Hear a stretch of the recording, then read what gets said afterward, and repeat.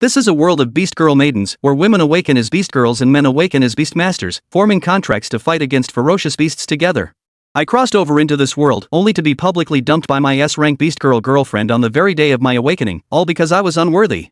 Faced with her condescending attitude, I felt no anger, only disdain. Because I possess a divine-level beastmaster talent, capable of evolving F-rank beast girls into SSS-Rank and forming contracts with an unlimited number of beast girls. When everyone laughed at me for contracting an F-class campus spell, I smiled.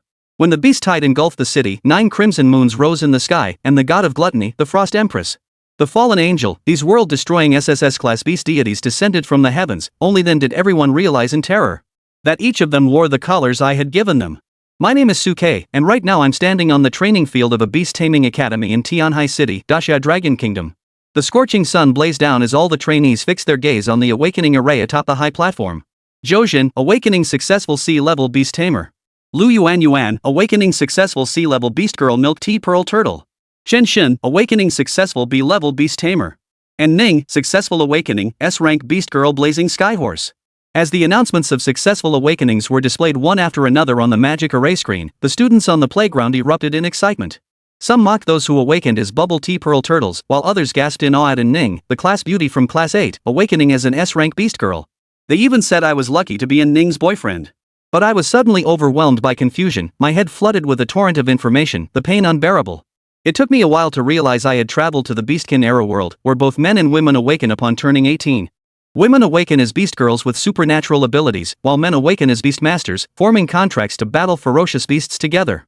In recent years, the battles between humans and ferocious beasts have been brutal, leading to territorial losses.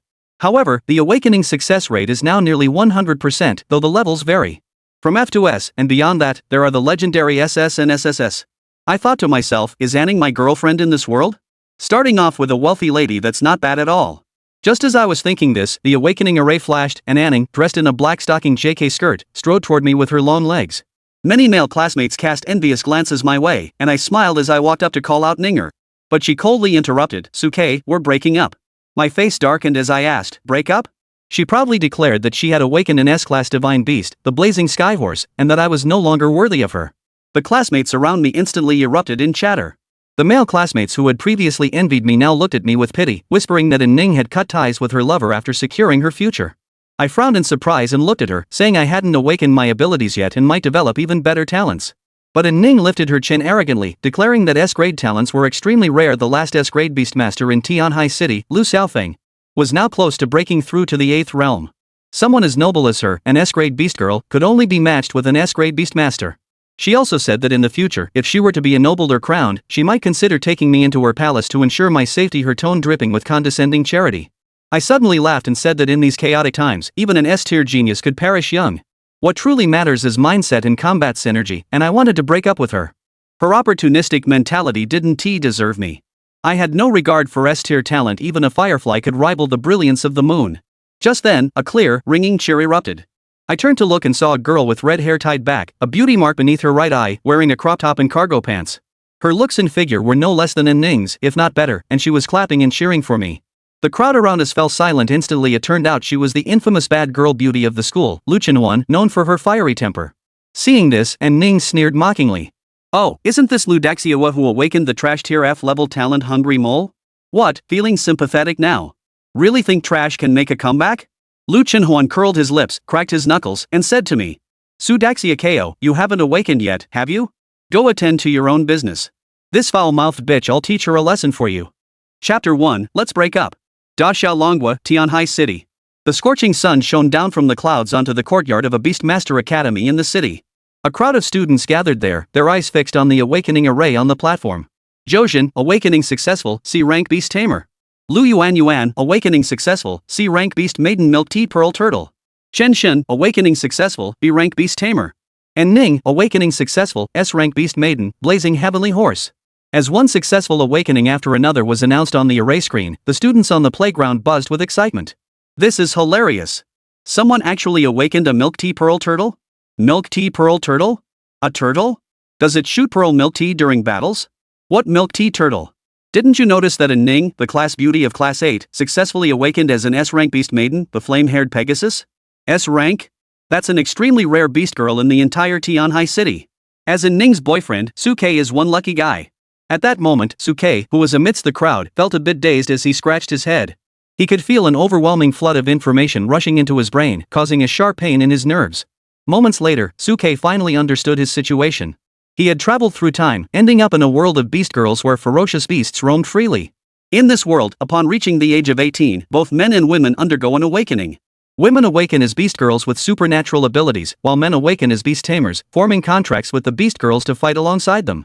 When the two are compatible, they can unleash combat powers several times greater than their individual abilities, fighting against the invading beasts to carve out a space for human survival. However, in recent years, the battles between humans and beasts have grown increasingly fierce, with many beast tamers and beast girls sacrificing their lives in combat, causing human territory to shrink rapidly. Fortunately, after over a century of experimentation, the success rate of awakening has nearly reached 100%, though the awakening levels vary among individuals. The awakening levels of beast maidens and beast tamers are ranked from lowest to highest as Fetpas. Above that are the legendary SS and SSS ranks. However, achieving an S rank is already the pinnacle of honor for beast maidens and beast tamers, and those above that are legendary beast taming combinations that ordinary people can never hope to see. Therefore, upon witnessing Anning's awakening as an S-rank beast maiden, the flaming heavenly horse, everyone's hearts trembled with awe. Anning, is she my girlfriend in this world? Starting with a wealthy woman? This is a good beginning. At this moment, Suke, having processed the information in his mind, saw his girlfriend in Ning awaken as an S-rank beast girl and felt happy for himself. Just then, the awakening array flickered with light.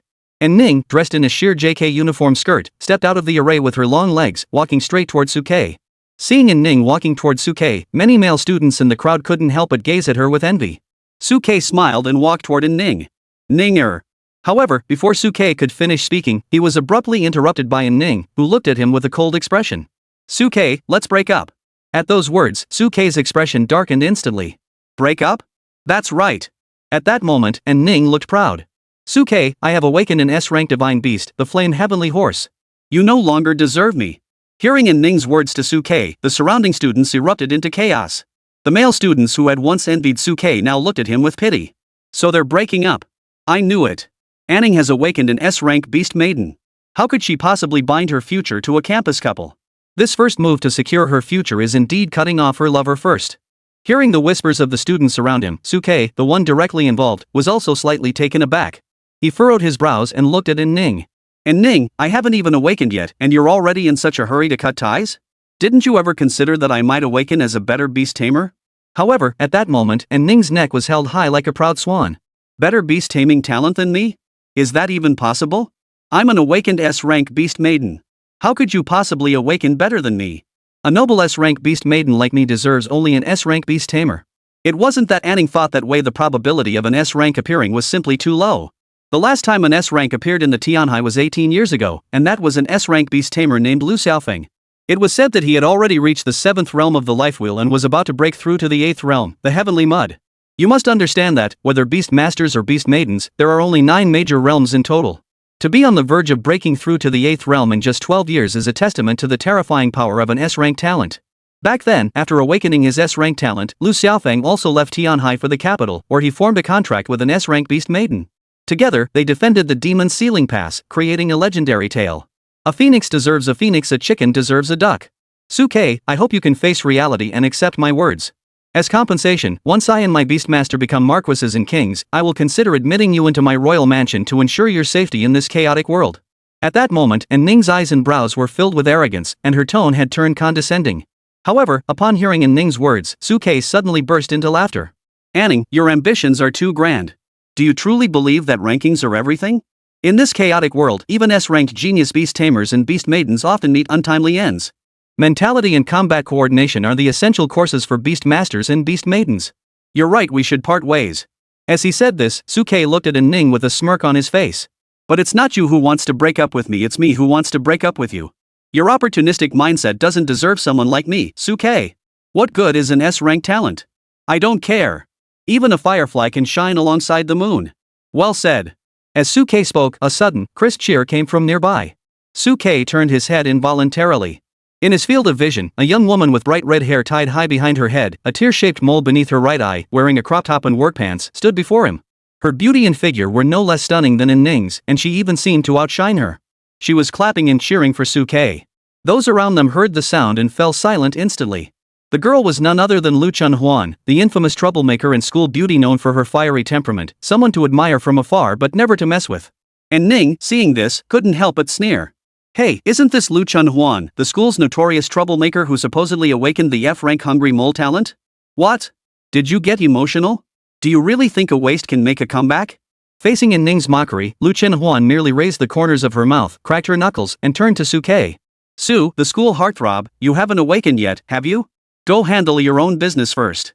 This trash-talking woman from beyond, I'll teach her a lesson for you. Chapter 2, Awakening Successful, Divine Tier Beast Tamer. Lu Chunhuan, I just awakened my S-rank talent. Do you dare to fight me? What's so great about an S-rank talent? You just awakened, your combat abilities aren't even activated yet. I'll beat you to a pulp. I can't stand your arrogant attitude, you heartless.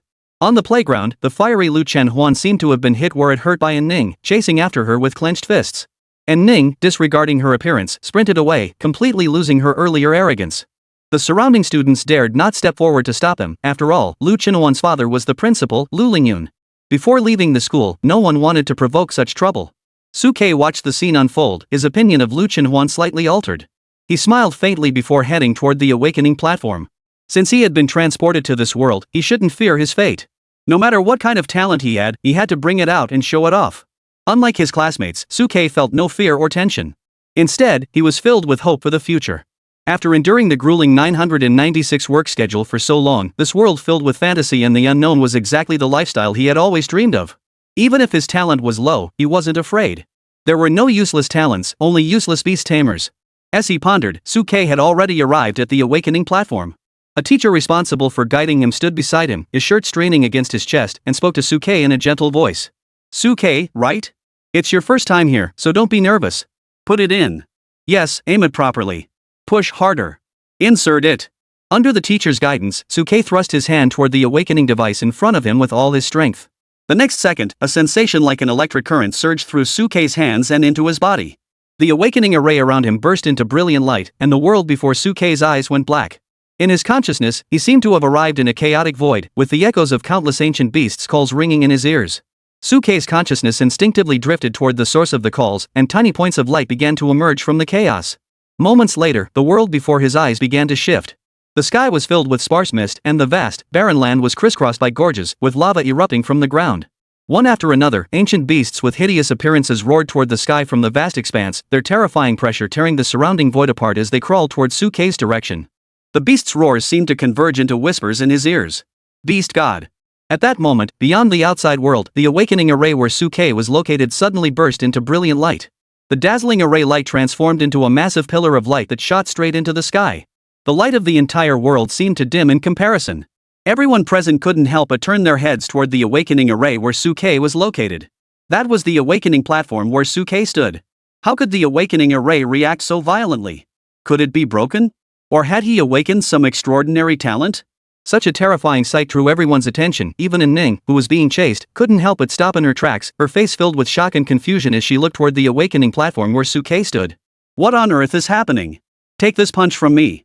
Before An Ning could react, a pair of fists landed on the back of her head, knocking her unconscious. Lu Chunhuan, do you really think I'm a pushover? An Ning was enraged, no longer caring about her appearance. She forced her beast maiden talent to activate, her limbs transforming into fiery hooves, and her hair turning colorful as she charged toward Lu Chunhuan. Lu Chunhuan remained unfazed, with fur emerging on his face and his palms transforming into claws. He bared his teeth and continued charging toward An Ning. However, Suke was completely unaware of what was happening around him. A majestic voice echoed in his mind. The god of beast control, all beasts submit. Awaken! Huff! Suke suddenly opened his eyes and returned to the world before him. Abnormal detection. Abnormal detection. At that moment, the awakening device before him shook violently, seemingly unable to withstand the overwhelming pressure from his awakening. The screen was filled with countless garbled characters, emitting a series of clicking sounds. However, at that moment, the surrounding void trembled, and a jade-green energy seeped out from the void, merging into the awakening device before him. The next moment, the awakening device returned to normal, and a clear beep sounded from the device, resonating within his mind. Detection successful. Current evaluation grade, God. As the word God appeared, the screen suddenly blurred, as if erased by an invisible force. The next moment, the prompt reappeared. Current evaluation grade, SSS. Congratulations! You have successfully awakened as an SSS-Rank beast tamer. Information panel loading successfully, about to be displayed. The information panel is an ability possessed by every awakened individual, allowing them to view their basic information and receive advanced quest assignments, among other functions, resembling a game interface. Moments later, Sukei's interface appeared before his eyes. Beast Tamer, Sukei.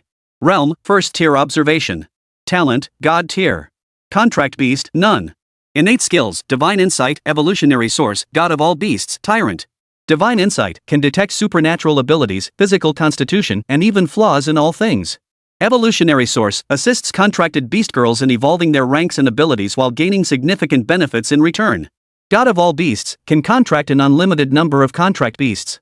Tyrant consumes spiritual energy to make all contract beasts go berserk, increasing all attributes by 100% upgradable. To be unlocked. Looking at his luxurious awakening panel, Sukei couldn't help but smile. Online novels never lie. I knew it. A great time traveler would never remain obscure. For ordinary beast tamers, just awakening with a good innate skill is already no small feat, yet I have 4. Each of these skills is a once-in-a-lifetime divine technique. And as his cultivation level increases, he can unlock even more divine skills. Indeed, he truly lives up to the title of a divine tier beast tamer. Although the awakening device had previously been forced to alter the displayed level cap due to some rule interference, showing only SSS, the prompt in his information panel was the true reflection of his potential. At that moment, the awakening device's alert sounded. Sukei, awakening successful, SSS-Rank Beast Tamer. As the alert faded, the once bustling playground fell silent for a moment before erupting into even greater chaos. Did I hear that correctly? SSS-Rank? SSS has only appeared once in the history of the Great Xia dynasty. I thought the S-Rank awakening was already impressive, but Sukei is even more impressive. That's SSS. Many SS-ranked beast girls would fight over him. What's an S-ranked clown? He's not even worthy to tie his shoes. The playground was in complete chaos, and many people looked at Ning with a different expression. And Ning, who was currently engaged in a fierce battle with Lu Chunhuan, froze in place, completely stunned, his eyes filled with disbelief. Sukei awakened as an SSS Beast Master? How is that possible? It's over. I'm the clown now. Chapter 3, Who said you're my contract partner? After Sukei awakened as an SSS-ranked Beast Master, the entire Tianhai First High School erupted into chaos. Not only the students of the high school, but even the principal, Lu Lingfeng, and the headmaster, Wang Jiangwo, were so shocked that they jumped up from the podium. SSS rank? He actually awakened the once-in-a-century SSS rank. The last SSS-ranked individual in human history was the Beastmaster ancestor Long Yang. Especially Principal Wang Jiangwo, whose eyes were filled with unprecedented excitement. SSS rank. Ah, Tianhai First High School will finally make a name for itself in the annals of human history. If Sukei is remembered in history books by future generations, then as the principal, he will certainly benefit from it. Even the family genealogy of the Wang clan would have to record this significant achievement for him. From a more immediate perspective, to accommodate Sukei, the resources allocated to Tianhai No. 1 High School would significantly increase in the future. The principal, Lu Lingfeng, standing beside him, was also filled with satisfaction. Having such a talent as Sukei emerge during his tenure brought him great honor. However, upon seeing Lu Chinhuan, who was lively and energetic on the playground, Lu Lingfeng's expression quickly darkened. Wang Jiangua, standing nearby, patted Lu Lingfeng on the shoulder. Old Lu, don't worry. Huan is so beautiful. Even if her talent is lacking, there will be beast tamers willing to form a contract with her. Even if she were an F rank, with such a powerful father, someone would protect her in the future. Hearing Wang Jiangua's words, Lu Lingfeng's mood improved slightly. He then smiled and spoke to Wang Jiangua. Alright, let's not talk about this anymore. Let's go down and take a look at Sukei, the SSS-ranked individual, and help him find a suitable contract partner. As they spoke, the two quickly descended the stage and hurried towards Sukei's location. At that moment, the light within the awakening array where Sukei was located slowly retracted, and Sukei, the central figure, gradually emerged from the array. As soon as Sukei appeared, everyone in the area fell silent, staring intently at this miracle in the history of beast tamers' awakenings. Even Lu Chinhuan and Ning, who were in the midst of a fierce battle, paused their actions and turned their heads to look at Sukei. Sukei seemed to sense something as well, and looked in the direction where the two were. At that moment, Ning and Lu Chinhuan were hugging each other. However, Ning's stockings were torn to shreds, and her hair was disheveled, clearly having been at a disadvantage in the recent battle. Seeing this, Sukei's expression betrayed a hint of surprise. After all, Ning had awakened as an S-rank beast maiden. Though she hadn't formed a contract with a beastmaster and couldn't fully unleash her combat potential, she shouldn't have been so thoroughly overwhelmed by an F-rank like Lu Chunhuan. However, it didn't take long for Sukei to figure it out. Thanks to the innate ability of insightful divine eyes, all of Ning and Lu Chenhuan's information was displayed before his eyes. Beast Girl and Ning. Rank, First Tier Awakened. Talent, S-Rank Blazing Fire Pegasus. Beast Tamer, none. Innate skills, Beast Transformation, Burning Void Stomp, Blazing Fire Wings. Flaws, the Beast Girl lacks regular exercise and cannot fully harness the power of her S-Rank Blazing Fire Celestial Horse. Beast Maiden, Lu Chen Huan. Realm, First Tier Awakened Spirit. Talent, F-Rank Hungry Mole. Beast Tamer, none. Innate skills, Beast Transformation, Claw Strike. Flaws, holds SSS-Rank Swallowing Heaven Tyrant energy within its body. Due to prolonged starvation and insufficient energy intake, it cannot fully activate its SSS-Rank innate ability. Looking at the information above the two heads, Sukei's pupils involuntarily contracted. Hidden SSS-Rank Swallowing Heavenly Glutton? No wonder he could suppress An Ning with just an F rank. Anning's information was more or less what he had imagined, but Lu Qinuan's information gave him a huge surprise. No one would have ever imagined that Lu Qinuan, who was labeled as the lowest-ranked F-class Beast Maiden, would actually be an SSS-ranked hidden gem. Sukei was well aware that someone like him, a god-tier beast tamer, was likely the only one of his kind in the world. SSS-tier beast girls were already at the pinnacle of talent in this world. Just then, Wang Jianguo and Lu Lingfeng appeared beside Sukei. Su, congratulations! To awaken as an SSS-tier beast tamer is truly the savior of the great Xia human race. Upon seeing Wang Jianguo and Lu Lingfeng, Lu Chenhuan and An Ning quickly let go of each other and bowed to the two. Greetings, Principal. Greetings, Dean of Students. The surrounding students, witnessing this scene, cast envious and admiring glances at Sukei. An SSS-tier talent is no joke. Even the principal and the dean came personally to congratulate him. I'm so jealous I could turn into a lemon. Under the gaze of everyone, Wang Jianguo, standing before Sukei, focused on maintaining his image, spoke to Sukei with a kind expression. Su, I wonder what talent you activated after awakening as an SSS-tier beast tamer. Facing Wang Jianguo's question, Sukei feigned a look of reluctance. In such a public setting, he didn't want to reveal his true abilities and risk being manipulated by those with ulterior motives. Noticing this, the seasoned Wang Jianguo immediately understood Sukei's intentions and quickly changed the subject. If you don't want to talk about it, that's fine. But now that you've awakened as an SSS-ranked Beastmaster, what are your plans moving forward? Sukei didn't hide his thoughts and spoke directly. For a beast tamer, the most important thing is to form a contract with a beast maiden, quickly enhance one's own strength, and contribute to protecting the human race. Upon hearing this, Wang Jianguo nodded in agreement. You're right. Beast masters and beast maidens are one in heart and mind, and the bond between them is crucial. Choosing a beast maiden with exceptional potential can significantly enhance both your abilities. Lu Lingfeng, standing nearby, spoke up after a moment of thought. In that case, Lu Shui, we will report your information to the capital.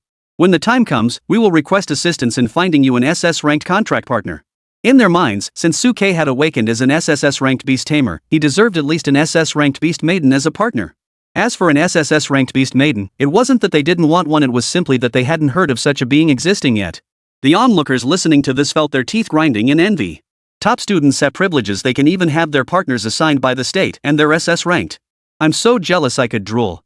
However, before Wang Jianguo could finish speaking, Sukei interrupted him directly. No need, Principal. I already have a suitable contract partner in mind. As he spoke, Sukei's gaze shifted toward Lu Qinuan and An Ning, who were standing together looking dejected. Already have a partner? At that moment, Wang Jianguo and Lu Lingfeng were startled by the words, then followed Sukei's gaze. They both realized what was happening. An S-rank An Ning? An Ning is only S-rank, but she was once Sukei's ex-girlfriend, and her potential isn't too bad. As Sukei's contractual partner, she's a bit lacking, but she's still passable.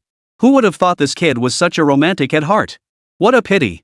At that moment, Lu Qinuan noticed Sukei's gaze directed toward her, and her expression darkened. Is he really going to choose her? Upon hearing Sukei's words, An Ning's eyes lit up instantly. I knew it. Sukei would come back to beg me.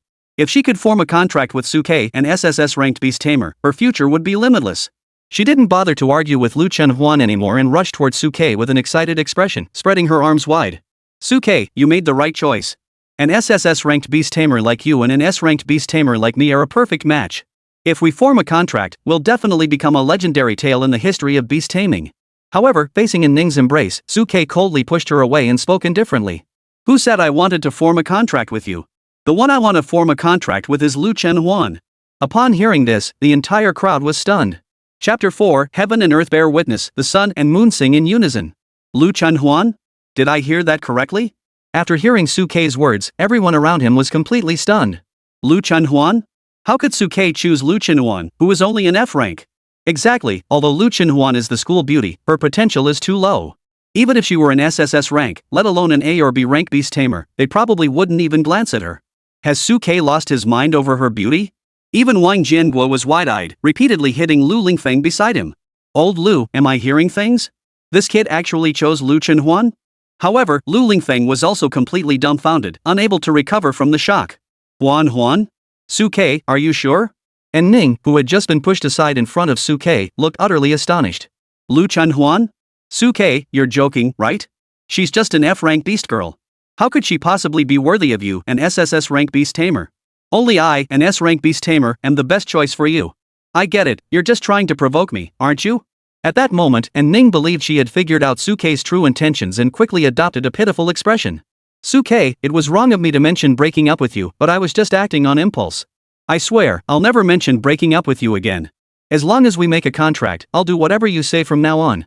As she said this, Ning deliberately bit her lower lip and gave Su Ke a seductive glance. Once a beast tamer and a beast maiden form a contract, breaking it requires a huge sacrifice. Geijai, giving up your bright future just to make me angry isn't worth it, is it? However, facing Ning's seductive glance, Su Ke ignored her completely. Anger you?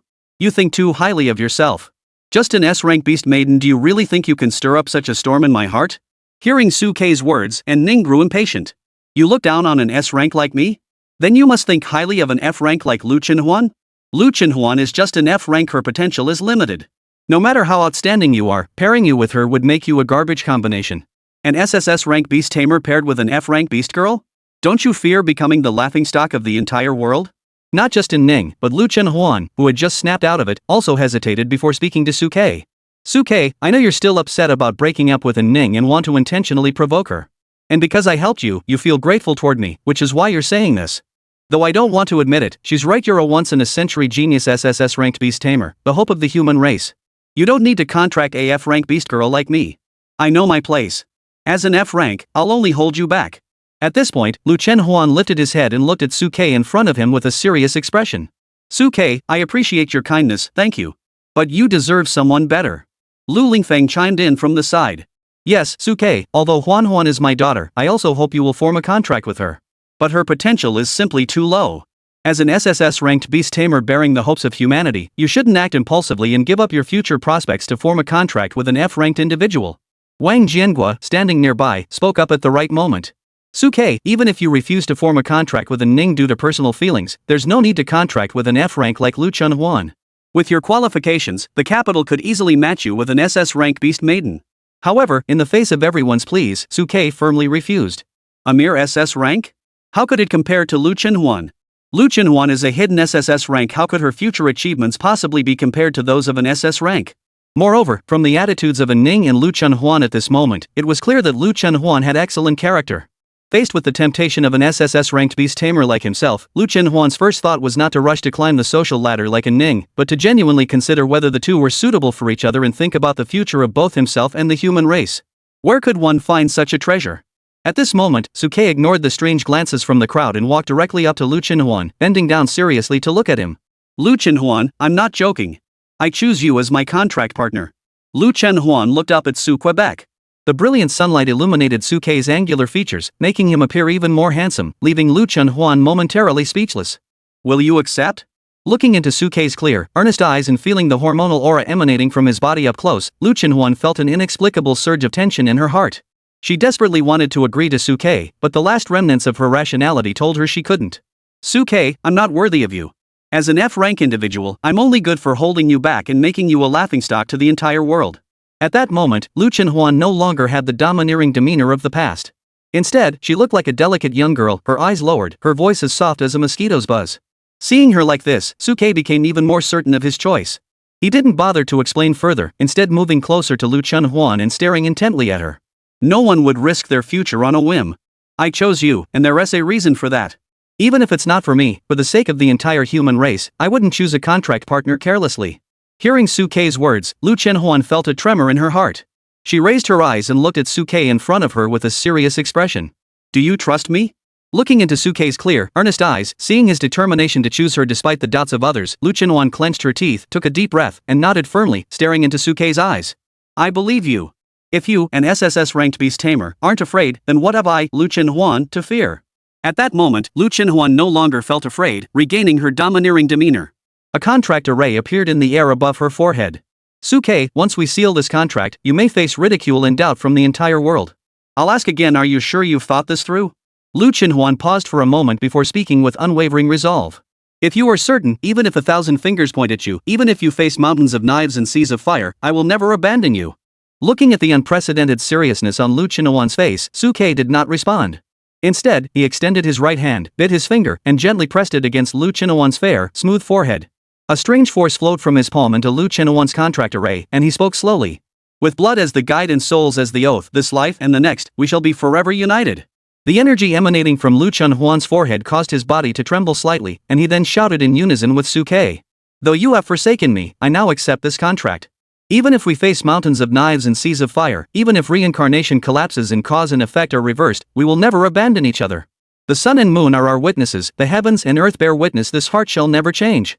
As their words fell simultaneously, the contract array before them burst into brilliant light, soaring into the heavens and illuminating the world. Heaven and earth bear witness, the sun and moon sing in unison. Chapter 5, Who is the real? It's still up for debate. Is it done? Suke and Lu Chenhuan have actually formed a contract. Everyone present was completely stunned by the contract array soaring into the sky. SSS-Rank Suke actually chose F-Rank Lu Chenhuan as his contract partner? This is completely disregarding one's own future. Even Wang Jiangwo, the school principal standing nearby, couldn't help but sigh and beat his chest in frustration.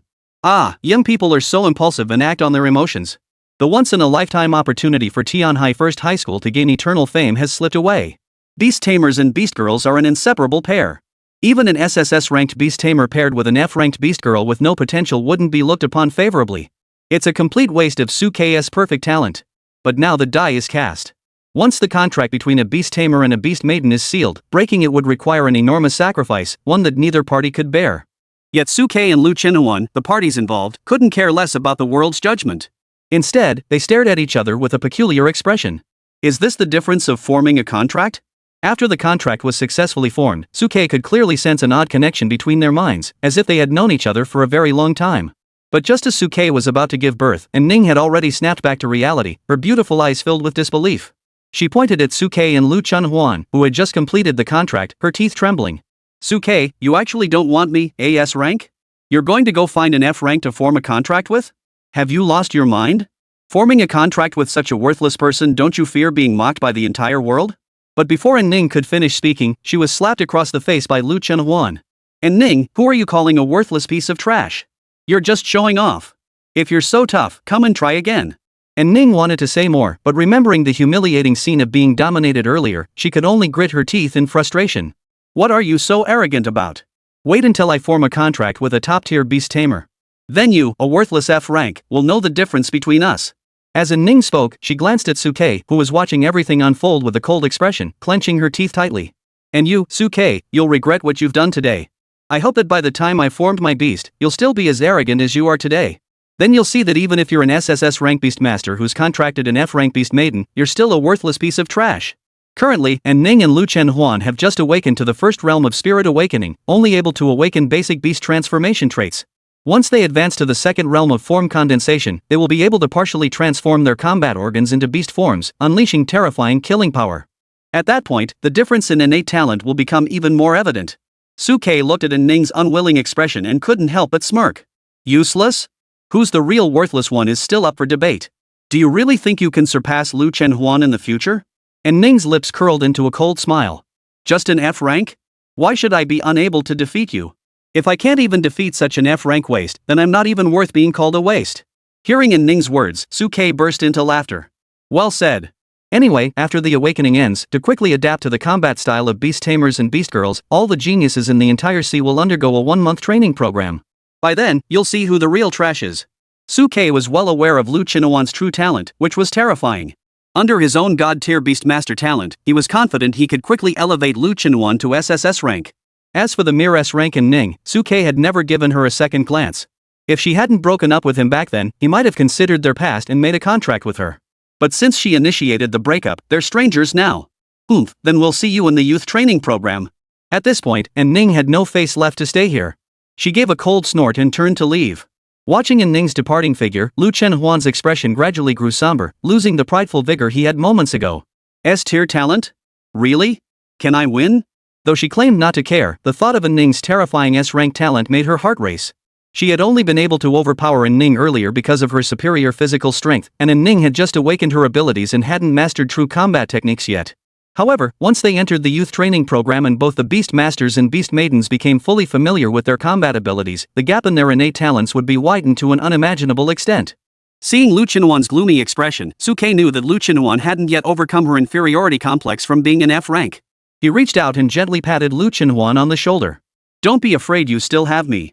I'm an SSS-ranked Beast Master. With me by your side, anything is possible.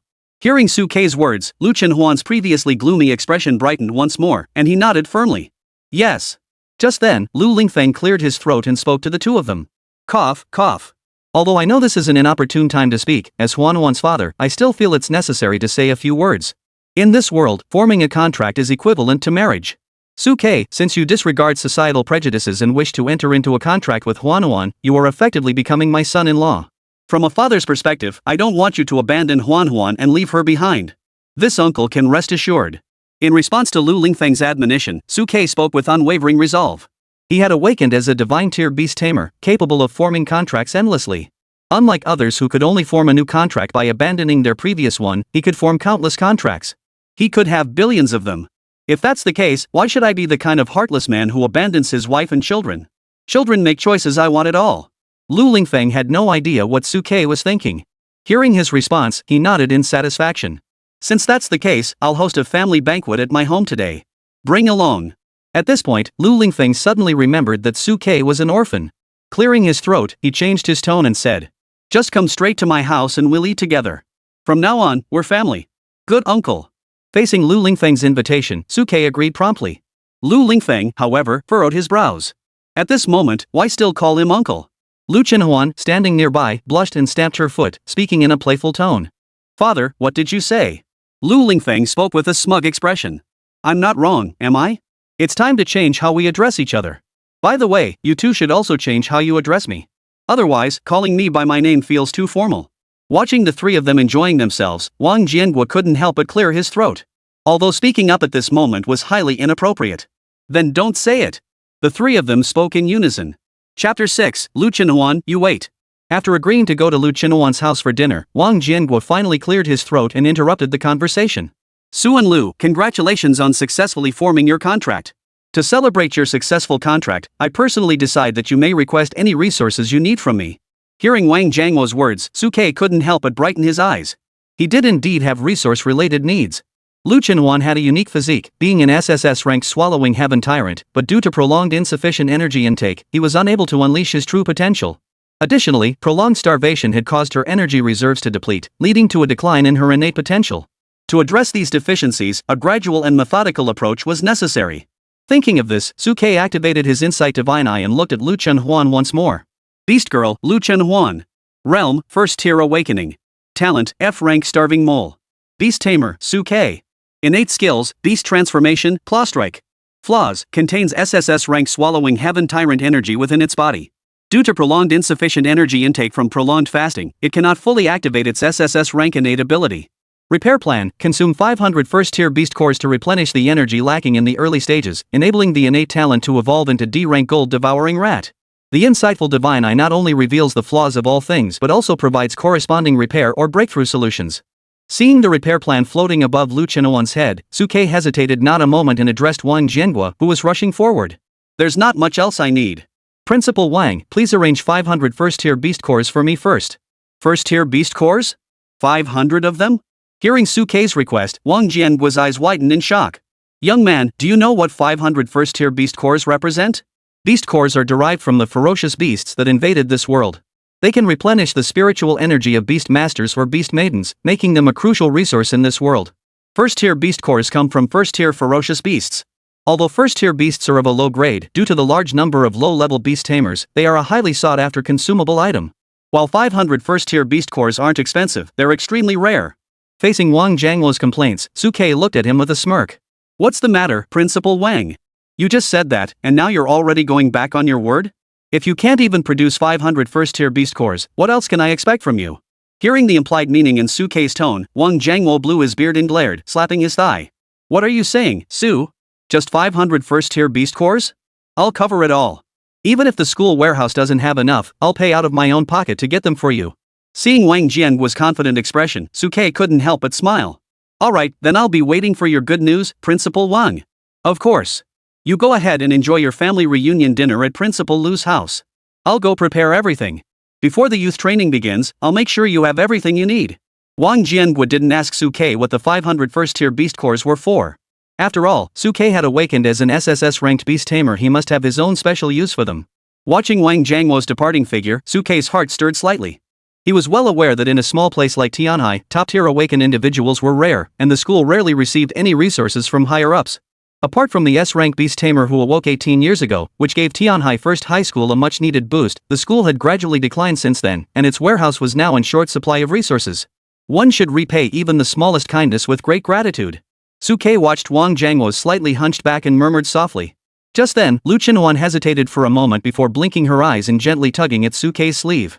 That's Su, big brother, let's go home for dinner. Hearing the change in Lu Chenhuan's address, Suke snapped back to reality and smiled broadly at her. Alright, let's listen to our Huan. Hearing Suke call her Huan, Lu Chenhuan's ears turned bright red all the way to her neck, and she unconsciously tightened her grip on Suke's sleeve.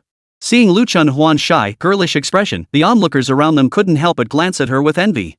Who would have thought that our school's tough girl had such a delicate side? Suke really has some good fortune in love. Envious? It's the price of his future. Suke, an SSS-ranked beast tamer, actually gave up his future to contract AF-ranked beast maiden. His future is ruined. Sigh, I don't know whether to envy him or pity him. Listening to the whispers of her classmates, Lu Chenhuan's heart tightened, and her once bright eyes grew dark once more. Suke seemed to sense Lu Chenhuan's low spirits and gently patted her half-exposed snow-white shoulder. Huan, trust my judgment. Don't worry about what others think.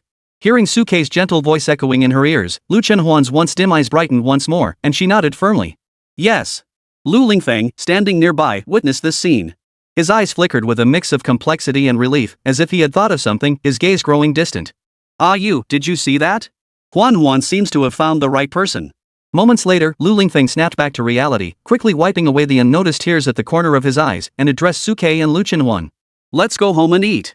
Suke heard this, lifted his head to look at Lu Lingfeng, then turned to glance at Lu Chenhuan beside him before nodding slightly. Let's go home and eat. Lu Chenhuan, standing beside him, nodded gently in response. All right. As the words fell, Lu Lingfeng led the way, guiding the two of them toward the school gates. Meanwhile, Lu Chenhuan, standing beside Suke, watched as Suke took a step forward to follow Lu Lingfeng. She hesitated for a moment, then reached out both hands to gently wrap them around Suke's arm, carefully resting her head against his shoulder, her steps light and quick. Watching this heartwarming scene, the students on the playground couldn't help but feel a pang of envy. Regardless of Suke and Lu Chenhuan's future, at that moment, they were indeed a pair of enviable golden couple. In an unnoticed corner, in the stairwell of an academic building, and Ning, hiding in the shadows, watched everything unfold, clenching his fist so tightly that his knuckles turned white. Damn it! This was supposed to be mine. It's all Lu Chenhuan's fault. She stole the SSS tier Suke who was meant to be mine. Lu Chenhuan, you just wait. I'll go contract an S-rank beast tamer right now and show you all how wrong your choice was. Watching Suke and Lu Chenhuan walk away, and Ning clenched her teeth, pulled out the communicator from her waist, selected a number, and dialed it. Hello, Zhao Fei, it's me, and Ning. I've awakened an S-rank beast maiden, the flame-haired Pegasus. I want to form a contract with you. Chapter 7, let's get married today. Suge, why did you choose me, who's only F-rank? On the way home, Lu Chenhuan wrapped her arms around Suke's hands and whispered softly.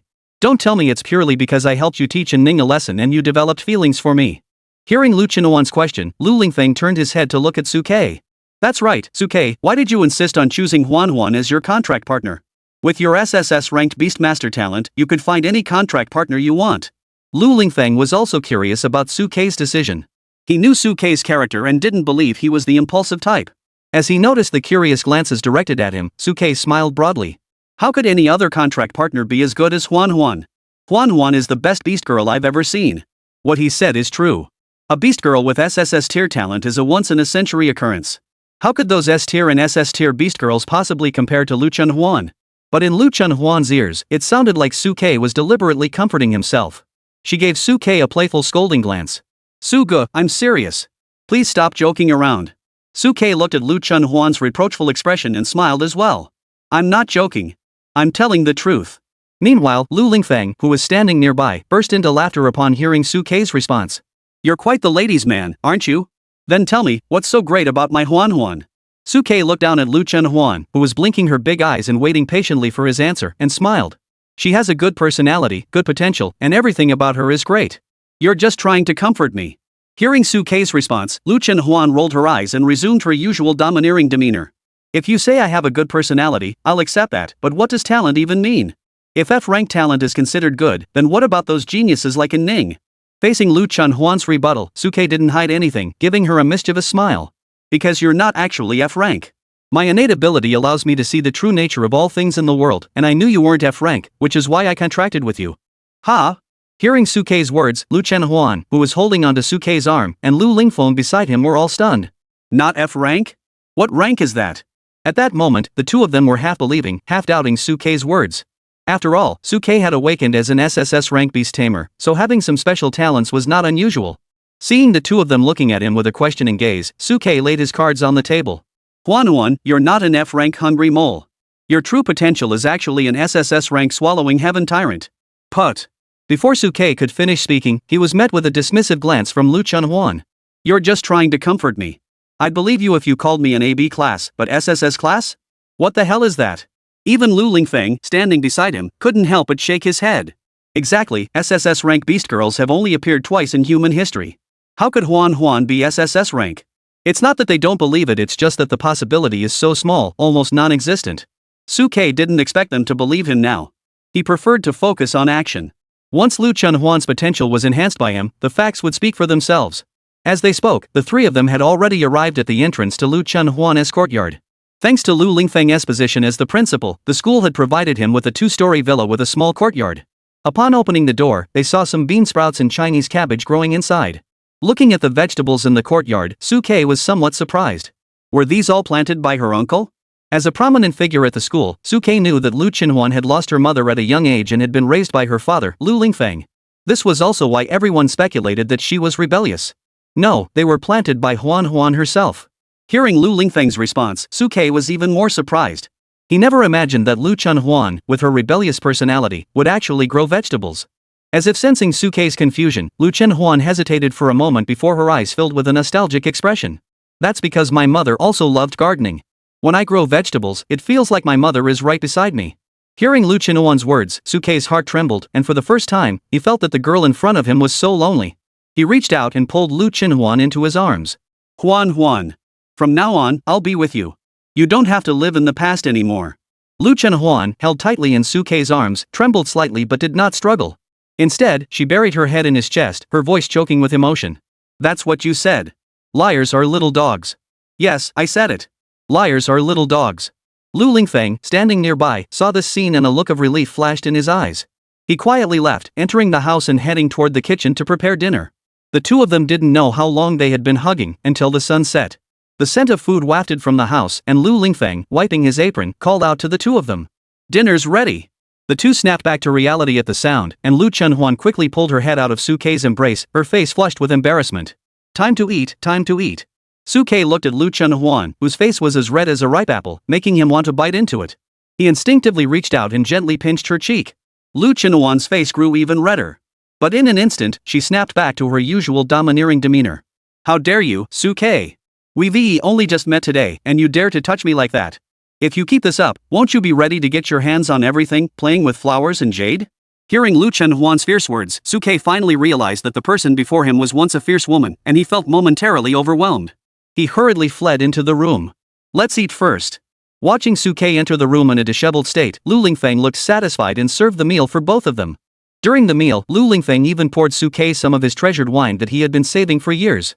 Suke, this is the daughter's red wine I've been saving for 18 years. Now that Huan finally has a place to call home, it's time to drink it. Come, let's drink. Suke didn't hesitate, picked up his bowl, and clinked it against Lu Lingfeng's. Come on, drink up. As soon as the words left his mouth, Suke downed the entire cup in one gulp. What a rush! Watching Suke's actions, Lu Lingfeng felt even more satisfied and raised his wine bowl to drink it all in one gulp. Don't look down on others. This is my own daughter's red wine, how could I just watch you drink it? Lu Chenhuan, standing nearby, also poured himself a bowl, raised it, and drank it in one gulp. After a few bowls of wine, all three of them had a slight flush on their faces. Lu Lingfeng even reached out and patted Suke on the shoulder. Suke, this is your home from now on. Home? Hearing Lu Lingfang's words, Suke, who had been an orphan since childhood, stared blankly. Yes, home. Our home. Lu Chinhuan, who was standing nearby, felt the alcohol kick in and wrapped his arms around Suke's neck, leaning in close to his ear and chuckling. How come I never noticed before that you're so handsome? Looking at Lu Chenhuan's dazed eyes, Suke gently placed his hand on Lu Chenhuan's forehead. Huan, you're drunk. I'm not drunk. Lu Chenhuan, upon hearing this, grabbed Suke's outstretched hand and grinned at him. You've even made a contract with me. Do you really want to leave me? This lady is telling you, once this contract is sealed, you're mine for life. Anyway, it's only a matter of time. Come on, let's consummate our marriage tonight. As she spoke, Lu Chenhuan's fiery lips pressed against his. Your uncle is still here. Suke reached out and firmly pressed down on Lu Chenhuan's irresistibly hot lips. I can leave. Lu Lingfang, standing nearby, saw this and hurriedly leaned against the wall to get up and walk toward the door.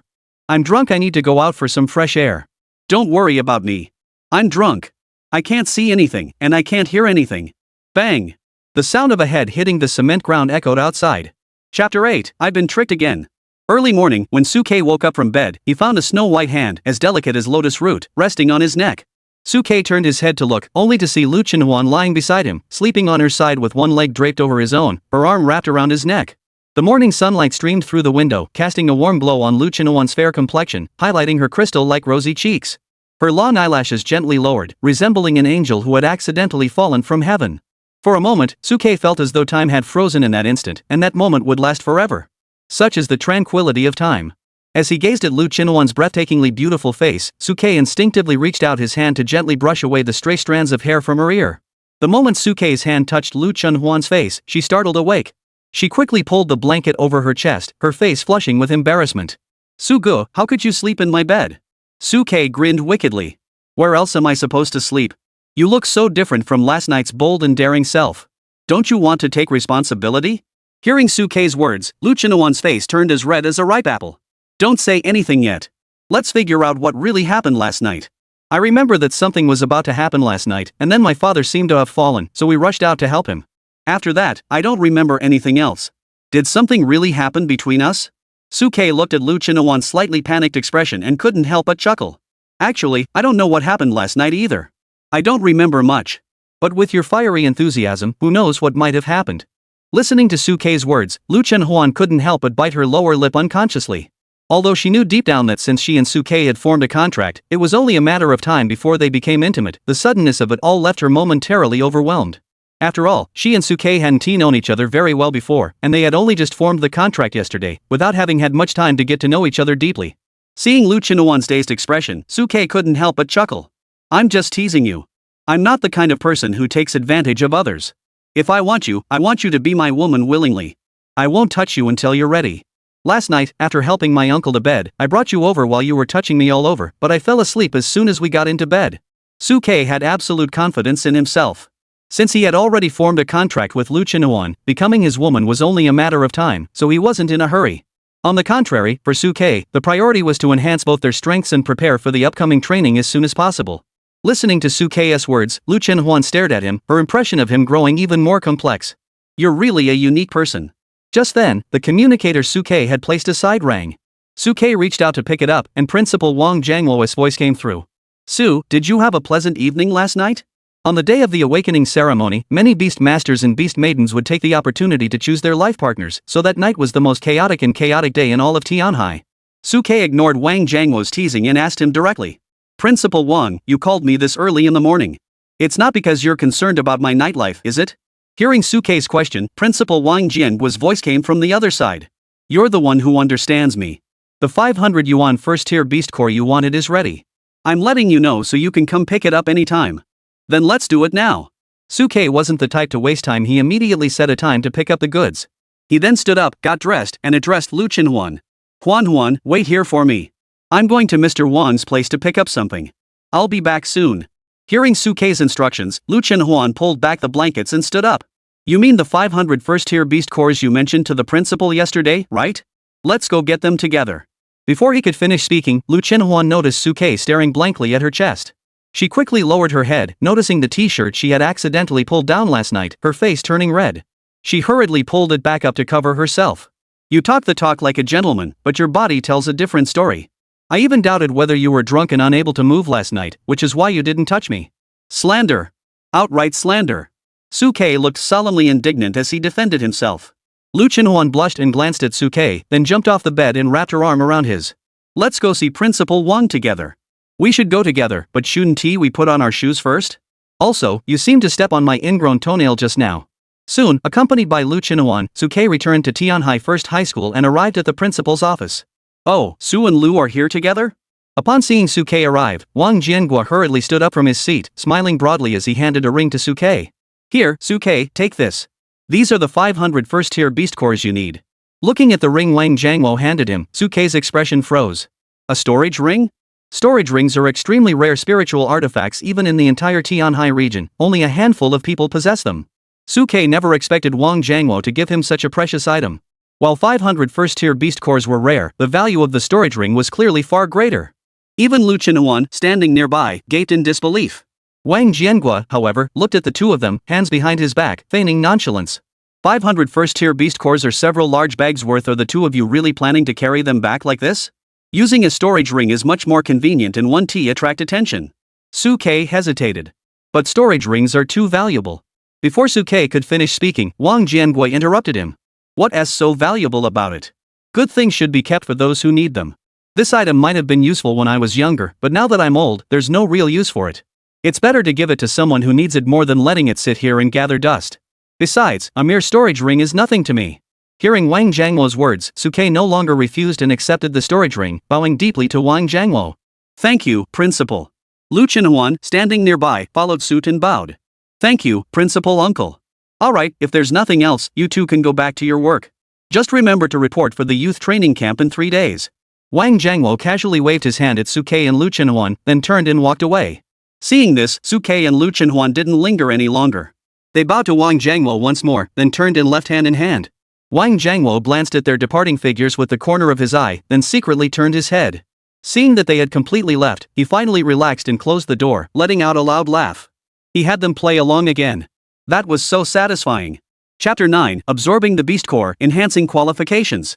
After receiving the Beast Core from Wang Jiangwo, Suke took Lu Chenhuan and headed straight back to his rented apartment. The rental house was subsidized by the Great Xia government, a cluster of low-income housing units. Though cramped, it at least provided Suke with a place to stay. Looking at the old, cramped public housing unit, with the walls peeling off in patches on every floor and even the bathrooms shared, Lu Chenhuan couldn't help but feel a pang of sympathy. Suge, have you been living in such a place all this time? The environment Suke lived in was something Lu Chenhuan, who had grown up in a wealthy family, could never comprehend. Only Suke remained calm. After the Beast Era descended, many people lost their homes and families, becoming homeless and displaced. For an orphan like me, having a place to call home is already a blessing. Suke paused here. Therefore, for someone like me, awakening as a beast tamer is merely the beginning. My ultimate goal is to drive those ferocious beasts that have invaded the human race out of Blue Star and restore peace and clarity to the world. A true man born under heaven cannot merely look out for himself and seek peace in a corner. Listening to Suke's words, Lu Chenhuan felt his heart tremble and his gaze toward Suke grew even more intense. Su-gu. Seeing Lu Chenhuan staring blankly, Suke instinctively ruffled his hair, opened the door, and pulled him inside. Let's not talk about this anymore. Let's go inside first and help you improve your qualifications. Upgrade qualifications? As she listened to Suke's words, Lu Chenhuan's beautiful eyes widened in shock, filled with disbelief. Can one's potential for supernatural abilities be enhanced? Suke looked at Lu Chenhuan's disbelieving expression and closed the door behind him. Of course, I mentioned earlier that your true potential is actually SSS-Rank Swallowing Heaven Tyrant. However, due to the defects in your body, you only manifest as an F-rank Hungry Mole. I asked Principal Wang for these 500 first-tier beast cores specifically to enhance your potential. Hearing Suke's words, Lu Chenhuan couldn't help but feel moved. He never imagined that the beast cores Suke had asked Principal Wang Jiangua for were actually meant for him. Although Lu Chenhuan didn't truly believe he could improve his potential, Suke's kindness deeply moved him. Suge, is it really true that my qualifications can be improved as you said? Facing Lu Chenhuan's self-doubt, Suke was filled with confidence. Of course. Tell me, have you ever felt like you've never been properly fed since you were a child? Often waking up in the middle of the night with an empty stomach, starving? Sneaking out at night to find something to eat? Listening to Suke's analysis, Lu Chenhuan couldn't help but be startled, her face turning red instantly. But how did you know that? Facing Lu Chenhuan's confusion, Suke didn't hide anything and spoke directly. Remember when I told you I have the ability to see the flaws in everything in the world? I used that ability to see the flaws in your body, which allowed me to understand your specific condition and deduce the method to repair your flaws. Looking at Sukei's serious expression, Lu Chenhuan gradually began to believe his words. However, she still felt extremely anxious. Seeing Lu Chenhuan's anxious expression, Sukei knew that facts spoke louder than words. He moved his mind, activated his storage ring, and 500 sparkling first-tier beast cores appeared on the table in front of him. Facts speak louder than words. Come on, show off. What? Following Sukei's instructions, Lu Chenhuan felt her head spinning as she pointed at the beast cores as thick as her thumb. Show off? Su good, do you mean I'm supposed to swallow this thing? It's so big and hard. I'm afraid I can't swallow it. There's so much of it. Will it burst me open? Sukei gently rubbed Lu Chenhuan's hair and gave a mischievous smile. How will you know if you don't try? You might even end up loving the feeling. As for exploding, you're the so-called invincible black hole that devours everything. How could you possibly burst from it? Do you trust me?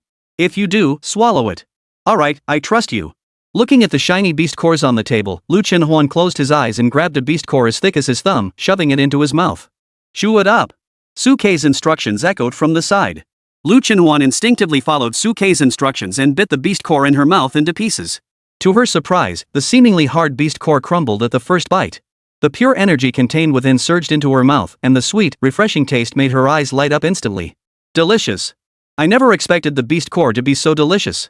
Drawn by the energy of the beast core, Lu Chenhuan could no longer control her desire. Her eyes, fixed on the beast core, began to glow with a faint greedy red light. This must be the energy of the swallowing heavenly tyrant. Seeing the faint red glow in Lu Chenhuan's eyes, Sukei made his judgment. He gently ruffled Lu Chenhuan's hair with an indulgent expression. If it's delicious, eat more. All of this is yours. Upon hearing Sukei's instructions, Lu Chenhuan could no longer control her desire. She grabbed the beast core once more and shoved it into her mouth. After tasting the beast core's deliciousness, she no longer satisfied herself with eating one at a time. Instead, she grabbed handfuls and shoved them into her mouth, emitting sounds of delight as she did so. Delicious. Watching Lu Chenhuan's cheeks bulge with food, Sukei couldn't help but blink. I didn't expect you, little one, to have such a big mouth. However, Lu Chenhuan was completely immersed in the deliciousness of the beast cores before her, like a starving kitten that had seen a mountain of cat food, oblivious to Sukei's words. As Lu Chenhuan consumed the beast core, streams of pure spiritual energy rose from his body, swirling around him like flowing silk. The spiritual energy extracted from Lu Chenhuan's body transformed into flowing light, drifting towards Sukei's palm. Beast maidens could cultivate and advance by absorbing the spiritual energy of heaven and earth, the essence of the sun and moon, and the energy of the beast cores. Beast masters, however, cultivated by entering into contracts with beast maidens, extracting their excess spiritual energy, and condensing it into soul crystals within their own bodies. At this moment, Sukei immersed his mind, taking advantage of Lu Chenhuan's transformation of her spiritual energy to freely absorb the energy overflowing from her body. The two's cultivation levels continued to rise rapidly. At that moment, Lu Chenhuan, who was in front of him, might have absorbed too much energy, causing her human form to become difficult to suppress. Her ears began to elongate and sharpen, black, dense fur grew on her body, and her teeth gradually lengthened into cute little fangs. Was he beginning to manifest his beast maiden form due to the energy replenishment? Sukei's mind was still focused, but the fur on Lu Chenhuan's body suddenly began to emit tiny golden lights from the roots of the hair follicles. A strange golden rune appeared between his eyebrows, and the fur and hair on his ears and head began to transform from pitch black and crimson to golden. A powerful aura erupted from Lu Chenhuan's body. Her information also changed at that moment. Chapter 10, Fairy, I need your help in my cultivation. In the dilapidated rental apartment, as she swallowed 500 first-tier beast cores, Lu Chenhuan's body erupted with dazzling golden light, nearly blinding Sukei in front of her. A powerful energy erupted from Lu Chenhuan's body, sending terrifying shockwaves that blew all the furniture in the room flying. In Sukei's eyes, Lu Chenhuan was bathed in golden light, and her information underwent a complete transformation. Beast Girl, Lu Chenhuan. Realm, 2nd tier shaping. Talent, D rank gold devouring rat. Beast Tamer, Sukei. Innate skills, Beast Transformation, Gold Devouring Claws, Metal Defense. Flaws, holds SSS-Rank swallowing heavenly tyrant energy within her body. Due to prolonged insufficient energy intake from prolonged fasting, she cannot fully activate her SSS-Rank innate ability. Although Lu Chenhuan's flaw remains, his talent has leaped 2 ranks from the previous F rank directly to D rank. His own cultivation realm has also leaped from the first stage Qi-Ling to the second stage Ningxing. It is important to note that for ordinary beast girls, even someone like a Ning at S rank would need at least half a month to a month of concentrated resource support to advance from the first stage spirit awakening to the second stage form condensation. After all, while resources are unlimited, the amount of spiritual energy a beast maiden can absorb is limited. Without Lu Chenhuan's abnormal gluttonous constitution, consuming 500 beast cores would likely cause her to explode on the spot. At this moment, Lu Chenhuan, having devoured all 500 beast cores, let out a satisfied belch. That was refreshing. It's been ages since I've eaten so thoroughly. However, as Lu Chenhuan snapped back to reality, his pupils contracted, and he noticed the changes in his own body. She shook her golden beast ears and stared in disbelief at her reflection in the full-length mirror, her body shimmering with golden light. The golden fur and flowing hair also blinded her own eyes. I've advanced. My talent has truly improved. I've truly risen from an F-rank worthless starving mole to a D-rank gold-devouring rat. Although she hadn't directly advanced to SSS, it was still the best news imaginable for Lu Chenhuan. Because it meant that everything Su Ke had said was true, she wasn't a worthless after all. At that moment, Lu Chenhuan's eyes were filled with excitement, and tears were welling up in her eyes. Su Ge, my potential has improved. My potential has truly improved. I'm getting better. Overcome with emotion, Lu Chenhuan rushed forward, stretched out her little arms, and hugged Su Ke tightly. Feeling the soft, warm pads of her claws on his back, Su Ke felt a wave of warmth wash over him. He gently wrapped his arms around Lu Chenhuan's slender waist, running his fingers through her hair and gently stroking her cute little ears, speaking softly to comfort her. You're feeling better. Everything will be okay from now on. Hearing Su Ke's gentle words, Lu Chenhuan could no longer hold back and buried her face in Su Ke's chest, sobbing softly. Thank you. Thank you, Su Ke. Lu Chenhuan had always believed that, having awakened an F-rank talent, her life was destined to be ordinary, marrying a beast master of the same F or E rank, raising a family, and living an unremarkable existence. It was Su Ke's appearance that time and again created miracles and hope for himself. It could be said that her future had been completely transformed by the man standing before her. Su Ke simply stroked Lu Chenhuan's back gently, reaching out to touch her ear comfortingly. After an unknown amount of time, Lu Chenhuan's emotions finally began to calm down. Feeling Su Ke's warm hands continuously rubbing her beast ears, Lu Chenhuan hesitated before speaking. Su Ge, could you please stop rubbing? The ears are a very sensitive part for beast girls. Oh. Su Ke's body trembled at her words, and he cleared his throat. I didn't know. I was just trying to comfort you. Comforting someone's emotions by rubbing their ears for half an hour? Are you a beast ear fetishist, Su Dage? You're still rubbing them? Upon hearing this, Su Ke quickly withdrew his hand and chuckled. No, I'm just used to it. It's just a habit. Seeing Su Ke's guilty expression, Lu Chenhuan gave him a playful glance, and a seductive smile suddenly appeared on her lips. Su Dage, if you really want to continue, it's not impossible. Even if you want to take the opportunity to make other requests, I wouldn't mind considering them. You've helped me so much, I was just wondering how I could repay you. As she spoke, Lu Chenhuan's hands transformed into slender jade fingers, slithering like a water snake up Su Ke's neck, her warm lips slowly pressing against his, her voice soft and seductive. Su Ge. Looking at those tempting lips and feeling the warm breath on his lips, Su Ke unconsciously swallowed hard, a wicked smile curling at the corners of his mouth. You little vixen, you're the one who came to me. If I don't make any demands now, it would seem like I don't understand romance. Watching the wicked smile on Su Ke's lips, Lu Chenhuan gently bit her lower lip, wrapped her arms around Su Ke's neck, and blew warm breath into his ear. Go ahead, say whatever you want. I'll agree to anything you ask. Su Ke's smile grew even wider. Then I'll ask. You mustn't refuse. Lu Chenhuan whispered softly. Go ahead, I promise I won't refuse. Su Ke nodded. I want you to sit down and help me with my cultivation. Help you cultivate? Listening to Su Ke's words, Lu Chenhuan playfully poked Su Ke's chest. You bad guy, you make it sound so romantic. But before she could finish, Lu Chenhuan realized something. Wait, did you say sit down? Not lie down? Of course not. Su Ke looked stern and righteous. If we don't sit down and face each other with our palms together to absorb the spiritual energy emanating from your body, how am I supposed to cultivate?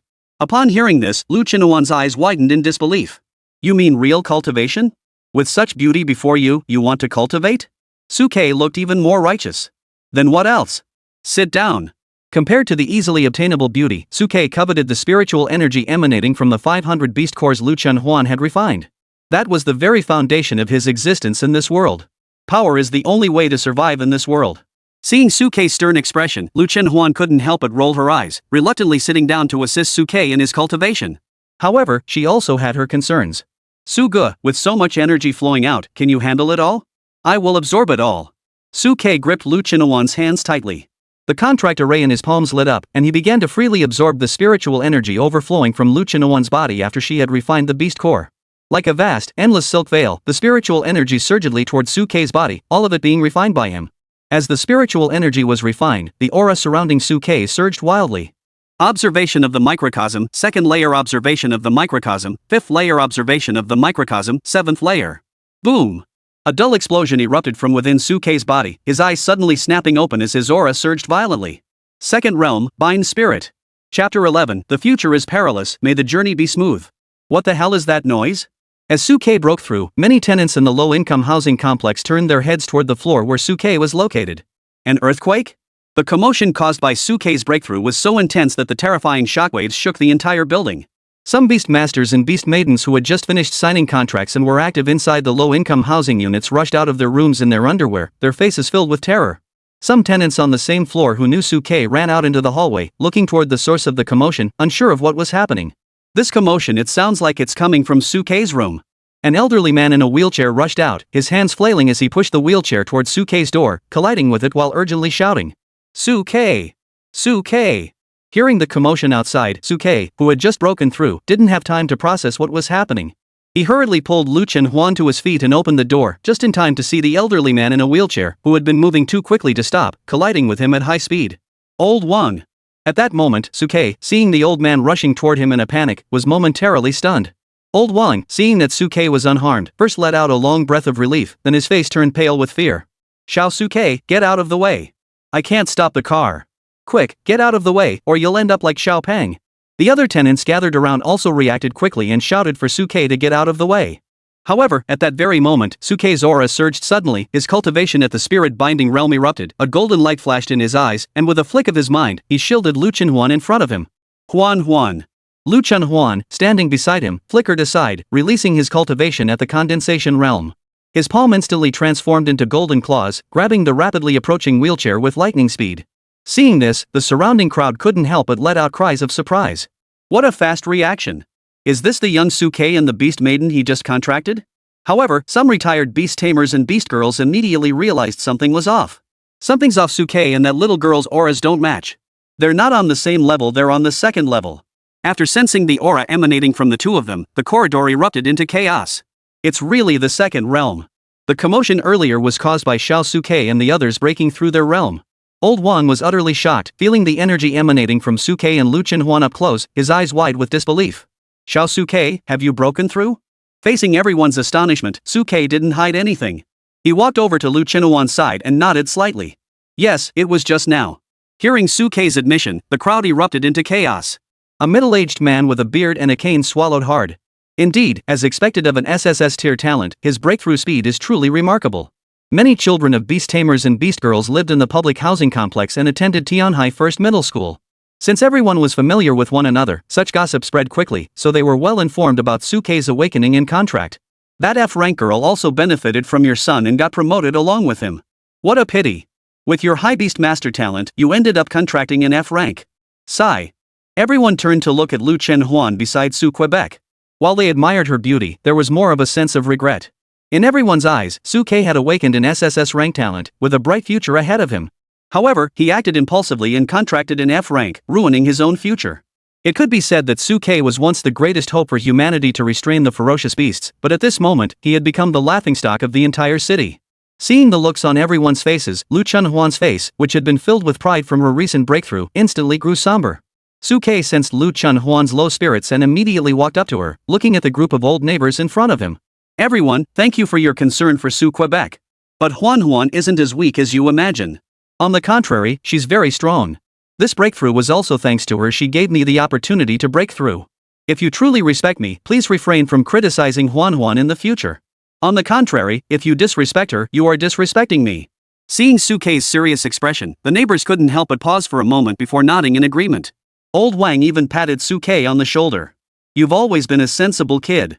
We believe in you. Whatever decision you make, we'll support you." The surrounding neighbors also jumped at the chance to agree. Exactly. The little girl is so pretty, forming a contract with her would be a good match. "Suke, if you have time, bring the girl over for dinner." Suke, upon hearing this, finally softened his expression. "Thank you all." As he spoke, Suke took Lu Chenhuan's hand and addressed the crowd. "There's something else I need to tell everyone. I might have to move away from here. I hope you won't worry about me." Hearing Suke's words, everyone fell silent for a moment, but soon their expressions turned understanding. It's normal. Successful beast masters always leave here to head to their true battlefield.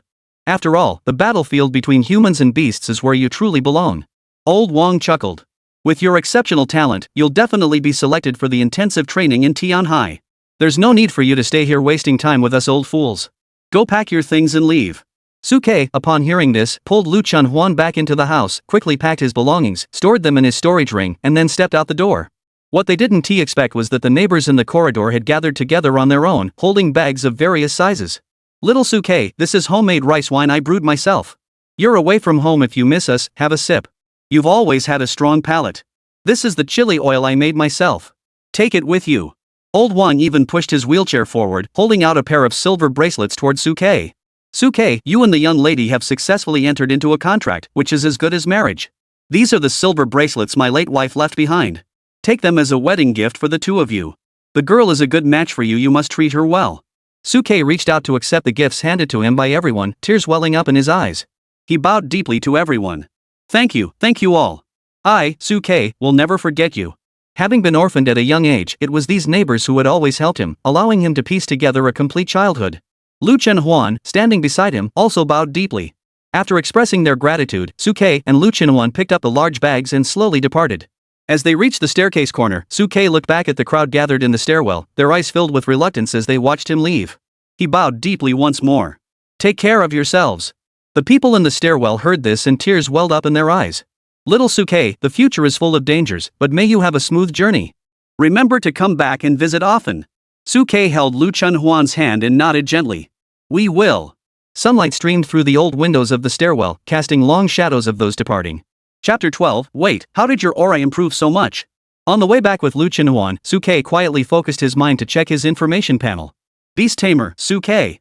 Rank, 2nd tier Spirit Binder. Talent, God tier. Contract Beast, Gold Devouring Rat. Talent Skills, Divine Insight, Evolutionary Source, God of Beasts, Tyrant, Spirit Binding. Divine Insight can detect supernatural abilities, physical constitution, and even flaws in all things.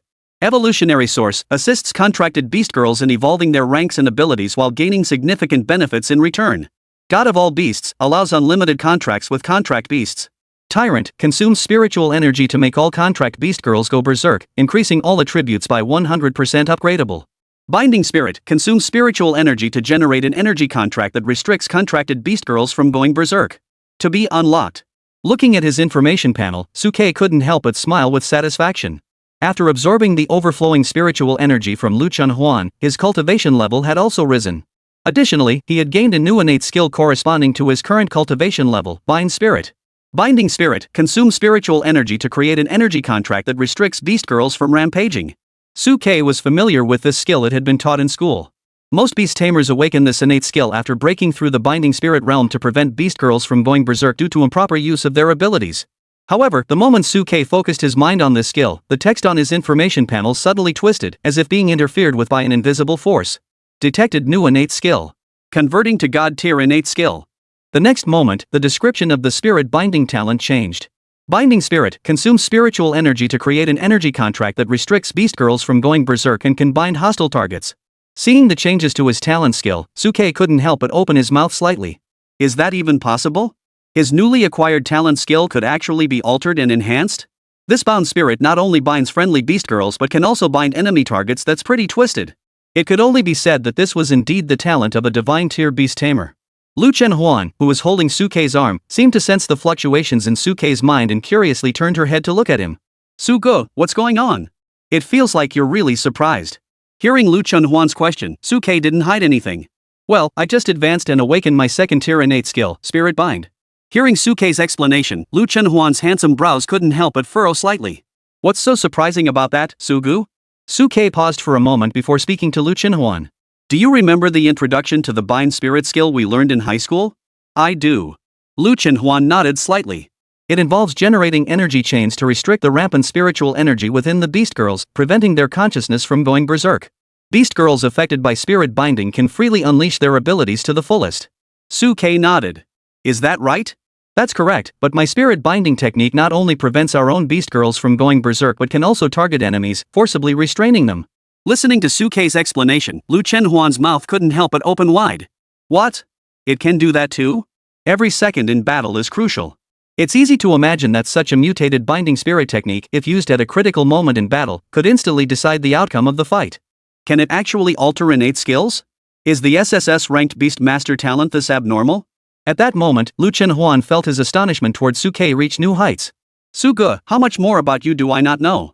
Suke, seeing Lu Chenhuan's stunned expression, decided to simply reveal all his innate skills to Lu Chenhuan. After all, the two of them would be fighting side by side for a long time in the future, so getting to know each other's abilities in advance would be beneficial for their cooperation. At that moment, Lu Chenhuan's mouth grew wider and wider as he listened to Suke's explanation, his eyes filled with disbelief. Sudage, you actually have so many innate skills?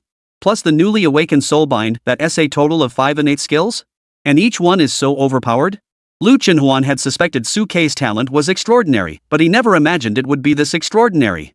Not only can you see through the flaws of all things, but you can also contract beast girls endlessly and consume spiritual energy to enhance everyone's abilities? Sudage, you're truly formidable. However, before he could finish his thought, Lu Chenhuan realized something. Wait, Sudage, is there no limit to the number of beast girls you can contract? You're not lying to me, are you? Suke smiled and nodded lightly. Of course not. Hearing Suke's admission, Lu Chenhuan's expression froze for a moment, and he gave Suke a meaningful look. Then why didn't you contract with an S rank and Ning at the time? Why did you choose to contract with me, an F rank? Suke heard this and a cold smile appeared on the corner of his mouth. Anning? Does she even deserve it? Anyone worthy of contracting with me, Suke, must at least be SSS rank. Anyone below SSS isn't worth my time.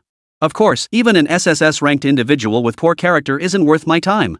As Suke spoke, he suddenly glanced at Lu Chenhuan with a faint smile. What? Did you hear that I can contract with other partners and now you're worried? As he spoke, Suke gently ruffled Lu Chenhuan's golden hair, his face filled with tenderness. Don't worry, I won't casually contract a second beast maiden, and I certainly won't abandon you because of it. I'm not the type to choose between two options. I want it all. Hearing Suke's words, Lu Chenhuan playfully punched him on the chest. You bastard, you think you're so clever? Take this from me. Just as the two were playfully fighting, a familiar cough sounded from the distance. Coming to their senses, Suke and Lu Chenhuan realized they had unknowingly returned to the courtyard of Lu Chenhuan's home, where Lu Lingfeng was standing at the door, hands behind his back, watching the two of them. Father, why did you come out? Seeing Lu Lingfeng at the door, Lu Chenhuan's cheeks flushed red, and she quickly pulled her hand away from Suke's chest. Lu Lingfeng cleared his throat and spoke. Principal Wang just came by our house and delivered the youth training invitation letters. He told me to remind you both to gather early tomorrow morning to participate in the youth training. As he spoke, Lu Lingfeng pulled out 2 youth training invitation letters from his chest, which contained sincere invitations and an introduction to the youth training program. Is the youth training finally starting? Suke and Lu Chenhuan rushed forward to take the invitations, but saw Lu Lingfeng suddenly furrow his brows. Huan, why did you dye your hair yellow? His eyes widened in shock. Something's wrong. How did your aura improve so quickly? How did you reach the second stage of shape formation? And Suke, how did you also reach the second stage? It's only been a day. How could such a drastic change happen? Could dyeing your hair yellow actually help improve your cultivation level? Chapter 13, The Eve of the Youth Training, News from Ning. After Suke and Lu Chenhuan explained everything, Lu Lingfeng finally understood what had happened. So you're saying that Huan took the 500 beast cores she obtained from old Wang and thus advanced in cultivation? That's right. Lu Chenhuan nodded proudly. Not only has my cultivation realm improved, but my innate talent has also risen. I'm no longer an F-rank hungry mole, I'm now a D-rank gold-eating rat. Hearing Lu Chenhuan's words, Lu Lingfeng's eyes widened even more. His innate talent has also improved? Although it only sounded like moving from F-rank to D-rank, the impact on Lu Lingfeng was unprecedentedly huge. Because in the history of the human beast girls, there had never been a case where potential could be enhanced in such a way. Suke, you bastard, you didn't lie after all, you really did enhance Huan's potential. Although it was only an upgrade from F to D rank, it brought immense hope for future promotions. Because if it's possible to go from F to D, then it's also possible to go from D to B, to A, and even to S. At that moment, Lu Lingfeng's eyes were filled with excitement as he gripped Suke's shoulders tightly. You really can enhance a beast maiden's potential. You're truly an SSS-Rank beast tamer, you're amazing. Suke waved his hand lightly. It wasn't me who improved Huan's potential. She was born with SSS-Rank talent, but there was a flaw within her that prevented her from fully unleashing her true power. I don't care about that. The fact is, her potential has been enhanced. At that moment, Lu Lingfeng felt his heart filled with joy. Just tell me what conditions are needed for Huan to further enhance her potential. Lu Chenhuan, standing nearby, also curiously turned her gaze toward Suke. She was also curious to know what conditions were needed to further enhance her potential, as Suke had mentioned. Suke didn't hesitate, immediately activating his insight divine eye and looking at Lu Chenhuan. Beast Girl, Lu Chenhuan. Realm, second tier shaping. Talent, D rank gold devouring rat. Beast tamer, Suke. Innate skills, beast transformation, gold devouring claws, metal defense. Flaws, contains SSS rank swallowing heavenly ogre energy within its body. Due to prolonged insufficient energy intake from prolonged fasting, it cannot fully activate its SSS-Rank innate ability. Repair plan: consume 10 second-tier fierce beasts in their entirety to condense the core beast nucleus. Looking at the information displayed by the Insight Divine Eye, Suke directly stated the repair plan. Hearing Suke's words, Lu Lingfeng and Lu Qinhuan beside him couldn't help but stare in disbelief, their expressions odd. Consume 10 second-tier ferocious beasts in their entirety? Condense the core of one's life beast? Especially Lu Lingfeng, whose lips twitched. Those beasts are disgusting and tough, how could you eat them? At this point, Lu Lingfeng turned to look at Lu Qinhuan. Huan, can you handle it? Lu Qinhuan hesitated for a moment. I can eat 500 beast cores, so 10 ferocious beasts should be no problem, right? I'm talking about the meat being stinky. I haven't tried it, so I can't comment, but judging from today's beast cores, it might be delicious. Watching Lu Qinhuan's expression of pure enjoyment, Lu Lingfeng couldn't help but rub his forehead. There's one more thing: where did these 10 second-tier ferocious beasts come from? Generally speaking, the bodies of second-tier ferocious beasts have no value. After being killed, their beast cores are immediately extracted, and the bodies are discarded on the spot. A complete second-tier ferocious beast carcass is probably impossible to find even within the entire Tianhai city. Hearing Lu Lingfeng's concerns, Suke remained calm. Isn't the youth training about to begin? The youth training program includes field combat exercises. We can just go kill a few then, right? Looking at Suke's composed expression, Lu Lingfeng couldn't help but twist his lips. Second-tier ferocious beasts are extremely vicious and possess immense killing power. Are you really thinking you can just kill them whenever you want?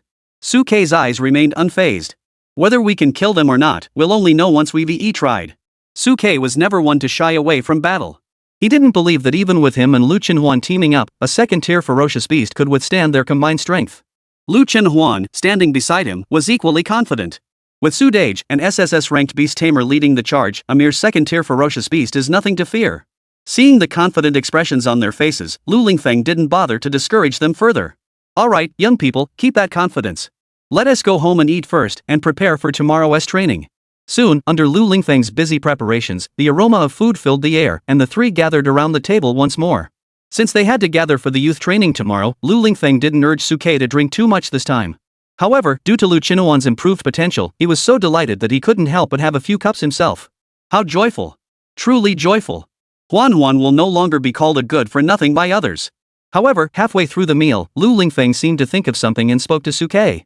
By the way, Suke, old wine came by and brought me some news. Your ex-girlfriend in Ning has reportedly formed a contract with Zhao Fei, another S-rank beast tamer from Tianhai No. 2 High School, and she is even boasting that she'll make you look good during the youth training. You and Huan better be careful. Hearing Lu Lingfeng's warning, Suke looked unconcerned. A mere S-rank isn't worth my concern. Lu Qinhuan, standing beside him, snorted coldly. What's so special about an S-rank? If she dares to touch Brother Su, I'll beat her so badly she'll be begging for mercy. At this moment, Lu Qinhuan, thanks to her improved talent and cultivation, had regained her confidence, looking domineering and protective of her husband. Seeing the confident expression on Lu Qinhuan's face, Lu Lingfeng's face lit up with a look of satisfaction. The Huan I once knew is back. That's good. Suke, thank you. Suke waved his hand lightly. There's no need to thank me, uncle. It's what I should do. However, Lu Lingfeng, who had heard this, suddenly frowned. You brat, I've told you so many times don't call me uncle. Suke was startled by the words, then picked up the wine cup beside him. It was my mistake, father-in-law. Father-in-law. Lu Qinhuan, sitting beside him, propped her chin on the table with her hands, watching the scene unfold. The corners of her eyes curved upward, and she smiled like a crescent moon. After an unknown amount of time, perhaps realizing he had drunk a bit too much, Lu Lingfeng murmured and tried to stand up. Let me go to the restroom, and I'll come back and drink with you. He muttered, his steps unsteady as he made his way toward the door. Lu Qinhuan pretended to reach out to steady Lu Lingfeng, but he roughly pushed her away. Don't help me. Your old man hasn't had much to drink. I'm perfectly sober. As he spoke, Lu Lingfeng deliberately hopped up and down to prove his sobriety. Then he tripped over the threshold in front of him, and his old face slammed against the cement ground outside with a loud thud. Bang! Ouch! The dull sound echoed in Suke and Lu Qinhuan's ears, causing their hearts to tremble. Father-in-law. Chapter 14. Ugh, there's still someone in the car. At dawn, Lu Lingfeng, with a band-aid on his head, stood at the door to see off Suke and Lu Qinhuan. Suke, Huan, the training camp will last about a month, with all meals and lodging provided. Take care of yourselves. Especially you, Su Quebec. Huan is my precious daughter. I'm entrusting her to you. You mustn't let her get bullied. Suke heard this and blinked, glancing at Lu Qinhuan beside him. He thought that, given Lu Qinhuan's current state, she'd be lucky if she didn't get bullied herself once she entered the training camp. But Suke still agreed with his mouth. Father-in-law, rest assured. With me around, no one will dare to bully Huan. The moment she is in danger, I'll shield her with my body. That's right. Listening to Suke's promise, Lu Lingfeng nodded in satisfaction, but immediately realized something was off. Wait, you said you'd protect Huan where? In front of you? That's basically using her as a human shield. What else? As a beast tamer, you want me to charge ahead and fight? Although I have a good relationship with Huan, that's one thing, and this is another. Where's your face? You're not even pretending anymore, are you? Just as Lu Lingfeng was about to step forward to punch Suke, the school bus from Tianhai First High School pulled up to the curb at the entrance. Wang Jiangmo stood by the window, waving at Suke and Lu Chenhuan. Su student, get on the bus. Let's go. Seeing this, Lu Chenhuan smiled and linked her arm through Suke's as they got on the bus. Behind them, Lu Lingfeng stopped what he was doing and nodded slightly. Go ahead, have a safe trip. He watched Suke and Lu Chenhuan get into the car, waved goodbye reluctantly, and stood there staring blankly at the receding car. Even after the car had completely disappeared from sight, he remained frozen in place. Inside the car, as everyone watched Suke and Lu Chenhuan get in, their gazes were filled with various emotions. The matter of Suke and Lu Chenhuan's contract had caused a stir throughout the entire Tianhai First High School, and everyone present was quite familiar with the two of them. However, in their eyes, there was more curiosity than anything else. Curious about how someone like Suke, who had awakened an SSS tier talent, could possibly contract a F-rank beast girl and ruin his future. However, due to Wang Jiangmo's presence, no one dared to voice any objections. Wang Jiangmo seemed to have noticed everyone's thoughts and addressed the crowd. I don't care what your previous status was or what grudges you hold. During this training program, you represent Tianhai First High School. Don't disgrace our school. Upon hearing this, everyone nodded in agreement. However, Lu Chenhuan, standing beside him, looked puzzled. Principal uncle, where is Ning? Isn't she also from Tianhai First High School? Why isn't she on this bus? Hearing Lu Chenhuan's words, Wang Jiangmo sighed softly. And Ning has entered into a contract with Zhao Fei from 2nd Middle School and has applied to transfer her school registration to join 2nd Middle School. Upon hearing this, Suke's brows furrowed slightly. As a rare S-rank beast girl, if a Ning applied to transfer her school records, 2nd High School would certainly approve it without hesitation. He just hadn't expected that Ning would be so ungrateful, hooking up with Zhao Fei from 2nd High School and then immediately transferring her school records. Meanwhile, Lu Chenhuan, standing nearby, sneered coldly. Such ungrateful people, don't let me encounter them during youth training, or I'll beat them up every time I see them. Hearing Lu Chenhuan's words, the students around them couldn't help but twitch their lips. AF rank going after an S rank? Even with an SSS-Rank Beastmaster backing them up, it just doesn't make sense. After all, the gap in their innate abilities was too vast to be bridged by mere combat skills alone. But at that moment, Wang Jiangua, who stood before the two, sensed something and looked at them with a look of surprise and uncertainty. Suke, Lu Chenhuan, have you broken through? The other students in the car were all at the first tier, with low cultivation levels, and naturally couldn't sense the abnormal changes in Suke and Lu Chenhuan. But Wang Jiangua was no ordinary person. He immediately noticed the fact that the two had broken through their cultivation levels. Upon hearing this, everyone in the car couldn't help but turn their gaze towards Suke and Lu Chenhuan. They've broken through? No way. It's only been 3 days since the awakening ceremony. How could they have broken through already? That's right, 3 days? How could they possibly have broken through in such a short time? Especially since Lu Chenhuan is still an F rank. Facing the strange glances from everyone in the car, Suke remained calm. Yes, thanks to Huan's blessings, I managed to break through to the second stage.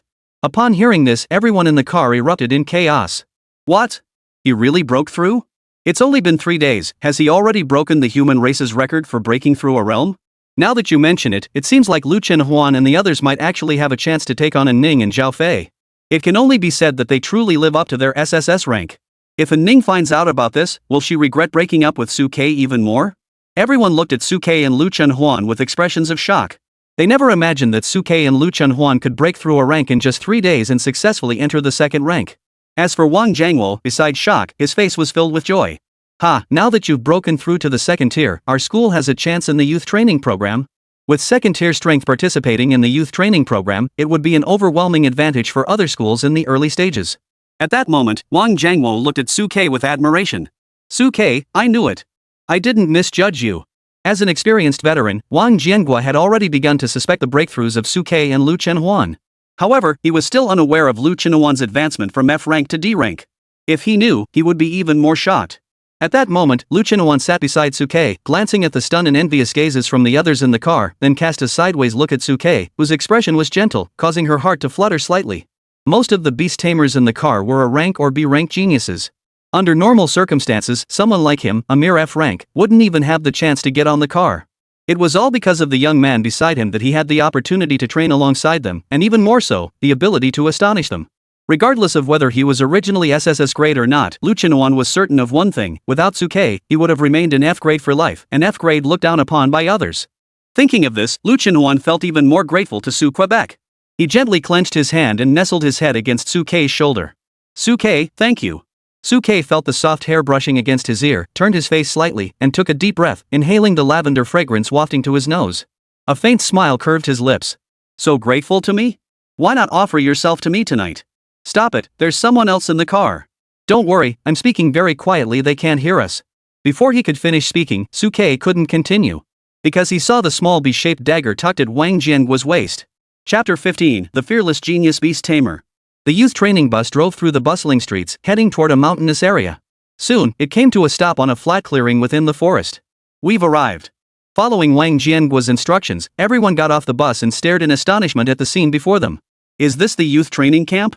In the center of the forest, a vast clearing had been cleared, with several watchtowers standing tall and tents already set up. Before the watchtowers stood a bald man with a shaved head and a fierce scar on his face, accompanied by a shorter, half-head taller beast-like woman dressed in tight-fitting armor. They stood before the watchtowers, grinning maliciously at the disembarking crowd. Welcome to the Youth Genius Training Camp. It's a pleasure to meet you all. We are your instructors for this program, Pang Meng and Su Lu. Looking at the intimidating Pang Meng, many students couldn't help but shiver involuntarily, already imagining the hardships of their upcoming training days. Suke, however, did not observe Pang Meng or Su Lu upon getting off the vehicle. Instead, he immediately turned his head to survey the surroundings, searching for any signs of potential second-tier ferocious beasts. After all, his other purpose for coming to the training camp was to find a second-tier ferocious beast for Lu Chenwan to level up. The carefree Lu Chenwan followed Suke's gaze, curiously examining the surroundings, his eyes filled with anticipation for his new life, completely unconcerned about Pang Meng and Su Lu. Seeing that Suke and Lu Chenwan were completely ignoring them, Pang Meng and Suke, who were standing before the watchtower, couldn't help but furrow their brows slightly. These two young ones are quite interesting. Having served as youth training instructors for many years, they had seen countless newcomers, and most of them, upon arriving at the youth training camp, would inevitably feel some fear toward the wilderness. Children who had been sheltered behind high walls for over a decade were bound to feel nervous as they faced the dangers of the wilderness. But Suke, having lived 2 lifetimes and faced life and death situations, was naturally not someone these inexperienced newcomers could compare to. As for Lu Chenwan, he was as fearless as a tiger. Just then, a terrifying beastly roar echoed from the depths of the valley, sending countless birds scattering into the sky. The newcomers on the school bus, upon hearing the beast's roar, couldn't help but shudder and instinctively move toward the doors. But Suke's eyes lit up, and he looked excitedly in the direction of the ferocious beast. Lu Chenwan also grew restless, seemingly recalling the delicious taste of the beast core he had consumed earlier. A flash of red light appeared in his eyes, and he unconsciously licked his lips. Watching Suke and Lu Chenwan's actions toward the strange beast, Pang Meng and Su Lu couldn't help but look at them with even more admiration. These two newcomers are quite promising. This youth training session seems to have some promising candidates. The two of them approached with expressions of admiration. These two students are impressive. Facing a ferocious beast, their first reaction wasn't fear but anticipation. Their courage is commendable. As Su Lu spoke, she looked at Suke and Lu Chenwan with interest. You too, when the ferocious beast roared just now, why didn't you avoid it? Suke, upon hearing this, spoke calmly. Both Huan and I are already at the second stage. Why should we avoid it? Lu Chenwan nodded in agreement beside him. Exactly. We're both at the second stage now, and the ferocious beast was so far away. What's there to be afraid of? Besides, you're here. The sky won't fall on us. Hearing their words, Pang Meng and Su Lu couldn't help but pause. Second stage? It's only been 3 days since you awoke. Are you kidding me? They hurried forward, extending their senses to look at Pang Meng and Su Lu, then their pupils suddenly contracted. It's really second tier? The two of them were filled with shock. Just 3 days after awakening, they had already broken through the first stage of Qiling in Guanwei. What kind of terrifying talent must they possess? The two quickly turned to look at Wang Jianguo beside them. Principal Wang, who are these two? At that moment, Wang Jianguo's chest had already puffed out so much it seemed ready to burst. They are naturally students of Tianhai First High School. No, Principal Wang, what we mean is their personal records. Upon hearing this, Wang Jianguo quickly pulled out a stack of documents from his briefcase and handed them to Pang Meng and Su Lu. Look at me, I almost forgot to give you the documents. The two didn't bother to speak to Wang Jianguo, quickly taking the documents and pulling out the profiles of Suke and Lu Chenwan. Their eyes widened in realization. It turned out to be the genius SSS-ranked beast tamer and his F-ranked worthless contract beast girl who had been the talk of the entire Tianhai city recently. The story of Suke awakening his SSS-ranked beast master talent yet contracting an F-ranked beast maiden had already spread like wildfire throughout Tianhai city, becoming a topic of mockery and gossip for many. But to break through to the second stage in such a short time was an unprecedented miracle in the entire history of beast tamers among the human race. At that moment, Pang Meng and Su Lu looked at Suke and Lu Chenhuan with expressions of shock and delight. Reaching the second stage upon entering the camp is something that has never happened in our youth training history. No wonder the two of you were so confident. It turns out you had this kind of confidence. At this moment, Pang Meng's gaze toward Suke grew even more admiring. He couldn't help but step forward, pat Suke on the shoulder, and address the other students. Regardless of the reason, the fearless spirit of Suke and his peers is what you all should learn from. For us beast masters and beast maidens, facing ferocious beasts is an essential part of our training. Only by cultivating a fearless mindset and a calm mind can you survive on the battlefield. You are all the chosen ones selected from among thousands of new students at Tianhai. No one is inferior to anyone else. Now, cast aside your fears and assemble. Hearing Pang Meng's words, the crowd around them exchanged glances, clenched their teeth, and began to gather. Beast tamers and beast girls stand in separate lines. Roll call will begin now. Pang Meng and Su Lu then began taking attendance using the documents in their hands. Lu Chenhuan felt a pang of reluctance in her heart, but she still separated from Suke and stood in a separate line. Suke listened quietly as Pang Meng called out names, simultaneously activating his insightful divine eyes to examine the profiles of the beast masters and beast maidens around him. The number of trainees selected from Tianhai First High School was not large, totaling only 30. Among them, aside from himself and Lu Chenhuan, there were 8 A-ranked freshmen and 20 B-ranked ones, all of whom were at the first stage. Perhaps due to their youthful arrogance and desire to show off, many of them looked at each other with a hint of defiance in their eyes, eager to prove themselves in this training program. Some even regarded Suke as their primary competitor. After all, there was nothing more challenging or more effective for building a reputation than outperforming an SSS-ranked individual in the youth training program. However, Suke had little interest in them. He was merely contemplating how to quickly gather 10 second-tier ferocious beasts for Lu Chenhuan to consume. Chapter 16, Huan, let's go. After the roll call ended, it signaled the official start of everyone's youth training. Principal Wang Jiangwo had already slipped away in a bus without anyone noticing. Pang Meng and Su Lu led everyone into the watchtower and began introducing the area. The tent area over there will be your living quarters, and the open space in the center will be your training ground. Over the next period, we will teach you how to cultivate and fight, as well as how to coordinate with each other, guiding you to quickly assume the roles of beast tamers and beast maidens. As Su Lu finished speaking, she turned to look at everyone. By the way, you should all have already formed contracts and found your partners, right? There shouldn't be any single people left, right? After the awakening ceremony, the first task for beast masters and beast maidens is to quickly find their contract partners to prepare for the upcoming battles. Reporting to the instructor, all contracts have been formed. Following the principle of choosing someone you know well and is nearby, except for outliers like a Ning, most beast masters would seek their contract partners within their own school. After receiving affirmative responses from everyone, Su Lu nodded in satisfaction. Alright, since there are no special cases who formed contracts with students from other schools, our training tasks will be much more convenient. As they spoke, Pang Meng and Su Lu led everyone to the training ground. Since you all come from different classes, we need to select a youth training captain to lead everyone during the upcoming training. This captain must possess both strength and wisdom to earn the respect of the group. Is there anyone willing to step forward? As he spoke, everyone's gaze unconsciously turned toward Suke and Lu Chenhuan. In terms of strength, Suke and Lu Chenhuan were undoubtedly the strongest on the field at that moment, as they had already advanced to the second tier, far surpassing everyone else. However, Suke was reluctant to take on the role of the leader. For him, the most important reason for coming to the youth training program was to help Lu Chenhuan find a second tier to enhance his qualifications and quickly boost their mutual strength. However, Pang Meng and Su Lu didn't share this view. They looked at Suke and Lu Chenhuan with admiration. Suke, Lu Chenhuan, the two of you are the strongest. From your performance when you got off the car earlier, your mindset also seems the most stable. Why don't you two take on the roles of captain for the young beast tamers and the beast girls for this training session?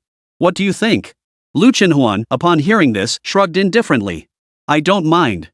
I'll follow Su Deji's lead. Suke frowned and looked at Pang Meng and Su Lu. Can I refuse? Of course you can. Su Lu nodded slightly, giving Suke a half smile. However, being the team captain grants additional points in the youth training evaluations, which not only gives you an advantage in the upcoming Kyoto exams but also priority access to resources. Are you sure you want to refuse? Listening to Su Lu's words, Suke opened his mouth but then cleared his throat. Actually, whether there's a bonus or not doesn't matter. The main thing is that I think no one else in this class can be the class monitor except me. Whether it's the advantage in the Kyoto exam or the priority in resource allocation, Suke wanted it all. That way, it would be easier to collect the promotion materials needed for Lu Chenhuan later. However, after hearing Sulu mention the scoring bonuses and resource advantages, the other beast tamers and beast girls in the crowd also began to stir. A muscular teenager wearing a tank top spoke up immediately. Hold on. Instructor, isn't it too hasty to judge strength solely based on cultivation level? The strength of a Beastmaster team lies not only in their cultivation realm but also in their coordination and innate talent. Although Suke is stronger in terms of cultivation level, his contracted beast girl is only in F rank. If it comes down to a fight, he might not necessarily be able to defeat us or rank teams. The teenager was named Lu Yun, and both he and his partner were a rank. Upon hearing that the captain had resource bonuses, he couldn't help but step forward. That's right. As soon as Lu Yun finished speaking, his contracted beast, Wu Shuang, also stepped forward from the crowd. An F rank is universally recognized as having useless talent. Even if you give her a higher cultivation level, what good would it do? Any one of us rankers could easily overwhelm them. Other A-rank beast tamers also began to consider joining in, while most of the B-rank teams were just there to watch the spectacle. After all, they had no chance of becoming captain, so it didn't matter to them who took the role. Facing the doubts of the crowd, Pang Mang, standing beside him, nodded approvingly at his own bald head, a savage smile curling at the corners of his mouth. Young people, having a competitive spirit is good. Alright, if you're not satisfied, step up and fight. Whoever wins gets the captain position. And this challenge is permanent. You can challenge anytime you feel like it. Hearing the taunting tone in Pang Mang's words, the crowd grew even more restless, their gazes growing increasingly hostile toward Suke and Lu Chenhuan. However, Suke, the one directly involved, couldn't care less. He knew better than anyone else how strong Lu Chenhuan was at that moment. Huan, what do you think? Looking at the eager glances of those around him, Lu Chenhuan regained his usual arrogance, his lips curled into a cold smile. Since Sugo wants to be the captain, no one can take that position away from him. If they're not satisfied, we'll beat them until they are. Hearing Lu Chenhuan's response, Suke's lips curled into a smile. This was the confident and ambitious Lu Chenhuan he knew. Good. Suke grabbed Lu Chenhuan's hand and led him to the center of the open area. Who wants to compete for the captain position? Come forward. Come join us? Hearing Suke's confident words, everyone present couldn't help but be startled. Such a bold tone? Does he really think breaking through the realm means he can take all of us on? However, they all had their own pride as geniuses, especially Lu Yun, who had spoken earlier, and he stepped forward alongside his contract partner, Wu Shuang. Dealing with the two of us are more than enough. Even if you've broken through the realm, Lu Chenhuan's innate flaws are glaring. You have no chance of defeating us. Shuang, let's give them a lesson and make them understand that the flaws in one's talent cannot be overcome. As Lu Yun finished speaking, the silver-white moonlight suddenly shone around Wu Shuang, her ears turned into those of a beast, and her hands transformed into a pair of wolf claws. This was Wu Shuang's awakened beast transformation talent, the Howling Moon Wolf. At the Qiling realm, beast girls awaken their basic beast transformation traits, consuming spiritual energy to temporarily use them as combat abilities. A-rank beast girls already possess spiritual energy far surpassing F rank, and with the enhancement from Lu Yun and A-rank beast tamer, the two were brimming with confidence. Silver Moon Fall. The moment Wu Shuang entered her beast transformation state, she immediately unleashed her innate skill, charging towards Suke and Lu Chenhuan. Meanwhile, Lu Yun behind her took the opportunity to assume a double-handed bow stance, gathering spiritual energy around his body, which coalesced into a spiritual energy bow. He charged his energy into the bowstring, aiming at Lu Chenhuan and Suke. A combat-type beast master? Interesting. Watching Lu Yun and Wu Shuang's actions, Suke's lips curled into a slight smile. Huan, let's go. Chapter 17, who else is there? The moment Lu Yun and Wu Shuang launched their attack, Lu Chenhuan entered beast form, with beast ears emerging in golden fur appearing at his temples. The aura of a second stage condensed form erupted suddenly, and his claws shot forward, charging out from in front of Lu Yun with lightning speed. Meanwhile, Lu Yun activated his insight divine eyes in an instant, examining the information on Lu Yun and Wu Shuang. Beast Tamer, Lu Yun. Realm, first tier observation. Talent, a rank. Contract beast, Howling Moon Wolf. Talent skills, divine bow, critical strike. Weaknesses, long cast time for spellcasting skills, extremely vulnerable to close combat. Beast girl, Wu Shuang. Realm, first tier awakened spirit. Talent, a rank Howling Moon Wolf. Beast Tamer, Lu Yun. Innate skills, beast transformation, swift step, silver moonfall. Weaknesses, excessive strength concentrated in the limbs, leaning toward offense, poor defensive capabilities, and vulnerable to injuries in the waist and head. Looking at Wu Shuang and Lu Yun's information panels, Suke immediately formulated a counter-strategy. Huan, Lu Yun has a long casting animation. You're fast enough, attack Lu Yun first. Lu Chenhuan had recently advanced to D rank and was now at the second stage of shaping. Under full attack, Wu Shuang wouldn't stand a chance. If Wu Shuang tries to take advantage of the situation to attack me, there won't be enough time. Not to mention that he had the tyrant and soul binding techniques at his disposal, allowing him to counterattack at any moment. After receiving Su Kei's instructions, Lu Chenhuan didn't hesitate for a moment. She immediately shifted her target and redirected her attack toward Lu Yun. He then transformed into a golden light and charged toward Lu Yun, moving so fast that he left a trail of afterimages in his wake. How fast? Lu Yun and Wu Shuang witnessed this scene and couldn't help but narrow their pupils in shock. At this point, Wu Shuang no longer doubted that Lu Chenhuan intended to strike first against Lu Yun. Worried about Lu Yun's safety, he disregarded Su Kei and immediately turned to charge at Lu Chenhuan. Lu Yun was even more frantic, sweating profusely as he watched the spirit arrow in his hand slowly take shape, wishing he could activate a speed booster. Die, arrow. Form faster. But Lu Chenhuan's speed was too fast. Before Lu Yun's arrow had fully taken shape, he had already closed in and struck out at Lu Yun with a claw. The claw shattered the unformed arrows in front of Lu Yun, knocking him unconscious and sending him crashing to the ground. Everyone present witnessed this scene and stared in disbelief.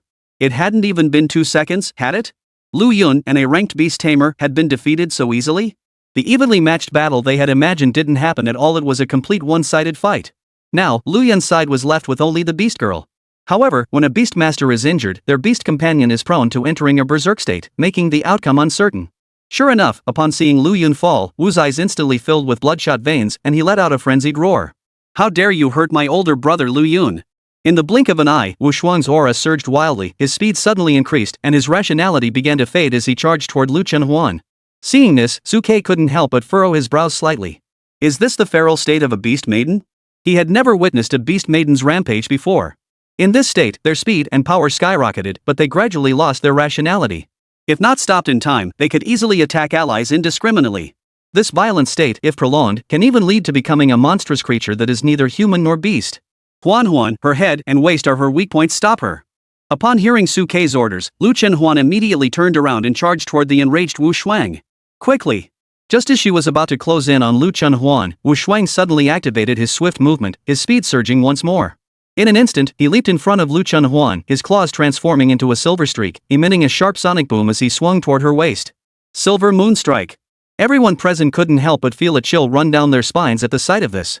They believed that even in this state, Wu Shuang's sudden combination attack was something they couldn't possibly dodge.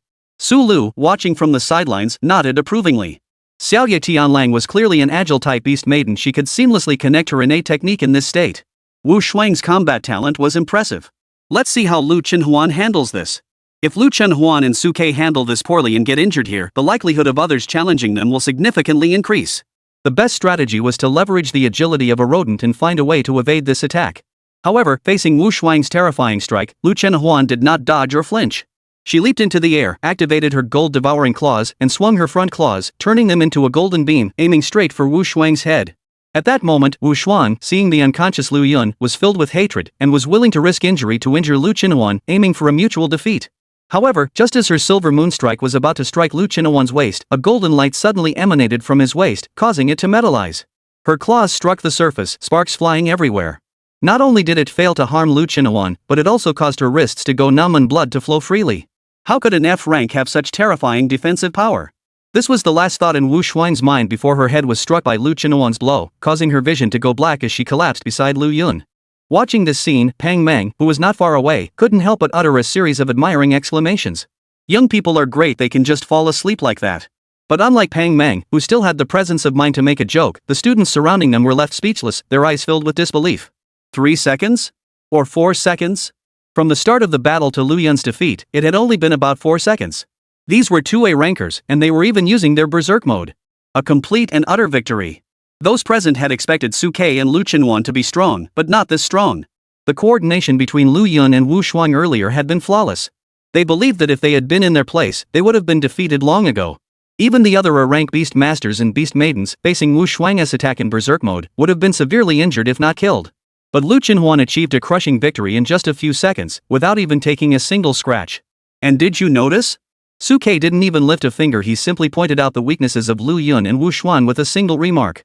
You must understand that as beast masters, they typically master their innate skills.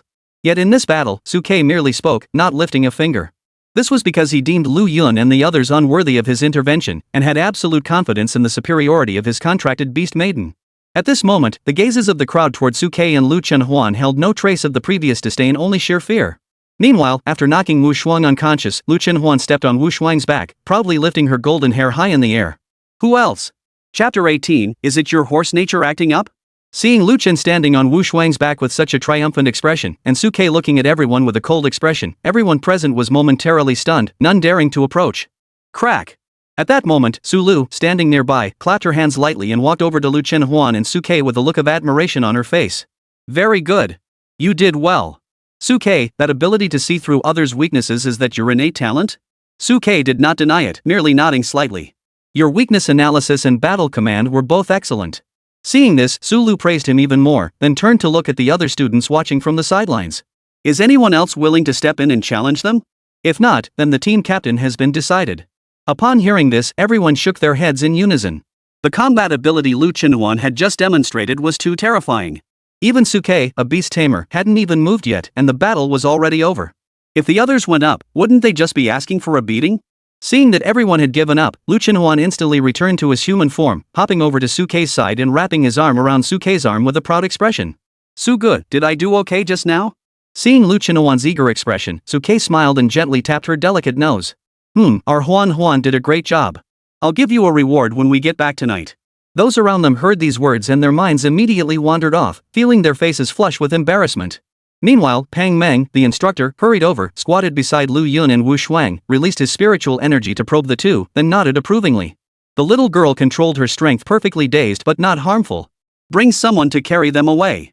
After finishing all this, Pang Meng turned his gaze back to the crowd. Alright, since you've just arrived today and the captain has been selected, I'll go ahead and inform everyone of the upcoming training arrangements. The training program is straightforward. First, you will undergo a 2-day review of the course material to reinforce your understanding of the cultivation methods for beast masters and beast maidens. Following that will be combat training. In addition to honing your basic physical fitness and combat reflexes, you will be sent into the wilderness for practical exercises, experiencing real-life battles against ferocious beasts and growing through combat. During this period, the training camp will also organize hunting competitions, where you will compete against students from other middle schools in Tianhai. The fittest will survive, and the unqualified will be gradually eliminated. Upon hearing that the youth training camp had an elimination system, everyone's hearts immediately began to race. Seeing everyone's reactions, Pang Meng's face lit up with satisfaction. Finally, as the training camp neared its conclusion, a grand competition would be held, with the top performers receiving generous resource rewards and the opportunity to qualify for the Kyoto Grand Exam. Of course, rewards aren't limited to the first place winner. Some outstanding performers may also catch the attention of the military department, be selected into its ranks, and gain the opportunity to fight enemies, earn merits, and defend the nation. As Pang Meng explained, the eyes of everyone present couldn't help but sparkle with hope for the future. Whether it was participating in the Kyoto Grand Exam or joining the military, these were the lifelong aspirations of many beast tamers. After all, from the moment they voluntarily became beast tamers, they had already prepared themselves to defend the human race and fight on the battlefield. Suke also wore an expression of eager anticipation. Having come to this world, he would never live a mundane life like he did in his previous life. In this life, he would live a life of his own making and fully experience this extraordinary era. Meanwhile, Lu Chenhuan, standing beside him, seemed to think of something and whispered to Suke. Su-ge, the instructors just said we'll be competing against other middle schools. Doesn't that mean we have a good chance of meeting in Ning and the others? Hearing Lu Chenhuan's mutterings, Suke also recalled the instructions Lu Lingfeng had given him before leaving. And Ning has formed a contract with Zhao Fei, the S-rank student from 2nd middle school. They might use this opportunity to target me. What? Our fearless Huan is scared? Suke gave Lu Chenhuan a smug look. Are you afraid that Ning and Zhao Fei will team up against us, or are you afraid she'll show up and steal my man back from you? Seeing the mischievous smile on Suke's face, Lu Chenhuan couldn't help but pout. Of course not. I just simply don't like people like Ning. Her disgusting attitude makes me not even want to see her again. Hearing Lu Chenhuan's response, Suke reached out and gently poked her delicate little nose. Don't worry, she can't take her away from me. I wouldn't even consider looking at someone like her again. What nonsense are you talking about? She doesn't think that way at all. Lu Chenhuan's voice grew weaker as she spoke, and she dared not even lift her head to look at Suke, burying it instead in his chest. Where was the arrogant demeanor she had displayed just moments ago? Su Lu, standing nearby, couldn't help but sigh at the sight. Youth is truly wonderful. After leading everyone on a simple tour of the youth training camp, it was already time for lunch. To ensure the students could train comfortably, the camp had set up a dedicated dining hall. However, to Suke's surprise, students from all the camps were eating in the same cafeteria.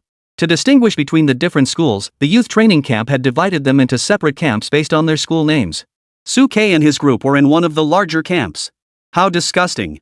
This will only make me encounter the annoying and Ning sooner.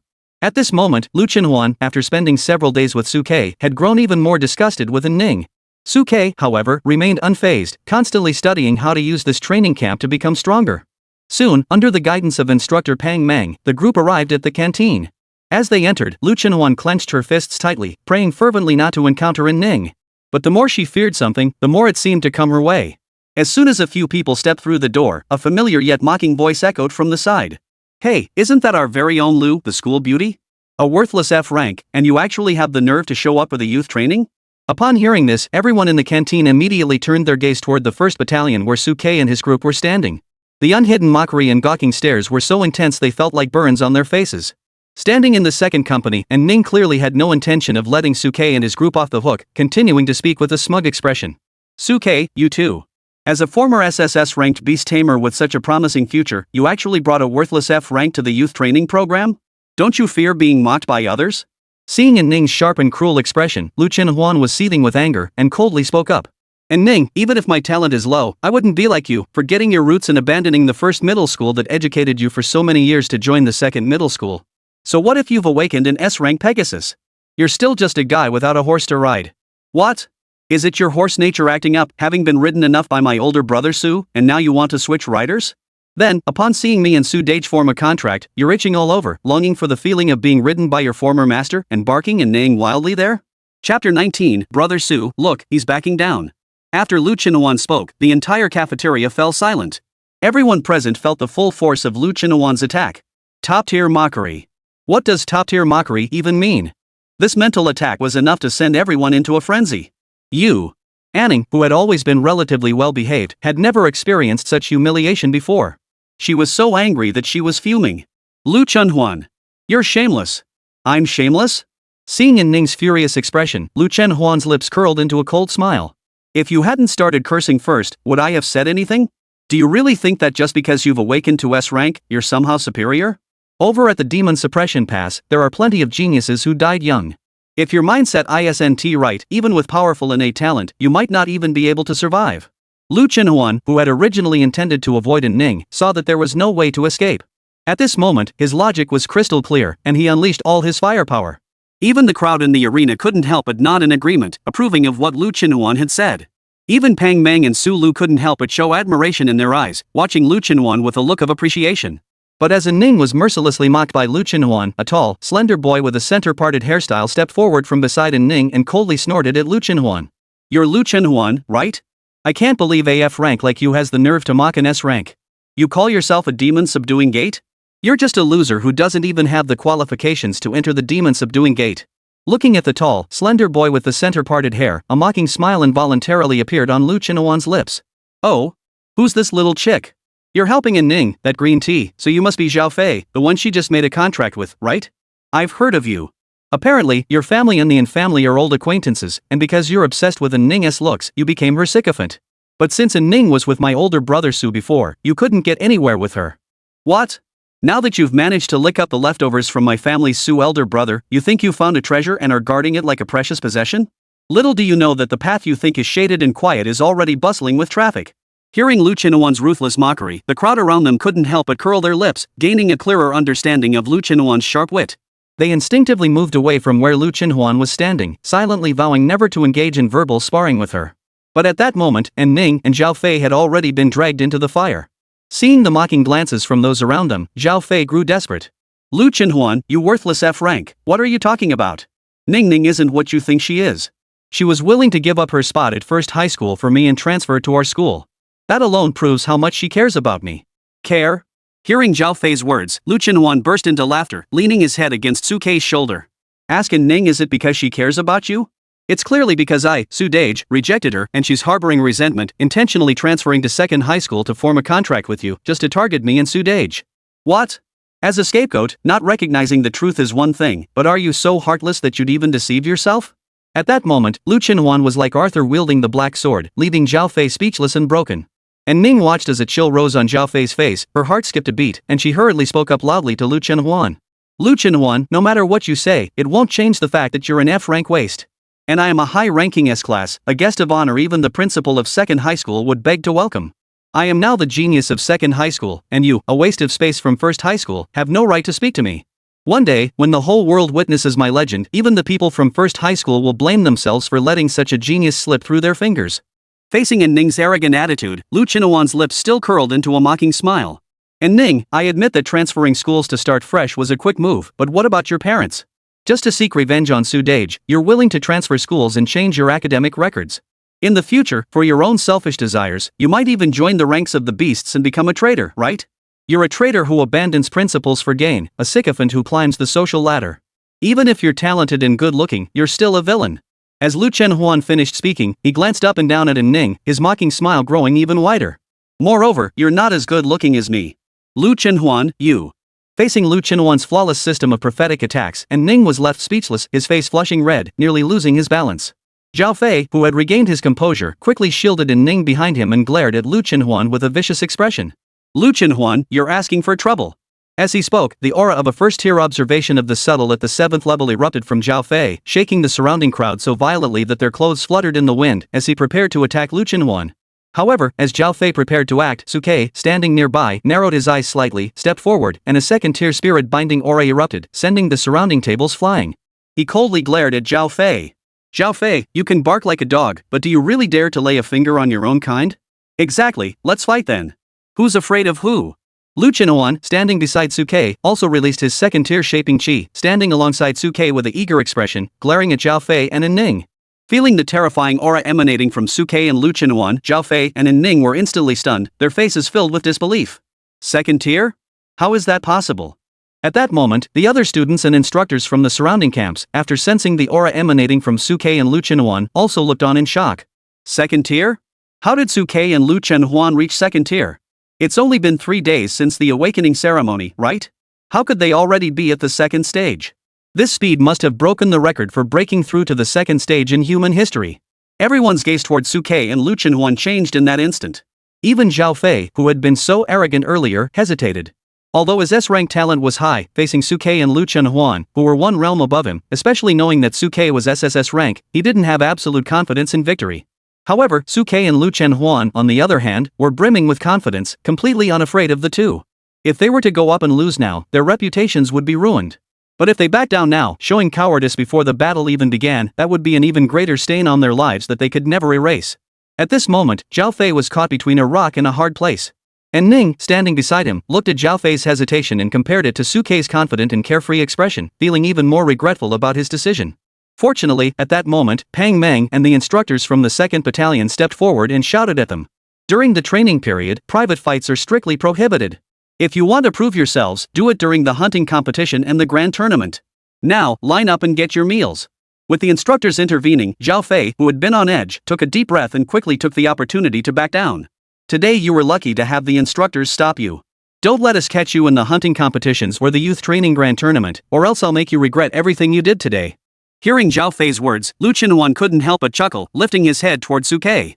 Su Ge, look, he's backing down. Chapter 20, Auntie, stop trembling. Thanks to the instructor's intervention, the conflict between Ning and Su Ke was temporarily resolved. However, perhaps having witnessed Lu Chenhuan's powerful mental attacks, many people subconsciously kept their distance from Su Ke and Lu Chenhuan. Zhao Fei and Ning also dared not provoke Lu Chenhuan anymore, quietly staying in their own group to get food. Lu Chenhuan didn't care about this. At school, she had always been a prickly rose who kept others at arm's length, and she had long since grown accustomed to such a life. However, she couldn't help but glance at Su Ke with concern and cautiously asked out loud. Su Dage, if I cause everyone to distance themselves from you because of me, would you be upset? Su Ke, upon hearing this, smiled tenderly and gently stroked Lu Chenhuan's golden hair. Being accompanied by the person I care about most, I'm too happy to be upset. You're so mean.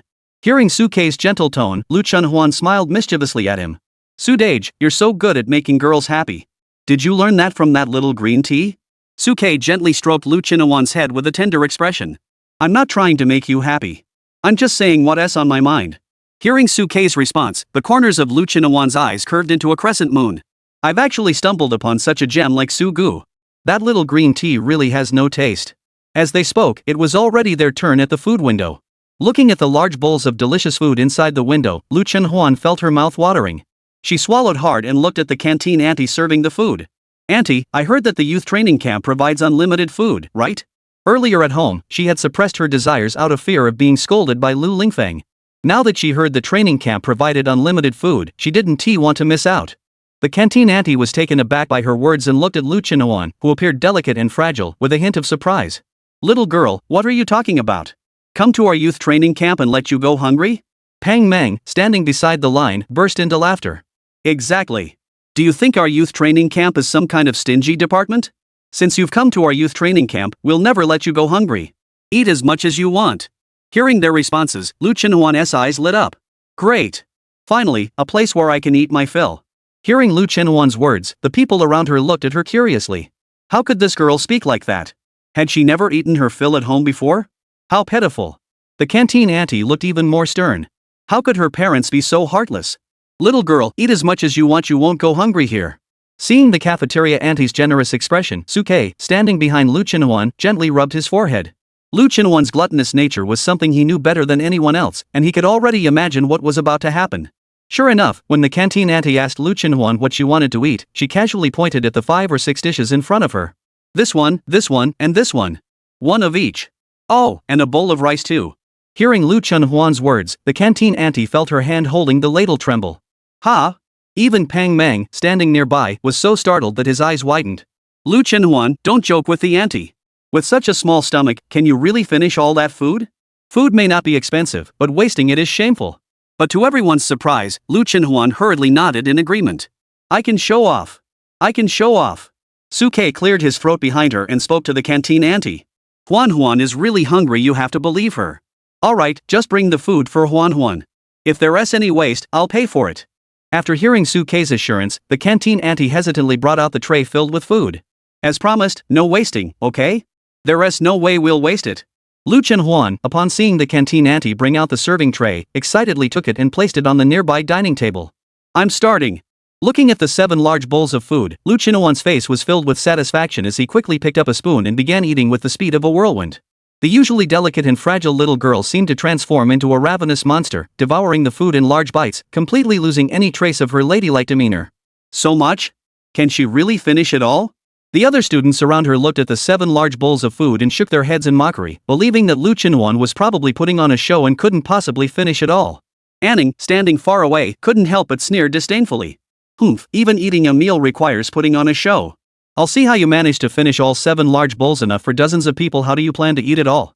But in just a moment, everyone stopped laughing. Because in less than 2 minutes, the 7 large bowls of food had been devoured in a whirlwind. After finishing, Lu Chenhuan satisfiedly belched and stretched lazily. What a feast! The people around him stared at the empty bowls, frozen in place. Even Pang Mang couldn't help but wipe the sweat off his forehead and look at Lu Chenhuan with an expression as if he were staring at a monster. 7 large bowls of food, and this girl actually ate it all? And her figure didn't even change after eating it all. Where did it all go? Only Suke knew that Lu Chenhuan's true form was an SSS-Rank swallowing heavenly glutton, so he had prepared himself mentally and remained relatively calm. A glutton that can devour the heavens, what a few bowls of food. Seeing Pang Mang's appraising gaze, Lu Chenhuan felt a pang of guilt and blinked nervously. Did I eat too much? Is the training camp too demanding? Upon hearing this, Pang Mang slapped his thigh. What are you saying, girl? Being able to eat is a blessing. As long as you don't waste any, eat as much as you like. The canteen can definitely handle it. Hearing Pang Mang's words, the canteen auntie serving food at the window trembled. If we eat like this every day, I'm afraid I might not be able to handle it. The students at the window saw this and hurriedly spoke up anxiously. Auntie, stop shaking. My chili pork is shaking so much it's just chili left. After finishing their meals, the students from all the camps were summoned back to their respective camps and began the first lesson of their youth training program. Training. Whether they were beast tamers or beast girls, cultivation was a mandatory subject in this world. Only through relentless cultivation can one advance quickly, elevate their realm, and gain the means to survive and thrive in this world. Pang Mang stood before the training ground of the first camp, his hands behind his back, gazing at the crowd within the arena. I believe that during the time you spent forming contracts, you have all tried different methods of cultivation. Now, who can tell me what the correct cultivation methods are for beast masters and beast maidens? Chapter 21, 100% Spirit Energy Conversion. As they listened to Pang Mang's question, the students of the first camp exchanged glances. Lu Yun, who had previously lost the captaincy battle to Suke, immediately raised his hand and stood up. Instructor, I know this.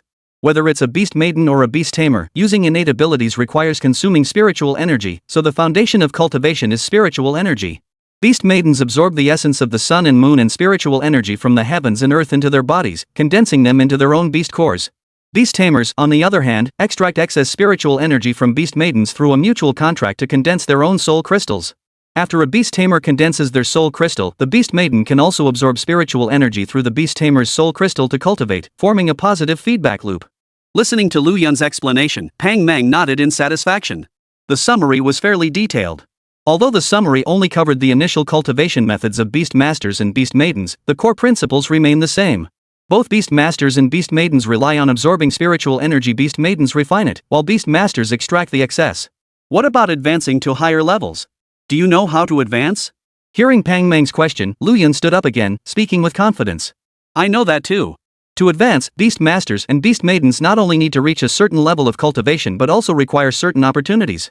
These opportunities appear unpredictably and manifest as trial tasks in the personal information panel. They vary from person to person. Some are related to collection, others to combat training, and their difficulty depends on one's innate talent. Hearing this, Pang Mang nodded in satisfaction. It seems our Lu Yun has done his homework thoroughly. However, in this regard, I think Suke and Lu Chinhuan, who recently advanced, should have more experience, right? Did you receive any prompts when you advanced? Listening to Pang Mang's words, Lu Chinhuan froze for a moment. It doesn't seem like it. It was as if he had advanced without any explanation, not as mysterious or difficult as you all described. What trials or hints? Lu Chinhuan had never seen any of that. He only knew that he had leveled up after showing off. That simple? Seeing Lu Chinhuan's dazed expression, everyone couldn't help but widen their eyes, then turned to look at Suke. Suke, what about you? You didn't just randomly level up either, did you? Facing everyone's questions, Suke nodded naturally. It's like this, I advanced for no apparent reason. What?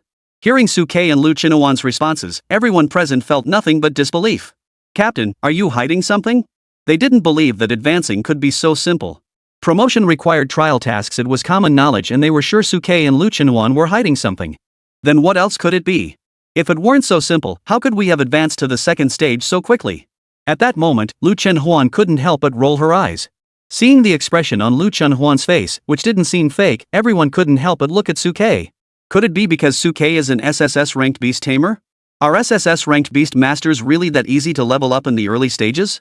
Since there were few SSS-ranked individuals in human history to serve as references, everyone was unaware of the specific differences between SSS ranks and simply attributed everything to Suke's innate talent. Suke, however, had a vague suspicion. Perhaps, enhancing Huanuan's potential was part of our trial? Or perhaps Huanuan's true cultivation level was already quite high, and the so-called promotion was merely a return to her original state, hence no notification? However, these were all just speculations in his mind, and he couldn't be sure. The exact situation would depend on what happened during Lu Chinhuan's next talent enhancement. Seeing that he couldn't gain any useful insights from Suke and Lu Chinhuan, Pang Mang immediately changed the subject and began explaining some of the secrets of beast tamers and beast maidens cultivation.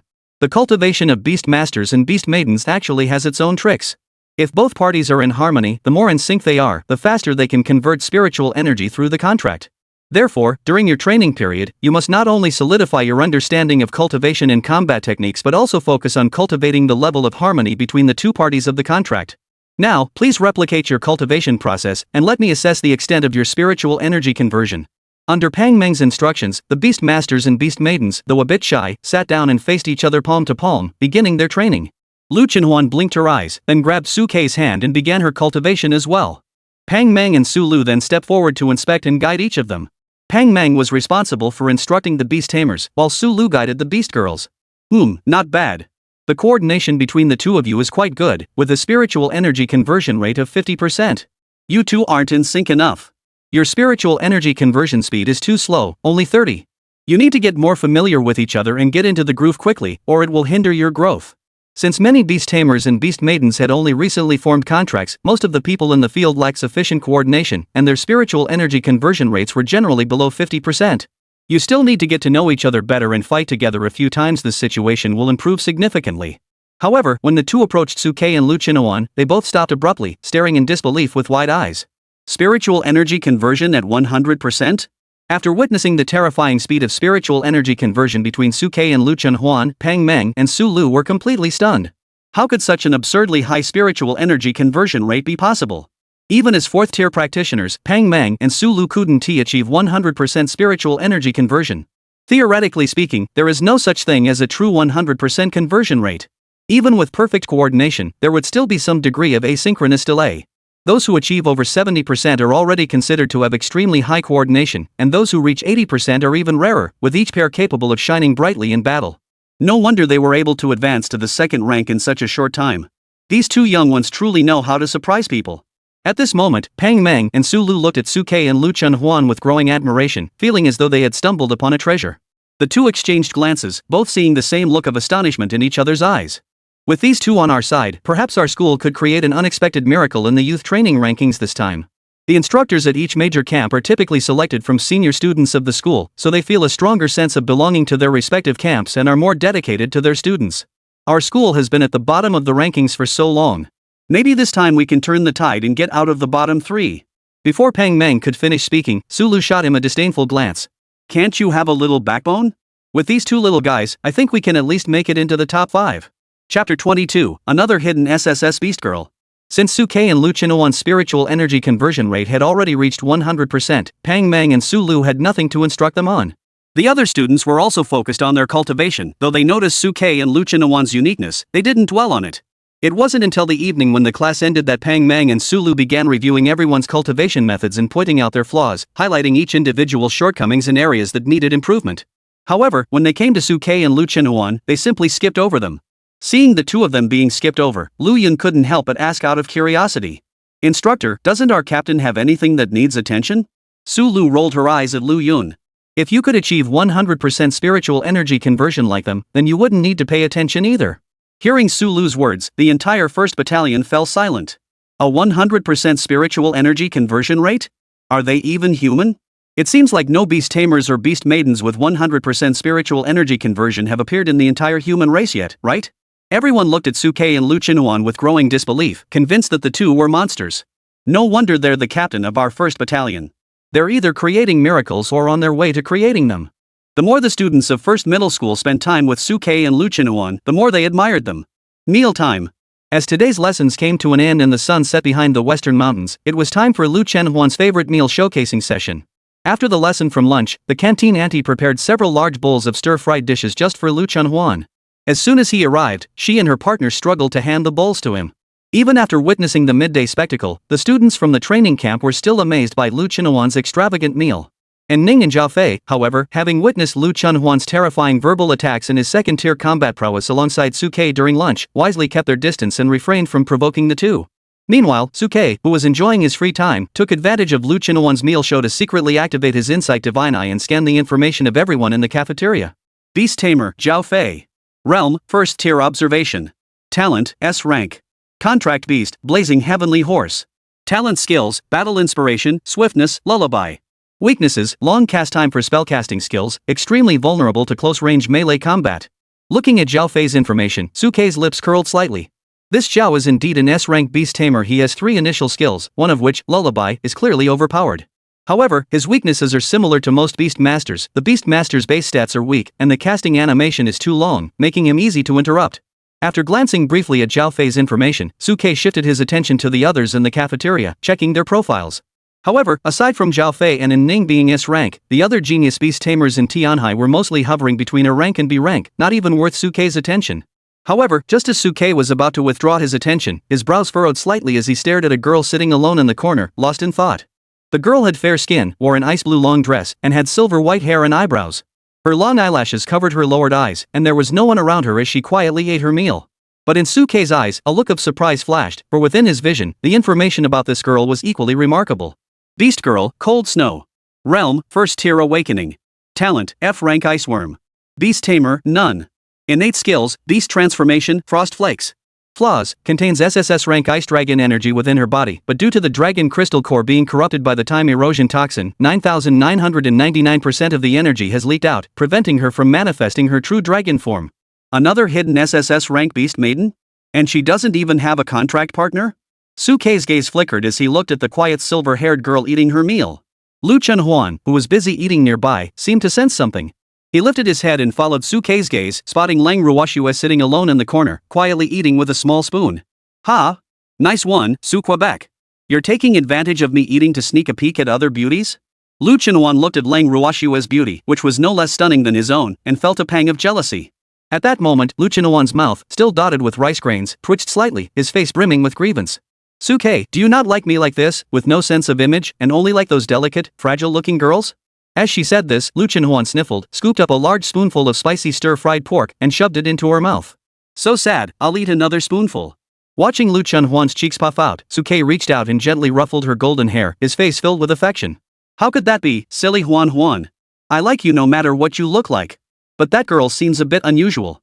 She is the same as you, a hidden SSS rank with a massive flaw hidden inside her. Ha? Listening to Suke's explanation, Lu Chenhuan puffed out her cheeks and stared wide-eyed. The same hidden SSS rank as me? After all the proof he had seen, Lu Chenhuan had begun to believe he was an SSS rank. Hearing Suke mention another SSS rank like himself, he was naturally shocked. Lu Chenhuan quickly opened his mouth wide, slurping noisily as he finished the food in front of him, then took out a tissue to wipe his mouth. He grinned at Suke, revealing his pearly white teeth. Suge, wait for me. I'll go find out more about this girl. Lu Chenhuan walked toward Lang Ruoshue with his hands in his pockets, but instead of approaching her directly, he sat down beside a pair of beast tamers and a beast maiden not far from her and began chatting with them. Perhaps due to the midday commotion, the beast master and beast maiden seemed to hold Lu Chenhuan in high regard, chatting with him enthusiastically. Soon, Lu Chenhuan returned with his hands in his pockets, smirking as he nodded toward Suke. Done. That girl is named Lang Ruoshue, the school beauty of 3rd middle school. However, according to her classmates, she is a connected individual, the daughter of Ling Qianxiu, the richest man in Tianhai City. Her admission to the youth training program was also arranged through her father's connections. Ha? Pushed in through connections? Upon hearing this, Suke furrowed his brows slightly. That's right. Lu Chenhuan, standing in front of Suke, nodded. It's said that Lang Ruoshue, like me, awakened the lowest tier F rank iceworm ability. Because she awakened an F rank ability, aside from a few E rank beast masters lusting after her beauty, few beast masters were willing to form a contract with her. Cold Qianxiu was unwilling to see his daughter's future end here, so he spent a fortune to secure her a spot in the youth training program. He not only hoped she would grow during training but also that someone might take notice of his daughter. However, the training camp was brimming with geniuses, and virtually every beast master already had a contracted beast companion. It was highly unlikely that anyone would be willing to break their own contract for an F rank beast companion. Lu Chenhuan sighed softly as he spoke to this point. Therefore, in this training camp where pairs were formed, Lang Ruoshue felt even more alone. She also faced more disapproving glances. Chapter 23, Let me take a look. As Lu Chenhuan explained, Suke's brows furrowed slightly. He hadn't expected that there was such a background to this girl named Lang Ruoshue. Lu Chenhuan, standing beside him, also felt a bit moved. Sometimes being burdened with too high expectations from one's family isn't necessarily a good thing. As someone of the same rank, Lu Chenhuan understood Cold Ushua's situation better than anyone else. The prejudice from society was enough to shatter a person's pride completely. However, as he thought about it, Lu Chenhuan suddenly furrowed his brows and looked at Suke with a suspicious expression. Suge, I remember you said that there's no limit to the number of contract beast girls you can have. Did you see that this girl doesn't have a contract partner and developed feelings for her? Seeing Lu Chenhuan's suspicious expression, Suke spread his hands innocently. I admit, I did consider it. Of course, it's not that I like her. I just want to give every F-rank school flower who's been mocked a home. Put. What a scoundrel. Hearing Suke's shameless confession, Lu Chenhuan couldn't help but roll her eyes. I knew you weren't up to any good. Seeing Lu Chenhuan's adorable expression, Suke couldn't help but reach out and ruffle her hair affectionately. I'm just kidding. I only used my talent to see through her flaws out of curiosity. If our Huan Huan doesn't like it, I won't force you to accept any other beast girls. However, as she stared at Suke, who was looking at her seriously, Lu Chenhuan suddenly fell into silence. After a long time, she took a deep breath and looked at Suke just as seriously. Suge, if you really like that cold snow, you can also form a contract with her. Although you call me SSS rank, I know in my heart that you had many better options back then instead of choosing me, a lowly F rank to patch things up. Right now, I'm actually holding you back. If forming another contract with a beast girl could help you, I'd be willing to do it. Looking at Lu Chenhuan, whose tearful eyes were fixed on him with a serious expression, Suke's lips curled into a faint smile. Huan Huan, you don't have to feel so wronged. In my heart, you've never held me back. In fact, my recent breakthrough in cultivation was because of you. You don't need to go to such lengths. Although he could form more contracts, Suke had always been a man who valued emotions. Without Lu Chenhuan being ready, he would never casually form a contract with a third party. Hearing Suke's concern for her, Lu Chenhuan's eyes filled with emotion, and a hint of mist appeared in her pupils. She immediately embraced Suke, burying her head in his chest, and spoke softly. Suge, you're so kind. Suke instinctively wrapped one arm around Lu Chinhuan's slender waist and gently stroked her golden hair, feeling a bit embarrassed.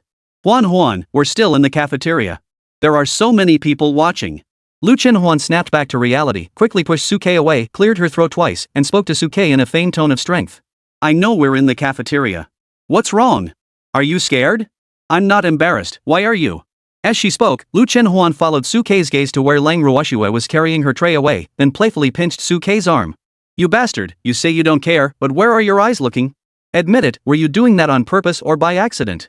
Suke looked completely unapologetic. On purpose or by accident? You're not wearing a skirt for me to see, so why can't I look at others? Lu Chinhuan rolled her eyes at that. What a loser. A skirt can confuse you that much? Come on, let's go back to the camp. I'll show you something different. As she spoke, Lu Chenhuan wrapped her arm around Suke's waist and pulled him toward the exit. Seeing this intimate scene, and Ning, who had been secretly watching Suke from afar, clenched her teeth so hard she almost broke her chopsticks. Damn it! All of this was supposed to be mine. It's all Lu Chenhuan's fault. That green tea ruined my chance with Suke. Zhao Fei, standing nearby, noticed Ning's gloomy expression and cautiously addressed her. Ning, why are you upset again? Is it because Suke and Lu Chenhuan, those two good-for-nothings, are getting in your way again? However, before Zhao Fei could finish speaking, Ning cut him off sharply. Shut up! You coward! You actually backed down in front of that F-rank waste, Lu Chenhuan? I'm so disappointed in you. Next time there's a conflict, I don't want anything like this to happen again. Zhao Fei, who had been scolded, quickly cleared his throat and nodded frantically. Today, I only refrained from acting because of the instructor's face. Don't worry, Ning. If they act so ungrateful again next time, I'll break their heads. That night, lying beside Suke, Lu Chenhuan couldn't help but blush as she heard the sounds of cultivation coming from the nearby tents. Suge, these people are really shameless. They've only just arrived at the training camp and already can't control themselves. Suke reached out to embrace Lu Chenhuan in his arms, gently stroking her hair, his expression calm. It's normal. Many beast tamers and beast maidens have just formed contracts, and they're at the age where they're just beginning to feel romantic. If they were to give in to temptation, it would be extremely difficult to control their actions. Besides, they're just practicing, right? By connecting their minds, they can enhance their mutual understanding and improve their spiritual energy conversion rate, isn't that the point? Do you think everyone is like us, with a 100% spiritual energy conversion rate? Suke said this with a mischievous smile, glancing at Lu Chenhuan. Huan, did you hear all that commotion and feel a bit restless and eager inside? Seeing the mischievous smile on Suke's face, Lu Chenhuan's face grew even redder, like a blush spreading across her cheeks. In the dim light, she looked even more tempting. Seeing Lu Chenhuan's blushing cheeks, Suke wickedly leaned his lips close to her ear and blew a gentle breath on her. Little girl, didn't you say you'd show me something different today? Why don't I take a look now?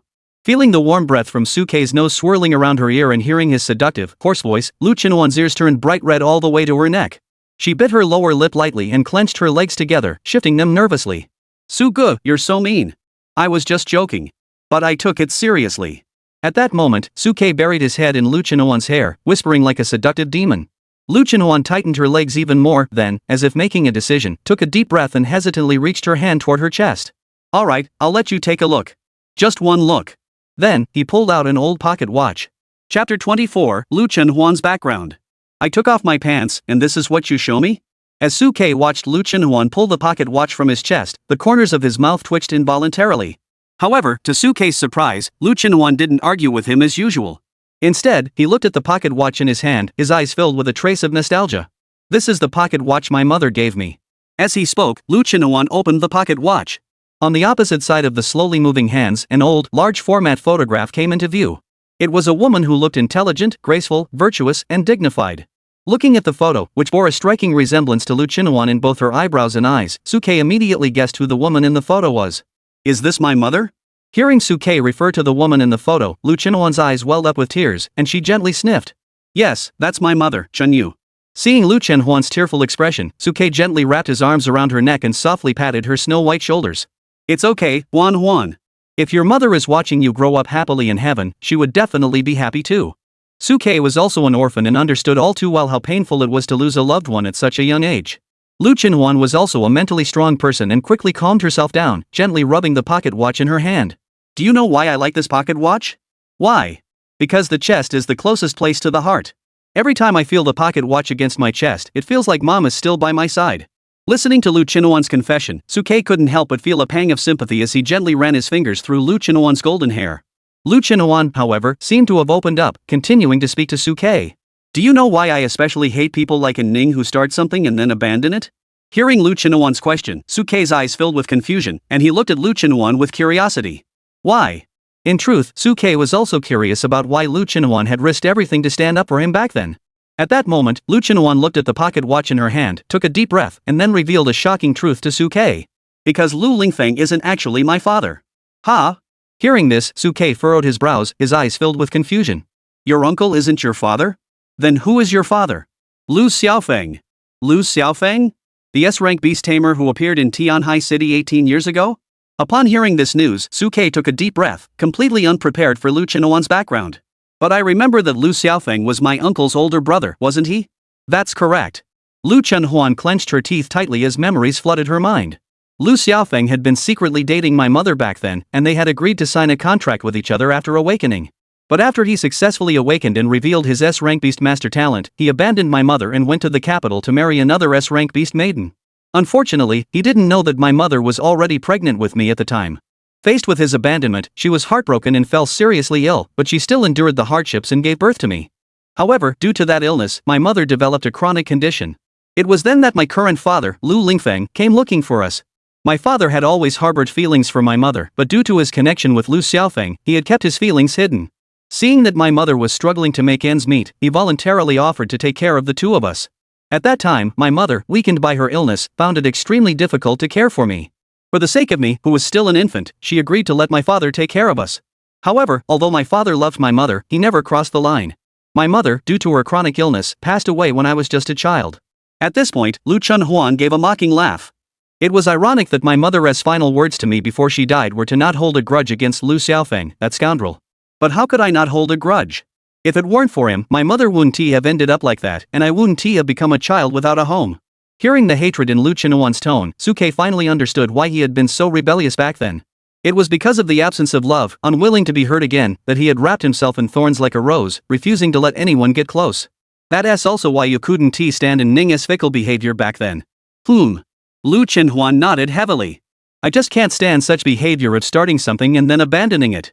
I know that Lu Xiaofeng's decision back then might have been for the sake of the human race's future, but if he had insisted on bringing my mother along at the time, even without forming a contract with him, just staying by his side, my mother would have understood, and at least she would have been happier than she is now.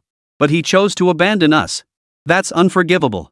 Seeing Lu Chenhuan's adorable expression, clenching her teeth in anger, Suke gently rubbed her head. So, you're afraid I'll abandon you too, aren't you? Lu Chenhuan sniffled softly, unable to hide her emotions. I'm afraid. So, promise me that no matter what happens, you won't abandon me, okay? By this point, Lu Chenhuan had puckered her lips and her eyes were brimming with tears. I can be very generous. Even if you make a contract with someone else, I won't mind.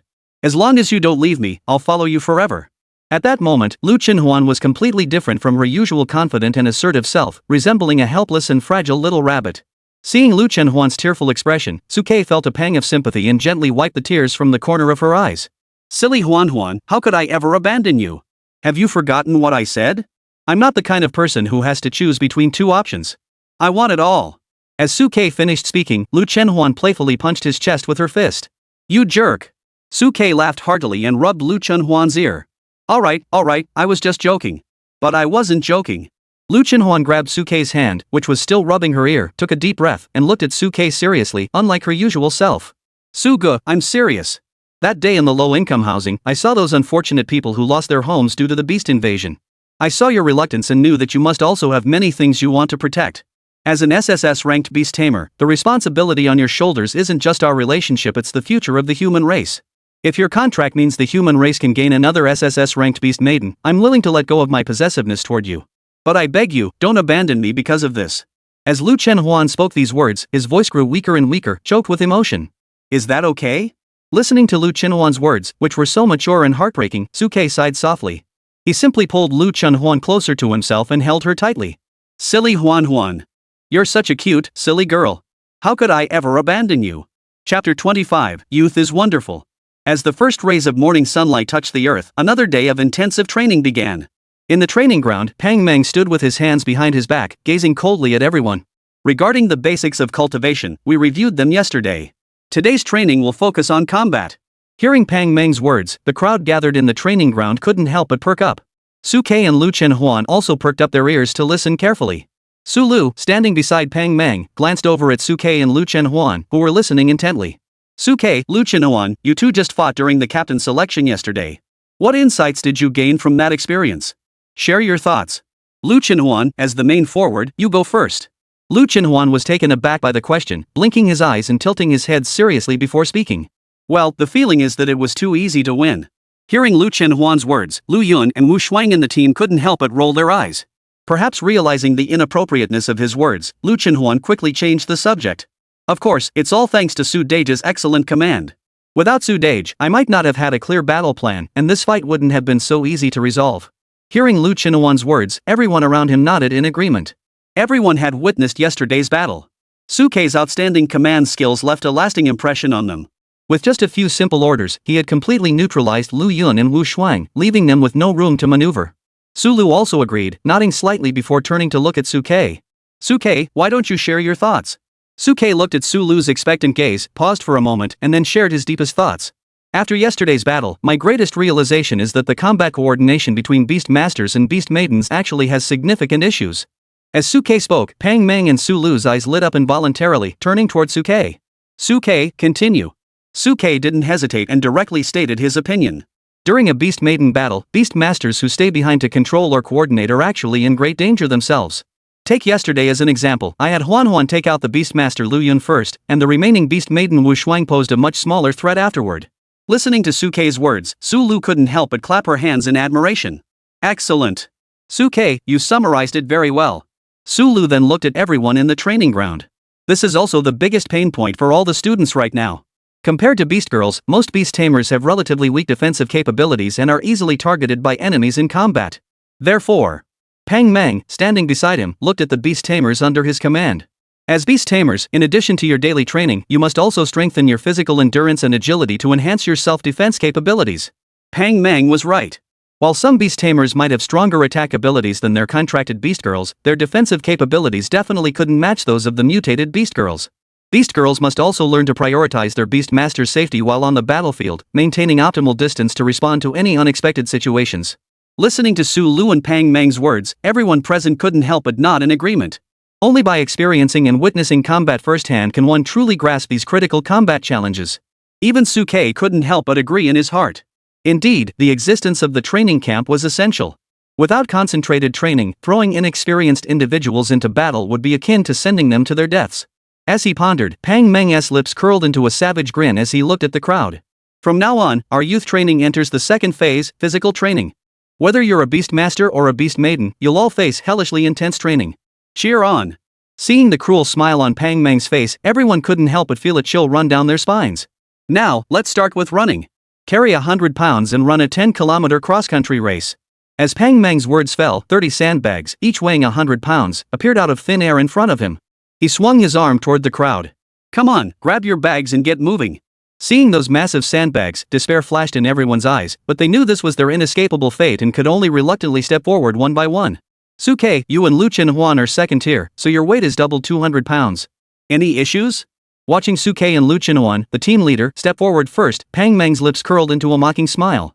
No problem. Suke immediately hoisted the sandbag onto his shoulders and ran alongside Lu Chenhuan, leading the way. Back in school, Suke had always been the top performer in physical fitness tests, and now that he had broken through to the second tier, a 200-pound sandbag was no challenge for him. Those behind them watched the scene, their eyes filled with pity. They clenched their teeth, picked up the sandbags, and followed the two. At first, the formation of the group managed to keep pace, but as time passed, many Beast Tamers and Beast Girls began to struggle with their stamina and started to fall behind. However, Suke and Lu Chenhuan, the team leaders, though breathing heavily, showed no signs of weakness.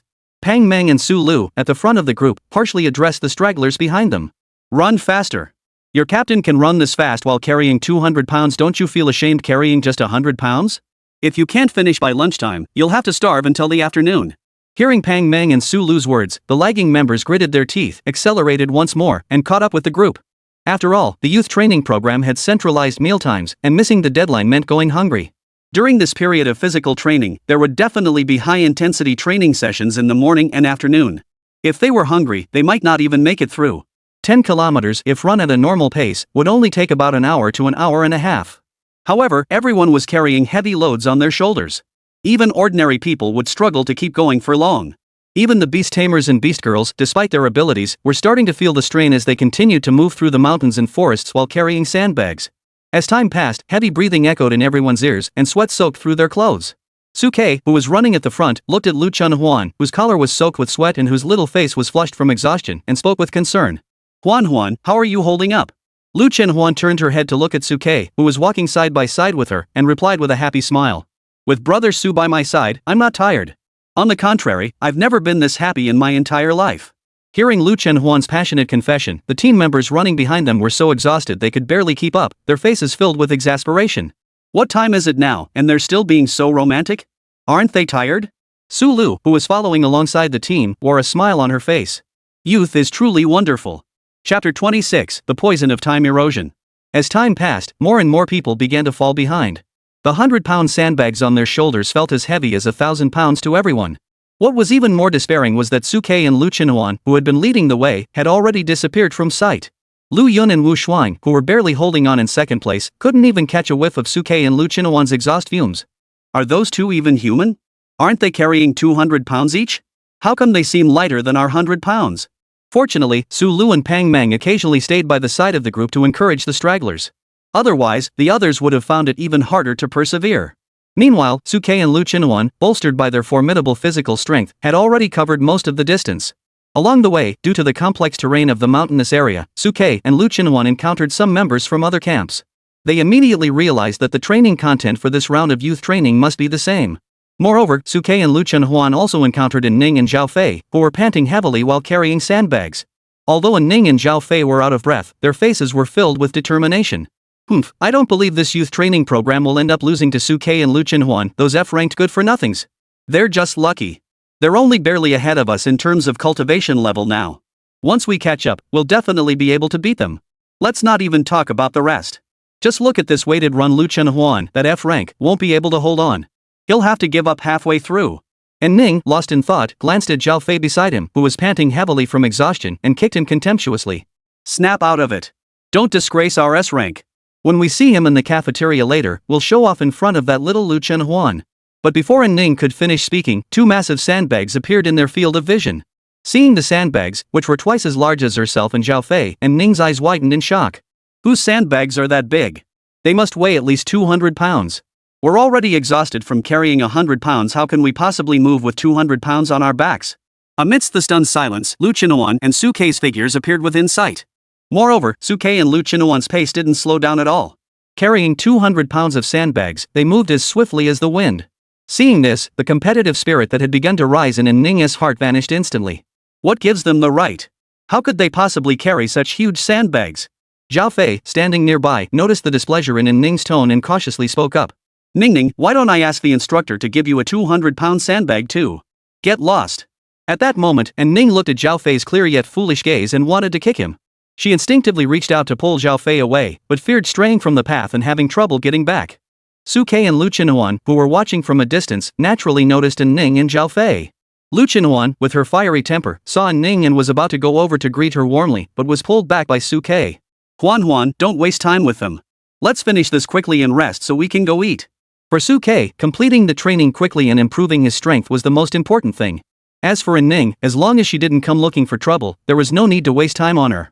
Lu Chunhuan heard this, pursed her lips, and nodded at Suke while still carrying the sandbag.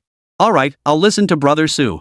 However, Lu Chunhuan, who was naturally stubborn, intentionally jumped up while carrying the sandbag and kissed Suke on the cheek in front of Ning as they were about to part ways at the intersection. Suke felt the warmth on his cheek and, freeing one hand, gently rubbed Lu Chunhuan's cheek with a loving expression. You little rascal. Seeing Lu Chunhuan's provocative gesture, Ning felt like her lungs were about to explode. She glanced at Zhao Fei, who was struggling to walk while carrying the sandbags, and kicked him impatiently. Look at that brat Lu Chunhuan. She can even jump up and kiss someone while carrying a sandbag. She's showing off her physical strength and her feelings for Suke to me. Zhao Fei, who had been kicked for no reason, looked utterly wronged. Lu Chunhuan is kissing Suke. Why are you kicking me? Do you also want to carry a sandbag and jump up to kiss me? Go ahead, I'm not opposed to it. Hearing Zhao Fei's pitiful tone, and Ning's anger boiled over. You don't understand the slightest bit of romance. Get out. After missing Ning and Zhao Fei, Suke and Lu Chunhuan encountered fewer and fewer people.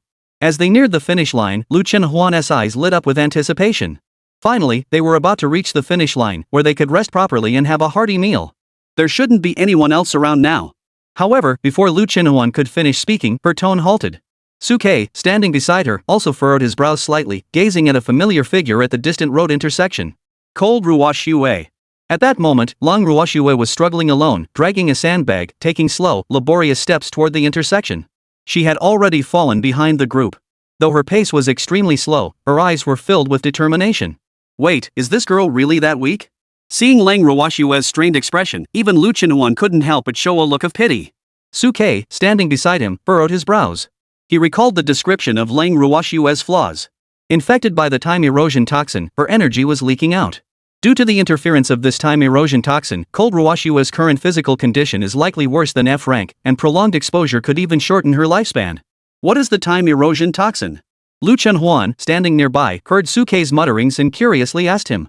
Suke didn't hide anything and directly told Lu Chenhuan everything he had seen through his insight divine eye about Lang Ruoshue's flaws. As Suke explained, Lu Chenhuan looked at Lang Ruoshue with even more sympathy. This girl has such a poor constitution, yet she's being forced to participate in this brutal training program. It's truly heartbreaking. At this point, Lu Chenhuan bit her lip, as if making a decision, then turned her head and blinked at Suke. Suge, why don't we help her? Take her in and help her remove that poison? Seeing Lu Chenhuan staring at him intently, Suke rubbed his forehead. Let's talk about it later. Although Lang Ruoshue's potential was highly appealing to him, and Lu Chenhuan had made it clear she was willing to accept him contracting with other beast girls, Suke still felt he didn't know enough about Lang Ruoshue's character and needed more time to observe her. If she were someone like An Ning, who was opportunistic and climbed over others for power, no matter how tempting her potential was, Suke would never contract with her. Meanwhile, Lang Ruoshue seemed to have noticed Suke and Lu Chenhuan's gaze, but she remained stubborn and uncommunicative, struggling to drag the sandbag forward step by step. She resembled a lonely blue dragon. Chapter 27, since we're already here, let's finish dinner before leaving. As the others in the first company panted and carried the sandbags to the finish line one by one, Suke and Lu Chenhuan were lying on the sandbags, holding hands, and basking in the sun. Captain, when did you two arrive? Seeing Suke and Lu Chenhuan looking so relaxed, Lu Yun and Wu Shuang swallowed hard. We only arrived half an hour earlier than you. Hearing Suke's casual tone, Lu Yun's lips twitched involuntarily.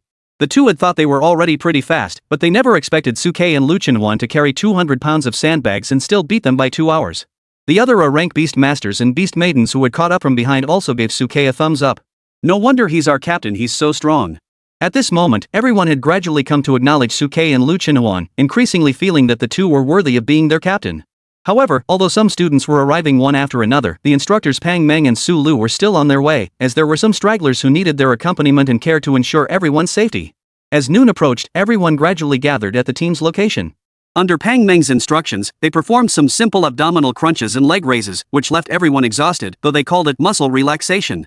Fortunately, when it was time for lunch, Pang Meng didn't keep everyone there to suffer anymore but led them toward the dining hall. Perhaps due to the intense physical training, the students from all the camps rushing to the canteen were all starving, their eyes filled with longing for food. However, Lu Chenhuan, who is usually a glutton, was unusually preoccupied and lacked his usual hunger for food. Seeing Lu Chenhuan's pensive expression, Suke's brows furrowed slightly. What are you thinking about? You silly girl? Hearing Suke's question, Lu Chenhuan didn't hide her thoughts. I'm thinking about that girl named Long Ruoshue we met this morning. She was struggling so much, will she make it in time for dinner? Hearing Lu Chenhuan's concerns, Suke furrowed his brows. It's a bit risky.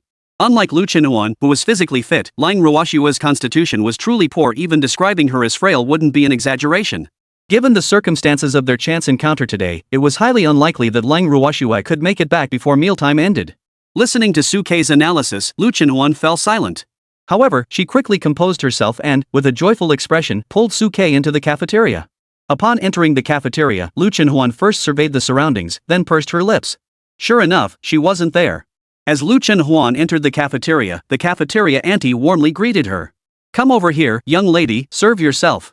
Due to Lu Chenhuan's special status, the cafeteria had granted her special privileges, allowing her to skip the line and simply take a bowl and leave. Lu Chenhuan didn't hesitate, picked up the bowl, and left. However, before leaving, he didn't forget to address the cafeteria auntie. Auntie, you should be familiar with our youth training process, right? Aren't you worried that I might not pass the physical training and end up missing out?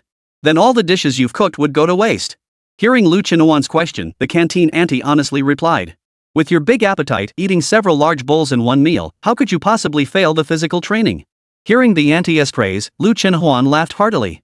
Thank you for the compliment. Auntie, do you have any disposable lunchboxes and chopsticks? Give me a set. The canteen auntie paused for a moment, nodded at Lu Chinhuan, and took out a set of disposable lunchboxes and chopsticks from under the counter. Do you need to pack it up, Niz? Here you go. You don't mind, do you? Thanks a lot. Lu Chinhuan took the disposable lunchbox and chopsticks, thanked the canteen auntie, and carried her meal tray to her seat. Suke looked at the disposable utensils in Lu Chinhuan's hand and quickly understood her intentions. Are you planning to save some for Lang Ruoxue? According to the rules of the youth training program, the instructors in their camp would never leave food for her. As for the other students in the same camp, Lang Ruoxue seemed to get along with no one, so they probably wouldn't risk offending the instructors by leaving food for her either. Lu Chinhuan nodded slightly. As someone from the first camp bringing food to the third camp, that shouldn't be against the rules, right? Besides, even if their instructor is unhappy, they can't interfere with me. Listening to Lu Chinhuan's stubborn yet kind words, Suke reached out and gently scratched her nose. You little smart aleck.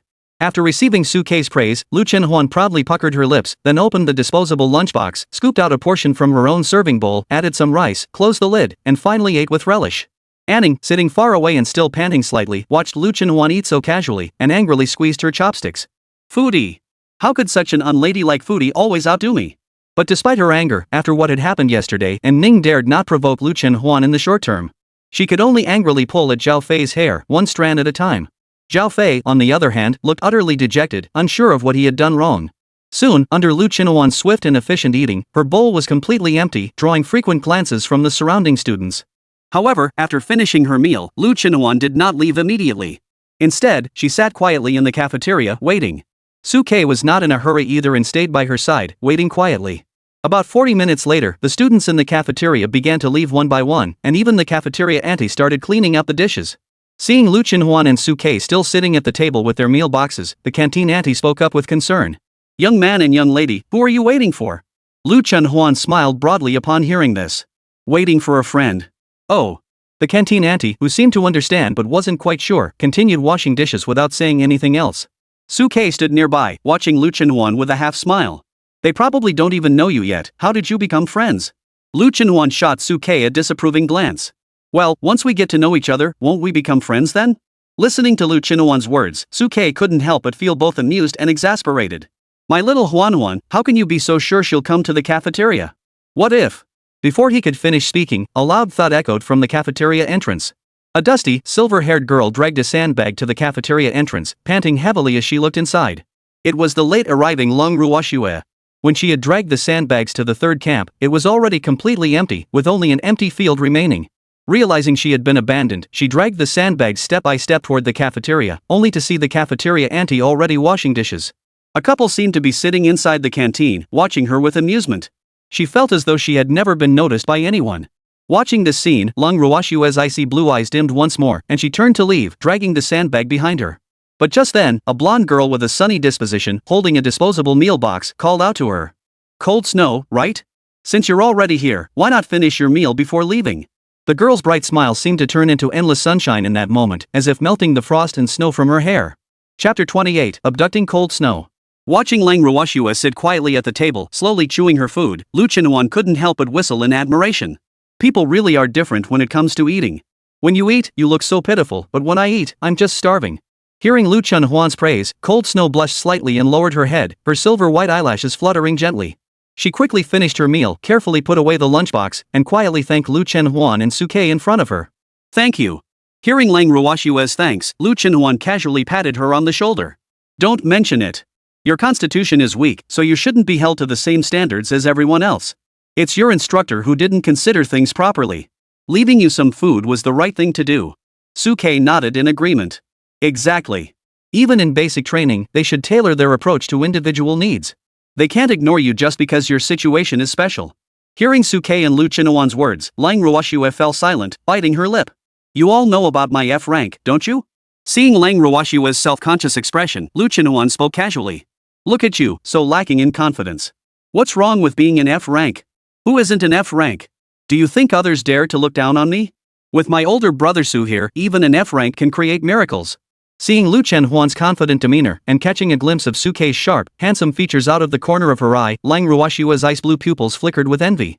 I envy you so much for having such a master who doesn't look down on you. The news of F-Rank Lu Chunhuan and SSS-Rank Suke signing a contract had already caused a stir throughout Tianhai. Yesterday, on their first day at the camp, they publicly humiliated S-Rank and Ning in Zhaofei.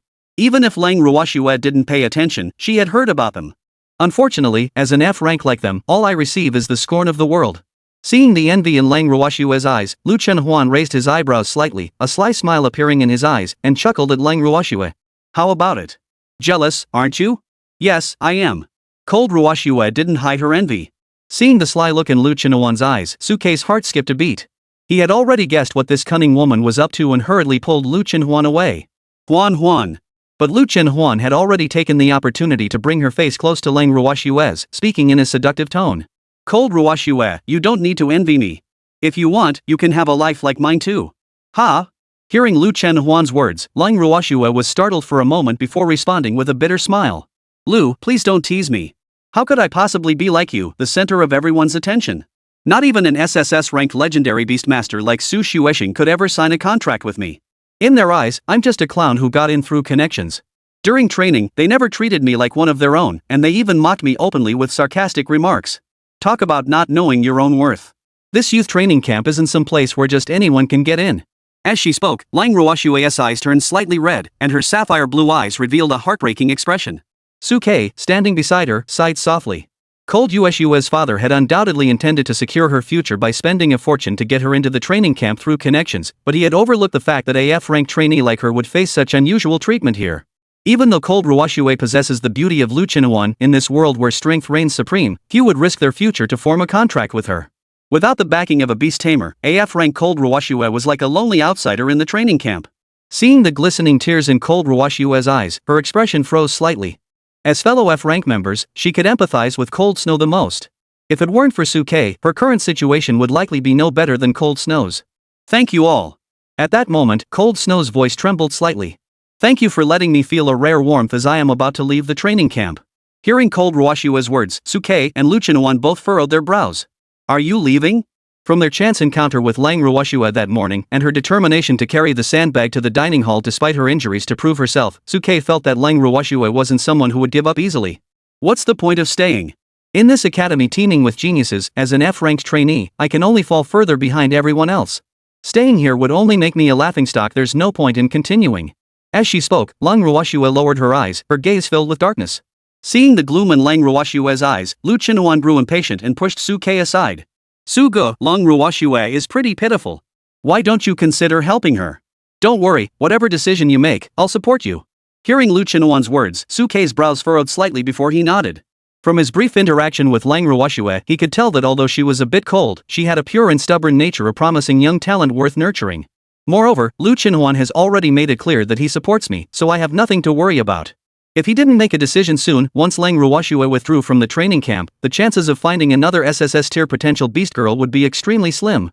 Meanwhile, Lang Ruoxue, who was listening to Lu Chunhuan and Suke's conversation, couldn't help but glance at them with a look of confusion. Help me? Whom? Suke, who had made his decision, looked at Lang Ruoxue with a serious expression, his voice tinged with a hint of seduction. If I told you there's an opportunity right in front of you to change your fate, help you defy the heavens and rewrite your destiny, enhance your potential, and become a powerful being like Huan, would you take it? Hearing the temptation in Suke's voice, Lang Ruoxue's eyes clearly showed a moment of hesitation, but she shook her head immediately. Impossible. I'm just a weak F-rank. How could I possibly have the chance to defy fate? Why not? Suke's tone was filled with confidence. Because you're not an ordinary F-rank. You were originally an SSS rank who surpassed all others, but due to a hidden flaw in your body, your potential couldn't manifest, causing you to be mocked by everyone. SSS rank? Hearing Suke's words, Lang Ruoxue's eyes grew even more filled with self-doubt. How could I possibly be SSS rank? How is that impossible? Suke gently tapped the table beside him, staring intently at Lang Ruoxue. I'm asking you, do you often feel your limbs growing cold, your body unusually weak, and even frequently fall ill with fevers? How do you know? After listening to Suke's analysis, Lang Ruoxue's sapphire blue eyes suddenly widened in disbelief as she looked at Suke. Seeing the confusion in Lang Ruoxue's eyes, Suke looked confident. Because it is the defects within your body that are causing energy to leak out, which has already begun to affect your physical form. And I happen to be able to help you resolve these issues. Chapter 29, the contract is sealed, everyone is shocked. Seeing Suke's confident expression, Lang Ruoxue's heart wavered. In this world where strength reigns supreme, no one would refuse the chance to possess such power. Moreover, the symptoms Suke described matched hers almost perfectly. Just then, Suke dropped another bombshell. If I'm not mistaken, your father must have sought a doctor for you. According to the doctor, your innate essence is insufficient, and you might not even live past 30. Hearing Suke's words, Lang Ruoshua was completely stunned. How do you know all this? She never expected Suke to know such a private matter. Lu Chenhuan, standing beside her, noticed the shock in Lang Ruoshua's eyes and let out a sly smile. Of course. Don't you know who my older brother Su is? He's an SSS-ranked beast tamer, the first of his kind in human history. He can discern any flaw in your body. Since Suke hadn't yet signed a contract with Lang Ruoshua, Lu Chenhuan only referred to him as an SSS-ranked beast tamer. But that was enough to convince Lang Ruoshua. Suke nodded slightly, glancing at Lang Ruoshua, whose resolve was beginning to waver. So, I can help you. Help me? How? At this point, Lang Ruoshua had almost completely believed Suke and Lu Chenhuan. Meanwhile, Lu Chenhuan, seeing that the timing was right, glanced at her with a cunning expression and gave her a sly smile. If you enter into a contract with Su Gu, he can use his innate abilities to generate a repair plan and help you resolve the defects within your body. Hearing Lu Chenhuan's words, Lang Ruoshua couldn't help but widen her small mouth, her sapphire blue pupils trembling slightly. A contract? But I heard that a beast tamer can only have one contracted beast maiden, and if the contract is broken, there will be severe backlash, right? Lu and Su, are you really willing to take such a huge risk for a stranger like me? Of course not. Lu Chenhuan shot cold Ruoshua a disapproving glance, then scanned the cafeteria. Seeing that the cafeteria auntie was still washing dishes in the kitchen and no one was around, he lowered his voice and spoke to cold Ruoshua. Because my older brother Su can form an unlimited contract. As long as you're willing, he can form a contract with you at any time, and there won't be any restrictions or backlash. An unlimited contract? Listening to Lu Chenhuan's explanation, Lang Ruoshua's mouth opened wide again, looking at Suke in disbelief. Is that really true? A one-on-one binding contract between a beast tamer and a beast maiden is already a universally recognized restriction among the entire human race, but Lang Ruoshua never imagined that Suke could break through this restriction. Of course. At that moment, Suke looked at Lang Ruoshua with confidence. There's no need for me and Huan to lie to you about something like this. If you don't believe me, try forming a contract with me and you'll see the truth. The formation of a contract is witnessed by the heavens, leaving no room for deception. Lu Chenhuan, standing nearby, seized the opportunity to persuade her further. Cold Ruoshua, such a great opportunity is right in front of you, don't let it slip away. Do you really want to leave the training camp as a failure? Are you willing to let those who mock you behind your back say that they were right all along, that you're nothing but a failure? Are you really willing to spend your entire life in obscurity? Now, this chance to change your fate is right in front of you. Grab hold of Su Dage, and from now on, your fate will be in your own hands, not in the hands of heaven. From now on, no one will dare to look down on you again. From now on, you will have the chance to join me and Su Dage in writing a legendary chapter in the history of the human race. Looking at Suke's confident expression and listening to Lu Chenhuan's persuasive words, Lang Ruoshua clenched her fists tightly. This is so thrilling. She clenched her teeth, and a faint ice blue array appeared on her forehead, emitting a faint glow that flickered throughout the dining hall. Come on. At that moment, Lang Ruoshua's eyes gleamed with an unprecedented resolve. Seeing Lang Ruoshua directly activate the contract array, Suke couldn't help but freeze for a moment. Ha? You agreed? You're not going to think it over anymore? Suke never expected that Lang Ruoshua wouldn't even take the time to think it over, but instead immediately activated the array to form a contract with him. Lu Chenhuan, standing beside him, kicked Suke in the leg. Sugu, the girl is offering herself willingly. What are you waiting for? It's not marriage, it's a contract. Suke, having come to his senses, didn't hesitate either. He looked at Lang Ruoshua in front of him with a serious expression. Alright, since you don't mind, Cold, I don't need to be shy either. As he spoke, Suke extended his right hand, bit his finger until it bled, and pressed it against the azure blue magical array above Lang Ruoshua's forehead. Using blood as the catalyst and souls as the oath, we vow to be together for all eternity. Feeling the energy flowing from her forehead, Lang Ruoshua's body trembled slightly before she shouted in unison with Suke. If you do not abandon me, I will accept this contract today. Even if we face mountains of swords and seas of fire, even if reincarnation collapses and cause and effect are reversed, we will never abandon each other. The sun and moon are our witnesses, the heavens and earth bear witness this heart shall never change. As their words fell simultaneously, the contract array before them burst into brilliant light, soaring into the heavens and illuminating the world. Heaven and earth bear witness, the sun and moon sing in unison. Boom! Terrifying energy fluctuations shook the dining hall, sending a deafening rumble that startled everyone in the entire training camp. What the hell is that noise? The canteen auntie, who was washing dishes in the inner kitchen, felt the vibrations from outside and hurried out with the plates in her hands. Upon seeing Suke and Lang Ruoshua forming the contract, her eyes widened in disbelief. What? Forming a contract? How could forming a contract cause such a commotion? Wait, isn't that the guy who's forming a contract with the Beast Girl? Not only the canteen auntie, but everyone in the entire training camp was drawn to the dazzling pillar of light shooting into the sky, all turning their heads to look. That aura, that commotion, it seemed like someone was forming a contract. Which direction? Is it the direction of the cafeteria? Who could have formed a contract during the youth training period? At that moment, the instructors and students of the 3rd Battalion all recalled a person. Cold Ruoshue? Could it be that Cold Snow, that good-for-nothing, formed a contract with someone? But the spots in the training camp were already decided, and all the beast tamers and beast girls already have contracts. Who did she make a contract with? Could someone really have taken notice of an F-rank waist? Unable to contain their curiosity, everyone hurriedly stood up and rushed toward the dining hall. It wasn't just the 3rd camp at that moment, many students from the youth training camp were rushing toward the cafeteria. And Ning, who was preparing for her midday rest, also dragged Zhao Fei along and followed the crowd. In a wooden hut in the youth training camp that had never been visited by students before, a middle-aged man with a beard also opened his eyes at that moment. Chapter 30, You're not even worthy to tie their shoes. In the canteen, as the glow on Lang Ruoshue's forehead faded, it signified that the contract between Suke and Lang Ruoshue had been fully established. At that moment, Lang Ruoshue, who had just successfully formed the contract, still couldn't believe what had happened. Success? It actually worked? Cold Snow never imagined that Suke could actually form a contract with her without first dissolving his contract with Lu Chenhuan. But just then, a loud shout of justice rang out from the side. You ungrateful brat! You can't just abandon someone because they eat more than you and then form a contract with a third party. As she spoke, the canteen auntie raised her tray and smacked it toward Suke. Seeing this, Lu Chenhuan quickly reached out and pulled Suke away, shielding him behind her. Seeing Lu Chenhuan shielding Suke, the canteen auntie felt her heart ache even more. Lu, what are you thinking? You're still protecting this ungrateful man? Seeing the cafeteria auntie's furious expression, Lu Chenhuan felt a warm surge in his heart, but he still spoke up for Suke. Auntie, it's not like that. You've misunderstood Brother Su. Misunderstanding? What misunderstanding? He's already made a contract with another girl. What am I misunderstanding? At that moment, a crowd of young trainees had gathered outside the cafeteria, peering curiously inside. Isn't that Suke and Lu Chenhuan, who've been causing such a stir in Tianhai lately? The girl in front of Suke seems to be Lang Ruoshue from the 3rd Battalion. I heard she's also an F rank who got into the youth training camp through connections. Why are they together? Seeing the lingering glow around Suke and Lang Ruoshue, the surrounding students couldn't help but speculate about the truth of the matter. Could it be that Suke abandoned Lu Chenhuan and formed a contract with Lang Ruoshue? At that moment, no one could have imagined that Suke could enter into an unlimited contract with a beast girl. They simply assumed he had abandoned Lu Chenhuan and turned to form a contract with Lang Ruoshue. It was said that breaking a contract required a huge sacrifice. Was it really worth it for an F-rank beast maiden? Listening to the commotion, and Ning couldn't help but brighten up. She grabbed Zhao Fei and pushed her way to the entrance. At that moment, and Ning burst into laughter.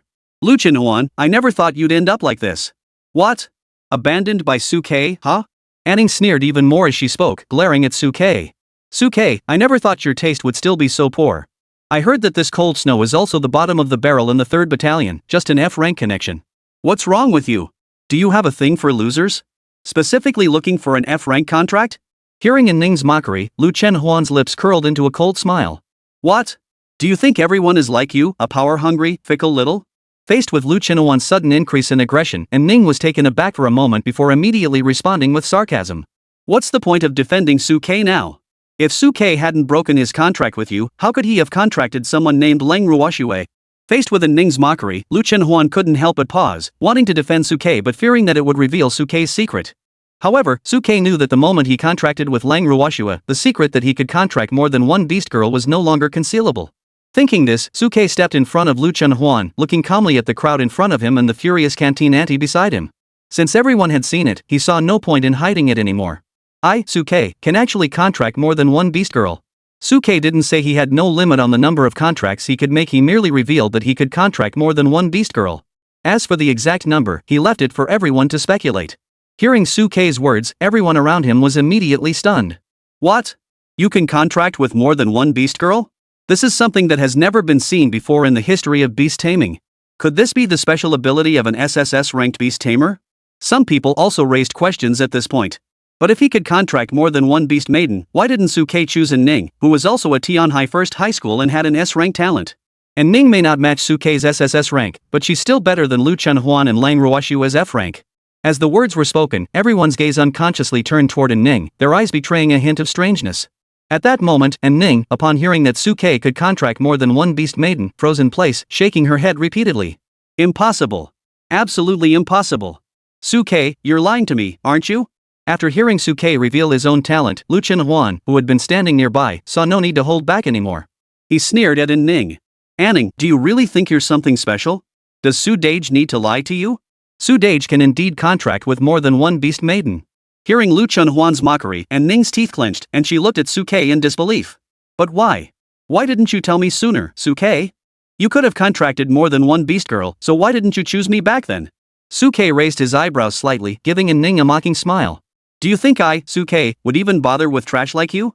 Hearing Suke's words, and Ning nearly shouted in fury. Am I really not even as good as these two F-rank trash? Watching Ning rage at him, Suke's lips curled into a cold smile. You're right. You really aren't as good as Huan and Lang Ruoxue. In terms of character or talent, you're not even worthy to tie their shoelaces. Hearing this, and Ning felt her body sway, her vision went dark, and she nearly lost her balance.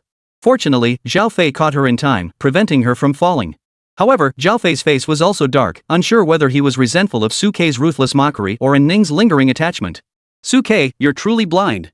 At that moment, and Ning forced herself to steady Zhao Fei, her eyes filled with hatred. You must have done this to get back at me, intentionally contracting two F-rank useless individuals to prove that even if they're F-rank, you can still outdo me, right? You just wait. I'll make you see that F-rank is trash. No matter how hard you try, they'll always be trash. Once I catch up in cultivation, I'll make you regret every decision you've ever made. Zhao Fei, let's go. And Ning shouted, seeing Zhao Fei standing there motionless, his anger growing even more. Zhao Fei, are you deaf or something? Help me get out of here. Zhao Fei snapped out of it and hurriedly helped Ning leave in a hurry. Just then, a middle-aged man in a military uniform pushed through the crowd and walked quickly toward Suke and Lang Ruoxue.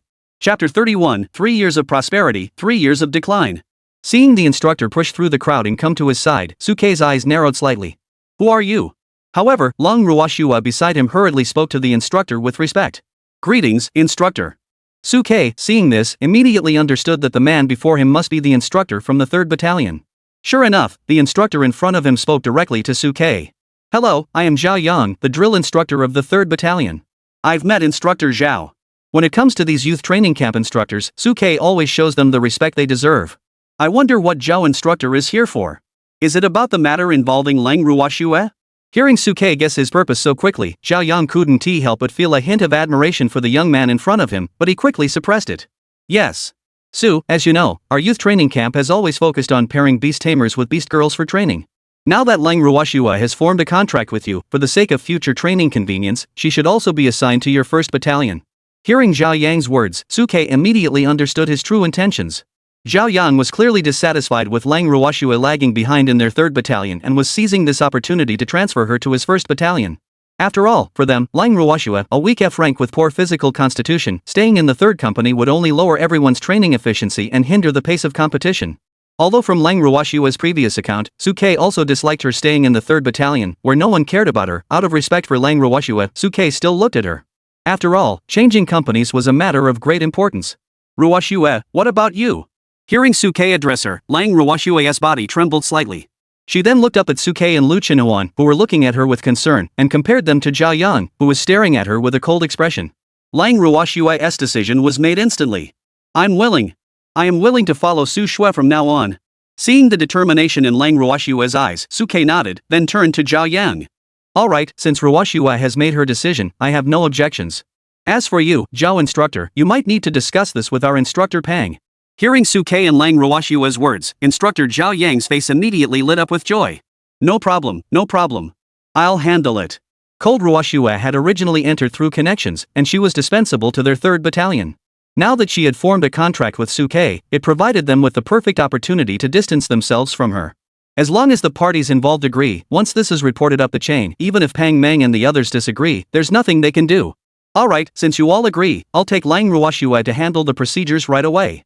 At that moment, Zhao Yang couldn't suppress the joy on his face, as if getting rid of Lang Ruoxue was the greatest blessing in the world. Meanwhile, Lang Ruoxue watched the scene unfold, feeling even more disappointed in the 3rd Battalion. Su, I'll go handle the paperwork first. Cold Ruoxue spoke to Suke before following Zhao Yang toward the administrative office of the youth training camp. Standing beside Suke, Lu Chenhuan watched Zhao Yang lead Lang Ruoxue away, then spat disdainfully onto the ground beside him. Trash instructor, unworthy of being a teacher. After hearing Cold Ruoshue recount her experiences, Lu Chenhuan already had a poor impression of the instructors at the 3rd Battalion. Now, seeing Zhao Yang so eager to take advantage of the situation to get rid of Cold Ruoshue, his anger boiled over. What's wrong with being F-class? Does being F-class mean you don't deserve a normal life? Su Dage, we must prove to them that even F-rank trash can create miracles beyond their wildest imagination. Looking at Lu Chenhuan's angry little face, Su Ke affectionately pinched her nose. Alright, let us listen to our little Huan Huan. At the youth training competition, we'll show them what we're made of. Su Ke knew better than anyone else that despite their F-rank appearances, Lu Chenhuan and Lang Ruoshue possessed terrifying true potential. Even if they couldn't fully recover, they were still far beyond the reach of the others in the youth training camp. Alright, let's go. Upon hearing Su Ke's response, Lu Chenhuan immediately pulled him up and left. The crowd gathered around the cafeteria remained stunned for a long time after Su Ke and Lu Chenhuan had left. Could Su Ke really contract more than one beast maiden? Was this the extraordinary talent of an SSS-ranked beast tamer? Oh my god, why don't I have such talent? It's a shame that Su Ke had the opportunity to contract 2 beast girls but wasted both on 2 F-rank useless ones. In my opinion, this guy is just a superficial fool, blinded by beauty and completely disregarding his own future. Sooner or later, he'll realize that F-rank is F-rank. Even with his SSS-rank beast tamer as assistants, they're still worthless mud that can't be propped up against a wall. Su Ke and Lu Chenhuan, who had already walked away, naturally didn't hear the others' discussions. But given Su Ke's understanding of human nature, he would undoubtedly have his share of doubts and mockery. But the path to becoming a strong individual is inherently filled with doubt and ridicule. Lu Chenhuan, clinging to Su Ke's arm, clenched her teeth and kicked the pebble in front of her, sending it flying. A bunch of lowly dogs who look down on others will make them know what it means when the tide turns. As Lu Chenhuan spoke these words, his tone faltered, as if he wasn't entirely satisfied with his own statement. 30 years is too long. 3 years. 3 years of prosperity, 3 years of decline. Don't underestimate the F-rank weaklings. Hearing Lu Chenhuan's words, Su Ke couldn't help but smile affectionately, ruffling her golden hair. Silly girl. Don't dwell on such things. We have training this afternoon. Go back to the camp for a nap first. All right. Lu Chenhuan obediently nodded in response, then linked her arm through Su Ke's and walked back to the camp tent. She then lay down with her clothes still on, using Su Ke's arm as a pillow to rest. Meanwhile, Su Ke held Lu Chenhuan in one arm, rested his head on his own hand, and stared at the ceiling of the tent, deep in thought. Now, with the newly contracted Lang Ruoshue, he had contracted 2 genius beast girls with SSS tier potential. Next, he needed to focus on training and find opportunities to quickly enhance their qualifications so that they could perform well in the grand competition and enter the imperial capital for the exams. Once the exams brought them to the capital, the resources available for cultivation would be far more abundant, making it easier to help Lang Ruoshue and Lu Chenhuan restore their SSS rank status, and his own strength would also improve more rapidly as a result. The midday break passed quickly, and it was soon time for afternoon training. Just as everyone was gathering for the intensive training session, the silver-haired, blue-eyed Lang Ruoshue was led into the group by Su Lu. Seeing Cold Ruoshue's breathtaking beauty, which rivaled Lu Chenhuan's, many students from the 1st Battalion who hadn't gone out to watch during lunch break looked on in confusion. Who is this? Why was she brought in by our instructor? I think I saw her in the cafeteria before. She's supposedly the school flower of 3rd Middle School, but I heard she wasn't very well liked over at 3rd Battalion. Some students who had been watching earlier were about to share the gossip, but Su Lu cut them off with a cold tone. Everyone, quiet down. This is Cold Ruoshue from the 3rd Company. She recently entered into a contract with Su, so she's been transferred from the 3rd Company to our 1st Company for training purposes. From now on, you are all classmates. Upon hearing this, the crowd erupted into chaos. Chapter 32, No wonder he's the future son-in-law of the Cold family. What? Did I hear that correctly? Our captain's contract partner? But didn't Su and Lu already form a contract? Why did he form another one? I heard it's also an F rank? Did Su and Lu break up? But they were just here together, and they didn't seem like they were breaking up. As the confused students gossiped, some who had rushed over to watch during lunch finally couldn't help but speak up. You guys don't know this, but our Su team leader, as an SSS-rank genius beast tamer, can contract with more than one beast maiden. The unusual commotion at the cafeteria today was caused by Su team leader and this Cold Ruoshue's contract ceremony. What? Su team leader can recontract? Why didn't I get that talent? What a pity. Su team has such exceptional talent, but his taste in contracts is a bit too unique. Then why didn't Su team leader agree to Ning's request and form a contract with her? Team leader Su said today that he doesn't settle for just anyone. Compared to potential, it seems like he values character more. Sigh. In an instant, the training ground was filled with murmurs, and everyone looked at Su Ke with a mix of confusion and admiration.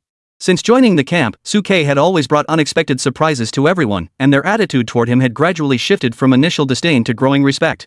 Su didn't linger, simply waving her hand at Lang Ruoxue. Alright, Ruoxue, return to your unit. Ruoxue, over here. As Su words fell, Lu Chenhuan excitedly waved at Lang Ruoxue. Upon hearing this, Lang Ruoxue turned her gaze toward the Beast Girl squad where Lu Chenhuan was standing, then stood up and joined the squad, following closely behind Lu Chenhuan. She then glanced at Suke, who was standing not far away, and blushed slightly, lowering her head. Thank you all. Lu Chenhuan, who was in front of Lang Ruoxue, turned around and patted her on the shoulder. What are you thanking me for? Since you've made a contract with Su Dage, we're family now. Don't worry. Since you've joined our 1st battalion, as the captain of this battalion, I'll never treat you like those heartless people in the 3rd battalion. From now on in the 1st battalion, Su Dage and I will look out for you. Facing Lu Chenhuan's enthusiasm, Lang Ruoxue gently gripped the hem of her robe and nodded. All right. Su saw that Lang Ruoxue had blended into the group, cleared her throat, and resumed announcing the new round of training with Pang Mang. The intensity of the afternoon training was not much different from the morning, but the scope was narrowed down to daily exercises such as weighted frog jumps, high knee lifts, and push-ups, continuing to build everyone's physical strength. Despite the morning's example, everyone fell silent upon seeing the heavy sandbags. However, everyone who had entered the youth training camp had their own pride. Under the lead of Suke and Lu Chenhuan, they picked up their respective sandbags and began training. Cold Snow couldn't help but narrow her pupils when she saw Suke and Lu Chenhuan's sandbags, which were twice as heavy as hers. Although they had seen them earlier that morning, the distance was too great to observe closely, and now they realized that Suke and Lu Chenhuan's sandbags were actually twice as heavy as theirs. Noticing Lang Ruoxue's confusion, Lu Chenhuan smiled and explained to her. That's because Su and I are at the 2nd stage, so we need to increase our training intensity a bit. Hearing Lu Chenhuan's explanation, Lang Ruoxue was even more shocked. She was a student from the 3rd battalion and didn't often interact with others, so she had no idea that Lu Chenhuan and Suke were already at the 2nd tier. Hearing their cultivation levels, she couldn't help but marvel inwardly. Lu Chenhuan, noticing her expression, grinned at Lang Ruoxue and said, Don't envy us, Ruoxue. Now that you're following Su Dage, you'll soon be able to raise your cultivation level to match mine. Your tough days are over starting today. Hearing Lu Chenhuan's words of encouragement, hope once again flickered in Lang Ruoxue's eyes, and she nodded firmly. I will work hard and never disgrace you. Suke, who was training nearby, watched the scene unfold and smiled. Lu Chenhuan getting along harmoniously with Lang Ruoxue was something he was very pleased to see, as it would make things much easier for him in the future. Now that Lang Ruoxue has also entered into a contract with me, I can tailor a repair plan based on her weaknesses. Let me see what conditions are needed to repair Cold Ruoxue's weaknesses. As he pondered, Suke activated his insightful divine eyes and looked at Lang Ruoxue once more. Beast Girl, Lang Ruoxue. Realm, 1st tier Awakened Spirit. Talent, F rank Iceworm. Beast Tamer, none. Innate skills, Beast Transformation, Frost Flakes. Flaws, contains SSS-Rank Ice Dragon energy within, but due to the Dragon Crystal Core being corrupted by the Time Erosion Toxin, 9,999% of the energy has leaked out, preventing the manifestation of the dragon form. Repair plan, seek out the ancient Cambrian Ice Core to suppress the corrosion, restore the energy, and store the dragon's breath. Looking at the repair plan in the information panel, Suke couldn't help but furrow his brows slightly. Cambrian Ice Core? If he remembered correctly, this seemed to be an extremely rare mineral crystal, formed from the ice crystal energy of the Cambrian period, the first geological era of the Paleozoic era, buried in the frigid northern seas. It could rapidly condense ice elements from the air, making it a highly sought-after energy crystal by ice attribute beast girls and beast tamers, with a price tag that was beyond reach on the market. Is the first repair plan already this powerful? Suke stared at Lang Ruoxue's repair plan, his brows furrowed as he pondered how to find the Cambrian ice core.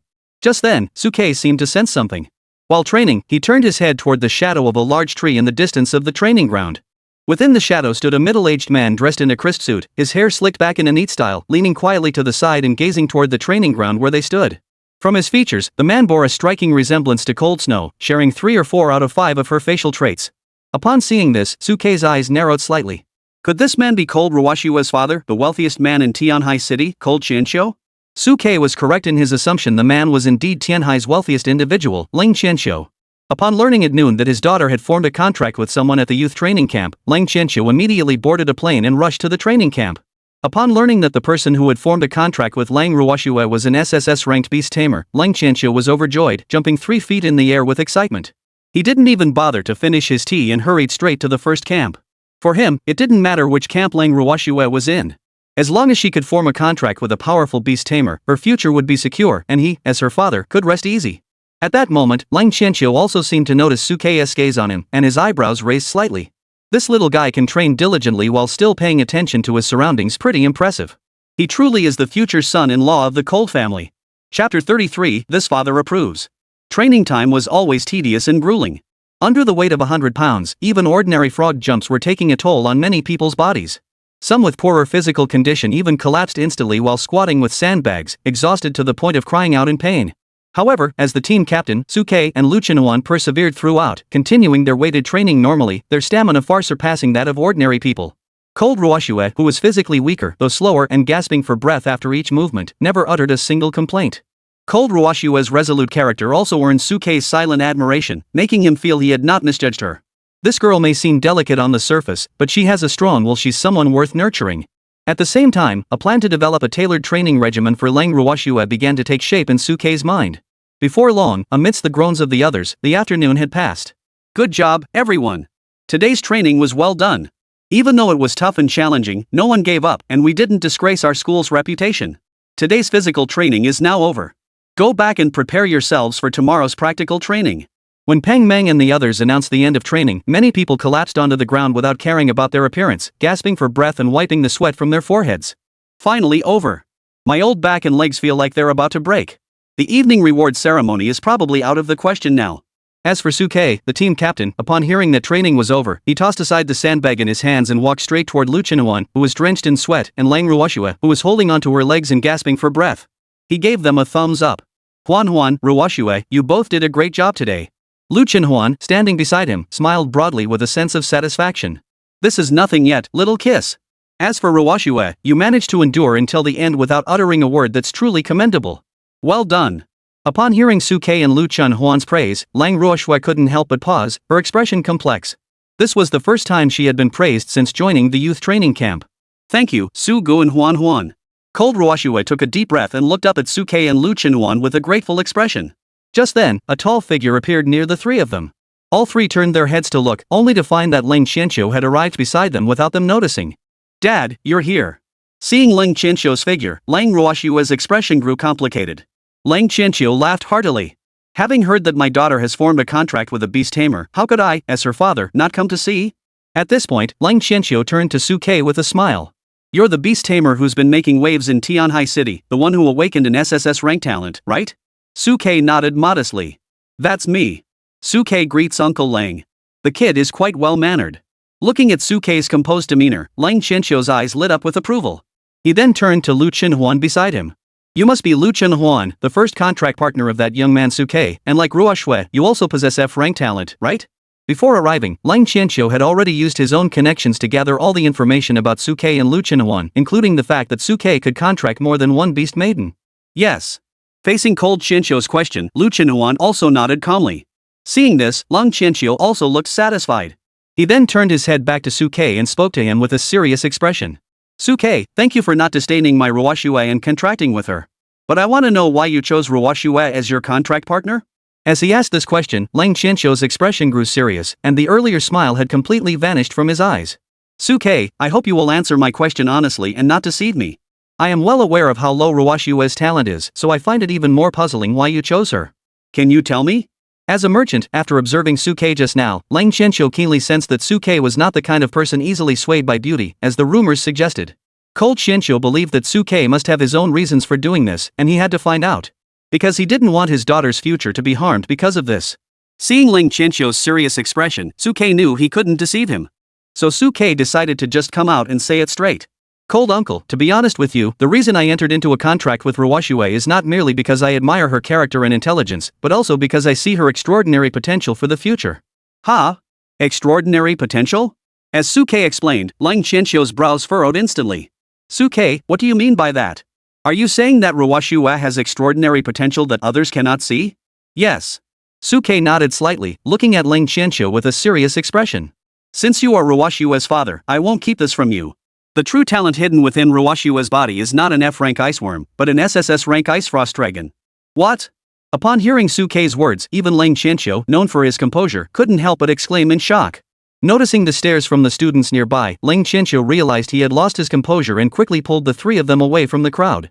He lowered his voice, looked at Suke with a serious expression, and spoke urgently. What's going on here? Suke, tell me quickly.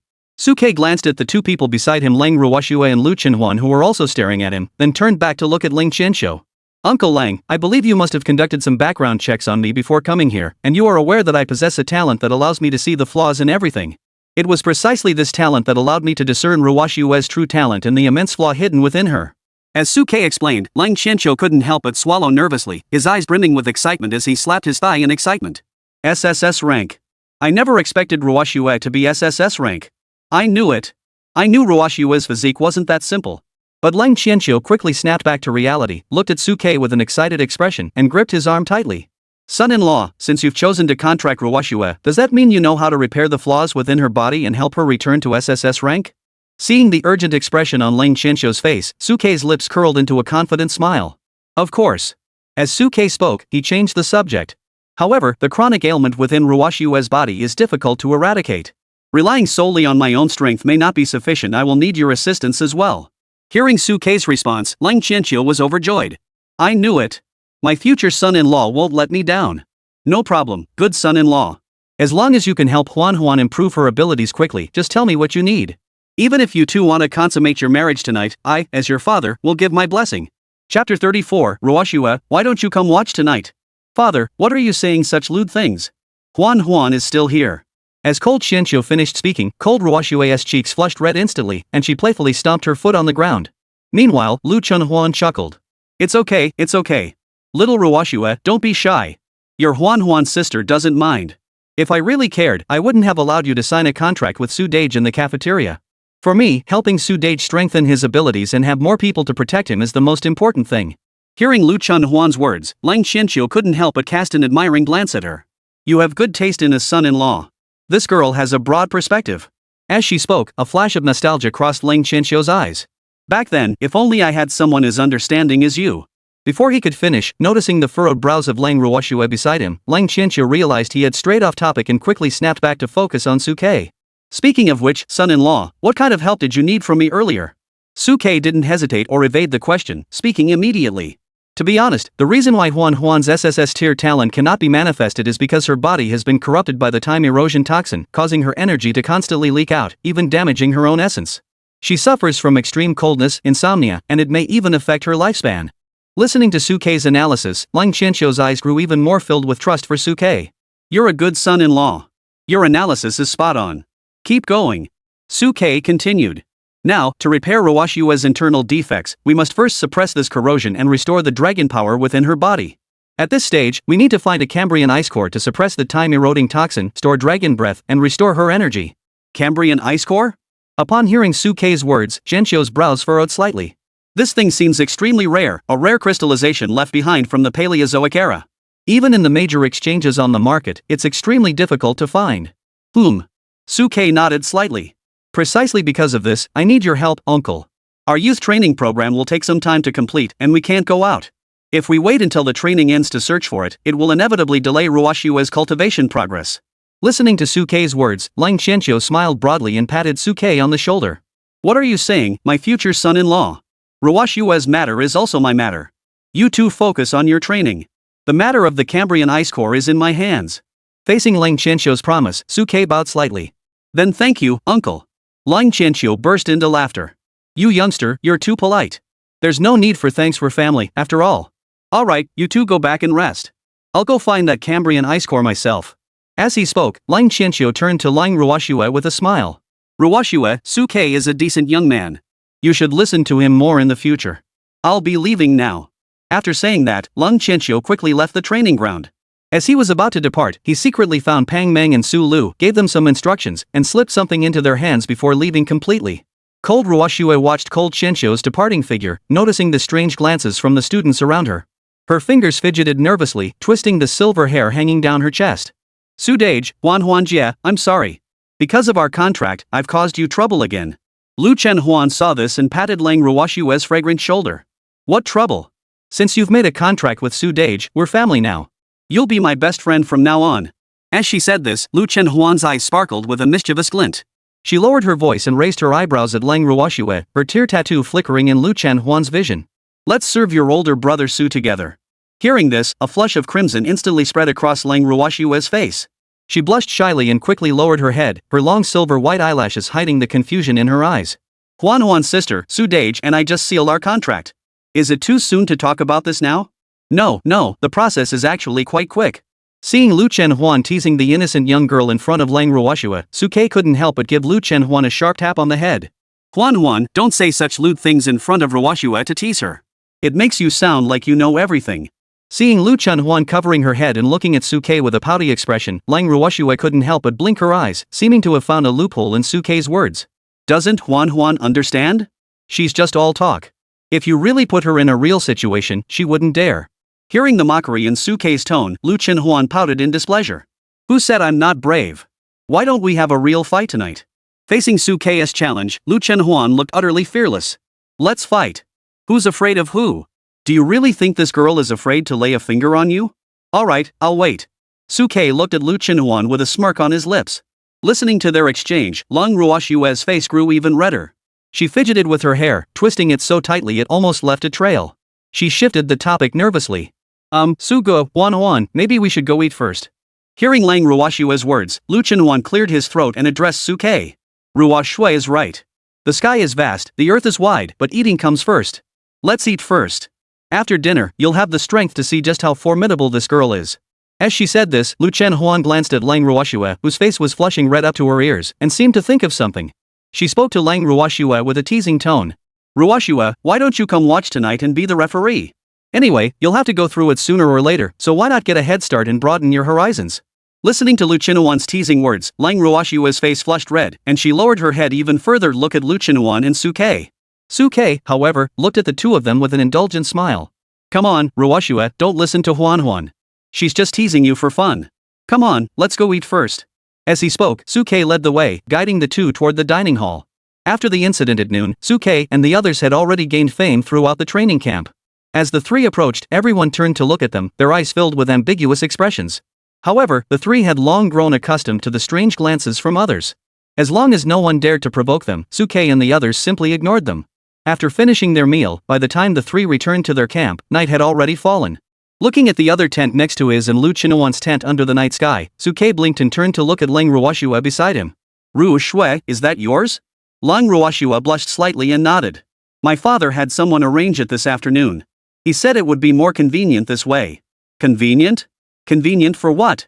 Lu Chenhuan, standing nearby, looked at the two tents almost touching each other and gave Lang Ruoshua a mischievous glance.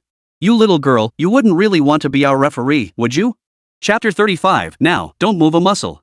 The moon was bright and the stars were few, crows flew south, and the sound of Iya echoed through the silent night sky.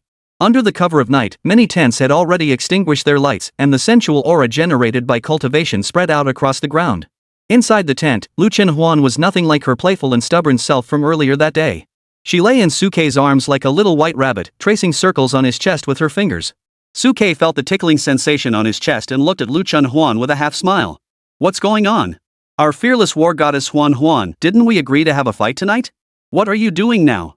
Are you planning to use your charm to surrender without a fight? Hearing Suke's words, Lu Chenhuan paused her movements, then puckered her lips and gently punched Suke's chest, speaking in a playful tone. Suge, what are you talking about? I, Lu Chenhuan, am not the kind of person who surrenders without a fight. Do you really think I'm afraid of you? But Suke, upon hearing this, merely smiled wickedly. He freed one hand and wrapped it around her waist, using his fingers to gently lift her chin, staring at her breathtakingly beautiful face. In the dim light, Lu Chenhuan's already stunning beauty seemed shrouded in a layer of sensual mist, making Suke's fingers itch with desire. He leaned in closer, his lips curving into a wicked smile. Aren't you afraid? Feeling the warm breath from his face at such close range, Lu Chenhuan could feel her heart pounding wildly, as if it were about to leap out of her throat. But Lu Chenhuan remained as stubborn as a little swan, lifting her chin high. Of course not. The only thing I fear is that you might need to hold onto the wall to walk afterward. Oh? So bold? Facing Lu Chenhuan's threat, Suke's smile grew even wider. Then why haven't you declared war on me yet? That's because. Lu Chenhuan paused, his eyes darting wildly, before forcing himself to speak. Because I'm afraid that cold snow is eavesdropping next door. Upon hearing this, Suke's brows furrowed slightly. No way, from what I know, Ruoshua shouldn't be that kind of person, right? Let's go check right now. Lu Chenhuan didn't hesitate any further, grabbing Suke's arm and pretending to stand up.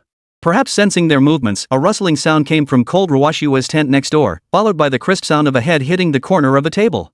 Ouch! What the hell is that noise? Hearing the sounds from next door, Lu Chenhuan furrowed his brows. That little girl, is she really eavesdropping?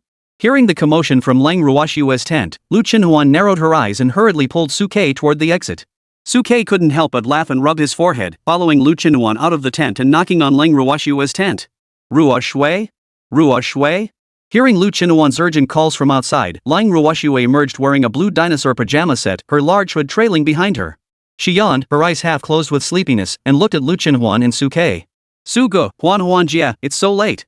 Aren't you going to sleep? Is there something you need from me? Lu Chenhuan looked at Lang Ruoshue with a suspicious expression. You're asking us? I'm asking you, were you eavesdropping on our tent just now? Cold Ruoshue lifted her elfin-like, stunningly beautiful face to look at Suke and Lu Chenhuan, her expression innocent. No, I was sound asleep. I only woke up when I heard you knocking on my tent. Really? Looking at Lang Ruoshue's innocent face, Lu Chenhuan looked even more suspicious. Really? I swear. Cold Ruoshue raised 3 fingers and nodded her head like a chick pecking at grain. Did we hear wrong? Lu Chenhuan leaned closer to Lang Ruoshue. Cold Ruoshue nodded frantically. It must be true. It must be because you and Su Dage are under too much pressure, causing you to hallucinate. Oh, I see. Lu Chenhuan nodded in sudden realization, then took advantage of Lang Ruoshue's distraction and pressed a finger against her reddened forehead, causing her to wince and cry out in pain. Ruoshue, I never expected someone who looks so pure on the outside to lie so convincingly without batting an eyelid. If you didn't hear me, how did you get the bump on your forehead? That's... Seeing her lie exposed, Lang Ruoshue felt flustered and began twisting her hair nervously. Alright, I won't tease you anymore. Lu Chenhuan couldn't help but chuckle at Lang Ruoshue's appearance. Ruoshue, you don't have to be so sneaky. If you want to hear or see something, you can just come closer and watch. After all, we're all family now. Hearing Lu Chenhuan's words, Lang Ruoshue paused for a moment before blushing and twisting her body awkwardly. That's not appropriate. Such a private matter? What's wrong with that? Before Lang Ruoshue could finish speaking, Lu Chenhuan pulled her over.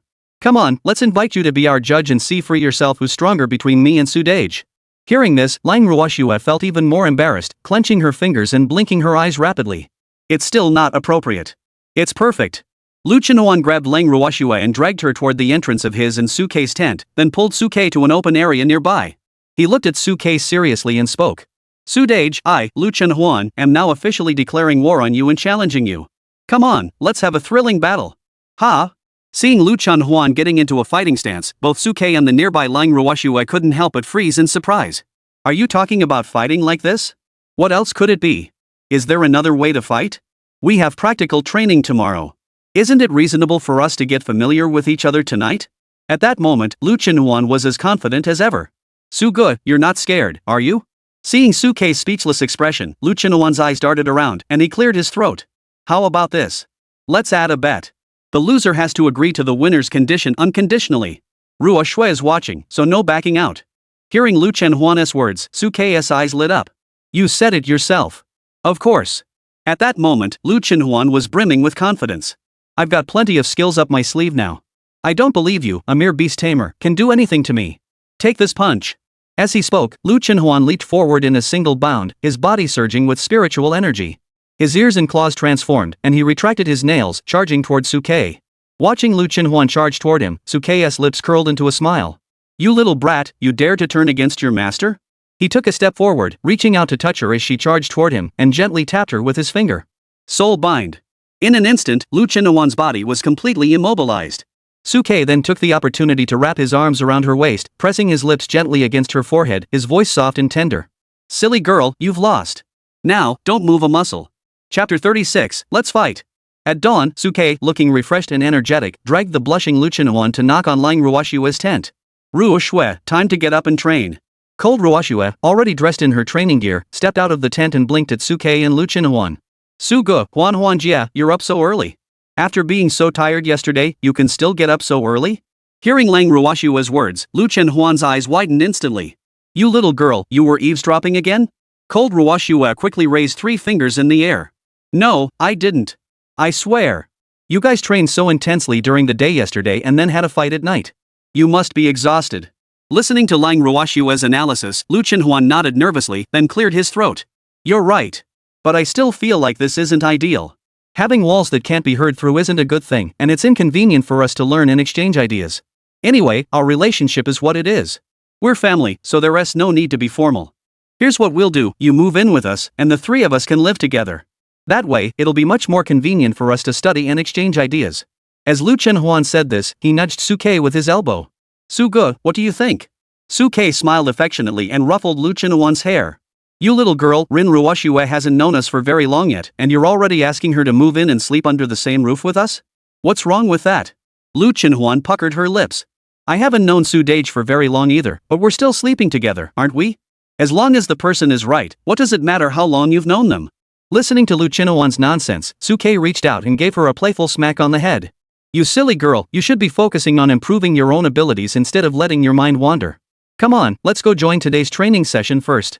The youth training program lasts about a month. We aim to maximize everyone's abilities in the shortest possible time, so every day of training is crucial. As he spoke, Suke pulled Lu Chenhuan and Lang Ruoshue and hurried toward the martial arts arena. Seeing the two breathtakingly beautiful faces beside Suke, one fiery and alluring, the other cold and ethereal, the beast tamers on the training ground couldn't help but let out envious sighs. What a divine life they must have. How envious. Although they knew that Lu Chenhuan and Lang Ruoshue were only low-tier beast girls with F-rank qualifications, their appearances still made them unable to resist feeling jealous. Taking care of two at once and still managing to get along so harmoniously, no wonder he's our captain. He's so cool. I can't even imagine how happy this guy must be going home every day to face two such beauties. Seeing the envious tears on their beast tamers' lips, the other beast girls couldn't help but pinch their own beast tamers hard. Jealous? Jealous that you didn't dare to contract with them back then? Do you have the courage of Captain Su to envy them? Hearing their beast girls' mockery, the beast masters all fell silent once more. Indeed, as the beast girls had said, although all the beast masters were deeply attracted to Lu Chenhuan and Lang Ruoshue's beauty, they knew deep down that if they were asked to give up their future to sign a contract with two F-rank beast girls, none of them believed they could do it. Fortunately, Pang Meng and Su Lu appeared at that moment, ordering everyone to stand in formation and prepare for the next round of training. As mentioned yesterday, today's test would be practical training. Today, each of you must select a partner for practical training. Aim to quickly enter the combat state of a beast master. For beast masters and beast girls, foundational training is crucial, but practical combat skills are the core. That's why, on the third day of basic training, we're already conducting practical exercises to facilitate everyone's training. Today will be a full day of practical training. After each battle, you will rest briefly before moving on to your next opponent, allowing you to quickly adapt to different combat styles. Under Pang Meng's orders, the students of the 1st Battalion were divided into 15 teams based on Beastmaster and Beast Maiden combinations, and then selected their combat targets through a self-selection process. However, to everyone's surprise, when selecting their combat opponents, everyone subconsciously avoided Suke and his two companions. Seeing this, Pang Meng couldn't help but raise his eyebrows. It seems like you all don't want to choose Suke and his group as your training partners. Hearing Pang Meng's words, AB rank Beastmaster couldn't help but speak up with a bitter expression. Su Captain and his group are completely overwhelming us at the 2nd tier level, and they're a trio. How are we supposed to choose? The other beast tamers and beast girls nearby chimed in agreement. Exactly. Su's team is so strong, choosing them is just asking for trouble. Hearing everyone's words, Pang Meng, the instructor, furrowed his brows and looked serious. Strong? You're afraid of them just because they're strong? This is basic training, we won't go all out. If you're afraid now, what will you do when you face even stronger beasts on the battlefield in the future?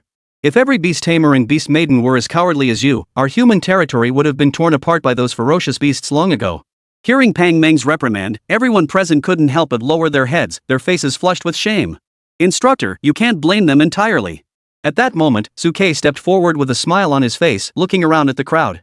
This way, during training with you, both Huan and I will hold back one level.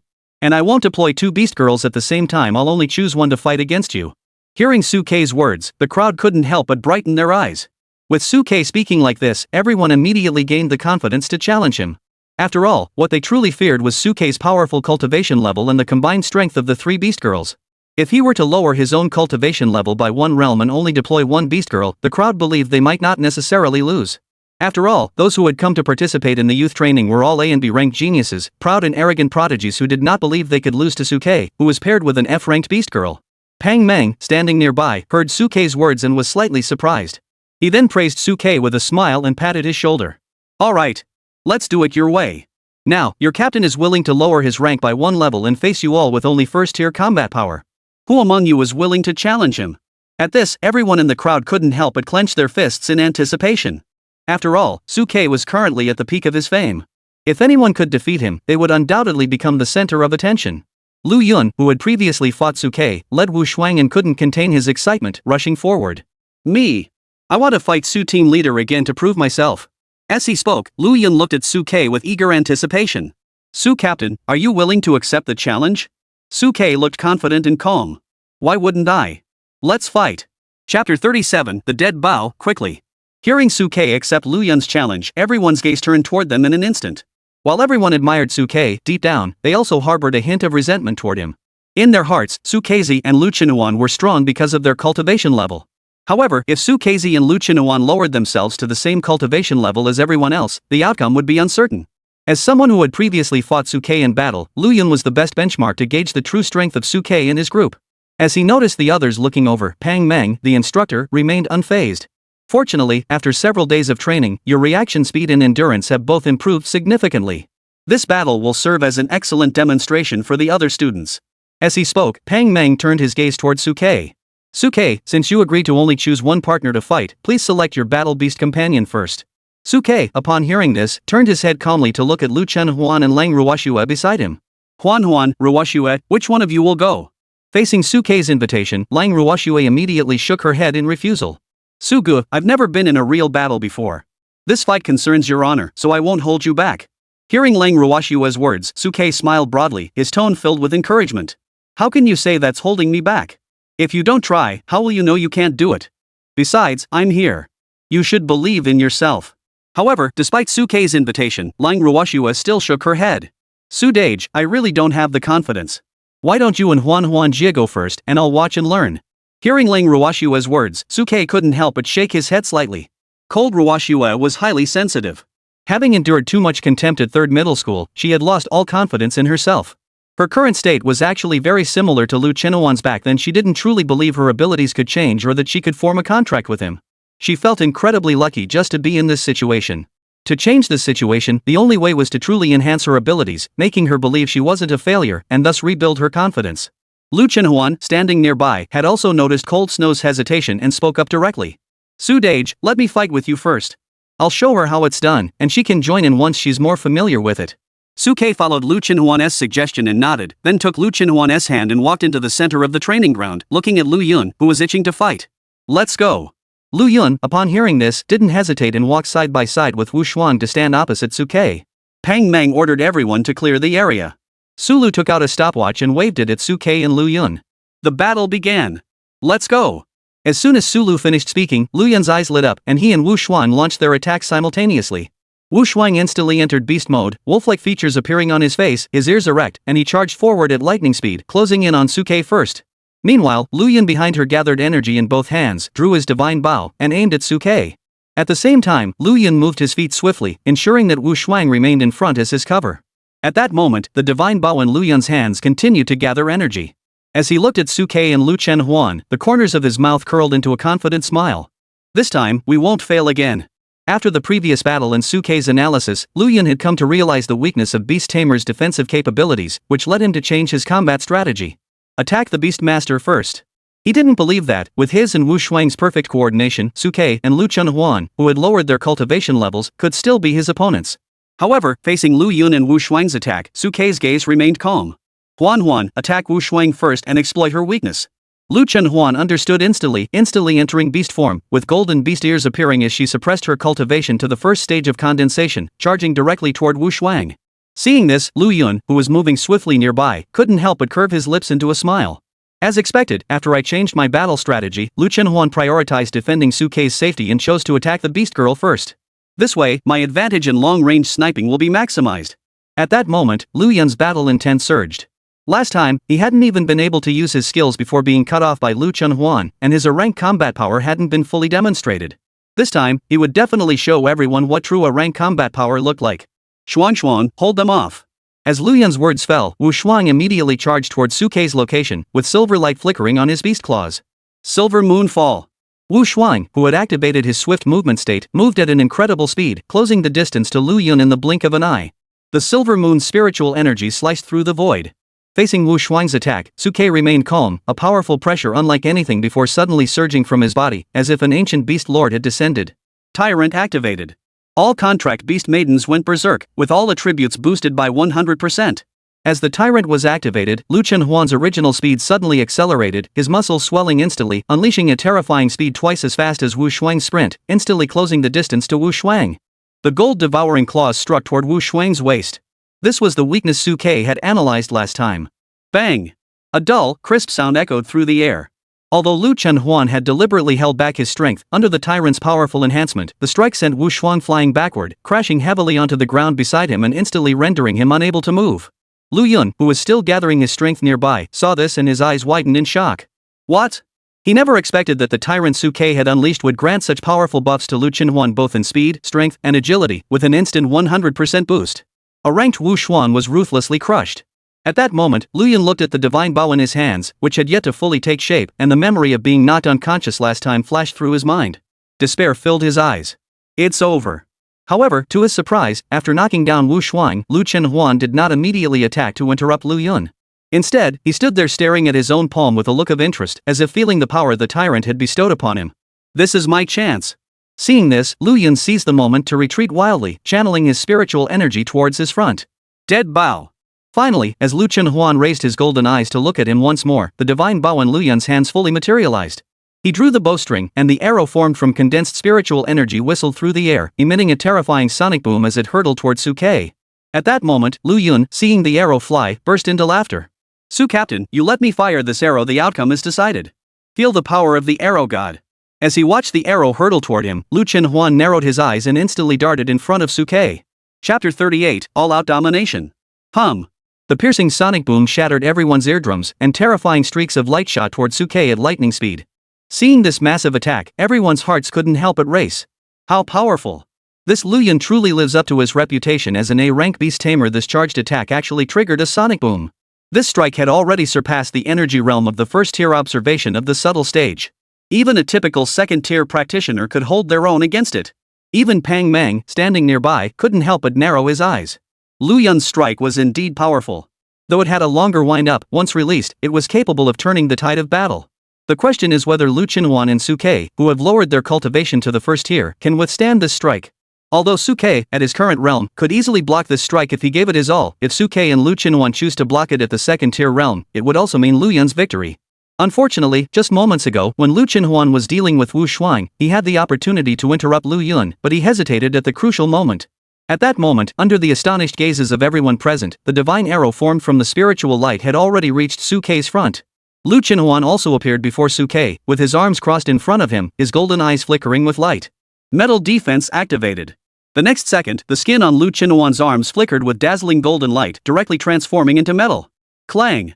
A deafening explosion erupted from in front of Lu Chenhuan, sending massive energy waves rippling outward, kicking up clouds of dust and forcing everyone nearby to retreat.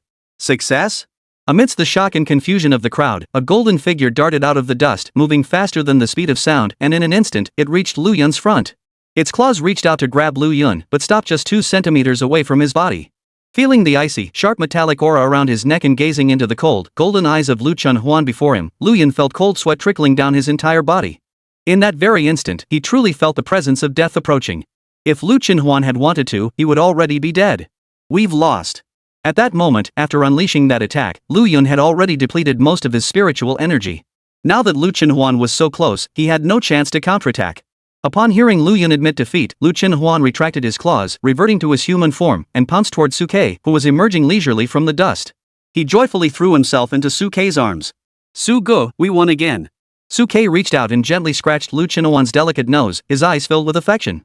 You little girl, you had the chance to end the fight right there. You just had to try how powerful Lu Yun's attack was, wasting time. Lu Chenhuan, hearing this, felt a pang of guilt and blinked her eyes. How else would I know how strong my defense is? Hearing Lu Chenhuan and Su Ke's words, everyone around them was stunned. So that's why Lu Yun was able to land that blow earlier. Our captain was holding back. I knew it. The captain clearly spaced out for a few seconds. He shouldn't have made such a rookie mistake. It was all intentional to give Lu Yun an opening. As the person involved, Lu Yun listened to their conversation with a bitter smile on his face. So that strike was the opportunity you gave me. Unfortunately, even with the opportunity, I still lost. At that moment, Lu Yun finally realized just how vast the gap was between himself and Su Ke and the others. Those around them, having witnessed Su Ke and Lu Chenhuan's combat prowess, no longer harbored any hope of defeating Su Ke and his team. Su team and Lu team are too powerful, especially Su team's buff skill, which instantly doubled Lu team's combat strength. Who could withstand that? Lu team is also formidable. With such formidable physical strength and agility, is he really only F rank? I feel like even our ranks can't match him. After this battle, the battlefield was filled with praise for Suke and Lu Chenhuan. Standing aside, Lang Ruoxue watched the scene, her eyes filled with disbelief.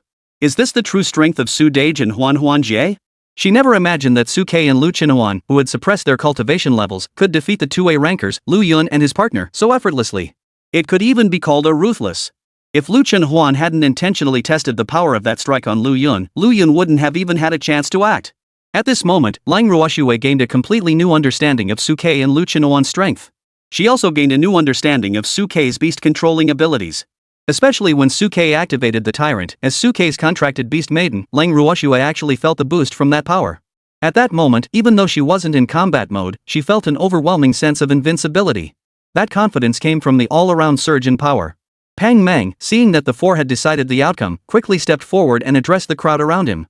Alright, Su and Lu have set a great example for everyone. You should now have a deep understanding of practical training. Alright, the rest of you continue to select your own combat partners and proceed with practical training. Before Pang Mang could finish speaking, Su Lu continued. By the way, the purpose of this training is to focus on improving combat skills, not to compete for victory. Everyone should stop once you've made contact. Of course, don't be overly afraid of getting injured. I can help everyone heal. It will only take a moment before you can return to the fight. As Su Lu spoke, she helped the injured Wu Shuang to his feet. A pair of deer antlers slowly emerged from her forehead, and emerald green light flowed from her hands toward Wu Shuang's waist, healing him. Su instructor is a healing-type beast girl. Watching Su Lu's actions, Suke's gaze flickered as his insightful divine eyes activated once more. Beast girl, Su Lu. Rank, 4th tier Tongyu. Talent, B rank stream spirit deer. Beast tamer, Pang Meng. Innate skills, beast transformation, healing, blood burst, spirit deer stomp, Tongyu. Weaknesses, abilities lean toward support type, low combat effectiveness, neck and abdomen are relatively vulnerable in beast transformation state. Looking at Su Lu's information, Suke's mind stirred briefly before he quickly withdrew his gaze. Earlier, I had briefly scanned the training camp with my insight divine eye and noticed that many instructors possessed healing abilities. It seems they were trained to assist students in giving their all during training. As he pondered, Suke noticed that Lu Chenhuan, who had been standing beside him, had left unnoticed. He now stood excitedly in front of Lang Ruoxue, addressing her. How about it, Ruoxue? Didn't you embarrass us F-rankers? Seeing Lu Chenhuan's smug expression, Lang Ruoxue nodded like a chick pecking at grain. Amazing. Sister Huan and brother Su are truly incredible. Of course. With Su Dage around, even a stone could be turned into gold. At that moment, Lu Chenhuan nudged Lang Ruoxue's elbow with his own, his tone laced with temptation. How about it, Ruoxue? Want to give it a try in real combat? It's not like there's a winner or loser, what's there to be afraid of? Hearing Lu Chenhuan's words, Lang Ruoxue found herself hesitating for the first time. Chapter 39, Ice and Frost Dragon Horns. The practical training session passed quickly. After a morning of continuous battles, almost every pair of beast tamers and beast girls had faced off against 2 or more opponents. Except for Suke. After his battle with Lu Yun, almost no one dared to choose Suke as an opponent. That all-around crushing defeat would shatter the confidence of any opponent. Lu Yun and Wu Shuang, however, after being treated by Su Lu, took on another team of rank beast tamers and, with nearly flawless coordination, successfully proved their worth. However, this only deepened everyone's understanding of Suke's true strength, making them even more hesitant to challenge him. Pang Meng witnessed this scene and couldn't help but feel annoyed. Why didn't you choose Su's team after fighting for so long? Did you forget what I said earlier? Beast tamers shouldn't retreat out of fear of the strong. Such opportunities to train with stronger opponents without risk are rare. If you waste this chance, you won't get another one like this in the future. Perhaps Pang Meng's words had an effect. As lunchtime approached, another team of rank beast masters and beast maidens from the first company hesitated before issuing a challenge to Suke. Seeing someone challenge him, Suke was more than happy to accept. Come on. As he spoke, Suke turned to look at Lu Chenhuan and Lang Ruoxue beside him. Huan, Ruoxue, who will go? Hearing Suke's words, Lang Ruoxue fell silent once more, but was pushed forward by Lu Chenhuan beside her. Little girl, it's just training. What are you afraid of? The battle to prove our worth has already been fought between me and Su Dage. If you go now, even if you lose, it won't matter. Besides, with Su Dage's help, you might not lose either. Be confident. Hearing Lu Chenhuan's encouragement, Lang Ruoxue raised her sapphire blue eyes to look at Suke. But. There's no but. Before Lang Ruoxue could finish speaking, Suke smiled and gently patted her shoulder. Ruoxue, I'm here. Don't be afraid. Besides, it's just training. At worst, we lose. It's better than being unprepared and panicking when facing ferocious beasts in the future due to lack of combat experience. Are you really willing to spend your entire life living in fear, not even knowing the gap between yourself and others? Hearing Su Kei's encouraging words, Lang Ruoshue's eyes gradually filled with determination. Su Gu is right. It's just a loss. Without truly fighting, you'll never know the gap between yourself and these geniuses, and you'll spend your entire life living in the fear and cowardice of the unknown. Fight. Cold Ruoshua had been tormented by the time-eroding toxin since childhood. The years of enduring various icy pains had forged her extraordinary resolve. After a brief encouragement from Su Kei, she regained her resolve. What of geniuses? As Su Dage said, I might not be any less of a genius. At that moment, Lang Ruoshua clenched her fists tightly and walked over to Su Kei's side. Seeing Cold You ready, Su Kei couldn't help but smile with satisfaction, then looked up at the two people in front of him. Beast Tamer, Chenjin. Rank, First Tier Observation. Talent, a rank. Contract Beast, Swift Wind Leopard. Talent skills, Encourage, Intimidate, Heal. Weaknesses, weak combat power, long cast time for spellcasting skills, extremely vulnerable to close-range melee combat. Beast Girl, Wen Feifei. Realm, First Tier Awakened Spirit. Talent, a rank Swift Wind Leopard. Beast Tamer, Chenjin.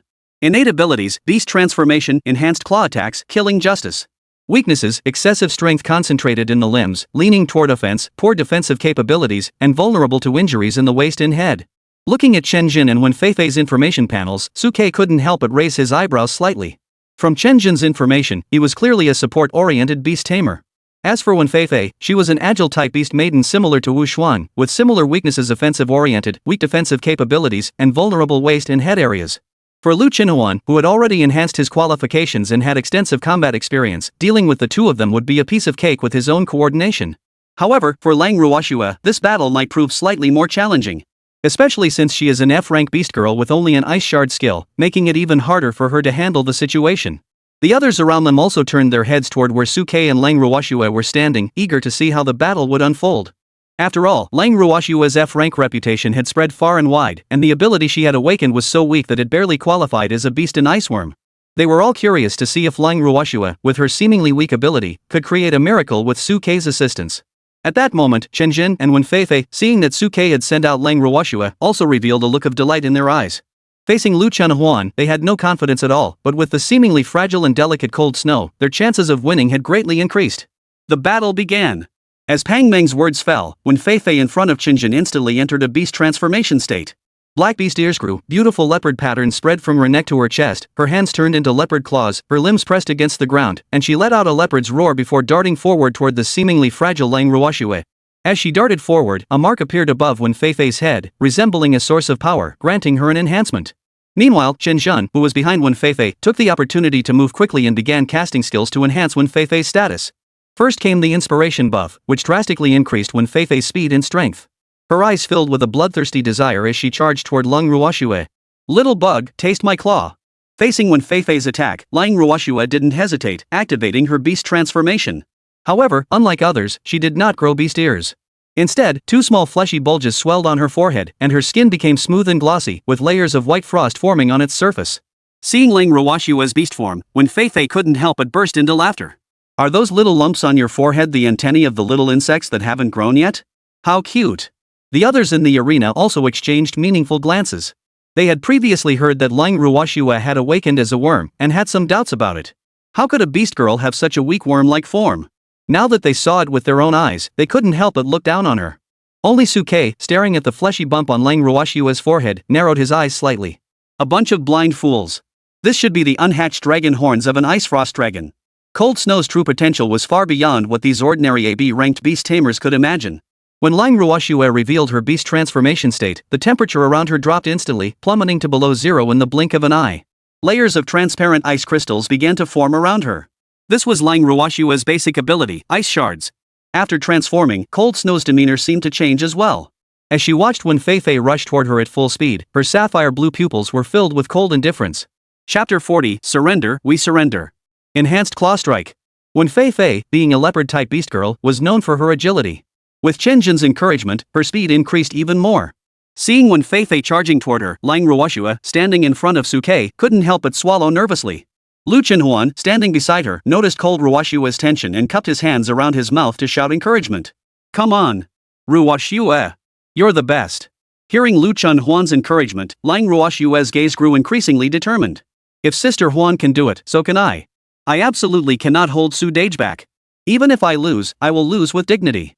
As she pondered, Lang Ruoshua's eyes narrowed, and the ice shards surrounding her hummed and flew upward, piercing toward Wen Feifei, who was charging toward her. The ice shards were hard and sharp, transforming in an instant into countless sharp ice needles that whistled toward Wen Feifei. Little ice shards? Interesting. At that moment, Wen Feifei's lips curled into a sneer, completely disregarding Lang Ruoshua's ice shards. She was a noble A-rank beast girl, how could she be injured by the ice crystals formed by a mere F-rank beast girl? Wen Feifei didn't believe that all F-rank were like the psychopath Lu Qinuan. At this moment, she only wanted to quickly eliminate Lang Ruoshua, who was clearly a weak target, and then turn her attention to Suke. Clatter! A large amount of ice shards flew toward Wen Feifei at lightning speed, hitting her body. Each ice crystal was as hard as a rock. Even though Wen Feifei had entered her beast form and was constantly swiping her claws to avoid the ice shards, there were too many of them, forming a large net, and she was still hit by many ice crystals. Feeling the sharp pain on her skin, a hint of anger flashed in Wen Feifei's eyes. She gritted her teeth and charged toward Lang Ruoshua's direction despite the ice shards. Watching this scene, Suke's eyes narrowed in contemplation. At this moment, Lang Ruoshua resembled a long-range mage. While the ice shard's skill had a wide range, due to her F-rank talent, the damage it could inflict was extremely limited. As long as Wen Feifei could withstand the ice shards and charge to Lang Ruoshua's front, the outcome would be decided. Moreover, the ice shards that had been condensed around Lang Ruoshua from her beast transformation were nearly depleted. In her current state of depleted spiritual energy, the speed at which she could reconstitute the ice shards had slowed. Tyrant! Seeing this, Suke hesitated not a moment and activated the Tyrant buff. Since Cold Ruoshua had already decided to step forward, he certainly couldn't let her fight alone. As Suke activated the Tyrant buff, Lang Ruoshua's entire state instantly elevated. Her absorption of spiritual energy accelerated sharply, and the temperature within a 10-meter radius around her plummeted. Countless ice shards recondensed, emitting a chilling glow that sent shivers down the spine. The number and range of the ice shards were now twice as large as before. Empowered, Lang Ruoshua's sapphire blue eyes flashed with renewed confidence as she unleashed the ice shards once more, controlling countless ice crystals to crash toward Wen Feifei. Again? Seeing the overwhelming avalanche of ice shards approaching, Wen Feifei's eyes filled with impatience. Long-range mages are such a pain. Seeing that she was less than 10 meters away from Lang Ruoshua, she sped up again, preparing to withstand the damage and quickly take down Suke. However, when the ice crystal struck her body, Wen Feifei's pupils contracted sharply. The ice crystals have grown stronger? In her perception, this wave of ice crystals was far superior to the previous one in both hardness and sharpness. If the previous ice crystals were like, then the current ones could rival steel. Sizzle! In a moment of inattention, Wen Feifei's face was directly sliced open by a fine wound. How sharp! Feeling the stinging pain on her face, Wen Feifei's pupils contracted sharply, and she shouted out in pain. Chenjun, heal her! Shenjun, who was following closely behind, didn't hesitate to cast a healing spell. A ball of emerald green energy connected the two, beginning to repair Wen Feifei's wound. However, the number of ice shards was too great, and in the blink of an eye, Wen Feifei's body was covered in wounds of various sizes, causing her face to contort in pain. But compared to the physical pain, the shame she felt was even greater. At that moment, her clothing had been torn to shreds by the ice shards, leaving her barely covered by ragged strips of fabric. The students gathered around her gaped in shock, unsure whether it was from the ice shard technique or the glimpse of her figure through the torn fabric. Damn it! At that moment, Wen Feifei's face was filled with shame and anger. The mark of slaughter on her forehead lit up instantly, and her speed and strength surged once again as she chargedly toward Lang Ruoshua. At this moment, Wen Feifei was acutely aware that after being enhanced by Suke the Tyrant, Lang Ruoshua's combat power had clearly risen by more than one tier. If she continued to engage in a prolonged battle with Lang Ruoshua, defeat was inevitable. At this critical moment, the only way to break the deadlock was to exchange injuries and forcefully close in on Lang Ruoshua. Cold Ruoshua's true form was that of an insect, making her incredibly vulnerable. As long as I could get close to her, she would be defeated. Standing behind Lang Ruoshua, Suke watched as Wen Feifei risked her life to continue closing in on Lang Ruoshua, and couldn't help but nod in approval. This Wen Feifei is no ordinary figure. She can think of a way out of a desperate situation in an instant, disregarding her own safety to trade injuries for injuries. Not bad. Under the relentless attack of countless ice shards, even Shenjun's frantic healing couldn't keep up. In the blink of an eye, Wen Feifei's body was covered in wounds, but at the same time, she had closed the distance to Lang Ruoshua. The onlookers around them witnessed this scene and let out cries of astonishment. If Wen Feifei were to get close to Lang Ruoshua, the tide of battle might turn in an instant. Cold Ruoshua understood this as well. While unleashing ice shards, she also attempted to retreat, but her speed couldn't match that of Wen Feifei, who was firing at full force. At that moment, Wen Feifei, staring at Lang Ruoshua just inches away, let out a smug, savage grin. Cold Ruoshua, you finally let me get close to you. Now, it's my turn to take the stage. But before Wen Feifei could finish her thoughts, they turned into sheer terror. Because she saw Suke raise his hand toward her direction and slightly part his lips. Bind the spirit. The next moment, her movements froze in place as if time had stopped, leaving her completely immobilized. Cold Snow, standing before her, saw this and immediately seized the opportunity to retreat, with ice shards swirling around her body as she launched an attack. Shockwave. At this critical moment, Shinshin quickly activated his innate skill, Shockwave, sending an invisible wave rushing forward, aiming to disrupt Cold Snow's spell. However, to his surprise, neither Cold Snow nor Suke was affected in the slightest. Soon, a torrent of ice shards engulfed Wenfei, who had been frozen in place. To prevent any accidents, Cold Snow frantically gathered more ice shards. Seeing this, Shinshin hurriedly raised his hands. We surrender! We surrender! In an instant, the scene erupted into chaos. Chapter 41, Sudage is so bad. What? Shenjin and the others actually surrendered? Wow, AF rank Beast Girl was completely dominated by Suke's support, beating an A rank Wenfei the entire time? Yes, Wenfei couldn't even get close to her the entire time, getting toyed with until she died, outplayed to the end. What kind of strategy is that? This is pure numbers. Su's buff skill is too overpowered, even a weakling can turn into a numbers monster. This is so frustrating. This strategy is so unfair. If I were in their shoes, I'd have lost my cool by now. At that moment, everyone in the arena witnessed Suke and Lang Ruoshua's ruthless suppression tactics and felt a chill run down their spines. Compared to Lu Chinhuan's overwhelming close-range burst damage, Lang Ruoshua's suppressing long-range damage is the most frustrating. Thankfully, Su's team can only deploy one Beast Maiden at a time. Otherwise, with both ranged and melee attacks maxed out simultaneously, no one could withstand that. Strong. Both Su and his contracted Beast Girls are too strong. Who says this is F rank? I'd believe it's S rank. Listening to the endless praise from the crowd around him, Lang Ruoshua, standing in front of Suke, looked at her hands in disbelief. I actually defeated an A rank Beast Girl? I did it! At that moment, tears welled up in Lang Ruoshua's eyes. She released her beast form, wrapped her arms tightly around Suke, and buried her face in his shoulder, her voice trembling slightly. Sugu, I did it! With our teamwork, I defeated an A rank.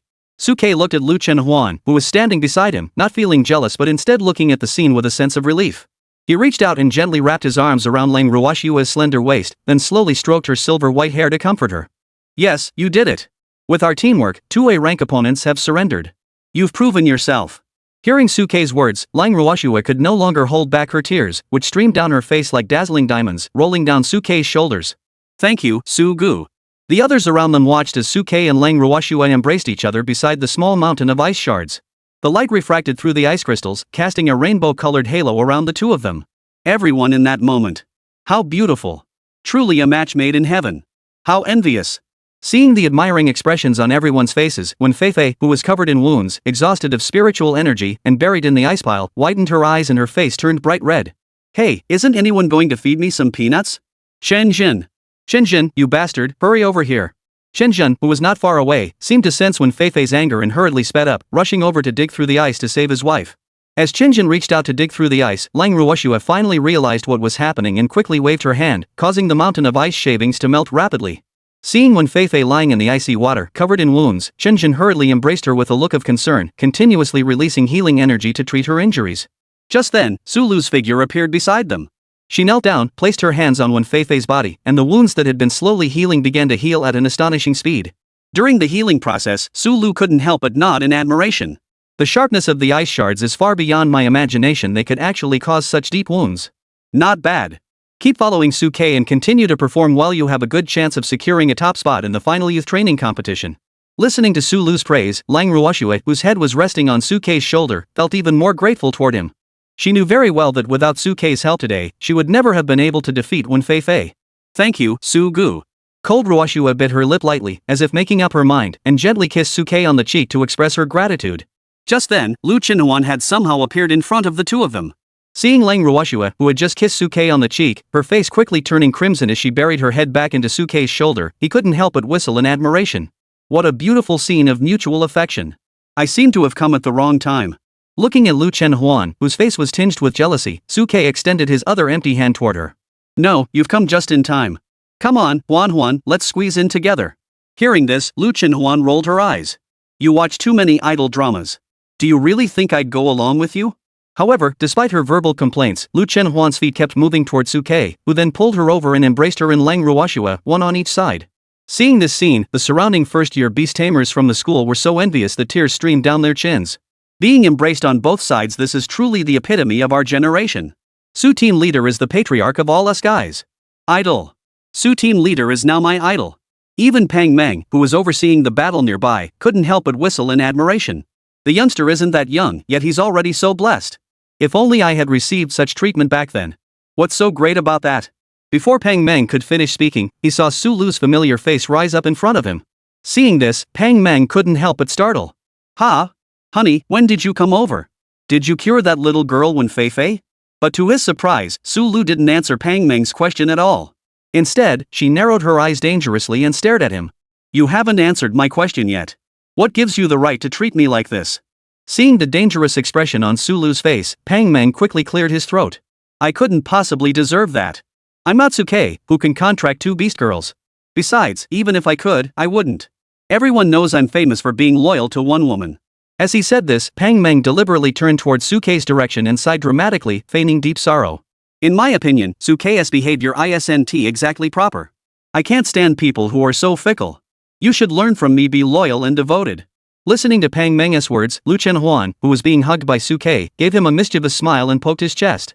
Suge, they're saying you're fickle. Suke, upon hearing this, raised his head high. Who said that? How could I, Suke, be indecisive? I've always been single-minded. I only like beautiful ones. Get lost. Listening to Suke's words, Lu Chenhuan puckered her lips and tried to push Suke away, but he tightened his grip and held her tightly, a mischievous smile curling at the corners of his mouth. Little girl, once you've boarded Suke's ship, you can't get off. Neither of you can escape. Feeling the strength in Suke's arms, Lu Chenhuan struggled briefly before giving up, feigning a look of helplessness. How did I, Lu Chenhuan, end up with such a shameless scoundrel? Meanwhile, Lang Ruoshua had buried her head in Suke's shoulder from start to finish, her neck flushed red. Sugu is so bad. Chapter 42, Lu Chenhuan, dare you hit me? After a morning of training, Su Lu briefly helped everyone recover their energy, and the group headed to the dining hall for lunch. Just as Suke's first battalion entered the canteen, instructors and students from other battalions couldn't help but glance in their direction. The news of Suke contracting cold snow yesterday had already spread throughout the entire training camp, and everyone was curious about Suke, the legendary beast tamer who had contracted 2 F-rank beast girls at the same time. Lu Chenhuan and Lang Ruoshua, who were each holding one of Suke's arms, witnessed this scene and reacted differently. Lang Ruoshua blushed and lowered her head shyly, while Lu Chenhuan stood there like a proud little tiger, holding his head high with arrogance. Seeing this scene, many beast tamers couldn't help but cast envious and jealous glances at Suke. Such a life of being surrounded by beauties on all sides was exactly what they had always dreamed of. However, everyone knew deep down that this was merely fantasy. Though the beauty was tempting, they dared not possess Suke's boldness to consecutively contract 2 F-rank beasts. What a pity. Suke's talent could have been paired with an F-rank flower vase for eye candy, and then an S-rank or higher for the perfect match. 2 F-ranks are a bit of a waste. Today, during the practical training sessions in the various camps, he must have already tasted the bitter consequences and been thoroughly beaten. But it's not certain. He has 2 beast girls, giving him a numerical advantage from the start. Plus, no one has broken through to the second stage yet, so they shouldn't pose an immediate threat. But once someone breaks through to the second tier, they'll be in real trouble. Amidst the buzzing discussions around him, Suke paid no heed. Suke was well aware that in this world, the only thing that could make others shut up was absolute strength. The hunting competition and the grand tournament haven't even started yet. The people from other camps haven't seen his true strength, so it's understandable that they have doubts. When the time comes, he would prove his strength and make them shut up. But just as Suke was thinking this, Lu Yun from his own camp sneered at those who were questioning Suke. A bunch of ignorant fools, you have no idea how powerful Su's team is. When you face him, you'll see how ridiculous you are. But to the surprise of those listening to Lu Yun's sneers, some people simply looked down on him with disdain. Powerful? How powerful can you be with just 2 F-rank contracts? You have no vision or perspective. You're wasting an SSS-Rank talent. Exactly. We don't want that trash from the 3rd Battalion, but you're clinging to them like they're treasures. You're just a fool blinded by beauty. Suke didn't even want to bother with them, but when he heard the last few words, his eyes narrowed instantly, and he glared coldly in the direction of the speaker. Among them, a young man with dyed yellow hair, curly locks, and a slick demeanor was mocking him with disdain, while beside him stood a short-haired, eyeliner-wearing young woman. Shen Tsong-yun. Seeing the figure mocking him and Suke, Lang Ruoshua clenched her fists tightly. As for Suke, a murderous intent began to rise within him. That Shen Tsong-yun who led the group to isolate and bully you in the 3rd Battalion? Through his heart-to-heart talk with Lang Ruoshua, Suke learned that she had often been isolated and bullied in the 3rd Battalion, and the ringleader was none other than their battalion captain, Shen Tsong-yun. Lu Chenhuan, standing nearby, paid no heed to the consequences. His second-tier chi formation erupted, and he swiftly closed the distance, slapping Shen Tsong-yun across the face. Smack! A crisp sound echoed through the dining hall, followed by Lu Chenhuan's cold voice. Shin Song-yoon, dare you say another word? At that moment, Shin Song-yoon was suddenly slapped across the face, leaving him dazed for a moment. However, he quickly regained his composure, covering his swollen face with his hands and glaring at Lu Chenhuan with a vicious expression. Lu Chenhuan, you dare hit me? Your mouth is so dirty, why shouldn't I dare? At that moment, Lu Chenhuan's second-tier aura was released without restraint. If you're not satisfied, come and fight me. Feeling the second-tier condensed aura emanating from Lu Chenhuan, Shin Song-yoon's lips twitched uncontrollably as anger boiled within him. However, he was well aware that Lu Chenhuan was currently superior to him in cultivation level. Even though the latter was only at the F rank, acting rashly might not end well. Thinking this, Shin Song-yoon clenched his teeth and looked at Pang Mang and Su Lu. Instructor, the students from your first company are openly challenging me to a private fight in the dining hall. Aren't you going to do anything about it? To his surprise, Pang Mang furrowed his brows and looked at Shin Song-yoon with a stern expression. What private fight? Did the disciplinary committee send a message? It was just a slap. You didn't use any skills. If you're not satisfied, you can slap them back. Listening to Pang Mang's words, Shin Song-yoon's eyes widened in shock, completely unprepared for such a reaction from his instructor, Pang Mang. He quickly turned to look at his 3rd Battalion instructor, Zhao Yang. Instructor Zhao. Upon hearing this, Zhao Yang stood up and walked forward, glaring coldly at Pang Mang and Su Lu. Pang Mang, Su Lu, keep your 1st Battalion students in line. Don't think that just because you've thrown money at the higher-ups and secured some connections, you can do whatever you want just because you have a little special privilege. If you continue to act this way, don't blame me for being ruthless. However, despite Zhao Yang's threat, Pang Mang remained unfazed. Zhao Yang, before you speak, please first take care of your own people in the 3rd Battalion. If they hadn't provoked and insulted others first, how could Lu Chenhuan have acted? Exactly. Su Lu, standing nearby, couldn't help but sneer. Let the juniors handle their own affairs. If your men from the 3rd Battalion have the guts to fight back, I won't interfere. Or are you just too cowardly to fight and only know how to call your superiors? Hearing Su Lu's blatantly biased mockery, Zhao Yan clenched his fists tightly, gave a cold laugh, and looked at Lu Chenhuan, who was standing there with a proud expression. But relying on good luck to enter the 2nd stage first, once Shin Song-yoon and the others also enter the 2nd stage, you'll see what true cruelty looks like. Song-yoon, let's go. Without another word, Zhao Yang grabbed Shin Song-yoon and left. Behind them, Lu Chenhuan made a face at their departing backs, mimicking Zhao Yang's tone and shaking his head. Song-yoon, let's go. You're just a coward, yet you're trying to act so tough. Hearing Lu Chenhuan's mockery from behind, Zhao Yang stumbled, clenching his fists tightly. But he forced himself to suppress his anger and gritted his teeth, speaking to Shin Song-yoon beside him. Song-yoon, hurry up and raise your cultivation level. During the team hunting competition, I'll make them pay the price. Shin Song-yoon also clenched his jaw tightly, his eyes filled with hatred. Instructor, rest assured. I'll make them pay dearly. Chapter 43, The Miraculous Effects of the Cambrian Ice Core. After the midday chaos at the canteen, the students at the training camp had a clearer understanding of Suke and Lu Chenhuan. Suke, the miracle maker. Lang Ruoxue, the well-connected insider with powerful connections. Lu Chenhuan, the tigress.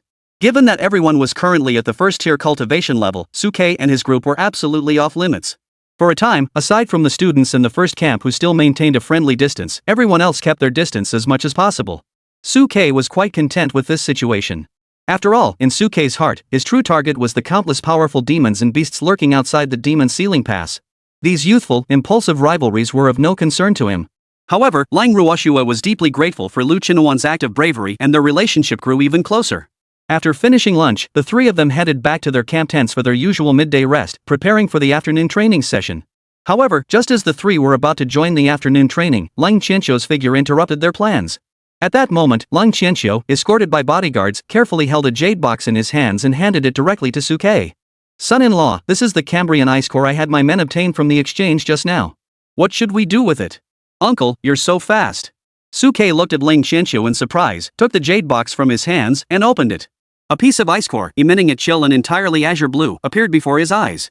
The moment the ice core came into contact with the air, the surrounding temperature plummeted instantly, even condensing the moisture in the air into ice crystals that fell to the ground with a crisp sound. Upon touching it, an icy chill spread from the core, penetrating through his hands and straight into his heart, freezing Suke's fingers to the point of pain. This was the Cambrian ice core. Suke had never seen a Cambrian ice core before and couldn't help but marvel at it. Not only could it help condense ice elements in the air, but it could also store elemental power. It was indeed a valuable item for ice attribute beast tamers and beast girls. Of course, the greatest use of the Cambrian ice core for Lang Ruoxue was to suppress the corrosive effects of the time erosion toxin within her body, help store dragon breath, and restore her SSS tier qualifications.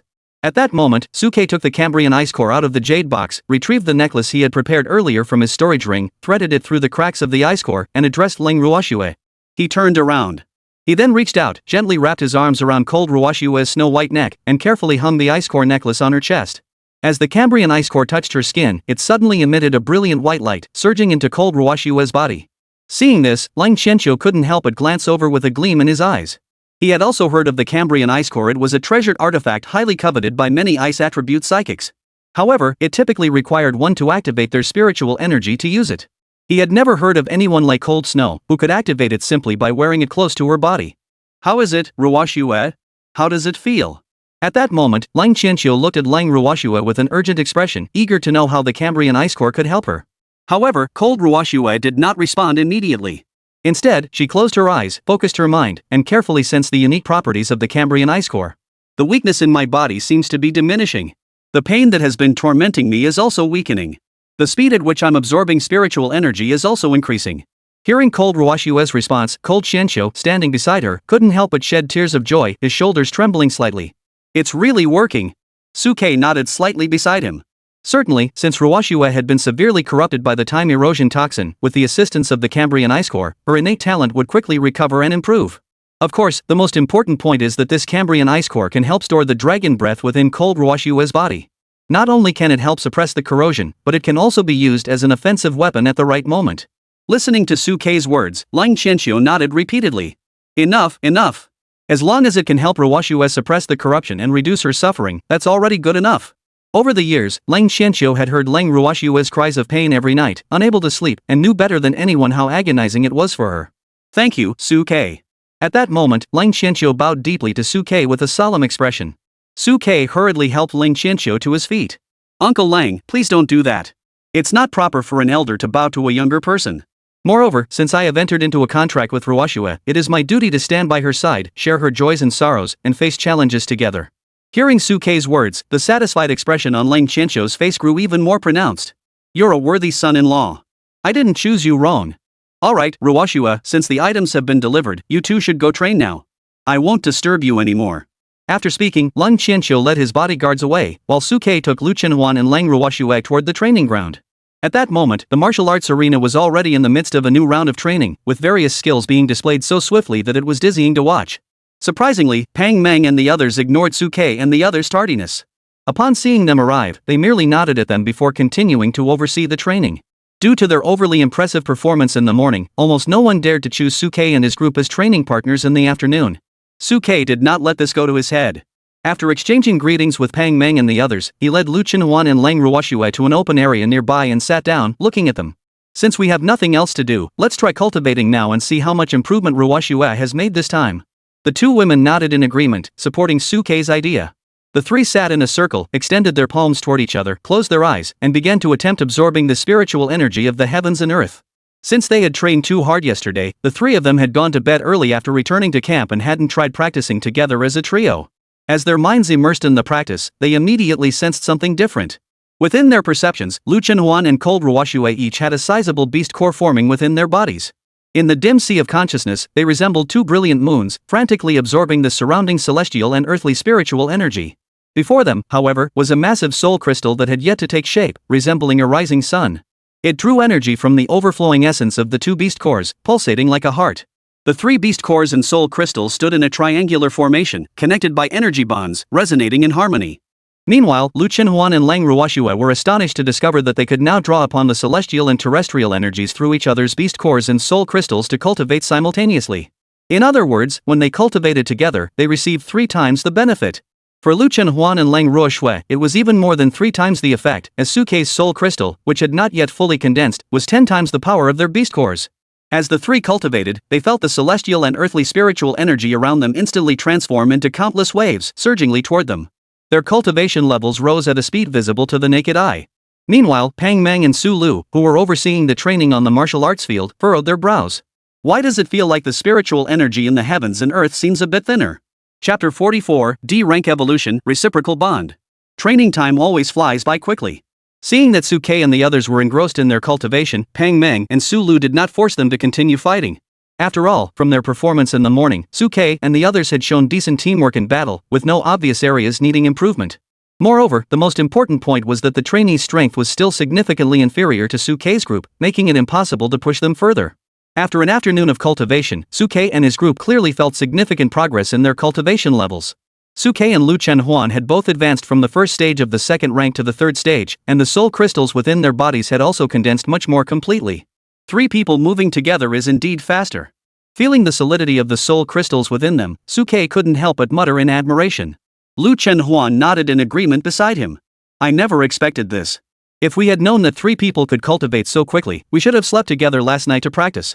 Ruoxue, why don't you join us tonight and practice together on the same bed? Hearing Lu Chenhuan's words, Lang Ruoxue's face flushed red. But we've only known each other for less than 2 days. Isn't that a bit too fast? What's the rush? Hearing Lang Ruoxue's words, Lu Chenhuan furrowed his brows, looking solemn and earnest. Ruoxue, you've just obtained this Cambrian ice core, a rare opportunity to grow stronger. Are you really willing to let others continue to mock you? As he spoke, Lu Chenhuan glanced up and down at Lang Ruoxue and gave a mischievous smile. Besides, Ruoxue, you've already formed a contract with Su Dage. This is something that's bound to happen eventually. What's there to be shy about? Don't you want to grow stronger? Or do you find Su Dage unattractive? Seeing Lu Chenhuan's skeptical gaze, Lang Ruoxue hurriedly shook her head and waved her hands. No, I don't want to become stronger, and I don't look down on Su Dage. Before Cold Yueshue could finish speaking, she was interrupted by Lu Chenhuan. Well, that's settled then. As long as you're willing in your heart, it's settled. Tonight, come to our camp, and we'll train together. Hearing Lu Chenhuan's words, Sukei, who was standing nearby, also wore a warm smile. Don't worry, Ruoxue. I, Sukei, am not the kind of person who forces others. If you don't want to, you can leave any time. I won't force you. Facing Sukei's gentle smile, Lang Ruoxue bit her lower lip lightly. I don't refuse. I really like Su Dage and Huan Jie. Sukei, upon hearing this, reached out and gently stroked Lang Ruoxue's head. It's okay. Let's try it tonight first. If you don't feel comfortable, we can talk about it later. All right. Upon hearing this, Lang Ruoxue took a deep breath and made her decision. Seeing this, Sukei nodded satisfactorily. After Pang Meng and the others announced the end of training, the 3 of them rushed toward the mess hall. After finishing their meal, the 3 returned to their camp. Lang Ruoxue entered her own tent, tidied up briefly, and changed into her adorable dinosaur pajamas. She then shyly walked into Sukei and Lu Chenhuan's tent. Upon seeing Lang Ruoxue enter, Lu Chenhuan smiled broadly. Oh, our little Ruoxue looks pretty cute in that pajama set. Let me pinch it. As he spoke, Lu Chenhuan reached out and pinched Lang Ruoxue's chubby cheeks. Sukei, standing nearby, looked at the 2 of them with a doting expression. Enough, Huan, stop pinching her. You'll scare Ruoxue. Lu Chenhuan rolled her eyes at the remark. Take your hands off Ruoxue's head first. Cold Ruoxue, who was being rubbed by the 2 of them, looked shy, blinking her big eyes constantly. Wearing her adorable dinosaur pajamas, she looked even cuter. Fortunately, the 3 of them didn't forget their main task for the day. After briefly calming down, they climbed onto the bed, sat facing each other, interlocked their hands, and began their cultivation. After getting to know each other during the day, the 3 on the bed quickly entered a deep state of communication, their spiritual awareness intertwining as they swiftly absorbed the surrounding celestial and earthly spiritual energy. Cold Snow's ability to absorb the spiritual energy of the heavens and earth had accelerated once again. Feeling the energy fluctuations coming from Lang Ruoxue's beast core, Sukei couldn't help but feel a surge of relief in his heart. It seems the description of the insightful divine eye was accurate. The Cambrian ice core could suppress erosion, allowing Cold Yueshua's suppressed bloodline to slowly awaken. As the 3 continued their cultivation, the night passed unnoticed. By the time dawn broke and the first rays of sunlight touched the earth from the eastern horizon, the energy surrounding Cold Snow, who was being held by Sukei and Lu Chenhuan, suddenly erupted, causing her to uncontrollably enter a beast transformation state. Sukei and Lu Chenhuan instantly opened their eyes and looked toward Lang Ruoxue. Crackle! As her silver-white hair danced in the air, the temperature around her plummeted. Silver scales with a deep blue glow at their centers began to grow from her arms, spreadingly toward her chest. In the blink of an eye, most of Lang Ruoxue's body was covered in scales, resembling a dazzling armor that protected her within. Meanwhile, Lang Ruoxue, who had been meditating with her eyes closed, suddenly opened them. Her sapphire blue pupils transformed into vertical slits, emitting a dangerous glow. Amidst the glint of her scales, the bulge on her forehead appeared even more pronounced. Upon seeing this, Sukei's eyes couldn't help but flash with joy. Has her innate talent advanced? As he spoke, Sukei's insightful divine eyes quickly turned toward Lang Ruoxue. Beast Girl, Cold Snow. Realm, First Tier Awakening. Talent, D Rank Ice Ring Snake. Beast Tamer, Sukei. Talent skills, Beast Transformation, Ice Crystal Storm, Extreme Cold Domain. Flaws: holds SSS-Rank Ice Frost Dragon energy within her body, but due to the dragon crystal core being corrupted by the time erosion toxin, 90% of the energy has leaked out, preventing her from manifesting her dragon form. Looking at the information Cold Snow displayed, Suke couldn't help but feel overwhelmed. Not only had Ryua's innate talent advanced, but her skills had also evolved. The original ice shards had transformed into Ice Crystal Storm, and she had gained an additional aura-type skill called Extreme Cold Domain. Additionally, the energy leakage rate had dropped from 99.99 to 90, reducing the leakage rate by nearly 10. At that moment, Lang Ruoxue also felt the changes within herself, and she jumped off the bed in excitement. My talent has advanced. From F rank to D rank. Su Dage didn't lie to me, my potential truly has room for advancement. Cold Snow beside her nodded in agreement, her eyes filled with a sense of relief, as if she had seen her own talent being transformed and advanced by Suke in the past. Just then, a notification popped up on Suke's information panel. Congratulations to the Beast Tamer for successfully upgrading 2 F-rank Beast Girls to D-rank, earning a feedback bonus. Congratulations to the Beast Tamer for unlocking the passive skill, Heart-to-Heart Bond. Bond of Unity: the Beast Master and the contracted target share a mental connection, allowing the Beast Master to use all of the contracted target skills. Chapter 45, Divine Technique, Bond of Unity, a new repair plan. Looking at the notification that popped up on his information panel, Suke's eyes lit up involuntarily. The feedback reward has finally arrived. Earlier, when he had enhanced Lu Chinawan's potential, he hadn't received any notifications. At the time, Suke had mistakenly believed that the reward mentioned in his cultivation was related to his innate skill, and had found it somewhat obscure. But now it was clear that it was entirely different. The reason there was no notification earlier was because Suke had only enhanced Lu Chinawan's potential to D-rank, and the conditions for the feedback were not met. Now that both Lu Chunhuan and Lang Ruoxue had been upgraded to D-rank, the feedback reward had arrived. At this moment, Suke couldn't help but rush to check his information panel. Beast Tamer, Suke. Realm, 2nd tier Spirit Binder. Talent, God tier. Contract Beast, Gold Devouring Rat. Talent skills: Divine Insight, Evolutionary Source, God of all Beasts, United Bond, Tyrant, Spirit Binding. Divine Insight can detect supernatural abilities, physical constitution, and even flaws in all things. Evolutionary Source assists contracted beast girls in evolving their ranks and abilities while gaining significant benefits in return. God of all Beasts allows unlimited contracts with contract beasts. Bond of Unity: the Beast Master and the contract beast share a mental connection, allowing the Beast Master to use all of the contract beast's skills. Tyrant consumes spiritual energy to make all contracted beast girls go berserk, increasing all attributes by 100% upgradable. Binding Spirit consumes spiritual energy to generate an energy contract that restricts contracted beast girls from rampaging and can bind hostile targets. To be unlocked. Looking at the skill description of the Bond of Unity, Suke couldn't help but marvel in his heart. They actually gave me an additional passive innate skill, and it's such a powerful, game-breaking one. How broken is this skill? Let me put it this way: the biggest weakness of a beast tamer is their lack of defense. If they lose contact with their beast maiden, they become an easy target for enemies to exploit and break through. But with this skill at his disposal, he can use all the skills of his contract target, combined with his own skills. Not only is it no longer a weakness, but it's essentially the max-level version of the Beast Girl. Enemies who dare to get close will definitely regret it. Awesome! With the Twin Hearts contract in hand, Suke now feels even more confident in facing ferocious beasts. With this, hunting fierce beasts in the wild, I can take Huanhuan Ruoxue with me and act alone to hunt the 2nd-tier fierce beasts Huanhuan desires. With such generous rewards for advancing from F rank to D rank, Suke became even more interested in the talent advancement rewards for the two of them in the future. Oh, and Ruoxue, I should check what her next talent advancement requirements are. As he pondered, Suke activated his insightful divine eyes once more, focusing on Lang Ruoxue, and quickly analyzed her flaws. Flaw: contains SSS-Rank Ice Dragon energy within the body, but due to the Dragon Crystal Core being corrupted by the time erosion toxin, 90% of the energy is leaking out, preventing the manifestation of the dragon form. Repair plan: consume Aurora Jellyfish every night to gradually dissolve the time erosion toxin. After half a month, undergo a hibernation at 50 degrees Celsius to awaken part of the dragon lineage genes. Looking at Lang Ruoxue's repair plan, Suke's brows couldn't help but furrow slightly. Aurora Jellyfish, hibernation at 50 degrees Celsius, 2 repair conditions? On the surface, Lang Ruoxue's repair plan was slightly more complex than Lu Chinawan's. The key difference lay in the rarity of materials required for Lang Ruoxue's plan, while Lu Chinawan's challenge was the sheer volume needed. It can only be said that, as expected of an SSS tier talent, the repair conditions are not something ordinary people can easily gather. However, now that there was a direction, his next course of action became clearer. First, find those 10 2nd-tier ferocious beasts for Lu Chenhuan to show off. Second, locate this so-called Aurora Jellyfish and have Lang Ruoxue consume it every night. After half a month, have her undergo hibernation at 50 degrees Celsius, and both of their potential will be elevated once again. However, before Suke and the others could finish celebrating, after Lang Ruoshua had advanced to a D-rank ice ring snake, the beast core within her body began to condense once more, and a massive amount of celestial and earthly spiritual energy rushed towards Suke's campsite at an astonishing speed. Hum! A faint sound erupted from within the tent, and a violent force surged wildly from Cold Snow's body.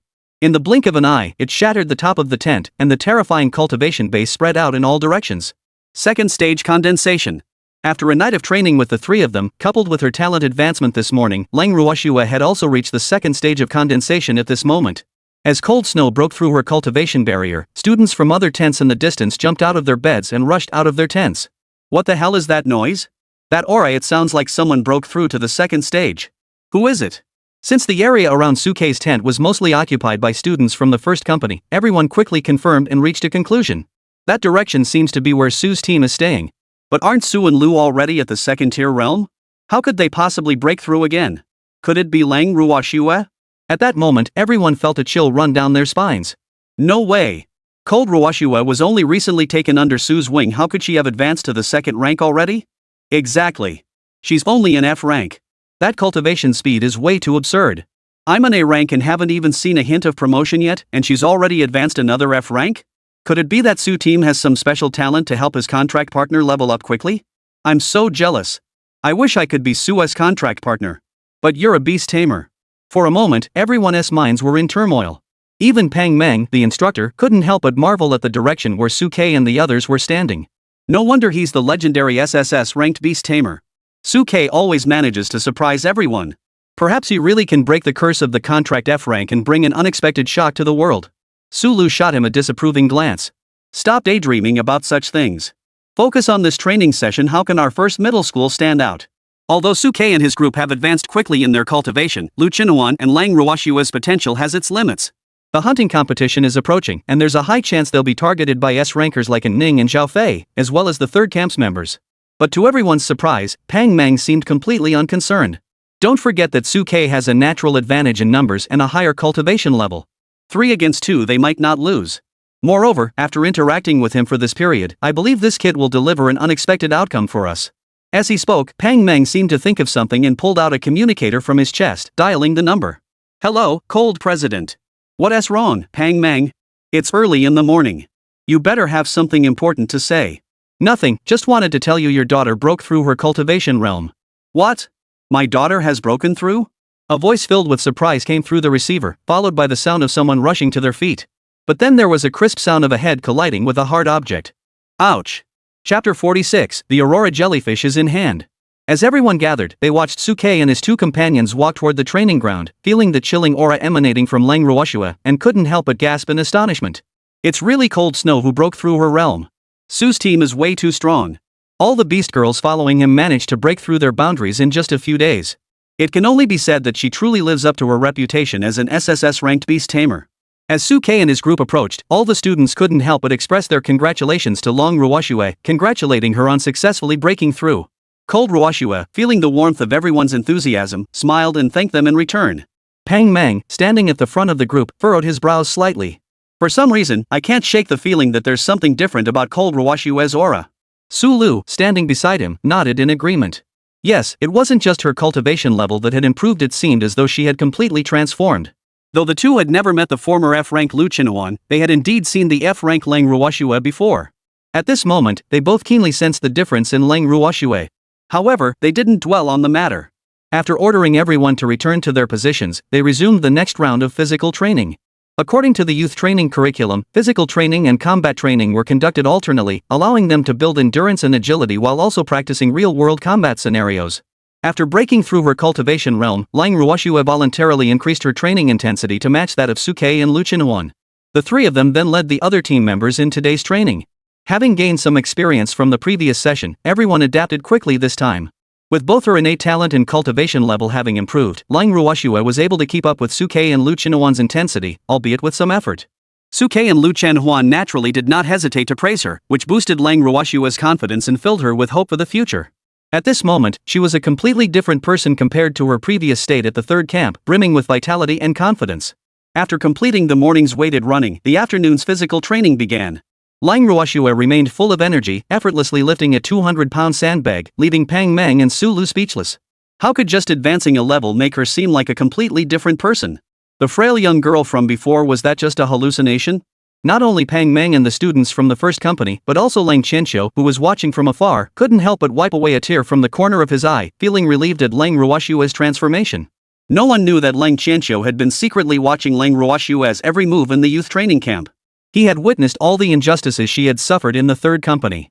But for the sake of Lang Ruoshua's future, even if his daughter had suffered injustice, Lang Qianqiu could only swallow his tears and hope that Lang Ruoshua would continue to persevere.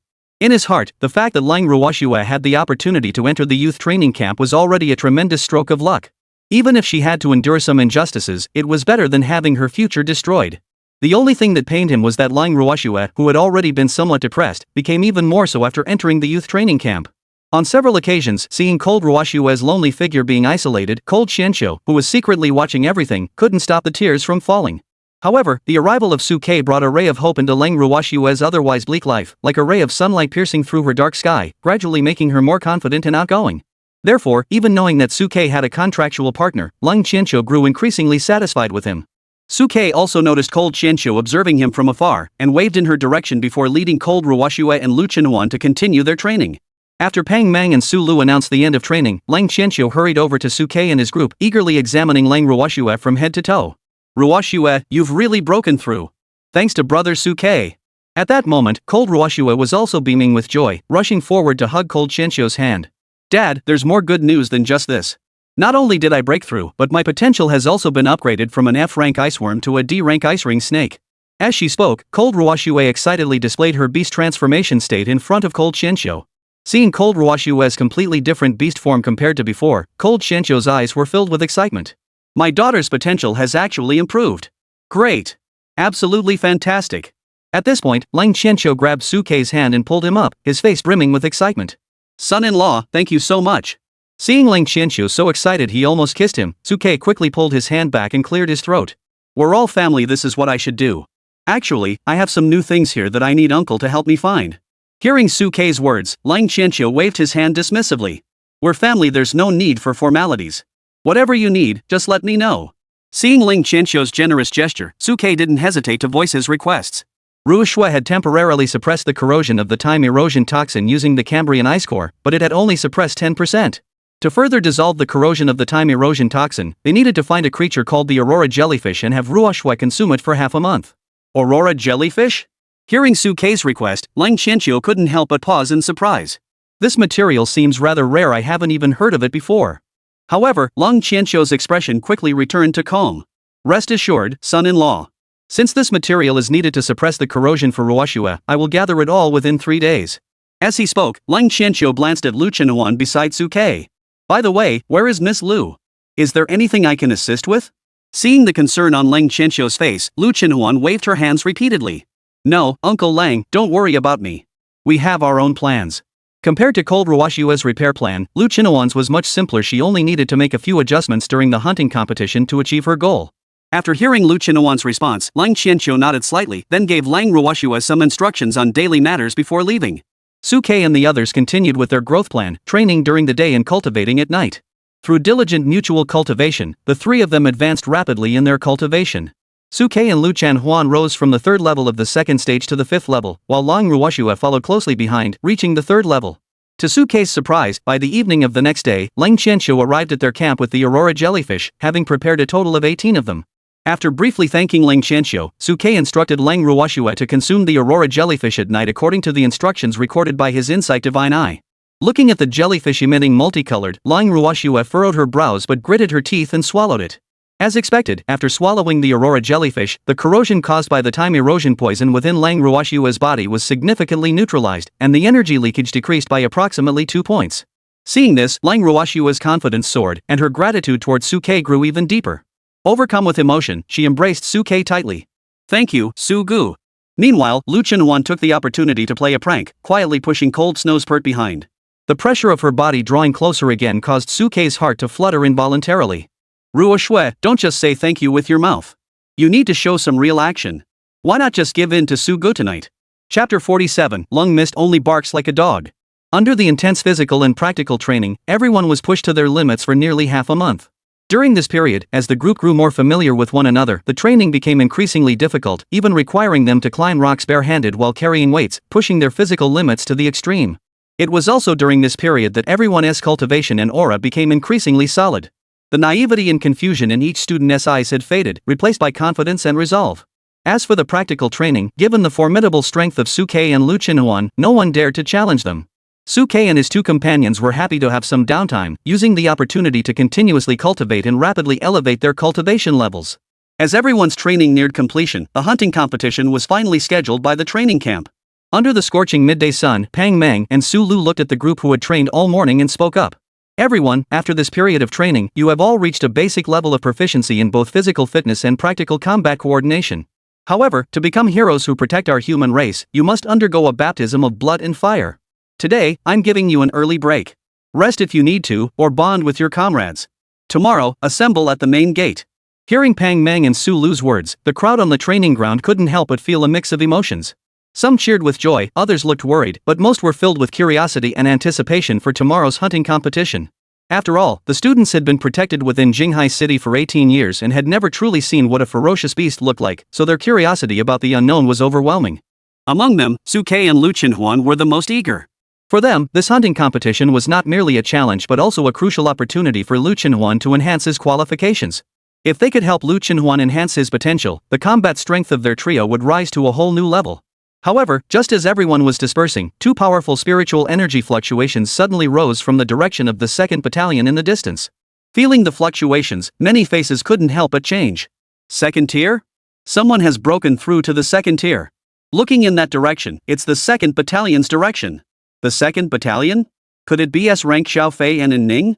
At this point, everyone couldn't help but look in the direction where Suke and the others were. The emotional entanglement between Suke and In Ning had already spread like wildfire throughout the entire training camp. As the hunting competition draws near, if In Ning and Xiao Fei have indeed broken through to the 2nd stage, the threat they pose to Suke and his group will be immense. After all, both In Ning and Xiao Fei are S-Rank, while Lu Chinhuan and Lang Ruoxue are still F-Rank as everyone knows. Facing off against In Ning and Xiao Fei of the same rank, the outcome is far from certain. However, Suke, who is at the center of everyone's attention, remains calm and composed. For Suke, he has never regarded In Ning as a threat. Especially after this period of cultivation, the three of them had made significant progress in their cultivation levels. Suke and Lu Chinhuan were already at the 10th level of the 2nd tier, just half a step away from breaking through to the 3rd tier, while Lang Ruoxue was at the 9th level of the 2nd tier, quickly catching up to the two of them. For Suke, the most important task was to find 10 2nd-tier ferocious beasts in tomorrow's hunting competition. Suge, are you worried? Cold Ruoxue, standing beside him, noticed the distant expression in Suke's eyes and asked with concern. Suke turned to look at Lang Ruoxue, who was holding his arm, and smiled tenderly. What's there to worry about? The three of us are together, what's there to worry about? I'm just thinking about tomorrow's plan. We might need to venture deeper into the heart of the competition, and there could be unexpected complications along the way. Hearing Suke's response, Lu Chinhuan gently rested her head on Suke's shoulder. Sugu, there's no need to worry so much. As long as the three of us are together, even if we face mountains of knives or seas of fire, we'll get through it together. Lang Ruoxue nodded in agreement beside them, like a chick pecking at grain. Let's charge ahead. Seeing the two women so understanding, Suke's smile grew even wider. Alright, let's not dwell on such things. Let's go eat first, then come back to practice for a while. We'll rest properly tonight and prepare for tomorrow's hunting competition. Following Suke's instructions, Lu Chinhuan and Lang Ruoxue nodded, each taking one of Suke's arms, and walked toward the dining hall. As they approached the dining hall, they happened to see In Ning and Xiao Fei surrounded by the 2nd Company's men. Upon seeing Suke and the others enter the dining hall, In Ning, with a proud expression, stomped her high heels and pulled Xiao Fei directly in front of Suke. Suke, Xiao Fei, and I are now also 2nd-tier members. Facing In Ning's provocation, Suke remained unfazed. Oh. As soon as he saw the two of them, Suke had already activated his insight divine eyes and knew the truth about their breakthrough. Seeing Suke's composed demeanor, and Ning couldn't help but snort coldly. Don't pretend you don't care. I know you're panicking inside. With the hunting competition approaching, Xiao Fei and I have both advanced to the 2nd tier, and the pressure on you must be sky high. After all, Xiao Fei and I are genuine S-Rank, while Lu Chinhuan and Lang Ruoxue are only F-Rank. Due to Lu Chinhuan's previous lessons, and Ning dared not mock Lu Chinhuan and Lang Ruoxue as useless, but when mentioning F-Rank, she still wore a look of pride and disdain. How do you know they're only F-Rank? At that moment, Suke wore a cold smile. But who would have thought that upon hearing Suke's words, and Ning burst into a mocking laugh. Suke, what you're saying isn't the talent assessment determined at the time of awakening? Could they possibly break through human genetic limits and improve their qualifications? Just then, Lu Chenhuan spoke up with a cold smile. What's the big deal about breaking through to the second stage? Have you forgotten what you were like before? If you're not satisfied, why don't you show us now? Hearing Lu Chenhuan's mockery, and Ning clenched her fists tightly, but was quickly pulled back by Zhao Fei beside her. Ning, it's mealtime now. Private fights are prohibited in the training camp. Besides, the hunting competition is tomorrow. There'll be plenty of opportunities to show them what you're made of then. As he spoke, Zhao Fei cautiously glanced at Lang Ruoxue beside Su Ke and lowered his voice to speak to her. Ning, you've forgotten that Lang Ruoxue is a connected person. If we start a conflict now and it affects tomorrow's competition, it won't be worth it. The hunting competition involves the entire camp, and the probability of teams encountering each other during the event is extremely high. We can make them pay then and completely clear our name of the wrongs we've suffered.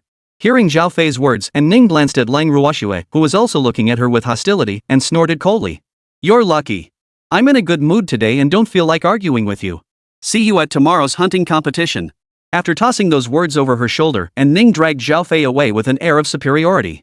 Behind them, Lu Chenhuan flipped them off. Lung mist is just a dog barking. Chapter 48, the eve of the competition, storms on the horizon. After dinner, Su Ke led Lu Chenhuan and Lang Ruoxue back to the camp and immediately began today's cultivation. After this period of relentless cultivation, the three of them had solidified their cultivation bases.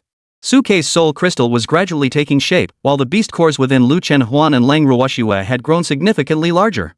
Feeling that Su Ke and Lu Chenhuan were only half a step away from entering the third stage, Lang Ruoxue, who was holding hands with the two of them, looked at them with envy. Su Ge, you and Huan are about to enter the third stage. Su Ke looked at Lang Ruoxue with a doting expression. Don't worry, Ruoxue. Your cultivation level isn't that far behind ours. You'll catch up soon. Tonight, we will consume the last Aurora jellyfish serving. After the hunting competition, we will wait for an opportunity to hibernate and complete the transformation. Who knows, you might even surpass Huan in terms of potential before she does. Listening to Su Ke's description, Lang Ruoxue's eyes gleamed with anticipation for the future, and she nodded lightly. Yes, I'll follow Su Ge's instructions. As they spoke, the three of them once again focused their minds and entered cultivation mode. However, just as the three of them had withdrawn their movements at dusk, two more signs of someone breaking through the realm echoed from the direction of the other camps in the distance. Feeling the direction of the breakthrough aura, Lu Chenhuan's brows furrowed slightly. Another breakthrough? It seems to be coming from the direction of the third camp. The camps where the breakthroughs occurred seem to have it out for us. Could this be a coordinated effort to put pressure on us as the hunting competition approaches? Lang Ruoxue also bit her lower lip lightly, a hint of worry flashing in her eyes. She had always had a strained relationship with the third camp. If it was indeed someone from the third camp who had broken through, she feared it might cause trouble for Su Ke during the competition. Su Ke, however, remained calm. Breaking through to a mere second-tier realm isn't worth worrying about. We're all about to break through to the third tier, there's no need to bother with these minor figures. Su Ke's goal had never been the small realm of Tianhai. His true objective was to shatter the demonic beast army that lay beyond the human race's demon ceiling pass. After completing his cultivation, Su Ke took Lu Chenhuan and Lang Ruoxue to have their last meal before the hunting competition, and thus confirmed who would break through in the afternoon. The third camp captain, Shin Song-yun, and his beast companion. Facing this outcome, Su Ke was somewhat surprised. He hadn't expected Shin Song-yun, an A-rank cultivator, to catch up to Ning and Zhao Fei in terms of breakthrough speed. However, Shin Song-yun might have learned from his previous mistake and did not flaunt his abilities in front of Su Ke and the others like Ning had done. Instead, he glared at the three of them from afar, seemingly plotting how to sabotage them during the hunting competition. Su Ke didn't pay much attention to these petty thoughts. If they merely thought about it, that would be one thing, but if they dared to target him in the hunting competition, he would show no mercy. However, Lang Ruoxue, after confirming that Shin Song-yun and the others had broken through, couldn't help but feel some concern. After finishing their meal, Su Ke led the two women back to the camp. As night fell, he instructed Lang Ruoxue to consume the 15th Aurora jellyfish. As Lang Ruoxue consumed the Aurora jellyfish, it seemed to activate the residual energy from the previously consumed Aurora jellyfish. A series of faintly black mist rose slowly from the top of Lang Ruoxue's head and spread outwards. Watching this eerie scene, Su Ke's expression grew solemn. This must be the corrosive effects of the time erosion toxin. Having consumed all 15 Aurora jellyfish, the time erosion toxin within Lang Ruoxue's body had been neutralized by more than half, and the energy was no longer dissipating as rapidly as before. Thinking this, Su Ke activated his Insight Divine Eye to examine Lang Ruoxue. Defect, contains SSS-Rank Ice Dragon energy within the body, but due to the Dragon Crystal Core being corrupted by the time erosion toxin, 70% of the energy is leaking out, preventing the manifestation of the dragon form. After half a month of continuously consuming aurora jellyfish, the energy leakage rate in Lang Ruoshua's body had dropped from 90% to 70%, and her absorption of celestial and terrestrial spiritual energy had increased by nearly 3 times compared to before. This was also the reason why Lang Ruoshua's cultivation realm had been able to advance so quickly to the second stage, 9th rank. Now, all that remains is one more hibernation period to fully unlock her potential. However, with the hunting competition imminent, the hibernation schedule must be postponed. After the competition concludes, sufficient time will be allocated for hibernation. The schedule for Huanwan's talent enhancement will also begin during this competition. At this moment, Suke's heart was filled with anticipation for tomorrow's competition. Alright, since we'll be participating in a real combat competition tomorrow, we won't practice tonight. Let's get a good night's sleep and rest up for tomorrow's battle. After saying this, Suke ordered the lights to be turned off and everyone to go to sleep. However, just as Suke had extinguished the lights, a rustling sound came from the bedside. HM? Suke turned his head and, in the dim nightlight, saw Lang Ruoshua dressed in a dinosaur pajama, carefully crawling toward his side of the bed. Seeing this scene, Suke couldn't help but laugh and cry at the same time. Ruoshua, why are you here? Although Lang Ruoshua had moved into a tent with him and Lu Chenhuan long ago, she had always slept alone in her own bed. Now, she was actually coming over to him on her own, which left Suke somewhat surprised. Lu Chenhuan, who was standing nearby, quickly turned his head to look at Lang Ruoshua. Oh? What's going on? Has our Ruoshua finally come around? You haven't even figured it out yet, Su. But little Cold Snow only spoke softly. No, I was just thinking about facing the ferocious beasts tomorrow and couldn't sleep, so I came over. As she spoke, Lang Ruoshua turned toward the night and gently bit her lower lip. If you don't like it, I can go back. As she spoke, Lang Ruoshua gently twisted her body and prepared to leave. But who would have thought that the next moment, a pair of strong hands suddenly wrapped around Lang Ruoshua's slender waist, pulling her back. You've come this far, don't leave now. Suke then pulled her violently, and 2 massive pressures descended from the sky. Unlike the bustling youth training camp, at that moment, not far from the Tianhai youth training camp, in the dimly lit forest of Fengming Valley, 2 figures appeared at the edge of the woods, watching the youth training camp surrounded by watchtowers from afar. One of them, a slightly tall and slender man, adjusted his glasses, which were reflecting the moonlight in the night. It was said that this time, Tianhai City had produced 1 SSS-ranked and 2 S-ranked geniuses. Qingyao, the higher-ups of the divine sect have already issued orders we must use this youth training opportunity to eliminate them all. The other figure, a woman with short hair and a curvaceous figure, leaned lazily against a nearby tree, waving her hand dismissively. I know. But are you sure this won't attract the attention of the higher-ups in the Great Xia Empire? The man turned his head to glance at the youth training camp in the distance and sneered. This operation was launched by the divine cult targeting geniuses across the regions. It's not just Tianhai. Even if the higher-ups of the Great Xia Empire are enraged, they won't target us alone. Besides, hasn't the Great Xia High Command already launched countless pursuits against the divine cult? Proceed with the plan tomorrow. Chapter 49, From now on, follow my commands. At dawn, all the people from the main camp gathered at the entrance of the youth training camp and set off toward the Fengming Valley, where fierce beasts gathered. Upon arriving at the valley, a middle-aged man whom none of them had seen before appeared before them. Good morning, everyone. I am Li Shangdong, the director of this training camp. Today, you will participate in your first ever practical hunting competition against ferocious beasts. This practical competition will also serve as a benchmark to evaluate your abilities. The competition will be scored based on the number and quality of the beasts you hunt. There are 9 large camps, 271 students, and only 150 promotion spots available. Whether you choose to work in teams or go solo is entirely up to you. With that, Li Shangdong waved his hand dismissively. Now, camp instructors, lead your teams into the mountains. As Li Shangdong finished speaking, the instructors from each camp immediately led their students toward the valley. However, when they reached the entrance to the valley, the instructors from all camps stopped in their tracks, pointing at the teleportation array before them and looking at the crowd. Everyone, to prevent those with malicious intent from exploiting the hunting competition to harm our human race's geniuses, the Trial Valley has specially set up teleportation arrays. To enter the valley, you must do so through the teleportation arrays. These teleportation arrays have a cultivation level restriction, and those above the 3rd tier cannot enter them. Hearing the instructor's explanation, the students couldn't help but feel relieved. The instructors, noticing the students' slightly relaxed expressions, furrowed their brows. However, you must not grow complacent. The Trial Valley is vast and teeming with ferocious beasts, many of which are man-eaters and harbor an innate hatred toward the human race.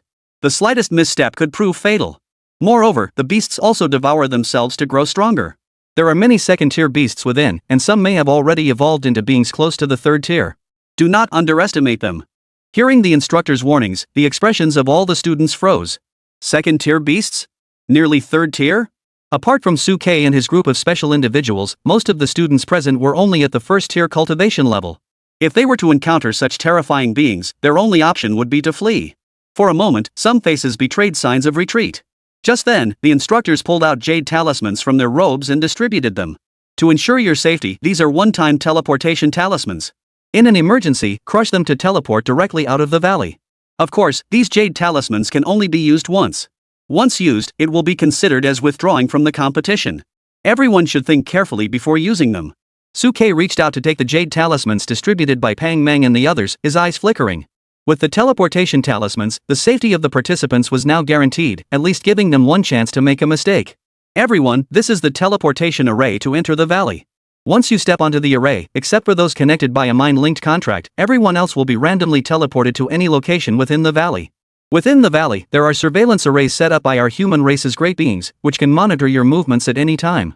The trial steals will also rank and score you based on your performance within the valley. As Pang Meng and the others explained, Suke and Lu Chunhuan turned their heads to look at the massive stone monument standing outside the valley. At that moment, the monument was blank, with no records of any achievements yet. Alright, enter the array now and begin the competition. After finishing the general overview of the hunting competition, Li Xiangdong declared the competition officially underway. One by one, the beast tamers and their beast companions held hands and entered the formation. A flash of light later, their figures vanished. Huan, Ruoxue, are you ready? Suke, Lu Chenhuan, and Lang Ruoxue exchanged glances, nodded slightly, and then held hands as they walked toward the formation. As he watched Suke and the others walk toward the formation, Li Xiangdong couldn't help but smile. This must be Suke, the SSS-Rank genius beast tamer who's been causing a stir in Tianhai lately. Leading two beauties into the valley like this is quite a sight. Cold young master, your daughter is quite lucky. By Li Xiangdong's side, Lang Qianqiu had appeared out of nowhere, hands behind his back, smiling as he watched the three figures recede into the distance. Not just lucky, it's downright divine. Meaning this young man is a blessing that Ruoxue has earned through 3 lifetimes of good deeds. Hearing Cold Qianqiu's words, Li Xiangdong's eyebrows raised slightly. Oh? Mr. Lang, you think so highly of this kid?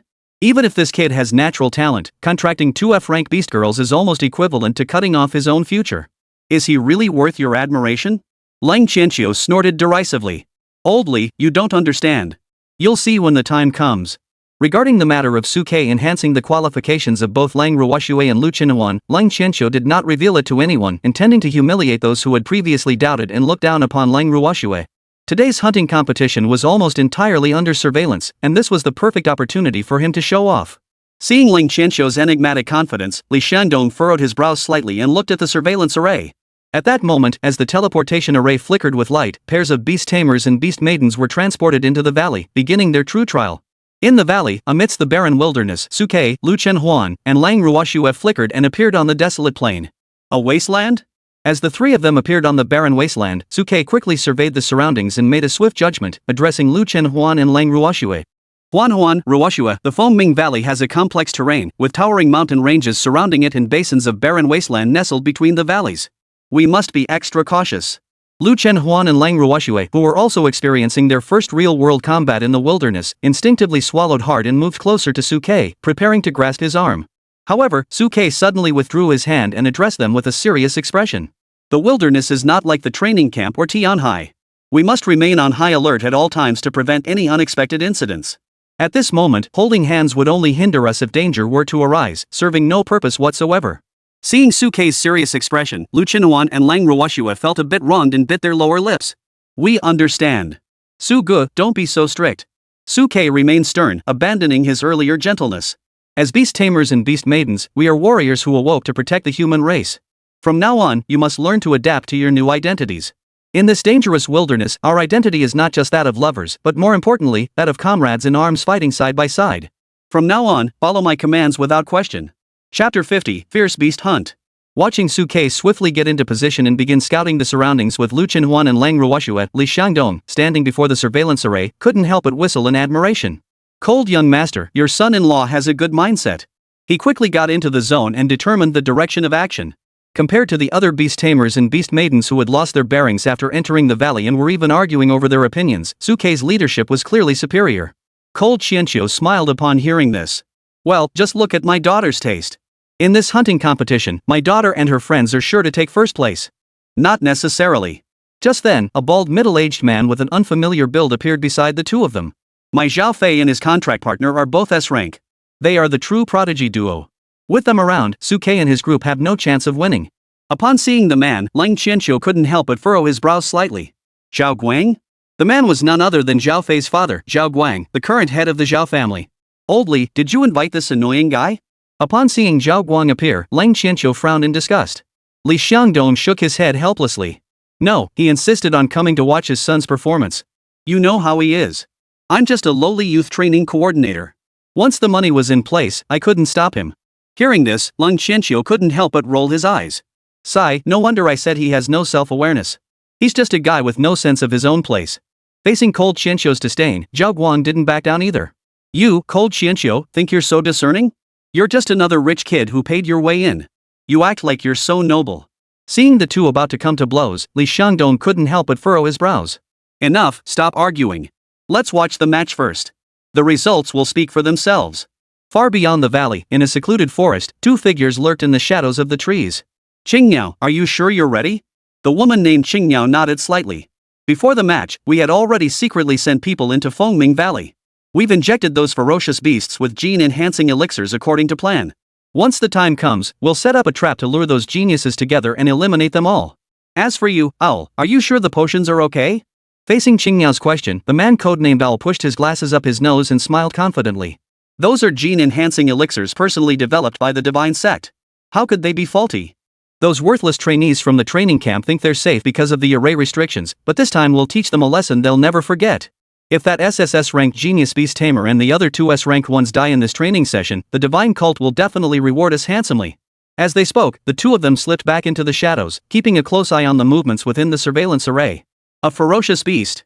As Suke approached a patch of bushes, he quickly retreated. Lu Chenhuan, standing beside him, instantly entered beast form, with golden beast ears emerging, shielding Suke and Lang Ruoxue behind him. Cold Ruoxue also instantly entered beast form, ready to unleash an ice crystal storm at any moment. In their field of vision, a grey giant wolf with drool dripping from its mouth appeared. Fierce beast, grey wolf. Rank, first tier. Innate skills, roar, pounce, pack summon. Weaknesses, excessive strength concentrated in the limbs, leaning toward offense, poor defensive capabilities, vulnerable to injuries in the waist and head, with the nose being particularly fragile. As soon as the grey wolf appeared, Suke activated his insight divine eyes, absorbing all its information into his vision. Huan, target its waist and head, especially the nose. This grey wolf is a pack hunting predator, we must prevent it from activating its pack call skill. Got it, Ruoxue, you protect Sudage. Lu Chenhuan, upon hearing Suke's orders, did not hesitate for a moment. She swung her claws toward the grey wolf, her beastly claws flashing with golden light, striking the wolf's nose before it could react. Awu. The next second, the grey wolf could only emit a final, unwilling howl before collapsing lifelessly onto the ground. Well done. Seeing Lu Chenhuan dispatch a first-tier ferocious beast with a single strike, Suke couldn't help but praise him aloud. Suke quickly stepped forward, pulled out a dagger from his storage ring, and plunged it into the grey wolf's abdomen, slicing it open. He then retrieved a small beast core and tossed it to Lu Chenhuan. For Huan. Remember to dissect the beasts after killing them if possible. These beast cores can not only be sold for money but also used to restore spiritual energy in critical moments. Seeing the blood-soaked beast core in Lu Chenhuan's hand, Lang Ruoxue couldn't help but pale slightly, feeling a bit queasy. Lu Chenhuan, however, sniffed the blood-soaked beast core in his hand. A strange red glow flashed in his eyes, and he unconsciously licked his lips. However, he quickly regained his composure, suppressing his inner urge, and reluctantly wiped the beast core clean before stuffing it into his pocket. The hunting competition was all about killing fierce beasts to earn higher points. We must adapt quickly and keep moving forward. After finishing everything, Suke led Lu Chenhuan and Lang Ruoxue forward. Suke and his group weren't the only ones who encountered ferocious beasts. At that moment, many people in the valley were engaged in fierce battles with the beasts. However, not everyone handled the situation as smoothly as Suke and his group. Some, facing life-threatening danger for the first time, panicked and even began to sustain injuries. Some, after battling the beasts, vomited uncontrollably, their eyes no longer holding the same determination they had before. Zhao Fei and Ning, however, quickly disposed of a first-tier ferocious beast with their combined efforts. At that moment, Ning's eyes were filled with confidence. There must be very few people who can handle a first-tier ferocious beast as easily as we did, right? I wonder if Suke is faster than us. Zhao Fei, let's keep searching for beasts and make sure we don't get left behind by Suke in this competition.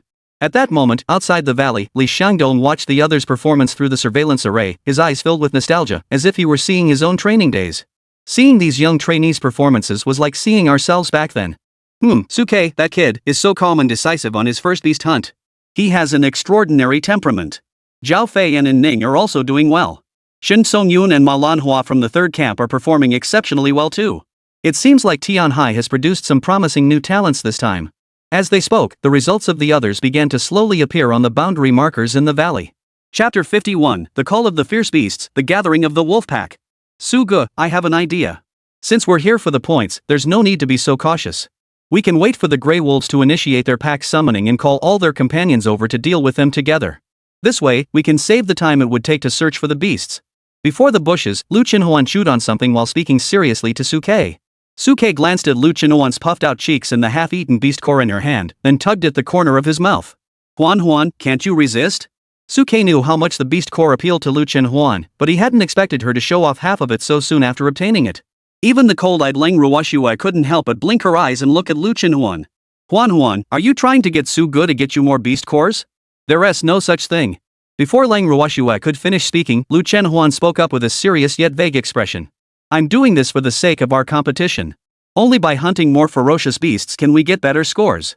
Suge, just say whether you're in or not.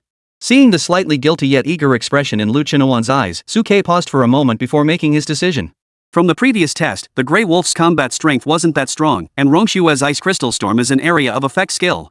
I think we can give it a try. After the previous battle, Suke had gained a rough understanding of the beast's strength. First-tier beasts were no match for Lu Chenhuan and her group at their current level. Even if there were more of them, they could be overwhelmed by Leng Ruoshue's area of effect skill, making it worth a try. Alright. Seeing that Suke had agreed, Lu Chenhuan rubbed her hands excitedly and threw the remaining half of the beast core into her mouth. Now, let me go find another Grey Wolf.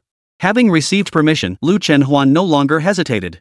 Instead, she deliberately walked boldly toward the forest, even whistling to attract the beast's attention. Watch your head. Suke, who had been keenly observing his surroundings, spoke up as he noticed a snake as thick as a water pipe, covered in silver spots, hanging above Lu Chenhuan's head.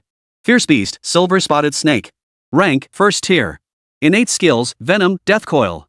Weaknesses, vision impaired due to body shape. The 7th inch of the head and the tail are major weaknesses. Huan, attack its 7 inches and tail. Got it. Lu Chenhuan, who had already sensed the danger, immediately activated his beast transformation, leaping into the air with a powerful kick and swiped at the silver-spotted snake with a claw. The silver-spotted snake, having already set its sights on killing, whipped its tail and lunged directly at Lu Chenhuan's neck. As they closed in, Lu Chenhuan seized the opportunity, aiming directly at the silver-spotted snake's 7-inch area, and struck down with a claw, knocking the snake to the ground, instantly killing it. Then, Lu Chenhuan directly plunged the beast's claw into the silver-spotted snake's abdomen, dug around inside, and extracted the beast core. You silver-striped snake, I never intended to cause trouble for you, but you insisted on coming here willingly. After extracting the beast core from the silver-spotted snake, Lu Chenhuan's expression grew slightly displeased. That Grey Wolf, which we were trying to find, had disappeared without a trace. Suke, however, remained calm. Don't panic. Since the Grey Wolf is a pack-hunting predator, there must be its companions nearby. As long as we're patient, we'll eventually find them. As he spoke, the cold, blue eyes of Leng Ruoshue flickered with a gleam, fixating on a patch of bushes. Suge, Huan Jia, over there. Upon hearing this, Lu Chenhuan hurriedly followed cold Ruoshue's gaze and, upon seeing a Grey Wolf lurking in the bushes, couldn't help but brighten his eyes. You little bastard, you were hiding here. Excited, Lu Chenhuan's feet burst forward, charging toward the Grey Wolf. However, to everyone's surprise, the Grey Wolf, upon seeing Lu Chenhuan charging toward it, did not charge back but turned and fled instead. Seeing this, Suke's brows furrowed slightly. This Grey Wolf still possessed some intelligence. After witnessing Lu Chenhuan's attack, it had lost all desire to fight and only wanted to flee. Unfortunately, Lu Chenhuan, who was just half a step away from advancing to the 3rd tier, wasn't someone a Grey Wolf could outrun. He was instantly caught up by Lu Chenhuan, who struck its waist with a claw, sending it crashing to the ground. Under Lu Chenhuan's deliberate control of his strength, the Grey Wolf wasn't killed but lay on the ground, writhing and howling in pain. Lu Chenhuan quickly stepped forward, stepped on the Grey Wolf's hind legs, and grabbed its sharp snout, grinning savagely. You're supposed to be able to summon your pack, call your brothers and sisters. Do it now. However, the Grey Wolf, whether out of sheer terror or not, lay on the ground whimpering and wailing, making no attempt to summon its pack. Seeing this, Lu Chenhuan couldn't help but pause, lifting his head to look at Suke. Not calling? Suge, does this Grey Wolf not have the ability to call for reinforcements? Suke looked at the information transmitted through his insightful divine eyes and shook his head slightly. It's not that it can't, it's just that it didn't T-activate it. It probably doesn't T-want to. Upon hearing this, Lu Chenhuan grew furious. Doesn't want to? I finally caught you, and you just don't want to call out? As she spoke, Lu Chenhuan raised her beast claws, which hadn't yet entered their transformed state, and slapped the Grey Wolf across the face. I don't care, bark. Bark. Bark. Bark. As she spoke, Lu Chenhuan slapped the gray wolf's mouth repeatedly, swelling its jaw until it was swollen and red. The ferocious expression on her face matched the murderous glint in her eyes. If one were to set aside the ancient enmity between beasts and humans, at that moment, Lu Chenhuan resembled a wicked female villain. Finally, under Lu Chenhuan's brutal interrogation, the gray wolf couldn't help but let out a strange, rhythmic howl that pierced the sky. Awu. In an instant, the surrounding mountains and forests fell silent, followed by more wolf howls with the same odd rhythm echoing from all directions. Awu. Awu. In an instant, the entire forest was filled with the sound of wolf howls, the piercing cries shattering the eardrums. Gray figures darted through the trees, rushing toward the direction where Suke and the others were located. Feeling the rustling sounds around him, Lu Chenhuan crushed the skull of a gray wolf under his foot, reached into its chest, and pulled out the beast core. He licked the blood still clinging to it, his eyes brimming with excitement.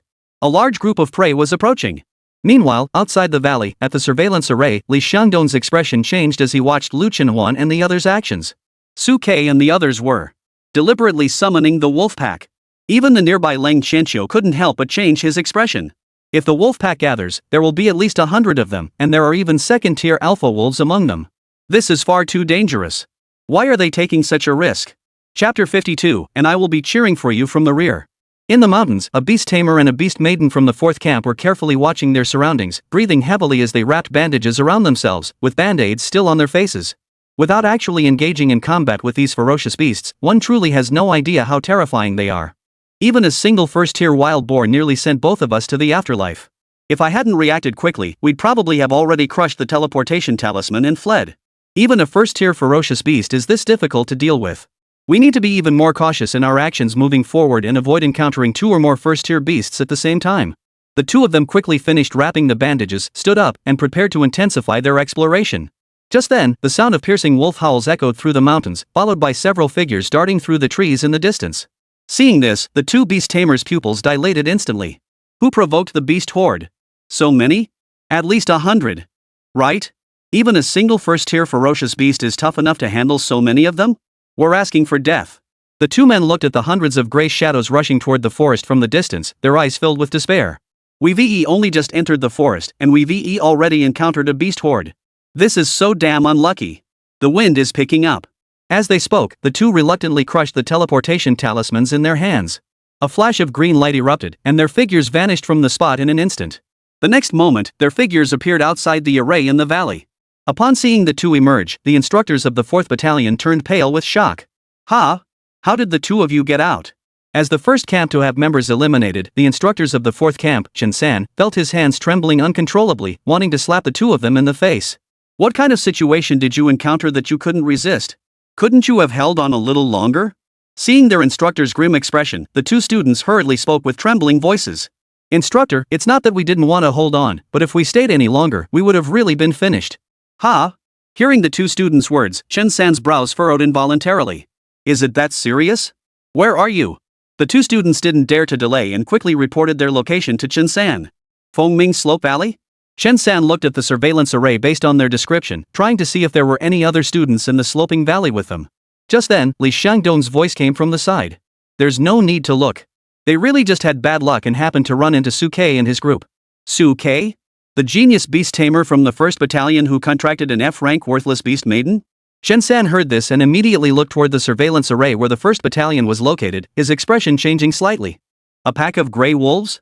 We've only just entered the mountains. How did we end up encountering a gray wolf pack? The gray wolf pack is a legendary force in Fengming Valley that strikes fear into the hearts of all rookie trainees. At this early stage of training, when trainees from different companies haven't formed groups yet, a few newcomers encountering them have little chance of survival.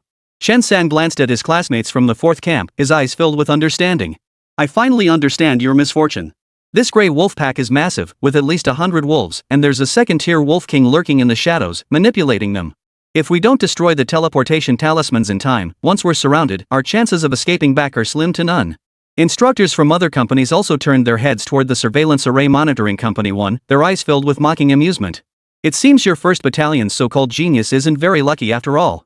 You've only just entered the mountains and already encountered such a troublesome gray wolf pack. They weren't just unlucky. Li Xiangdong, standing nearby, glanced at Pang Meng and Su Lu, who were also staring intently at the surveillance array, and a meaningful smile curled the corners of his mouth. This wolf pack was deliberately lured here by Suke and his group. Intentionally lured? Upon hearing those words, Chen-san and the other instructors from nearby camps couldn't help but widen their eyes in shock. They had been focused on their own camp's beast tamers and beast maidens and hadn't noticed the shocking action Suke and his group had just taken. However, Pang Meng and Su Lu, who had been watching Suke's actions the entire time, smiled bitterly.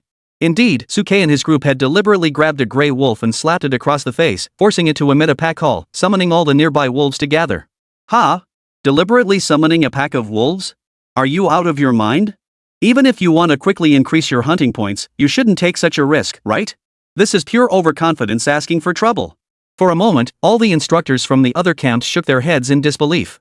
It seems that Suke is indeed as the rumors suggest he has talent, but his mind is a bit off. No one had high hopes for Suke and his two companions, doubting that the three of them could possibly handle a pack of hundreds of wolves. Too reckless, it seems they'll be the first to be eliminated from this group of geniuses. At that moment, Lung Qianqiu, standing beside Li Shandong, couldn't help but clench his fists tightly, his concern evident in his eyes. Beside him, Zhao Guang wore an excited expression. Cold Qianqiu, it seems your son-in-law isn't very bright.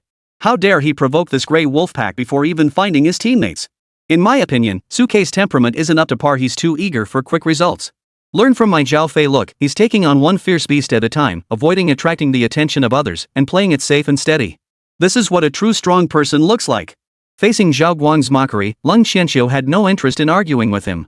He stared intently at the figures of Suke and the others on the surveillance array, fearing they might encounter some unexpected danger. Similarly concerned were Pang Meng and Su Lu. As instructors of the 1st Battalion, they had witnessed Suke's extraordinary abilities firsthand during this period and had placed immense hope in the three of them. Believe in them, Suke will always bring us surprises, and this time will be no exception. At that moment, everyone's gaze briefly shifted away from the surveillance footage of the other students, all eager to see how Suke and his group would handle this terrifying wave of ferocious beasts. At that moment, under everyone's watchful gaze, Suke and his two companions stood on the slope of Shegu Mountain, staring at the grey figures darting toward them through the forest. Their eyes were filled with confidence. As the backbone of the trio, Suke immediately formulated the battle plan for this operation. Ru Shui, activate the extreme cold domain. Gather ice crystals to form a storm and attack in numbers. Huan Huan, you will assist Ruo Shui and ensure no stragglers sneak in for a surprise attack. As for me, I'll be at the rear, cheering you on. Chapter 53, The Wolf King of Unparalleled Cunning. Seeing Suke swiftly establish the battle plan, everyone who had been monitoring the situation outside the formation couldn't help but nod in approval. Though his actions were a bit reckless, Suke remained calm under pressure, a qualified beast tamer indeed. Though the others couldn't hear Suke's voice within the formation, they could roughly discern his rapid deployment of battle plans through the visuals. He remained unfazed in the face of danger, showing good composure, but they were facing a large pack of grey wolves, including a second-tier wolf king lurking in the shadows. Surviving this attack unscathed was highly unlikely. Exactly, especially since Suke's contracted beast girls were only 2F rank, making the task even more challenging. While everyone was impressed by Suke's performance, they still didn't believe he could truly command Lu Chunhuan and Lang Ruoxue to defeat the wolf pack. The numerical disparity was already significant, and Lu Chunhuan and Lang Ruoxue were merely 2F rank beast girls with the lowest innate talent.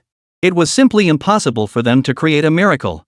At that moment, under everyone's watchful eyes, the densely packed wolf pack had already surrounded Suke and the three others in the valley, staring at the gruesome corpses of their fallen comrades at their feet. They growled softly, slowly closing in on the three. Over 100 grey giant wolves crowded together, resembling a vast grey blanket, slowly closing in on Suke and the others. The other ferocious beasts in the area had long since been driven away by the commotion, fleeing this extremely dangerous zone. Suke, too, watched the approaching grey wolves with caution, his expression solemn. He spoke to Lang Ruoxue and Lu Chunhuan. Be careful. These grey wolves are testing us, looking for an opportunity to attack. Once the first one strikes, the entire pack will charge. Lu Chunhuan and Lang Ruoxue, standing beside him, nodded slightly in response to Suke's warning, their expressions equally solemn as they stared intently at the grey wolves closing in on them. Meanwhile, Suke was calculating the distance. Ruoshue's ice crystal storm was most effective within 50 meters. It would be best to wait for the grey wolves to get closer, around 10 meters, before unleashing the ice crystal storm to achieve maximum firepower coverage, while also avoiding any stragglers escaping. 50 meters. 40 meters. 30 meters. 20 meters. As the wolf pack closed in, everyone outside the valley couldn't help but hold their breath in anticipation. They had no idea that after Cold Snow had advanced, her ice crystals were the most effective weapon against such low-level, numerous enemies with a wide range of attack. Everyone was holding their breath for Suke and his group. Why isn't he using a teleportation scroll? Does he really think he can take on so many grey wolves head-on? Are you kidding me? With so many wolf packs attacking at once, even if he could defeat them, he'd be exhausted to death.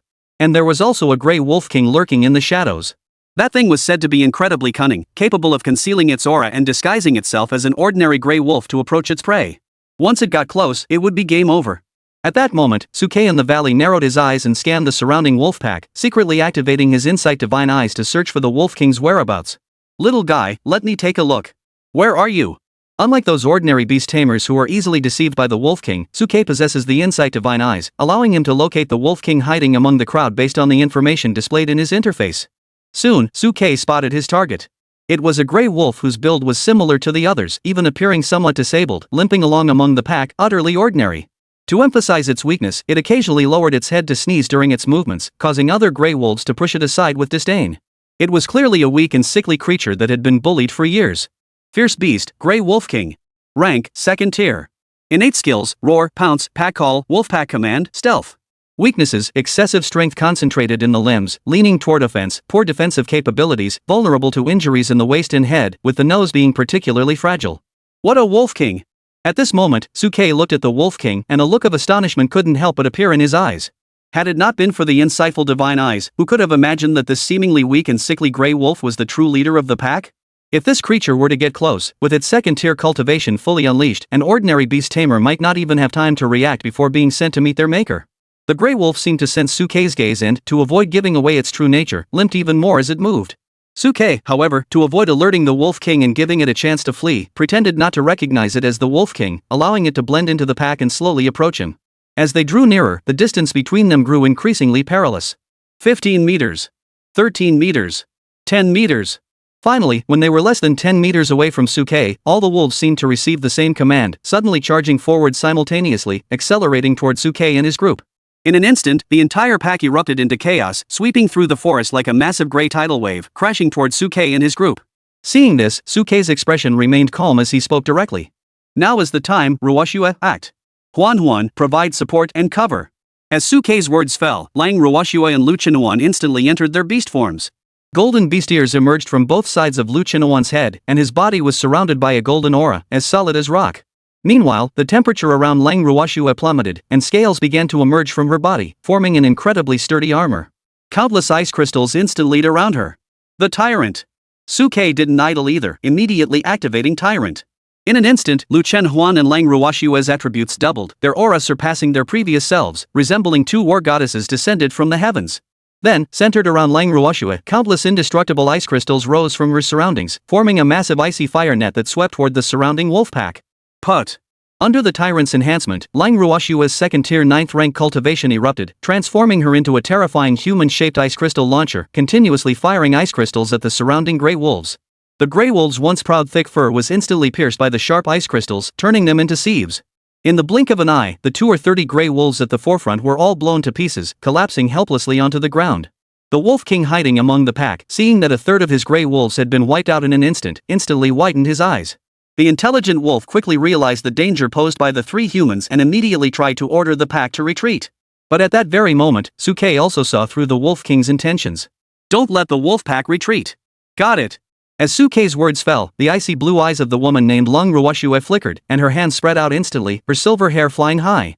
Extreme Cold Domain. Chapter 54. You, the Wolf King, have some nerve. Instantly defeated? Instantly defeated over 30 gray wolves upon meeting? Is this even human? At that moment, outside Fengming Valley, everyone watching the surveillance array stared wide-eyed, their eyes nearly popping out of their sockets. Everyone was completely stunned by Lang Ruoshua's performance at that moment. Such a wide area of damage, with such terrifying destructive power, is this really just an F-rank beast girl? Especially Li Xiangdong, who stared wide-eyed in disbelief at Ling Qianqiu beside him. Cold young master, are you sure your girlfriend's awakening test grade at 3rd middle school was only an F? That destructive power is probably even beyond an S rank. At that moment, when compared to Ning, who was also at the 2nd stage but was still struggling to fight one fierce beast after another alongside Zhao Fei, everyone felt like they were looking at two completely different worlds. Even Ling Qianqiu was utterly shocked. He had thought that Cold Ruoshua's strength might improve after her rank advancement, but he never imagined it would be this drastic. This was clearly a case of upgrading from a musket to a cannon. However, Ling Qianqiu quickly snapped back to reality, standing tall with his chest puffed out. After all, who was he? His daughter, even if she had awakened as an F rank, wasn't just any ordinary F rank. Seeing Cold Qianqiu's chest puffed out so much it looked like a 36D, Zhao Guang couldn't help but roll his eyes. Come on, stop pretending. It's definitely because of that SSS-ranked beast tamer named Suke's innate talent that gave your daughter a temporary boost, allowing her to unleash such superhuman abilities. I know very well that F-rank beast girls usually only have one innate skill and extremely limited combat methods. Once those grey wolves withdraw from the attack range, the battle might turn in our favor. However, as soon as Zhao Guang finished speaking, he saw Cold Snow in the surveillance array, her silver hair flying wildly, her aura suddenly surging. Extreme Cold Domain. As Cold Snow spoke, her innate skill, the Extreme Cold Domain, suddenly unfolded in that instant. In the blink of an eye, a brilliant blue halo centered on Lang Ruoshue's feet spread out rapidly in all directions. In the next second, the entire area within a 50-meter radius was completely engulfed. Within the halo, the temperature dropped sharply, and all the wolves seemed to be cursed, their movement and attack speed slowing to a crawl. Then, ice crystals began to form rapidly around Lang Ruoshue, shooting toward the grey wolves that had been slowed down by the debuff. In an instant, countless grey wolves were killed by the ice crystals, their blood splattering the ground and instantly freezing into blood-red flowers blooming amidst the mountains and forests. Seeing this scene, everyone standing outside the magic array watching everything unfold was utterly shocked. A second innate skill? And it's a domain-type ability. Especially Li Xiangdong, who stared wide-eyed, his face filled with disbelief. A domain-type innate skill? How is that possible? Domain-type innate skills are extremely rare abilities, and on the battlefield between humans and beasts, they are the most prized possessions. This type of skill, which affects both allies and enemies within a certain range, is a game-changer in battles against beasts. Lang Qianqiu couldn't contain his excitement, bursting into laughter and mocking Zhao Guang directly. Who said my Ruoshua only has one skill? Look, she has two. Not only two, but one of them is an extremely rare domain-type innate skill. Facing Cold Qianqiu's taunts, Zhao Guang could only stare wide-eyed and shake his head repeatedly. Impossible. Absolutely impossible. How could an F-rank beast girl awaken two innate skills? And one of them is domain-type? It could be said that even if Cold Ruoshue were just an F-rank, this domain-type skill alone would make her stand out to the Great Xia military, who would select her for battlefield training. Not only Li Xiangdong and Lang Qianqiu, but even Pang Meng and Su Lu, who were currently serving as company instructors, were utterly stunned by the scene. We clearly remember that during the previous practical exercises, Cold Snow had never demonstrated a second innate skill. Moreover, I clearly remember her transformed form back then, which seemed vastly different from now. It was almost unrecognizable as the same person. What could have possibly happened to cause such a drastic change in Cold Ruoshue? Under everyone's watchful eyes, the dense pack of wolves was instantly wiped out by more than half, leaving only a few weak and injured ones lingering at the rear. Seeing so many of their companions vanish in an instant, the wolves lost all their previous fighting spirit and began howling as they turned to flee. However, under the suppression of Lang Ruoshue's frigid domain, their escape was painstakingly slow.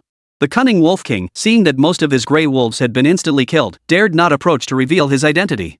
Instead, he blended in with the group of old, weak, and injured wolves, silently following the main group as they retreated. But Su Ke would never give the Wolf King a chance to escape.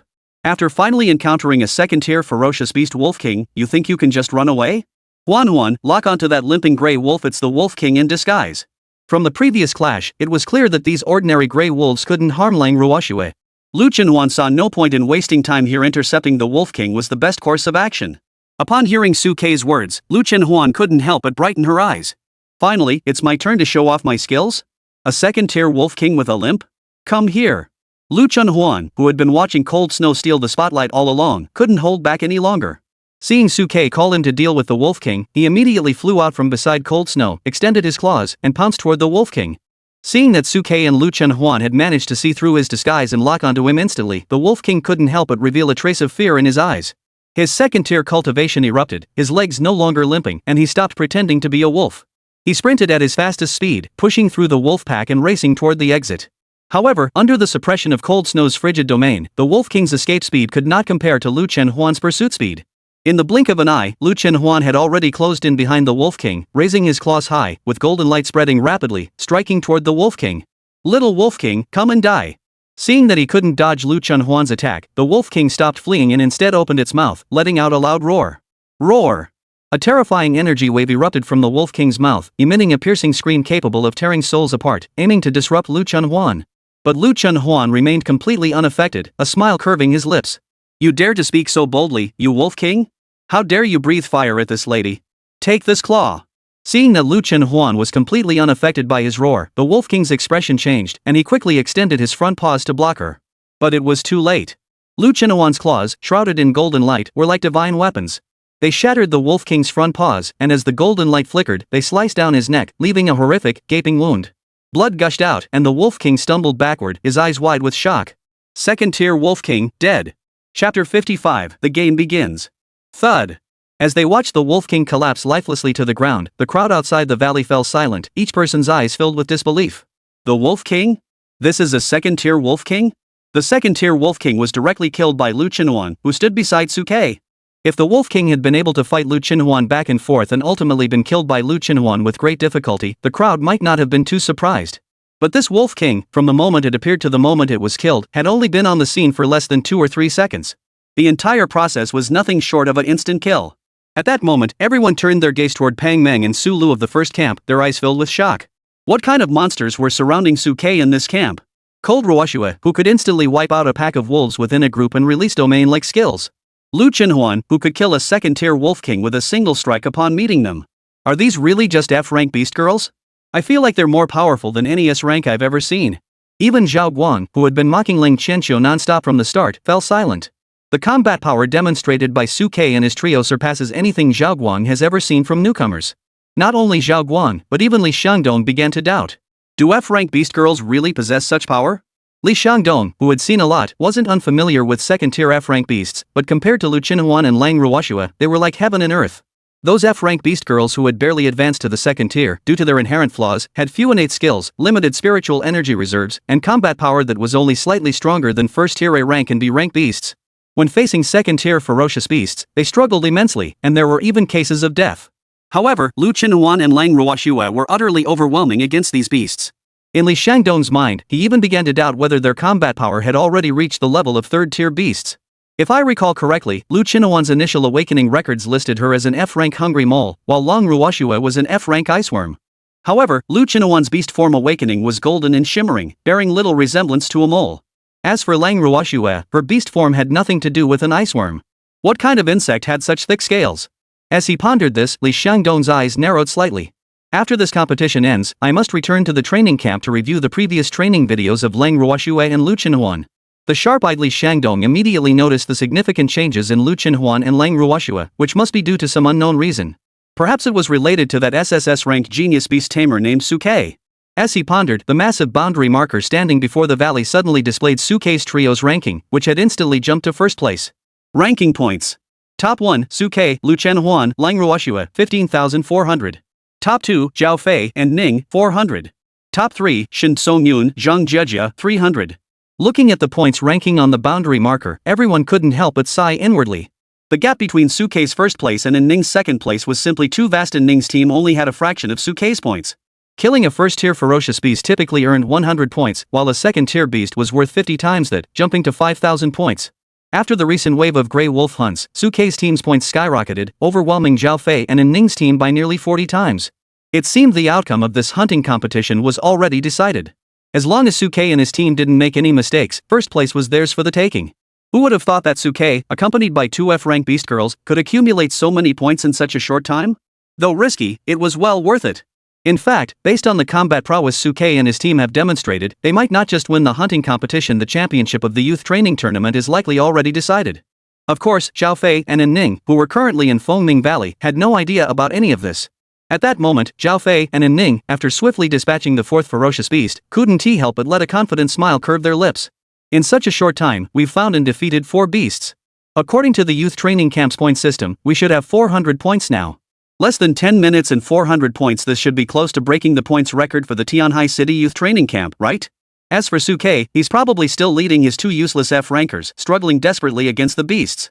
Once we gain a better understanding of the combat patterns of these beasts, our points earning speed will definitely increase. At this rate, our points will definitely stay at the top in the upcoming youth training. At that moment, Ding couldn't help but burst into laughter at the thought of humiliating Suke and his group with his points score. Zhao Fei, keep going. It wasn't just Zhao Fei and Ding. At that moment, on a slope, Shen Songyun pulled a dagger out of a ferocious beast's abdomen, his gaze dark and menacing. Suke, Lu Chenhuan, Lang Ruoshua, I'll show you that strength gained through connections isn't real strength. True strength is forged through blood and fire. In the mountains, watching the images transmitted through the surveillance array, the man codenamed Al gently pushed his glasses up his nose. This young man named Suke has managed to surprise me so much. Despite contracting 2 F-rank beast girls, he managed to unleash such overwhelming power with his assistance. Even Cold Snow had unleashed a domain-type skill. If such a genius is allowed to continue growing, he will undoubtedly become the greatest threat to our divine cult in the future. He must die. The owl speaking here pushed his glasses up his nose again. Blue bird, are you ready over there? Of course. The blue bird shifted its body from the shadows, looking at Li Shangdong and the others with a look of amusement as they watched the surveillance array with interest. Soon, these old fools will soon feel what it means to experience bone-chilling pain. Surprise is about to arrive. As he spoke, the blue bird fixed his gaze on a massive fissure within the surveillance array, extending his slender jade-like fingers and snapping them lightly. 3, 2, 1. The game begins. As the blue bird's voice faded, the entire Fengming Valley was suddenly shaken by a terrifying rumble that seemed to shake the earth and the mountains. Then, a dazzling pillar of light shot into the sky, piercing through the clouds and illuminating the world below. Everyone in the valley turned their heads toward the center at that moment. Chapter 56, Anomalous Phenomenon Descends, Storms on the Horizon. What on earth is going on? Outside Fengming Valley, Li Xiangdong and the others, who were watching the students' competition through the surveillance array, all widened their eyes in shock. The earth shook violently, the tremors even reaching the outside. At that moment, Li Shangdong and the others all fixed their gaze on the dazzling pillar of light that shot up from the valley, piercing through the teleportation array and blinding anyone who looked directly at it. What is that beam of light? What is happening in the valley? At that moment, Li Shangdong and the others hurriedly looked in the direction the light column had drawn their attention to within the surveillance array. There it was. In the center of the valley, a massive chasm opened up and a dazzling pillar of light shot into the sky, piercing the heavens and splitting the earth. This was the Phoenix Cry Great Rift. Looking at the terrain in their field of vision, everyone's brows couldn't help but furrow slightly. They were all beast tamers and beast maidens from Tianhai, and had also participated in the youth training program, so they were naturally very familiar with the Fengming Valley. Zhao Guang couldn't help but speak up to analyze the situation. The Fengming Grand Canyon was the most geographically complex area within the Fengming Valley, home to numerous high-tier ferocious beasts, making it extremely dangerous. The fact that such an unusual phenomenon had occurred in the Fengming Gorge could only mean that either a precious treasure had emerged or a great opportunity had arisen. Regardless of what it was, it would undoubtedly draw these students like moths to a flame. Cold Qianqiu nodded slightly beside him, adding to Zhao Guang's words. Even they were well aware that immense risks lurked within. However, Li Shangdong, the head of the youth training program, narrowed his eyes as he watched the images transmitted from the surveillance array, his expression growing solemn. Cold Qianqiu, noticing Li Shangdong's expression, couldn't help but ask in confusion. What's wrong, old Li? You seem concerned about the appearance of this anomaly. Li Shangdong nodded slightly. Yes. The Fengming Valley has been a part of our Tianhai region for countless years and has never shown any signs of abnormality. But now, with the sudden emergence of 2 S-Rank and 1 SSS-Rank geniuses in our Tianhai region, I can't help but feel suspicious. What are you suspicious about? Cold Qianqiu burst into laughter beside him. Are you worried that someone might have secretly entered the Fengming Valley using other means to cause trouble? This is the restriction array personally set up by our human race's great sage. Even if someone managed to sneak in and evade the boundary markers detection, their cultivation wouldn't exceed the 3rd tier. They wouldn't be able to cause much trouble. Hearing Cold Qianqiu's words, Zhao Guang nodded in agreement. Exactly, General Li has no need to worry. This unusual phenomenon must be caused by the Fengming Grand Canyon itself. It must be some kind of rare treasure or opportunity emerging from the depths. For these students, this isn't just not a bad thing, it might even be a good thing. Besides, they still have teleportation talismans. Even if there is any danger, they can still protect themselves.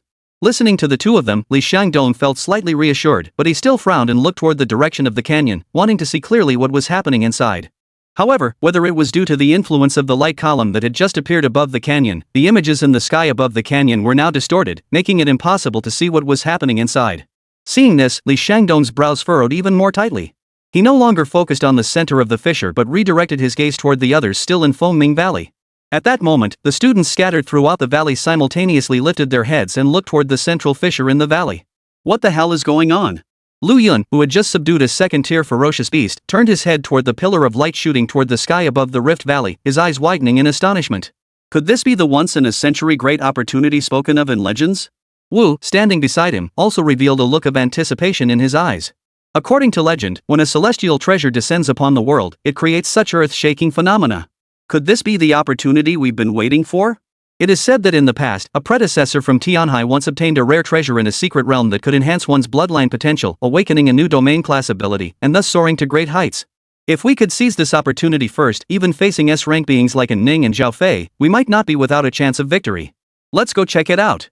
On the mountainside, Zhao Fei and Ning witnessed this scene and their eyes sparkled with excitement.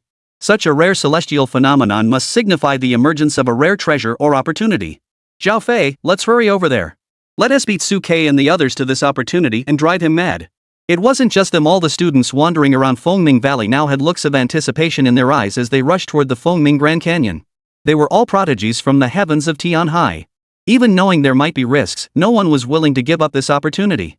After this incident, the nature of this hunting competition might just change. Outside the valley, the Qingyo hidden in the shadows watched everything unfold, their eyes filled with cold laughter. They might think this is an opportunity to change their fate, but little do they know that what awaits them is the reaper's harvest.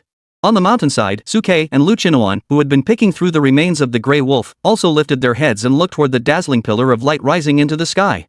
Was that the direction of the fissure in the center of the valley? Lu Qinhuan's beautiful eyes widened instantly. Such an unusual phenomenon? Could it be that some rare treasure or opportunity was emerging? Could it be some kind of rare treasure? But unlike the others, who had been driven mad by the prospect of a treasure, Suke remained remarkably calm, quickly analyzing the situation. Regardless of the cause, such a commotion would undoubtedly draw everyone in the valley to the center.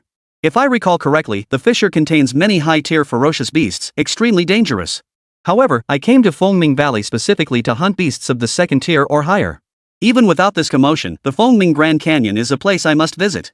Whether it's just to join the commotion or to investigate the source of this anomaly, we still need to go there. Moreover, our classmates from first middle school will certainly rush over as well. It would be good to meet them and offer some assistance. After all, we've trained with these classmates for so many days, and they've been calling me captain with such respect. We've developed some feelings for each other. If we have the chance to meet them, helping out wouldn't be out of the question.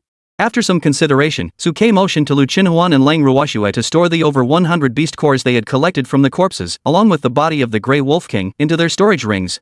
He then urged Lu Qinhuan and Lang Ruoxue to hurry on their way. Huan, Ruoxue, let us go and join the fun. Chapter 57, The Severed Horizon. Guided by the strange phenomenon in the sky, everyone rushed toward the direction of the canyon. At that moment, Lang Ruoxue and Lu Qinhuan followed closely behind Suke, blinking in astonishment as more and more figures appeared in their field of vision. It seems this phenomenon has attracted quite a crowd. Perhaps we'll encounter some of our fellow trainees from the 1st Battalion. No matter what happens, we can at least look out for each other. Suke, however, remained calm, neither agreeing nor disagreeing with their opinions. Sometimes, having more people around isn't necessarily a good thing. Especially in a situation like this, where there might be a divine opportunity, humans themselves could become the greatest threat. Listening to Suke's words, Lu Qinhuan and Lang Ruoxue blinked their eyes, seeming to understand yet not fully grasping the meaning. Soon, a massive crack appeared on the horizon within their field of vision. From afar, it seemed as though the entire ground had been severed in two by some colossal entity, revealing a grotesque wound. Beyond the wound, numerous figures were gathering on either side. Upon seeing this scene, Suke hurriedly led Lu Qinhuan and Lang Ruoxue forward, moving swiftly toward the. As the three approached, the scene of the Fengming Grand Canyon became increasingly clear to their eyes. They could clearly see the two sides of the canyon, which had been carved out like knife-edged cliffs by an unnatural force, forming a breathtakingly beautiful landscape. Below the cliffs lay a steeply sloping forest, and at the center of the forest raged a turbulent river. At the very center where the forest met the river, a dazzling pillar of light shot skyward. At that moment, students from various camps who had already arrived outside the canyon were all looking down the cliffs, seemingly eager to see what was below. Suke glanced around and spotted his own campmates gathered together, so he hurried over. Su team and Lu team have arrived. As Suke appeared with Lu Qinhuan and Lang Ruoxue, the students of the first camp rushed over. After spending time together, everyone in the first camp had come to respect Suke and genuinely acknowledged him as their captain. Suke didn't waste any time and immediately looked toward Lu Yun and Wu Shuang in the crowd. Lu Yun, you go first. Have you discovered anything? Lu Yun hurried forward upon hearing this and spoke to Suke with a smile. A little, but not much. Oh? Then share your thoughts. Listening to Suke's questions, Lu Yun quickly poured out everything he knew, as if emptying a bamboo tube of beans. Actually, we didn't arrive much earlier than you, Su team. We originally planned to go down and take a look, but the terrain of the canyon is too complex to find a safe path. Plus, we faintly sensed the presence of several high-tier beasts in the canyon, so we weren't too comfortable continuing. Listening to Lu Yun's words, Suke stepped forward to the edge of the cliff, leaned down to look at the massive fissure below, and quickly analyzed the situation. The canyon stretched for over 1,000 kilometers, was 100 or so kilometers wide, and its depth varied greatly, reaching 1,000 or so meters. The terrain was extremely complex. Below, as Lu Yun and the others had analyzed, there were indeed several second-tier ferocious beasts auras. Second-tier ferocious beasts?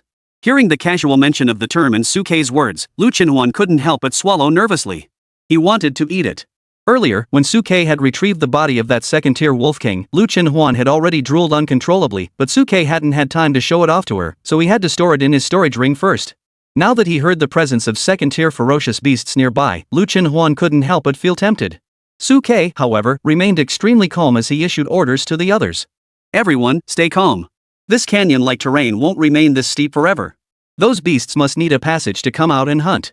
Let's search the surrounding area, we'll definitely find a way down. Everyone spread out and quickly searched for the entrance to descend.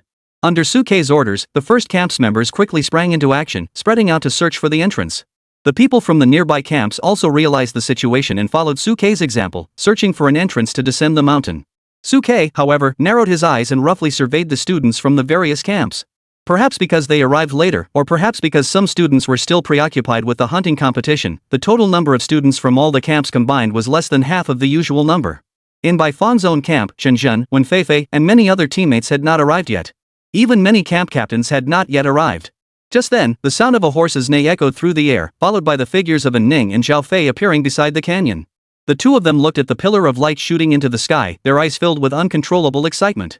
This extraordinary phenomenon must signify the emergence of a rare treasure. As he watched Su-Ke continue to direct everyone in searching for the entrance to descend the mountain, a cold smile involuntarily appeared on Ning's lips. Su-Ke, you're still here looking for the entrance? With such a rare treasure emerging, every moment counts. We're going down first. As soon as the words left her mouth, Ning immediately entered her beast form, grabbing Zhao Fei and leaping toward the cliff edge. Zhao Fei, who was beside him, clearly hadn't reacted in time.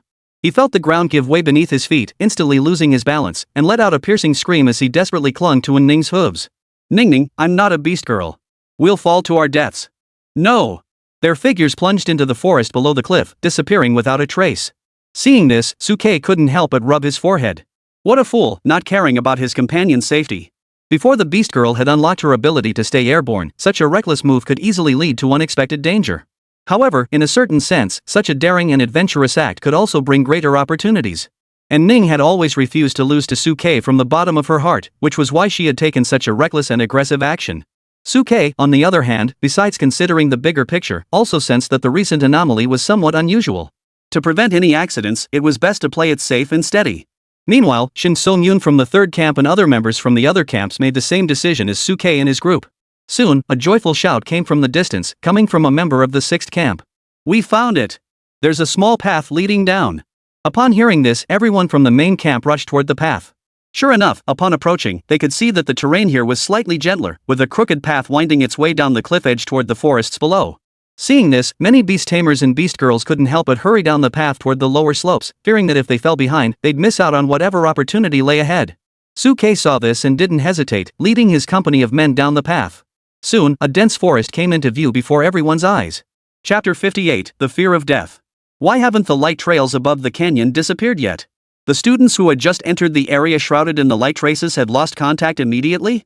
Looking at the surveillance array, where more than half of the screen was obscured by a hazy glow, Li Xiangdong felt a sense of foreboding. Something was off. The light trails seemed to have a barrier effect, blocking detection. Hearing Li Xiangdong's concerns, Lang Qianqiu couldn't help but laugh aloud. If there really is some rare treasure emerging, it wouldn't be impossible for it to block external detection. Old Li, don't worry so much. But that's not what I'm worried about. I'm worried that these light trails might be something akin to a barrier. Not only can they block detection, but they might also block spatial teleportation. As Li Xiangdong finished speaking, Lang Qianqiu's words trailed off. Everyone around them also couldn't help but change their expressions slightly. It's probably not that likely, right? If teleportation is prohibited in the isolated space, the students who have entered the Fengming Grand Canyon will be in extreme danger. The Fengming Grand Canyon is already a region frequently inhabited by high-tier ferocious beasts, making it inherently dangerous. If teleportation is restricted at this critical moment, it will lead to an unprecedented disaster. Especially if something were to happen to prodigies like Su-Ke or Ning Zhao Fei, it would be a responsibility even Li Xiangdong couldn't bear. For a moment, everyone felt a cold sweat break out, feeling uneasy. It shouldn't happen. It's impossible for such a coincidence to occur. Cold Qianqiu and Zhao Guan, who were inside Fengming Valley with their daughter and son, felt a sudden tightness in their hearts. Whether it's a coincidence or not, we'll find out soon enough. At that moment, Li Xiangdong narrowed his eyes slightly, staring intently at the scenes shrouded in a halo of light. The Fengming Grand Canyon was filled with dangers, including many second-tier or higher beasts. Based on past experience, someone would be eliminated and teleported out within 10 minutes. Even if we extend the time limit slightly, if no one appears within 15 minutes, it means there is danger, and we must take emergency measures. As he spoke, everyone turned their attention back to the scenes within the surveillance array. However, unlike before, their demeanor was no longer as relaxed and carefree as it had been. These trees are so tall and massive. In the canyon, many people looked up at the towering trees reaching into the clouds and couldn't help but marvel at their grandeur. These ancient trees were so tall and dense that they almost completely blocked out the sunlight, leaving the valley shrouded in darkness. The camp commanders who had already taken their positions couldn't help but remind everyone. This Fengming Gorge is no place to be careless. It's said that there are many high-ranking beasts lurking within. Everyone must be on guard. Hearing their captain's instructions, everyone perked up, carefully observing their surroundings, and moved forward cautiously. Suke and Lu Chunhuan also led their first company forward, keeping a watchful eye out for danger. However, after walking for 4 or 5 minutes, they encountered no beasts, causing everyone's nerves to relax slightly. It had been quite some time now, and they hadn't seen any beasts. Could the rumors from outside be incorrect? Exactly. High-tier ferocious beasts are extremely vigilant. It's impossible for us to have been here this long without them noticing. Some even began to admire the surrounding scenery. Look, as we go deeper, these ancient trees seem different. They appear to be wrapped in another type of plant. I know. This is the slant-leaf fig tree mentioned in the books. It's a type of strangler vine that parasitizes and wraps itself around these large trees, gradually draining their nutrients until they are completely replaced. Some curious beast tamers and beast girls even reached out their hands toward the strangler vines.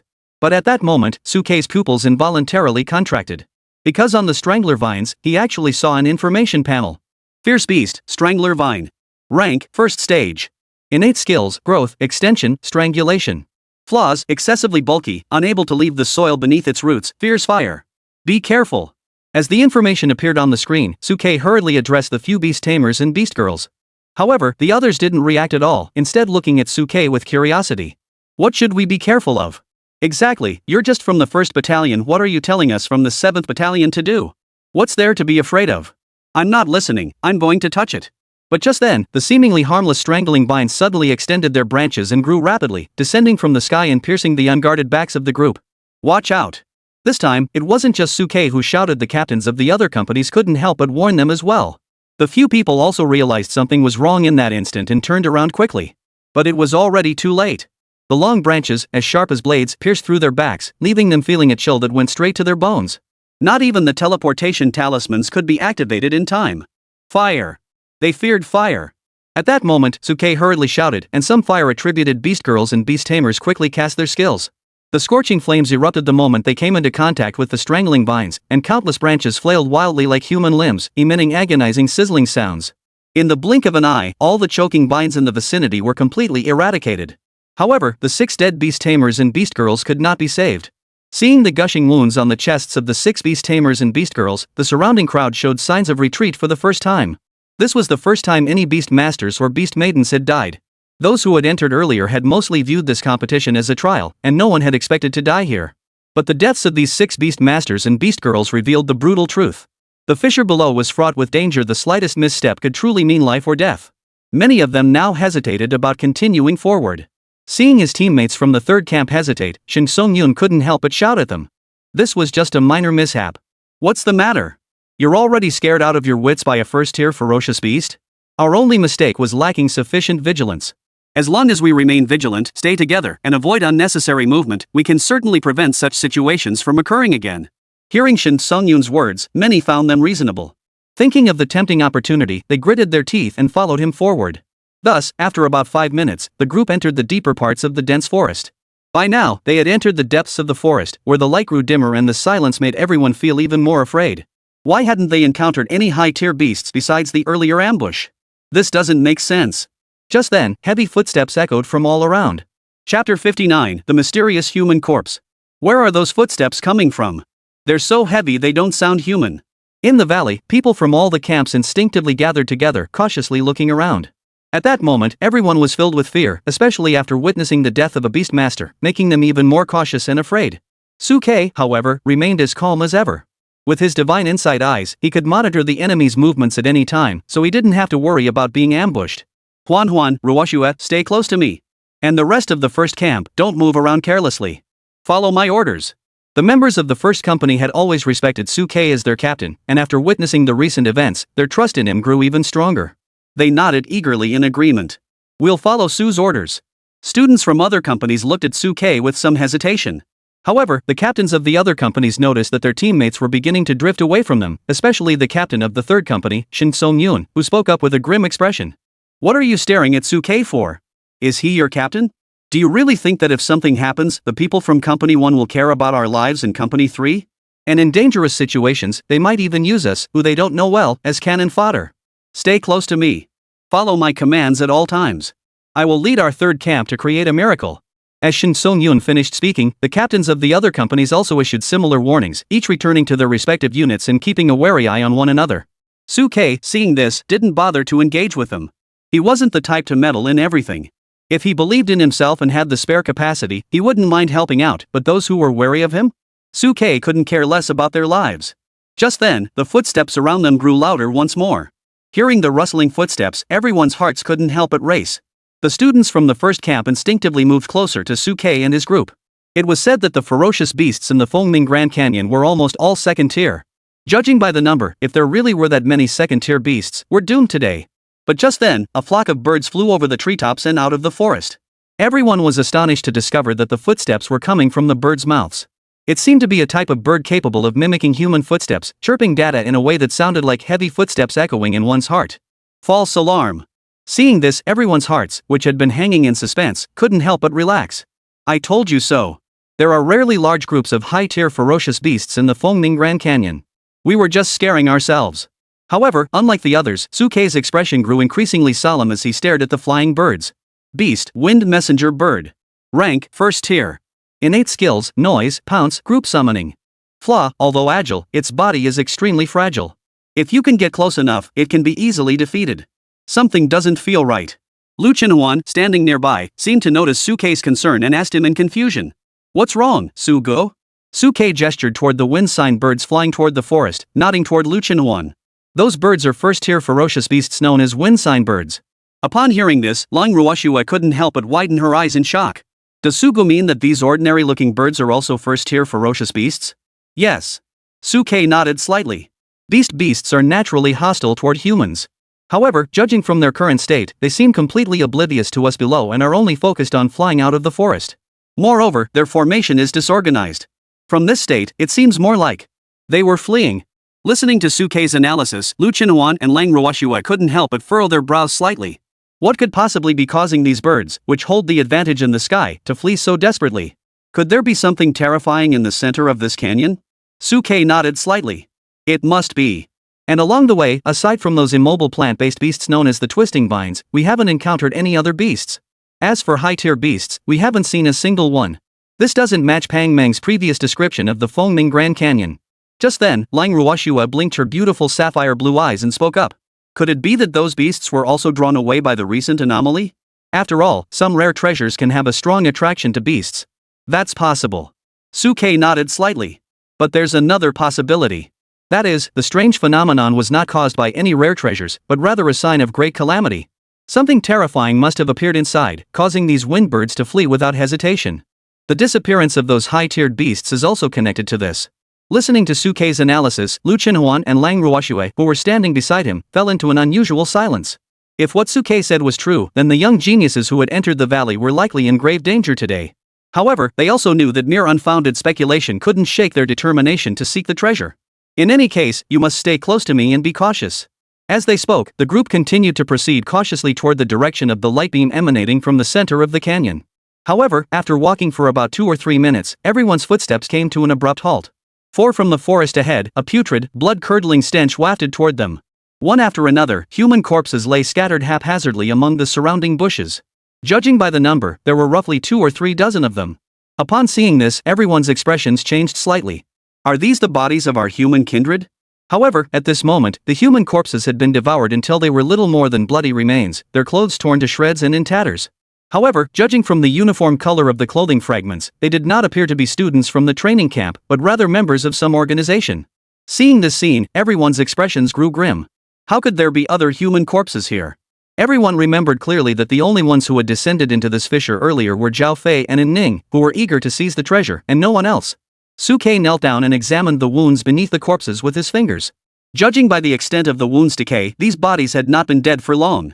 What was even more bizarre was that all the bodies showed varying degrees of desiccation, as if they had been drained of blood and devoured. More importantly, Suke sensed the lingering spiritual energy fluctuations on the corpses. Among them, half were second-tier beast masters and beast maidens. Hearing Suke's words, everyone's expressions changed involuntarily. Chapter 60, The Failed Teleportation Symbol. Out of these 30 corpses, half were second tier? After hearing Suke's analysis, everyone's expressions turned grim in an instant. Even if we combine the entire youth training camp, we only have 5 or 6 second-tier beast masters and beast maidens, right? Half of these are second tier? And all of them are dead?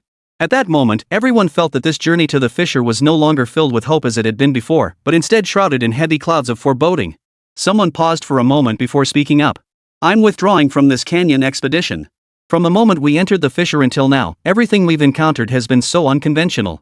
Now we've even discovered the bodies of second-tier beast tamers and beast girls here. I've decided to withdraw. With the first person's suggestion, the second and third people followed suit. Exactly, we're withdrawing too. We came to this Fengming Valley originally to hunt for points, but this journey through the canyon has completely changed the nature of our mission. My life is more important. I'm leaving too. As others followed suit, nearly half of the group began to consider withdrawing. Suke was not surprised by this outcome. Instead, he respected the decision of those in his camp who wanted to withdraw. Alright, since you all want to withdraw, I won't force anyone to stay. Are there any others who wish to leave?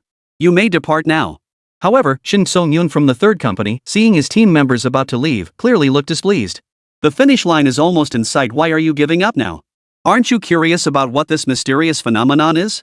In other words, even if no rare treasures or opportunities have appeared, or if some high-tier ferocious beasts are roaming around, with so many of us, each with a skill, we could smash them to death.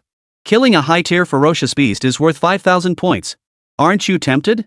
Hearing Shin Song-yoon's words, some people clearly hesitated, but many others remained firm in their decision to withdraw. Compared to the dangers here, we'd rather go back out.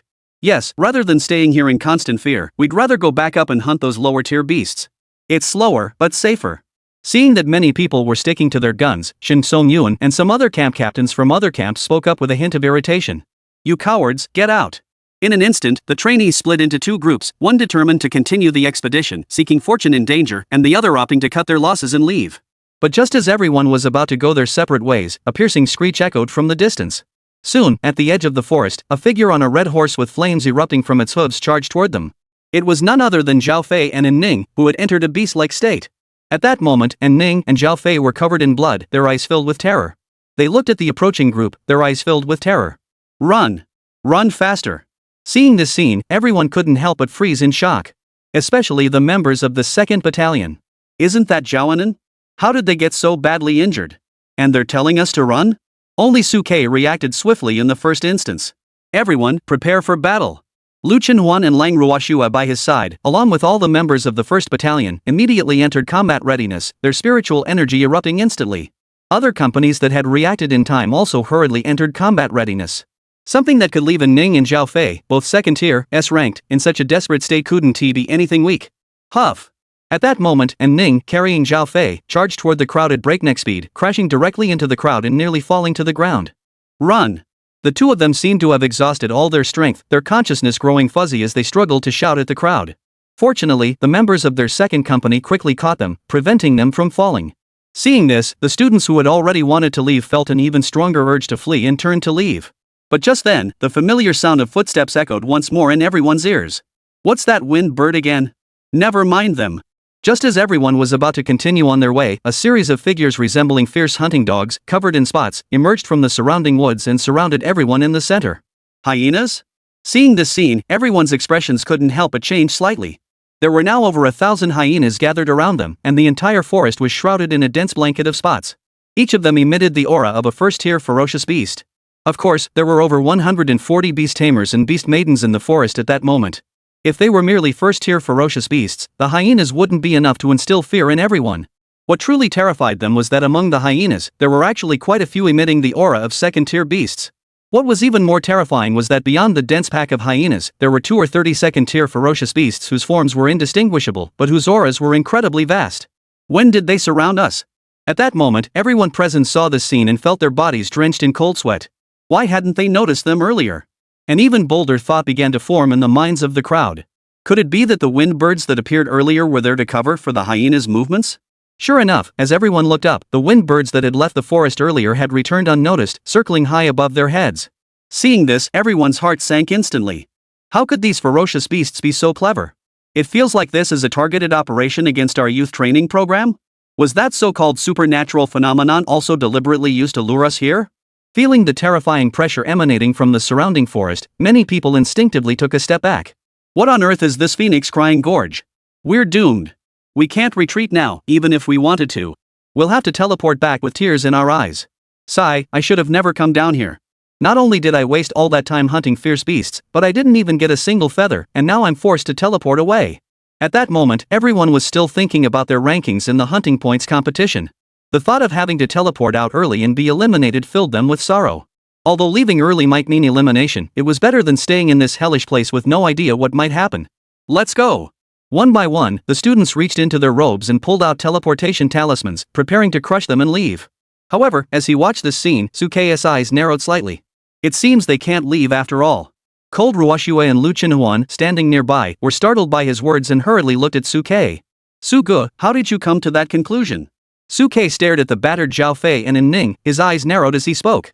If they could have easily left using a teleportation talisman, why would Zhao Fei and Ning have gotten themselves into such a mess? Sure enough, the next moment, many people's eyes widened in shock and they screamed in terror. How could this be? The teleportation talisman has failed? Chapter 61, Despair in the Midst of Chaos. It's over. How could the teleportation symbols have failed? At that moment, some people looked at the teleportation talisman in their hands, which was clearly shattered yet emitted not a single trace of teleportation energy, feeling their minds shatter. I clearly crushed it, yet the teleportation symbol still isn't working? Could the instructor have given me a counterfeit? Others nearby also refused to believe it and crushed their own teleportation symbols. Upon discovering that theirs also didn't work, they felt as though the sky had fallen. Why isn't mine working either? Could this batch of teleportation talismans all be defective? Where did the youth training camp find such a dishonest manufacturer? After discovering the teleportation talismans were ineffective, they looked around at the densely packed hyena beasts surrounding them and the second-tier beasts lurking in the distance, and a wave of panic quickly spread throughout the area. The teleportation symbols are ineffective. Are we doomed this time? Exactly. With over 1,000 first-tier beasts hunting us, and another 2 or 30 second-tier beasts lurking in the shadows, what are we supposed to do? At that moment, everyone finally understood why Zhao Fei and Ning had immediately told everyone to run when they saw them. Because there was no chance to teleport. Meanwhile, Zhao Fei and Ning, supported by the others, had regained some of their strength. But looking at the dense crowd of beasts surrounding them, they couldn't help but smile bitterly. They never expected to meet their end in such a minor training exercise. Especially Ning, who looked in the direction of Suke and Lu Chenhuan with a hint of resentment. How frustrating. We hadn't even had the chance to prove our strength to them, or to prove that Suke's choice back then was wrong. Only Suke, staring at the hyenas around him, scanned the area quickly with his divine eye. Fierce beast, hyena. Rank, first tier. Innate skills, roar, pounce, group summon. Weaknesses, excessive strength concentrated in the limbs, leaning toward offense, poor defensive capabilities, vulnerable to injuries in the waist and head, with the nose being particularly fragile. Looking at the information before him, Suke quickly analyzed the situation. These hyenas are quite similar to gray wolves, with nearly identical weaknesses, making them relatively easy to handle. The real challenge lies in the second-tier beasts lurking in the shadows in the distance. Since those beasts had not yet revealed themselves, Suke could only sense their presence but had not yet detected their specific information. If they were merely gray wolves, I wouldn't even need to use the tyrant to suppress them. Huan and Ruoshue could handle them on their own. However, Ruoshue's skills have a limited range and cannot protect too many people at once, so she can only focus on those of value. From the very beginning, Suke's thoughts were focused on the entire human race and how he would one day confront the massive beast army beyond the demon ceiling pass. If he could leave behind more seeds of humanity within the scope of his abilities, it wouldn't be impossible. As everyone harbored various thoughts, a roar echoed from the distant beast herd, and the surrounding hyenas erupted with energy, charging toward the group. Attack! Seeing this, everyone immediately activated their combat states, their spiritual energy erupting as they engaged the ferocious beasts in battle. Zhao Fei and Ning, who had barely regained their composure, once again gathered their spiritual energy and threw themselves back into the fray. Even Lu Yun and Wu Shuang couldn't help but shout out. Wu Shuang activated her Howling Moon Wolf state, while Lu Yun took the opportunity to draw his divine bow to its fullest and prepared to fire. Fortunately, the number of beast tamers and beast maidens who had descended into the canyon was large, allowing them to support one another and avoid being scattered or their formations disrupted by the hyenas. Many long-range beast tamers and beast maidens were protected by close combat units, significantly increasing their safety. In the blink of an eye, over 100 hyenas were slain. However, compared to others' achievements, what shocked everyone even more was another matter. That was the trio of Suke. The moment they faced the hyenas, Lang Ruoshua activated her ice crystal storm, instantly turning the hundreds of hyenas surrounding them into a pile of flesh and bone. The teammates from the surrounding camp hadn't even had time to utter a sound before the hyenas fell into pools of blood. What kind of terrifying combat power was this? Everyone's eyes widened in disbelief at the sight. With over 100 of them working together, their combined firepower was barely on par with Suke and his trio? Even Zhao Fei and An Ning, who were covered in wounds at that moment, couldn't help but stare in disbelief. Wait, how could the weakling beside Suke be so strong? Such a wide-ranging destructive power? Is this F-class? If we had this kind of combat power earlier, we wouldn't have ended up like this. Especially in Ning, the sense of disappointment and inadequacy she felt was indescribable. Why does this F-rank Cold Snow feel stronger than me and S-rank? And not just by one tier. However, An Ning quickly found an excuse for herself. This level of destructive power must be because Suke used some underhanded tactics to enhance his abilities in secret. However, the inherent weaknesses of an F-rank are too great, and his spiritual energy couldn't possibly be as abundant as mine. This attack is just a fleeting display and won't last long. However, compared to An Ning and Zhao Fei, the others saw how powerful Suke and his group were, and how well their own side was coordinating, and couldn't help but perk up. Perhaps there really was a chance to break through.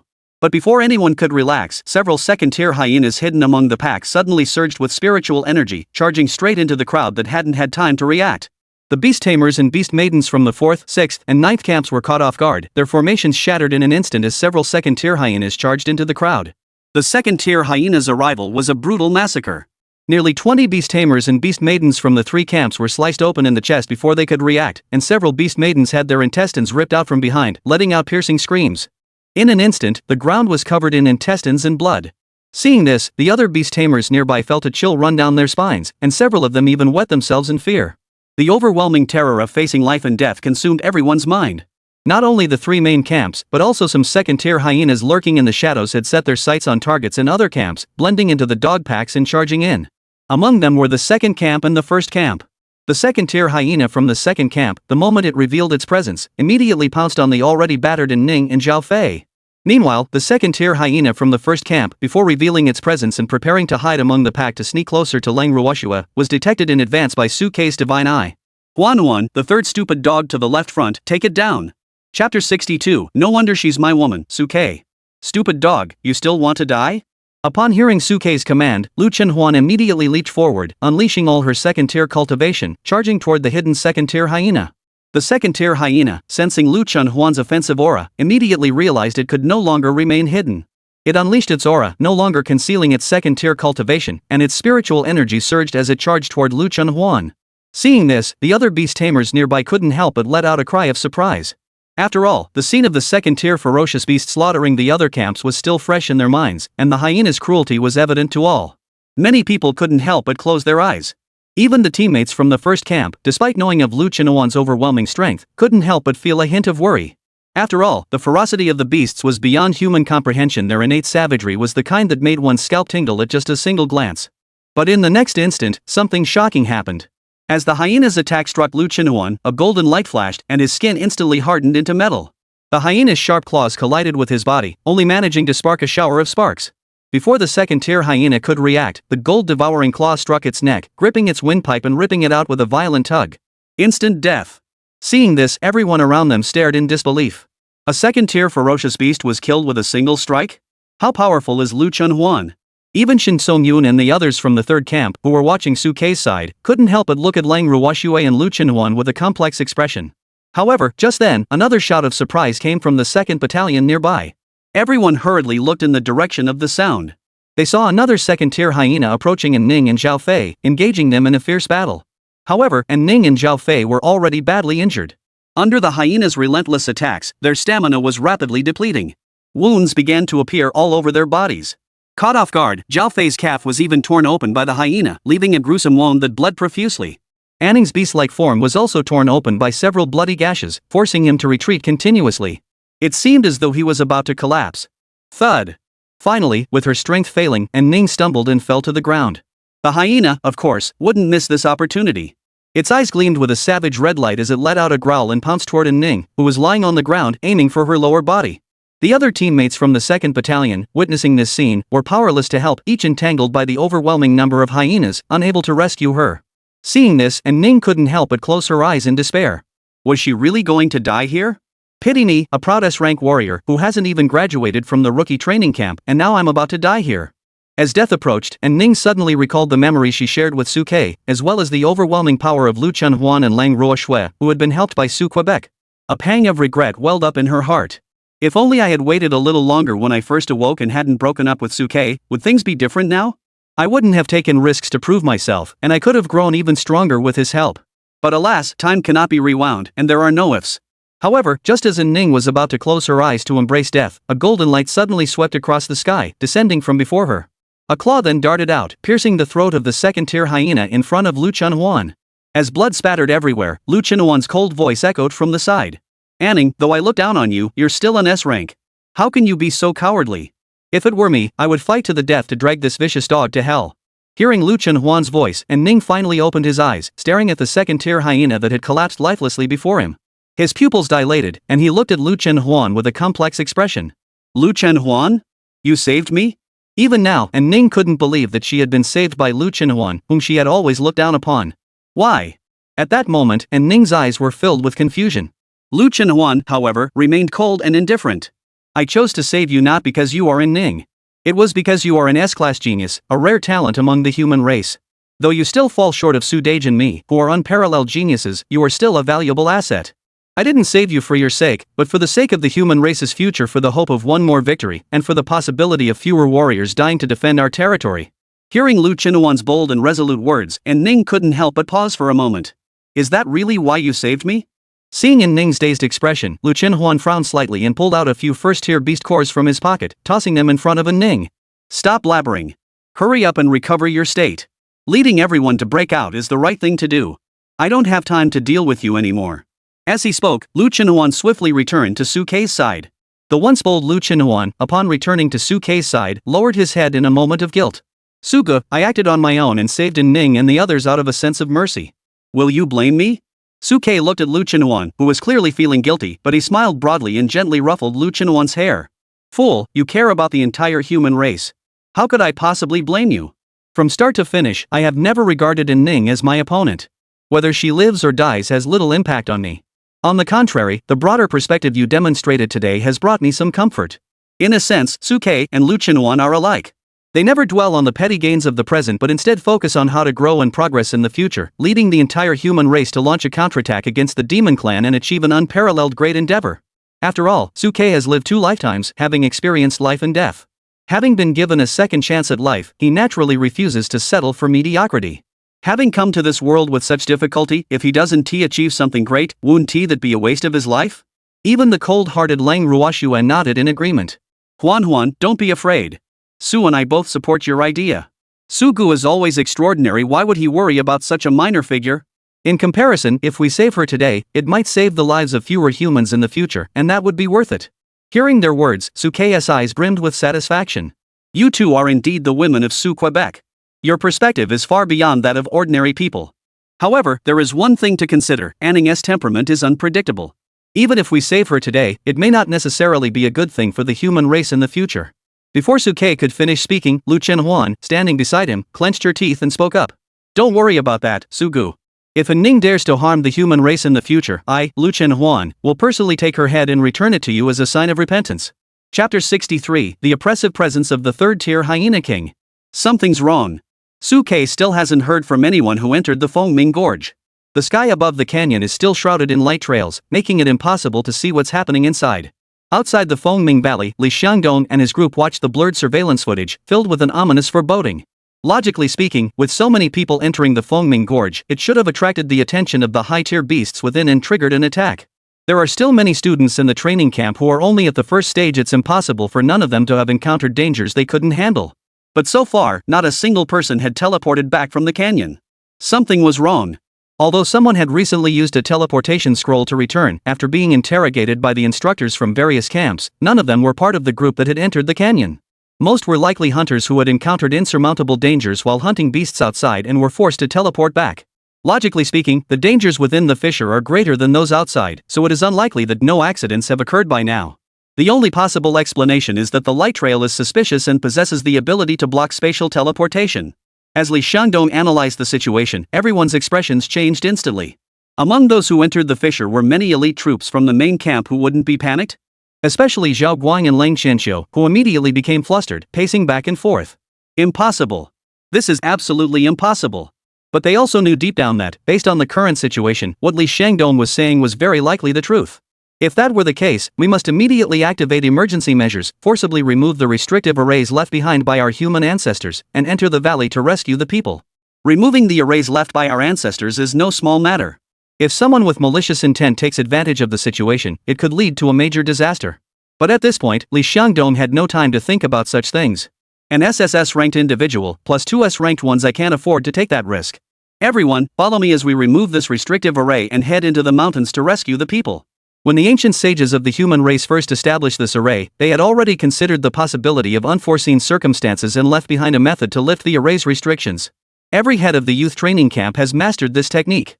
At this moment, Li Shangdong had no time to consider the consequences. He immediately bit his fingertip, stepped forward swiftly, and pressed his blood onto the teleportation array before him, quickly inscribing the barrier. The others around him also snapped into action, ready to enter the mountains and rescue the people once Li Shangdong had lifted the array's restrictions. At that moment, in the dark forest, the fierce battle continued. The corpses of the dead hyenas were piling up like mountains, and the air was filled with the pungent smell of blood. The blood on the ground had formed rivers, soaking everyone's pants legs red. Compared to the mountain of hyena corpses, the number of dead students was relatively small, but there were still around 40 or 50, accounting for nearly a third of the group. Fortunately, after Cold Snow's indiscriminate ice crystal storm attack, the hyenas were nearly wiped out, with only a few old, weak, and injured ones still struggling. Lu Qinhuan even had the leisure to collect the corpses of the second-tier beasts, extract their beast cores, and place them beneath himself. However, the mood of the group did not ease. Behind the hyenas lurked several second-tier ferocious beasts with terrifying auras, watching them intently. These beasts, with their nascent intelligence, had already developed some cunning. They had sent the hyenas to surround and attack us earlier, not only to test our strength but also to wear us down. Now that the hyenas were nearly wiped out, it was time for them to act. As Suke analyzed the situation, 2 or 3 dozen second-tier beasts emerged slowly from the dark forest, their eyes fixed on the group. Seeing this scene, the remaining students, numbering less than 100, felt their hopes of survival vanish in an instant. With 2 or 3 dozen second-tier ferocious beasts, how could they possibly survive? Earlier, just 5 or 6 second-tier hyenas had already killed off a third of the training camp's fresh troops. Now, with 2 or 30 second-tier beasts working together, there was no hope of survival. But just then, Suke's calm voice poured cold water on the already dire situation. That's not enough. As he spoke, a massive hyena, standing 4 meters tall with glowing red eyes, appeared before everyone's eyes. An information panel simultaneously appeared before Suke's eyes. Beast, Hyena King. Rank, 3rd tier. Innate skills, roar, pounce, pack haul, berserk, tear. Weaknesses, excessive strength concentrated in the limbs, leaning toward offense, poor defensive capabilities, vulnerable to injuries in the waist and head, with the nose being particularly fragile. During berserk mode, it loses rationality, making it easier to defeat with proper control. As everyone witnessed the Hyena King appear and sensed the aura emanating from it, which far surpassed that of other second-tier fierce beasts, their hearts sank instantly. What the hell is this thing? A 3rd-tier ferocious beast? Aren't beings below 3rd tier not allowed to enter the Fengming Valley? Isn't this a violation of the rules? They said no one was allowed to enter, but they didn't say beasts couldn't grow within the valley. Gazing at the 3rd-tier Hyena King with its bloodshot eyes, everyone present had completely lost their will to fight. Zhao Fei and Ning, who had barely regained some strength by absorbing the energy from the beast cores, couldn't help but show despair in their eyes as they witnessed this scene. It's caught up with us again. Earlier, the two had disregarded the danger and jumped into the Fengming Grand Canyon, where they had barely managed to defeat a second-tier ferocious beast. Unfortunately, they then encountered the Hyena King leading his pack. It was also at this moment that the two discovered in horror that their teleportation symbols were restricted, preventing them from returning to the outside world. After that, the two of them broke out of the valley with injuries, desperately trying to escape the Fengming Grand Canyon, but they never expected to be blocked by the Hyena King in the end. It's all over. Everything is ruined. At that moment, Zhao Fei's eyes were filled with darkness. With 2 or 3 dozen second-tier ferocious beasts working together, plus a 3rd-tier ferocious beast holding the fort, I couldn't see any possibility of survival. It wasn't just Zhao Fei and Ning at that moment, all the other students from the main camp had lost all hope. Only the members of the first camp, gathered around Suke and Lu Qinhuan, felt a sense of security. Su and Lu had always managed to create miracles before, they must be able to do it again this time. Though they didn't truly believe Suke and the others could defeat the 3rd-tier ferocious beast, belief was their only option at that moment. As for Suke, when he saw the 3rd-tier Hyena King appear, a hint of amusement flashed in his eyes. The Fengming Valley restricts those of 3rd-tier cultivation or higher from entering the valley, but does it not restrict breaking through to 3rd tier within the valley? It seems my earlier concerns were indeed unnecessary.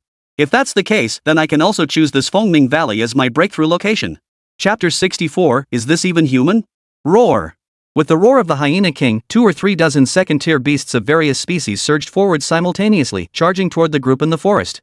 Seeing this, everyone's heart sank, and they instinctively gathered toward Sukei's direction. After all, from the previous battle, it was clear that only Sukei and his group had the ability to easily handle second-tier ferocious beasts. Everyone else was no match for them at this moment. At that moment, Sukei narrowed his eyes, watching the second-tier ferocious beasts charging toward the group with furious roars, as well as the Hyena King lurking nearby. A dangerous gleam flashed in his eyes. The Hyena King was relatively cautious, first ordering its subordinates to engage in a diversionary attack rather than charging forward immediately. From the current situation, it was clear that this Hyena King was the mastermind behind this attack, and the second-tier beasts were all its subordinates. As for why beasts of different species would unite under a single Hyena King, Sukei had no idea. However, judging from the current situation, it was likely because this Hyena King was too powerful, with a strong pack of hyenas under its command, causing these second-tier beasts to submit to it. Now that we have nearly wiped out its subordinates, we must brace ourselves for the endless wrath of this Hyena King. Huan, take this opportunity to devour the bodies of these beasts. I will block the attacks of the other second-tier beasts with Ruoxue and also secure some food for you to enhance your qualities. Facing the third-tier Hyena King and the 2 or 30 second-tier beasts before them, this was the fastest solution Sukei could think of to break the deadlock. Our cultivation levels are already just half a step away from advancing to the third tier. This battle is the perfect opportunity to advance on the spot. Hearing Sukei's orders, Lu Chenhuan's eyes lit up involuntarily. Alright, let's follow Su Ji's lead. After fighting for half a day, I'm starving too. As soon as the words left his mouth, Lu Chenhuan disregarded his appearance, stepping directly onto the corpse of a second-tier hyena. He extended his gold-devouring claws, grabbed the hyena's leg, and tore it off, biting into it with a single bite. Seeing Lu Chenhuan's brutal actions, the Hyena King in the distance couldn't help but feel a surge of anger. He roared, and half of the second-tier beasts instantly turned their attention toward Sukei and the others, charging toward them. Extreme Cold Domain. Seeing this, Lang Ruoxue hesitated not a moment, instantly activating the Extreme Cold Domain. Centered at her feet, the ice blue domain swiftly spread outward in all directions. In an instant, an area of approximately 50 meters was completely engulfed. All beasts within the extreme cold domain had their movement and attack speeds drastically reduced, moving as slowly as turtles. Seeing this, Zhao Fei and Ning and the other students nearby instantly widened their eyes in shock. A domain-type skill? No, isn't Lang Ruoxue just an F-rank beast girl? How could she have a second skill? And it's a domain-type control skill. Earlier, when Lang Ruoxue first activated the extreme cold domain, only Li Shangdong and the others who were peeking at the screen had seen it, so no one knew that Lang Ruoxue had another domain-type innate skill. Now, witnessing Lang Ruoxue unleash the extreme cold domain, the shock they felt was indescribable. Ice Crystal Storm. The moment the extreme cold domain unfolded, Lang Ruoxue immediately unleashed the Ice Crystal Storm, striking all the beasts that had entered the domain indiscriminately. At this point, the second-tier beasts, already slowed down by the negative buff of the extreme cold domain, were unable to dodge the countless ice crystals swirling through the air. However, second-tier beasts were naturally tough and resilient, and while Lang Ruoxue's Ice Crystal Storm excelled in area of effect control, its damage output couldn't match Lu Chenhuan's single-target hunting ability. Though the beasts were covered in wounds, none were fatally injured in the initial assault. Yoo-hoo! At that moment, a deer in the herd stomped its hooves on the ground and let out a piercing cry. A strange rhythm emanated from its body. In an instant, the slowdown effect on the second-tier beasts was significantly weakened, and they roared as they charged toward cold snow. Unfortunately, the effects of the extreme cold domain were too powerful, and the ice crystal storm was relentlessly pounding the beasts. Those that dared to approach were mercilessly struck, their skin pierced by sharp ice crystals, blood flowing freely from their bodies.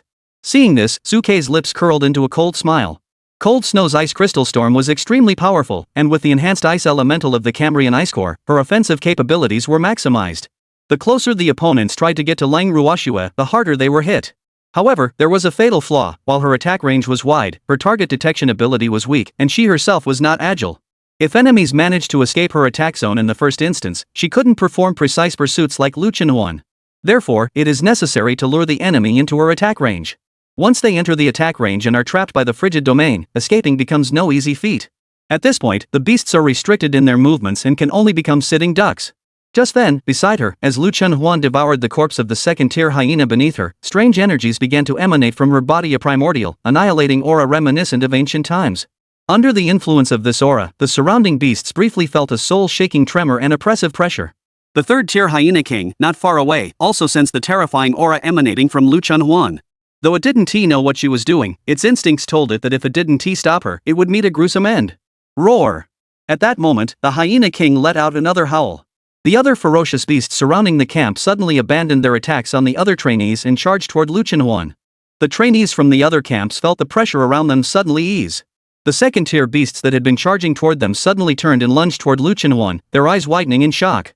No way! Why did these beasts suddenly abandon their attack on us and instead charge toward Lu Chenhuan? Ha! What is Lu Chenhuan doing? Eating raw hyena sashimi? Is this even human? Could it be that Lu team leader is intentionally sacrificing himself to attract the Hyena King's hatred? For a moment, everyone looked at Lu Chenhuan, whose mouth was covered in blood, feeling both fear and concern. Though they didn't know why Lu Chenhuan's actions had drawn such intense hatred, could they withstand the attack of so many second-tier ferocious beasts? At this moment, Suke, Lu Chenhuan, and Lang Ruoxue had become the last glimmer of hope for survival for everyone present. If they failed, the consequences would be unimaginable. In an instant, all 32nd-tier ferocious beasts charged toward Suke and the others. Seeing this, Suke's gaze remained calm as he extended his hand and gently pressed forward. Tyrant!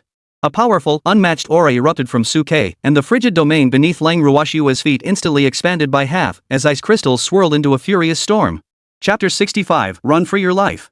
The moment Suke activated Tyrant, Cold Snow's frigid domain expanded instantly, freezing and slowing down the dozen or so second-tier beasts that had surrounded them and were preparing to interrupt Lu Chenhuan's attack. The ice crystal storm then condensed and erupted at an even more ferocious speed, sweeping across the second-tier beasts like an ice crystal machine gun, causing them to howl in pain.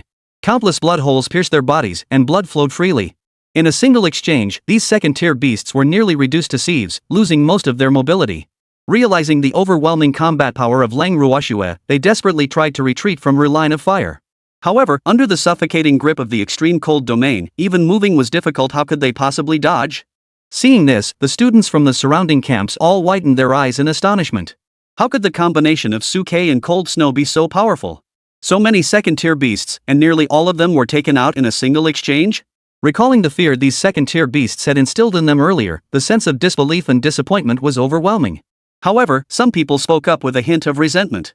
If they were so strong, why didn't they step forward when we were in danger earlier? Exactly, why let us lose so many of our comrades? But before they could finish speaking, Lu Yun, standing nearby, immediately shouted angrily. Didn't stand up? Were you all blind when we were clearing out those hyena packs earlier?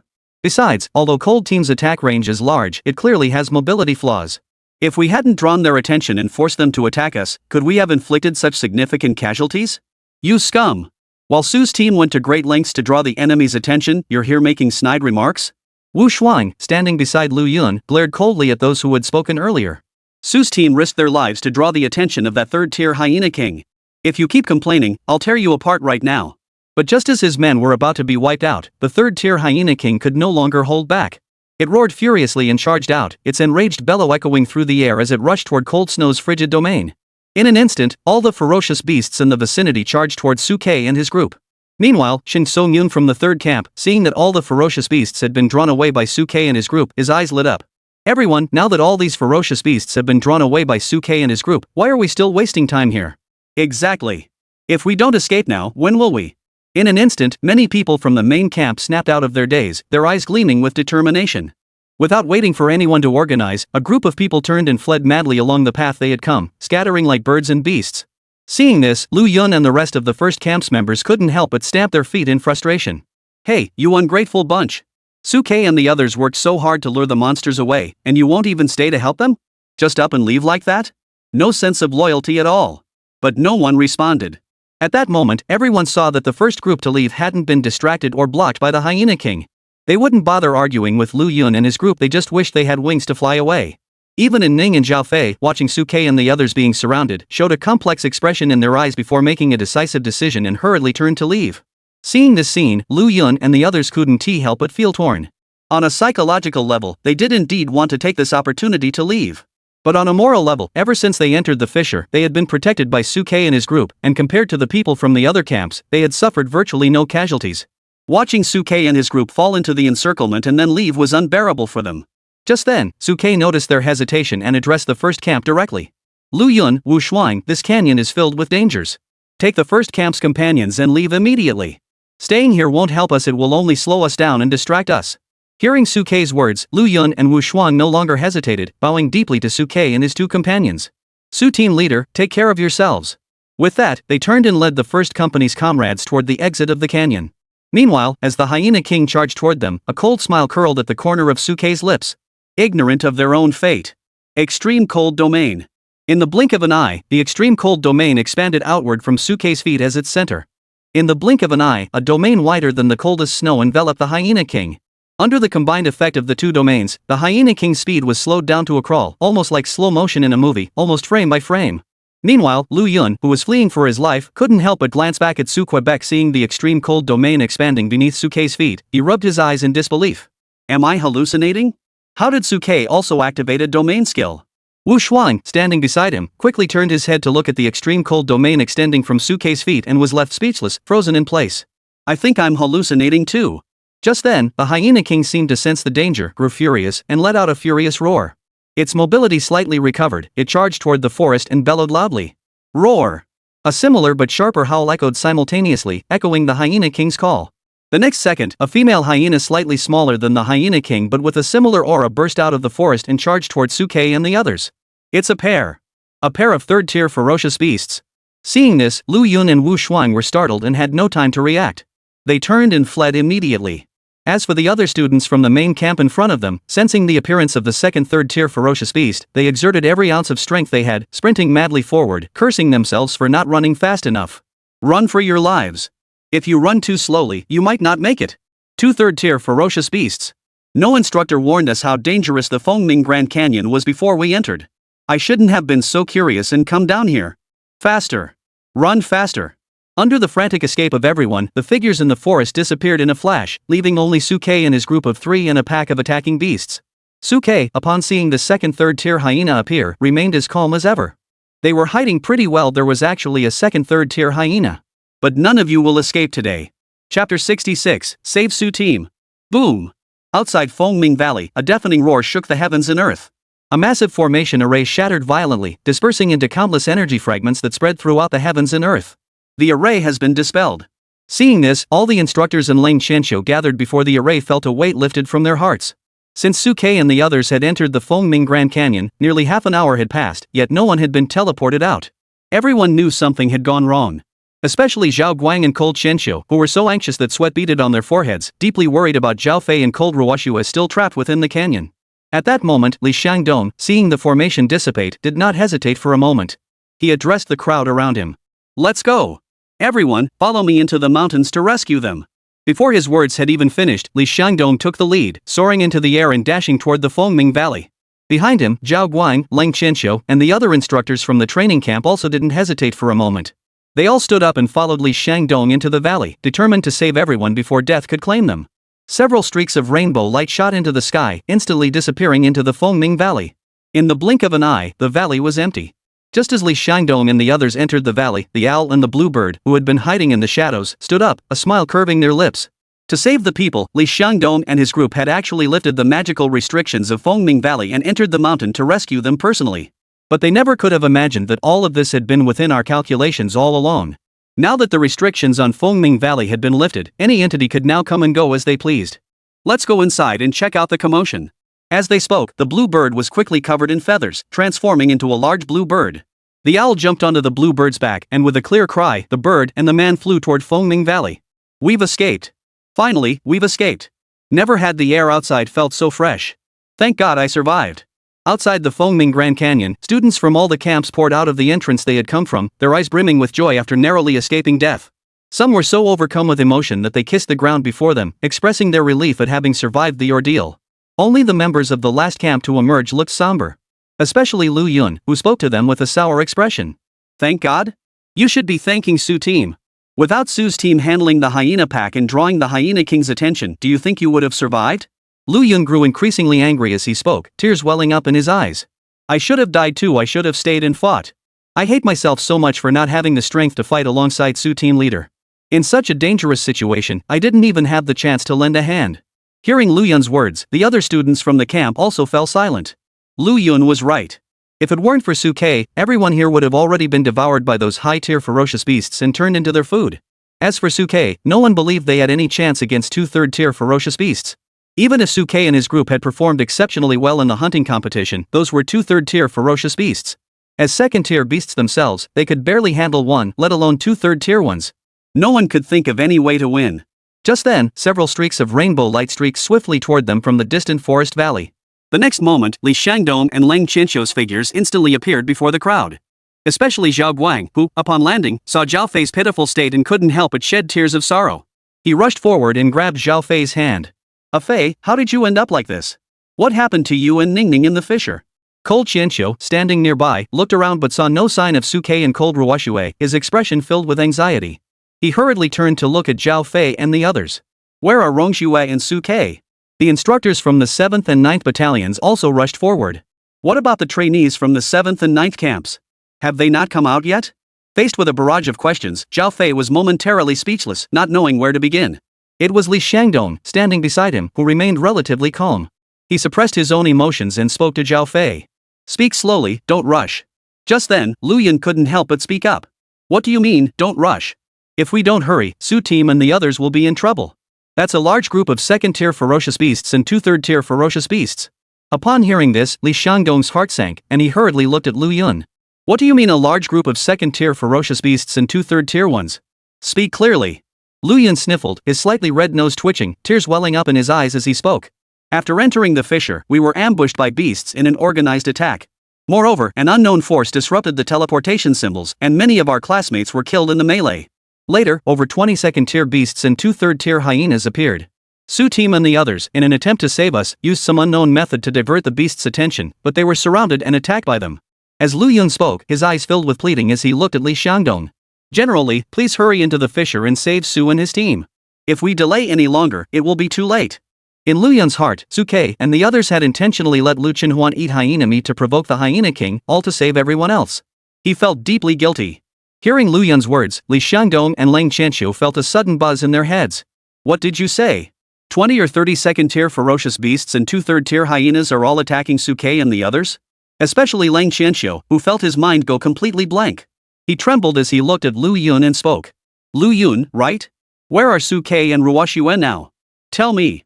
Lu Yun didn't hesitate, pointing directly at the path leading down the mountain and speaking to Lang Qianqiu. Senior Lang, take this path down the mountain and head east for about 10 minutes. East, right? Upon hearing Lu Yun's words, Lang Qianqiu showed no hesitation.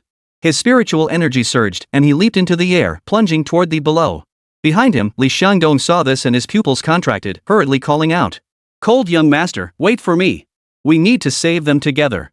As he spoke, Li Shangdong also leaped into the air, transforming into a streak of rainbow light and following after him toward the forest below the canyon. Behind them, Pang Meng and Su Lu, the instructors of the 1st Battalion, exchanged glances and immediately followed suit, plunging toward the abyss. Chapter 67, B-Rank Predator, the Eternal Hunger Domain. Roar! In the forests of the Phoenix Cry Great Canyon, two terrifying beast roars shook the heavens and earth. Suke and Lang Ruoxue, along with the others, were surrounded by a third-tier hyena king and his mate, who were baring their teeth and closing in on them.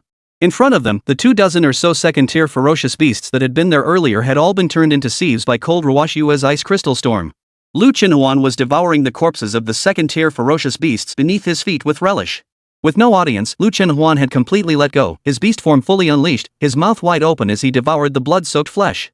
A strange light slowly rose from all around Lu Chenhuan, as if transforming into a primordial devouring demon from ancient times. Delicious. So delicious. In her primal state, Lu Chenhuan's eyes blazed with a crimson light, illuminating her face in a demonic glow. The two third-tier hyena kings sensed the aura emanating from Lu Chenhuan, causing their fur to bristle. They seemed to have detected the presence of something utterly terrifying. However, under this pressure, the two third-tier hyena kings not only did not retreat but instead let out a deep, growling roar, clenching their teeth as they charged toward Lu Chenhuan, intent on interrupting her meal. However, under the dual suppression of Suke and Lang Ruoxue's extreme cold domains, they were relentlessly struck by ice crystals, causing the hyena kings and their little consorts to move extremely slowly. Watching this scene, Suke's eyes narrowed slightly. Even in this situation, they still dared to attack Huan without regard for their own lives? Both hyenas were already at the 3rd stage, and compared to other lower-tier ferocious beasts, they had already developed sentience. They couldn't possibly be unaware of the situation before them. Once Lu Chenhuan completes her talent ascension ritual, their only fate would be annihilation. And with Suke and Lang Ruoxue blocking their path, they had no chance of getting close to Lu Chenhuan. Yet, despite this, the two hyenas did not flee immediately to give themselves a better chance of survival. Instead, they chose to stay and fight to the death, aiming to interrupt Lu Chenhuan's feeding. Why? And what exactly is that pillar of light in the center of the canyon? As he pondered, Suke instinctively looked up at the pillar of light in the distant forest, but his pupils contracted slightly in the next second. Something was wrong. Where had the light column gone? In his field of vision, the dazzling pillar of light that had once illuminated the entire canyon had vanished without a trace. Something was off. Huan, eat quickly. However, Lu Chenhuan had already entered a state of frenzy and didn't need Suke's reminder. He was devouring the corpses of the ferocious beasts before him. Finally, as the 10th beast's corpse was swallowed into Lu Chenhuan's abdomen, a colossal surge of energy erupted from his lower abdomen. Roar! It felt as though some kind of restriction had been lifted within her body, and powerful energy instantly flooded her entire being, causing her to let out a loud howl. Then, Lu Chenhuan's beastly features began to transform further. The tail in her beast form began to evolve into bronze chain blades, her body was enveloped by a chaotic energy, and the fangs on both sides began to extend downward, emitting a bloodthirsty, hungry glow. An unprecedented surge of powerful energy erupted from her body. In Suke's field of vision, Lu Chenhuan's information panel underwent a drastic transformation at that moment. Beast Girl, Lu Chenhuan. Realm, second tier shaping. Talent, B-rank predator Taotia prototype. Beast Tamer, Suke. Innate skills, beast transformation, gold devouring claws, metal defense, eternal hunger domain, chain blade assault. Flaws, holds SSS-Rank swallowing heaven glutton energy within her body. Due to prolonged starvation and insufficient energy intake, she cannot fully activate her SSS-Rank innate ability. After devouring 10 second-tier ferocious beasts, Lu Chenhuan's talent directly evolved into B-rank predator glutton prototype. Additionally, he gained 2 new innate skills, eternal hunger domain and chain blade assault. Perpetual hunger zone, within a radius of 100 meters, the life force of all living beings continuously depletes, and the lost life force is converted into essence and automatically absorbed. Chain blade attack, swings the tail's chain blades to launch an attack, capable of locating enemies and teleporting to close range. Seeing Lu Chenhuan's transformed potential and 2 newly acquired innate skills, Suke couldn't help but rejoice inwardly. Finally, he had advanced in not just 1 rank, but 2, evolving into a B-rank predator. 2 powerful innate skills have been added, one of which is a team-based domain-type skill. Most importantly, this domain-type skill can be stacked with Lang Ruoshua's extreme cold domain. It could be said that with the 2 domain-type skills working together, any enemy caught within them would feel like they'd swallowed something disgusting, unable to move before they even had a chance to fight. Moreover, the moment Lu Chenhuan's talent advanced, a notification flashed on Suke's information panel. Congratulations! The Beast Tamer has successfully upgraded a D-rank Beast Maiden to B-rank, granting the ability to feed back. Congratulations to the Beast Tamer for obtaining the Beast Taming Space. Beast Tamer's Space, a uniquely generated space that can temporarily house living creatures. Looking at his feedback reward, Suke's eyes lit up with even more joy. Beast Taming Space? It's actually a space-related reward. Judging from the description on the reward, it was similar to a storage ring, but unlike that, this space was clearly controlled by one's own mind and would not be lost. It could also accommodate living creatures, and in critical moments, it could have an unexpected effect. As Suke was filled with excitement, Lang Ruoshua, standing beside him, also sensed Lu Chenhuan's change and looked at him with envy. Huan, sister, you finally succeeded in advancing? What level is your current talent? B rank. At that moment, Lu Chenhuan, who had successfully evolved, had a red glow in his eyes. He wiped the blood from the corner of his mouth, looked at the pile of second-tier ferocious beast corpses in front of him, and the 2 hyenas charging toward him, then licked his lips. Sudage, Ruoshua, withdraw your extreme cold domains. These 2 stupid dogs, I'll handle them. Hearing Lu Chenhuan's words, Suke and Lang Ruoshua, who had snapped out of their daze, immediately withdrew their extreme cold domains. They had absolute confidence in Lu Chenhuan. The next moment, the Hyena King and its mate felt the long-lost freedom, their bodies regaining mobility. They exchanged glances, let out a loud roar, and charged directly toward Lu Chenhuan. They intended to vent all the frustration they had endured earlier on Lu Chenhuan. Seeing the Hyena King and its mate charging toward him, Lu Chenhuan's lips curled into a cold smile. If you're so eager to come here to die, then I'll grant you your wish. Eternal Hunger Domain. The next moment, a gray domain erupted from beneath Lu Chenhuan's feet, instantly engulfing the area within 100 meters. The 2 hyenas trapped within began to lose their life force at an alarming rate. Meanwhile, Lu Chenhuan swiped his tail, and the chain blades flew out like nooses, swiftly piercing toward the Hyena King's chest. Chapter 68, Chain Blade Teleportation, Blood Debt Repaid with Blood. With a sharp whistling sound. Under Lu Chenhuan's full force burst, the bronze chain blades charged toward the Hyena King at an utterly terrifying speed. Facing Lu Chenhuan's attack, the Hyena King showed no sign of fear. Instead, it let out a sinister growl and swiped at Lu Chenhuan's tail chain with a powerful claw. The female hyena also seized the opportunity and charged directly toward Lu Chenhuan's position. However, within Lu Chenhuan's eternal hunger domain, the 2 beasts' vitality rapidly depleted, and both their reaction speed and judgment deteriorated sharply. The Hyena King's claw failed to hit the tail of Lu Chenhuan's chain blade. In the next instant, the chain blade struck the Hyena King's chest with lightning speed, piercing it clean through. Roar! Feeling the terrifying destructive power of Lu Qinuan's chain blade tail, the Hyena King's eyes widened in shock. He couldn't fathom how a second-tier cultivator like Lu Qinuan could so easily pierce through the defenses of a third-tier ferocious beast. Seeing its mate severely injured, the female hyena also went berserk. A terrifying spiritual energy erupted from its body, and as it closed in on Lu Qinuan, it lunged forward, clawing at his abdomen. At such close range, it could already envision Lu Qinuan's gruesome fate, and a cruel, bloodthirsty expression flashed in its eyes. But at that moment, the chain blade tail that had pierced the Hyena King's chest suddenly burst into a blinding light. It then violently pulled Lu Qinuan toward the Hyena King, dragging him across the distance at a speed nearly indistinguishable from teleportation.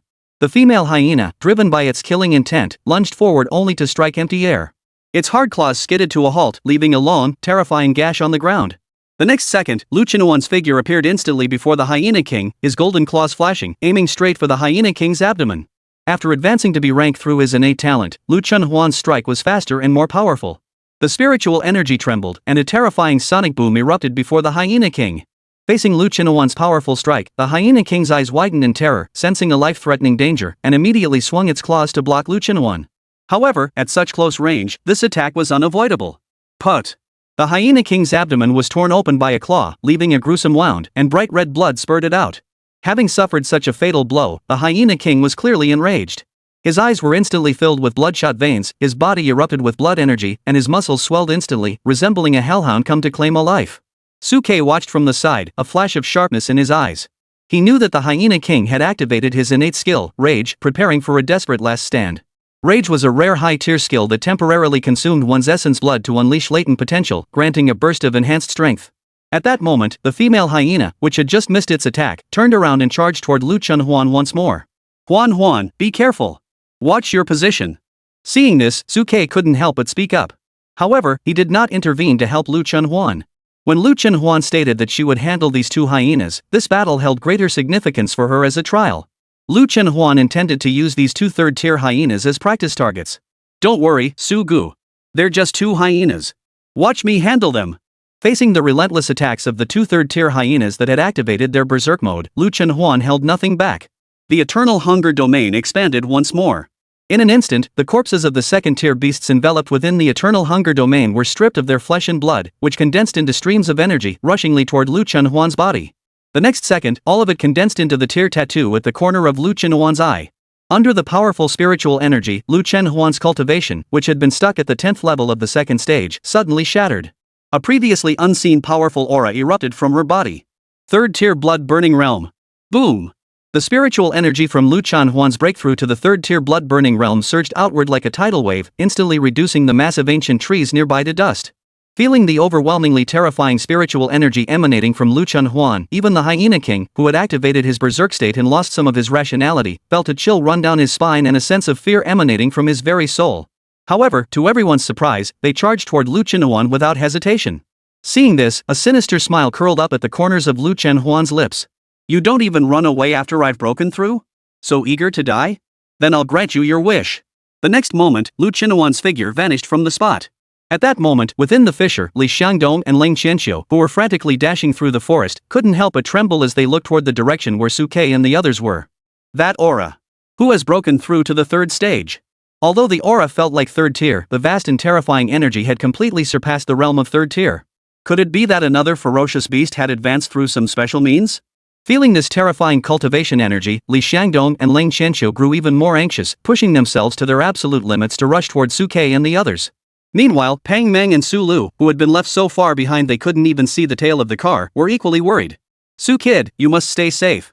You are the hope of the entire Tianhai and the human race. At that moment, on the battlefield at the center of the mountain forest, under the terrifying cultivation pressure of Lu Qinuan, the two hyenas were completely overwhelmed, unable to put up any resistance. Even their berserk state had been shattered by Lu Qinuan, their chests and abdomens pierced by sharp claws, their bodies covered in blood, lying helplessly at Lu Qinuan's feet, gasping for breath. Originally, under the suppression of the eternal hunger domain, the two beasts' life force was already steadily draining away. Now that Lu Qinuan had broken through to the third tier of cultivation, they had no chance of victory whatsoever. The victorious Lu Qinuan raised his foot and crushed the Hyena King's sharp snout under his heel, his eyes filled with cold indifference. You dared to slaughter my human kin. Now, it's time to pay for your crimes with blood. As he spoke, Lu Chenhuan lowered his body, activated his gold-devouring claws, and violently pierced the two beasts' chests, pulling out two still beating hearts and crushing them in his hands. Bang! The beating hearts turned into a blood mist, condensing into two streams of pure life energy, which Lu Chenhuan greedily inhaled through her nostrils, flowing into her body. As the two streams of energy entered Lu Chenhuan's body, they immediately transformed into nourishment for her cultivation, causing her cultivation to surge once again at that moment. Third tier, second level. Third tier, third level. Third tier, fourth level. In the blink of an eye, Lu Chenhuan's cultivation broke through the fourth level, and her aura was far beyond what it had been before. Meanwhile, Suke and Lang Ruoxue, whose minds were connected to Lu Chen, also experienced a sudden surge in their cultivation at that very moment. Chapter 69, The Fierce Beast of the 7th Tier Breakthrough Realm. That figure was Suke and the others. In the distant mountains, Li Xiangdong and Lang Qianxiu watched Suke and the others from afar, their eyes lighting up. They were still alive. The pile of bodies lying on the ground were two third-tier hyena beasts and the group of second-tier beasts mentioned by Zhao Fei. They're all dead. Killed by Suke and his group. Domain-type skills. Another domain-type skill. Lu Chenhuan is actually using a domain-type skill too? Li Xiangdong and Lang Qianxiu, who had rushed over in a hurry, just happened to see Lu Chenhuan reach out and rip out the hearts of the two hyenas, then crush them in his hand, turning them into pure energy that he sucked into his mouth. Seeing this, Li Xiangdong and Lang Qianxiu felt their scalps tingle and their eyes widen in horror. Two third-tier ferocious beasts and a large group of second-tier beasts were just slaughtered like that? So the one who had just broken through to the third-tier cultivation realm was this young woman under Suke's command. However, Lu Chenhuan seemed to have a sinister aura about her. It appeared as though she had already begun to be influenced by her beastly nature. Looking at the bloodthirsty desire in Lu Chenhuan's eyes, even Li Xiangdong and Lang Qianxiu couldn't help but feel a chill run down their spines. According to records, the personalities of beast girls are influenced by the beastly nature they awaken within themselves, but this typically occurs after breaking through to the 5th-tier soul ceiling stage. At such a low cultivation level, being already influenced by beastly nature was something both Li Xiangdong and Lang Qianxiu had not anticipated. However, seeing that Suke and the others were safe, Li Xiangdong and Lang Qianxiu both exhaled deeply in relief, no longer feeling the tension and worry they had earlier, and their footsteps gradually slowed. But just then, two terrifying bursts of energy erupted from Suke and Lang Ruoxue, sweeping through the surrounding mountains and forests with a third-tier aura, turning the area around them into a vacuum. Third tier, fourth rank. Third tier, third rank. Feeling the energy surging from Suke and Lang Ruoxue, Li Xiangdong and Lang Qianxiu couldn't help but widen their eyes in shock. Lu Chenhuan had just broken through, and now Suke and Lang Ruoxue had followed suit? Moreover, judging from their energy, the energy consumed during their advancement was almost negligible. According to conventional wisdom, beast masters and beast maidens can convert each other's spiritual energy cultivation, but the conversion rate is generally between 30 and 40%, with 50% already considered very low loss. However, precisely because there is energy loss during conversion, beast maiden and beast tamers rarely advance simultaneously. There is usually a few days difference. For Suke, Lu Chenhuan, and Lang Ruoxue, a 100% spiritual energy conversion rate is simply unimaginable. It can only be said that, as SSS-ranked beast masters, they can achieve a 100% spiritual energy conversion rate with their contracted beast girls, allowing them to immediately elevate their cultivation level when their contracted partners advance. As fellow beast tamers, Li Xiangdong and Lang Qianxiu couldn't help but envy Suke at this moment. Looking at the terrifying cultivation aura emanating from Lu Chenhuan and your family's Ruoxue, even if you said they were SS ranked, many would believe it. However, the experienced Li Xiangdong quickly noticed something amiss. Something was off. Lu Chenhuan's beast transformation state was different from before. It seemed that with Suke's assistance, he had altered his innate genetic traits. Li Xiangdong, seeing this, looked at Lang Qianxiu beside him with suspicion. Cold young master, tell me the truth, has Cold Ruoxue's innate genes also undergone a change? Don't try to hide it from me. The training camp has video footage. I can check it when I get back and see the clues in your daughter's beast transformation state. After witnessing Suke create so many miracles, Li Xiangdong no longer believed that Lu Chenhuan and Lang Ruoxue, under Suke's guidance, were merely ordinary F-rankers. F-rank beast girls have domain-type skills? Both of them? Are you kidding me? At that moment, Lang Qianxiu, upon hearing Li Xiangdong's words, realized that some things couldn't be hidden from Li Xiangdong. However, out of consideration for Suke's privacy, he hesitated before speaking to Li Xiangdong. Oldly, you shouldn't be asking me about these things, you should be asking that kid Suke. All I can tell you is that with Suke's help, Ruoxue is indeed different from before. Listening to Lang Qianxiu's words, Li Xiangdong already had a vague judgment in his heart. Looking at Suke and the others in the distance, his eyes flashed with a sharp gleam. It seems that Suke's hidden talent is far more powerful than I ever imagined. He was actually able to alter the base beast transformation state of a beast maiden. It's even more likely that he has altered the talent grade of the beast maiden. If he can indeed alter a beast maiden's talent rank, that would be a shocking and earth-shattering revelation. The base talent grade of a beast maiden is unchangeable. This is an unshakable fundamental law in the hearts of all people. If this fundamental law is broken, it will send shockwaves throughout the entire human race. Even without the imperial exams, the high-ranking officials of the Great Xia Empire would personally come to take Suke away. If such a talent could be applied to the entire human race, it would represent an unprecedented leap forward for humanity. However, it would also attract the covetous gaze of foreign beast clans. If they were to learn of Suke's abilities, they would likely spare no expense to hunt him down, sparking a major war. At this moment, Li Xiangdong watched Suke and Lu Qinhuan's cold figure, his eyes filled with admiration. The human race has produced such a genius. This is a blessing for our race. Cold young master, let's go. We must join Suke and the others immediately. But just as Li Xiangdong finished speaking, a terrifying shockwave erupted from the nearby mountains. In an instant, the surrounding rocks and trees were reduced to dust, and everything within a 3-kilometer radius was completely flattened. Under the impact of the shockwave, Suke and the others, who had just broken through to the third stage, didn't even have time to react before they were sent flying backward. That was. Li Xiangdong and Lang Qianqiu quickly turned their heads toward the center of the shockwave. At the center of the light pillar that had shot into the sky earlier. Within their field of vision, the dazzling light column rising into the sky was slowly converging, transforming into a brilliant jade-white gemstone at the junction of the canyon, mountains, and river. And that gem was suspended on the body of a white tiger whose head and chest were covered in metal, with a pair of black gold wings spanning its back. The white tiger was dozens of meters long, as tall as 2 or 3 stories, standing beside the mountains and forests by the great river. It turned its body and looked down at Suke and Li Xiangdong from a distance. An overwhelmingly terrifying pressure emanated from its body, enveloping the entire canyon. Feeling the terrifying pressure emanating from the black gold white tiger, Li Xiangdong and Lang Qianqiu's expressions changed instantly. 7th tier. A 7th tier breakthrough realm beast. There was actually a 7th tier breakthrough realm white tiger beast lurking in this canyon. Chapter 70, The Legend of the Sky-Splitting Tiger God. The moment the 7th tier breakthrough realm ferocious beast white tiger appeared, both Li Xiangdong and Lang Qianqiu's pupils dilated wildly, and they immediately rushed toward Suke and the others at breakneck speed. Suke also activated his insight divine eye at that moment, revealing the information about the white tiger. Fierce beast, crack sky white tiger. Realm, 7th tier. Innate skills, Beast King Roar, Power Strike, Fiercer in Battle, Sky-Splitting Impact, Winged Dance, Elemental Slash, Starry Shadow. Flaws, originally a 9th tier ferocious beast, it suffered severe injuries that prevented its strength from fully recovering. It used special methods to temporarily restore its realm. It fears prolonged combat due to energy depletion, and the injured area on its chest is its fatal weakness. Status, Contractable. Looking at the cracked white tiger's impressive stats, Suke couldn't help but narrow his eyes. Compared to the previous Wolf King and Hyena King, as well as those 2nd tier Karami beasts, the cracked Void Tiger's attribute panel was truly luxurious. The most crucial point was that this cracked white tiger's original strength was actually 9th tier. In an instant, Suke roughly pieced together the background of this cracked white tiger in his mind. This cracked white tiger was originally an extremely powerful 9th tier ferocious beast. During a major battle, it was struck through the chest by an enemy and fled to the Fengming Valley to slowly recover its strength. However, it is unknown what methods it used to temporarily restore its cultivation to the 7th rank. As for the pillar of light that had appeared earlier above it was the glow emitted by the gemstone hanging from Thea's chest. Perhaps it was caused by the split white tiger awakening and the gemstone emerging, or perhaps it was the split white tiger intentionally manipulating the gemstone to create a miracle. Both possibilities exist, but in Suke's heart, he leans more toward the latter. Even Li Xiangdong and the others had arrived, proving that the anomalous phenomenon within the fissure had already affected the outside world. It was highly likely that the split white tiger had intentionally done this to block external investigations of the Fengming Great Fissure and disrupt the spatial teleportation of the teleportation talismans.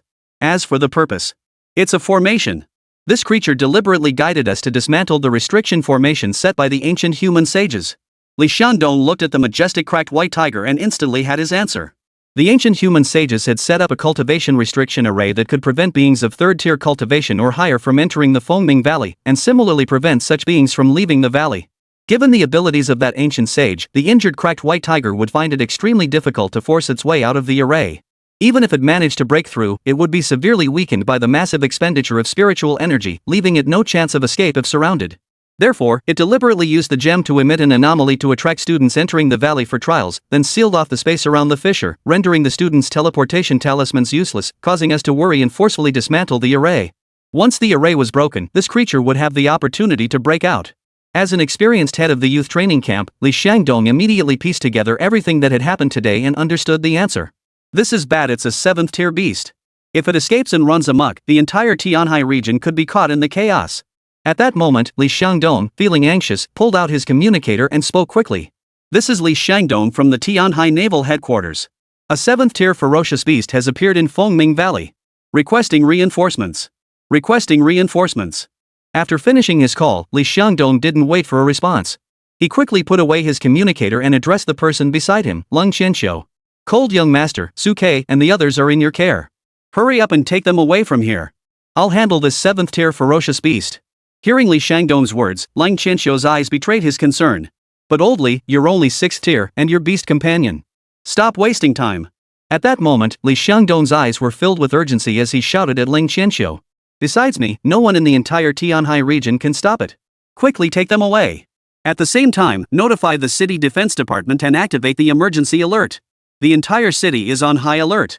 Seeing the unwavering expression in Li Shangdong's eyes, Leng Qianqiu knew there was only one choice at this moment. He immediately rushed toward the direction where Suke and the others were. But just then, the cracked white tiger clearly noticed Leng Qianqiu's movements. It curled its lips into a human-like cold smile, emitted a deep, terrifying growl, flapped its wings, and suddenly shot upward, resembling a massive meteor, directly crashing toward Suke and the others. Its speed was so great that even the surrounding void tore apart, emitting a series of piercing sonic booms and leaving 2 long cracks in the void. The air currents generated by the flapping of its massive wings were like terrifying tornadoes, sweeping up sand and stones into the sky and blowing nearby towering trees to the ground. This creature dares to target Suke? Seeing this, Li Shangdong stomped his feet heavily on the ground, creating a large crater, and his body shot forward like a cannonball, roaring toward Suke and his group. He glared fiercely at the cracked white tiger. Damn it, your opponent is me. With me here, you won't harm a single person. Seeing Li Shangdong suddenly rush forward to block his path, the cracked white tiger's enormous tiger eyes narrowed slightly, and a cold smile curled the corners of its mouth as it spoke in human language. Li Shangdong, the guardian of Tianhai? You don't even have a beast companion. What do you have to stop me? Hearing the white tiger's words, Li Shangdong's heart grew even more alarmed. This beast spirit has already awakened its intelligence to this extent it can speak human language. Lu Chenhuan and Lang Ruoxue, standing beside Suke, stared wide-eyed at the white tiger. A ferocious beast that can speak human language? Sudage, do you know what rank this is? The two of them didn't possess Suke's insightful divine eyes and couldn't immediately determine the cultivation level of this cracked white tiger. Suke didn't hide anything, narrowing his eyes and speaking up. A 7th-tier ferocious beast, the cracked white tiger. And this isn't just any 7th rank, it fell from the 9th rank after being injured. Hearing Suke's words, Li Shangdong, who was blocking their path, couldn't help but be startled. A 9th-tier beast that fell from a higher rank? Could this ferocious beast be the legendary split sky tiger that once battled the legendary fire phoenix, causing its downfall and leaving a trail of blood in this place? Your innate skill can actually discern the origins of this beast? At that moment, Li Shangdong watched the cracked sky tiger Chang soar toward them with its wings spread wide, his body tensing as if facing a formidable enemy. If it really is that legendary sky-splitting tiger, I won't be able to hold it back for long.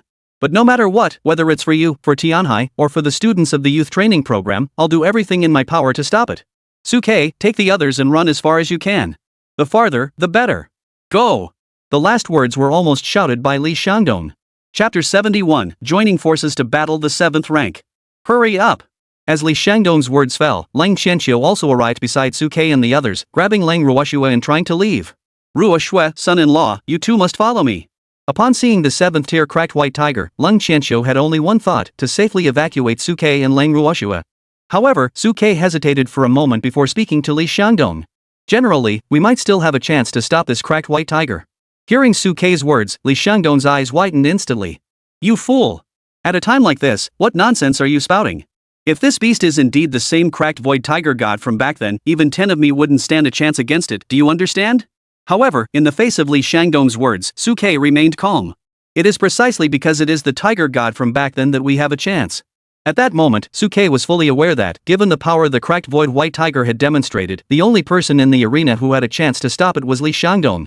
And if even Li Shangdong couldn't stop this cracked void tiger, then with his current 3rd-tier cultivation, he had no chance of escaping from a 7th-tier cracked void tiger. Moreover, based on his analysis of his weaknesses, even Li Shangdong, who was only at the 6th tier, might still have a chance to win. Hearing Suke's words, Li Shangdong's heart refused to believe it, but a glimmer of hope still arose. What if, just what if? Deep down, Li Shangdong was well aware that the human race's elite forces were mostly gathered at the Demon Sealing Pass in the capital. If he truly couldn't stop this 7th-tier cracked void tiger, there would be no one in Tianhai capable of doing so. At that point, the only option would be to hold the line and wait for reinforcements from the capital or Xinyao Pass. As the cracked white tiger rushed toward him, Li Shangdong clenched his teeth and spoke. Suke, before the cracked white tiger gets within 100 meters of us, I'll give you one chance to convince me. If you can't convince me, you must follow Ling Qianqiu. Su-K didn't hesitate and immediately responded.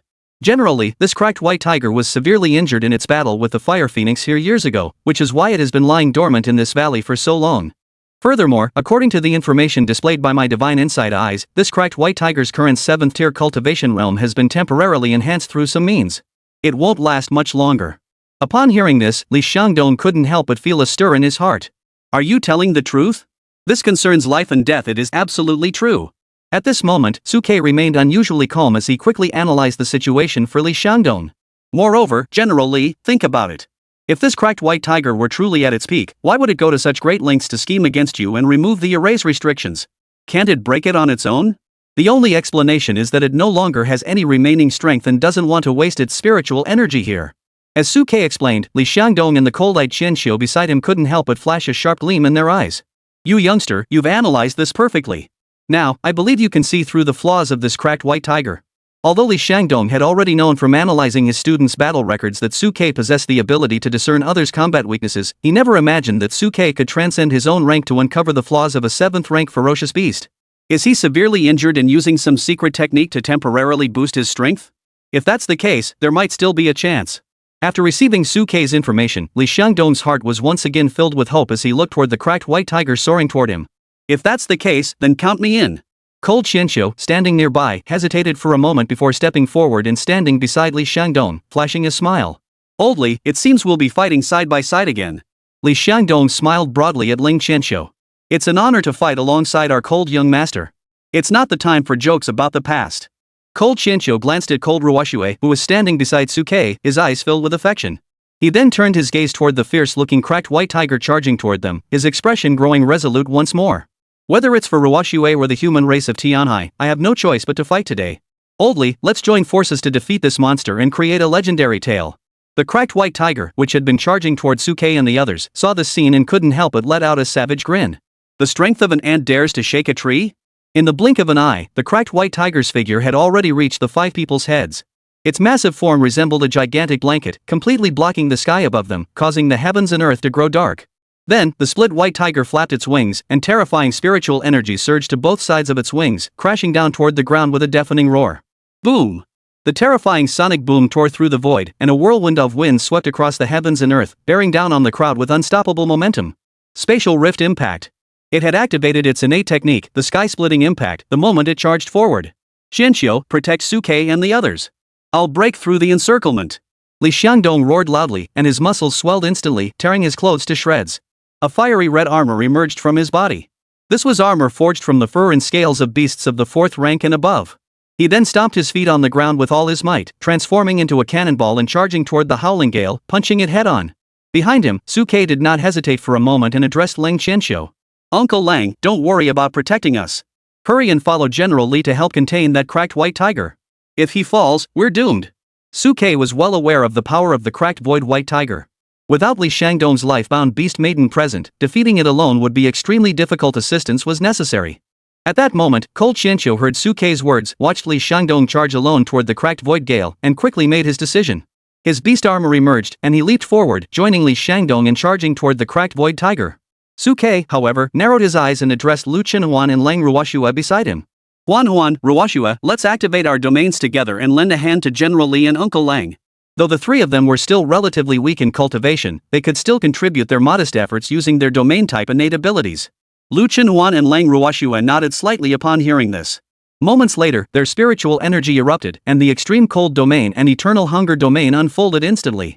Due to their increased cultivation, Lu Qinhuan's domain now covered a radius of 500 meters, while Lang Ruoxue's domain covered approximately 300 meters. Su-K also activated his Tyrant mode at that moment, enhancing the 2 of them.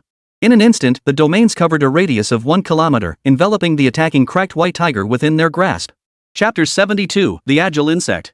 Qianqiu, didn't I tell you to protect them? Seeing Ling Qianqiu charging forward, Li Xiangdong's eyes couldn't help but reveal a trace of anxiety. Old Li, you're being foolish. If you're killed by this monster, how can I protect them alone? At that moment, Ling Qianqiu's eyes were filled with determination as he resolutely followed Li Xiangdong. Li Xiangdong heard this and his eyes darted back and forth. Alright, let's first avoid this spatial rupture and then flank them from both sides. Boom! As they spoke, the terrifying ripping wind had already swept toward the 2 of them. The surging spiritual energy collided violently with them. Extreme defense. Ice flow split strike. Facing the gale winds attacking them, Li Shangdong and Lang Qianqiu simultaneously unleashed their innate techniques. A massive shield rose before Li Shangdong, forming the hardest defense. Behind him, Lang Qianqiu swung his hand, sending a terrifying ice stream shooting out, which then split into countless ice threads, striking the gale winds in all directions. At that moment, Lu Qinhuan and Lang Ruoshua's domains expanded, completely enveloping Li Shangdong and the cracked white tiger. Under the slowing effect of the frigid domain, the spinning speed of the tornado-like gale winds even slowed down, giving Li Shangdong and Lang Qianqiu more time to dodge and defend. Domain-type skills? Seeing that Lu Qinhuan and Lang Ruoshua's domains could actually affect him, the massive form of Lai Bai Konghu couldn't help but pause for a moment, then a mocking smile appeared on the corner of his mouth. The bloodline aura contained within this domain is no ordinary thing. Unfortunately, your strength is too weak. The impact you have on this master is negligible. At this moment, the cracked white tiger didn't even bother to glance at Su Ke and the others. Instead, it focused all its attention on Li Shangdong and Lang Qianqiu, who were charging toward it from below. First, deal with these two ants, then turn around and take that little brat named Su Ke away. As a former 9th rank ferocious beast, the cracked white tiger's experience far surpassed that of Li Shangdong and Lang Qianqiu. He immediately recognized the extraordinary nature of Su Ke. Although the demon god sect had offered me a deal to kill this youngster, my instincts told me that keeping him alive would be the best choice for me. The cracked white tiger glanced at Su Ke, who was using the tyrant's power to help Lu Qinhuan and Lang Ruoshua expand their domains, his eyes flickering. He then turned his gaze back to Li Shangdong and Lang Qianqiu, who were charging toward him, his eyes filled with murderous intent. There's a path to heaven, but you refuse to take it. Hell has no gates, yet you insist on barging in. Don't blame me for what happens next. At that moment, Li Shangdong and Lang Qianqiu, relying on their agile movements and the incredibly sturdy armor covering their bodies, forced their way into a range of nearly 100 meters in front of him. Then, the cracked white tiger's twin claws swept across its chest, swinging viciously toward Li Shangdong and Lang Qianqiu as they approached. Elemental slash. In an instant, countless bolts of lightning gathered from the cracked white tiger's chest, crackling loudly, and in the blink of an eye, they transformed into two terrifying bolts of lightning, slashing down toward Li Shangdong and Lang Qianqiu below. Sizzle! The terrifying lightning bolts sliced out from the split white tiger's chest, tearing the surrounding void apart. Countless electric arcs crackled and roared, crashing down from the sky. The next second, purple thunderbolts descended upon Li Shangdong and Lang Qianqiu, crashing violently into Li Shangdong's defense. Boom! Under Li Shangdong's defense, the terrifying lightning bolts instantly transformed into a sea of thunder, engulfing them completely. Under this terrifying blow, the massive shield in front of Li Shangdong shattered instantly, and both he and Lang Qianqiu were engulfed by the thunderous sea. Ultimate flash. At the critical moment, Li Shangdong grabbed Lang Qianqiu, and their figures turned into afterimages, vanishing from their original positions in an instant. The next second, the two reappeared on either side of the cracked white tiger, less than 30 meters away. General Li, Uncle Lang, your chest. As Li Shangdong approached the cracked white tiger, Su Ke immediately shouted a warning. Upon hearing this, the two attacked the injured chest of the cracked white tiger from both sides. Damn it! Seeing the two of them closing in on him simultaneously and immediately targeting his wounded chest, the cracked white tiger couldn't help but flash a look of anger in his eyes. Don't even think about getting close to me. As he spoke, the cracked white tiger's massive wings vibrated, crossing rapidly in a dance-like motion. As the black gold wings danced and hummed, countless black gold beams of light erupted from them, weaving into a dense, sprawling net that shot toward Li Shangdong and Lang Qianqiu. But at that moment, Li Shangdong's figure flickered again, turning into a blur and vanishing from his original position. The next instant, he appeared less than 10 meters in front of the cracked white tiger. Aurora slash. As Li Shangdong appeared before the cracked white tiger's chest, a massive sword materialized in his hand, slashing viciously toward the tiger's chest. Agile insects. Li Shangdong's extreme flickering left the cracked white tiger completely caught off guard. Damn it! It instinctively tried to defend itself, but found that its speed had once again slowed down without warning. Under the dual domains of Lang Ruoshue and Lu Qinhuan, the cracked white tiger's speed slowed while its vitality gradually drained away. Normally, this effect would be negligible for it, but at this critical moment, it proved to be crucial. Despite having enough time to defend itself, it was somehow always a split second too slow, leaving no room for reaction. Bang! As the cracked white tiger's spiritual energy began to stir, Li Shangdong's great sword struck its chest with a thunderous blow. Already severely wounded, its wounds burst open instantly, and blood flowed freely. Damn it! Just as Li Shangdong's sword struck its chest, the cracked white tiger's spiritual energy finally gathered, forming an incredibly hard barrier. At the same time, it let out a furious roar, sending Li Shangdong and Lang Qianqiu, who hadn't managed to break through the attack yet, flying backward, spitting blood. At that moment, the cracked white tiger's eyes were filled with rage. Damn it, you ants actually dared to injure me. If this had been me at my peak, you would all be dead. You're the one talking about your prime. Li Shangdong, who had just landed a successful strike, felt his confidence soar. He wiped the blood from the corner of his mouth with his free hand. You're just a spent force now. Even if you manage to boost your cultivation with some tricks, you won't last long. Hearing Li Xiangdong's words, the cracked white tiger's massive tiger eyes involuntarily contracted. You actually know this? It turned its head to look at Suke below, who was summoning the tyrant, its eyes filled with endless coldness. It seems this youngster's threat is greater than I imagined. But I was once a 9th-ranked Guishu. Even with my cultivation base having fallen, I am still far beyond the reach of ordinary mortals like you. As he spoke, the cracked white tiger let out a furious roar, causing the heavens to grow dark. The power of the stars in the sky surged wildly into a gigantic illusory figure 1,000 meters tall. Chapter 73, A Desperate Battle. Stellar Shadow. Seeing the gigantic shadow between heaven and earth, everyone's gaze couldn't help but fixate on it. This was the star-shaped illusory form summoned by a 7th-rank Starfall Realm cultivator. However, this starlight illusion was far more powerful than those of other 7th-rank practitioners. Suke stared at the illusory shadow, narrowing his eyes. This star shadow bore a striking resemblance to the transforming heaven and earth technique described in the mythical novels of his previous life. As the starry void shadow expanded, the figure of the white tiger that had split the void began to slowly fade, directly merging into the starry void shadow. Seeing this, Li Xiangdong and Lang Qianqiu couldn't help but clench their fists tightly. Even at the height of their power, they had never reached the 7th rank. Facing this stellar illusion, they were momentarily at a loss for an effective combat strategy. They didn't even know where the cracked white tiger was. Does that mean they have no choice but to shatter the starlight illusions to find the cracked void tiger within? However, at that moment, Suke below hurriedly spoke up. Generally, Uncle Lang, the cracked white tiger is hidden within the ankle of the starlight illusion. Through the rotation of his insightful divine eyes, Suke could see every flaw in the heavens and earth. The location of the cracked void tiger within the illusory shadow was immediately clear to him. Upon hearing this, Li Xiangdong and Lang Qianqiu's eyes lit up, and they charged directly toward the ankle. As the two approached, the split white tiger's figure hidden within the illusory shadows instantly shifted its position. Lower leg. Knee. However, no matter how the cracked white tiger shifted its position, Suke could pinpoint its exact location in an instant. Realizing he couldn't hide his form at all, the cracked white tiger grew furious in an instant. Do you really think this starlight illusion can only hide? Die. As he spoke, the cracked white tiger's massive starlight illusion swung its claws downwards, aiming for Li Xiangdong and Lang Qianqiu below. Boom! Driven by the immense star energy of the illusory form, each strike seemed to possess the power to move mountains and fill seas, causing even the void itself to tremble. Extreme blink. Facing the terrifying attack of the starry void, Li Xiangdong didn't hesitate for a moment. He grabbed Lang Qianqiu and vanished from the spot. The next moment, the starry void's massive claw landed directly on the afterimages of the two, crushing them into a crater nearly 100 meters deep in the vast fissure. Seeing the terrifying power of this strike, Suke and Lu Chunhuan's brows couldn't help but twitch wildly. At that moment, Suke finally understood why the third-tier Hyena King had charged relentlessly despite our attacks earlier. They must have been sent by the white tiger of the cracked void. Retreating would only mean certain death. Li Xiangdong and Lang Qianqiu, whose figures flickered and appeared before the illusory form of the cracked white tiger, also saw the power of this strike and their brows furrowed wildly. However, they had no other choice but to join forces and attack the cracked white tiger hidden within the starlight illusion. However, the illusory form was extremely agile. Upon sensing their movements, it swung its massive tail, shattering the void, and crashed down on the two with tremendous force. The terrifying speed made one's scalp tingle. Li Xiangdong could only grab Lang Qianqiu again and flash away.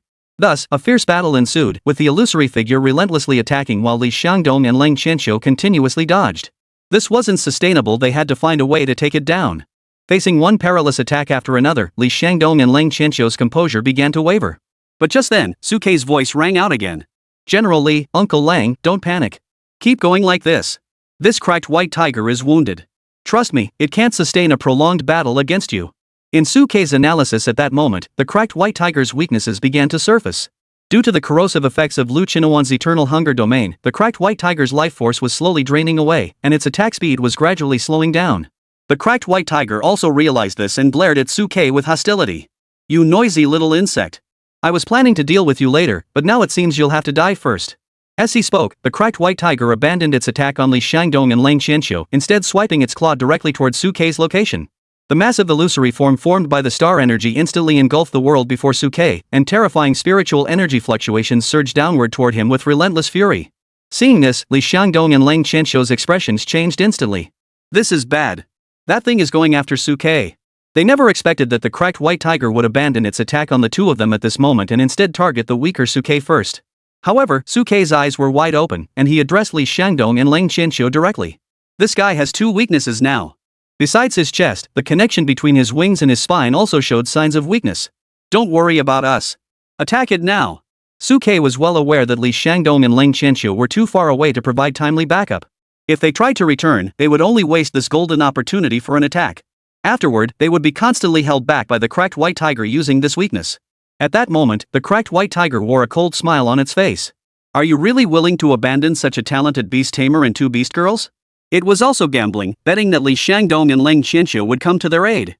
However, Li Shangdong made a decision that caught the cracked white tiger completely off guard. He raised his greatsword and struck toward the cracked white tiger's chest.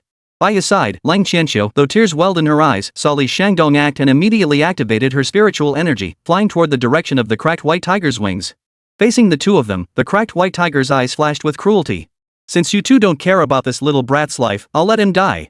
To take such a talented human beast master with me in death, I, Chang, would not consider myself at a loss. As he spoke, the cracked white tiger disregarded everything and controlled the stellar illusions to attack Suke. Meanwhile, Suke narrowed his eyes and addressed Lu Chunhuan. Huan, follow me forward and block this attack. Ru Shui, hide behind us. Lang Ruoxue was a mage specializing in long-range control. In this situation, only she and Lu Chunhuan, who could use beast maiden skills, could hold them off. Yes. Before Suke could finish speaking, Lu Chunhuan and Suke moved forward simultaneously, their bodies shimmering with spiritual light as they activated their innate skills. Metal defense. In an instant, the life force of the cracked white tiger, which had been absorbed through the eternal hunger domain, was completely condensed. Suke and Lu Chunhuan simultaneously formed 2 small golden figures, charging toward the cracked white tiger's fatal strike. Above, Li Shangdong and Leng Qianqiu's attacks also struck the starry illusions of the cracked white tiger. Desperate gamble, all or nothing battle. Chapter 74, the final ace up the sleeve, Cambrian Ice Core. Boom! Between heaven and earth, the cracked white tiger's starry illusory form, towering 1,000 meters high, slammed down toward Suke's location below. The entire world before Suke and the others was completely shrouded in darkness in that instant. Amidst the terrifying energy fluctuations, Suke and Lu Chunhuan's spiritual energy erupted, utilizing the life force they had previously diverted from the cracked white tiger. Their metallic defenses surged to their limits, rushing toward the location of the stellar illusory shadow. Ice Crystal Storm. At this moment, Lang Ruoxue didn't want to stand idly by. She swung her spiritual energy, causing ice crystal storms to continuously form, which she then sent hurtling toward the stellar shadow descending from the sky. However, under the immense disparity in cultivation, these fragile ice crystals couldn't withstand even a fraction of the cracked white tiger's terrifying attack. The moment they touched the illusory shadow, they were instantly crushed into spiritual energy dust and dissipated helplessly into the heavens and earth. Meanwhile, Leng Qianqiu, suspended mid-air, witnessed this scene with tears filling his eyes. He roared chargedly toward the cracked white tiger. Extreme Flash. Li Shangdong's figure flickered wildly at that moment, swiftly closing in on the cracked white tiger, determined to break through its true form. However, the cracked white tiger, seemingly enraged by Suke's provocation, charged madly toward Suke and his companions, determined to crush them all like ants. Die! In the blink of an eye, their attacks collided, and the massive claws of the stellar illusions slammed down on Suke and Lu Chunhuan, who were blocking the front. Ah! Under the immense pressure of this force, Suke and Lu Chunhuan's bones creaked and cracked, as if they were about to shatter at any moment. However, they still managed to resist with the formidable defensive power of their metallic armor. Blood flowed unceasingly from the 7 orifices of their bodies, glistening in the golden light of their defenses, making them resemble 2 blood-soaked divine statues. In mid-air, Li Shangdong and Leng Qianqiu, witnessing this scene, went mad, burning their own essence blood and furiously charging toward the weak point Suke had mentioned. However, the cracked white tiger was determined to kill Suke, completely disregarding the damage it was about to sustain, and controlled its illusory form to stomp on Suke with all its might. Once Suke was dead, without the domain restrictions imposed by the two of them and the constant warning about his weakness, Leng Qianqiu and Li Shangdong would find it difficult to restrain themselves. Facing this terrifying pressure, Suke and Lu Chunhuan's bodies creaked and groaned, their limbs trembling uncontrollably, but they still stood firm in front. Ru Shui, we can't hold on much longer. You must escape. At this moment, after withstanding the terrifying strike from the cracked white tiger, Suke and Lu Chunhuan finally realized the immense gap in their strength and hurriedly spoke up to protect Lang Ruoxue. Cold Ruoxue looked at the two of them, covered in blood, with tears welling up in her eyes. Run? Where can I go? Sudage, we are one heart and one mind. If you're gone, where can I go? We live together, we die together. At that moment, Cold Ruoxue, her face covered in tears, did not hesitate but stepped forward. Seeing this, Suke's expression changed instantly. Ruoxue, what are you doing? In terms of physical constitution, Lang Ruoxue was more of a frail long-range mage. With the ice crystal storm unable to stop the stellar illusion, charging forward would be suicide. But to his surprise, Cold Ruoxue not only showed no fear of certain death, but instead wore an expression of calm composure. Sudage, you forgot I still have a trump card, didn't you? As she spoke, Lang Ruoshue removed the Cambrian ice core from her snow-white neck and held it up gently. This Cambrian ice core can store the dragon's breath within my body. After more than half a month, it has accumulated quite a bit. If I risk using up my energy and letting it overflow again, I might still be able to protect you all. I don't want to keep hiding behind you all. I want to protect everyone too. As she spoke, the spiritual energy in Lang Ruoshue's hands trembled, and she crushed the Cambrian ice core into pieces in an instant. In an instant, a terrifying surge of energy erupted from within. Dragon's breath. At that moment, the cracked white tiger, who was manipulating the stellar illusions, felt the aura and couldn't help but change his expression. How could this girl possess the aura of the dragon clan? The next second, Cold Snow spat out a mouthful of essence blood, and the scales on her body shone brightly. A terrifying illusory figure rose from behind her. It was an ice blue dragon covered in scales, with icy eyes and an extremely cold expression. An ice dragon. It was the very same frost dragon that had frozen the entire world for an entire era. The moment the illusory figure rose, the pupils of the cracked white tiger contracted sharply, and the pupils on the massive stellar illusory figure also revealed a look of terror. But it quickly gave way to a look of venomous hatred. What of the frost dragon? You are merely a reincarnated form, having sealed yourself away for so long. How dare you think you can stop me, a 7th-tier being? Die! As it pondered, the starry light surrounding the cracked white tiger blazed brightly, gathering all its spiritual energy and charging forward. However, below, the frost giant dragon, upon seeing this attack, looked on with cold indifference. It opened its massive jaws and manipulated the dragon's breath within the Cambrian ice core, colliding fiercely with the starry afterimage of the cracked white tiger. Boom! In an instant, an extremely violent and terrifying energy collided, causing a terrifying explosion to erupt. For a moment, the two forces were evenly matched. Seeing this, both the cracked white tiger and Li Xiangdong were utterly shocked. How could a 3rd-tier cultivator match the full force of a 7th-tier cultivator? Especially Lang Qianxiu, whose eyes were filled with disbelief. Is this the true potential of Ruoshue's innate talent? In that instant, Lang Qianxiu finally believed beyond a shadow of a doubt that Lang Ruoshue possessed the hidden SSS tier talent. However, the dragon's breath was limited, and after only a few seconds of combat, the dragon's breath stored within the Cambrian ice core was completely depleted. The attack of the stellar illusion once again descended. Facing the starry void's renewed assault, Cold Ruoshue let out a clear shout, disregarding the burning of her own essence blood and spiritual energy, and Cold Snow's essence blood burned wildly, and her flesh and skin aged at a speed visible to the naked eye. The icy dragon's form solidified once more, opening its massive jaws to emit a dragon's roar that shook the heavens and earth, followed by a surge of dragon's breath even more terrifying than before. Roar! Under the force of the dragon's breath, the starry illusory form of the cracked white tiger was frozen solid, its claws frozen midair, its body enveloped in biting cold, and cracks began to spread from its claws across its entire body. This is our chance. Li Xiangdong and Lang Qianxiu seized the moment, igniting their own vital energy and spiritual roots, and launched their most powerful attack at the cracked white tiger's true form. Under the influence of the dragon's breath and the biting cold, the cracked white tiger's movements seemed to freeze. Facing this terrifying attack, it was utterly powerless to dodge. In an instant, 3 beams of spiritual light exploded across the heavens and earth, and the terrifying sound of the explosion echoed throughout the cosmos. Clang! The cracked white tiger's massive stellar illusory form shattered inch by inch, dissipating into endless spiritual energy that vanished into the heavens and earth. Chapter 75, Emergency Repairs, the Giant Dragon's Hibernation. Put! Li Xiangdong's great sword and Lang Qianxiu's attack instantly pierced the cracked white tiger's chest and the space between its back wings, unleashing a torrent of terrifying spiritual energy into its core. In an instant, the terrifying spiritual energy flooded into the already severely wounded body of the cracked white tiger, causing it to let out an agonizing howl toward the heavens. Under the assault of Lang Ruoshue's icy dragon breath and the relentless draining of its life force by the eternal hunger domain, countless spiritual energies surged out from the cracked white tiger's body, spreadingly throughout the surrounding heavens and earth. Boom! Finally, under the relentless assault of multiple attacks, the split white tiger let out a final, unwilling cry as its massive body exploded into a shower of blood mist, scattering across the heavens and earth. Seeing this, Li Xiangdong and Lang Qianxiu couldn't help but reveal excitement and joy in their eyes. We did it! We teamed up to take down a 7th-tier cracked void tiger. We've killed the cracked void tiger god that once struck fear into the hearts of countless humans and beasts. But before the two could celebrate, they heard a heart-wrenching cry from Suke below. Ruoshue! The two hurriedly looked in the direction of the sound, only to see that Lang Ruoshue had been reduced to skin and bones, her breath faint, with the gigantic dragon's illusory form shattering inch by inch behind her. Her entire body was plummeting straight toward the ground. Suke flew forward and caught her in his arms. Ruoshue! Ruoshue, what's wrong? Don't scare me! Lu Chenhuan, standing beside them, also rushed forward, flying alongside Suke to support cold Ruoshue.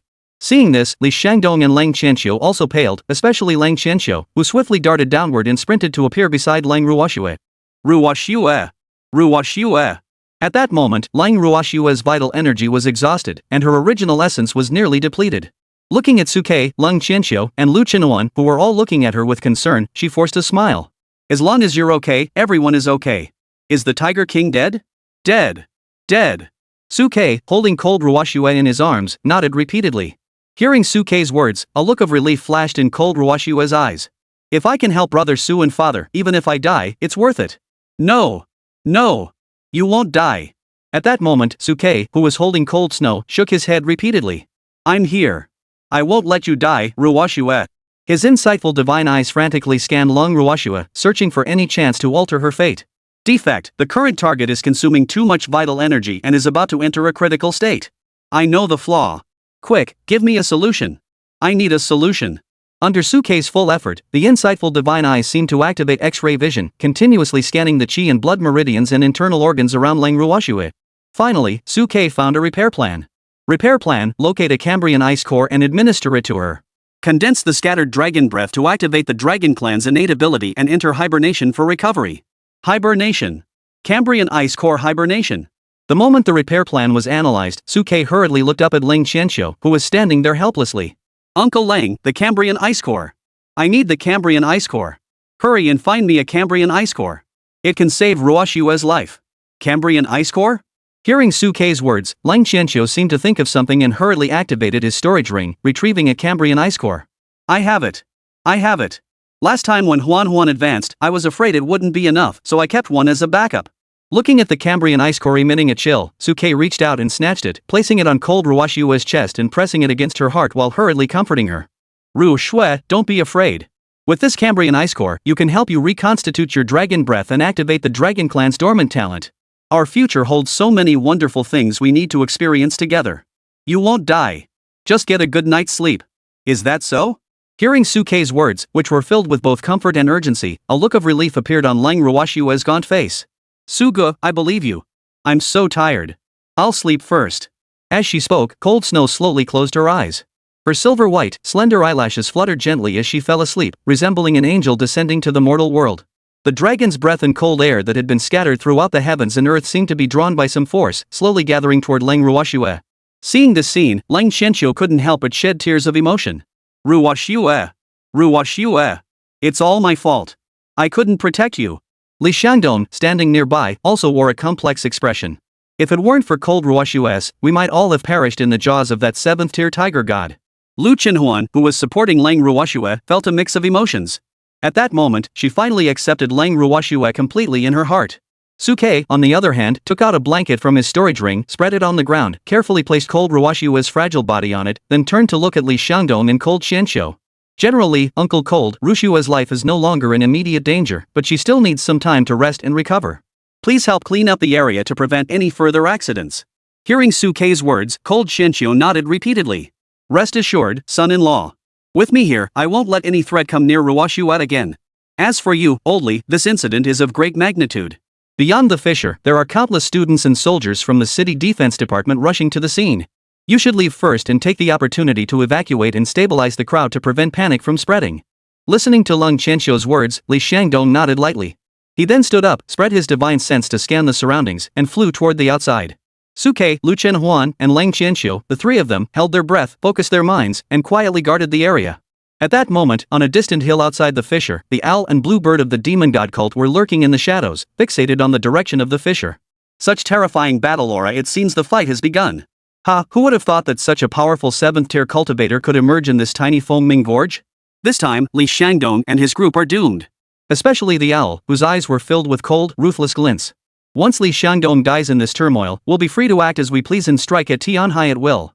The blue bird beside him let out a cruel laugh.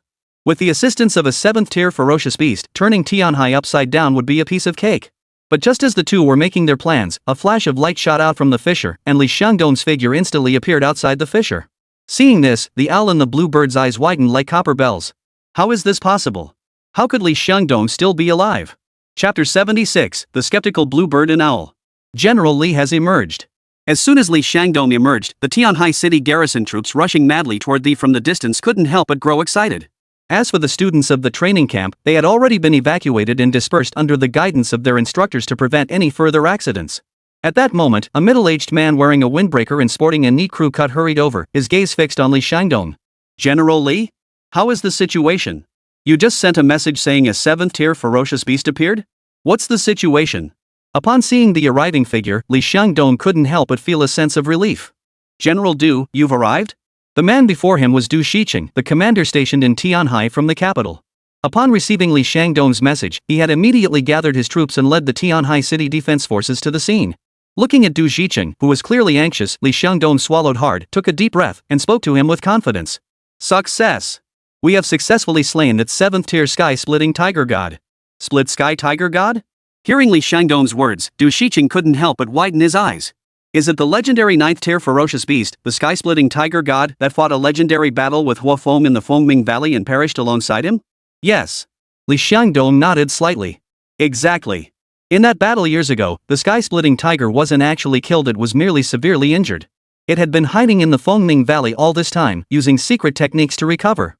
It took advantage of this youth training opportunity to launch an attack, deceiving me into unlocking the ancient sage's array seal, intending to stir up trouble. Fortunately, through the combined efforts of myself, Lang Qianxiu, and 3 Qingxuan trainees, we managed to slay it, preventing an even greater disaster. Listening to Li Shangdong's words, Du Shiqing couldn't help but reveal a look of shock in his eyes. Young trainees? They fought alongside you to defeat the 7th-tier sky-splitting tiger god? At that moment, Du Shiqing's face couldn't help but show a look of doubt. What kind of junior training cadet could survive a battle against a 7th-tier ferocious beast? Could it be the Suke we saw on the boundary marker before entering the valley? Are you sure General Li isn't joking? It's only been about half a month since the youth training program began. The cultivation levels of the trainees are generally at the 1st rank. Even if there are a few prodigies, they'd be at most 2nd rank. A 2nd-tier Beastmaster and Beast Maiden would be blown to pieces by a 7th-tier beast. How could they possibly team up with Li Shangdong? The only possibility is that it was Suke, the one with over 1.3 million points on the boundary marker before we entered the valley. However, in Du Shiqing's mind, he believed it was more likely due to interference from the 7th-tier ferocious beast, causing the boundary marker to malfunction. He did not believe that Suke and his 2 rookie companions could have obtained over 1 million points, let alone assist Li Shangdong in defeating a 7th-tier ferocious beast. However, Li Shangdong's expression was serious and solemn at that moment. This was no joke. The sky-splitting tiger at the God Realm was extremely powerful. Without Suke's help, the sky-splitting tiger would have already broken free and unleashed a bloodbath across the entire Tianhai region. Is it really Suke? Hearing Li Shangdong's words, Du Shiqing's expression couldn't help but grow solemn. Is he the same person who has been causing a stir in Tianhai recently, the beast tamer who awakened an SSS-Rank legendary beast tamer talent yet insisted on contracting an F-rank beast maiden? Rumors about Suke had already spread throughout the entire Tianhai region, and as a guardian general of the capital, Du Shiqing was naturally well acquainted with them. In fact, he had reported the news to the capital immediately upon first hearing it. He even felt a sense of regret for Suke, a genius with such a bright future ahead of him. He could have waited for the capital to help him find an SS-rank beast maiden, but instead, he acted on his emotions and contracted an F-rank one. Later, when he heard that Suke could actually contract 2 beast girls, but both of them chose F-rank, Du Shiqing's opinion of Suke dropped even further, believing him to be too emotional and unfit for important tasks. At that moment, when he heard Li Shangdong mention that Suke and his group had actually helped Li Shangdong defeat a 7th-tier sky-splitting tiger god, he was utterly shocked. It's him. In response to Du Shiqing's question, Li Shangdong nodded without hesitation and addressed Du Shiqing. Earlier, he had already teamed up with the 3 contracted beast girls to kill 2 3rd-tier ferocious beasts and over 20 2nd-tier ferocious beasts, shaking the valley. Furthermore, to help us defeat the sky-splitting tiger god, Suke's contract beast maiden, Lang Ruoxue, fell into a near-death hibernation state and needs to rest here for a while. During this time, please have General Du station troops here to guard the area and assist in retrieving the bodies of my cadet camp students. Ensure no one with ulterior motives approaches the Fengming Great Rift Valley. I must return to handle the aftermath and report this incident in full to the capital. Seeing the solemn expression on Li Shangdong's face, Du Shiqing nodded heavily. General Li, rest assured. You may depart. We will guard this place diligently and prevent anyone with ulterior motives from approaching the Fengming Gorge. If what Li Shangdong said is true, and Suke and his group can assist in defeating the 7th-tier ferocious beasts, their potential is immeasurable. Even without Li Shangdong's reminder, we must take this seriously. Alright. Hearing Du Shiqing's promise, Li Shangdong had no hesitation. He turned and sprinted toward the training camp. As Li Shangdong departed, Du Shiqing immediately waved his hand at the city defense officers behind him. The 1st to 5th camps remain here to hold the position. The rest of you follow me into the canyon to clear the battlefield." With that said, Du Shiqing personally led his men into the canyon, rushing toward the center of the previous battlefield. Meanwhile, in the distant hills and forests, the owl and the blue bird, who had been secretly watching everything, revealed a look of anxiety in their eyes. Something's wrong. Why did Li Xiangdong leave? Judging from the situation at the scene, it didn't look like reinforcements were being sent to aid in battle. It seemed more like the aftermath of a battle was being handled. Could the sky-splitting tiger god have failed? At that moment, both the owl and the blue bird were filled with suspicion. Impossible. The sky-splitting tiger god is a 9th-tier demon who was able to kill the fire phoenix. How could he fail in such a small place? Exactly. Li Xiangdong is just a 6th-rank beast tamer who doesn't even have a beast maiden. How could he possibly defeat the sky-splitting tiger god, whose power can temporarily recover to 7th rank? At that moment, the owl and the blue bird felt as though their hearts were being clawed by a cat. We can't just stand here guessing. We must find a way to go down and take a look. But Du Shiqing has already gone down with the city defense troops and stationed men near the entrance. It seems we'll have to resort to extreme measures to sneak down there. Thinking this, the owl and the blue bird exchanged glances. The blue bird instantly entered beast form, transforming into a massive blue bird, while the owl crouched down and clung to the blue bird's back. Together, they flapped their wings and silently glided down the other side of the hill.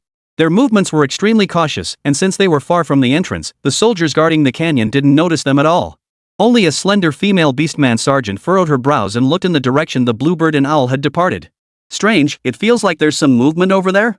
Stay here and don't move. I'll go check it out. Chapter 77, A Million Points, the entire realm in shock. We're saved. Outside Fengming Valley, the students who had been let out of the valley by their instructors rushed out upon hearing the announcement that Li Xiangdong was out of danger, unable to contain their joy. Given their first-tier cultivation, escaping Fengming Valley in such a short time was already no easy feat. If that 7th-tier cracked white tiger hadn't been killed and had pursued them, they wouldn't have had a chance to escape. Upon learning that the crisis had been averted, everyone's faces were filled with the joy of having narrowly escaped disaster. However, everyone also began to think about Suke, who had saved them from danger, especially the students from the first company who were closest to Suke, who were even more worried. They wondered how Suke and his group were faring inside. As General Li emerged, there was no sign of Suke or his companions. They had heard that after entering the valley, they had encountered a 7th-tier ferocious beast. They hoped nothing had happened to them. For Suke, who had saved their lives, everyone had developed a special feeling toward him, a mix of respect and gratitude that couldn't be put into words. With a weight lifted from their hearts, the crowd couldn't help but turn their heads to gaze at the scenery beyond the valley, where they spotted the points monument still flickering with light. Over 1,000,000 points? Looking at the ranking on the boundary marker, someone exclaimed in shock, and the others around them turned to look as well, all of them freezing in place. At that moment, Ning and Zhao Fei, who were ranked second, had over 10,000 points, but in front of Suke and his group, they seemed like newbies. Especially Zhao Fei and Ning, who were directly involved, instantly realized where Suke and his group had obtained their points after seeing the rankings. It seemed that Suke and his group had killed both of the 3rd-tier ferocious beasts and a group of 2nd-tier ones, which was why they had so many points. Compared to the 5,000 points for a 2nd-tier ferocious beast, a 3rd-tier beast granted a whopping 500,000 points. Suke and his group had killed 2 3rd-tier beasts and a group of 2nd-tier ones, totaling over 1.1 million points. This left Zhao Fei and Ning, who had originally thought they could take the lead by killing 2 or 3 2nd-tier fierce beasts in the fissure, feeling utterly disheartened. Especially Ning, who couldn't help but regret her decision after recalling Suke leading Lu Chen Huan and Lang Ruoxue to slaughter their enemies with such overwhelming might. If only I hadn't broken up with Suke, would I have been able to follow him and slaughter enemies left and right? Compared to these naive trainees, news of Suke's battle had already spread rapidly throughout Tianhai City. What? Suke and his contract partner not only scored over 1,000,000 points in the hunting competition but also helped Li Xiangdong and the others defeat a 7th-tier ferocious beast? Could it be the same crackling sky tiger god that defeated the fire phoenix back then? At Tianhai First High School, Principal Wang Jiangwo jumped to his feet from his office, his eyes filled with concern. What about Suke and his group? Are they safe? Has anything happened to them? No, Principal, I only heard that Suke's newly contracted beast maiden at 3rd Middle School has fallen into a dormant slumber, and her condition doesn't seem good. Upon hearing that Suke was safe, Wang Jiangwo's heart finally settled, and a look of relief appeared in his eyes. As long as he's alive, that's all that matters. Under the attack of a 7th-tier ferocious beast, surviving was already a great fortune. For Wang Jiangwo, Suke was the last hope of Tianhai First Middle School. He couldn't afford for anything to happen to him. Especially after Ning transferred to 2nd Middle School, Suke had become Wang Jiangwo's sole source of hope.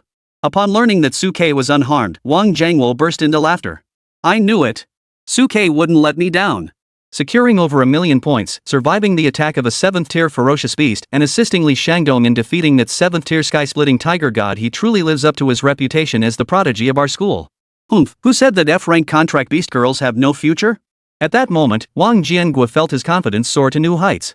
With Suke's performance in this training session, he could easily break the entire human race's historical records. This youth training program is his for the taking.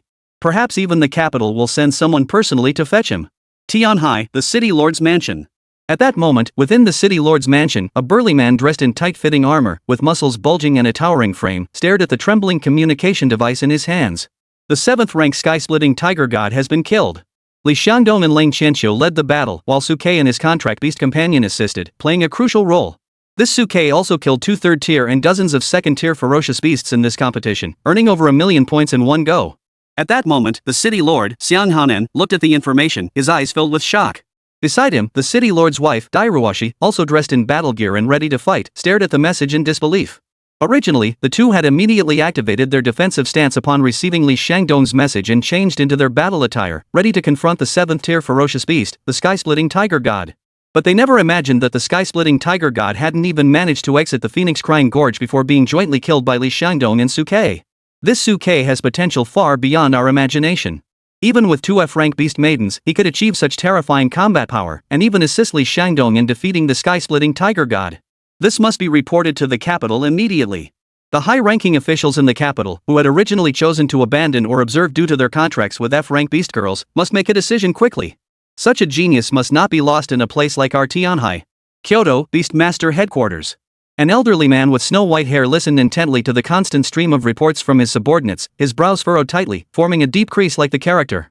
During this national youth training program, losses of varying sizes have been reported across the country, and remnants of the demon god cult have been discovered meddling in the background. Demon god cult. The old man stared at the pile of documents on the table, his eyes gleaming with danger. If you insist on causing trouble, don't blame me. Just then, another subordinate rushed in, handing a document to the office. General, this is a message from Tianhai. Please take a look. Understood. Go away. The old man took the Tianhai document and sighed softly. If there's no surprise, it should be another piece of bad news. The demon god cult has launched an organized rebellion across the entire territory of Great Xia, with training camps suffering varying degrees of damage. In some cases, the entire training camp has been wiped out. The old man trembled as he opened the message and glanced at it. The next moment, he leaped to his feet. There is such a genius in this world. He quickly called out to his subordinates who were about to leave. Don't go.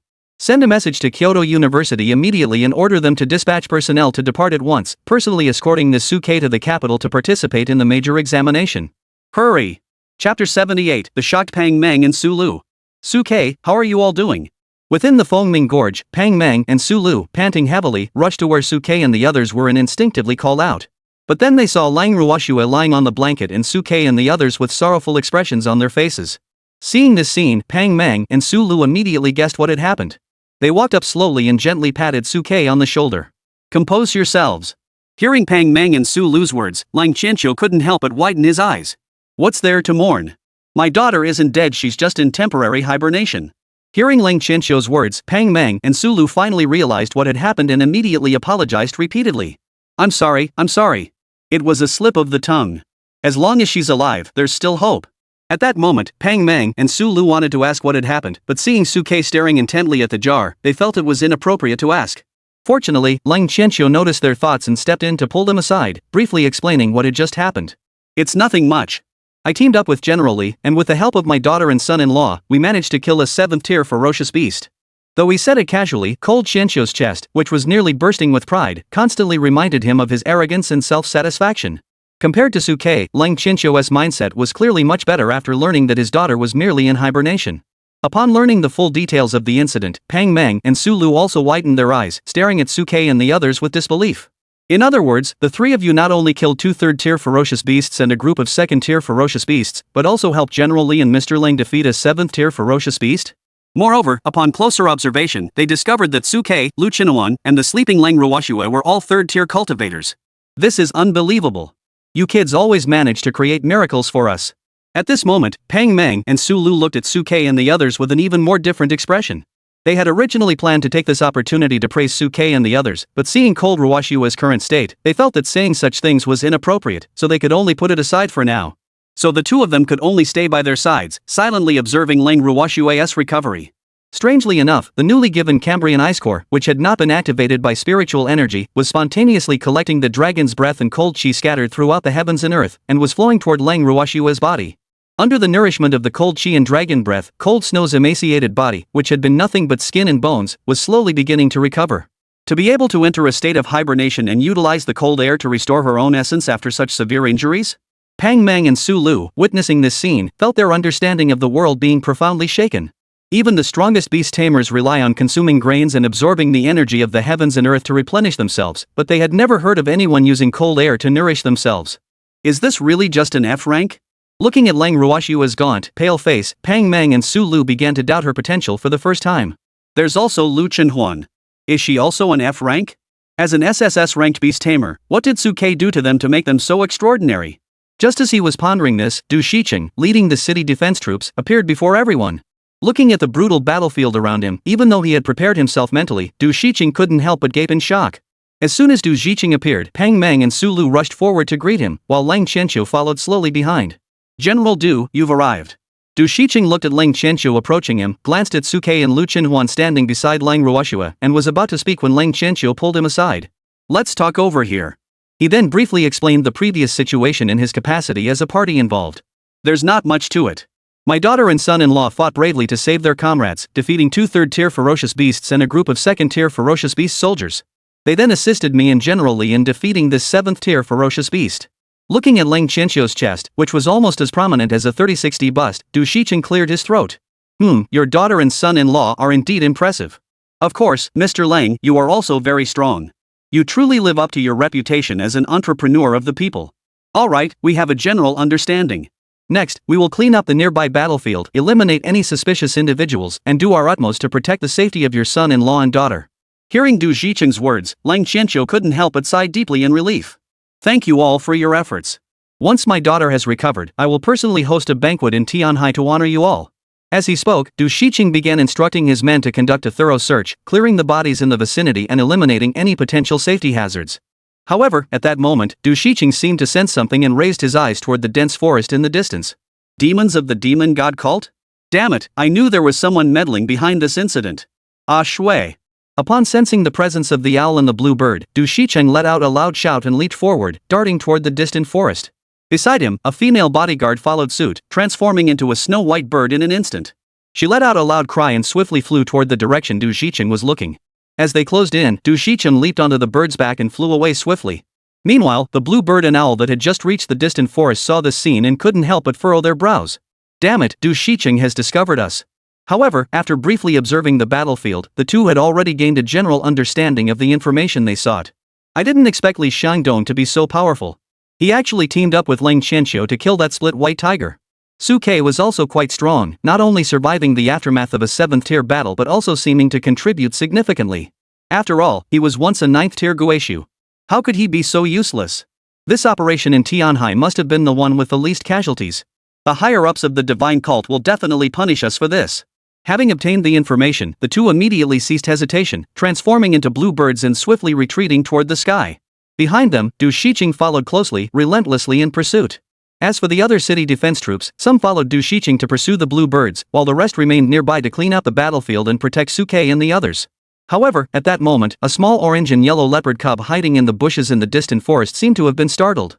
Panicking, it scrambled around and stumbled toward the direction where Suke and the others were. Seeing the tiny orange leopard cat, no bigger than the palm of a hand, with its ears erect and walking unsteadily, Lu Chenhuan couldn't help but light up with excitement. How adorable! Who would have thought there were such adorable little leopard cats in this canyon? However, Suke's eyes gently clouded over. Chapter 79, Stop Pretending, Cracked White Tiger. Upon seeing the little leopard cat stumbling toward them, Suke did not feel the maternal emotions that Lu Chenhuan did. Instead, he narrowed his eyes immediately. Because his insightful divine eyes had actually detected the information panel of that leopard cat. Fierce beast, slender-tailed cat. Realm, 2nd tier. Innate skills, Beast King Roar, Power Strike. Flaws, originally a 9th tier fierce beast, the sky-splitting tiger god, it was severely injured and failed to recover its strength. After enduring a major battle, its vital energy was severely depleted, causing it to regress to its primal second-tier state. Status: contractable. Looking at the information panel of the leopard cat, Suke couldn't help but let a cold smile curve his lips. He never expected it to be this little rascal. At this moment, the leopard cat was no larger than the palm of a hand, with a large head, a tiny body, and two huge eyes that gleamed like gems on its head.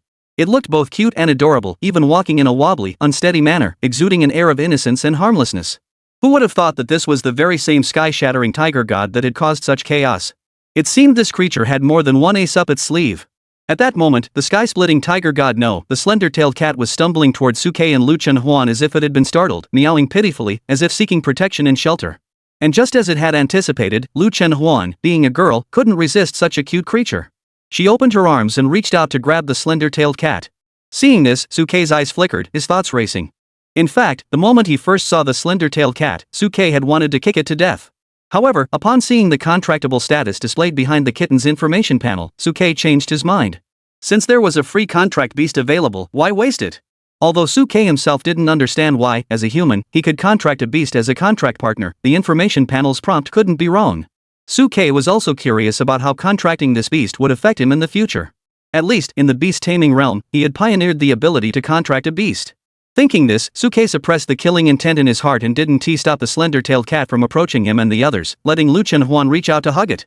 As for the threat, based on Suke's understanding of the slender-tailed cat, this beast with human-like intelligence had appeared here in such a dangerous form for one reason: it was seeking protection. Currently, its cultivation was extremely low. Not only could it not fight back, but it dared not even reveal its true nature as a ferocious beast. Instead, it had used some unknown secret technique to conceal its aura, disguising itself as an ordinary, harmless creature of the forest to evoke human sympathy. Moreover, even if it did attack, Lu Chenhuan, who was already at the third stage, could easily handle this second-stage slender-tailed cat. Sure enough, as it approached Suke and Lu Chenhuan, the slender-tailed cat feigned exhaustion, stumbled, and fell to the ground, exposing its white, fluffy belly. Lu Chenhuan, being a young girl, couldn't resist such a cute creature's attack. Seeing this, she hurriedly reached out to pick up the slender-tailed cat. To avoid giving away its ruse, the kitten, upon seeing Lu Chenhuan approach, even put on a terrified expression, screeching and rolling around frantically to escape. Its tiny, clumsy appearance was utterly hilarious. This scene was too much for Lu Chenhuan to handle, and she couldn't help but burst into laughter. She reached out and grabbed the kitten by the back of its neck, lifting it up. "Little thing, where are you going?" After being caught by Lu Chenhuan, the kitten struggled feebly, making some half-hearted sounds, before seemingly realizing it couldn't escape and slowly calmed down. Seeing this, Lu Chenhuan grew even more fond of it. He grabbed the kitten and showed it off to Suke. "Suge, look what I caught this little cutie." Who would have thought that in such a dangerous and remote mountainous area, there would be such a cute little creature? This little thing must have gotten separated from its family.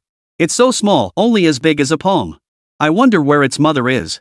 As Lu Chenhuan described it, the kitten's big eyes sparkled with tears, and its pouting mouth looked utterly dejected. Suke, who knew the entire story, watched the slender-tailed cat's Oscar-worthy performance with a smirk on his face. It is a bit pitiful. The kitten, engrossed in its performance, noticed Suke's expression and felt a sudden pang of fear.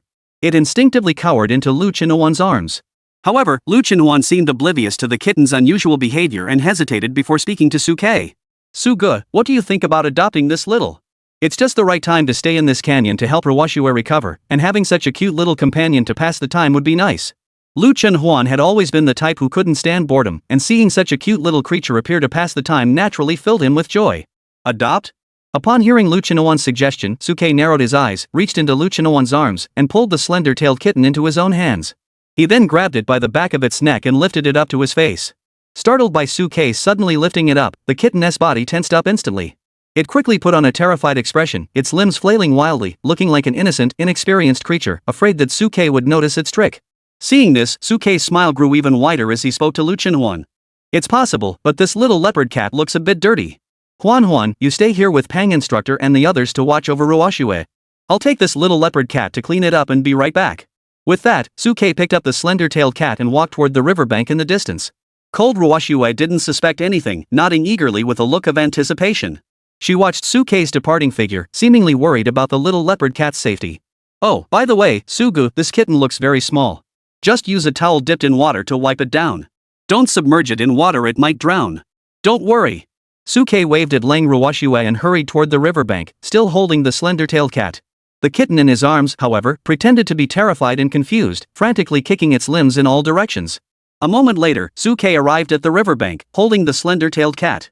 He then knelt down, placed the slender-tailed cat directly at his feet, and spoke to it in a cold tone. "Jump in and wash yourself. Don't make me do it." Hearing Suke's words, the small body of the slender-tailed cat froze for a moment, but then it quickly looked up at Suke with an innocent expression, as if it didn't understand what Suke was saying. Facing the kitten's act, Suke remained as cold as ever. "Stop pretending," cracked White Tiger. "I know it's you." Upon hearing this, the slender-tailed cat's small eyes widened instantly. Chapter 80, You're Craving My Body? By the river where the cold wind howled, Suke's words were like a March chill, piercing the slender-tailed cat's heart.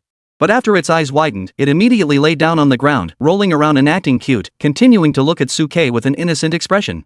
In its mind, it still believed Suke was just teasing it. However, faced with the kitten's constant cuteness, Suke's tone remained as cold as ever. "Don't pretend you didn't hear me. I know you understand. If you don't respond now, I'll expose your true identity as the split white tiger. Or I'll kill you on the spot. Once they find out your true identity, Huan and the others won't blame me for killing an innocent person." Faced with Suke's threat, the slender-tailed cat's cute gestures froze in place. Realizing that its identity had been exposed, it stopped pretending and rolled on the ground, speaking in a woman's voice. "When did you find out?" Hearing that the slender-tailed cat had retained its ability to speak human language and in a female voice, at that Suke's eyes widened in surprise before he laughed. "I knew the moment you showed yourself." Hearing Suke's response, the slender-tailed cat lifted its cute, big eyes to look at Suke. "How did you know?" "I thought I had disguised myself perfectly. No one should have been able to see through my disguise." In truth, even when the slender-tailed cat was still the cracked white tiger, it had never truly prepared itself to break out on its own. The reason for that great battle was actually to prepare for his own escape. Regression for survival was his ultimate escape tactic. But it couldn't figure out how a mere second-tier Shuchyo, who had just advanced to third tier, could have seen through its disguise. Facing the slender-tailed cat's question, Suke remained calm. "Since I could see through your weaknesses when you were still at the 7th stage, you, who are merely at the 2nd stage, are completely exposed before me. Moreover, the white tiger's death was too hasty. Even when we teamed up to defeat it, there was no need for it to die so cleanly, with its beast core shattered beyond recognition. Since Lu Chinawan was obsessed with the beast core, when the cracked white tiger died, Suke instinctively tried to retrieve the beast core, but found nothing. All of this points to something unusual. I couldn't figure it out either. How could a once-famous 9th-tier ferocious beast die so carelessly, without even a single backup plan? Until you revealed yourself, everything finally made sense. Regression to preserve life is your ultimate tactic." Suke smiled as he said this. "Setting aside the fact that you concealed your aura, making it impossible to detect any threat from a fierce beast. Even if you were a young beast, with such weak cultivation, there was no need to exterminate you completely.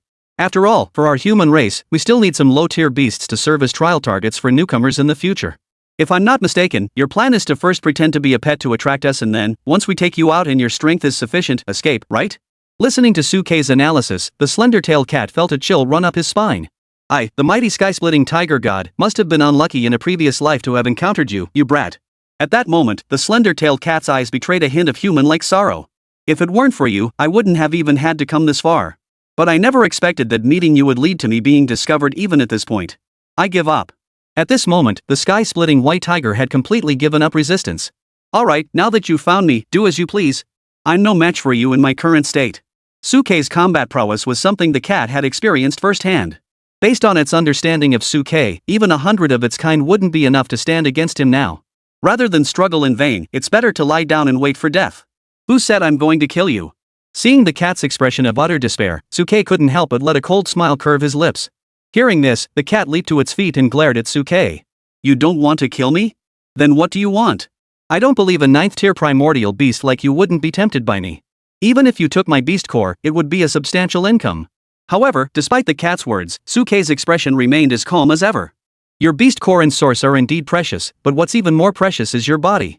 "You want my body?" Hearing Suke's words, the fine-tailed cat's fur instantly bristled. "I'm still so young, and your taste is this perverted? Could it be that you're into furries?" Facing the slender-tailed caddis, Suke waved his hand. "A beast tamer isn't supposed to be a furry fanatic?" The slender-tailed cat. "But I'm still so young. Cats can be killed, but not disgraced." At that moment, the slender-tailed cat raised its neck proudly and looked at Suke with a haughty expression. "I was once a proud 9th-rank cracked white tiger. How could I endure such humiliation? I would rather die standing than." Before he could finish speaking, Suke turned around as if to leave. "Alright, I'll go tell General Du about your identity." Before he could finish, the slender-tailed cat hurried forward in 2 quick steps, reaching out with its small paws to cling tightly to Suke's pant leg. "Don't go. I think we can still talk. Suke heard this and stopped moving, lowering his head to look at the little creature before him. So you agree? I. Facing Suke's words, the slender-tailed cat tapped the ground with its little paws, looking a bit nervous. It's not that I can't. But I'm still too young to transform into human form. If you want to have your way with me, you'll have to wait until I've fully recovered my strength and reached the 7th rank. Upon hearing this, Suke's eyebrows couldn't help but raise slightly. Huh? You can transform into a human form? Upon hearing this, the slender-tailed cat's eyes widened instantly as it looked up at Suke. Huh? You didn't know? Don't you know that after reaching the 9th stage of the Guechu realm, great demons can transform into human form? Suke blinked his eyes and spread his hands. I've never come into contact with a 9th rank ferocious beast, and there is hardly any mention of them in the books. How would I know? Hearing Suke's words, the slender-tailed cat couldn't help but twitch the corners of his mouth, wishing he could slap himself a few times. The information that 9th tier ferocious beasts can transform into human form had been so easily revealed to Suke. Then why the hell are you drooling over my body?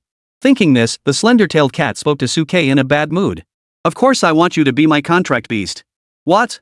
Hearing Suke's response, the slender-tailed cat's eyes widened in shock. Chapter 81, The Majestic Half-Step Beast God Chia. Contract? You want to contract the real me? Are you just bragging? You already have 2 beast girls, how can you sign another contract? Upon hearing Suke's words, the slender-tailed cat's first reaction was to question him. However, Suke remained completely calm in the face of this skepticism. You don't need to worry about that. I have plenty of ways to handle it. Since I can already contract 2 beast girls, contracting another fierce beast isn't anything special. Upon hearing Suke's response, the slender-tailed cat exploded in anger. From the tone of your voice, 1 transaction isn't enough, you want to bind me to your side for the rest of my life? Compared to companionship, a contract is equivalent to signing a lifelong agreement, and breaking it requires an enormous sacrifice. Facing the furious fine-tailed cat, Suke remained utterly indifferent. Where did you pick up such vulgar behavior? Can't you speak properly? No way. At that moment, the slender-tailed cat was beyond unhappy, embodying rebellion. You're just a mere mortal, yet you dare to seek a contract with one who once reached the 9th rank? Oomph. At least I once came close to becoming a half-step beast god. I have my dignity. Rather than lose my freedom and be imprisoned by you for the rest of my life, I'd rather drown here today. However, faced with the kitten's tantrums and stubbornness, Suke remained calm. What a noble spirit. Alright, then I'll go tell everyone about your identity as the sky-splitting tiger god. I'm sure many will be interested in you. They might even put you in a laboratory for dissection and analysis to uncover the secret of your former 9th tier status. Hearing Suke's words, the slender-tailed cat trembled all over, quickly jumping to Suke's feet, clinging tightly to his pant leg with its little paws, its tearful eyes fixed on Suke, looking as if it were about to cry. I was wrong. Isn't it just that I'll become your plaything for the rest of my life? I'll agree, isn't that enough? Facing this completely principle-less cat, Suke rolled his eyes. Alright, then follow me for now. We'll sign the contract tonight when no one's around. Signing a contract with a ferocious beast was an unprecedented event, and Suke didn't want it to become common knowledge. Hearing Suke's words, the slender-tailed cat nodded frantically, shaking its head. Alright. Whatever my master commands. Seeing the cat's completely unprincipled demeanor, Suke couldn't help but curl his lips, then gave the cat an order. Jump into the river, clean yourself up, and follow me. Suke wasn't worried that the slender-tailed cat would try to escape. After all, the slender-tailed cat's cultivation was currently weak. If there was the slightest abnormality, Suke could easily handle it in the blink of an eye. Moreover, the area around the river was patrolled by city defense troops. Earlier, the cat had been afraid of being noticed by the high-ranking officers, so it had lingered near Suke, who was clearly a newcomer. However, it never imagined that Suke, who appeared to be a newcomer, was the most troublesome. Now, not only had he failed to hide, but he was about to be forced to sign an unequal treaty. However, the slender-tailed cat was well aware that it had no choice at the moment. The only way to survive was to stay by Suke's side. Once the contract was signed, the two would become one in heart and mind, and Suke would naturally prioritize its safety. The only drawback was that he would be bound to this human for life, forever losing his freedom. Thinking of how he, a half-step beast god, had fallen to such a state, Xiaowei couldn't help but let out a long cry to the heavens. Truly, a tiger fallen into a plane is bullied by dogs. Think of me, the once mighty half-beast god Xia. A name? What a hassle. Watching the slender-tailed cat still wallowing in self-pity, Suke kicked it directly into the river. Gurgle, gurgle. The slender-tailed cat, caught off guard, swallowed several mouthfuls of water and bubbled in the river. Moments later, it emerged from the river, soaking wet and disheveled. You little garlic-eating brat. Stop wasting time. Dry yourself off and catch up. Facing the kitten's barking, Suke impatiently turned his head away. Upon hearing this, the slender-tailed cat immediately started shaking its head like a small fan, spinning so fast it almost created a sonic boom, instantly drying off all the moisture on its body. It then took 2 steps at once and jumped directly to Sukei's feet, climbing up his pant leg and into his pocket, where Sukei tucked it away as he walked toward Lu Chenhuan. Huan, come here. Here's the clean kitten. Seeing the freshly cleaned kitten, Lu Chenhuan couldn't help but show a look of delight in his eyes and reached out to take the kitten. However, Lu Chenhuan, who had been watching Sukei the whole time, couldn't help but ask him curiously. Suge, I just saw you talking to yourself by the river. Is something on your mind? Hearing Lu Chenhuan's concern, Sukei smiled and ruffled Lu Chenhuan's hair. Nothing much. Just disciplined a little thing that didn't know any better. A little creature that doesn't know any better? Lu Chenhuan, upon hearing this, instinctively looked at the slender-tailed cat in his arms. The kitten quickly resumed its innocent expression and began to playfully extend its paws toward Lu Chenhuan. Lu Chenhuan couldn't help but smile at the sight and no longer dwelled on the matter. Instead, he reached into his own embrace and pulled out a hair ribbon, teasing the slender-tailed cat with it. The kitten, not wanting to be noticed, reluctantly played along, stretching out its little paws like a curious kitten, curiously poking at the hair tie. However, the occasional flash of impatience in its eyes betrayed its true feelings. What a cute little kitten. Su Lu, who was standing nearby, saw the adorable kitten and quickly walked over to join the group of people playing with the cat. Sukei merely glanced at the scene before losing interest. He had no interest in teasing cats or dogs. All he wanted was for the unconscious Lang Ruoxue to recover quickly. Lost in thought, Sukei focused his mind and began cultivating by her side. Cold Ruoxue had lost her primordial vital energy. They had formed a contract, binding them together as one, allowing their cultivation energy to be converted between them. If he cultivated diligently, he could also help Cold Ruoxue recover faster. In his spiritual sea, the beast core belonging to Cold Snow was currently emitting a dim glow, absorbing spiritual energy at an extremely slow rate. However, with Sukei's assistance, the absorption rate was gradually increasing. Shortly after Sukei sat down to cultivate, the beast core belonging to Lu Chenhuan in his spiritual sea also lit up, swiftly absorbing the surrounding celestial and earthly spiritual energy, which then supplemented Sukei and Lu Chenhuan's spiritual energy. Huan. Sukei opened his eyes and saw Lu Chenhuan sitting beside him, looking at him with a gentle expression. Suge, why didn't you call me to cultivate with you? The 3 of us are one heart and one mind. We should face difficulties together. Hearing this, a gentle expression flashed across Sukei's eyes as he gently took Lu Chenhuan's small hand. Come, let's go together. As they spoke, waves of spiritual energy surged toward them from all directions, forming a significant spiritual energy tide. The slender-tailed cat, still being teased by Su Lu, sensed the scene and flashed a shrewd look in its eyes. It jumped away from Su Lu and ran quickly to Sukei's feet, pretending to stretch lazily before lying down between the two. Chapter 82. So you have gender inferiority complex? Time flies when one is cultivating. Before they knew it, night had fallen. During this time, Lang Qianqiu had come by in the afternoon, bringing tents and supplies for Sukei and the soldiers stationed nearby. He even kindly helped Sukei and the others set up the tents. Du Shicheng and Lin Shui returned grumbling, furious that they hadn't captured any remnants of the demon god cult. Pang Meng and Su Lu, after confirming that Sukei and the others didn't need any help, exchanged greetings and also headed back to the youth training camp. After all, there were also numerous matters to attend to at the training camp. As for Sukei and Lu Chenhuan, after setting up the tents, they carried Lang Ruoxue into the tent and continued their cultivation, absorbing the surrounding celestial and earthly energies to enhance their cultivation while also helping to accelerate Lang Ruoxue's recovery. As for Shiwei Mao, it followed them into the tent, curled up at Sukei's feet, and secretly absorbed the celestial and earthly spiritual energy that Sukei and the others were emitting into the surroundings, quietly recovering itself. By the time night had fully fallen and the moon was bright with few stars, Sukei and Lu Chenhuan finally snapped out of their cultivation state. In his spiritual sea, the glow of Ruoxue's beast core remained dim. Lu Chenhuan looked at the cold and beautiful Cold Ruoxue lying beside him and couldn't help but sigh softly. Without Ruoxue, our cultivation progress has slowed by nearly a third, and the effects of our cultivation have been greatly diminished. Sukei gently touched Ruoxue's emaciated face, his eyes flickering. Fortunately, through the use of the Cambrian ice core in our cultivation, Ruoxue's lost vital energy and essence have begun to recover slightly, and she no longer looks as emaciated as before. Lu Chenhuan, standing nearby, observed Cold Ruoxue's skin condition and nodded slightly. It seems that diligent cultivation does have its effects. Suge, shall we continue our cultivation? Seeing the hopeful expression in Lu Chenhuan's eyes, Sukei couldn't help but feel a warm surge in his heart. He reached out and gently rubbed Lu Chenhuan's head. Cultivation must continue, but before that, I have an important matter to attend to. Hearing Sukei's words, Lu Chenhuan couldn't help but pause, a look of confusion flashing in his eyes. What important matter does Brother Su need to handle? Sukei looked at the look of confusion in Lu Chenhuan's eyes, a smile curling the corners of his mouth. He reached down and grabbed the slender-tailed cat that was curled up at his feet. It's Looking at the slender-tailed cat in Su-Ke's hand, Lu Chenhuan's expression grew even more puzzled, staring at the cat with a skeptical look. Su-Ge, what's so important about this little kitten? At that moment, the kitten, which had been suddenly lifted by Su-Ke, pretended to meow softly, its 4 plump little paws flailing about.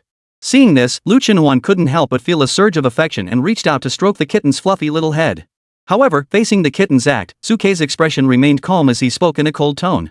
Little cat, stop pretending. Anyway, Huan will find out sooner or later. HM?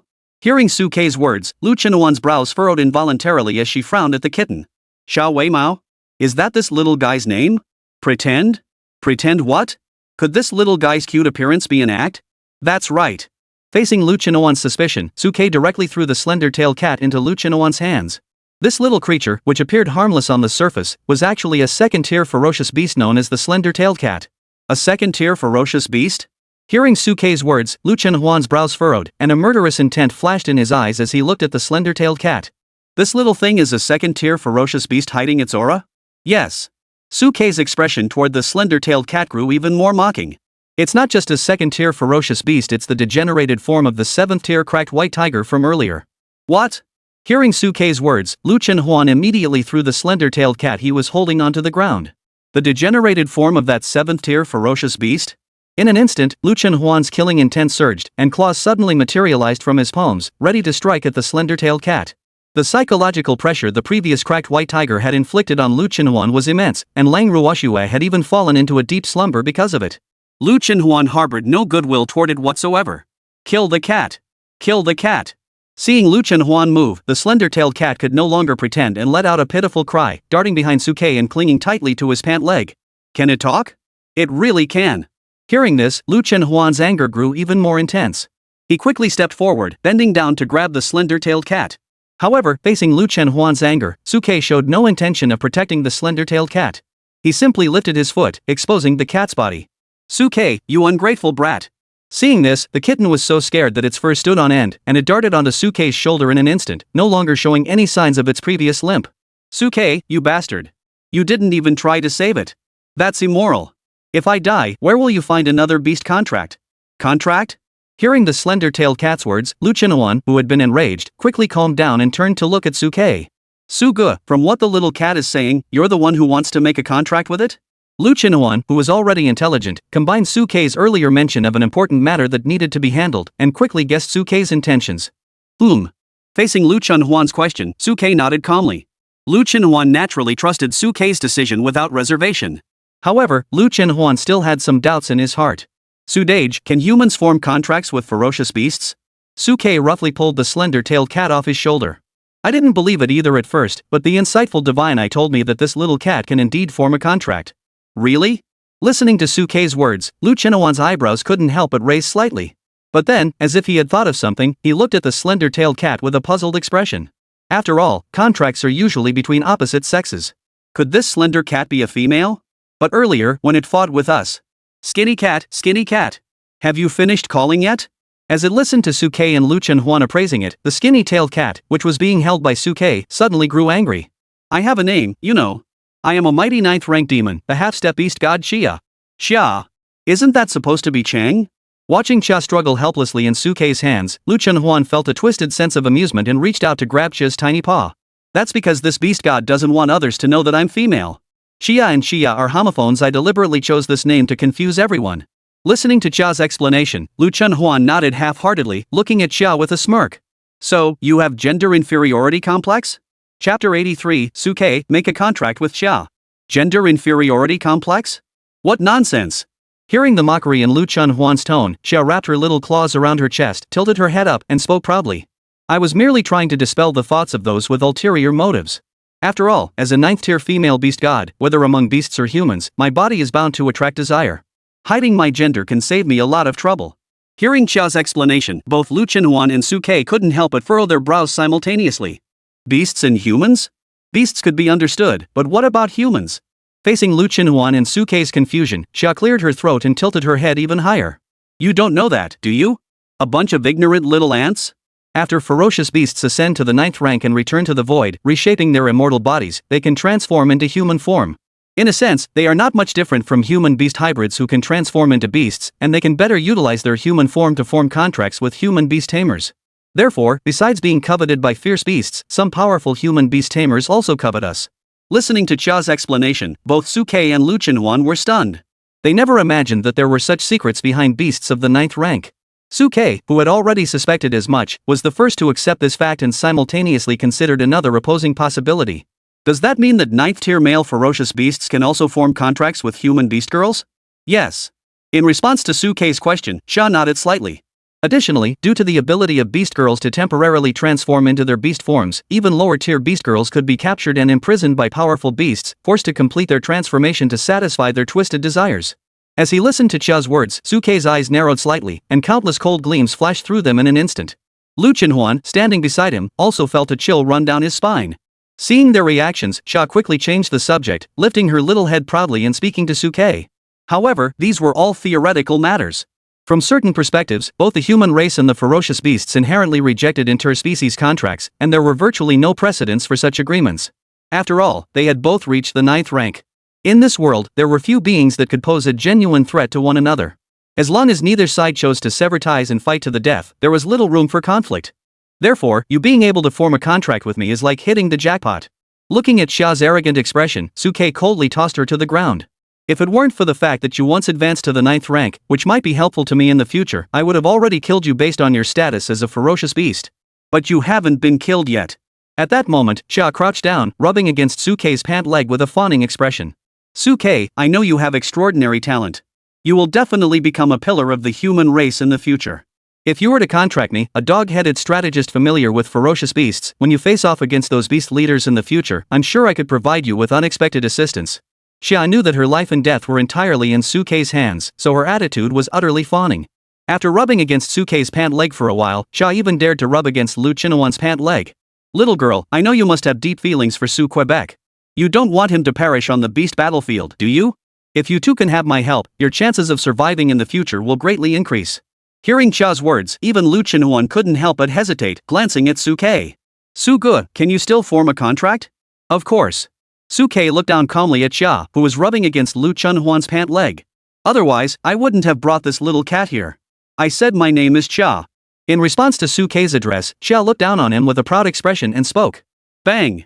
However, before she could finish speaking, Suke smacked her forehead with a loud thud, causing her to yelp in pain. You human ants dare to flick Lady Xia's forehead. Bang! Another slap sent Xia flying, causing tears to stream down her face.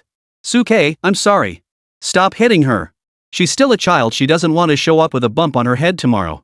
Seeing Cha's flexible attitude, Lu Chenhuan couldn't help but chuckle. Although Chia was the one who caused Ruoxue to fall into a coma, she could be of great use to us in the future. Moreover, if she joins us now, Ruoxue's recovery could be accelerated. Listening to Lu Chenhuan's suggestion, Suke nodded slightly. Lu Chenhuan was right. As Lu Chenhuan had mentioned, with Chia's participation, the combined nurturing of the three spiritual energies would significantly accelerate cold Ruoxue's recovery. Of course, all of this is based on the assumption that cold Ruoxue is merely in a state of hibernation. If Lang Ruoxue were to die in this turmoil, he would kill her the moment he saw Chia.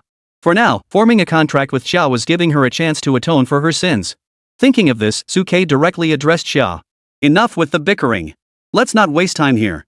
If you want the contract, do it now. Otherwise, I might change my mind later. Hearing Suke's words, Chia blinked her big eyes and hurriedly took 3 steps forward to stand in front of Suke. Alright, since you've made up your mind, let's do this. I've been waiting for this moment for so long.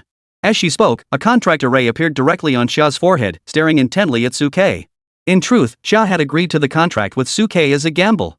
She was betting that Suke could still contract with a beast girl. When she first saw Suke with not just one beast maiden by his side and realized he could see through her flaws, Xia had already marked Suke as her plan B. She was betting that Suke could see through her contract status, and also betting that he could withstand the pressure of contracting with a beast maiden whose original form was at the 9th rank. She even went so far as to self-destruct and regress to 2nd tier to reduce the likelihood of accidents during the contract process. This way, the chances of her and Suke successfully forming a contract would greatly increase.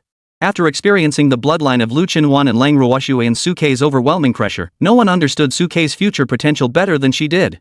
As long as she successfully contracts with Suke, she will not only be able to perfectly disguise herself and survive in the present but also have a bright future ahead. However, Chia did not reveal any of this to Suke. At that moment, she stared intently at the familiar yet unfamiliar face before her, her eyes flickering with a hint of pleading. Suke, make a contract with Cha. Chapter 84. You can't tease this pure-hearted little rogue. Looking at the little kitten like Cha with her pleading expression, Suke didn't know why, but he felt as though his heartstrings had been plucked. But soon, Suke regained his composure and turned to Lu Chenhuan beside him. Huan, stay nearby and keep watch. I'll handle the contract with Cha. Alright. In response to Suke's orders, Lu Chenhuan nodded firmly. Suke then walked over to Cha, who was no bigger than the palm of his hand, knelt down, and bit his finger until it bled. With my blood, I bind you to me. As he spoke, Suke placed his hand directly on the shimmering contract array on Cha's forehead. In an instant, the array before Cha erupted in brilliant light. The spiritual energy in the surrounding area erupted violently, surging towards Suke's campsite. Hum. A strange humming sound echoed through the heavens and earth. The array on Cha's forehead instantly expanded, enveloping both of them. As the light flickered, Cha's originally small body began to rapidly grow and transform, evolving toward a human form. In the blink of an eye, she transformed into a young woman clad in a tiger skin coat, with snow-white hair on the upper half and black gold hair on the lower half, her figure fiercely alluring. Her eyes were golden and luminous, with fine white downy hairs on her cheeks and forehead, adding a touch of arrogance and pride. Seeing this, Lu Chenhuan, the guardian standing by, couldn't help but widen his eyes in disbelief. Has she turned into a different person? Even Suke, who was trapped within the magical array, couldn't help but furrow his brows slightly. He hadn't expected that signing a contract with Cha would cause such a transformation. At that moment, under the influence of the contract with Suke, Cha extended her snow-white fingers and gently clasped Suke's hands. And whether it was Suke's illusion or not, he couldn't help but feel a sense of inexpressible sorrow in Chia's eyes. Master Suke, I can finally follow you. Cha murmured softly, closing her long eyelashes. Though you have forsaken me, I now accept this contract. Even if we face mountains of swords and seas of fire, the cycle of reincarnation collapses, and cause and effect are reversed, I will never abandon you. The sun and moon are our witnesses, the heavens and earth bear witness this heart shall never change. As Cha's words fell, a brilliant light shot up into the sky. Heaven and earth resounded, and the sun and moon sang in unison. The entire world seemed to bear witness to their vow in that moment. Lu Chenhuan, standing nearby, witnessed the scene. Her beautiful eyes widened in astonishment, filled with an indescribable sense of strangeness. Why did their vows also attract such a celestial witness? After all, Sudage was a human, and Xiao was a ferocious beast. How could they possibly share such a deep connection? A faint pang of jealousy welled up in Lu Chenhuan's heart. After all, even when Suke had signed a contract with Lang Ruoshue earlier, Lu Chenhuan had not felt this pang of jealousy. But in the instant Xia transformed into human form and formed the contract, that jealousy surged up uncontrollably. Even Lu Chenhuan found it odd. No, why would I feel jealous of a little kitten? Could it be because the kitten's human form was a bit alluring? Regardless of his thoughts, Lu Chenhuan understood that this was a critical moment for Suke and Xia's contract, so he remained vigilant, ready to respond to any unexpected developments. What's that commotion? At that moment, outside the camp, the patrolling city guards, upon seeing the pillar of light shooting into the sky, couldn't help but turn their heads toward the direction where Suke was. That direction seemed to be where the genius youth Suke was. For a moment, the nearby soldiers exchanged glances, their hearts stirred. Should we go check it out? What are you looking at? Just as these soldiers were still hesitating, Du Shicheng had already emerged from his tent and gave a few nearby soldiers a sharp slap on the head. Have you forgotten the task I assigned you? I told you to patrol the area and protect that man named Suke and his beast companion, not to disrupt their good time. Didn't you see they've been in the tent the whole time? Hearing Du Shicheng's words, the surrounding soldiers instinctively hesitated. General Du meant that Suke was currently. What business is it of yours what he is doing? Before several soldiers could finish speaking, they were scolded by Du Shicheng. As long as no dangerous beasts or hostile individuals intrude, even if there's a huge commotion, you're not allowed to go over there. Who knows what tricks an SSS-ranked beast tamer has up his sleeve? Hearing Du Shicheng's reprimand, the soldiers couldn't help but look at each other with a look of realization. Got it. Special talents. Among beast tamers and beast maidens, there are those who have awakened special talents related to gender studies. This talent feels a bit like a contract. A contract? What contract? His two contract partners are right there in the camp tent. Besides his two wives, there's only a little kitten left inside. Are you serious about making a contract with a kitten? Don't be ridiculous. Exactly, talents related to gender studies are inherently connected to contract formation, so it makes sense. At that moment, everyone watched the pillar of light rising into the sky, their minds filled with a whirlwind of thoughts. Even Du Shicheng couldn't help but feel a sense of awe at the sight. No wonder he's an SSS-ranked beast tamer. The talent is truly remarkable. What?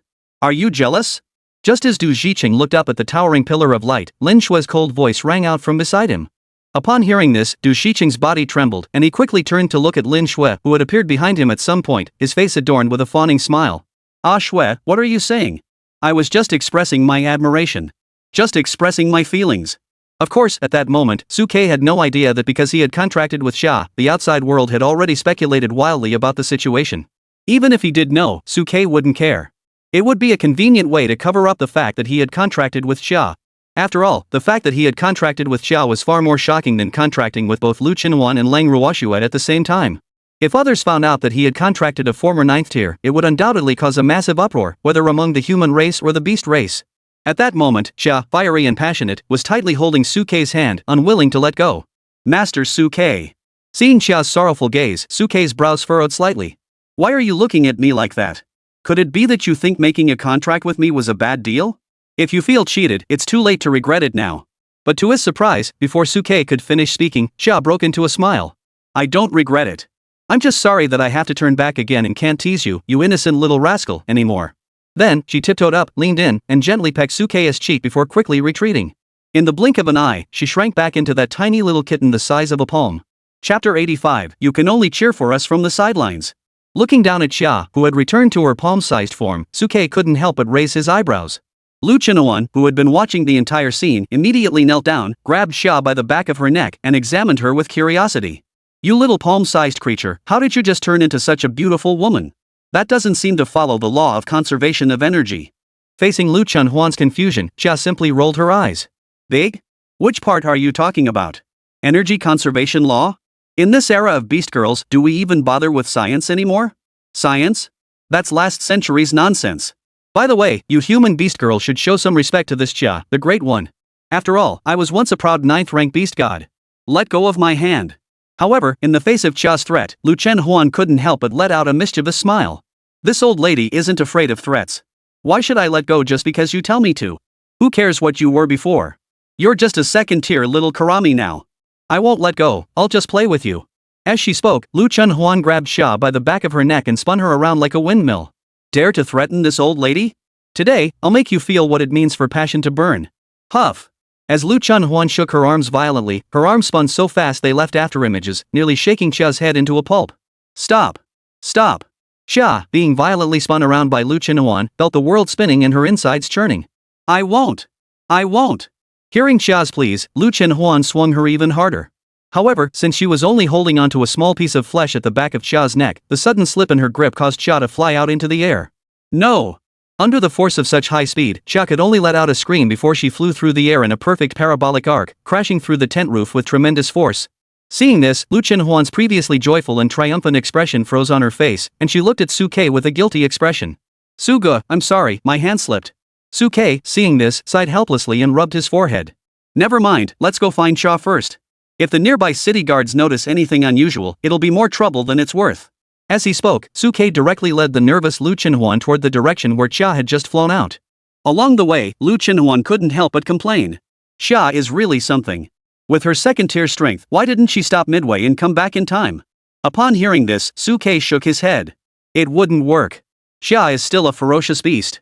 With city guards nearby, she would never dare to reveal anything unusual.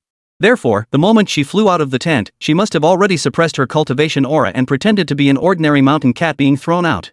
Upon hearing this, Lu Qinhuan blinked his eyes, his expression growing even more guilty under the night sky. I'm sorry, Sugu. I've caused you trouble. Suke smiled and ruffled Lu Qinhuan's hair. You little tiger girl, you should be apologizing to Xia. Although Xia is a ferocious beast, she is currently our contractual partner, and in a sense, she is also your comrade in arms. Just be more careful around people in the future. Hearing Suke's words, Lu Qinhuan's eyes lit up involuntarily. Does Sugu mean that I can do whatever I want when no one's around?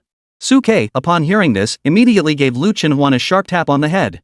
You silly girl, what good does it do you to bully others? Lu Qinhuan pouted her lips in response. There's no benefit, but I just can't stand her. Just then, a faint sound of someone moving came from nearby. I think you're just jealous because you're not as big as me. Lu Qinhuan's expression darkened upon hearing this, and she quickly turned her head toward the source of the voice. In her line of sight, a slender-tailed cat with a large bump on its head was walking toward her, its eyes filled with deep resentment. You damn! Lu Qinhuan, with his hot temper, was about to charge forward and grab Xia to teach it a lesson. But Xia had clearly learned her lesson this time. As Lu Chenhuan approached, she quickly grabbed Suke's pant leg and darted into his arms, clinging tightly to his chest. Master, save me. If you let this tigress act, you'll lose your only beast-type contract partner. Watching the one human and one beast playfully fight, Suke sighed helplessly and rubbed his forehead. Enough, stop fooling around. There are too many people around here. If anyone notices anything unusual, it'll cause trouble. Let's discuss this back at the camp. The most urgent matter now is to help Ruoshue recover. Let's hurry back to the camp and try practicing together to speed up her recovery. As he spoke, Suke held Xia in his arms and pulled Lu Chenhuan back toward the camp. Meanwhile, Xia, who was in Suke's arms, was secretly showing off to Lu Chenhuan with a smug expression. Did you see that? My master carries me in his arms at all times. I am the one closest to his heart. Lu Chenhuan retorted sarcastically. That's because you have no hands, you can't even find a place to hold onto. You're just clinging on like a leech, thinking you're something special. Su Dage and I can do anything human partners can do, can you? You can only stand by and clap for us. Listening to Lu Chenhuan and Xia bickering, Suke felt like his head was about to explode. He could already imagine how difficult life would be in the future. And once Lang Ruoshue wakes up, who knows what she'll think when she sees Xia's presence. As he pondered these thoughts, the two humans and the beast returned to the camp. After quickly patching up the holes in the tent, Suke addressed Lu Chenhuan and Xia directly. Stop bickering. Let's focus on cultivation first. Seeing the serious expression in Suke's eyes, Lu Chenhuan and Xia, who was hiding in Suke's embrace, exchanged glances and silently closed their mouths in unison. Lu Chenhuan and Suke clasped their palms together, while Xia sat cross-legged in Suke's embrace, her small paws resting on his chest. Within the sea of consciousness, Suke's soul crystal and Lu Chenhuan's beast cores lit up simultaneously. At that moment, within the spiritual sea, Xia's newly added beast core was incredibly massive, twice the size of Lu Chenhuan and Lang Ruoshue's combined. Though it was still smaller than Suke's soul crystal, which resembled a blazing sun, it was still an extremely colossal existence. Looking at the massive beast core, Lu Chenhuan couldn't help but stare in astonishment. Wow, even after regressing to the second stage, this beast core is still this big. Xia, you really have a solid foundation. In her mind, Xia's proud voice echoed. Of course. I was once a mighty 9th-tier, half-step beast god, Xia the Great. However, before Xia could finish speaking, she was interrupted by Suke. Enough with the past. Let's start cultivating now. Chapter 86, Awakening. At dawn, Suke opened his eyes from his cultivation. Lu Chenhuan, who was holding hands with him, and Xia, who was in his arms, also opened their eyes. At that moment, Lu Chenhuan looked at Xia in Suke's arms, and the hostility from last night had vanished from his eyes, replaced by astonishment. I never expected that, despite your low cultivation level, your cultivation speed is far surpassing mine and Ruoshue's. Due to Xia's massive beast core, it absorbed spiritual energy at a rate twice that of cold Ruoshue and Lu Chenhuan combined. If cold Ruoshue were to awaken, it would take both of them combined to barely match Xia. At that moment, Xia, hearing cold Ruoshue's words, looked at her with pride in her eyes and lifted her fluffy little chin. That's right, back in the day, I was the mighty Xia, a 9th-tier beast god on the brink of ascension. Even if I voluntarily regress to preserve my life, a starving camel is still bigger than a horse. How could you, a mere B-rank beast maiden, compare to me? With my foundation, even without a contract, I could quickly restore my strength in a short time. If you want to surpass me, you'll need at least 2 talent advancements. Listening to Xia's comparison, Lu Chenhuan didn't argue back. Because she knew deep down that what Xia said was the truth. The once proud Lu Chenhuan, whose confidence had been boosted by her changed talent, now felt it beginning to shrink once more. Suke, standing beside her, immediately noticed Lu Chenhuan's thoughts and gently rubbed her head. It's okay, Huan. You're also quite good. Your future potential won't be any worse than Xia's. Hearing Suke's encouragement, Lu Chenhuan's face once again lit up with confidence. Yes, my future potential is limitless.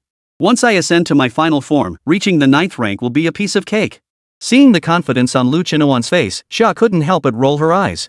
Do you really think 9th tier is that easy to cultivate? Even if you advance to your final form, the Swallowing Heaven Tyrant, you'll still need a massive amount of resources to eat and upgrade. Compared to other beast girls, the resources you'll need to reach the 9th rank will only be more, not less.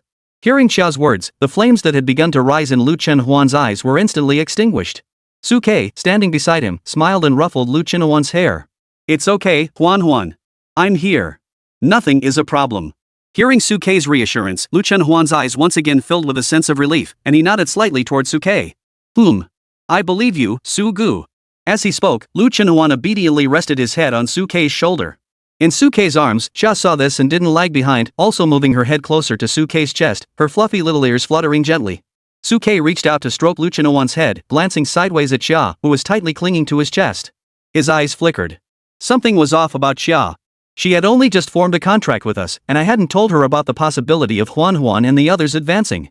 How did she know? And she could even accurately name Huan's final evolved SSS form, the swallowing heavenly tyrant. At that moment, Suke felt his mind filled with confusion, even beginning to replay his encounter with Xia in his mind, trying to find any clues.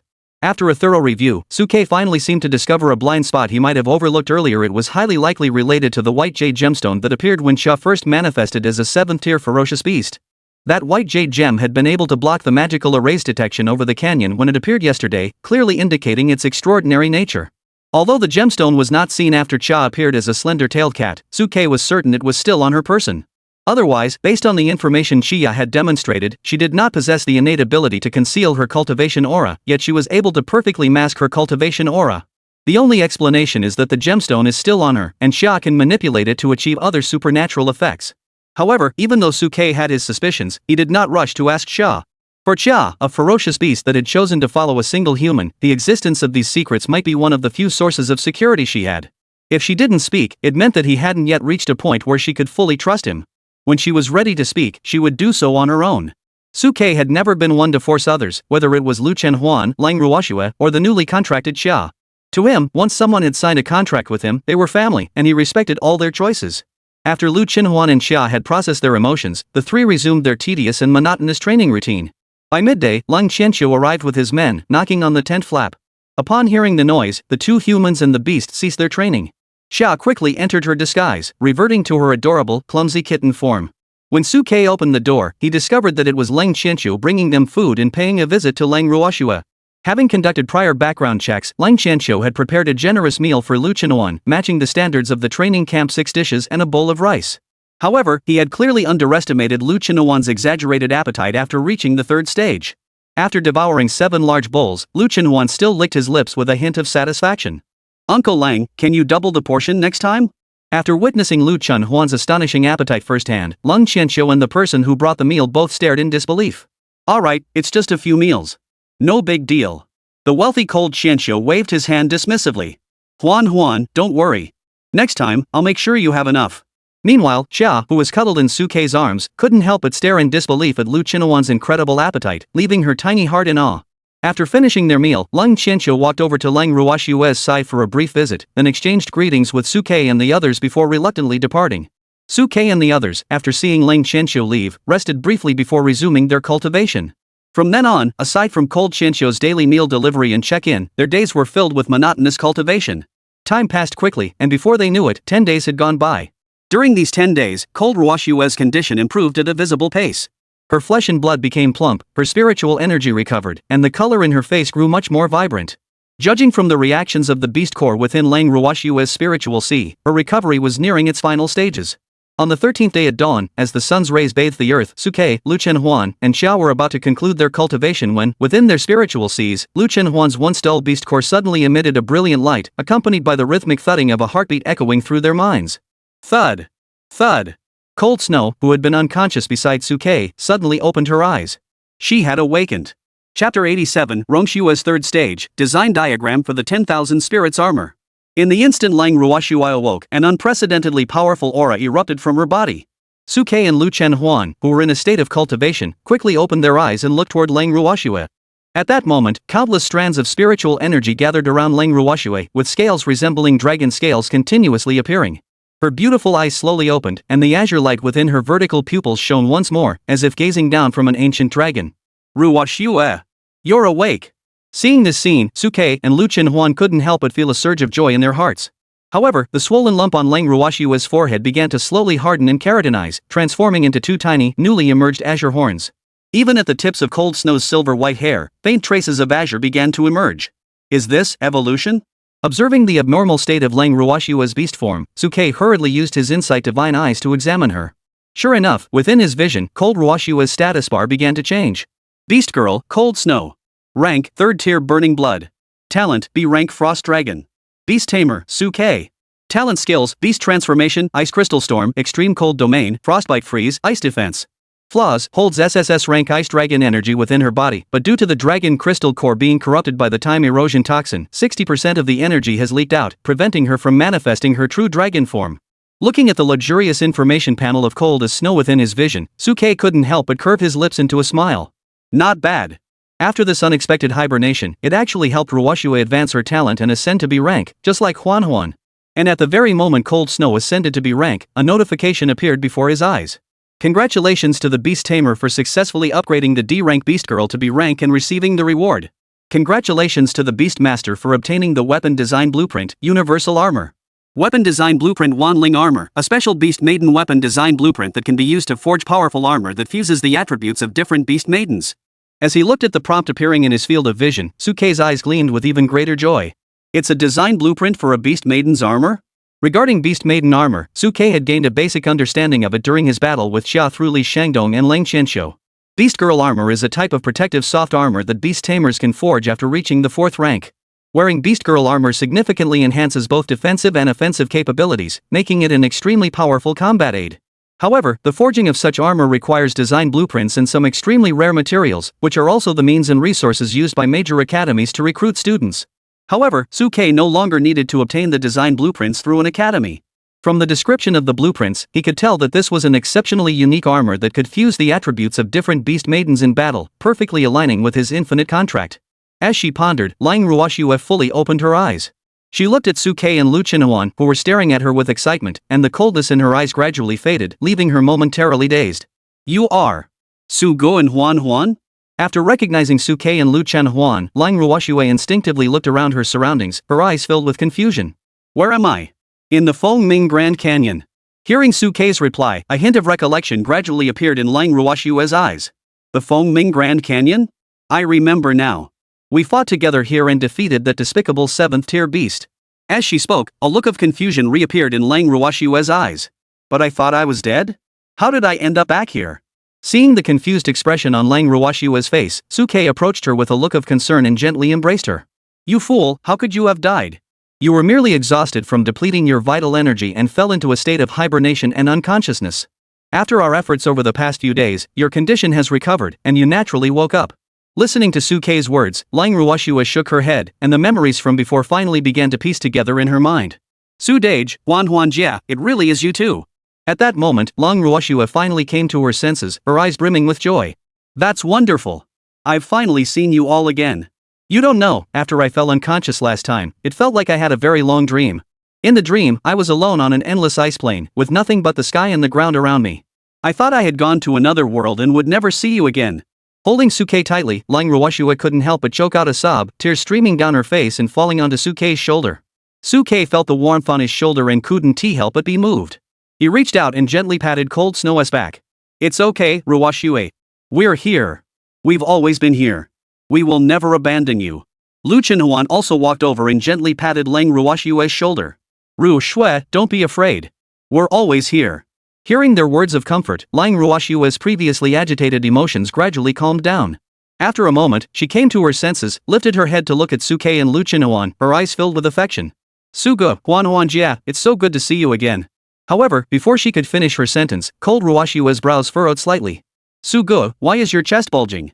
As she spoke, Lang Ruoxue followed the line of Suke's collar and saw Xia, who was curled up in Suke's arms, look at Lang Ruoxue. After all, Xia was the direct cause of Lang Ruoxue's prolonged slumber, and in a sense, she was Lang Ruoxue's enemy. However, at that moment, Lang Ruoxue was completely unaware of this. Upon seeing Xia's adorable appearance, her first reaction was to like her. What a cute little kitten. Can I pet her? As she spoke, Lang Ruoxue had already unconsciously reached out her hand toward Xia's fluffy little head. Feeling guilty, Xia could only grit her teeth and let Lang Ruoxue stroke her head. Feeling the soft sensation on her hand, Lang Ruoxue's eyes couldn't help but turn into little stars. How adorable.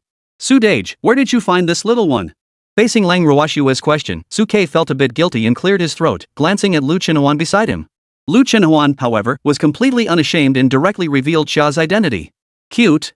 This is the stinky tiger that put you into a coma. Upon hearing this, Lang Ruoxue's hand, which had been petting the cat, froze. Chapter 88, You Won't Even Call Me Dad. Stinky tiger?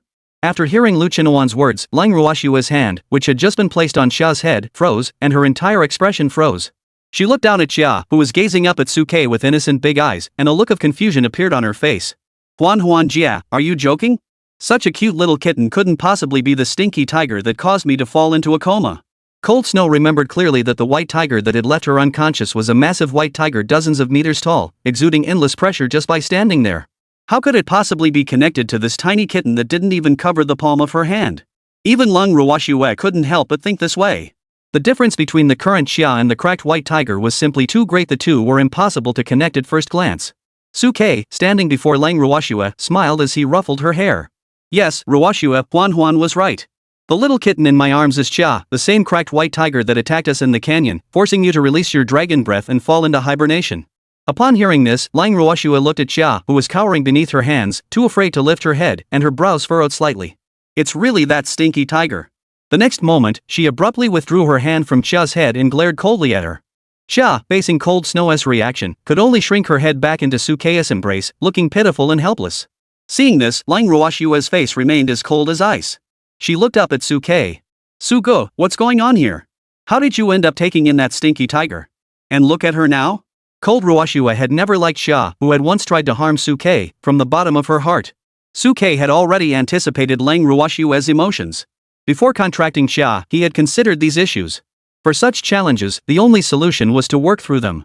Through constant interaction, they would work out these conflicts. At first, Suke had contracted Xia more out of a desire to control and utilize her. However, after spending time with her, Suke genuinely felt that Xia wasn't as bad as he had imagined.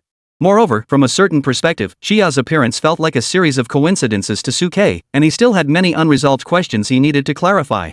Thinking about this, Suke decided to be honest with Lang Ruoxue. Ruoxue, although I know you may find this hard to accept at first, Xia has indeed become one of us. She is now also our contract partner. Contract partner? Hearing Suke's response, Lang Ruoxue furrowed her brows even more, looking at Xia with suspicion. A ferocious beast can also become your contract partner, Sugu? Yes. Suke nodded at Lang Ruoxue.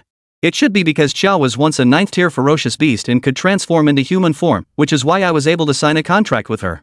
Hearing Suke's response, Lang Ruoxue bit her lower lip and looked at Xia in front of her with an ambiguous expression. Facing Lang Ruoxue's direct gaze, Xia, who had been hiding in Suke's embrace, hesitated for a moment before gathering her courage and speaking to Lang Ruoxue. Miss Lang, I'm sorry.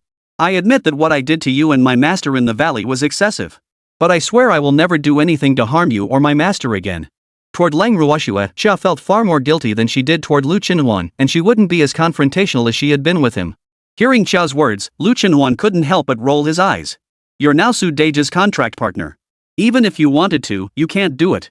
But before Lu Qinhuan could finish speaking, Xia, who was in Suke's arms, glared at him with her big, watery eyes and raised her little paws to swear. I, Xia, swear that I will never even think of harming my master. To emphasize her point, Xia even deliberately tucked her thumb into her paw, leaving only 4 plump little claws spread out. Seeing Xia's adorably dazed expression, Lang Ruoxue couldn't help but giggle. But she quickly remembered her current position, her expression turned cold again, and she snorted arrogantly at Xia. Don't think I'll forgive you just because you act like that. You made me have such a long, terrible nightmare, and this lady doesn't forget easily. As she spoke, Lang Ruoxue puckered her lips, crossed her arms across her chest, and tilted her head high. Seeing Lang Ruoxue's proud and spoiled expression, Suke's eyes softened with affection. He reached out and gently ruffled her hair. Alright, Ruoxue, don't be angry anymore. You finally woke up. We should tell Uncle Lang the good news so he can be happy too. Hearing Suke's words, Lang Ruoxue snapped back to her senses and nodded lightly. I was just thinking about Dad too. He must have been worried during the time I was in hibernation. As he spoke, Suke pressed Xia back against his chest and led Lang Ruoxue and Lu Qinhuan toward the exit. Du Xicheng, who was patrolling nearby, saw that Lang Ruoxue had recovered and couldn't help but brighten his eyes. Cold Qianjin has recovered. Li Xiangdong had tasked him with guarding this Fengming Grand Canyon to protect Su Quebec. Once Lang Ruoxue recovered, it essentially meant his mission was complete. Excited, Du Xicheng quickly sent a message to Li Xiangdong and the others, then hurried toward Suke and the others. Su, you're out. Wait a moment. I've already sent the message about Cold Qianjin's recovery back to the training camp. Someone will be coming to fetch you shortly. Seeing Du Xicheng's eager expression, Suke couldn't help but feel a warm glow in his heart. He bowed his fist in gratitude toward Du Xicheng. Thank you, General Du, for protecting us during this time. No need to thank me. Hearing Suke's words, Du Xicheng hurriedly waved his hands. Protecting every weak member of the human race is the sacred duty of soldiers. Moreover, having the honor of protecting someone like Su, who is destined to become a great genius of the future, is truly a blessing for me. Facing Du Xicheng's polite remarks, Suke could only keep bowing and thanking him. Soon, in the distant horizon, Li Xiangdong and Lang Qianqiu's frantic figures swiftly approached. Ruoxue. Dad. Upon seeing Lang Qianxiu, Lang Ruoxue, overcome with longing for her father, let go of Su-Kei's hand and rushed forward, embracing Lang Qianxiu tightly. Lu Chenhuan, standing nearby, watched the scene unfold and gently tightened his grip on Su-Kei's hand. I miss my dad too. Su-Kei's ears twitched, and he turned to look at Lu Chenhuan, his lips curving into a faint smile. It's okay. Once this training session is over, we'll go back together to visit dad. Before he could finish speaking, Cold Qianxiu, who was being held by Cold Ruoxue, hummed disapprovingly. Son-in-law, why do you call that guy Lu Lingfeng dad but refuse to call me dad? Chapter 89, The Guaranteed Promotion Spot. Under Du Xiqing's watchful gaze, Li Xiangdong led Su-Kei and the others straight toward the exit of the valley.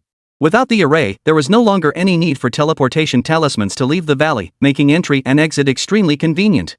Along the way, through Li Xiangdong's words, Su-Kei gained a general understanding of the changes that had occurred in the outside world during this time. During the Fengming incident last time, many students lost their lives in the chaos. Many new recruits developed psychological trauma as a result and voluntarily withdrew from the youth training camp. Combined with those who had already perished, the training camp now had fewer than half of its original members. Those beasts are truly despicable. As Li Xiangdong spoke to this point, he couldn't help but pound his chest in frustration. But what's even more despicable are the remnants of the demon god cult who orchestrated all of this behind the scenes. The demon god cult? Hearing Li Xiangdong's words, Su-Kei and Lu Chenhuan's brows furrowed slightly. That's right, the demon god cult. Mentioning the demon god cult made Li Xiangdong grind his teeth in anger. The demon god cult has always been the most hated and despised enemy of the great Xia human race. Despite being part of the human race, they have always worshipped demons as gods and aided those great demonic beasts in causing chaos among the human race. This time, they had taken advantage of the National Youth Training Program to orchestrate various incidents across the country, claiming the lives of many of our young geniuses. As he listened to Li Xiangdong's words, Su-Kei's eyes narrowed involuntarily. The so-called demon god cult must be the group that Du Xiqing discovered and pursued in the canyon last time. Su-Kei also knew some things about the demon god cult. This cult was despised and rejected by everyone wherever it went. As everyone put it, they were the beasts of the human race. The demon god cult dared to target young beast tamers and beast maidens. Our great Xia Empire won't let them off the hook, will we? Of course not. At that moment, Li Xiangdong's face was filled with hatred. The Empress has already ordered the cabinet and the military department to issue a direct execution order. Anyone encountered from the demon god cult must be killed on sight. Originally, the Great Xia Empire did not wish to waste time on internal conflicts with the demon god cult. However, this time they have set their sights on the future hope of the human race, which has crossed the Great Xia Empire's red line. This time, we absolutely cannot let them off easily. Hearing Li Xiangdong's words, both Su-Kei and the others beside him, Li Xiangdong and Lang Qianxiu, all nodded in agreement. However, no one knew how they had obtained the information that the 9th-rank sky-splitting tiger god was still in the Fengming Gorge. Even the members of the Tianhai Naval Department were unaware of this. Moreover, judging from the frequent incidents occurring across the country, the strength of the beasts in each of the youth training hunting competitions has increased to varying degrees. The recovery of the Rift Tiger God's power is undoubtedly the work of the demon god cult. As Li Xiangdong analyzed the situation, Su-Kei, along with Lu Chenhuan and Lang Ruoxue beside him, instinctively glanced at Xia and Su-Kei's arms. Xia, however, to avoid drawing attention to herself, nervously buried her little head in Su-Kei's embrace. Li Xiangdong, who was speaking, followed the other's gaze toward Xia and Su-Kei's arms and couldn't help but reveal a look of surprise in his eyes. Su, I didn't expect you to have a pet. Where did you get this little mountain cat? Seeing Li Xiangdong's inquisitive expression, Su-Kei remained unfazed and replied to Li Xiangdong. I found it in the canyon. It looked so pitiful, so I took it in. Hearing Su-Kei's answer, Li Xiangdong nodded and took another careful look at Xia. In the mountains, besides fierce beasts, there are indeed some ordinary wild animals. Finding such a cute little kitten is indeed a stroke of luck. As Li Xiangdong spoke, he buried his head in Xia, who was nestled in Su-Kei's arms, and seemed to recall something, murmuring softly. Ah, if only that white tiger from the crack had a temperament as gentle as this little thing. Then at least so many people wouldn't have died in this upheaval.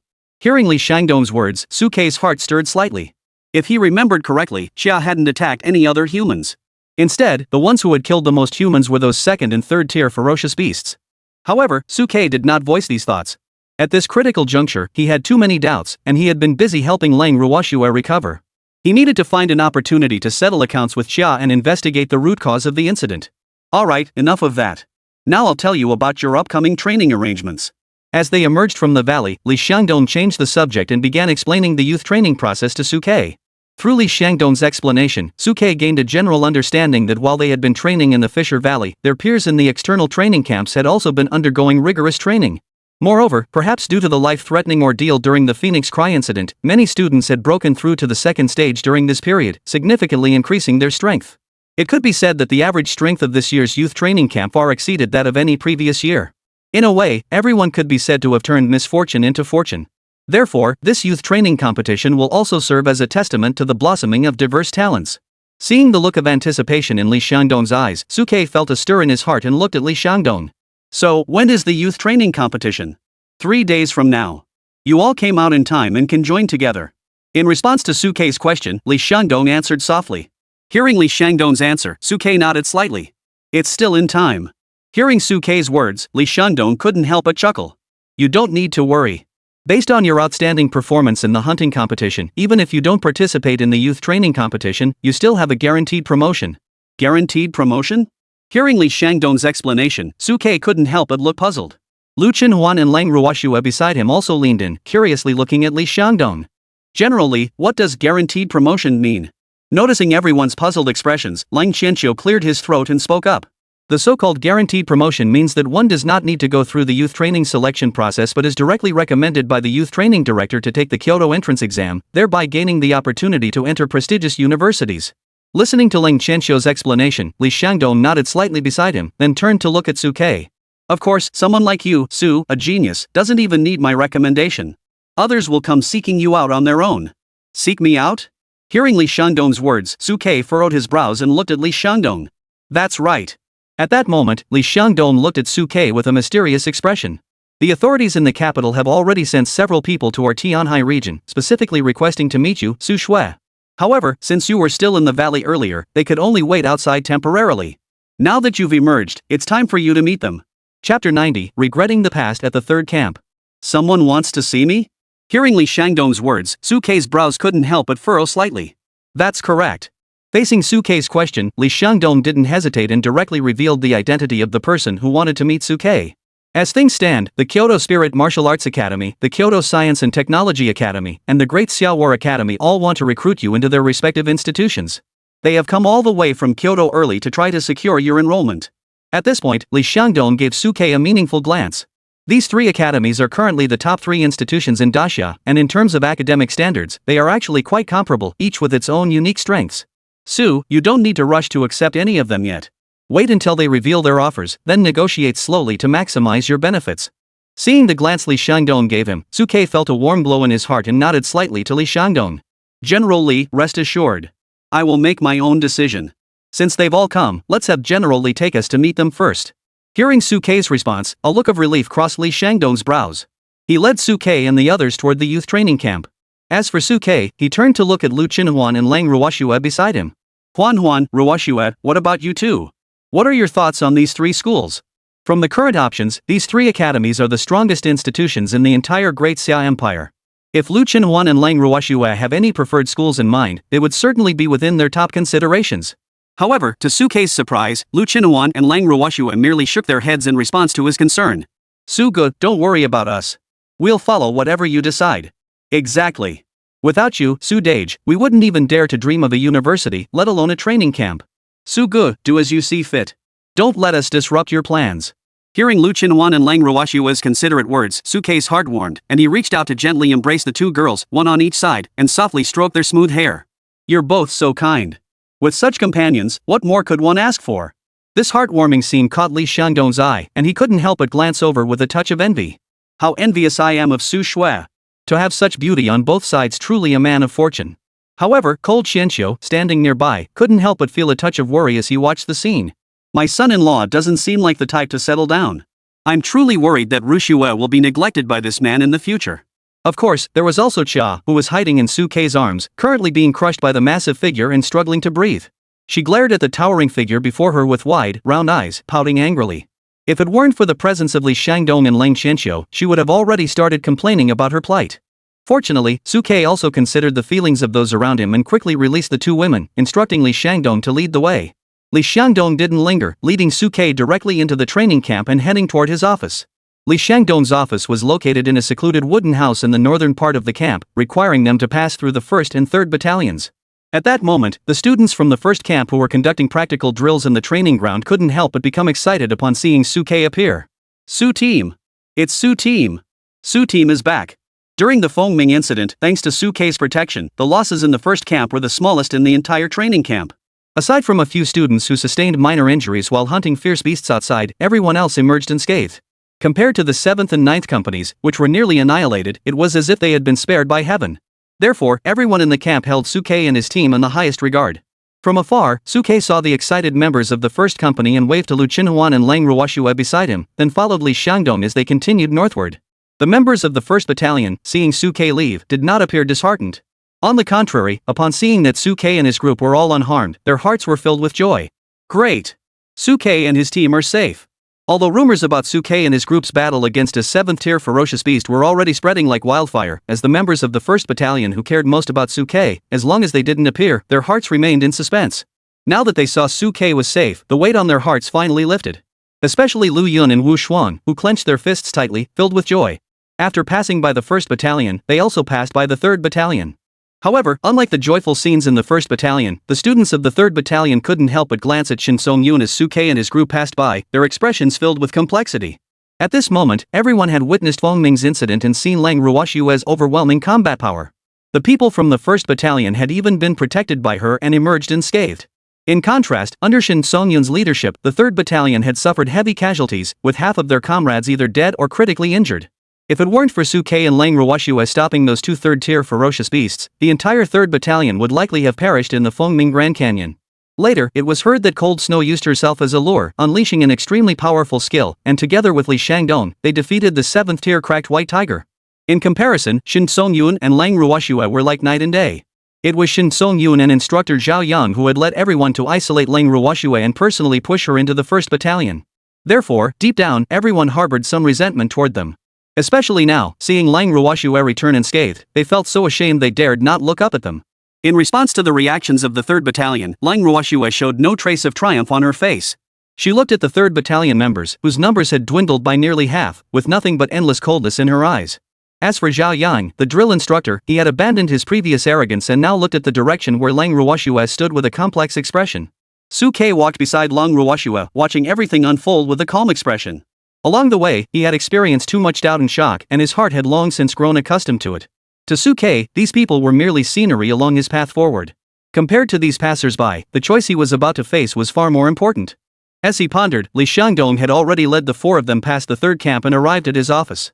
It was an extremely simple wooden hut, with a thatched roof serving as a makeshift shelter, and the old door was half open. "Su, the 3 heads of the academy are inside. Let us go in together. Remember what I told you." Li Xiangdong gave Suke a brief reminder before stepping forward and pushing open the small wooden door. Chapter 91, What They Can Give, We Can Give. General Li, you've arrived? As soon as they saw Li Xiangdong leading Suke and the others appear, several people who had been sitting distractedly inside the wooden hut immediately stood up and walked toward Suke and the others. The group instinctively looked toward Suke and the others behind Li Xiangdong, then couldn't help but brighten their eyes. These must be Suke, Lu Qinhuan, and Lang Ruoxue, the 3 classmates, right? Suke heard this and raised his eyes to look at the people in front of him.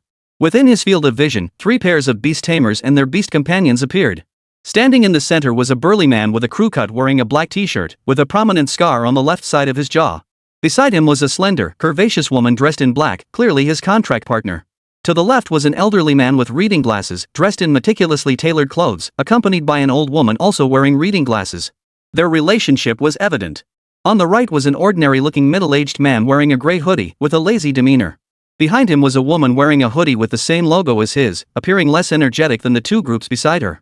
Suke knew that the 3 groups were here to assist him today. The 6 of them must be the heads of the Kyoto Spirit Martial Arts Academy, the Kyoto Science and Technology Academy, and the Great Xiao War Academy, right? Upon hearing Suke identify the 6 of them, the 6 couldn't help but smile. It seems that General Li had already informed Su about our arrival on the way here. That's correct. We are the heads of the 3 most prestigious universities in Daxia. The muscular man in the t-shirt standing in the center spoke first. We are Chen Ji and Lin Lan from the Kyoto Lingwu Academy. As Chen Ji and Lin Lan spoke, the elderly couple wearing glasses also spoke up. I am Li Ping, and this is my wife, Qin Li Jun. We are here on behalf of the Kyoto Science and Technology Academy to recruit young talents. As for the couple in the hoodies, they spoke lazily to Suke.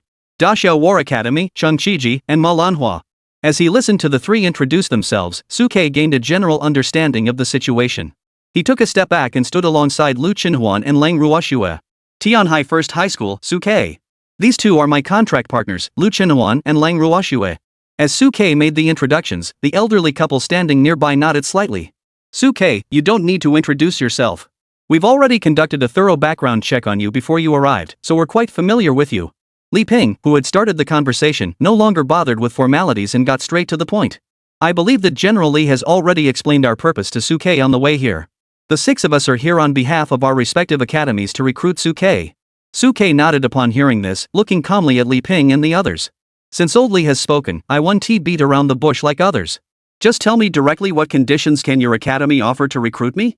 I am a straightforward person and will evaluate your offer based on your school's strengths and the sincerity you demonstrate. Hearing Suke's words, Li Ping and Qin Lijun exchanged glances before turning to Suke. Suke, young friend, I'm sure you've heard of our Kyoto Science and Technology Academy. Our academy has always specialized in scientific research and strengthening our abilities. We have conducted extensive research in areas such as Beastmaster armor, Beast Maiden armor, and formation techniques.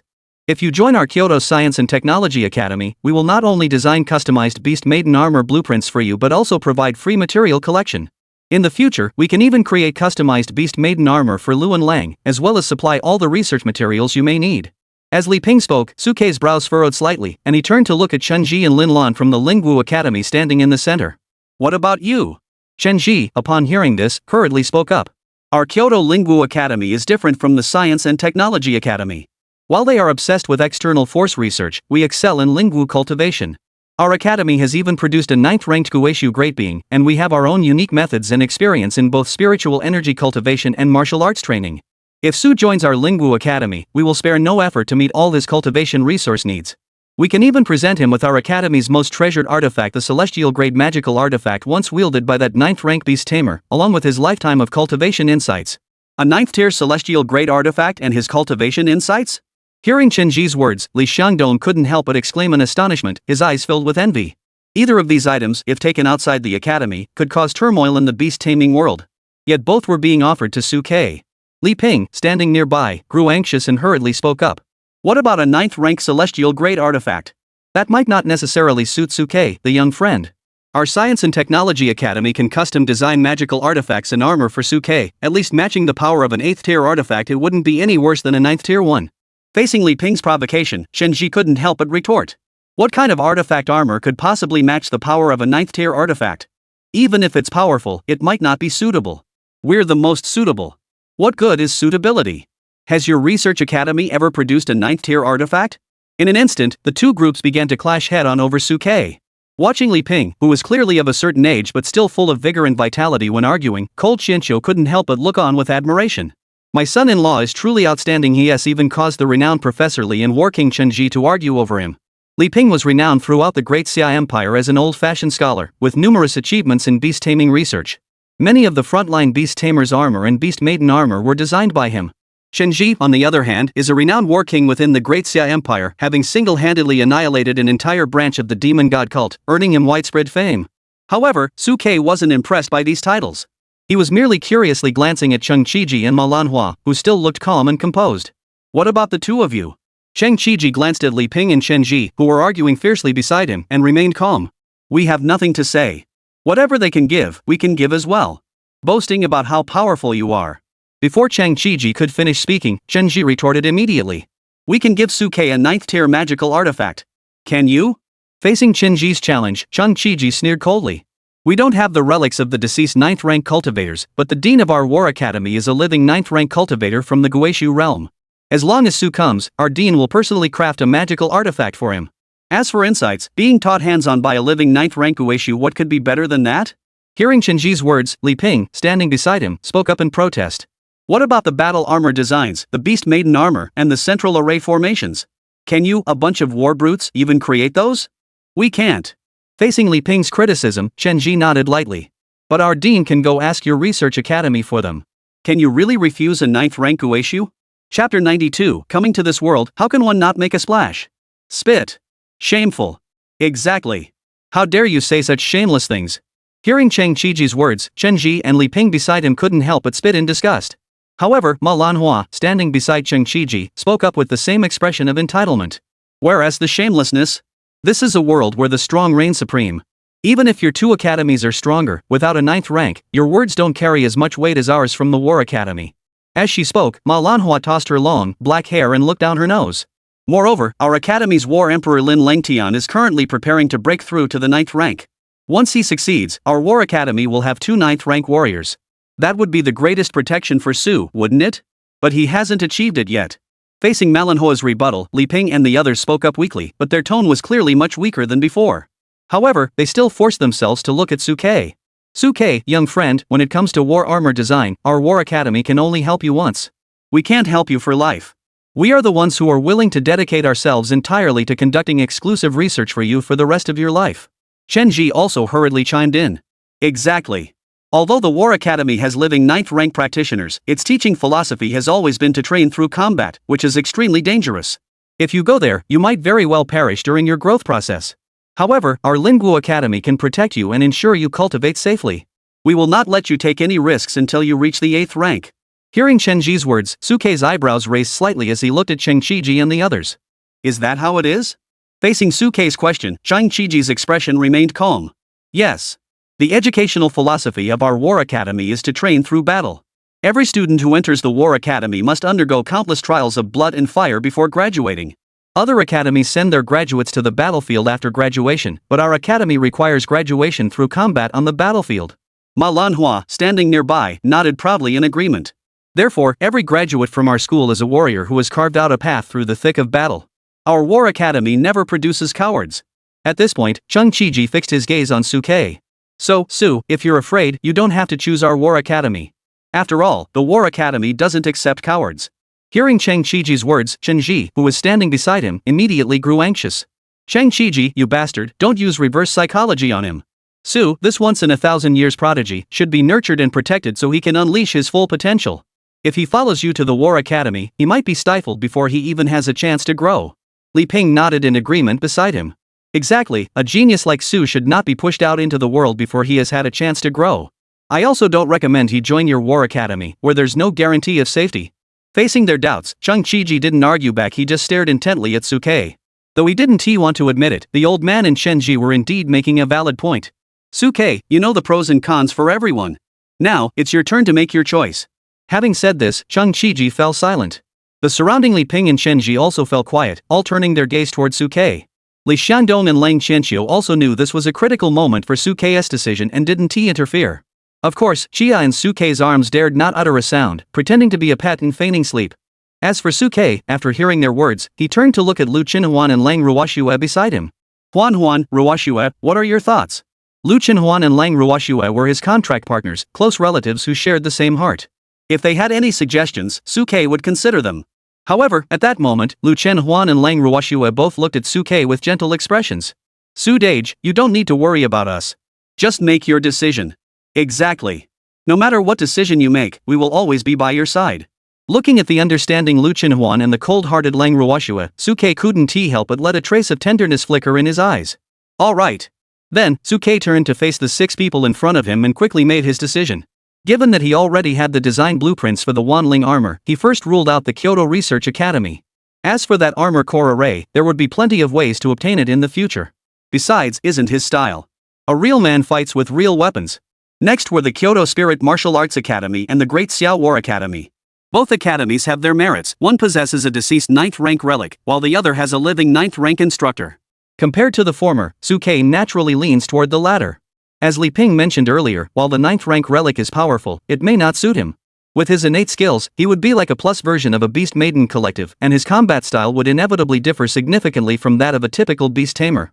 However, a living 9th rank entity offers greater flexibility in terms of imparting combat experience and providing future protection. Additionally, Suke did not wish to grow into a sapling that only knew how to be sheltered by a great tree.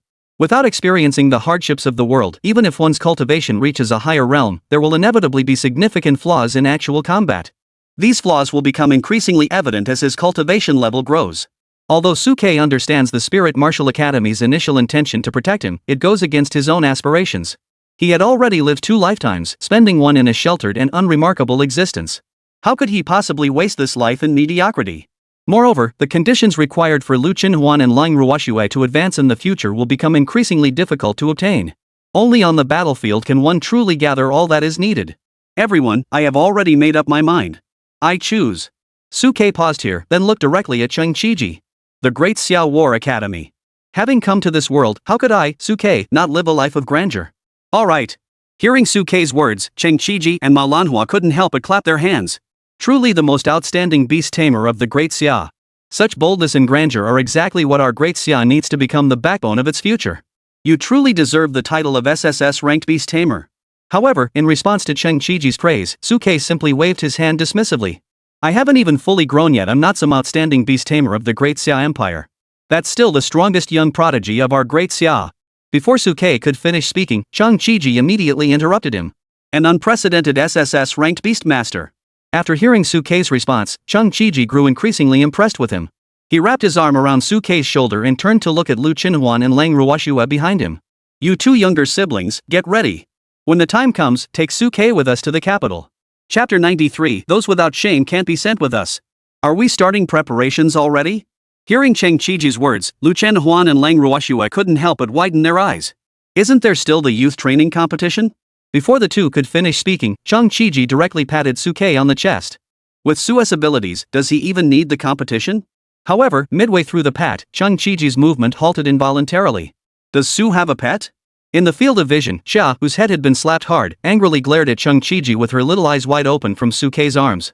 Though it couldn't speak, it expressed its dissatisfaction by puffing out its cheeks. Seeing this, Suke immediately pressed Xia's little head back against his chest and spoke to Cheng Qiji. It's nothing, just a stray kitten I found on the street. Mr. Chang, are you in a hurry? Hearing Suke's question, Cheng Qiji's brows furrowed slightly. Is there a problem? Suke glanced at Li Xiangdong beside him and cleared his throat. I still want to take a look at the youth training competition. Noticing Suke's expression, Manhwa, standing beside Cheng Qiji, couldn't help but speak up with a peculiar expression. Su, you're not thinking about the prizes for the youth training competition, are you? Upon hearing this, Suke quickly responded with a stern expression. Where? I, Suke, am not the kind of person who cares about such trivial matters. Seeing Suke's stern expression, Li Xiangdong, who was beside him, spoke cautiously. Suke, if you really want it, I can just give you the reward directly. Your outstanding performance in the hunting competition is more than enough to secure first place. Opening a backdoor and giving it to you early isn't out of the question. But upon hearing Li Xiangdong's tentative words, Suke's expression remained stern. I, Suke, am not the kind of person who would arbitrarily open a backdoor. At this point, Suke seemed to think of something. He turned around and blinked his eyes, glancing at Lang Ruoxue and Lang Qianqiu behind her. Of course, I'm not talking about Ruoxue and Uncle Lang. I'm just explaining my life philosophy. Hearing Suke's deliberate apology, Lang Qianqiu couldn't help but lower his head and rest his forehead on his hands, while Lang Ruoxue's face turned slightly red. In any case, even if I, Suke, were to win an award, I would do so openly and honestly. Alright. Hearing Suke's bold and confident words, Cheng Qiji and Manhwa couldn't help but clap their hands. Alright, since there's still some time before the War Academy starts, we'll stay here and help you finish this youth training competition before leaving together. After all, there's only 2 or 3 days left until the competition, so there's no rush. As for Li Xiangdong, he muttered under his breath. He's still thinking about the meager rewards from our youth training camp, isn't he? However, Li Xiangdong didn't voice his thoughts aloud. He quickly composed himself and gave Suke a hearty pat on the shoulder. Alright, Suke, stay at the youth training camp for a few more days and give the students some guidance. Suke's cultivation level was already at the 3rd stage, so he was qualified to mentor the students at the youth training camp. But Suke didn't want to take on such a tedious task and immediately refused Li Xiangdong's offer. Guiding them is out of the question. I'll use this time to recover my condition with Huan and Ruoxue. If I have any spare time, I'll share some of my combat experience with everyone. As for cultivation, Suke, being an outlier, doesn't share the same language as everyone else, so he doesn't want to mislead the disciples. Hearing Suke's words, Li Xiangdong nodded in agreement, indicating that they would follow Suke's wishes. As for Li Ping and Shenji, when Suke made his decision, they already knew that their 2 academies were completely out of the picture. They could only bow their fists towards Suke. Well, Mr. Su, we won't bother you anymore. We once again extend our best wishes to Su, Lu, and Lang for their successful admission to the War Academy and future fame throughout the world. Thank you. In response to the 4's blessings, Suke, Lu Qinhuan, and Lang Ruoxue all returned the bow. General Li, we're leaving. Hearing their words, Li Xiangdong hurriedly stood up to see them off, but was interrupted by the 4. There are many matters to attend to at the youth training camp. General Li need not see us off. Meanwhile, Cheng Qiji and Manhwa, seeing the 4 depart, deliberately spoke up from the side. We don't have many matters to attend to, we can see them off. However, before Cheng Qiji could finish speaking, he was rudely interrupted by Li Ping. We won't be seen off by such shameless people. Exactly. To dare to threaten our science and technology college by calling the dean, how dare you? Let's go. I don't want to see those two for even a minute. As they spoke, Li Ping and the others hurriedly walked out of the wooden house. As they were about 3 or 4 meters away from the wooden house, Chen Ji from Lingwu Academy seemed to remember something and turned back to address Cheng Qiji. By the way, Cheng Qiji, you're the real scoundrel, your whole family are scoundrels. As soon as he finished speaking, Chen Ji hurriedly pulled Lin Lan and left in a hurry. As for Cheng Qiji, who was still inside the wooden hut, he hadn't had a chance to say anything before the 4 figures had already disappeared from sight. Seeing the 4 leave, Suke addressed Cheng Qiji and Manhwa. If the 2 seniors have no further business, we'll head back to the training camp first. Rushua has just recovered and needs some time to adjust her energy. Hearing Suke's words, Cheng Qiji and Manhwa simply waved their hands. We don't have anything to do. If you have something to do, Su, you go ahead and take care of it. As Cheng Qiji spoke, he seemed to remember something and smiled at Suke. By the way, don't keep calling us seniors. We're not much older than you. Just call me Chang Gu. Manhwa smiled and agreed. As for me, you can call me Chang's sister or Ma sister, whatever makes you happy. Upon hearing this, Lu Chenhuan hurriedly nodded in agreement. Alright, Senior Chang, no problem, Senior Ma. Chang Qiji. Manhwa. Alright, then we'll head back to camp first. At this point, Suke grabbed Lu Chenhuan and Lang Ruoshua and looked at Lang Qianxiu. Uncle Long, let's go. Alright, big son-in-law. Cole Qianxiu, who had been standing there as a backdrop for half an hour, snapped out of his daze and hurriedly followed Suke toward the exit. Behind them, Li Xiangdong watched Suke and the others leave, his eyes sparkling. This young man will surely become a prodigy of our human race in the future. Who could disagree? Beside Li Xiangdong, Cheng Qiji crossed his arms across his chest and walked over to Li Xiangdong with a smile. This young man is undoubtedly among the top of the human race in both talent and character. The only pity is that his contract beast companion's potential is a bit lacking. However, after conducting an in-depth investigation into Suke's background and specifically reviewing his training surveillance footage, Li Xiangdong shook his head. There's nothing to regret. No matter what kind of beast maiden she is, as long as she falls into this boy's hands, she will definitely create a miracle. Chapter 94, Master, Save Me. After leaving Li Xiangdong's small wooden house, Suke led Lu Chenhuan and Lang Ruoshua straight back to the barracks where he had originally been staying. Now that he no longer needed training, his top priority was to intensify his cultivation and help Lang Ruoshua stabilize the qi within her body after her recent awakening. Along the way, as they passed by the first camp, the students there all greeted Suke, hoping to get a response from him. Suke, of course, did not refuse their goodwill. He smiled and waved at them, as well as at their instructor Pang Meng, before continuing on his way. Soon, the 3 returned to their former camp. During the time they were away, no one had touched the camp tents, and everything remained intact. Seeing that the 3 had been safely returned to the camp, Lang Qianxiu finally felt a sense of relief. At least you're all back safely. Alright, since you're all back, I won't bother you anymore. If you need any help, just send me a message. Having said that, Lang Qianxiu turned and left, giving Suke and the others plenty of space to reunite. As Lang Qianxiu walked away, Xia, who had been pretending to sleep in Suke's arms, couldn't help but peek out and jump onto Suke's shoulder. Finally, some peace and quiet. I've been holding it in all this time, I was about to suffocate. Upon hearing this, Lu Chenhuan couldn't help but roll her eyes at Xia. You could have chosen not to follow Su Gu. No way. Before Lu Chenhuan could finish speaking, Xia proudly lifted her little head. You're just jealous that I get to be so close to the master and want to find an opportunity to separate us. I won't. I'll make you so angry. Hearing Xiao's provocation, Lu Chenhuan immediately rolled up his sleeves. Oh my, are you asking for a beating? Master, someone's hitting the cat. Someone's hitting the cat. Seeing that Lu Chenhuan was about to get serious, Xia quickly tucked her little head into Suke's embrace, her tiny paws tightly clutching his collar. But Xia never expected Suke to disregard martial arts etiquette and simply grab her by the collar, lifting her up and dragging her in front of Lu Chenhuan. Held by Suke's single hand around her neck, Xia's body twisted helplessly in mid-air, and she quickly raised her little paws toward Lu Chenhuan in a bow. Huan, I'm sorry. Please spare me. Meanwhile, Lu Chenhuan's lips curled into a cold smile, his eyes filled with evil intent as he rubbed his hands together in anticipation. Hey, you know you're wrong now? It's too late. As he spoke, Lu Chenhuan reached out and grabbed Xia's head, violently rubbing it up and down. Xia squirmed and twisted her body, trembling so violently that her eyes rolled back in her head. Meanwhile, the more reserved Lang Ruoshua couldn't help but giggle at the sight, then joined in to scold Xia. Xia, who was being tortured until her limbs were about to convulse, helplessly reached out her small hands toward Suke and trembled as she spoke to him. Master, save me. Seeing this, Suke couldn't help but smile. Although on the surface, Xia still seemed at odds with the 2 girls, the atmosphere between them had already begun to grow more harmonious in an intangible way. At least there was no longer the initial hatred in distance. Seeing that the atmosphere was just right, Suke promptly called a halt. Enough, Huan Ruoshua, that's enough. If this keeps up, Xia will be so flustered she'll wet herself. As he spoke, Suke reached out and pulled Xia from Lu Chunhuan's hands, placing her back into his own embrace. Let's go back to camp and continue our training. Hearing Suke's orders, Lu Chunhuan glanced at Xia in his arms, her hair disheveled and her face full of resentment. Feeling a bit guilty, she blinked at each other before obediently following Suke back to the camp. Upon entering the camp tent, Suke didn't waste any time and immediately began cultivation with Lu Chunhuan, Lang Ruoxue, and Xia. Due to Lang Ruoxue's talent advancement, the beast core belonging to her in the spiritual sea had grown significantly larger than before, causing everyone's cultivation speed to increase as well. With Xia's addition, the fourfold cycle allowed everyone's cultivation speed to advance at an astonishing rate. Who would have thought that Xia, this little kitten, had such a large beast core, absorbing spiritual energy at a speed far surpassing mine and sister Huanhuan's?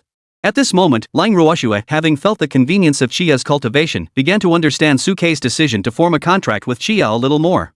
As everyone immersed themselves in cultivation, time passed swiftly, and before they knew it, night was approaching. As evening approached, Suke opened his eyes from his cultivation, looking at Lu Chunhuan and Lang Ruoxue, who were still immersed in their cultivation. His gaze flickered slightly as he used his insight divine eyes to briefly glance at Lu Chunhuan and Lang Ruoxue's current information panels. Beast Girl, Lu Chunhuan. Realm, 3rd tier Burning Blood. Talent, B-rank predatory gluttonous beast prototype. Beast Tamer, Suke.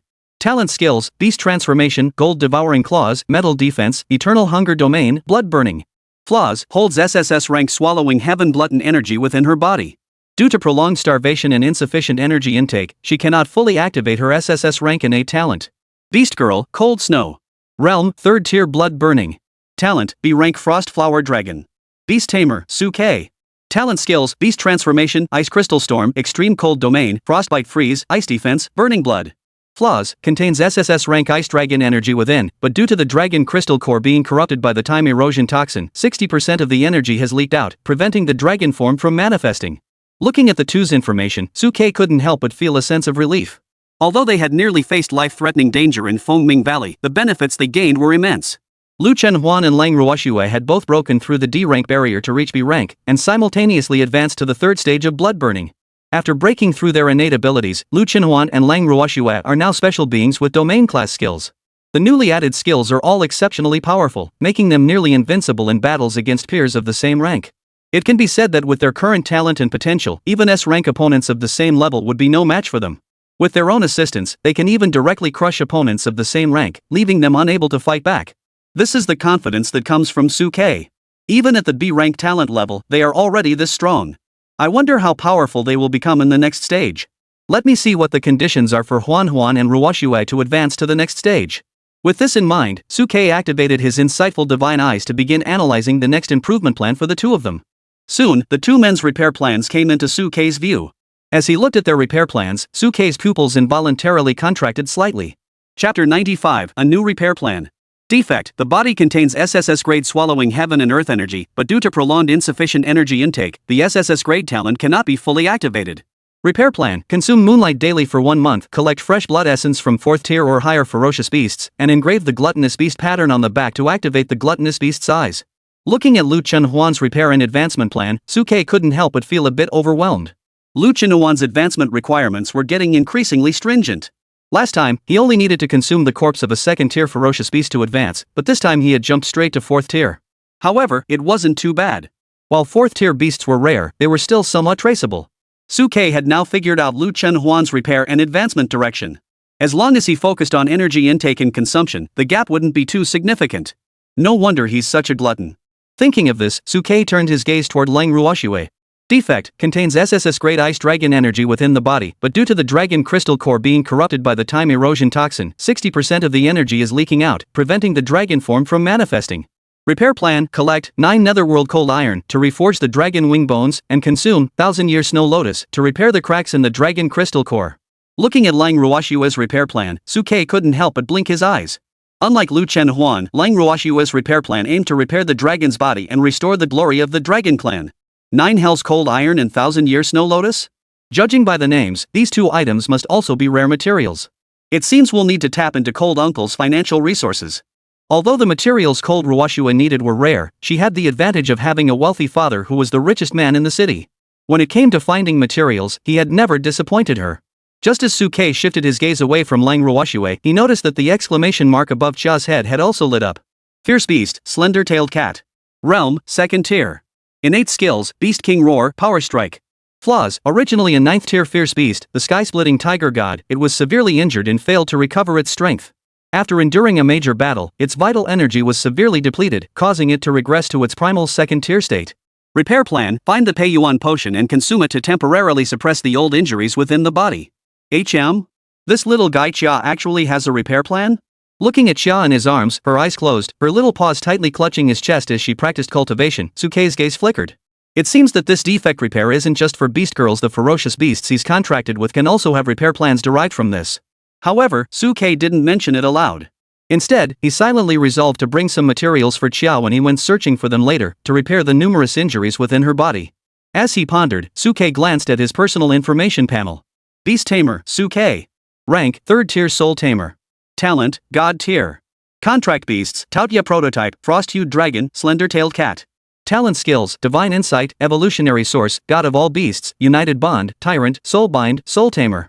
Divine insight, can detect supernatural abilities, physical constitution, and even flaws in all things.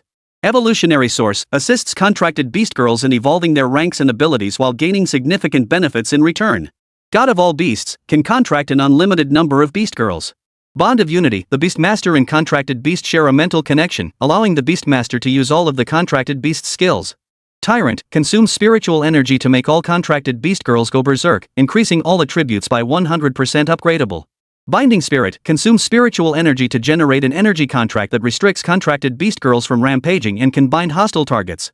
Soul nurturing, consumes spiritual energy to condense a soul nurturing pill, which helps beast girls quickly recover injuries and temporarily enhance their 4 primary attributes. To be unlocked. Looking at his own stats panel, Suke couldn't help but reveal a satisfied expression. After advancing to the 3rd tier feeding soul realm, not only had his cultivation improved, but he had also gained the innate skill of feeding soul. However, his feeding soul talent seemed somewhat different. Normally, soul nourishment involves using mental energy to condense beast food, which accelerates the recovery of beast girls. It could be understood as a small-scale healing skill shared by all 3rd tier beast tamers. However, what he condensed was not beast food but pills, which not only helped beast girls recover quickly but also temporarily enhanced their 4 core attributes. Powerful healing pill plus addition. Moreover, he now possesses an extremely rare beast taming space and the design blueprint for the 10,000 spirits armor. However, unlike the beast taming space, which can be used at any time, the design blueprint for the 10,000 spirits armor can only be unlocked after advancing to the 4th tier soldier armor realm. Until then, it can only be stored in the warehouse to gather dust. Before that, I will focus on enhancing the talent levels of Huan Huan and Ruoxue to strengthen our combined power. For someone with a mutual bond, enhancing Lu Chen Huan and Lang Ruoxue's strength is equivalent to doubling my own strength. Additionally, there are extremely generous rewards awaiting me, so this is something I must prioritize. Even without these rewards, given the 3 of their feelings, Suke would certainly not stand idly by, but being able to add to the already good situation is something Suke would also be very happy to see. As he pondered, Lu Chen Huan, Lang Ruoxue, and Xia, who was in Suke's arms, all opened their eyes and looked at Suke. Suge, do you have something on your mind? Why does it feel like your emotions are running high? Suke shook his head lightly upon hearing this. Nothing, I just used the Insight Divine Eye to deduce your evolutionary repair plan. Ha! As they listened to Suke's words, both Lu Chen Huan and Lang Ruoxue couldn't help but widen their eyes, looking at Suke with eager expressions. What materials and conditions are required for our next advancement? Suke didn't hide anything and directly stated the conditions required for the 2 of them to advance. As Suke spoke, Lu Chen Huan couldn't help but reveal a look of anticipation in his eyes. Devouring moonlight? And fresh blood from a 4th tier ferocious beast? Those conditions don't seem too difficult. Cold Ruoxue, upon hearing the materials required for her advancement, tilted her head in thought, trying to recall if she had ever heard of these materials before. As for Xia, who was in Suke's arms, she had no interest in Lu Chen Huan and Lang Ruoxue's talent evolution. She lay listlessly in Suke's arms, too lazy to even open her eyes. Seeing Xia's lackluster expression, Suke didn't bother to remind her, but silently resolved in his heart to find the Qi Yuan potion. After briefly reviewing the information about the 3 humans and 1 beast in his group, Suke noticed it was mealtime and led Lu Chen Huan and Lang Ruoxue to go eat. Of course, before leaving, Suke briefly asked Xia about her plans, inquiring whether she wanted to join them for dinner. Xia heard this and nodded wildly, her voice almost drooling with excitement. Eat. I've been trapped in Fengming Valley for hundreds of years, surviving on raw meat and blood. My mouth is so bland it's almost gone. I must taste the culinary technology and boldness of seasoning. Chapter 96, The Truth Behind the Crack Valley Battle. As Suke led Lu Chen Huan and Lang Ruoxue into the cafeteria, everyone in the entire cafeteria fell silent, then turned their gaze towards Suke and his group. It's Suke. Suke is back. Since nearly half of the people present had been protected by Suke during the hunting competition, they harbored a deep sense of gratitude toward him. Hello, Su team. Hello, Su team. For a moment, the area was filled with the greetings of the students. The students from the first company even surrounded the three of them, their faces brimming with excitement. Suke, you're finally back. Exactly. You have no idea, without your training supervision, we felt like we were missing something. That's right, especially after we found out that Cold Team Leader risked his life to save everyone by blocking the attack of that 7th tier beast. We were truly moved and filled with admiration. Exactly. Without you, we might have already been devoured by that monstrous beast. Hearing the crowd around her repeatedly mention the evil beast, Xia, who had buried her head in Suke's embrace, paused for a moment, resembling a little child who had been wronged and couldn't express her feelings. She buried her little head tightly into Suke's embrace, as if doing so could sever her from the world. Suke felt the unusual movement in his arms and paused for a moment. He reached into his embrace and gently rubbed Xia's head, using his warmth to soothe her anxious heart. Lu Chenhuan and Lang Ruoxue, who were standing nearby, unusually refrained from adding any cutting remarks, instead joining in with smiles on their faces. It's all in the past. That ferocious beast was indeed despicable, but in truth, the mastermind behind all this was someone else. That's right, that's right. Just as Lu Chenhuan spoke, a beastmaster from the first company chimed in. I heard from my father that the recent unrest has spread across the entire country, and almost every training camp where hunting competitions are held has been engulfed in chaos. It seems to be orchestrated by that demonic cult, and I heard that the emperor has already issued a warrant for their arrest. Anyone seen with the demonic cult is to be killed on sight. As he listened to everyone's discussions, Suke's eyes flickered. He stroked the small head of Xia in his arms and resolved to get to the bottom of things tonight, to find out exactly what had happened in the Fengming Grand Canyon. After accompanying Lu Chenhuan to finish his meal, Suke pulled Lu Chenhuan and Lang Ruoxue to bid farewell to everyone, then stood up and left directly. As Suke departed, the people in the dining hall couldn't help but have mixed thoughts. Especially Zhao Fei and An Ning, who were stationed between the second and third camps. At that moment, An Ning stared at Suke's departing figure, feeling the powerful aura emanating from him, and a sense of defeat welled up within him. It turned out that Suke and his group had already reached the third stage. When they were at the second stage, the two of them still had a sliver of confidence that they could fight Suke in a battle. However, after sensing Suke's third stage cultivation, the last remnants of their arrogance vanished completely. It wasn't just Zhao Fei and An Ning, many of the prodigies in the arena watched Suke and his group leave, feeling as though Suke was growing farther and farther away from everyone else.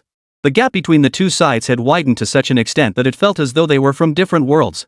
After finishing his meal, Suke immediately sought out Pang Mang and used his communicator to convey his request to Ling Qianqiu. Uncle Lang, I need some materials. Could you help me get them? Upon realizing it was Suke calling, Ling Qianqiu immediately responded with his stance. Son-in-law, what are you saying? Do we really need to use the word help between us? If you have any needs, just tell your father, and I will do my best to fulfill all your requests. Facing Ling Qianqiu's straightforwardness, Suke also got straight to the point. Actually, it's nothing much. I just need to collect some obscure materials and send them to Uncle Lang. Soon, Ling Qianqiu on the other end of the line saw the list of materials Suke had compiled and spoke up. Don't worry, son-in-law. It's just some 9 netherworld cold iron, 1000-year snow lotus, and nourishing essence elixir, right?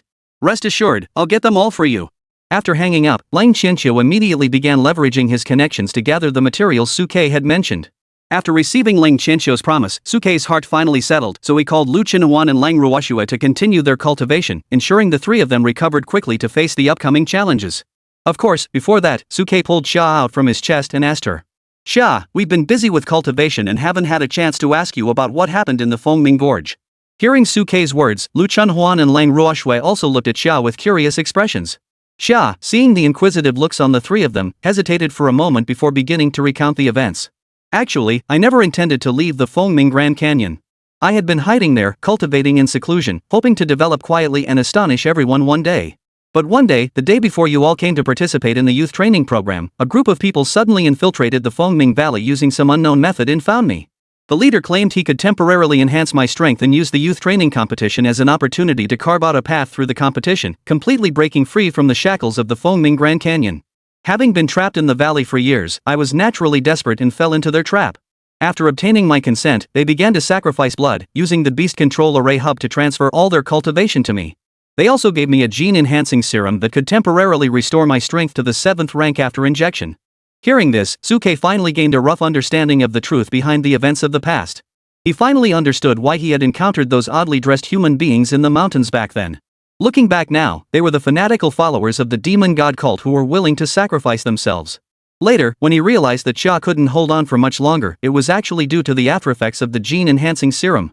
I also agreed to their plan to work together from the inside, using the Chaos Gem to create a celestial phenomenon, and took the opportunity to block the celestial investigations, luring many people over to disrupt Li Shangdong's investigations and force him to unlock the array restrictions. Lu Qinhuan frowned upon hearing this. Chaos Gemstone? Is that the gemstone you were wearing around your neck when you first appeared? Yes. In response to Lu Qinhuan's question, Xia shook her head, and a gem reappeared from her neck. This object can block celestial secrets and possesses combat abilities, making it highly mysterious. Seeing this, Lu Qinhuan and Lang Ruoxue couldn't help but widen their eyes in astonishment. So you've been wearing this thing all along? This gem can also become invisible? Yes, it not only can become invisible but also conceal my own cultivation aura, preventing others from detecting anything unusual. This is also why I've been able to lie low in the Fengming Gorge all these years without being discovered. As she spoke, Xia couldn't help but shake her little head and sigh. I could have continued to develop quietly. Unfortunately, I was swayed by the demon god cult and grew impatient. Chapter 97, Stance.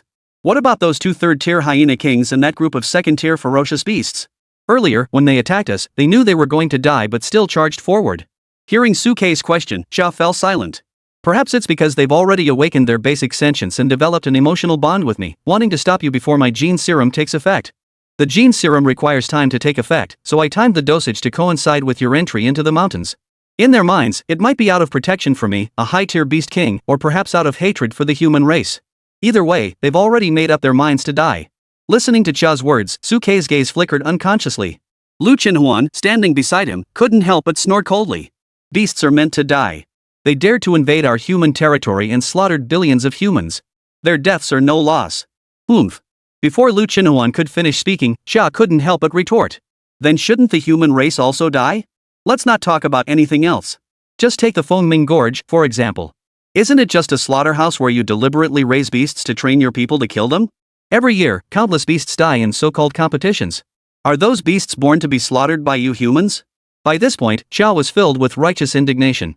Have you ever considered how many young beasts, some of whom were barely born and hadn't even seen the outside world, were killed by you for points? Seeing Xia's indignant expression, Lu Qinhuan had many words stuck in his throat. Su Ke, however, remained calm. As a member of the beast tribe, Xia stood on a different side, so having such thoughts was understandable. When Su Ke reached this point, he looked at Xia. However, I believe that just as there are places where the human race keeps beasts in captivity, there must also be places where the beast tribe enslaves humans. Regardless of which human falls into the hands of the beast clan, their fate will certainly be no better than that of these ferocious beasts kept in human territories.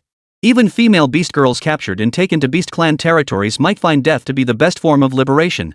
As he spoke, Su Ke adopted a somewhat pedantic posture, folding his hands behind his back. The human race and the ferocious beasts are irreconcilable enemies. Whether it's the human race or the beast race, encountering the other side would inevitably lead to a fight to the death. Therefore, standing on either side is not wrong. I am a human, so I will not allow my own kind to be oppressed by a foreign tribe. Watching the aura emanating from Su Ke, Xia beside him was momentarily speechless. She lowered her head, her expression complex. In truth, I also don't particularly like the beast tribe. But my identity constantly reminds me that I am a member of the beast clan. Don't like the beast clan? Cold Ruoxue, standing nearby, heard this and looked at Xia with a curious expression. What did you experience among the beast clan? However, Xia remained unusually silent and did not respond to Lang Ruoxue's question. Su Ke, standing nearby, waved his hand dismissively. Forget it. No matter what happened in the past, from now on, we're all allies on the same side. I don't expect you to do much against the ferocious beasts, but if you can help us accelerate our cultivation, that would already be the best use of your remaining abilities. Cultivation. After clarifying what had happened in the Fengming Gorge and gaining a basic understanding of the events, Su Ke no longer dwelled on the matter. Xia had already done enough by not harming the human race. As for what she had gone through before, there was no point in forcing her to speak. When she was ready to talk, she would do so on her own. Lu Qinhuan and Lang Ruoxue, who were standing by, also stopped dwelling on it and immediately sat down again, following Su Ke into cultivation mode. Xia also snapped out of her memories and joined the ranks of those cultivating. For everyone present, swiftly cultivating to enhance their cultivation was the top priority at that moment. During breaks in cultivation, Pang Meng had even come over specifically to ask Su Ke to teach the students of the first company some combat experience, but Su Ke had refused. The reason was simple: his combat style was entirely irreplicable. The only advice he could offer was to remain vigilant, learn to adapt swiftly to the battlefield, and analyze situations at lightning speed. In the diligent cultivation of the 3 humans and 1 beast, time passed swiftly. Before they knew it, it was already the evening of the second day.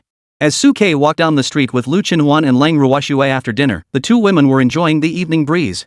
In his arms, Xia had jumped onto Suke's feet at some point, her tiny white paws clutching a large chicken drumstick she had snatched from Lu Chenhuan's bowl earlier, gnawing on it with relish. After intense training for so long, it was a rare opportunity to take a leisurely stroll and enjoy the breeze, which was quite pleasant.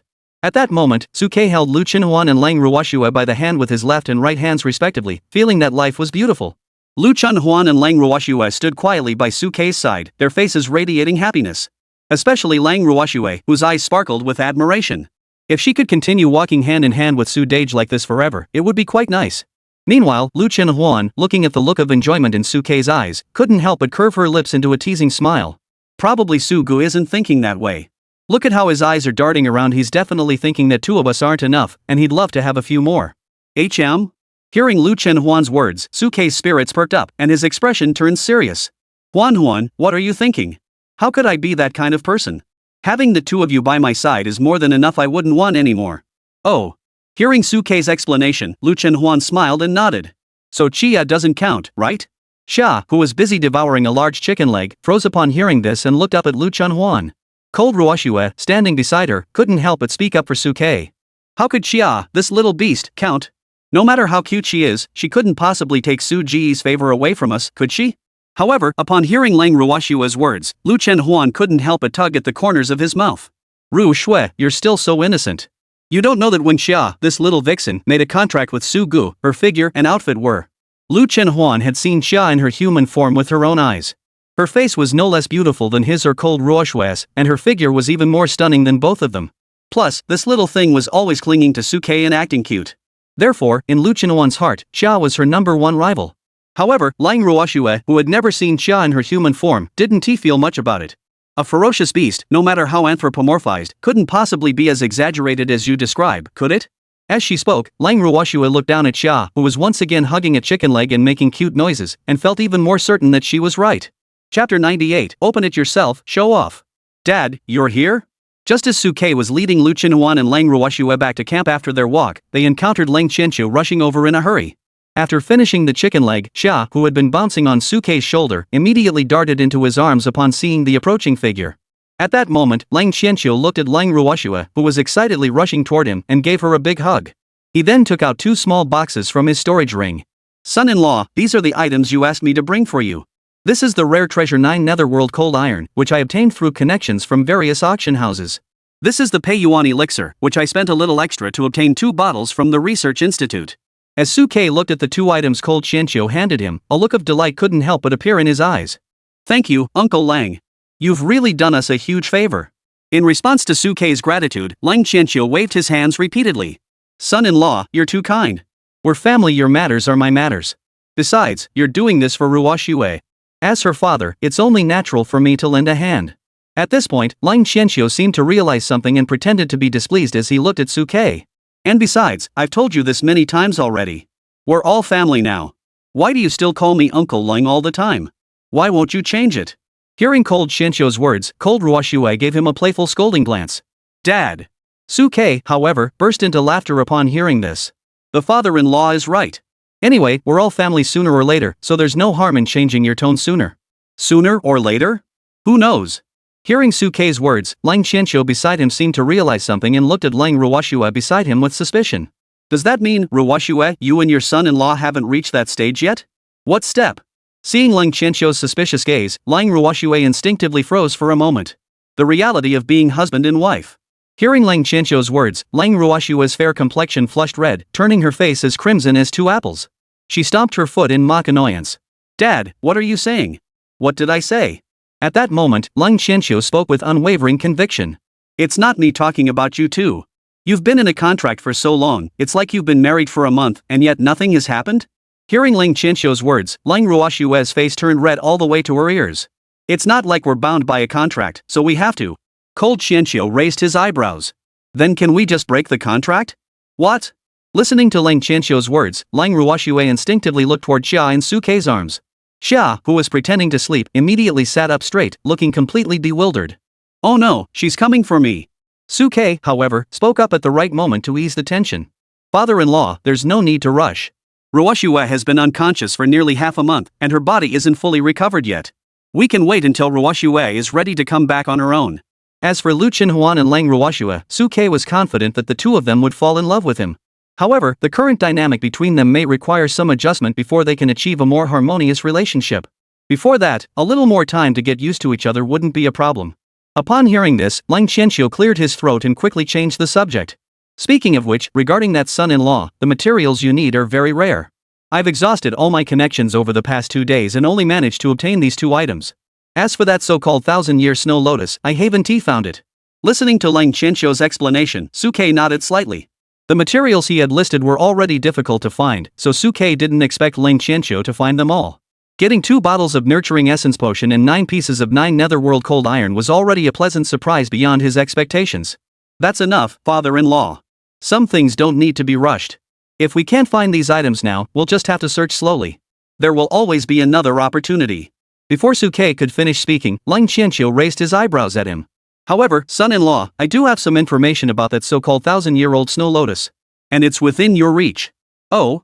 Seeing Cold Qianxiu's expression, Su-Kei couldn't help but feel a stir in his heart, as if he had guessed the outcome. The youth training competition? Exactly. Lang Qianxiu gave Su-Kei a thumbs up. To encourage everyone to participate, the first prize for this youth training competition includes the 1,000-year-old snow lotus. Upon hearing this, Su-Kei's eyes lit up. Just what he needed.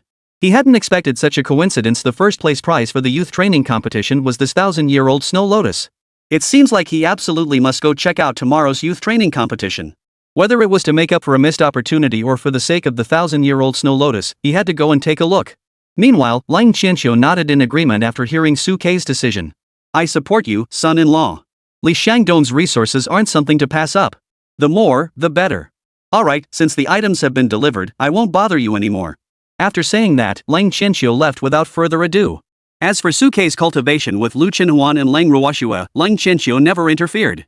As Cold Qianxiu's figure grew distant, Xia, who had been hiding in Su-Kei's embrace, couldn't help but run out and jump onto Su-Kei's shoulder. I was about to burst. Oh, and master, don't listen to that old man about how the contract must be this or that. I'm just a tiny kitten the size of a palm. Even if I wanted to, it's definitely impossible. Facing Xia's chatter, Su-Kei simply gave her a sharp tap on the head. Shut up, I'm not as experienced as you. As he spoke, Su-Kei pulled Lu Chenhuan and Lang Ruoshua into the tent, then took out the 2 boxes that Lang Qianxiu had just given him. There were 2 boxes, one large and one small. The larger one contained the 9 Netherworld Cold Iron specifically prepared for Lang Ruoshua, while the smaller one held the Chia's Qi Nourishing Elixir. Looking at the boxes before him, Su-Kei analyzed aloud.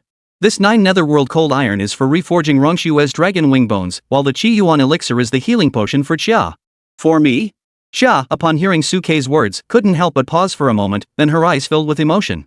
So the master has always been thinking of me. I thought the master had never cared about me at all.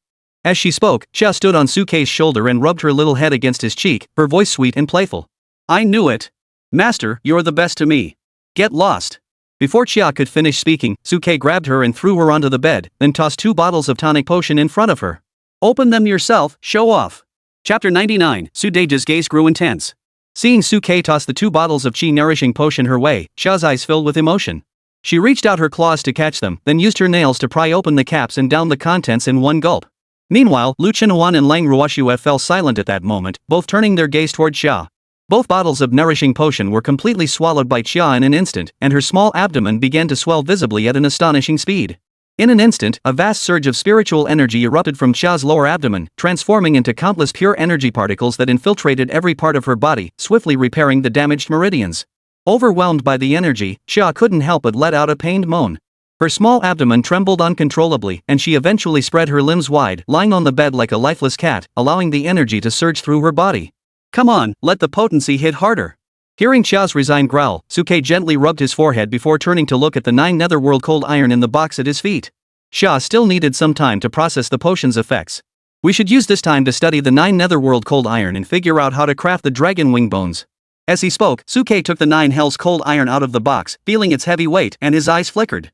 This is the 9 Hells Cold Iron. It is extremely cold to the touch, as if forged in the depths of the 9 Hells. It is indeed an excellent material for crafting dragon wing bones. Cold Ruoshua also reached out to touch it, her eyes brimming with delight. Sugu, this 9 Hells Cold Iron is of the cold element, perfectly suited to my innate talent. Even as I touch it, it enhances my absorption of the surrounding celestial and earthly energies. Suke heard this, ran his fingers over the 9 netherworld cold iron in his hand, and nodded slightly. Just then, Lu Chenhuan, standing nearby, spoke up with a look of confusion. But how are we supposed to use such a large chunk of iron to forge Ruyue's dragon wing bones? We can't just find a blacksmith outside and have them forge a pair of wings for Ruoshua according to the proportions, can we? Upon hearing this, Suke's brows also furrowed slightly. Although he had deduced Rong Yueshua's advancement plan through his insightful divine eyes, the focus of the deduction was on the person, and he had no clue about how to use the 9 netherworld cold iron. What do you think, Ruoshua? Suke glanced sideways at Xia, who was lying sprawled out on the bed, then turned to look at Lang Ruoshua beside him. At that moment, Lang Ruoshua, upon hearing Suke's question and looking at the large chunk of 9 netherworld cold iron before her, also furrowed her brows tightly. I don't know, but based on my judgment, if it's to reforge my dragon wing bones, it definitely wouldn't be like what Sister Huan said, just finding any blacksmith shop to forge it. That would be external armor, not my actual bones. Upon hearing this, Suke's eyes lit up. Beast maidens do have armor, and this was also the bargaining chip the research academy had previously offered him. But this advancement clearly wasn't targeting external armor. That's the logic. If it were external armor, they wouldn't even mention reforging. From the literal meaning, this so-called reforging must involve integrating it into one's flesh and blood, reforging the glorious dragon wings. Thinking this, Suke turned his head and looked at Lang Ruoshua with a determined expression. Yueshua, why don't I try applying it to your back and see if your body has any instinctive reactions? This was the only testing method Suke could think of at the moment. After all, there aren't many methods to integrate something into the body, and it definitely isn't something you can just swallow. If you did, forget about whether it would digest. Even if it did, it would just turn into iron elements in your body. There's no need to go searching for some 9 hells cold iron. At that moment, Lang Ruoshua nodded slightly in response. I'll give it a try. As she spoke, Lang Ruoshua began to slowly remove her outer garments, revealing a flawless, snow-white back as smooth as jade, facing away from Suke. Suke, upon seeing this, instinctively reached out to touch Cold Snow's back. Lu Chenhuan, standing nearby, couldn't help but gently reach out and touch Lang Ruoshua's back as well, murmuring in admiration. No wonder she's the daughter of the ice dragon. Her skin is so white. So smooth and tender.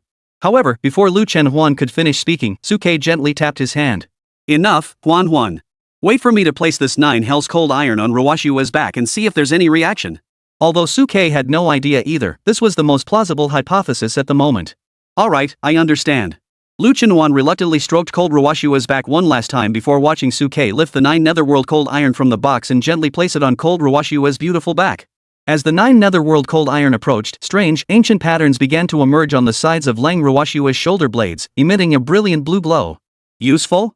Seeing this, Suke's eyes lit up with joy, and he immediately pressed the 9 netherworld cold iron against Lang Ruoshua's back. Ah, ice. The moment the 9 hells cold iron touched Cold Ruoshua's spine, her body, which had been facing away from Suke, tensed up instantly and sat straight up. However, the moment the 9 netherworld cold iron came into contact with the azure patterns on Lang Ruoshua's shoulder blades, it began to melt at a speed visible to the naked eye. Lie down. Suke immediately reached out and pressed Cold Snow's body down, using his knees as a cushion for her. Feeling the flowing sensation on her back, Cold Snow dared not relax and quickly complied with Suke, lying down and clutching his thighs tightly with both hands. Soon, the 9 hells cold iron on Cold Ruoshua's back began to dissolve rapidly under the influence of the azure patterns, seeping into her flesh along the patterns. Seeing this, Lu Chenhuan couldn't help but whistle in admiration. Ruoshua seemed to be in perfect harmony with this 9 netherworld cold iron, actually ignoring the species barrier to absorb and fuse with it. As the 9 netherworld cold iron continued to merge into the patterns, the flesh on Lang Ruoshua's back began to writhe. The originally azure patterns started to emit faint metallic silver light, intertwining with the azure glow. The beauty of metal and flesh intertwined in this moment until the 9 netherworld cold iron was fully absorbed, and Cold Yueshua's tense body finally relaxed. Is it done? At that moment, Lang Ruoshua felt the icy chill on her spine disappear, and she turned her head with a delighted expression to look at Suke. Suke, caught off guard by the 2 white rabbits, felt as though he had been struck by lightning, his thoughts momentarily frozen. It seems like it, right? It's a hammer. Lu Chenhuan, who had reacted quickly, hurriedly pulled up the clothes that Lang Ruoshua had taken off and looked at her with concern. Ru Shui, how do you feel? I feel like Su Ji's gaze is a bit intense. Chapter 100, 3rd Tier Black Gold Cub. You almost blinded Brother Su with your gaze just now. How could he not be intense? Looking at the blushing Cold Ruoshua, Lu Chenhuan couldn't help but roll his eyes. Upon hearing this, Cold Snow finally realized what Suke had just seen. Her face flushed red all the way to her ears, and she lowered her head, her 2 small feet fidgeting restlessly from side to side. Meanwhile, Suke snapped back to his senses and glared at Lang Ruoshua and Lu Chenhuan with a serious expression. What are you thinking about? My heart belongs only to the great Xia and the human race. The reason my gaze was so intense just now was because I saw Ruoxue absorb the 9 netherworld cold iron, and I was overjoyed for her. As for the Snow White part, I didn't see anything like that. Hearing this, Lu Chenhuan rolled her eyes. You didn't see it, yet you dare to mention Snow White? Ruoxue has such fair skin, isn't Snow White quite normal? So you're admitting you saw it? No, I just went blind. Then how did you go blind? I was blinded by a flash of white light.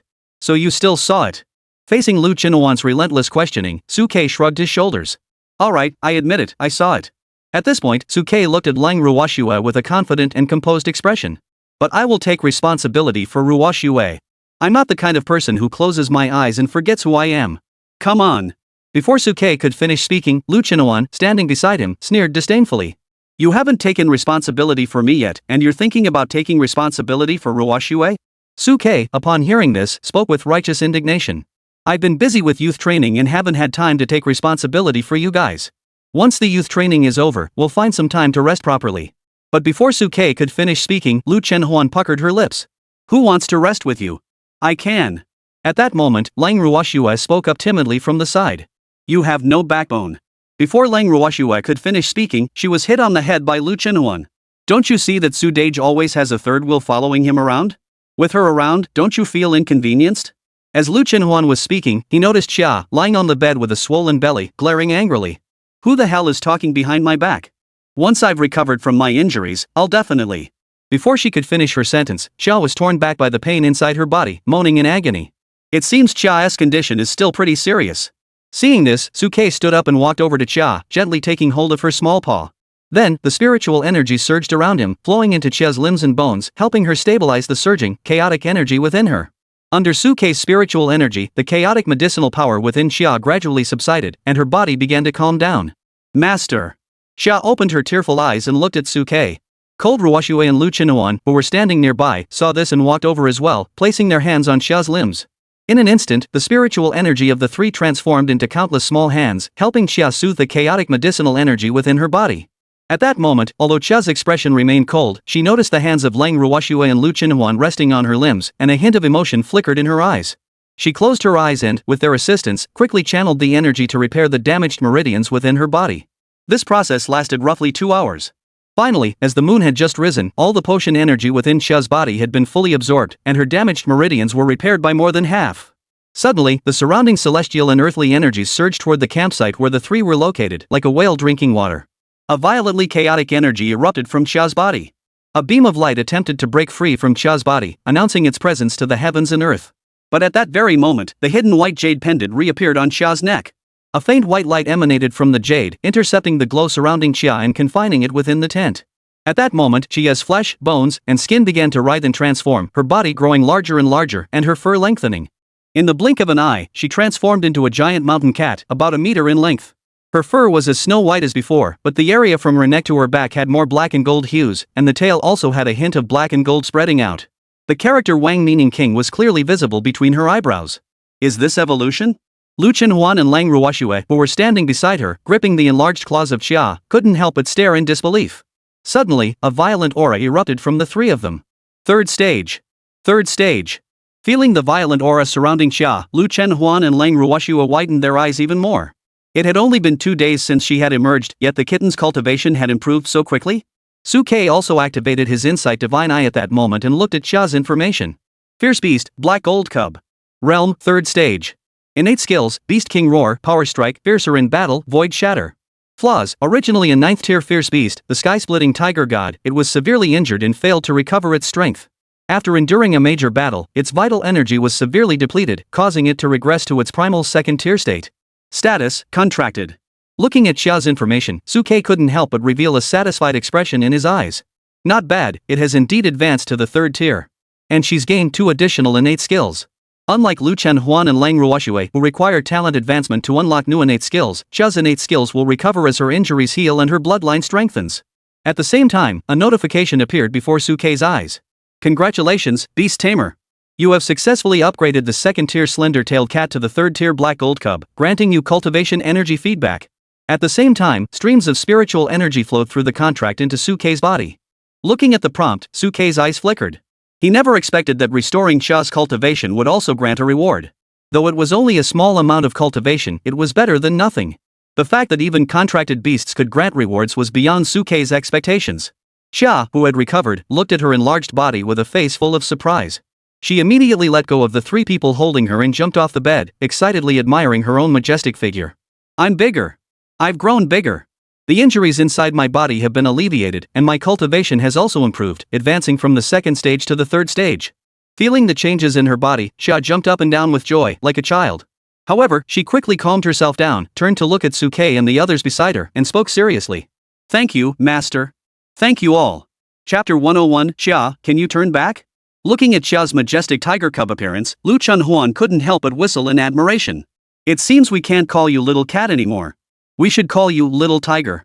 Facing Lu Chunhuan's playful teasing, Xia, who had just been filled with gratitude toward Lu Chunhuan, suddenly glared at him and spoke angrily. You're the one who's small. Your whole family is small. Meanwhile, Lang Ruoxue remained silent, watching the scene unfold. She narrowed her eyes and furrowed her brows slightly, her expression seeming somewhat pained. Suke, distracted, turned to look at Lang Ruoxue. Ruoxue, are you feeling unwell? Cold Ruoxue nodded slightly in response. The coldness from the 9 hells cold iron within my body is acting up. I feel a chilling pain in my shoulder blades. It feels like something is trying to pierce through my skin and come out. Upon hearing this, Suke hurriedly lifted cold Ruoxue's clothes and looked at her back. Sure enough, on her back, which was as smooth and flawless as jade, bones and flesh were writhing and intertwining, as if something was being born. However, at that moment, Lu Chunhuan suddenly snapped out of it and turned to stare directly at Suke. Suge, what are you doing? How could you lift Ruoxue's clothes while we weren't looking? In broad daylight, you wouldn't be doing something like that, would you? Suke looked at Lu Chunhuan, whose expression was filled with excitement, and rolled his eyes. Stop fooling around. This is serious business. Oh? Lu Chunhuan, upon hearing this, quickly turned his curious little head toward Suke, following his gaze with a look of curiosity. His expression then froze slightly. This must be the initial form of Ruoxue's so-called dragon bone reforging, right? Suke nodded slightly upon hearing this. As expected, it should be. The 9 netherworld cold iron had fused with Ruoxue's flesh and blood in an eerie manner, using her flesh as a catalyst to grow and reforge the dragon bones. Under the influence of the 9 netherworld cold iron, even Ruoxue's body, which had once been unaffected by the cold, seemed to be affected, causing her to shiver uncontrollably and instinctively move closer to Suke. Sugu, cold. Seeing this, Suke felt a pang of sympathy and instinctively embraced cold Ruoxue, using his own body heat to warm her. Holding cold Ruoxue close, Suke surveyed the surroundings and looked at Lu Chunhuan and Xia, who had also gathered nearby. Everyone has been tired these past few days. Let's rest for now and recharge our energy for tomorrow's grand competition. As he spoke, Suke reached out and turned off the lamp inside the tent, then carried Lang Ruoxue toward the bed. He gently placed her on the bed, pulled the blanket over her, and used his warm embrace to drive away the cold from Lang Ruoxue. Meanwhile, Lu Chunhuan quietly crept over, lying down beside Suke, and reached out to pull up the half-slip clothing of cold Ruoxue. He explained thoughtfully beside Suke. Pull the clothes tighter to keep her warm. Suke. Xia, however, remained by the 3 beds, curling up and burying her head in her chest. A good night's sleep. The next morning, as the first rays of sunlight touched the earth, the 3 awoke from their slumber, quickly washed up, and prepared to carry Xia to the site of the youth training competition. However, just before leaving, Suke seemed a bit concerned and looked at Xia, who was over a meter tall. Xia, can you transform back into your small, palm-sized form? The difference between Xia's current state and her previous form was too great. If they took her out like this, it would be easy for those with ulterior motives to guess Xia's true identity as a ferocious beast. Humans and beasts are currently at odds with each other. If the fact that I have contracted a beast were to be exposed, it could easily cause a major uproar. Before I have the ability to suppress all opposing voices, it's best not to reveal Xia's identity. Xia heard Suke's question and hesitated for a moment. It could be done, after all, I have the Chaos Gem, which can alter and conceal my appearance. Then transform back. Hearing the unwavering tone in Suke's words, Xia blinked her eyes and uttered an "oh," then the Chaos Gemstone between her neck glowed brightly. A blinding light flashed, and Xia's form instantly transformed back into the palm-sized slender-tailed cat. In her cat form, Xia spoke to Suke. Although I can temporarily disguise my state using the Chaos Gem, I cannot engage in combat. Once I enter combat mode, I will immediately reveal my true form. Hearing Xia's words, Suke waved his hand. No need. Unless we go into the wilderness, we won't let you fight. Lu Chunhuan, standing nearby, spoke up arrogantly. Exactly, it's just a minor competition. There's no need for you to fight. As they spoke, Suke picked up the shrunken Xia and tossed her onto his shoulder, then led Lu Chunhuan and Lang Ruoxue straight toward the training ground. The training competition was held beside the watchtower, with temporary platforms set up nearby for quick battles and selection. Li Xiangdong and Pang Meng had already arrived at the scene, serving as the main examiners for the competition selection. As Suke and the others arrived, all the instructors and trainees turned their gaze toward them. After all, during the hunting competition, Suke's performance had been truly outstanding, turning the tide at the last moment and saving countless lives. Of course, there were also many students who had not witnessed Suke's prowess firsthand, having only heard legends about him, and their gazes were filled with curiosity. Pang Meng and Su Lu led the first group of trainees to quickly surround them. Suke, you're here. Su team, you finally arrived. Suke looked at the enthusiastic members of the first company and smiled, nodding slightly. Yes, we're here. It's good that you're here. Pang Meng and Su Lu walked over to Suke and addressed him.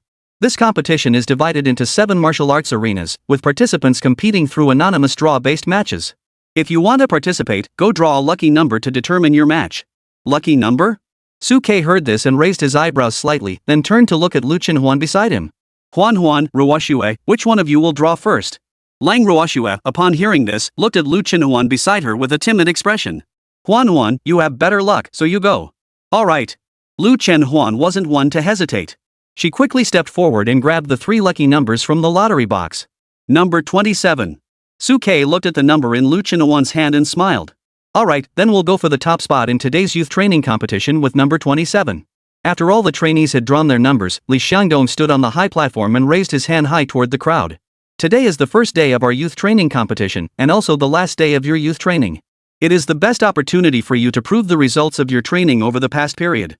Let us use this youth training competition to put a perfect period on your youth training careers.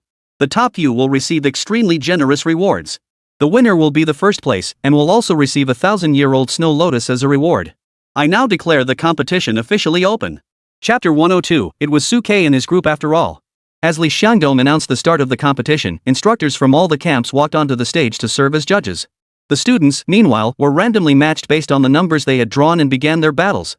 In an instant, the martial arts stage was filled with a flurry of skills, with close combat and long-range techniques showcasing their prowess. Youth is truly wonderful.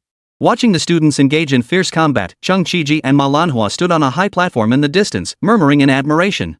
After emerging victorious in the struggle to recruit Suke, Li Ping and the others left Tianhai in disgrace, while Cheng Qiji and Manhwa, as the victors, remained behind to escort Suke and the others back to the capital. With nothing better to do, they naturally wouldn't miss this youth training competition. Watching their slightly inexperienced combat techniques, I couldn't help but recall our own days. Just like back then, they were both inexperienced and full of passion. Manhwa, standing beside me, leaned on the railing and sighed. I too recalled that year's youth training under the morning sun. It was the youth we had left behind. However, through the battles, it was clear that the Tianhai side had produced some promising young talents in this training session. Especially those 2S ranked fighters, Zhao Fei and An Ning. These two. Shenji, how did you two end up here? As she spoke, Melania glanced at the muscular man in a t-shirt and the fiery woman who had appeared beside her, her eyes widening in surprise. Cheng Qiji beside her also furrowed his brows. Shenji, why didn't you leave? Why should we leave? Facing Cheng Qiji's question, Shenji looked proud. That SSS-ranked Suke was snatched away by your great Xiaowar Academy, but that doesn't mean our Kyoto Lingwu Academy has no one else to recruit. Upon hearing Shenji's words, Cheng Qiji immediately guessed who Shenji was referring to. Are you talking about those 2S rank kids, Zhao Fei and An Ning? But we just went to see those 2 little guys 2 days ago, and they said they'd consider our offer. Hearing Cheng Qiji's doubt, Lin Lan, standing beside Shenji, couldn't help but speak up proudly. You said they would consider it, but they agreed outright. The difference is obvious. At that moment, Shenji, who had been dejected from losing the battle for Suke, was now filled with pride. Although the SSS-ranked Suke had performed exceptionally well, the S-ranked Zhao Fei and An Ning also did a decent job. From my perspective, the future potential of 2S rank individuals is certainly not something that an SSS rank individual dragging along 2F rank individuals can compare to. Although Suke can currently leverage his own abilities to maximize the potential of Lu Chenhuan and Lang Ruoxue, as their cultivation levels rise, the limitations of their F rank potential will become increasingly evident. Seeing the pride on Shenji's face, Cheng Qiji's gaze couldn't help but grow solemn. Did he agree directly? Could it be because he learned the reason Suke chose our great Xiaowar Academy? Regarding the complicated history between Suke and An Ning, Cheng Qiji had also heard rumors. In fact, based on their analysis, Suke's insistence on choosing an F-rank beast maiden like Lu Chenhuan as his contract partner was largely motivated by a desire to provoke An Ning. He wanted to prove that even if he contracted the worst F-rank beast girl, he could still train her into a combat partner stronger than An Ning. Regardless of the reason, these 2S rank geniuses have nothing to do with your war academy anymore. At that moment, Cheng Qiji looked calm and composed. Losing an SSS rank but gaining 2S ranks, this deal isn't a bad one. In fact, I think signing these two S-rank beasts was a profit. Just look. As he spoke, under the combined efforts of Zhao Fei and An Ning, their opponents couldn't last more than 10 seconds before being blasted off the training platform.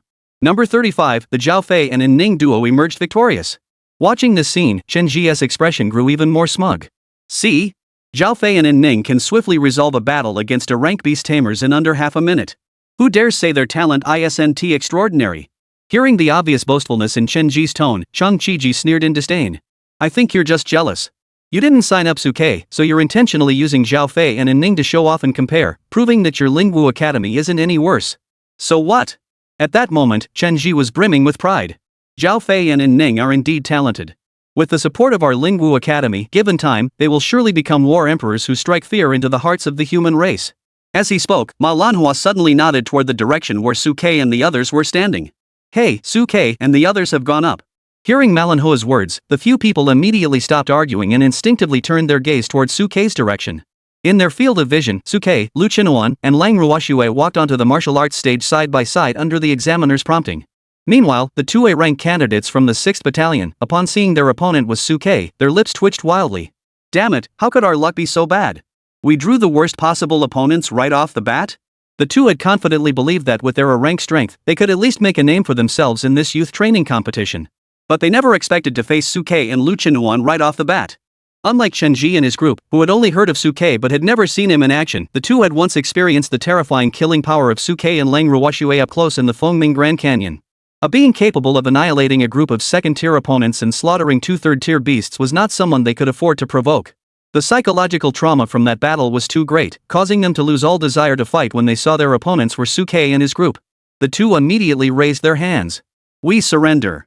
Upon hearing their surrender, even the examiner couldn't help but pause for a moment before addressing the two. Surrender? Are you sure? Once you surrender, you are immediately eliminated and lose your chance to participate in the grand competition. We're certain. The two of them did not hesitate for a moment. At least admitting defeat won't cast another shadow over our resolve. Upon hearing this, the examiner immediately announced. Due to the surrender of contestants number 87, Quan Yang and Gao Feng, the team of contestants number 27, Suke, Lu Qinuan, and Lang Ruoxue have won. What? Someone admitted defeat? Who is so cowardly? Upon hearing this, Li Shangdong and the others, as well as the crowd watching the matches around them, all turned their gaze towards Suke's stage 5. Upon seeing that their opponents were Suke and his group, they instantly understood. So it was Suke and his group after all. That makes sense. If it were me, I'd concede too. Conceding is better than getting beaten up. In a battle you know you can't win, admitting defeat isn't shameful. Chapter 103, Shinji's Reluctance. This is infuriating. How can these young ones be so lacking in backbone? There are at least two A-rank beast masters and a beast maiden, they don't even have the courage to fight a single battle? Exactly. Such cowards are unworthy of the responsibility of defending the nation and repelling ferocious beasts. Seeing the two A-rank beast masters facing Suke without even the courage to fight, Chen Ji, who was watching from the high platform, couldn't help but spit on the ground. Mind your manners. Just then, Li Shangdong appeared beside him, his eyes filled with understanding. Actually, it's normal for these students to surrender to Suke. After all, it was Suke who saved them during the Fengming Gorge incident, and they had witnessed his power up close.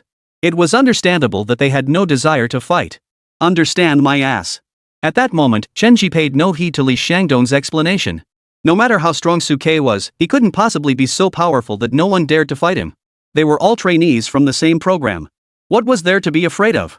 Two S-rank fighters dared to charge at the 3rd martial arts arena, yet here, an SSS-Rank fighter dragging two F-rank fighters is backing down? Facing Chen Ji's defiance, Li Shangdong didn't argue back. Instead, he smiled and leaned on the railing, looking down below. Director Chen, there's no need to jump to conclusions. Let's observe a bit longer. Meanwhile, Chang Chi-ji, who saw Chen Ji looking a bit flustered, burst into laughter. Exactly, take a closer look. Don't rush to conclusions. Chang Chi-ji understood Chen Ji's thoughts. After all, they had just praised Zhao Fei and An Ning, only to be overshadowed by Suke's group. It was natural to feel resentful. It must be an isolated incident. I'll take another look. I don't believe anyone would dare to act against Suke and his group. It can't be that the entire youth training camp is full of cowards, can it? At that moment, Chen Ji leaned against the railing, staring intently at the grand competition below. Lin Lan, standing beside him, also kept glancing at the matches in the arena, shifting her gaze back and forth between Suke and An Ning's direction. After their victory, Suke and his group walked down from the stage hand in hand, with Jia on their shoulders, seemingly delighted by their master's triumph. Suke sure has a big heart. He dares to bring a pet into battle and doesn't even worry about accidentally hurting it. Lin Lan was complaining about Suke, having almost completely forgotten her earlier desire to befriend him. As they watched, the first round of the grand competition eliminated over half of the participants, and the second round began. Under everyone's watchful eyes, Zhao Fei and Ning swiftly disposed of their opponents within half a minute, drawing gasps of admiration from the crowd below.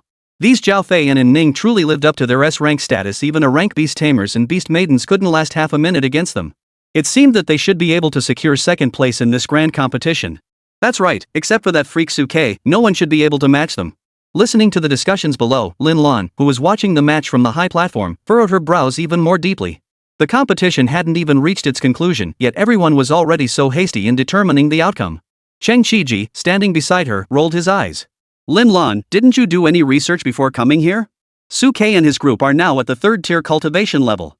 How can Zhao Fei and Ning, who are only at the second tier, stand a chance against them? Hearing Cheng Qiji's complaint, Chen Ji snorted coldly. We know Suke is third tier, but his beast companion is only F rank. And look at Zhao Fei and Ning, now they're both second tier, 7th rank. Together, they might still have a chance. By the time Chen Ji finished speaking, he seemed to realize how far-fetched his own words sounded and cleared his throat. Even if they can't win, they can at least hold on for a while. They won't end up like those other useless fools who just give up right away.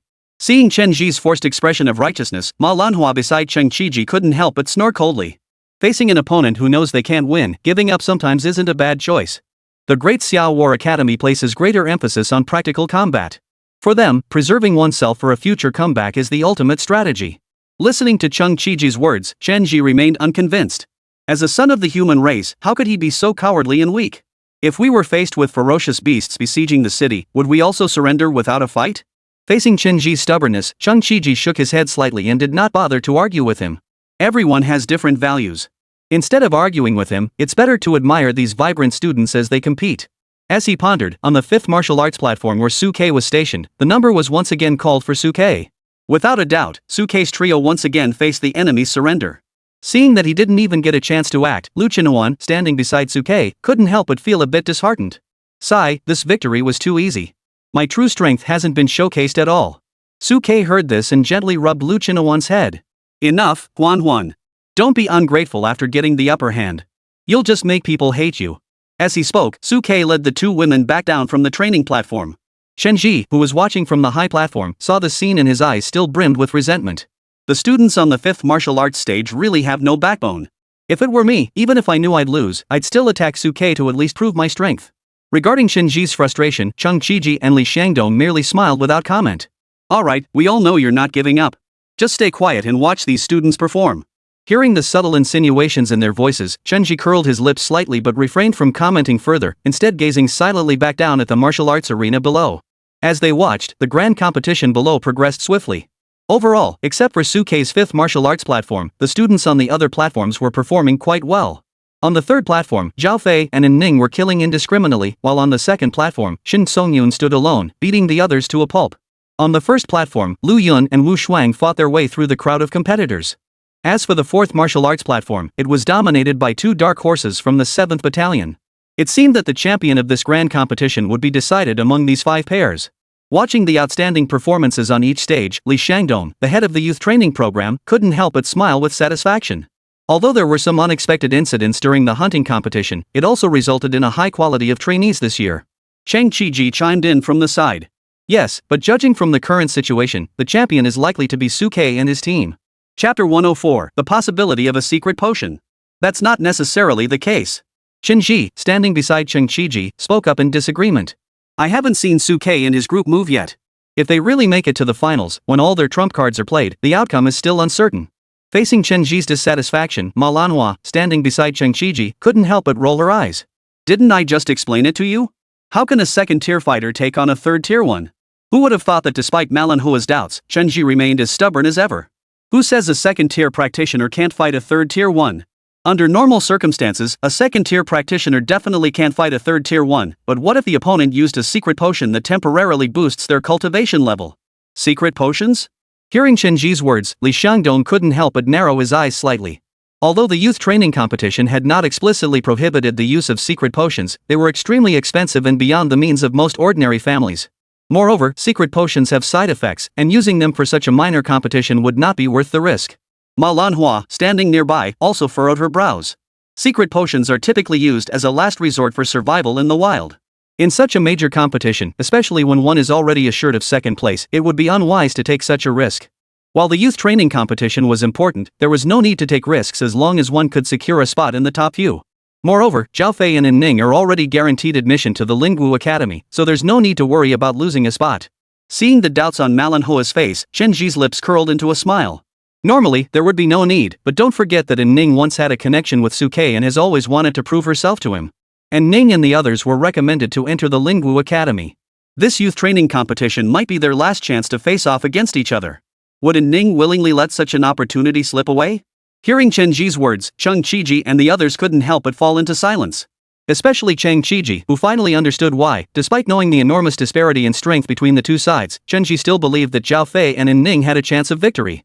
From what he could see now, if Ning and Zhao Fei were to use the secret potion to forcefully advance to the third tier, two third-tier S-class combatants might just turn the tide of the battle. Li Xiangdong, however, listened to Chen Ji's words and shook his head slightly. Li Xiangdong had once fought alongside Suke and the others in the Fengming Grand Canyon to defeat Xia, and no one knew better than him how powerful Suke's trio was.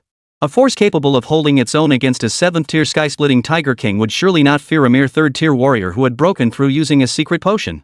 However, to avoid dampening Chen Ji's spirits, Li Xiangdong kept all this to himself. Chen Ji, standing beside him, watched Li Xiangdong shake his head and couldn't help but furrow his brows slightly. General Li, it seems you find my words somewhat dismissive? Li Xiangdong, upon hearing this, cleared his throat hurriedly. No, I think Director Chen is right. There's always hope, isn't there? Before the results are out, we shouldn't be too hasty in declaring who will definitely win. Hearing Li Xiangdong's words, Chen Ji's expression finally eased slightly. Exactly, I think General Li is right. Under the same third-tier conditions, 2S ranks aren't necessarily worse than one SSS dragging 2F ranks. Anyway, I'm betting on Zhao Fei and his team to win. After hearing Chen Ji's analysis, even Cheng Qiji, who was usually confident, showed a hint of uncertainty in his eyes. After all, although he had heard of Suke's legendary exploits, he had never seen Suke and his group in action, and thus remained uncertain about Suke's true strength. Let's wait and see. Just then, Li Xiangdong spoke up with a smile. It's just a competition, there's no need to take it so seriously. Let's just enjoy the show. Winning or losing doesn't really matter. Li Xiangdong's words snapped Cheng Qiji out of his reverie. Cheng Qiji followed suit and laughed heartily. General Li was right. I almost let Chen Ji's attitude affect me. Since Chen Ji dares to bet that Zhao Fei and Ning will win, why shouldn't I bet on Suke, who already has such a huge advantage? I'll bet on Suke to win. Alright. Hearing Cheng Qiji's words, Chen Ji's lips curled into a defiant smile. Then let's stake a Earth-grade magical artifact as the bet. No problem.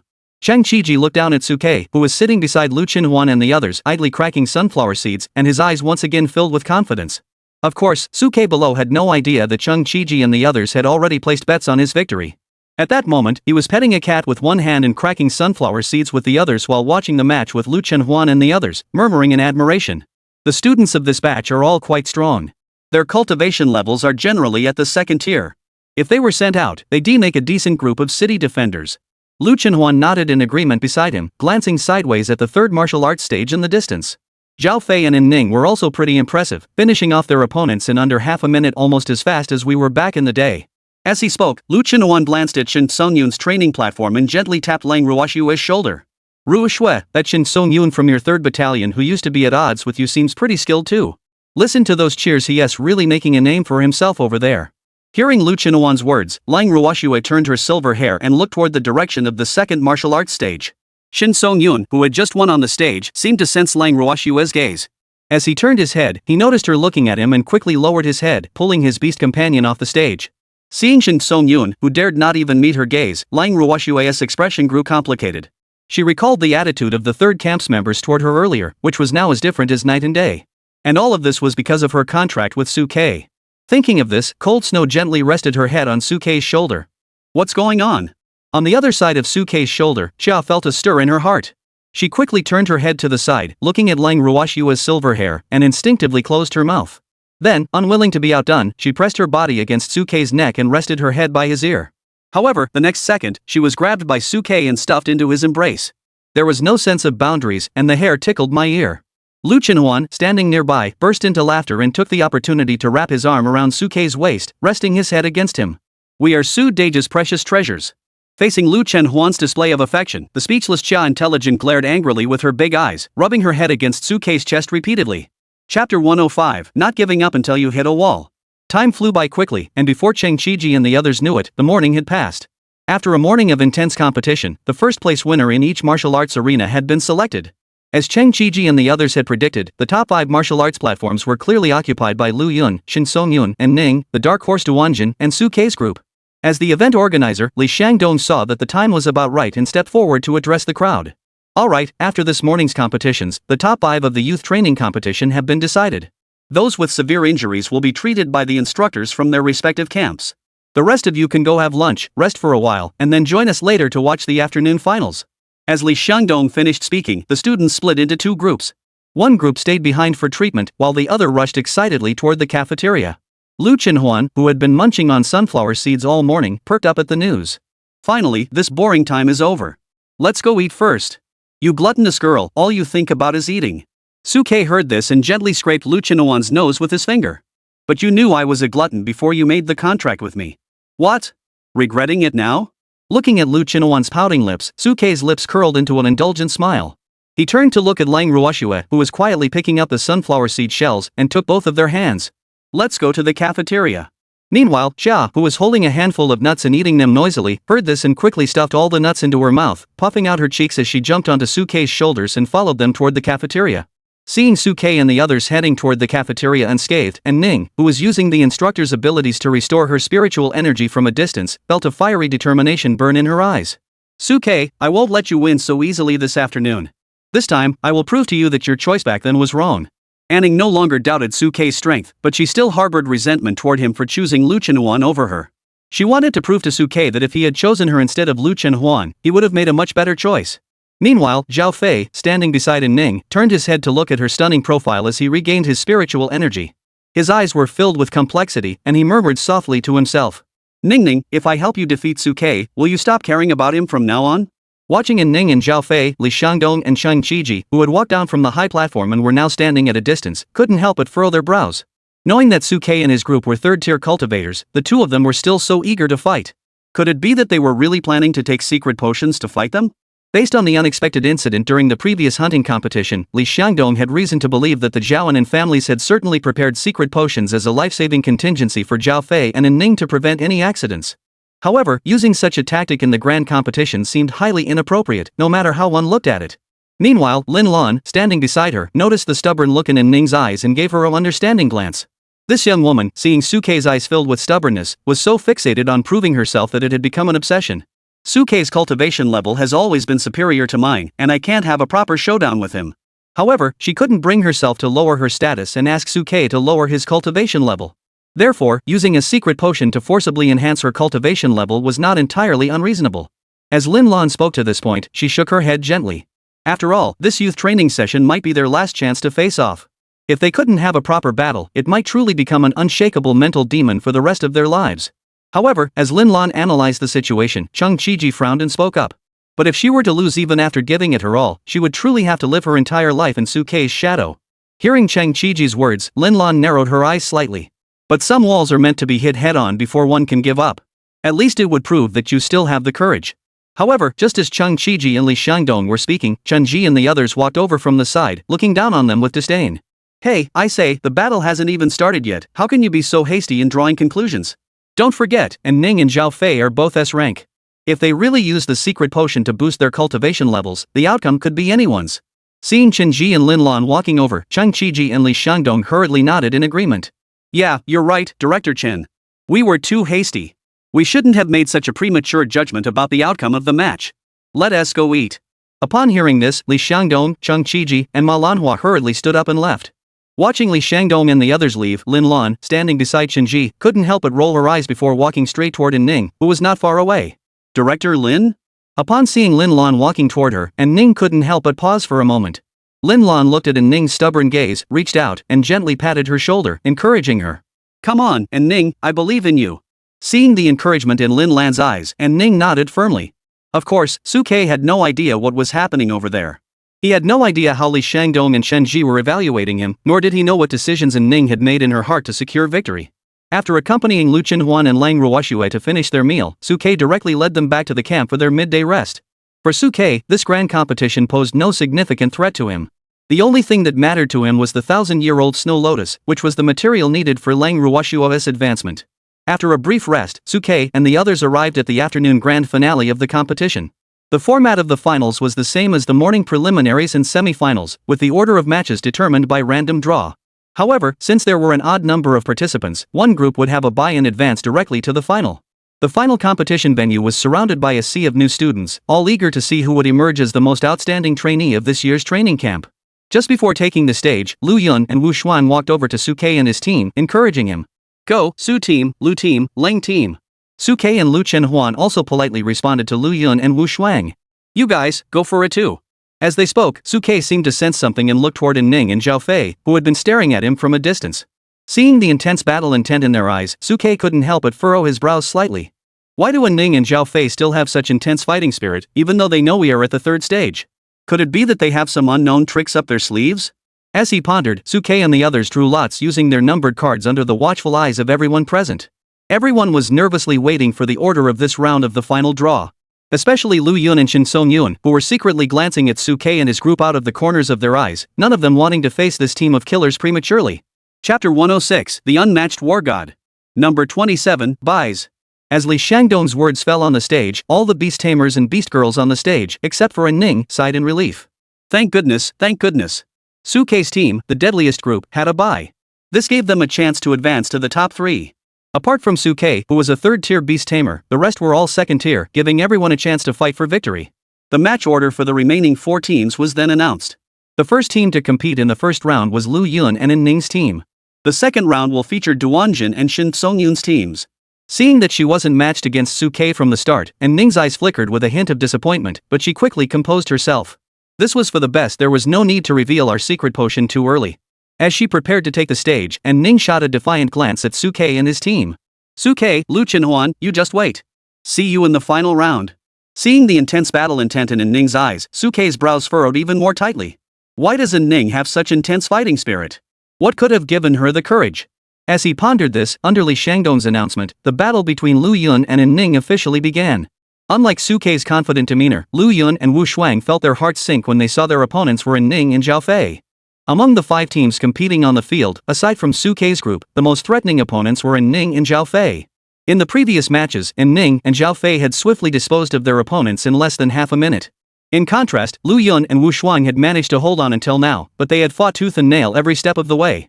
The gap between them was evident. However, Lu Yun and Wu Shuang were not the type to give up easily. Back when they first entered the training camp, they had dared to challenge Su Quebec. Now, facing opponents of the same rank like Ning and Zhao Fei, they were completely unafraid. As soon as the match began, Wu Shuang immediately activated his beast form. Lu Yun, on the other hand, quickly moved backward to create distance, began to gather power and draw his bow, aiming at Zhao Fei. Compared to his first-tier days, the second-tier Lu Yun's divine bowed faster and packed more killing power. Seeing the opponent activate beast mode, Ning reacted swiftly, activating his own beast mode and transforming into a celestial horse, charging toward Wu Shuang and the others. However, unlike Lu Yun, Zhao Fei did not retreat to attack from a distance. Instead, he leaped onto the back of the celestial horse that Ning had transformed into, swept his hands, and a large halberd appeared in his hands. A close combat type beast master. Seeing this, Suke, who was watching from a distance, activated his divine inside eyes and glanced at Zhao Fei's information panel. Beast Tamer, Zhao Fei. Rank, 2nd tier Spirit Binding. Talent, S rank. Contract Beast, Blazing Heavenly Horse. Talent skills, Spear Strike, Backwater Battle, War God, Unmatched, Invincible. Weaknesses, powerful strength but lacking in speed, overly reliant on the contract beast's bonuses. Find a way to separate them and use your speed advantage to overwhelm them. Looking at Zhao Fei's information prompt, Suke's eyes narrowed slightly. From his current perspective, Zhao Fei's weaknesses were completely different from those of other beast tamers. Compared to the obvious flaws of other beast tamers, Zhao Fei's flaws were not fatal and even had significant room for improvement. As he pondered, Zhao Fei had already mounted Ning and charged toward Wu Shuang at the front. Wu Shuang, seeing Zhao Fei and Ning charging toward him, instantly activated his swift steps, accelerating his speed. He leaped into the air, his beast claws flashing with a cold glow, lunging directly at Zhao Fei on Ning's back. Capture the leader first. Behind Wu Shuang, Lu Yun, who had created some distance, quickly drew his divine bow and aimed it at Zhao Fei. Facing Wu Shuang's attack, Zhao Fei, mounted on his horse, showed no sign of fear. The great halberd in his hand suddenly burst into a blinding light, and a terrifying aura erupted from his body, causing his muscles to swell instantly and shatter his sleeves. Innate skill, War God. War God, when facing an enemy's attack, you can temporarily unleash your potential, increasing your strength and defense by 50%. As his strength and defense surged, Zhao Fei gripped his halberd and launched a halberd strike, aiming directly at Wu Shuang. Under the terrifying force, the surrounding void couldn't help but emit a dull sonic boom. Zhao Fei, resembling a divine being wielding his halberd, charged forward with unstoppable momentum, smashing down on Wu Shuang. Seeing this, the surrounding students couldn't help but let out a series of gasps. Even Chang Qiji, who had returned to the high platform to watch the battle, couldn't help but lean on the railing and nod slightly. No wonder he's an S-rank beast tamer. The power behind that strike would be enough to overwhelm even a third-tier opponent. Hearing Chang Qiji's words, Shenji couldn't help but nod proudly. That's why I said that if Zhao Fei and Ning teamed up, even if they were both at the third-tier level, the outcome against Suke would still be uncertain. As they spoke, Zhao Fei and Ning below had already clashed with Wu Shuang. Facing Zhao Fei's powerful and terrifying strike, Wu Shuang swiftly launched a second attack, his body suddenly turning into a blur, narrowly dodging Zhao Fei's strike. He took the opportunity to dart to Zhao Fei's side, his beast claws glowing silver as he lunged forward to grab Zhao Fei. Silver Moon Fall.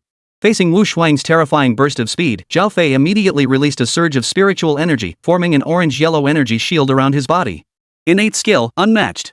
Unmatched, consumes spiritual energy to gather protective chi around oneself, capable of blocking fatal attacks.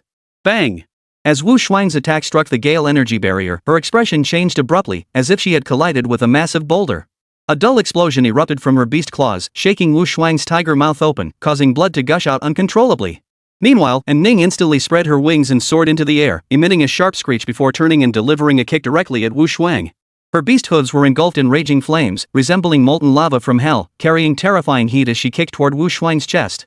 Flaming Sky Stomp. Bang! A dull explosion echoed, and Wu Shuang was crushed by the kick, his ribs shattered, blood spurting from his mouth as he plummeted toward the ground. From a distance, Lu Yun witnessed the scene, his eyes turning blood red. The divine bow in his hands took shape in an instant, and he shifted his target, releasing an arrow directly toward Ning. SSS-Rank. The terrifying arrow light tore through the sky, as if it were about to shatter the world before it, carrying an unstoppable killing intent as it hurtled toward Ning. But Ning reacted even faster. As the divine arrow approached, his wings closed instantly, shielding himself. Zhao Fei on his back took the opportunity to step forward, swinging his halberd from mid-air and smashing it down toward Lu Yun. The killing power of the divine bow was completely deflected by Ning's wings, and Zhao Fei's halberd also landed in front of Lu Yun. It came to a halt 3 feet above Lu Yun's head. Looking up at the halberd suspended 3 feet above his head, Lu Yun's forehead was already covered in a fine sheen of sweat. He bowed his head bitterly. I concede. A deafening cheer erupted from the crowd. Chapter 107, Dare to Underestimate Our Bonds? Number 35, Zhao Fei and Ning emerged victorious. As Li Xiangdong announced the battle results, the crowd, especially those from the 2nd Battalion where Zhao Fei and Ning were stationed, erupted in deafening cheers. For the 2nd Battalion, Zhao Fei and Ning were their pride and joy. Seeing their victory, they naturally felt honored. Shen Ji, standing on the high platform, saw this and nodded satisfactorily, boasting to Cheng Qiji. Look at that's the immense potential of Zhao Fei and Ning. Even geniuses among the A-rankers were being outmaneuvered by them. Such comprehensive dominance, doesn't that prove their strength? Their combat power and coordination even surpass ours from back then. Shenji raised his eyebrows at Cheng Qiji as he spoke. So now, do you still think they have no chance of defeating Suke if they use the secret potion? Listening to Chenji's words, Cheng Qiji looked down at Ning and Zhao Fei below, recalling their earlier flawless coordination, and couldn't help but fall silent. Chenji was right, Zhao Fei and Ning's coordination was flawless, with hardly any noticeable flaws. Thinking back to their performance earlier, Cheng Qiji's earlier confidence that Suke would definitely win began to waver. The main reason was that from the start until now, he had never seen Suke and his group take action, so he couldn't judge their true combat strength or coordination. On the other hand, Manhwa remained calm and composed. Since I placed my bet on them, I'll stick to my guns. Look at how strong Ning and Zhao Fei are. People still have the courage to act. But when faced with Suke, no one dares to move. They had witnessed Suke and Ning's combat prowess with their own eyes during the Fengming Gorge incident. Having made this decision after comparing the two, I tend to believe that Suke's group is stronger. However, hearing Manhwa's words, Lin Lan smiled and spoke up. Director Ma, you must also be aware that during the Fengming Gorge incident last time, Suke and his group saved this group of people. Have you considered that perhaps they are showing respect and gratitude? But according to the reports, Suke and his group killed 2 third-tier ferocious beasts in the Fengming Gorge. Facing Lin Lan's doubts, Manhwa's eyes remained filled with trust in Suke. But Lin Lan shook her head. That information is correct, but who knows what happened to those 2 third-tier ferocious beasts in the canyon? Were they injured or had they forced their way through? Besides, look at Ning and Zhao Fei now. With the strength they've demonstrated, they might even be able to hold their own against a third-tier ferocious beast. After nearly half a month of training, Ning and Zhao Fei's strength had improved significantly, and they now possess the ability to fight against third-tier beasts. Listening to Lin Lan's analysis, even Manhwa couldn't help but hesitate. However, her womanly intuition told her that even if Ning and Zhao Fei were strong, Suke and his group must be even stronger. Because even after witnessing Ning and Zhao Fei's astonishingly brilliant performance, Suke and the others remained utterly unfazed. They even had the leisure to distract themselves by playing with a cat. Meanwhile, Ning, who had just emerged victorious and was walking down from the martial arts stage, saw Suke and his group in such a relaxed state and couldn't help but feel a surge of anger. Even though we performed so strongly, are we still not worthy of your attention, Suke? It's just because you rely on the gap in our cultivation levels and don't bother to acknowledge us, isn't it? Rest assured, I will make you pay for your arrogance. And Ning and Zhao Fei, who had secretly vowed revenge in their hearts, stepped down first to recover their spiritual energy. As for Lu Yun and Wu Shuang, they were dragged aside for treatment. The next round featured Shin Song-yun facing off against the new dark horse of the competition, Duanjin. As Li Shangdong declared the battle begun, both sides, accompanied by their respective beast companions, swiftly entered combat mode. Due to the relatively even matchup, the battle on the stage was extremely intense. After nearly 10 minutes of fierce combat, Duanjin was caught off guard by Shin Song-yun and his team, who exploited a weakness and defeated him, securing the victory. Compared to the epic battle aesthetics of Ning and Zhao Fei, Duanjin and Shin Song-yun's fight felt more like a real-life combat drill, leaving the spectators below feeling as though they were right in the middle of the action. After Shin Song-yun secured the victory, the top 3 spots in the youth training competition were officially decided. Next, the top 3 would compete to determine the first place. At Li Shangdong's instruction, the 3 teams of beast tamers drew lots.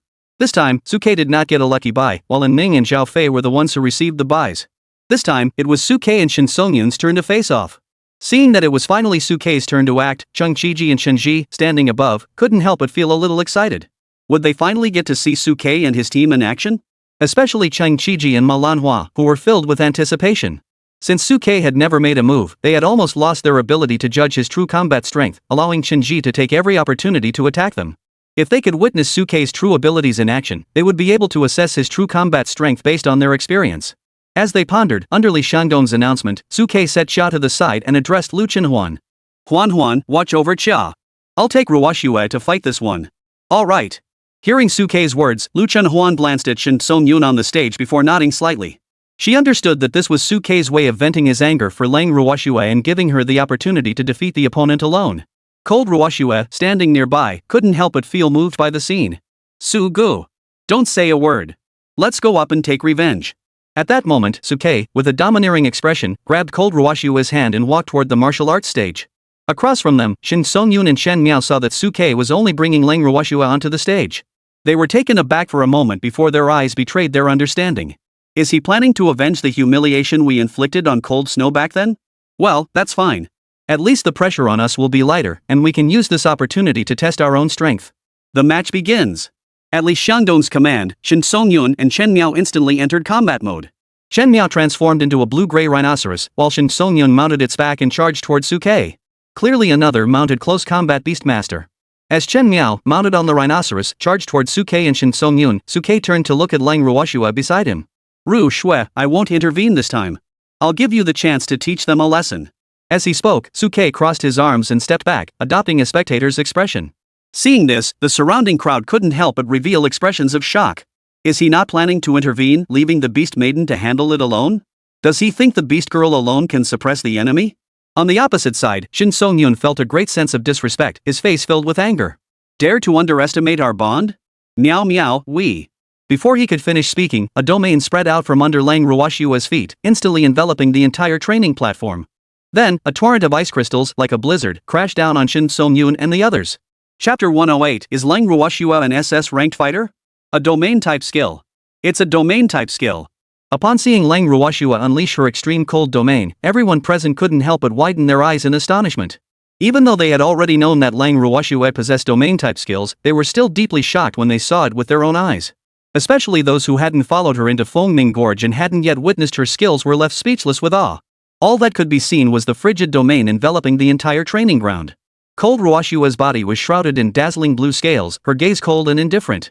As her spiritual energy surged, countless ice crystals swiftly around her, then transformed into a dense ice crystal storm that swept directly toward Shin Song-yun. The range of the ice crystals was so vast that it instantly enveloped the entire training ground, resembling a shattered mountain pressing down on them, making it difficult to breathe. Facing this terrifying attack, Shin Song-yoon and Shen Miao were equally filled with fear. Defend! Defend! Shin Song-yoon and Shen Miao had originally planned to strike first, hence launching their attack first. However, upon witnessing the true power of Lang Ruoshue's ice crystal storm, they immediately abandoned their offensive strategy and switched to defense. Under the terrifying ice crystal enclosure, continuing the attack would likely result in both of them being reduced to a pulp. Especially Chen Miao, whose skin glowed a dull yellow, and a thick halo rose from her body, enveloping Shin Song-yoon. Shin Song-yoon also changed his offensive stance at that moment, crossing his arms in front of him to block the attack. However, due to being enveloped by Lang Ruoshue's frigid domain, both Shin Song-yoon and Shen Miao's movement speed and spellcasting speed had slowed to a crawl. Before they could even set up a barrier or defense, a torrent of ice crystals crashed down like a massive silver screen, engulfing both of them. As Lang Ruoshue's level and innate talent rose, the sharpness of the ice crystals became bone-chilling, even giving the impression that the surrounding air was being torn apart. Under the relentless chill, even Shin Song-yoon's skin began to tear, with tiny droplets of blood seeping out. Unstoppable! Feeling the lethal power of the ice crystals up close, Shin Song-yoon immediately realized the gap between themselves and Lang Ruoshue. Even if he and Shen Miao could activate their defenses now, they wouldn't be able to withstand Lang Ruoshue's attack. Shen Miao, standing below Shin Song-yoon, also realized the gap between them at that moment. As the ice crystals rained down from the sky, he couldn't help but tremble uncontrollably, his limbs shaking. If they were caught in this ice crystal storm, they would either die or be severely injured. Facing Lang Ruoshue's terrifying pressure and feeling Chen Miao's fear beneath him, all hope vanished from Shin Song-yoon's eyes in that instant, as if his very life force had been drained away. I surrender! Just as the swirling ice crystals were about to engulf the two of them, Shin Song-yoon abandoned the last shred of dignity he had as the captain of the 3rd Regiment. As Shin Song-yoon's words fell, the massive net woven from countless ice crystals halted just inches away from him. Cold as snow then swept her hand, and the frigid domain retreated inch by inch.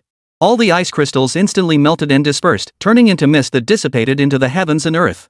As the ice crystals vanished completely, Shin Song-yoon and Chen Miao finally exhaled deeply, their hearts still pounding as they repeatedly patted their chests. Just moments ago, they had truly felt the sense of life-threatening danger. They felt that if they had made even the slightest mistake, they might have met their end there today. Seeing the two of them concede defeat so easily, the audience below couldn't help but gasp in astonishment. They've surrendered! They surrendered so quickly, barely even starting the fight? Exactly, they hadn't even shown their moves yet, and they were already so scared they lost their will to fight? Since they hadn't stepped onto the stage to face Cold Snow's intimidating presence, they couldn't comprehend the immense psychological pressure Shin Song-yoon and the other had just endured.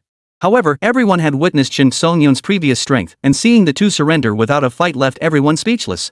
Especially Chen Ji and the others watching from the observation platform above. At that moment, Chen Ji's eyes were filled with shock. Could Cold Snow truly manipulate domain-level skills?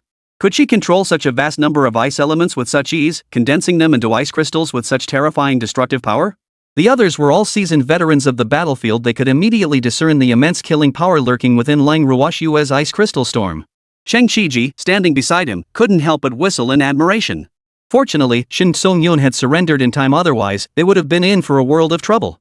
If a Beastmaster were severely injured, even with healers on standby, there was no guarantee of full recovery. Moreover, Lang Ruoshue's control over her domain and these skills was too precise. She managed to stop and retreat the moment Shin Song-yoon and the others surrendered. Such control was truly terrifying. Upon witnessing Lang Ruoshue's astonishing combat prowess, Chun Ji's initial confidence began to fade. Judging by the combat power she had demonstrated, even if Zhao Fei and An Ning used secret potions to enhance their cultivation, their chances of victory would be extremely slim. Especially with Suke having 2 beast companions, making it a 3 against 2 situation, the odds were even more dire. Meanwhile, Chung Chi-ji laughed heartily. I told you so. Suke won't let us down. To put it simply, just taking Cold Snow out of the equation, the two of you who were so confident in Zhao Fei and An Ning are probably in for a headache. Looking at Cheng Chi-ji's smug expression, Chen-ji turned his gaze back to Lang Ruoshue below, his eyes flickering. Is this Cold Snow really an F-rank beast girl? The information we received upon arrival stated that Cold Snow was merely an F-rank iceworm beast girl, but judging from her current actions, she doesn't seem like an F-rank iceworm at all. Could the awakening data have been incorrect? Lin Lan, standing beside him, spoke up in protest. Exactly, can an iceworm be this powerful? And which iceworm transforms into a beast with scales? Is that even a worm with scales? Is that even scientifically accurate? Watching Lang Ruoshue, who was currently in the process of beast transformation, and noticing the scales slowly disappearing from her body, even Cheng Chi-ji, who was standing beside her, couldn't help but feel a sense of unease. Insects with long scales seem a bit unscientific. Exactly. Before Chang Chiji could finish speaking, Lin Lan interjected with a tone of disagreement. Therefore, we have reason to believe that Lang Ruoshue's initial awakening test must have been flawed due to certain circumstances. Her true potential is definitely not just an F. In fact, judging from her current performance, we have reason to believe she is an S-tier, or even an SS-tier beast girl. Listening to Lin Lan's words, Chen Ji beside him hurriedly nodded in agreement. Exactly. I heard that when Li Shangdong and the others defeated that sky-splitting tiger god, Lang Ruoshue also lent her strength. Such terrifying combat power can only be explained by an S or SS talent. Chapter 109, For me, there is no right or wrong. Therefore, the beast girl Suke contracted with is actually an S or SS tier beast girl. After some reasoning, Chen Ji and Lin Lan felt they had uncovered the truth. Even Chang Chiji and Manhwa, who were standing nearby, found their deductions highly plausible.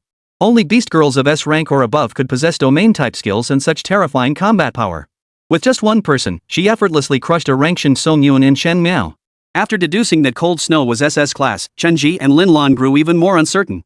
If Lang Ruoshue truly possessed S-rank talent, paired with the SSS-Rank Suke, even dragging along an F-rank Lu Chenhuan wouldn't be enough for Zhao Fei and Ning to win. At this moment, Chen Ji's eyes betrayed his regret. He shouldn't have been so confident back then. He should have done his due diligence before betting against them. On the other hand, Chang Chiji and his group were gloating with schadenfreude. Shenji, don't even think about backing out now. If Zhao Fei and Ning lose, you'll have to hand over a Earth-grade quality magical artifact to us. Seeing the smug expressions on Chang Chiji and the others, Chen Ji and Lin Lan felt even more frustrated, but the look of curiosity in their eyes as they gazed at Lang Ruoshue grew even more intense. If this cold Ruoshue isn't an F-rank iceworm talent, then what could she possibly be? Of course, at that moment, Lang Ruoshue had no idea what Chen Ji and the others around her thought of her. After dissolving the ice crystal storm, Lang Ruoshue shed her beast form and looked at Shin Songyun and Chen Miao, who were still staring at her in terror even after the match had ended. Her expression grew complex. Unconsciously, she recalled the days when she was in the 3rd Battalion, and how Shin Songyun and the others had ostracized and mocked her. Back then, she was the lowest-ranked outsider that everyone in the 3rd Battalion looked down upon. Now, seeing the fear and dread in Shin Songyun and Chen Miao's eyes, Lang Ruoshue felt a sense of disbelief. It wasn't until Li Shangdong walked over to her and announced their victory that Lang Ruoshue snapped back to reality, just in time to see Shin Songyun and Chen Miao slink off the stage. Number 27, Suke and Lang Ruoshue win. Upon hearing this, the crowd erupted in cheers. Lu Chenhuan, holding Xia in her arms, ran up to the stage and gently tapped Lang Ruoshue on the shoulder. Good job, Ruoshue. You didn't even give them a chance to fight back, they just gave up. It's a shame, though. Such a good opportunity for revenge, and you let it slip away. As Lu Chenhuan spoke, a hint of regret flashed across his lips. Ruoshue, you stopped too soon. If it were me, I would have taken the opportunity to stab them with a few ice spikes first, then pretended I lost control of my strength. Hearing Lu Chenhuan's cunning suggestion, Suke, standing beside her, gently scraped her nose with his finger. Enough, don't drag Ruoshue into your dark thoughts. It's Ruoshue's own choice. As long as she's happy, that's fine. Meanwhile, Li Shangdong turned his head towards Suke and the others and spoke to them. Now that you've defeated Shin Songyun and his group, the next step is to compete with Zhao Fian and his group for first place. Before that, you can choose to rest and recover your strength. Do you need to rest? Hearing Li Shangdong's words, Suke turned his head to glance at Ning and Zhao Fei, who were staring intently at them from below, and shook his head slightly. Defeating Shin Songyun and his men didn't require much effort, it wasn't necessary. After hearing Suke's response, Li Shangdong immediately turned his gaze to Ning and Zhao Fei below the stage. Alright, after this round of competition, it's time for the main event of our youth training competition, the final showdown for first place. The winner of this final round will receive a cultivation assistance fund of 5 million Disya Federation coins and a 1,000-year-old snow lotus capable of healing injuries. Hearing Li Shangdong's announcement, Suke and Lang Ruoshue couldn't help but let their eyes sparkle. The 1,000-year-old snow lotus was precisely the material Cold Ruoshue needed to advance to the next level. With this snow lotus, Cold Ruoshue could now focus on nurturing herself and preparing for the next stage of her talent advancement. As they pondered, Li Shangdong's voice rang out among the crowd. Next, let us witness the most thrilling match of this grand competition. Team 35, Zhao Fei and Ning, will face off against Team 27, Suke, Lu Chenhuan, and Lang Ruoshue. As Li Shangdong finished speaking, Zhao Fei and Ning walked side by side from the other end of the martial arts stage and stood opposite Suke and his team. As the two groups faced off, all the students and instructors in the arena turned their gaze toward the stage, fixated on the match. As the two strongest teams in the entire youth training program, and with the added advantage of their innate 8 trigrams technique, the outcome of Suke and Ning's match was undoubtedly the biggest highlight of the event. And Ning, who had always wanted to face Suke, looked at him with intense determination. Suke, I've been waiting for this battle for a long time. I will prove to you that your choice back then was wrong. However, facing Ning's intense determination, Suke's gaze remained as calm as ever. The decision was made by you first. For me, there is no right or wrong. But this time, I won't let you take first place. For Suke, the reward for first place, the 1,000-year-old snow lotus, was just right. If he missed it, he didn't know how long he'd have to wait for the next opportunity. This was also why Suke had decided to participate in the youth training competition. If it weren't for the generous reward, he wouldn't have been so obsessed with winning first place in this competition. However, for Ning at that moment, hearing Suke's words, the battle intent in her eyes grew even more intense. I also hope you won't let me. After all, this time, I came here to defeat you. If you let me win, I won't feel accomplished. Hearing Ning's confident words, Suke's brows furrowed slightly, puzzled by her unwavering confidence. Could it be that Ning plans to cheat in this competition?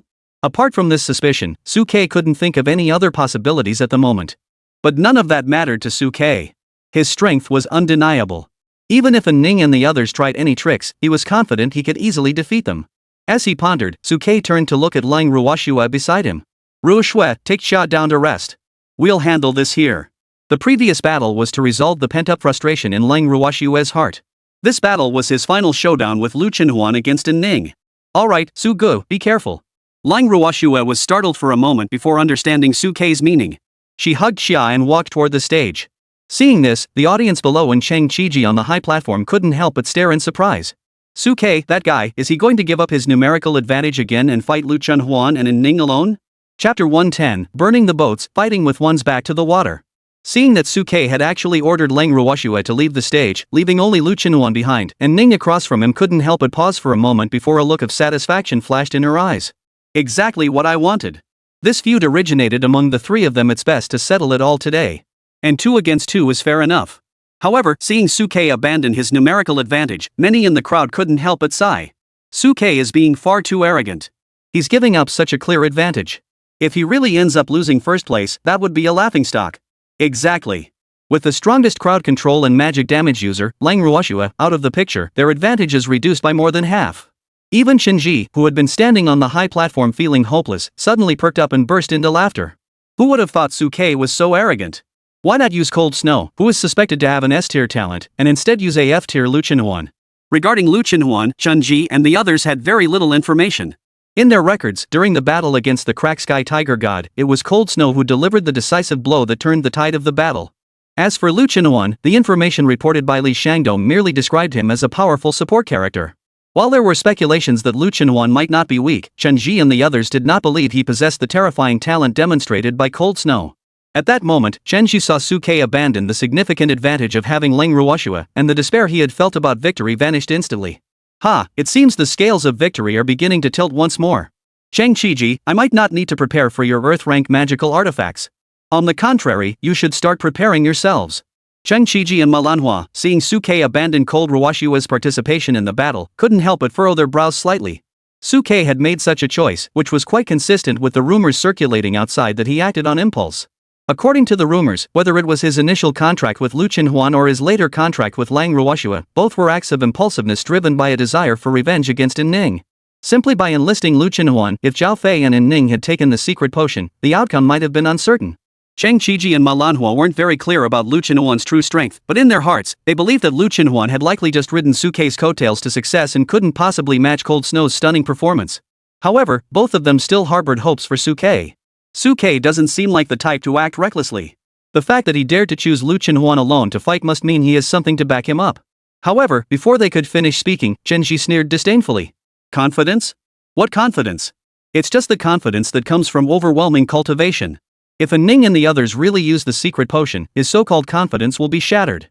Then you'll see that even a brilliant SSS-ranked beast tamer, dragging along an F-ranked liability, can't defeat 2 S-ranked opponents. Hearing the mockery in Chenji's tone, Manhwa's brows furrowed tightly. Chenji, you've been harping on this rank theory from the start. I even suspect that if Suke had chosen your Lingwu Academy back then, the first thing you'd have done would be to persuade him to break the contract and bind himself to a beast maiden with higher innate talent, right? However, facing Manhwa, Chenji didn't hide his true thoughts. That's right. This is an era of survival of the fittest. Suke, with such exceptional talent, shouldn't have been wasted on 2 F-rank beasts. Chenji cleared his throat as he said this. Of course, looking at it now, there should only be 1 F-rank. Judging from Cold Snow's performance, her talent was likely misjudged. Listening to Chenji's words, Manhwa rolled her eyes. Have you ever considered that Lu Qinhuan's talent might have been misjudged as well? However, upon hearing Manhwa's words, Lin Lan, standing beside Chenji, shook her head firmly. Impossible. How could such a coincidence happen? After finally contracting two F-rank individuals, both of their talents were misjudged? At this point, Lin Lan might have realized her words were too hasty, so she paused before continuing. Of course, even if Lu Qinhuan's talent was misjudged, it would still be impossible for him to be as brilliant as Lang Ruoxue. In Chen Ji's mind, Lang Ruoxue's talent was at least S-rank or higher. Suke not allowing Lang Ruoxue to participate in the battle was akin to cutting off his own arms, a foolish act. Of course, that's because Li Shangdong was currently serving as the referee on the martial arts stage. Otherwise, he would have scoffed at Chen Ji's analysis. No one knew better than Li Shangdong, who had returned and reviewed the surveillance footage countless times, that Lu Qinhuan's actual talent was absolutely no less than cold snows. If anyone were to underestimate her because of this, that would truly be foolish. As for Manhwa, relying on a woman's intuition, she still believed in Suke. Just wait and see, I have a feeling that Suke will create a miracle. Under everyone's watchful eyes, Li Shangdong waved his hand and declared the match began. The final showdown begins. As Li Shangdong's words fell, and Ning beside Zhao Fei instantly entered a beast transformation state, her limbs turning into hooves, and the wings of the celestial horse on her back flapping open. Zhao Fei, standing beside her, summoned the great halberd artifact given to him by his clan from his storage ring, leaped onto Ning's back, and entered combat mode. Seeing Zhao Fei and Ning enter combat mode, Lu Qinhuan also transformed into a beast in an instant, golden fur sprouting from his cheeks, his claws extending, and he let out a deafening roar. Meanwhile, Suke also mobilized his spiritual energy, ready to unleash his skills at any moment. Though he claimed not to care about Ning and the others, Suke was always cautious in battle, even when facing a weaker opponent. As both sides entered combat mode, the spectators below held their breath, ready to witness the upcoming battle. However, no one expected that as Zhao Fei and Ning used their wings to soar into the air, two pills flew out from in front of them and were swiftly swallowed into their stomachs. In an instant, Zhao Fei and Ning's vital energy surged, and their spiritual energy pressure skyrocketed. In the blink of an eye, the cultivation levels of both of them had directly reached the third stage, nearly reaching perfection. Feeling the terrifying pressure emanating from the two, the onlookers below couldn't help but freeze in shock, followed by a chorus of commotion. Secret potion. This is a secret potion for temporarily boosting one's cultivation. I never expected that Ning and Zhao Fei would go to such lengths to secure victory in this youth training competition, even resorting to using secret potions at the cost of their own vital energy. The secret potion is akin to adrenaline, temporarily unleashing one's latent potential to briefly enhance combat prowess. However, it causes immense physical strain, is extremely difficult to refine, and requires a lengthy recovery period afterward. No one expected that Ning and Zhao Fei would resort to using a secret potion for such a competition. And they swallowed it directly at the very moment the battle began. They were willing to go all out, with nothing to lose. Chapter 111, The Eternal Hunger Domain, and Ning's Shock. Seeing Zhao Fei and Ning swallow the secret potion, everyone present couldn't help but grow tense. Originally, no one had high hopes for Zhao Fei and Ning, as their true cultivation levels were only at the second stage. Even if they performed exceptionally well, the vast gap in cultivation between them and Suke and his group made victory as unlikely as a fool's fantasy. However, under the potion's effects, their cultivation instantly reached the third tier, and they even slightly outshone Suke and his group, earning the right to challenge them. Seeing this, Suke's brows furrowed slightly, and the question that had been lingering in his mind was finally resolved. No wonder Ning has been eyeing me so intently today, daring to challenge me. It turns out she has a secret potion on her. Secret potions are highly regarded by major clans as life-saving elixirs, typically used for battlefield emergencies. Their production costs are exorbitant, and their side effects are severe. After using such a secret potion, it would take at least 10 days to half a month to fully restore one's vital energy. Suke never imagined that the two of them would willingly take such a potion just to fight him. Watching Zhao Fei and Ning soar into the sky, Suke couldn't help but let a smirk curve his lips. And Ning, if you want to fight me fairly, just tell me, and I'll lower my cultivation to the second tier so you can fight us. Why take such a risky secret potion? However, Ning, who had already transformed into a beast, sneered coldly. Beg me? You think you're so clever. I just want to prove that under equal conditions, I, and Ning, am no worse than her, Lu Qinhuan. Your choice back then was wrong. Lu Qinhuan, standing before Suke, heard this and her face was filled with mockery. You dare to say that Su Deji's choice was wrong? It was you and Ning who chose her back then. Don't think I don't know what you're thinking. You just want to prove your potential, make Brother Su regret his decision, and vent your frustration. You're just bitter that Su Deji, who abandoned you, became an SSS-ranked beast tamer and contracted with me, a mere F-rank. Faced with Lu Qinhuan's cutting remarks, and Ning couldn't help but freeze for a moment, then clenched her teeth tightly. So what if I am? I'm going to prove that the duo of me and Zhao Fei isn't any worse than you. Zhao Fei, let's go. As the words fell, and Ning's spiritual energy surged instantly, and flames swirled around her body. Zhao Fei on her back gripped his great halberd tightly, his eyes burning with fanatical determination. Below, Lu Qinhuan twisted his neck and transformed into the form of a young Taoye, his eyes brimming with eager battle intent. Let's fight. Behind Lu Chunhuan, Suke simultaneously activated his insight divine eyes, observing the changes in Zhao Fei and in Ning's strength and innate talents. Beast Tamer, Zhao Fei. Realm, 3rd tier soul taming. Talent, S rank. Contract Beast, blazing heavenly horse. Talent skills, spear strike, backwater battle, war god, unmatched, invincible, soul feeding. Weaknesses, powerful strength but lacking speed, overly reliant on the contracted beast's bonuses.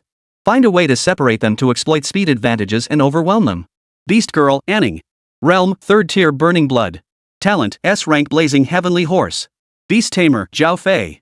Natural skills, beast transformation, burning void stump, blazing wings, Pegasus meteor, burning blood. Weaknesses, high speed and powerful bursts, but lacking in defense, especially on the sides of the abdomen and the neck area, which are relatively weak. The wings are particularly fragile and can be targeted in mid-air for counterbalance. As he reviewed the information on the two individuals, Suke's eyes flashed with determination. Compared to when they were at the 2nd tier, Zhao Fei and Ning had temporarily obtained the 3rd tier innate skills burning blood and soul feeding after forcibly raising their cultivation to the 3rd tier. Moreover, Ning's current information differed from the defects mentioned in her initial awakening records. At that time, the most significant flaw mentioned in Ning's profile was that she was unable to fully utilize her true strength due to insufficient training. However, after Ning's relentless efforts, this flaw had been addressed, and it had been replaced with a flaw inherent to her innate beast maiden abilities. Huan, Anning focuses on speed, and Zhao Fei focuses on gravity. Let's focus our attacks on Anning and find a way to separate the two of them. Anning's weaknesses are the areas on both sides of her lower abdomen and between her neck and shoulders. When she's in the air, her wings are the most vulnerable. Received. As soon as Suke relayed the information, Lu Chunhuan's eternal hunger domain instantly unfolded, enveloping the entire training ground, including Ning and Zhao Fei in the air, all at the same time. A domain-type skill? The moment Ning and Zhao Fei were enveloped by the eternal hunger domain, their hearts sank instantly. How does Lu Chunhuan also possess a domain-type skill? Isn't that only Cold Ruoshue's ability? Earlier, during the Phoenix Cry Grand Canyon incident, only Lang Ruoshue had used a domain-type skill while by Suke's side, so Ning and Zhao Fei had some preparation for such a move. However, they never imagined that Lu Chunhuan would also possess a domain-type skill. Damn it, how does she have a domain-type innate skill? When did this happen? I don't remember her having this skill before. At that moment, Ning and Zhao Fei looked around at the world suddenly growing dark, feeling their life force slowly draining away, and a sense of impending doom rose in their hearts. Especially Ning, who had already made up her mind to fight to the death with Suke and Lu Chunhuan today. The enemy had even voluntarily withdrawn Lang Ruoshue, leaving them in a fair 2-on-2 battle. If they lost under such circumstances, her cultivation would be shattered beyond repair. However, Zhao Fei on her back showed a resolute expression. The situation had come to this, there was no choice but to fight. This domain seems to be constantly draining our life force and transferring it to Lu Chunhuan. Ning, we must end this battle quickly. Take out Lu Chunhuan first, disrupt her domain, charge. Charge. Hearing Zhao Fei's words, Ning snapped back to her senses, clenched her teeth, and let out a long, piercing scream as she carried Zhao Fei and charged toward Lu Chunhuan. Below, Li Xiangdong watched the scene unfold with a smile on his lips. He had already anticipated this outcome and casually glanced upward toward the observation platform. On the observation platform above, Chenji and Cheng Qiji, upon seeing Lu Chunhuan activate her eternal hunger domain, also widened their eyes in shock. A domain-type skill? How does Lu Chunhuan also possess a domain-type skill? How did we not receive this information beforehand? This guy, Li Xiangdong, has been keeping something from us. Look at him, so calm and composed, he must have predicted this outcome long ago. Is this even an F rank? Especially Chenji, whose face had turned as dark as charcoal. Damn it, Li Xiangdong knew that Lu Chunhuan also had domain-type skills, yet he still kept it from us. No wonder I said he was so confident in Suke and the others. As for Cheng Qiji, he's laughing hysterically. Director Chen, it seems like your Earth rank magical artifact might be lost this time. Seeing Cheng Qiji's smug expression, Chenji clenched his teeth in frustration. Not necessarily. They're not at a high enough cultivation level yet, and their domain-type skills are more suited for group battles. In a one-on-one situation like this, they might not necessarily win. Moreover, Suke looks rather fragile. If he's really caught in close combat by Zhao Fei and the others, the outcome is far from certain. As they spoke, Zhao Fei had already charged forward on Anning, closing in on Suke and his group. Chapter 112, Fierce Battle, Destroyed Wings. Seeing Zhao Fei charging toward them on Anning, Lu Chunhuan hesitated not a moment, unleashing all 3 realms of his cultivation, his aura surging like a raging river, enveloping the entire training ground. However, Zhao Fei and Ning, enhanced by the secret potion, had also reached the 3rd realm. Their eyes showed no trace of fear as they charged toward Lu Chunhuan and Suke with overwhelming momentum. Behind Lu Chunhuan, Suke, seeing Ning and Zhao Fei charging toward them, remained calm, his mind racing. They were planning to first suppress Huan, break her domain suppression, and then unleash their full power. Under the influence of the eternal hunger domain, Zhao Fei and Ning's vitality was depleting at a visible rate. The longer the battle dragged on, the more disadvantageous it would be for them, so they had to act quickly and decisively. Anning, being a speed-type flame heavenly horse, charged forward at full speed, closing the distance to less than 5 meters above Lu Chenhuan in an instant. As she reached the airspace above Lu Chenhuan, and Ning's massive wings suddenly swept outward, unleashing streams of fiery flames from the tips of her wings, which surged upward and instantly engulfed the area below. Trait skill, blazing heavenly wings. However, facing Ning's swirling flames, Lu Chenhuan did not flinch. His skin instantly hardened into metal, and he stomped the ground with immense force, creating a massive crater. His body shot upward like a metal cannonball, heading straight for Zhao Fei and Ning in mid-air. Sizzle! The terrifying flames descended upon Lu Chenhuan's skin, yet they failed to inflict even a single scratch. Instead, they only served to highlight Lu Chenhuan, who was now soaring into the sky, making him appear like a demon god emerging from the fiery depths of hell. Her eyes were filled with a bloodthirsty glow, and her fangs, exposed at the corners of her mouth, shone with a chilling light. Seeing this scene, Ning, suspended mid-air, couldn't help but narrow her pupils. However, Zhao Fei, who was on Ning's back, saw that Lu Chenhuan was not avoiding the fight but instead charging forward, and burst into laughter. Come on! As he spoke, Zhao Fei's muscles bulged, activating the War God buff, instantly boosting his strength and defense by 50%. He swung his great halberd toward Lu Chenhuan with all his might. Facing Zhao Fei's attack, Lu Chenhuan showed no fear. His tail suddenly transformed into a long chain blade, changing its target and instantly lunging toward Ning. Meanwhile, Su Ke below also activated the Tyrant buff instantly.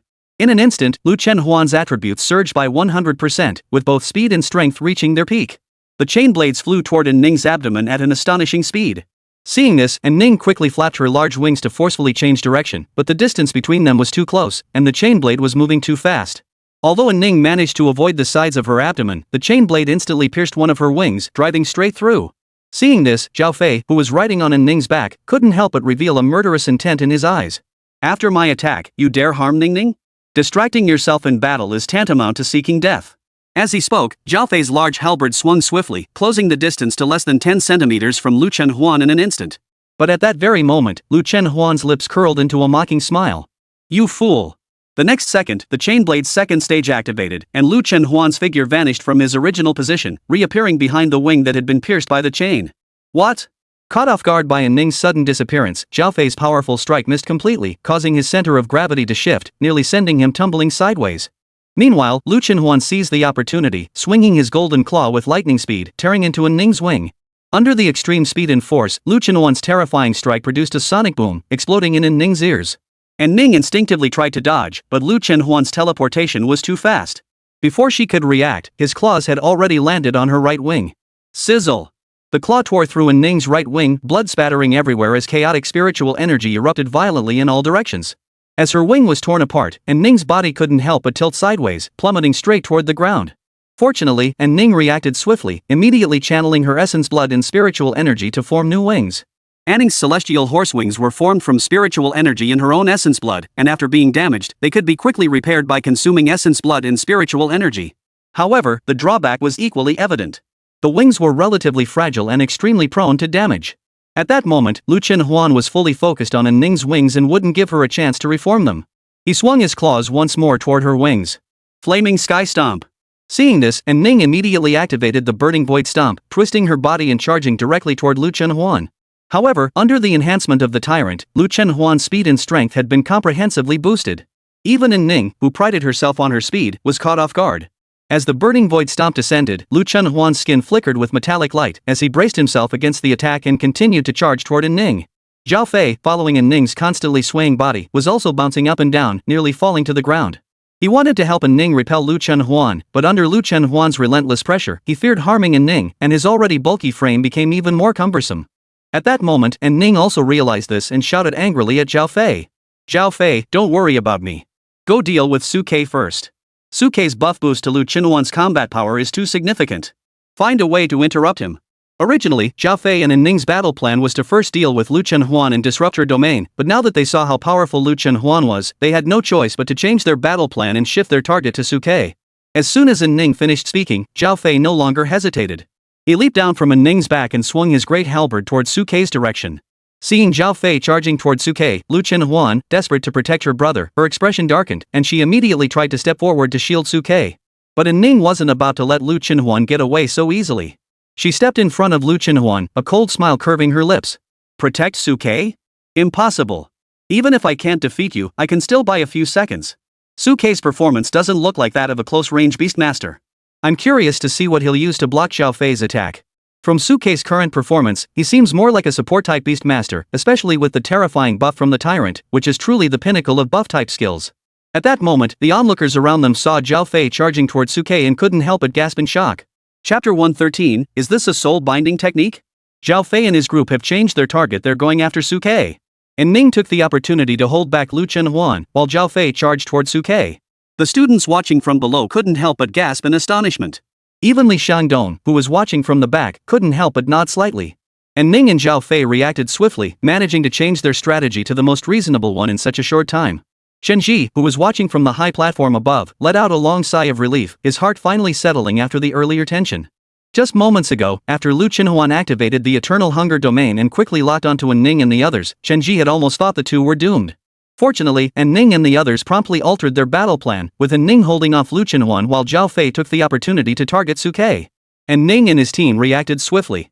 Upon realizing the difficulty posed by Lu Chenhuan, they promptly adjusted their battle plan and shifted their focus to Suke. Chen Ji looked down at the scene below and exhaled deeply, then turned to Cheng Qiji with a smile. Director Chang, it seems our Earth-tier magical artifact might not make it out alive. Although Suke's beast-taming talent is top-notch, from what we've seen so far, he's more of a support-oriented beast-tamer. Without the protection of the Beast Maiden, facing the close-range combat of Zhao Fei is very dangerous. Even Lin Lan beside him couldn't help but smile. Exactly. Suke underestimated his opponent this time. If he had brought Cold Snow along for protection and had Lu Chenhuan handle the offense, Zhao Fei and Ning wouldn't stand a chance against him. What a pity. He underestimated his opponent. Although Lu Chenhuan's performance this time was truly stunning, far exceeding Chen Ji and Lin Lan's expectations, he managed to hold his own against Zhao Fei and Ning's combined efforts despite being an F-rank beast tamer. However, in a battle between beast tamers, it's not just about the difference between the beast companions, one must also consider the beast tamers themselves. Chen Ji and Lin Lan didn't believe that without the protection of a beast maiden, Suke, a support-type beast master, could withstand the attacks of Zhao Fei and South-rank close combat beast master. Cheng Qiji and Manhwa also felt a chill run down their spines upon witnessing the battle below. Indeed, judging from Suke's current performance and positioning, he was clearly a support-oriented beastmaster. If he were a close combat type beast tamer, he would have already charged forward with Lu Chenhuan instead of hiding behind. However, Cheng Qiji still harbored a glimmer of hope. In theory, an SSS-ranked beastmaster should possess numerous innate skills. Suke had only used one innate skill from the start until now, so he must still have some backup moves and trump cards up his sleeve. But Zhao Fei didn't consider any of this. He swung his great halberd wildly, his gaze fixed on Suke with a savage expression. Having trained for so long, Zhao Fei had never heard of Suke's combat prowess. Even if Suke had hidden moves, Zhao Fei didn't believe he could withstand his attacks. As he charged toward Suke, Zhao Fei's War God ability activated, instantly boosting his strength and defense by 50%, his eyes filled with unwavering determination to win. However, Suke faced Zhao Fei's attack with a calm expression. A mocking smile curled at the corners of his lips. Trying to target me? Suke understood Zhao Fei and Ning's intentions, but he wasn't someone to be easily bullied. All along, he had refrained from acting because no one had been worthy of his attention. Now, during the final moments of the youth training competition, Suke didn't mind showing Zhao Fei and Ning a glimpse of his own combat prowess. As he pondered, Zhao Fei had already descended from the sky, dragging his great halberd, and arrived before him. As he closed in, Zhao Fei suddenly unleashed a spear strike. Terrifying spiritual energy erupted from the tip of the spear, carrying an unstoppable momentum as it swung viciously towards Suke. Under the force of this powerful strike, the surrounding space warped and distorted slightly, clearly demonstrating its terrifying power. In the blink of an eye, the spear was less than 30 centimeters away from Suke, ready to strike down on his head. Seeing this, the crowd around them couldn't help but let out cries of shock. Even Cheng Qiji, who was watching from above, couldn't help but feel a pang of anxiety for Suke. However, facing Zhao Fei's terrifying strike, Suke's lips curled into a smile. He reached out his hand toward Zhao Fei, who was about to charge at him, and gently closed his fist. Bind Spirit. In an instant, an energy chain erupted from Suke's hand, swiftly wrapping around Zhao Fei. Seeing this, the crowd of hall masters around them couldn't help but reveal expressions of astonishment. Binding Spirit? Isn't that the skill used by beast masters after advancing to the second rank to restrain their contracted beast girls from going berserk? Strictly speaking, skills like Binding Spirit aren't even considered innate abilities, they're just minor support skills. How did Suke use Bind Spirit against Zhao Fei? Isn't Binding Spirit only supposed to be used on one's own beast companion? Plus, it's not even a combat skill. Exactly. Given Sukei's extensive combat experience, he shouldn't be unaware of such basic knowledge, should he? Could it be that he panicked when he saw Zhao Fei approaching him? At that moment, everyone was completely baffled as to why Suke would use Bind Spirit on Zhao Fei. Even Chang Qiji and Shenji, who were watching the battle from the high platform above, were stunned. Even Zhao Fei himself was momentarily taken aback. Binding Spirit? Suke, are you panicking? At that moment, Zhao Fei saw Suke use the soul binding technique on him, and his heart settled. A smile appeared on his lips, as if he had already seen his victory. Even Ning, who was suspended mid-air, showed signs of excitement in her eyes. But the next second, their smiles froze on their faces. In their field of vision, the spirit binding chains swiftly climbed up Suke's palm and wrapped around Zhao Fei's body. In the next instant, Zhao Fei's body, which had been suspended in mid-air preparing to attack, suddenly froze. Holding the large halberd in his hand, he fell straight toward the ground. Seeing this, everyone's eyes widened in shock. Something was wrong. How could Suke's soul binding chains be used on a person? And how could they stop someone's movements? Everyone present was utterly stunned by the scene before them. Especially Zhao Fei, the one directly involved, felt his body and the spiritual energy within him freeze completely, losing all control over himself. He could only watch helplessly as Suke took a step toward him and swung his fist down toward him. But even at this moment, Zhao Fei still clung to a sliver of hope. Suke is just an auxiliary type beast tamer, he couldn't possibly injure me so severely with a single strike. As long as this bizarre binding spirit ends, I can turn the tide of battle. But the next second, his expression turned grim. Because within his field of vision, Suke's palm had somehow transformed into a beast, emanating a chilling metallic glow. Chapter 114, I avoid his sharp edge? Lu Chunhuan's innate ability? How could Suke possess Lu Chunhuan's innate ability? Seeing Suke's palm transform into a beast, Zhao Fei felt his mind go blank. As everyone knew, beast transformation was a special talent exclusive to beast girls, and only beast girls possess the bloodline capable of transforming into beasts. Yet here was Suke, capable of beast transformation as well, though only his palm had transformed enough to shock everyone. The surrounding students stared wide-eyed, their eyes filled with disbelief. Beast transformation? How could Suke, a beast tamer, transform into a beast? It wasn't just the students, even the referee, Li Shangdong, had his eyes wide open, his expression filled with confusion. Shenji and Shang Qiji, who were watching from above, also looked shocked, their faces filled with disbelief. Beast transformation? How could Suke, a beast tamer, transform into a beast? At that moment, the four of them stood on the high platform, completely stunned. Unlike the students who only knew how to shout, their extensive experience quickly led them to consider a possibility. From the battle history of human beast tamers, there was only one possible explanation for a beast tamer transforming into a beast. That was when a 9th-tier beast master, having attained the same level of enlightenment as light, could transform into a beast form and inherit all the abilities of their contracted beast companion. But that was a 9th-rank beast master. Suke was only 3rd rank. How could he possibly achieve beast transformation? The four exchanged glances, their eyes filled with suspicion. Fortunately, Lin Lan quickly guessed the possibility. It must be some kind of innate ability that allows him to mimic the state of beast transformation. Or perhaps he can temporarily borrow one of the abilities from his contracted beast. They didn't believe that a 3rd-tier beast tamer could transform into a beast. However, the ability to temporarily borrow one of their beast companion's abilities as a talent has appeared quite a few times in the history of beast masters. Listening to Lin Lan's speculation, Shenji nodded in agreement. That must be it. Even we 7th-tier beast masters can't transform into beasts. Suke, a 3rd-tier beast master, couldn't possibly be that powerful. A beast master who transforms into a beast is, in a sense, a terrifying existence. Not only can they use their own innate abilities, but they can also use all the abilities of their contracted beast, effectively becoming a plus version of their contracted beast, making them extremely difficult to target. This is also why 9th-tier Tongchen Realm Beast Masters are so formidable and terrifying. At that moment, they never imagined that Suke possessed a Tongxing contract that allowed him to use the abilities of his contracted beast. Amidst the shock of the crowd, Suke's beast claws struck directly toward Zhao Fei's neck. However, at the critical moment, Suke refrained from delivering a fatal blow, lifting the claws slightly upward and striking Zhao Fei's face instead. Zhao Fei, bound by the soul binding seal, could only watch helplessly as Suke's golden claw struck him. Bang! A loud, dull sound echoed through the air. Zhao Fei was struck directly in the face by Suke's palm, which had been enhanced by the tyrant buff, causing him to see stars and crash to the ground. Although Suke had withdrawn his hand, the force remained, causing Zhao Fei's head to be struck so hard that his mouth twisted and his eyes bulged. He crashed into the ground, creating a massive crater, with blood flowing from his 7 orifices. Seeing this, the surrounding students gasped in shock. Zhao Fei, who had taken the secret potion, was knocked out in a single blow. There was no chance for him to fight back. Even Ning, who was desperately struggling to hold onto Lu Chunhuan in the air, couldn't help but widen her eyes in disbelief. She never imagined that after giving her all to stop Lu Chunhuan and let Zhao Fei deal with Suke, she would end up facing such an outcome. Distracted, and Ning, who was already no match for Lu Qinuan, was relentlessly attacked by him, her wings destroyed and regenerating repeatedly as she plummeted from the sky toward the ground. Having dealt with Zhao Fei, Su Ke walked toward the direction wherein Ning and Lu Qinuan were, preparing to end the battle. Zhao Fei, you worthless coward. And Ning, who had pinned all her hopes on Zhao Fei, seemed unable to bear this outcome and blurted out a curse at Zhao Fei. Zhao Fei, who had been struck unconscious by Su Ke's claw, seemed to be stimulated by the outburst. He struggled to his feet, leaning on his halberd, and once again faced Su Ke. At that moment, his chi and blood surged violently, and a terrifying aura, several times more intense than before, erupted from his body. Su Ke! Don't even think about coming closer. Boom! A powerful pressure swept across the entire training ground, causing the ground beneath Zhao Fei to sink rapidly as terrifying energy swirled and roared. Upon hearing this, Su Ke turned around and looked at Zhao Fei, who was bleeding profusely from his 7 orifices, clutching a large halberd and glaring fiercely at him. The light in his divine inside eyes flickered. This was Zhao Fei's innate ability, Backwater Battle.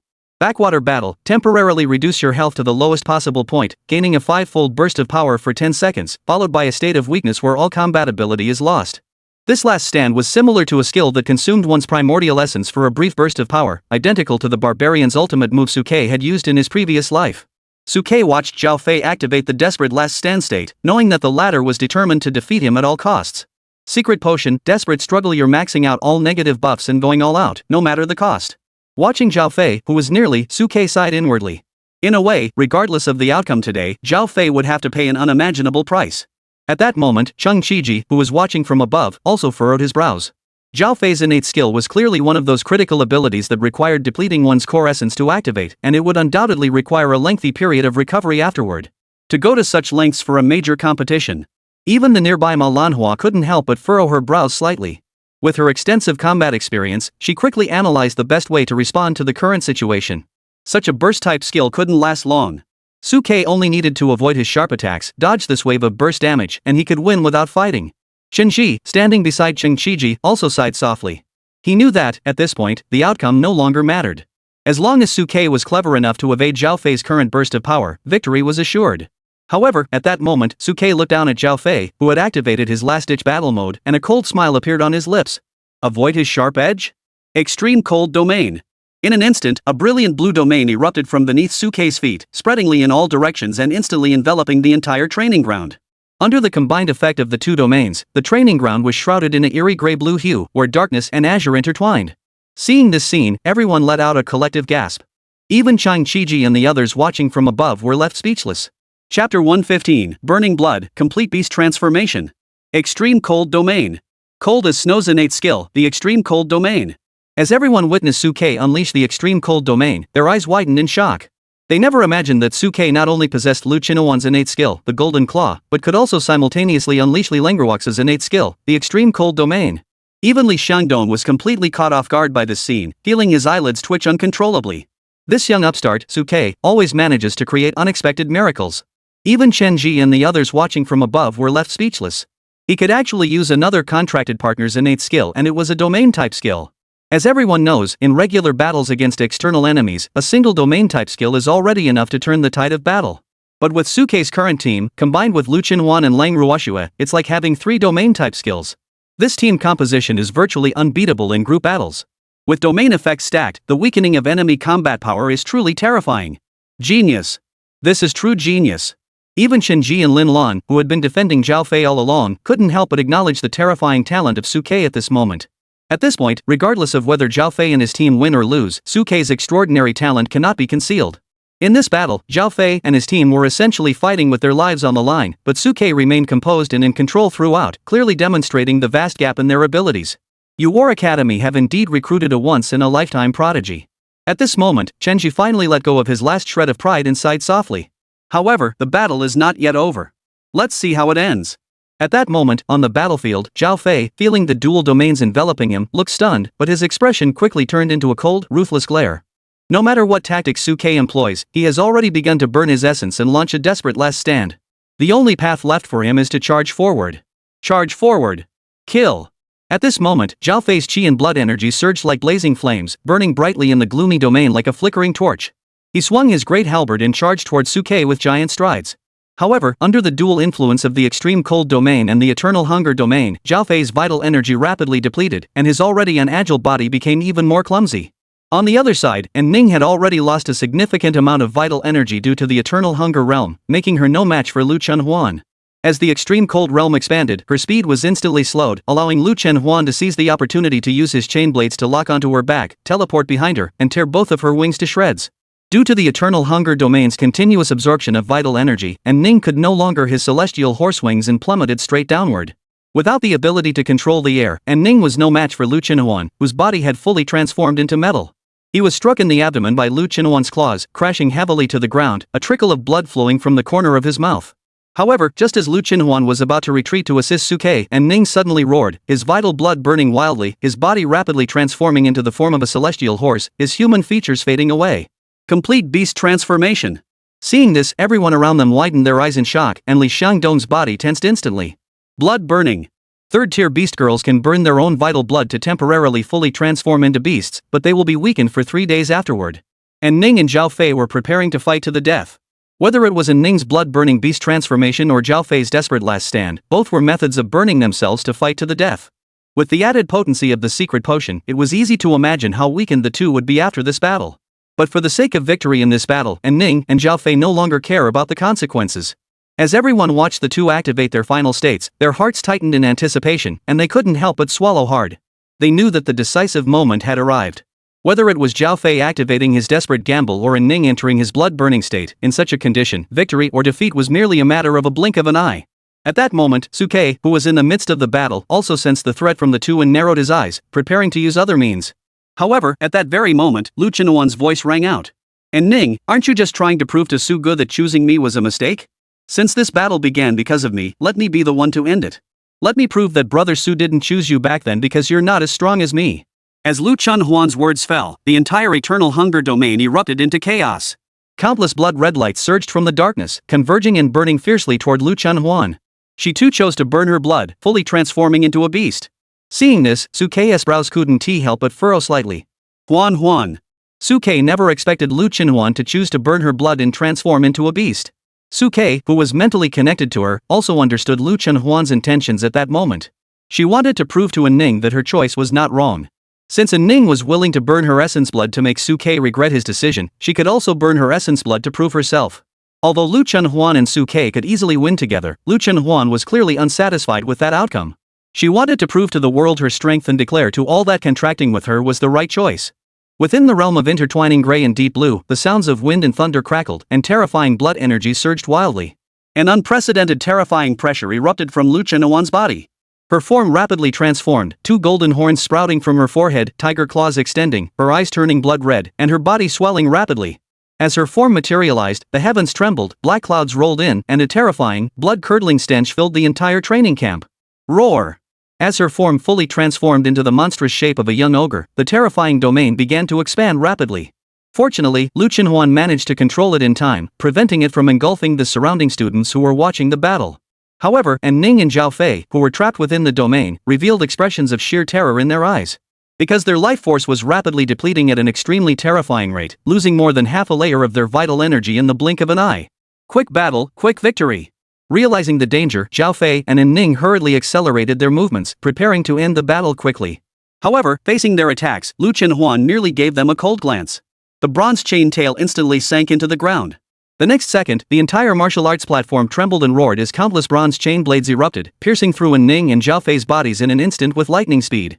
Countless bone-chilling beams of light pierced through Zhao Fei and Ning's bodies, leaving them bloodied and pinned to the sunken, cracked martial arts platform. They looked like 2 living specimens, helplessly displayed for others to gawk at. Chapter 116, Victory, Speculation about Lu Chunhuan's identity. Ning and Zhao Fei, pinned to the ground by bronze chain blades, never imagined that the two of them, who had activated their last-ditch battle and blood-burning states, would be instantly defeated in a single exchange. Their already rapidly depleting life force now vanished like candles in the wind, and in the blink of an eye, they had wasted away to little more than skin and bones. Even the desperate battle and blood-boiling states couldn't be sustained, and they quickly returned to their withered, skeletal forms. The instigator, Lu Chunhuan, stood there with a greedy expression, sniffing the air filled with the scent of blood. He extended his fiery red tongue to lick his lips, his crimson eyes gleaming with pleasure. Everyone who witnessed this scene was utterly shocked beyond words. Suke, however, seeing Zhao Fei and Ning about to be sucked dry, instantly activated his extreme cold domain and addressed Lu Chunhuan. Huan, withdraw your domain and your chain blades. Lu Chenhuan heard this, turned his head to look at Suke, as if recalling something. The bloodthirsty red light in his eyes gradually faded. He raised his claw and waved it lightly, causing the eternal hunger domain to swiftly retreat toward his feet. Then, his tail twisted, and he retrieved his bronze chain tail. Clang! The world fell silent, save for the sound of bronze chain blades being dragged back into the earth. As the bronze chain blades retracted, Lu Chenhuan instantly returned to human form. However, compared to before, her face was slightly pale, and her body swayed slightly, as if she hadn't fully recovered from her beast form yet, nearly losing her balance. Fortunately, Suke acted quickly, grabbing Lu Chenhuan's right hand with one hand and wrapping the other around her waist to steady her, speaking with concern. Huan, are you okay? Hearing Suke's concerned words and seeing the worried look in his eyes, Lu Chenhuan felt a warmth in her heart and shook her head gently. I'm fine, Su-gu. Earlier, I used the eternal hunger domain to absorb a significant amount of life force from Ning and Zhao Fei. During the blood burst, I used most of their essence blood, and since I didn't use my beast transformation abilities much, my own energy depletion isn't too severe. Hearing Lu Chenhuan's explanation, Suke finally felt at ease. As long as you're okay. Compared to Zhao Fei and Ning's condition, Suke was more concerned about Lu Chenhuan's safety. At that moment, Li Xiangdong, the referee, rushed onto the martial arts stage. Seeing Ning and Zhao Fei, who were barely clinging to life, their bodies pierced by countless blood holes and unable to speak, his eyelids twitched wildly. Lu Chenhuan, regaining her senses, hurried forward with Suke's support and addressed Li Xiangdong. General Li, don't worry. When I was fully transformed into a beast, I deliberately controlled the angle with precision. I only gave them a minor shock. I didn't target their vital points. There were no vital points. Looking at Zhao Fei and Ning, whose bodies were covered in blood-soaked holes, Li Xiangdong felt as though the sky was collapsing around him. But the blood was flowing out so quickly it was almost dry. After being drained of their life force by the eternal hunger domain, the two of them, who already had little life left, were now barely clinging to life, their bodies resembling corpses. Healer! Healer, get me up there! Save them! With a heart filled with anxiety, Li Xiangdong shouted to the beast girls and beast masters below who possessed healing abilities. Zhao Fei and Ning were, after all, S-rank geniuses. If they were to die in a major competition, that would truly be a disaster. Upon hearing the commotion, the instructors below rushed onto the stage, scrambling to rescue Zhao Fei and Ning. However, their injuries were too severe, and they had also suffered from a depletion of their core energy reserves. Such injuries were not easily treated, so everyone had to work together carefully to repair Zhao Fei and Ning's injuries. As for Li Xiangdong, he took the opportunity to step aside and announce the results of the grand competition to the audience below. The winner of this year's competition was number 27, the Suke duo. Let us congratulate them. Under Li Xiangdong's announcement, the audience finally snapped out of their daze and erupted into cheers. Amazing. Absolutely amazing. A small youth training competition could actually showcase such an amazing battle. This is something I'll remember for the rest of my life. We had initially thought that Zhao Fei, who had launched a desperate last stand, and the fiery Ning could turn the tide of the battle, but in the end, they were defeated by Lu Chenhuan. To be honest, Lu Chenhuan's fully transformed beast form was absolutely stunning.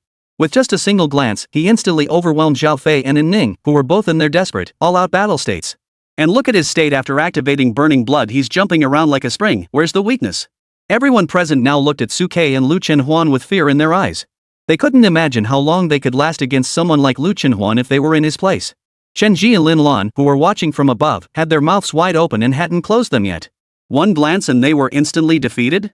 Originally, the two had thought that after Zhao Fei and Ning activated their last-ditch effort in blood rage, there would be a fierce battle, but they never expected that Lu Chenhuan would take them out with a single glance.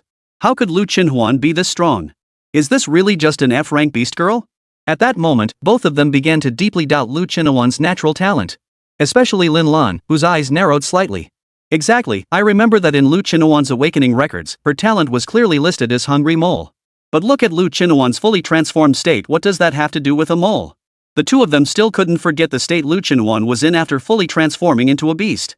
The pressure he exuded was so intense that even the two of them, both at the 7th rank, felt a slight tremor and fear in their souls. To say that this was a mole, they simply couldn't believe it. Not only Chen Ji and Lin Lan, but even Chang Qiji and Manhwa, who were standing nearby, began to doubt it at that moment. Could it be that Lu Chenhuan's awakening data was the same as Cold Snow's and had been mistaken? As members of the Great Xiao War Academy, the two had seen countless battles and could immediately determine that the overwhelming pressure and aura Lu Chenhuan had displayed during his complete beast transformation was absolutely impossible for someone of F rank. Such overwhelming pressure and combat power, not just S rank, but even SS rank, was a possibility. At that moment, Chang Qiji and the others were filled with excitement. It seems that the Lu Chenhuan and Lang Ruoxue contracted by Suke are not as simple as the F rank shown in the records.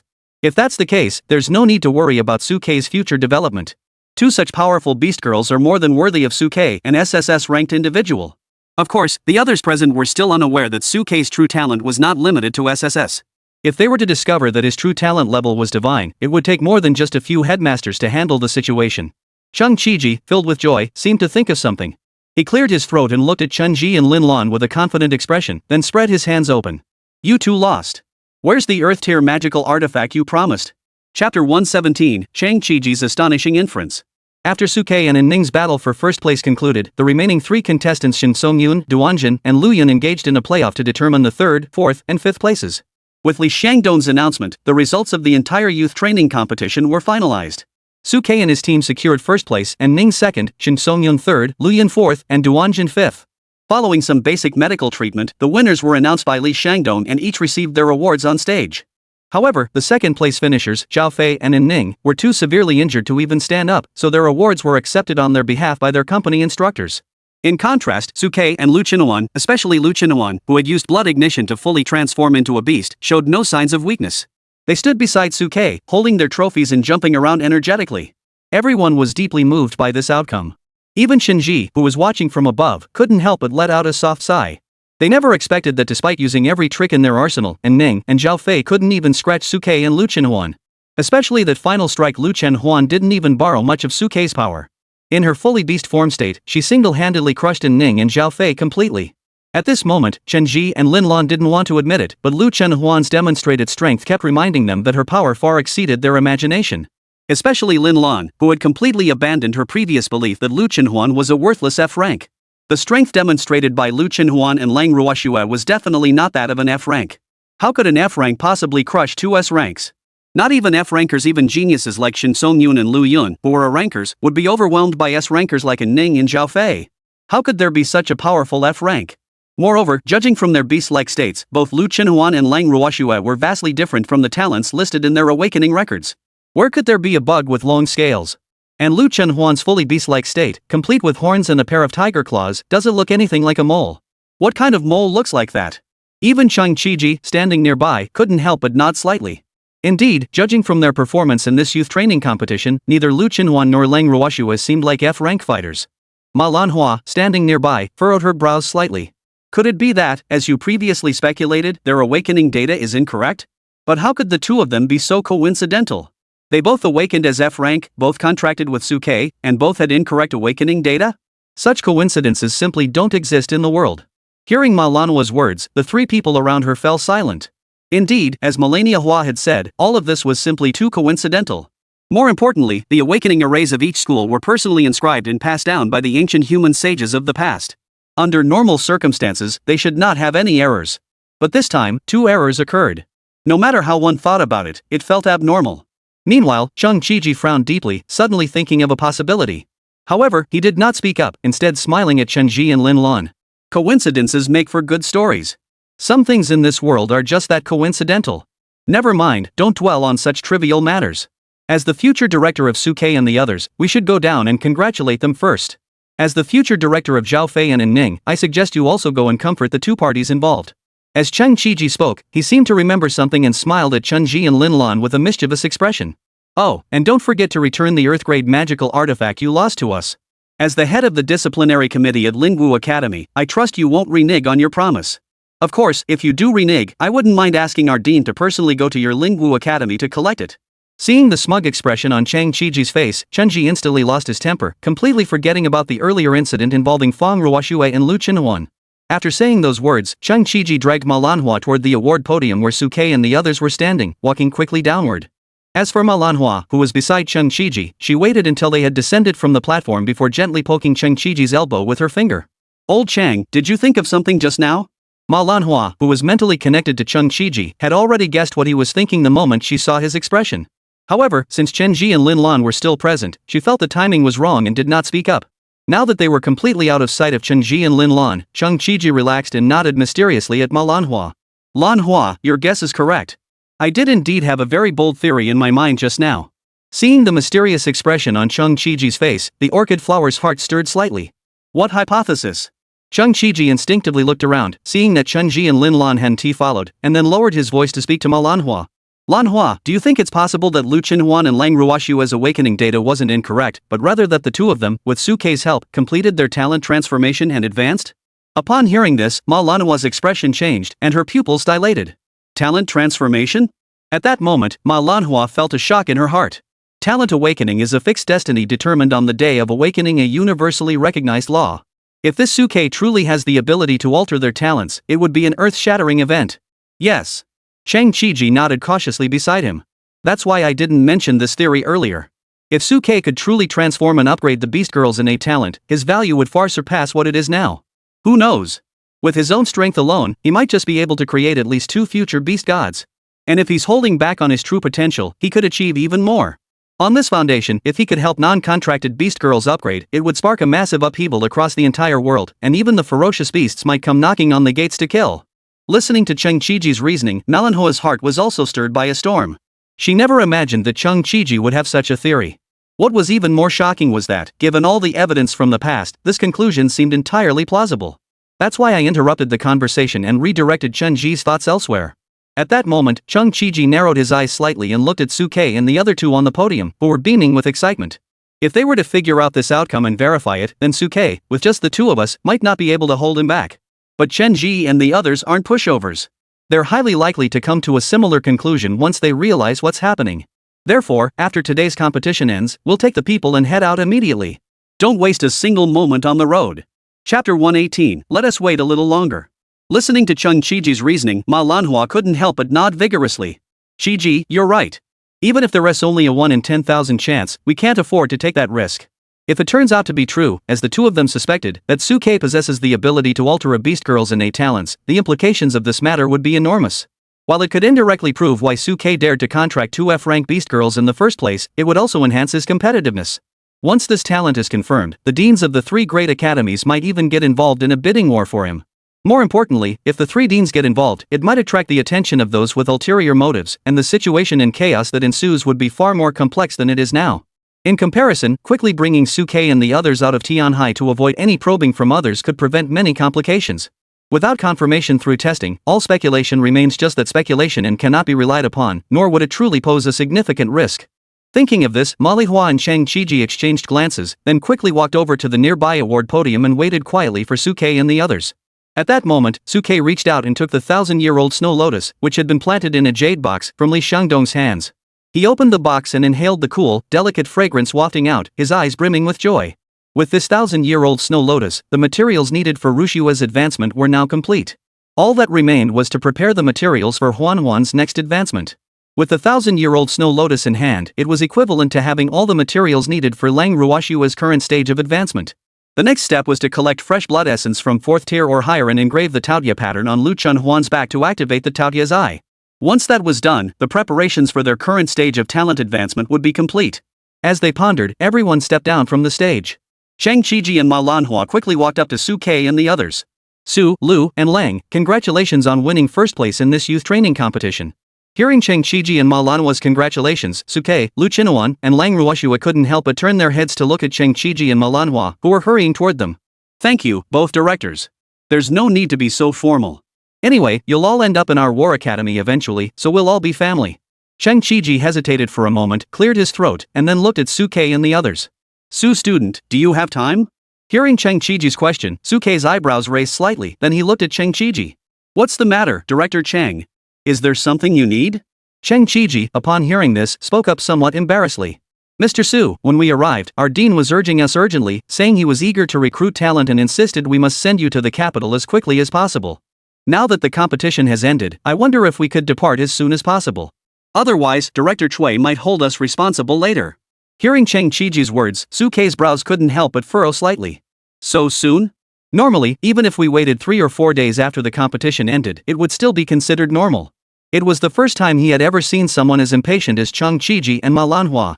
Could it be that they have some reservations in mind?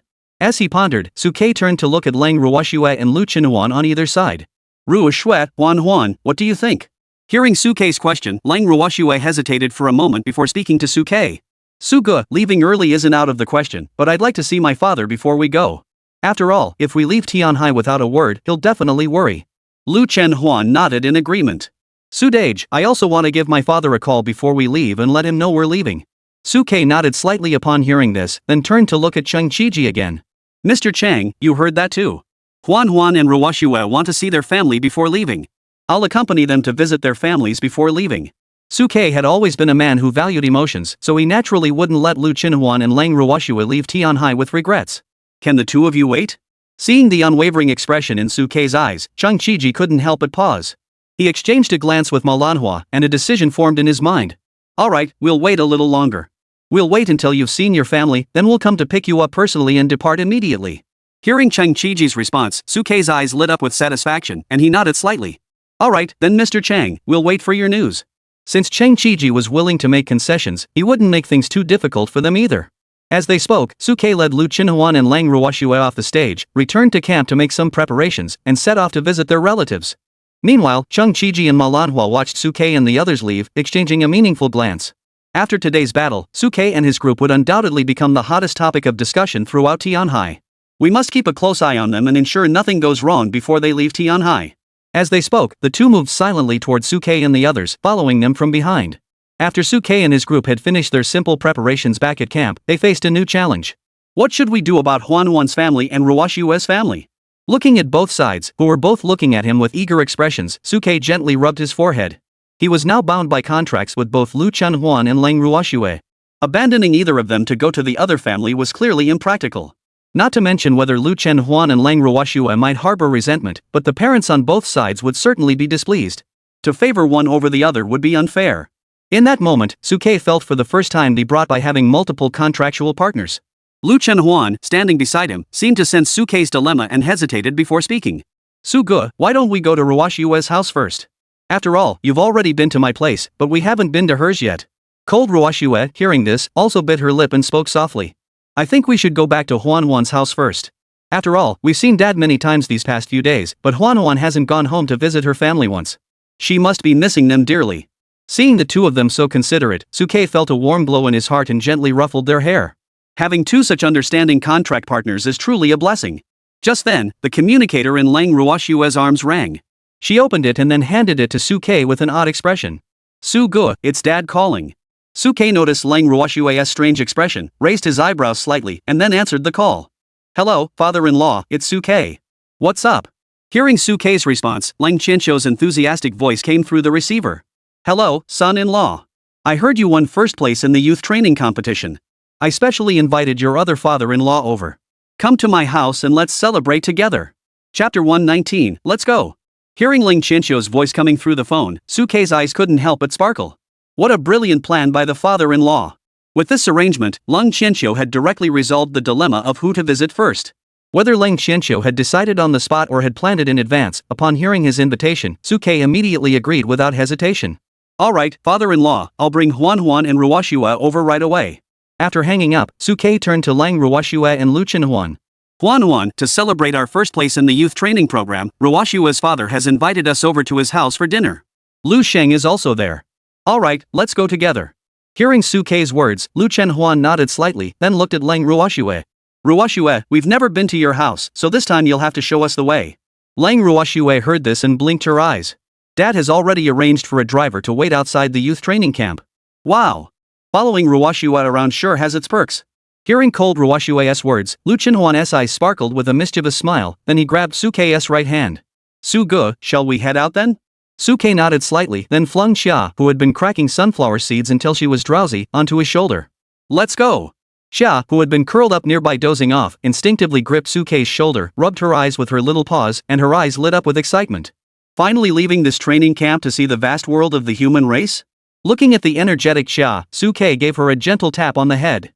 Once we're out there, you must be extra careful and never let anyone notice anything unusual about you. Otherwise, I'll have no choice but to lock you in the small black room.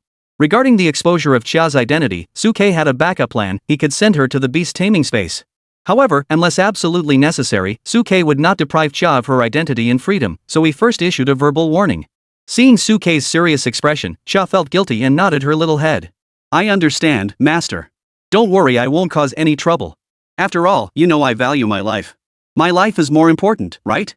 Hearing Xia's response, Suke finally showed a satisfied expression. Alright, let's go. As he spoke, Suke reached out with his other hand and pulled Lang Ruoxue toward the exit. At that moment, inside the training camp, many students were leaving their tents one after another. Some concerned parents even rushed to the camp to pick up their children. As they watched Suke and the others emerge, the members of the first company all greeted them. Su team leader, Lu team leader, Cold team leader, are you leaving? The training camp has ended, so it's time to leave. Suke smiled and greeted them. He didn't say see you in the capital. After all, many students hadn't achieved outstanding results during the training and didn't qualify for the capital, so he didn't want to discourage them. But after thinking about it, he felt that not saying anything seemed to lack the passion of youth. Everyone, see you on the battlefield against the ferocious beasts. Hearing Suke's words, everyone's eyes lit up, and they pounded their chests heavily in response. See you on the battlefield, Su team. We hope we'll have the chance to follow you then. Seeing the glimmer of hope in their eyes, Suke couldn't help but smile. If there's a chance, I'll look out for you all. Let's go. As he spoke, Suke pulled Lu Chenhuan and Lang Ruoxue and walked away. As they watched the three of them leave, some parents who had come to pick up their children looked on with puzzled expressions. Everyone else is in pairs, why is that kid holding two? What? He's the one who scored nearly 1,000,000 points in the hunting competition, won first place in the youth training competition, and contracted 2 beast girls? Maybe that's just talent. Miss, Master, please get in the car. Suke and the three of them exited the youth training camp gates and got into the car that had been waiting there. Upon seeing Suke holding one person in each hand, the driver wisely kept quiet. Suke sat in the middle of the back seat, his arms extending from behind the necks of Lu Chenhuan and Lang Ruoxue, gently rubbing the sturdy alloy of the car body, his eyes filled with emotion. In this era of war and turmoil, with scarce resources, to be able to obtain such a vehicle with such high safety performance, my father-in-law is truly powerful.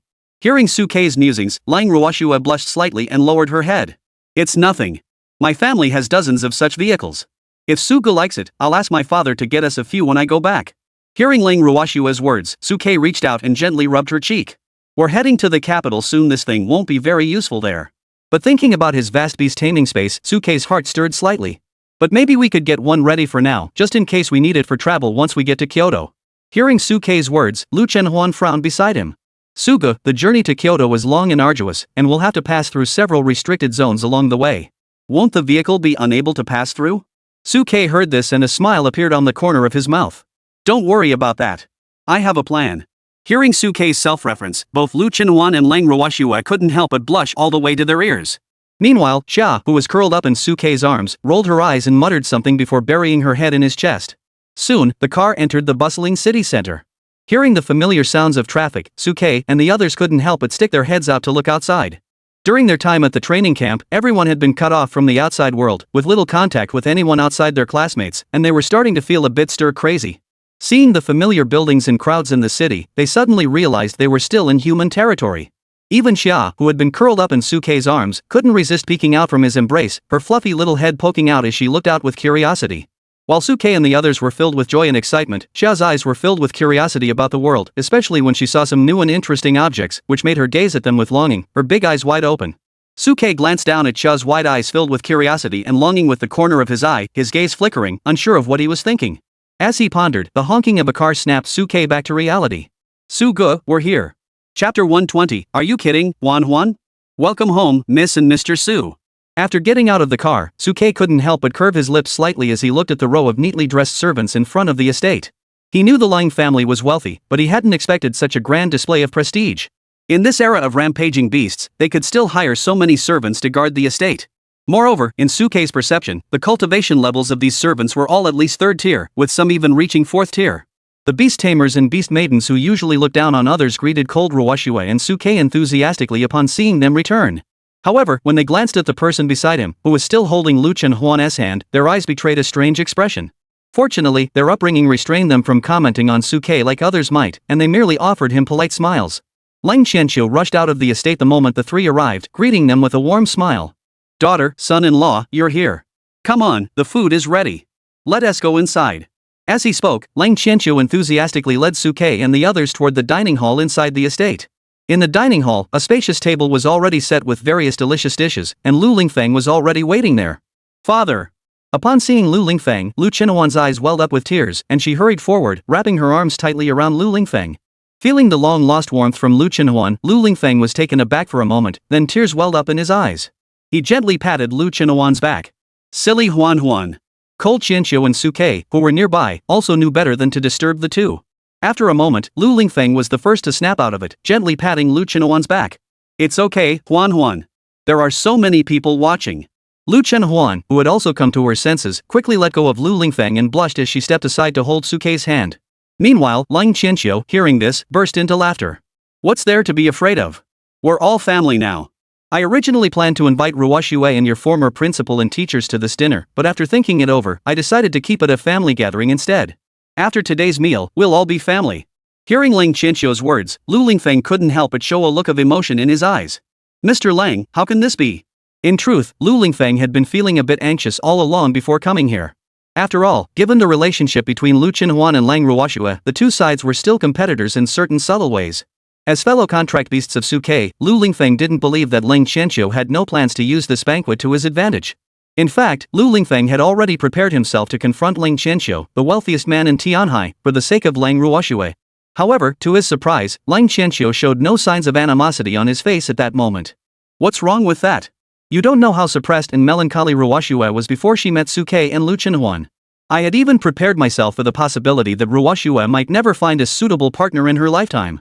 But unexpectedly, fate intervened and brought me a son-in-law, and such an outstanding one at that. As for Suke, Lang Qianqiu couldn't be more satisfied. Our son-in-law not only has extraordinary talent but is also handsome and kind-hearted. Where in the world could one find such an outstanding son-in-law? Lu Lingfeng, standing nearby, nodded in agreement. In fact, when he first learned that Lu Chenhuan had only awakened an F-rank beast maiden talent, Lu Lingfeng had felt utterly despairing. The Lu family wasn't as wealthy as the Lang family. Even if Lang Ruoxue were to remain unmarried for her entire life, she would still have enough resources to protect her. For Lu Chenhuan, having beauty but no ability to support herself would lead to a tragic future. At that time, Lu Lingfeng had even resolved in his heart that, if necessary, he would humble himself to find a place of refuge for Lu Chenhuan. But he never imagined that Suke, who had awakened an SSS tier talent, would take a liking to Lu Chenhuan. That sense of surprise is still vivid in Lu Lingfeng's memory to this day. Enough of that. The children have suffered enough during their time in the youth training program, especially when they nearly were killed by that accursed cracked white tiger. It was truly. As Cold Qianqiu mentioned this, he couldn't help but recall the scene of Cold Ruoxue's ordeal back then, and a look of hatred flashed in his eyes. That bastard nearly killed Ruoxue. Hearing Lang Qianqiu's hatred, Lang Ruoxue and Lu Chenhuan couldn't help but glance instinctively at Xia, who was in Suke's arms. Xia, who was cuddled up in Suke's arms, felt a bit embarrassed and buried her head in his chest, mumbling softly. As if sensing the gazes of Lang Ruoxue and Lu Chenhuan, Lang Qianqiu followed their line of sight and caught sight of Xia in Suke's arms. Upon seeing Xia, Lang Qianqiu couldn't help but pause for a moment. He had seen Xia before at Suke's place, but hadn't paid much attention to her at the time. Now, seeing that Suke even brought her along while eating, he couldn't help but feel a hint of curiosity. Is this your pet? Suke nodded quickly upon hearing this. Cold Qianqiu took the opportunity to step forward, walking beside Suke to examine Xia closely. The little creature looked quite cute, but why did he feel that the aura emanating from it was somehow familiar? Cold Qianqiu, still puzzled, looked at Xia's tiny body, barely the size of a palm, and then dismissed his doubts.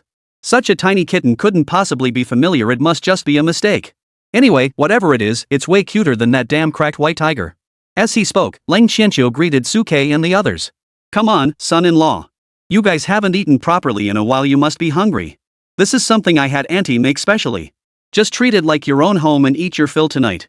As he spoke, Lang Qianqiu looked at Lu Chenhuan. Oh, and Huan, you too. I specifically asked the aunt to prepare over a dozen pots of freshly stir-fried dishes for you. It's going to be amazing. Hearing Cold Qianqiu's words, Lu Lingfeng turned his head to look at the pile of over a dozen pots of dishes, his eyes widening in astonishment. Having raised Lu Chenhuan for all these years, Lu Lingfeng had no idea how much she could eat. Are you joking, Huan? As he pondered, Lu Chenhuan had already turned serious and thanked Lang Qianqiu. Thank you, Uncle Lang. Then, Lu Chenhuan, full of excitement, picked up the large rice bowl specially made for her and held it in her hands. Show off. To family bonds. Chapter 121, The Owl's Plot. Everyone enjoyed the dinner very much. Lu Lingfeng also learned for the first time that Lu Chenhuan could eat so much. At the same time, he felt guilty for having misunderstood Lu Chenhuan in the past. Back when Lu Chenhuan was still in middle school, the pocket money he gave her was often insufficient. When he asked her where she had spent it, she claimed it was for food, and even said it wasn't enough. At the time, Lu Lingfeng had assumed she was lying, probably spending the money on mischief or play. It wasn't until now that he realized Lu Chenhuan had truly been going hungry back then. Moreover, because of his blame back then, he had been suppressing his instincts all this time. In other words, Lu Chenhuan had never eaten her fill growing up under his care. Upon learning this truth, Lu Lingfeng, a grown man, couldn't help but break down and cry. Fortunately, there was Ling Qianxiu and this big man to drink with him and comfort him, saying that if it were them, they wouldn't have believed how much Lu Qinhuan could eat until they saw it with their own eyes. As Cold Qianxiu mentioned this, he also recalled Cold Ruoshua's illness from back then, feeling even more grateful towards Suke. During the meal, Ling Qianxiu even arranged a marriage between Lu Lingfeng and Suke, saying that Suke would now be like a son to both families, making them in-laws. Upon learning that both were now single, the two bachelors felt a kinship of shared circumstances and were eager to become sworn brothers on the spot. As for Suke, he was dragged over by the two men. Over cups of wine, they spoke of how, once they left Tianhai, they hoped Suke would take good care of Lu Qinhuan and Lang Ruoxue. After all, once they left Tianhai, you would be their only family outside. Facing their entrustment, Suke looked serious. Rest assured, both fathers-in-law, Huan and Ruoshue's matters are my own. As long as I'm alive, I won't let them suffer the slightest injustice. Seeing Suke's earnest expression, Lu Lingfeng and Lang Qianxiu patted him heavily on the shoulder. You've always been a man of integrity, we trust you. As they spoke, the two raised their cups once more and clinked glasses with Suke. As for Lang Ruoxue, she stayed by Lu Qinhuan's side, watching Suke and the two old men with their arms around each other in a warm and friendly manner, her eyes filled with tenderness. Xia took the opportunity to sneak a piece of food from each plate, hiding in the corner and eating with satisfaction, her furry body covered in contentment. After dinner, Ling Qianxiu arranged for servants to escort them to the pre-arranged rooms and instructed them to stay overnight at the estate. Suke, who was a bit tipsy from the excitement, was supported by Lu Qinhuan and Lang Ruoxue and led to their private, extra-large bed. They gently helped him wash up and guided him to bed. After everything that happened last night, the two turned off the room lights and crawled obediently beside Suke. After countless days and nights in the training camp, they had long grown accustomed to this way of spending time together. In his drowsy state, Suke's nostrils twitched slightly as he inhaled the two fragrant scents lingering before him, and a gentle smile involuntarily curled the corners of his lips. Two silly girls. Recalling everything that had happened during this time, he gently embraced the two of them, running his hands through their smooth hair, and fell into a deep sleep. The two girls being held by Suke turned around, placing their hands and legs on his body, hugging his arms on either side as they fell asleep peacefully. In the darkness, Xiao's cautious voice echoed from outside the door. Hey, did you forget something? I haven't gone in yet. Under the cover of night, the cold moonlight shone on a dense forest far beyond the cold estate. Two figures were hidden in the shadows, their eyes glowing brightly. Owl, are you sure we should act here? This is the Cold family's main stronghold, it's heavily guarded. The owl, hiding nearby, nodded slightly in response. What do you know? This is called striking while the iron is hot. Today, the Cold family is hosting a banquet for everyone, and this is when their guard is down. If we don't act now, it'll be even harder later. Who would have thought we'd strike at the Cold family's estate? Besides, Cold Qianxiu's contractual partner is already gone. Even if we face him, we still have the upper hand. As they spoke, the owl slipped through the shadows toward the Cold family estate. The blue bird by his side could only follow suit and creep forward as well. The cold moonlight streamed across the sky, casting a dangerous glow over the ground. As the owl and the blue bird advanced through the shadows, they watched the Cold family estate grow closer in their vision, and a smile involuntarily curled the corners of their mouths. As expected, Ling Qianxiu had not only invited Suke and the others to the banquet but had also arranged a separate feast for his servants. Everyone had eaten their fill and gone off to relax. Looking at the empty gate of the mansion, the owl and the blue bird grew increasingly confident, envisioning the success of their plan in their minds. However, just as the two of them stepped through the gate, a series of eerie green lights suddenly flickered to life from the shadows surrounding the walls on either side of the entrance, resembling the eyes of demons from the underworld. Seeing this, the owl and the bluebird couldn't help but stare in horror. Something's wrong. There's an ambush. Retreat. In an instant, the bluebird transformed into a bird, while the owl darted forward and landed on the bluebird's back. Trying to escape? Just as the two were preparing to retreat, two figures dressed in hooded sweatshirts appeared at the door. Remnants of the demon god cult. We knew you wouldn't give up so easily. You deliberately waited here for us. As the words were spoken, a green barrier suddenly spread out from the sky, and one after another green wolves roared as they darted out from the shadows, charging toward the bluebird and the owl. War King Cheng Qiji and Manhwa. As soon as the two figures appeared, the owl and the bluebird couldn't help but change their expressions. Let's go! The bluebird let out a piercing cry, opening its mouth to spew a fierce gale that instantly tore apart the countless shadow wolves in front of it, while its body continuously retreated backward, attempting to escape. The owl crossed its hands into an eerie posture, forming a seal that condensed before it, then struck the barrier behind it. But Melania's figure flickered, instantly transforming into a giant wolf as tall as a small mountain. Its massive wolf claws slammed down, gathering countless heavenly energies into its palms, which then transformed into a gigantic claw print. With terrifying power that obscured the sky, it pressed down toward the owl and the blue bird. Cheng Qiji took a step into the void, soaring into the air, his iron fist clenched tightly, like a massive cannonball crashing toward the owl and the blue bird. With each step, the void trembled and space contracted. Facing the two's fierce attack, the owl clenched its teeth, severing one of its own arms, and chanted an odd incantation. In the next instant, his arm exploded into a massive cloud of blood mist. Amidst the swirling blood mist, the two figures vanished without a trace. Chapter 122, I thought my master had abandoned me. Sniffing the air for the fading scent of blood and gazing at the blood mist swirling in the air, Chung Chi-ji's eyes narrowed slightly. At least these remnants of the demon god cult escaped quickly. Ever since they had deduced the truth behind Sukei's ability to upgrade his beast maiden talent, the two had been constantly worried about Sukei's safety. Therefore, ever since Sukei and the others emerged from the training camp, the two had been hiding their forms and following behind them. Sure enough, the demon god cult members couldn't resist attacking Sukei and his group again. Fortunately, we had anticipated this situation in advance, otherwise, the Cold family would have been in big trouble today. Manhwa, standing nearby, saw that the two owls had lost their trail. She gently waved her hand to dispel the barrier, returning to her human form. It seems the demon god cult has set their sights on Sukei, the SSS-ranked individual. Chung Chi-ji nodded in agreement. Yes, among the disturbances caused by the hunting competition targeting youth training camps across the regions, the chaos in Tianhai was the most severe, even involving a 7th tier. Whether it's a coincidence or not, but in a way, Sukei's situation is more dangerous than we imagined. It seems the dean sent the two of us, the War Kings, to personally escort Sukei and his group because he's also worried about this issue. Perhaps it's not just our side. Zhao Fei and Ning from the Lingwu Academy must also be facing significant difficulties. As Chung Chi-ji mentioned this, he turned his head to look at the estate where Sukei and his group were staying, his eyes flickering with a strange light. Zhao Fei and Ning are being guarded by Qin Ji and the others. We just need to keep a close eye on Sukei and his group. I can't shake the feeling that the demon god cult's plan has further developments in store. Before safely escorting Sukei and his group to the capital, we cannot let our guard down for even a moment. Listening to Chung Chi-ji's analysis, Manhwa nodded seriously beside him. I agree. Although we are within the borders of the Great Xia Empire, there aren't as many demon beasts as there are beyond the demon suppression pass, but we can't let our guard down. Within the borders of the Great Xia Empire, the threat posed by the demon god cult's human followers is far greater than any beasts lurking in the darkness. As they spoke, Chung Chi-ji and Manhwa once again vanished into the darkness. At that moment, in the dim alley of an old street within the city, a bird flapped its wings and landed in the shadows. The owl, wearing glasses, was supported by the blue bird as it appeared in the alley. One of its arms was severed, and the sleeve at the wound was torn and soaked in blood. The owl's glasses were covered in cracks, emitting a chilling glow in the shadows. We never expected Chung Chi-ji and Manhwa to disregard the War King's dignity and ambush us at the Cold family estate. Fortunately, we had prepared a contingency plan in advance, otherwise, we might have been defeated by the Leng family this time. The blue bird beside him was also panting heavily, recalling the terrifying encounter with Chung Chi-ji and his men, his eyes filled with lingering fear. Since Chung Chi-ji and his men had stayed behind at the Cold family estate, it was likely that Han Chong and his men on the Zhao family side had also suffered losses. It seems that the high-ranking officials of the Great Xia dynasty place great importance on these few students. As the owl listened to these analyses, its eyes narrowed slightly. It seems that we alone, as members of the divine sect, cannot complete this mission. We need to activate Plan B. The blue bird beside him nodded in agreement. Yes, it's time to contact those who are lying in wait outside Tianhai City. As they spoke, the two of them gently waved their hands, erasing the remaining bloodstains on the ground, and then quickly left the area. At dawn, Sukei awoke from his slumber, stretching lazily. He had no idea what had happened last night, only that the soft warmth against the back of his head felt incredibly comfortable.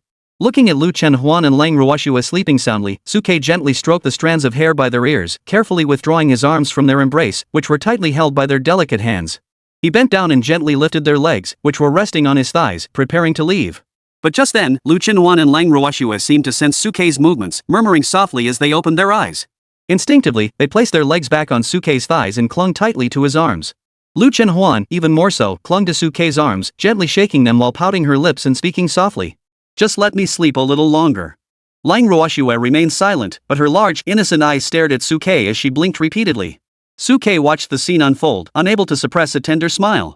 You two lazybones, there's just no helping you. Anyway, such moments are rare.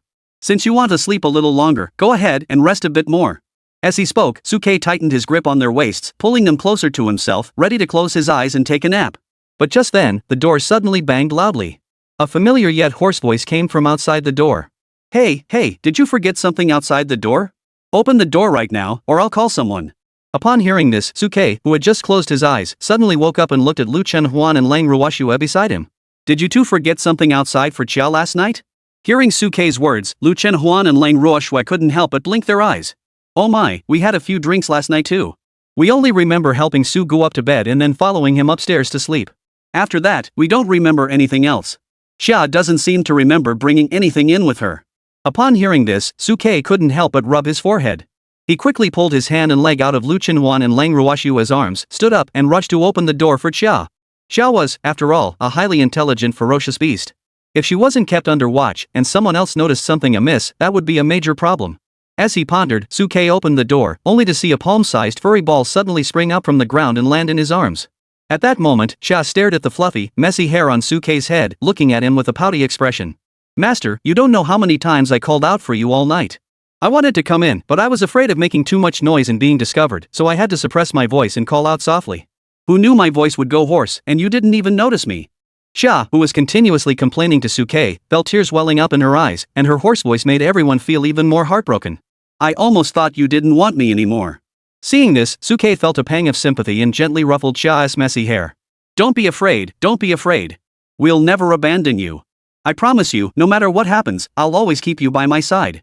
Hearing Suke's comforting words, Xia buried her head in Suke's embrace and couldn't help but let a smug smile escape her lips. Chapter 123, You Know When to Back Down. After putting Xia inside the house, Suke returned to the bed and briefly practiced cultivation with Lu Chenhuan and Lang Ruoshue. Soon, the sound of official servants knocking on the door echoed outside. "Miss, Master, the old master is calling you to dinner." Hearing the servant's instructions, the three snapped out of their cultivation state. Lang Ruoshue shouted back toward the door. "We understand, Uncle Lu. Go back and tell father we'll be out shortly." "All right, Mississippi." Hearing Lang Ruoshue's response, the official servant, Uncle Lu, left directly. Suke heard the way the official addressed them and couldn't help but mutter to himself. Is this what it feels like to be born into a wealthy family? From childhood to adulthood, before coming to the Lang family, I had never been called young master or son-in-law before. Lu Chenhuan, standing beside him, teased. "Well, now you're experiencing it, aren't you?" "As for me, even if I were to enter this cold manor with you, I wouldn't get to enjoy such titles as Miss or Master. Instead, I've earned the reputation of being a big glutton." Seeing Lu Chenhuan's feigned displeased expression, Suke couldn't help but chuckle. "What's the matter? Aren't you the real, greedy little girl?" Suke. Facing Suke's teasing, Lu Chenhuan's small mouth couldn't help but pout, her cheeks puffing out high. Seeing Lu Chenhuan's adorable expression, Suke couldn't help but curve the corners of his mouth into a tender smile, reaching out to gently ruffle Lu Chenhuan's hair. "Just kidding, our Huan Huan isn't some greedy little girl. Our Huan Huan is famous for being a food connoisseur." "But that's still a greedy little girl, isn't it?" Just then, Xia, who was cuddled up in Suke's arms, couldn't help but speak up. "I'm craving your grandmother." Before Xia could finish speaking, Lu Chenhuan couldn't help but growl softly, reaching out to grab Xia from Suke's embrace. Xia, seeing the danger, let out a yelp and jumped out of Suke's arms with lightning speed, using her agility to dart around. Without using any spiritual energy, Lu Chenhuan found it extremely difficult to catch the agile Xia. To make matters worse, while dodging, Xia stuck out her tongue and made a funny face at Lu Chenhuan. "You little glutton. You think you can get away with this because we're at the Lang family's place, and I dare not use my spiritual energy, right?" Seeing Xia act so brazenly, Lu Chenhuan glanced aside, grabbed the electric mosquito racket nearby, and pressed the switch. In an instant, sparks flew from the mosquito racket, crackling loudly. Lu Chenhuan raised the mosquito racket and charged toward Xia. "Kill the cat! Kill the cat!" Seeing Lu Chenhuan charging toward her with the electric fly swatter, Xia screamed and rushed to Suke's feet for protection. She clung to Suke's pant leg, blinking her big eyes at him pitifully, her eyes brimming with tears. "Master!" But to her surprise, Suke reached down and picked her up from the ground, lifting her up to Lu Chenhuan's face. "Come on, Huan Huan, go ahead and torment it." Xia was completely caught off guard by Suke's move, dangling by the back of its neck, watching the electric arcs crackling toward it as the electric mosquito racket approached. It raised its paws in defense. "Good sister, I was wrong." When it came to backing down, Xia was always flexible. But Lu Chenhuan had no intention of sparing Xia. He raised the electric mosquito racket and swung it hard toward Xia's face. "No, please don't." Seeing the electric mosquito racket coming toward her face, Xia couldn't help but close her eyes. Just then, Suke's voice rang out from the side. "Enough, Huan Huan, stop scaring Xia. Look at how her little legs are trembling." Suke knew Lu Chenhuan's personality well. Although she sometimes looked fierce, she wouldn't harm those close to her. Although Xia's true form was that of a ferocious beast, she didn't possess the same wild and brutal nature as other beasts. On the contrary, through their time together, Suke had discovered that Xia's personality was more similar to that of a human. In terms of stance, she leaned more toward neutrality. Moreover, through their time together, Xia had grown to be like family with everyone. She may stumble over her words, but she has no malicious intent toward others. Listening to Suke's words, Xia cautiously opened one eye, looking at the electric mosquito racket less than 2 centimeters away from her, blinking her big eyes at Lu Chenhuan in a cute manner. I knew it. My Huan's sister is the most tolerant and gentle girl. You're just teasing me, you wouldn't really hurt me, would you? As she said this, Xia deliberately blinked at Lu Chenhuan and wagged her little tail to show her affection. Cold Ruoxue, standing nearby, couldn't help but cover her mouth and giggle. Seeing this, Lu Chenhuan's anger subsided by half and she snorted coldly. You know your place. Hearing this, Xiao's heart finally settled. But just as Xiao was about to breathe a sigh of relief, Lu Chenhuan's electric flyswatter struck Xiao's buttocks, sending her jumping into the air from the shock. Smelling the burnt hair in the air and feeling the stinging pain on her buttocks, Xiao's eyes filled with tears of injustice. Lu Chenhuan, what are you doing? Lu Chenhuan looked smug and satisfied. Nothing much, just a little punishment to teach you a lesson. As he spoke, Lu Chenhuan put the electric mosquito racket back down and clapped his hands at Suke and Lang Ruoxue. Alright, Su Gu and Rongxue, let's go eat now. Upon hearing this, Suke smiled and nodded, releasing his hand. Xia took the opportunity to dart back into Suke's arms, her face full of grievance. Master, you sold me. Suke reached out to rub Xiao's head, a smile curling at the corners of his mouth, but he didn't respond. It was Lu Chenhuan beside him who spoke up with a smug expression. Yes, Su Dage is showing you who the real king and queen of his harem are. Harem. Hearing Lu Chenhuan's words, Lang Ruoxue couldn't help but lower her head, her ears turning red. Xia, however, paused slightly upon hearing this, as if she wanted to say something. Her eyes flickered with a mix of recollection and silence, and unusually, she didn't argue with Lu Chenhuan. Suke cleared his throat, blinking his eyes, unsure of what he was thinking. Soon, the three of them followed Lang Ruoxue back to the dining hall. As they entered the dining hall, both Suke and the two people beside him, Lu Chenhuan and Lang Ruoxue, couldn't help but furrow their brows slightly. For within their line of sight, standing beside Lang Qianxiu were two familiar figures. They were Cheng Qiji and Manhwa, who had previously approached them. Upon seeing the three of them arrive, Cheng Qiji and Manhwa hurriedly approached with smiles on their faces. Su, Lu, and Lang, it's been a long time. Hearing their polite words, Lu Chenhuan couldn't help but furrow his brows slightly. Wait, didn't we just see each other yesterday? Chapter 124, Immediate Departure. Perhaps taken aback by Lu Chenhuan's response, Cheng Qiji and Manhwa cleared their throats and shifted their gaze to Xia, who was in Suke's arms, before changing the subject. Su's pet today is a bit different. The fur on it's but has a pretty unique style, it's fluffy and curly, like it got a perm. Hearing Cheng Qiji and Manhwa's compliments, Xia in Suke's arms puckered her little mouth and quickly turned her but towards Suke's embrace, with her head facing outward. Seeing this, Cheng Qiji and Manhwa couldn't help but look at each other in astonishment. Ha? Does this little guy understand what we're saying? So intelligent?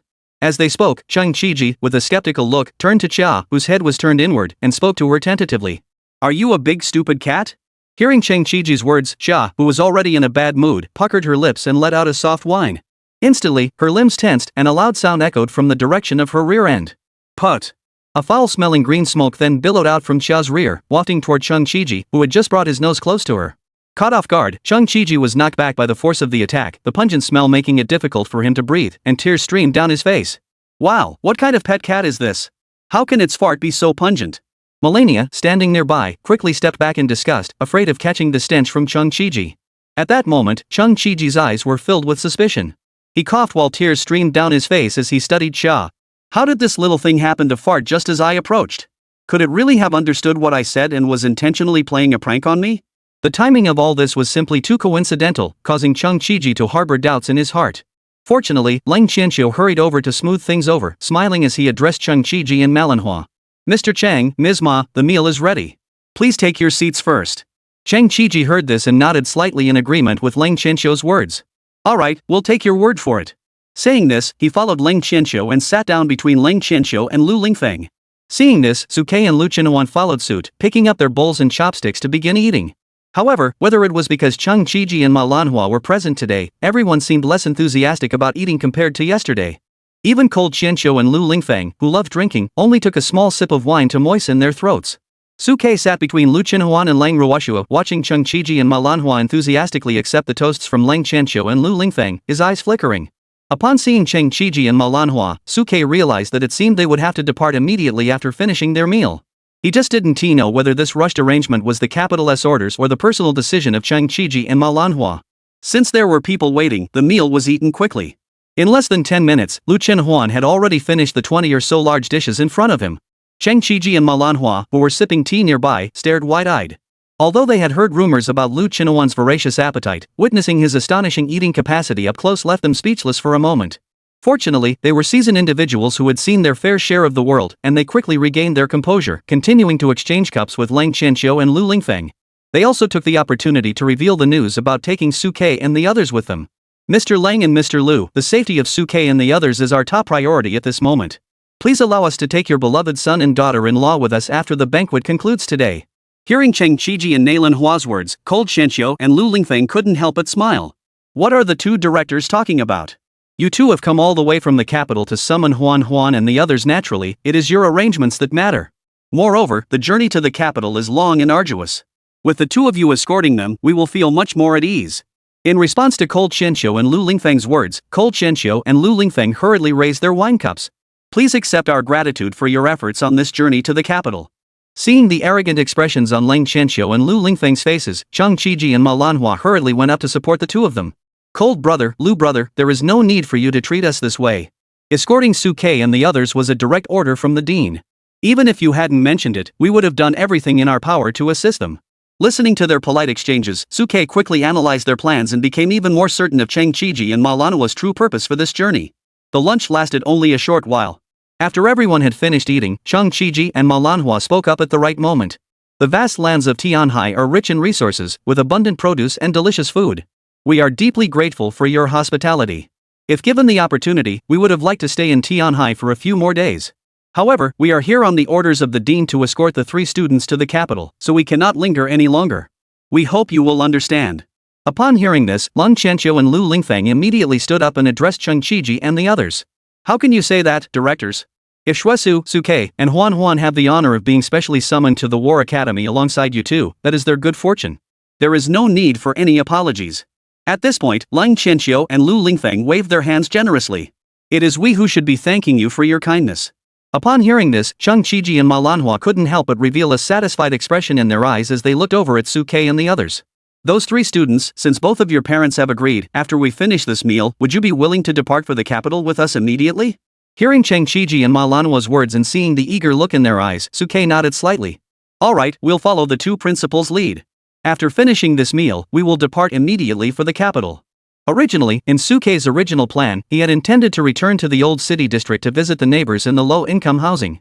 However, seeing how eager Cheng Qiji and Ma Lanhua were, repeatedly urging them to depart immediately, Suke decided to follow their advice. After all, the two were renowned warlords throughout the entire Great Xia Empire, and the day of the imperial examination in the capital was still far off.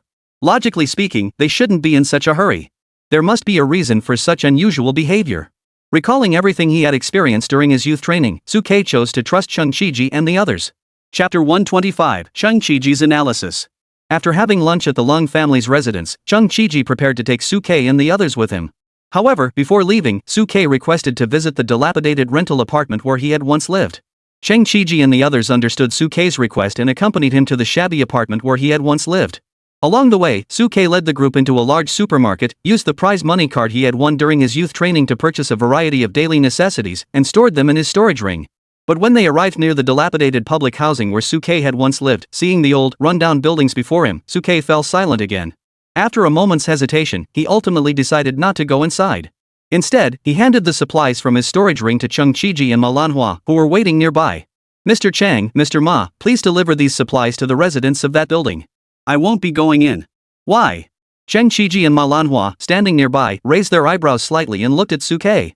Suke gazed at the familiar building before him, his expression distant. This parting might mean another long time before he could return to Tianhai. If I go to see them this time, it would only be to say goodbye once more. I don't think there's any point in meeting them. It would only add to the sadness and reluctance, serving no purpose. In Suke's heart, if he couldn't return to properly meet with these neighbors and have a meal together, then it would be better not to see them at all. Listening to Suke's words, Cheng Qiji nodded slightly, understanding Suke's thoughts. Alright, we'll help you deliver these supplies. Cheng Qiji and Ma Lanhua then retrieved the supplies Suke had piled on the ground into their storage rings and headed toward the low-income housing. Suke and the others remained standing in place, watching Cheng Qiji and Ma Lanhua disappear into the stairwell, silent. Xia, who was in Suke's arms, curiously jumped onto his shoulders, staring intently at the unfamiliar buildings before her with wide eyes filled with curiosity and confusion. Cold Ruoxue, standing nearby, looked at the dilapidated public housing unit, noticing the rusted window railings, and a hint of pity flashed in her eyes. Brothers who used to live in such a run-down place? Lu Qinuan, who had been here once before, showed little change in expression, but she quietly clenched Suke's right hand. After about 10 minutes, Cheng Qiji and Ma Lanhua reappeared in the stairwell and hurried toward Suke and the others. Done. Hearing their response, Suke finally relaxed. Meanwhile, Lu Chenhuan, standing nearby, looked curiously at Chung Chiji and Manhwa. What did the two directors say inside? What else could they have said? Chung Chiji, upon hearing this, laughed heartily and addressed the three of them. I told them I was here to bring some warmth, that a man named Suke had asked me to come by and look after everyone and bring some supplies. Did anyone ask about my older brother Su's recent situation? Facing Chung Chiji's response, Lu Chenhuan hurriedly continued to ask. Of course there were, especially an old man with white hair sitting in a wheelchair, who kept asking me, how has little Suke been lately? Has he been eating well and drinking well? I heard he encountered some danger. What's the situation? He asked every single detail.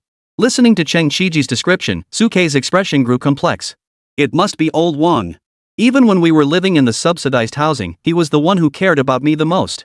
Seeing Suke's distant gaze, Chung Chiji reached out and patted Suke on the shoulder. Don't worry. No matter who asks, I'll tell them you're doing well now and will soon be going to Beijing to attend university with an important figure. Upon hearing this, Suke nodded slightly and thanked Chung Chiji and Manhwa. Thank you. Hearing Suke's words, Chung Chiji couldn't help but wave his hand. It was just a small favor, no need to thank me. Alright, now that you've come to see us and the items have been delivered, shouldn't we set off for Kyoto? Seeing the eager expressions in Chung Chiji and Manhwa's eyes, Suke paused for a moment before looking at them. Mr. Chang, Mr. Ma, could you tell us why you're in such a hurry to take us to the capital? If I recall correctly, there's still some time before the Kyoto exams, and besides, we were specially admitted to the school. There's no need to rush, is there? Lu Chenhuan and Lang Ruoxue, who were standing beside Suke, also lifted their heads at that moment and cast curious glances toward Chung Chiji and Manhwa. Both of them also had their own doubts about this question. The behavior of Chung Chiji and Manhwa was indeed unusual, making one unable to help but speculate. Even Xia, who was resting on Suke's shoulder, couldn't help but sneak a glance over. Seeing the puzzled expressions in the three of them, Chung Chiji and Manhwa exchanged glances, hesitated for a moment, and then decided to reveal the truth. Alright, since you've noticed as well, we won't keep it from you anymore.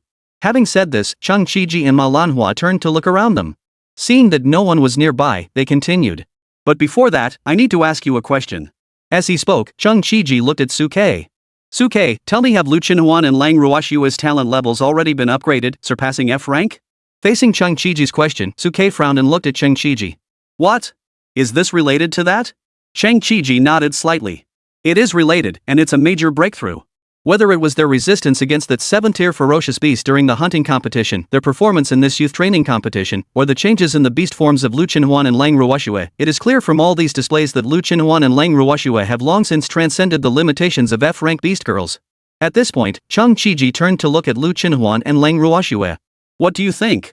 Facing Chung Chiji's question, Lu Chenhuan and Lang Ruoxue did not respond immediately, but instead turned their gazes towards Suke. This was a major matter. If Suke didn't speak up, they would never admit it. Chung Chiji seemed to have anticipated their reaction and redirected his gaze back to Suke. Suke, even if you don't say it, we already have the answer in our hearts. Because after this competition, we took the time to watch the video footage Li Shangdong left in the database. It was clear that the beast transformation states of Lu Chenhuan and Lang Ruoxue before and after were vastly different. Listening to Chung Chiji's analysis, Suke decided to let down his guard and smiled at Chung Chiji. That's right. I admit that, with my help, Huan and Ruoxue's talent levels have surpassed their original F rank. Upon hearing this, Chung Chiji and Manhwa's pupils involuntarily contracted. So it was. Chapter 126, Honest Confession. Although they had already prepared themselves mentally beforehand, upon hearing Suke's response, Chung Chiji and Manhwa were still filled with shock. Especially Chung Chiji, who looked at Suke with a flushed face. So, what you're saying is that after Lu Chenhuan and Lang Ruoxue entered into a contract with you, their innate talent levels underwent a massive transformation. Seeing the intensity in Chung Chiji's eyes, Suke frowned and shook his head slightly. It's not that huge, just from F rank to B rank. Since Lu Chenhuan and Lang Ruoxue had not yet activated the next stage of their talent evolution, their current talent levels were still at B rank, far from the SSS rank Suke had originally anticipated. However, these words fell on Chung Chiji and Manhwa's ears like a thunderclap. Especially Chung Chiji, who excitedly grabbed Suke's arm. What did you say? B rank? You mean 2 F rank beast girls, with your help, have successfully jumped 4 major ranks to become rare B rank beast girls? You must understand that on the entire continent, B rank and above beast girls are relatively rare, belonging to the elite tier, which is why they were assigned to the youth training camp. But in Suke's mouth at that moment, it seemed as though he wasn't entirely satisfied, as if advancing to an insignificant rank was no big deal. Facing Chung Chiji's excitement, Suke remained calm. That's how it is. Hearing Suke's definitive answer, Chung Chiji jumped up in excitement. I knew it. I knew it. Given the performances of Lu Qinhuan and Lang Ruoxue, it was absolutely impossible for them to possess the talent of an F-rank beast maiden. However, Cheng Qiji still had some doubts at that moment. Suke, such a significant change, why do you seem unsatisfied? Could it be that Lu and Lang's talent isn't good enough for you? Can they still improve? Facing Cheng Qiji's question, Suke furrowed his brows slightly and decided to reveal part of the truth. After all, once he entered the Great Xiao War Academy, he would inevitably attract attention, especially from the so-called academy director, who was rumored to be a 9th rank master. The fact that Lu Qinhuan and Lang Ruoxue had advanced their talents would inevitably come to light. Thinking this, Suke spoke directly to Cheng Qiji. To be honest, there is room for improvement, but exactly how far they can go, I have no idea. However, one thing is certain, it will definitely not be lower than S. Suke, who had kept some information to himself, revealed part of the truth to Cheng Qiji, mentioning that Lu Qinhuan and Lang Ruoxue had the potential to advance, but he concealed the fact that their true talent ceiling was SSS. After all, 2 SSS-ranked beast girls, combined with himself as a god-tier beast tamer, would inevitably cause a huge stir if the truth were to spread. It would attract even more covetous eyes from those with ulterior motives. However, even though he had concealed the true upper limit of Lu Qinhuan and Lang Ruoxue's talents, Su Xiuqua's words, spoken at that moment, sent shockwaves through Cheng Qiji's ears. Not lower than S? Does that mean you're confident you can elevate both of their talents to S rank? Manhwa, standing beside him, widened her eyes in disbelief. Looking at Cheng Qiji and Manhwa, whose eyes were filled with shock, Suke nodded slightly. You can understand it this way. However, this process will take some time. Hearing Suke admit this fact with his own mouth, Cheng Qiji's mouth dropped open in astonishment. Strong. So incredibly strong. To be able to elevate a F-rank beast maiden to S rank or higher, what an unbelievable miracle. In the history of human beast tamers, there has never been such an example. A beast maiden's innate talent grade is determined the moment she awakens. There has never been a precedent for defying fate or altering one's destiny. By the side, Manhwa's eyes sparkled with astonishment as she looked at Suke and the 2 women beside him, Lu Qinhuan and Lang Ruoxue. Suke, however, frowned and looked at Cheng Qiji. So, this is why you were in such a hurry for us to go to the capital? Upon hearing Suke's question, Cheng Qiji snapped back to his senses and nodded hurriedly. That's right, that's exactly why. As Cheng Qiji spoke, his expression grew serious. Suke, you may not realize that your actions are capable of altering the course of human history. Unlocking the innate talent that binds the heavenly Tao and helping the beast girls enhance their original potential is an utterly shocking and unprecedented act. If the great demons and beasts beyond the borders were to learn of this, they might very well dispatch a massive army to demand your surrender, or even send assassins in secret to target you. Hearing Cheng Qiji's words, Suke couldn't help but furrow his brows slightly. If it's only my own contract partner, would it still cause such a commotion? Yes. Facing Suke's question, Cheng Qiji nodded firmly. Whether it's limited to your own contract partners or not, your experiences hold significant value for our human race to study. Once we truly uncover the secrets to enhancing the innate abilities of those low-tier beast girls, it will bring an enormous boost to the combat strength of our entire human race. Cheng Qiji raised his eyes to look at Suke. To put it another way, the fact that you are an SSS-ranked beast tamer alone is already enough for those ferocious beasts to risk targeting you. If you add the fact that you can enhance beast maiden's innate abilities, the targeting you'll face will be endless. Listening to Cheng Qiji's analysis, Suke's eyes narrowed slightly. So what? As the vast human race, haven't we always been targeted by those ferocious beasts? One more of us doesn't make a difference. Looking at Suke's fearless expression, Cheng Qiji's eyes flickered with a hint of nostalgia, as if he saw himself from years ago. However, he quickly snapped back to reality and continued speaking to Suke. Though that may be true, it's still wise to prepare for the future. Since I was able to deduce from this hunting competition and the youth training tournament that you could help the beast girls advance their talents, there must be others who could draw the same conclusion. Cheng Qiji paused here. Although I have already obtained these videos from Li Xiang and made him promise not to disclose them lightly in the future, we cannot prevent those with ulterior motives from speculating or attempting to harm you. To ensure your safety, we must evacuate you from Tianhai and transport you to the capital as soon as possible. As the core of the Great Xia Empire, Kyoto is not only garrisoned by the Jingzhou army but also protected by the 3 great academies. There, your personal safety will be well safeguarded. Chapter 127, The True Enemy. As Cheng Qiji spoke, Suke's gaze flickered slightly. Cheng Qiji continued speaking. Lately, the demon god sect has been causing trouble for no apparent reason, seemingly targeting this batch of new genius recruits. Suke, you should remain in Tianhai. Your situation is far more dangerous than you imagine. At this point, Cheng Qiji seemed to fear that Suke might not believe him, hesitated for a moment, and then revealed the events of the previous day. Yesterday, the Cold family manor was attacked by 2 remnants of the demon god cult. If we hadn't intervened, things would have turned out much worse.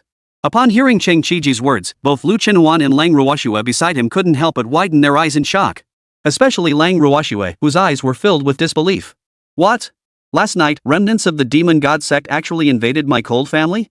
Cheng Qiji looked at the shock in their eyes, seemingly satisfied with their reaction, and nodded slightly. Yes, those two remnants of the demon god cult were both at least 6th tier cultivators. If it weren't for us, your cold family would have been in trouble last night. Therefore, if you continue to stay in Tianhai, such incidents could easily happen again. With enemies lurking in the shadows, your safety will always be at risk. Hearing these words, both Lu Qinhuan and Lang Ruoxue couldn't help but fall silent. Suke, however, glanced at Xia, who had crawled back into his arms and was pretending to sleep, his eyes flickering. In fact, Suke had already sensed something amiss the previous day. During dinner, Xia had taken advantage of Suke's momentary absence to quietly inform him that she had sensed two powerful and familiar auras outside the estate, strikingly similar to those of the demon god cult. Suke immediately decided to secretly inform Lang Qianqiu of this, while pretending to be drunk, calling Lu Qinhuan and Lang Ruoxue to help him into the bedroom, and then ordering Xia to stay outside on guard. Otherwise, given Xia's cultivation level and speed, she could easily slip into the bedroom unnoticed and wouldn't be stopped outside. As for Suke, he pretended to be asleep on the surface but had already entered a state of alertness in secret, ready to act at any moment. Fortunately, Cheng Qiji and Manhwa later resolved the matter, but Xia remained outside loyally guarding the bedroom all night, without knocking to disturb Suke and the others. Of course, Lu Qinhuan and Lang Ruoxue were unaware of any of this. Cheng Qiji, however, noticed Suke's relatively calm expression and seemed to have some suspicions.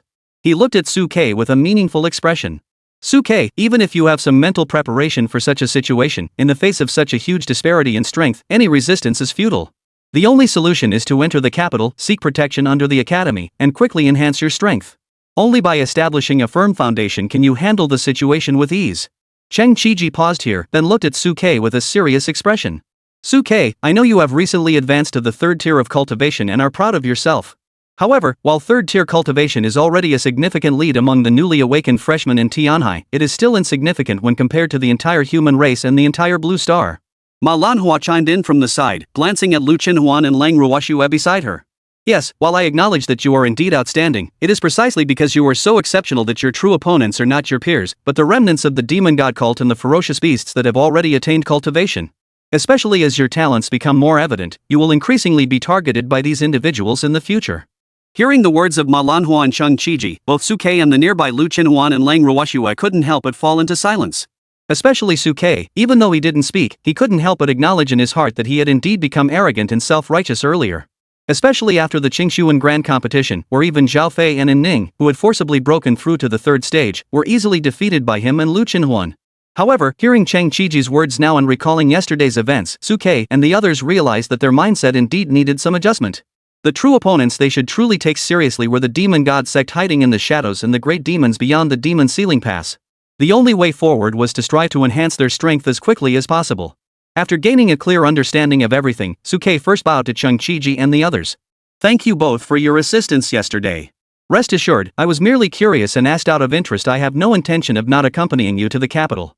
Alright. Hearing Suke's response, Cheng Qiji and Manhwa showed a satisfied expression on their faces and addressed the three of them. Since everyone is ready, let's set off now.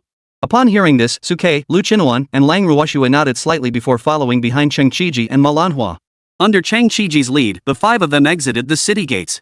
Outside the majestic city gates, pairs of soldiers dressed in city guard uniforms were on duty. Upon seeing Cheng Qiji and Manhwa, all the city guards instinctively saluted them with respect. Greetings to the 2 war kings. Cheng Qiji and Manhwa were renowned war kings throughout the entire Great Xia army, having achieved great military exploits beyond the borders, and were greatly admired by these city defense troops. Lu Qinhuan, standing nearby, saw the admiration everyone felt for Cheng Qiji and Manhwa, and couldn't help but let a look of envy flicker in his eyes. However, Lang Ruoxue, standing beside him, saw all this but did not share Lu Qinhuan's envy. Instead, she turned her head to look at Suke beside her and gently bit her lip. However, just as the group was about to exit the city gates, Suke and Lu Qinhuan's footsteps came to an involuntary halt. Because within their field of vision, Lang Qianqiu and Lu Lingfeng had already been waiting outside the city gates. Dad? Old man? Upon seeing Lang Qianqiu and Lu Lingfeng appear, both Lu Qinhuan and Lang Ruoxue's eyes filled with surprise. How did you two get here? The three had not informed Cold Qianqiu of their departure time in advance. Their sudden appearance here could only mean that they had been waiting at the city gates all along, preparing to see them off. At that moment, Lang Qianqiu wore a warm smile. Our precious daughter and son-in-law are leaving Tianhai. As their father, how could I not come to see them off? Lu Lingfeng nodded in agreement beside him. Exactly. As her fathers, it's only natural for us to come send off our own daughter. Hearing this, Lu Qinhuan and Lang Ruoxue couldn't help but show emotion in their eyes. They ran forward and hugged their respective fathers. Chapter 128, Flying Off? How heartwarming. Watching the scene before them, Chang Qiji and Manhwa, who were standing beside Suke, couldn't help but gaze at the scene with a nostalgic expression. Back then, when we first left the city, it was just like this. Even Xia, who was nestled in Suke's arms, couldn't help but sneak a peek at the heartwarming scene, her expression complex, her little mind lost in thought. At that moment, Chang Qiji, standing beside him, seemed to think of something and looked at Suke. Suke, do you have family? I have no family. Hearing Chang Qiji's question, Suke took a deep breath. Ever since I can remember, I've never had parents. I grew up in a kindergarten, and after entering middle school, I was assigned a subsidized apartment. I was raised under the care of old Wang and the neighbors in the subsidized housing complex. Hearing this, Ma Lanhua couldn't help but show a look of sympathy in her eyes. Have you never tried to find out anything about them? Ma Lanhua didn't believe it. In such a vast place like Tianhai, there was no news of Suke's parents? I've already looked into it. Facing Ma Lanhua's suggestion, Suke spoke softly. My father left Tianhai and disappeared when I was 3 years old.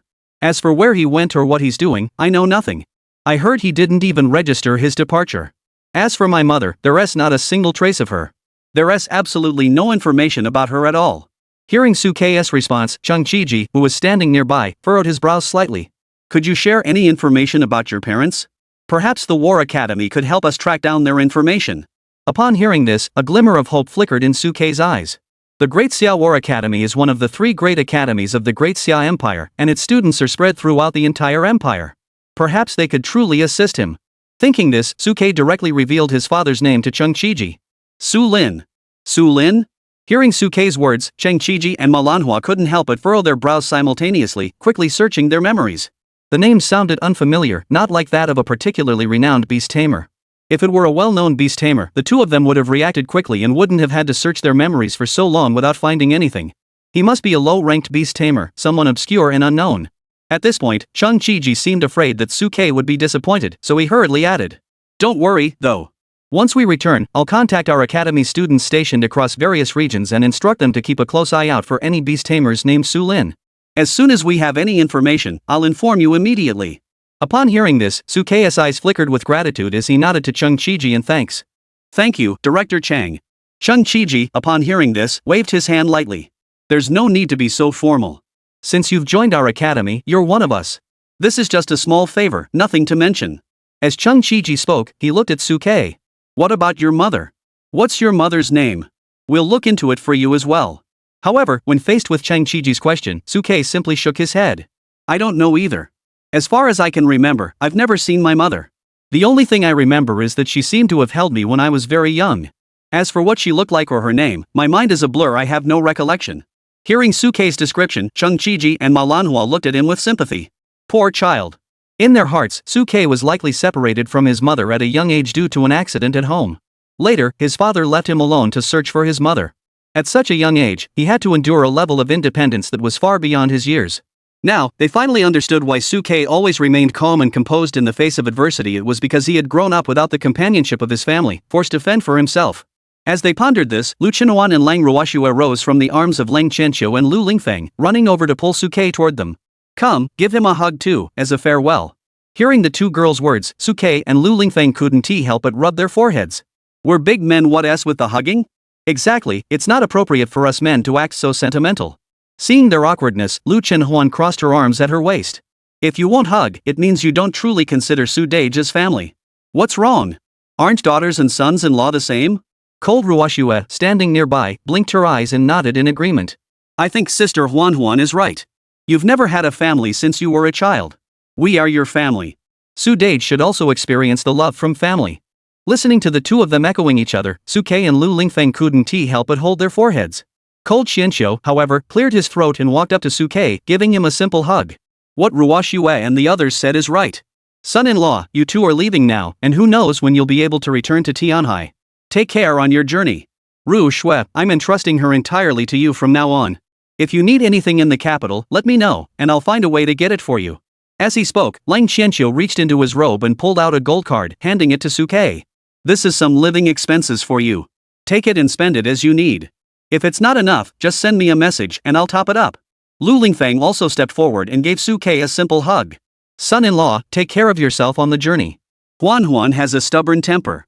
Make sure to take good care of her in Kyoto. I'm not as wealthy as the Cold family, but if you and Huan ever encounter any difficulties there, let us know. Even if we're as far away as the ends of the earth, we'll rush over as soon as we can. Hearing the concern in their words, Suke couldn't help but let a touch of emotion show on his face. Rest assured, both fathers-in-law, I will. Whether it's Huan or Ruoshua, I won't let them suffer any injustice in the capital. Hearing Suke's promise, Lu Lingfeng and Lang Chenxiu's eyes lit up with relief. Given their understanding of Suke's character, they knew he was always steady and reliable, and someone who kept his word. Alright, it's time to depart. Just as the group was exchanging pleasantries, Cheng Chiji and Manhwa spoke up. The sooner we leave, the sooner we'll arrive in Kyoto, and everyone can rest easy sooner. Hearing Cheng Chiji and Manhwa's words, Lu Chenhuan and Lang Ruoshua reluctantly bid farewell to their two fathers and followed Suke to stand before Cheng Chiji and Manhwa. Alright, both directors, let's depart.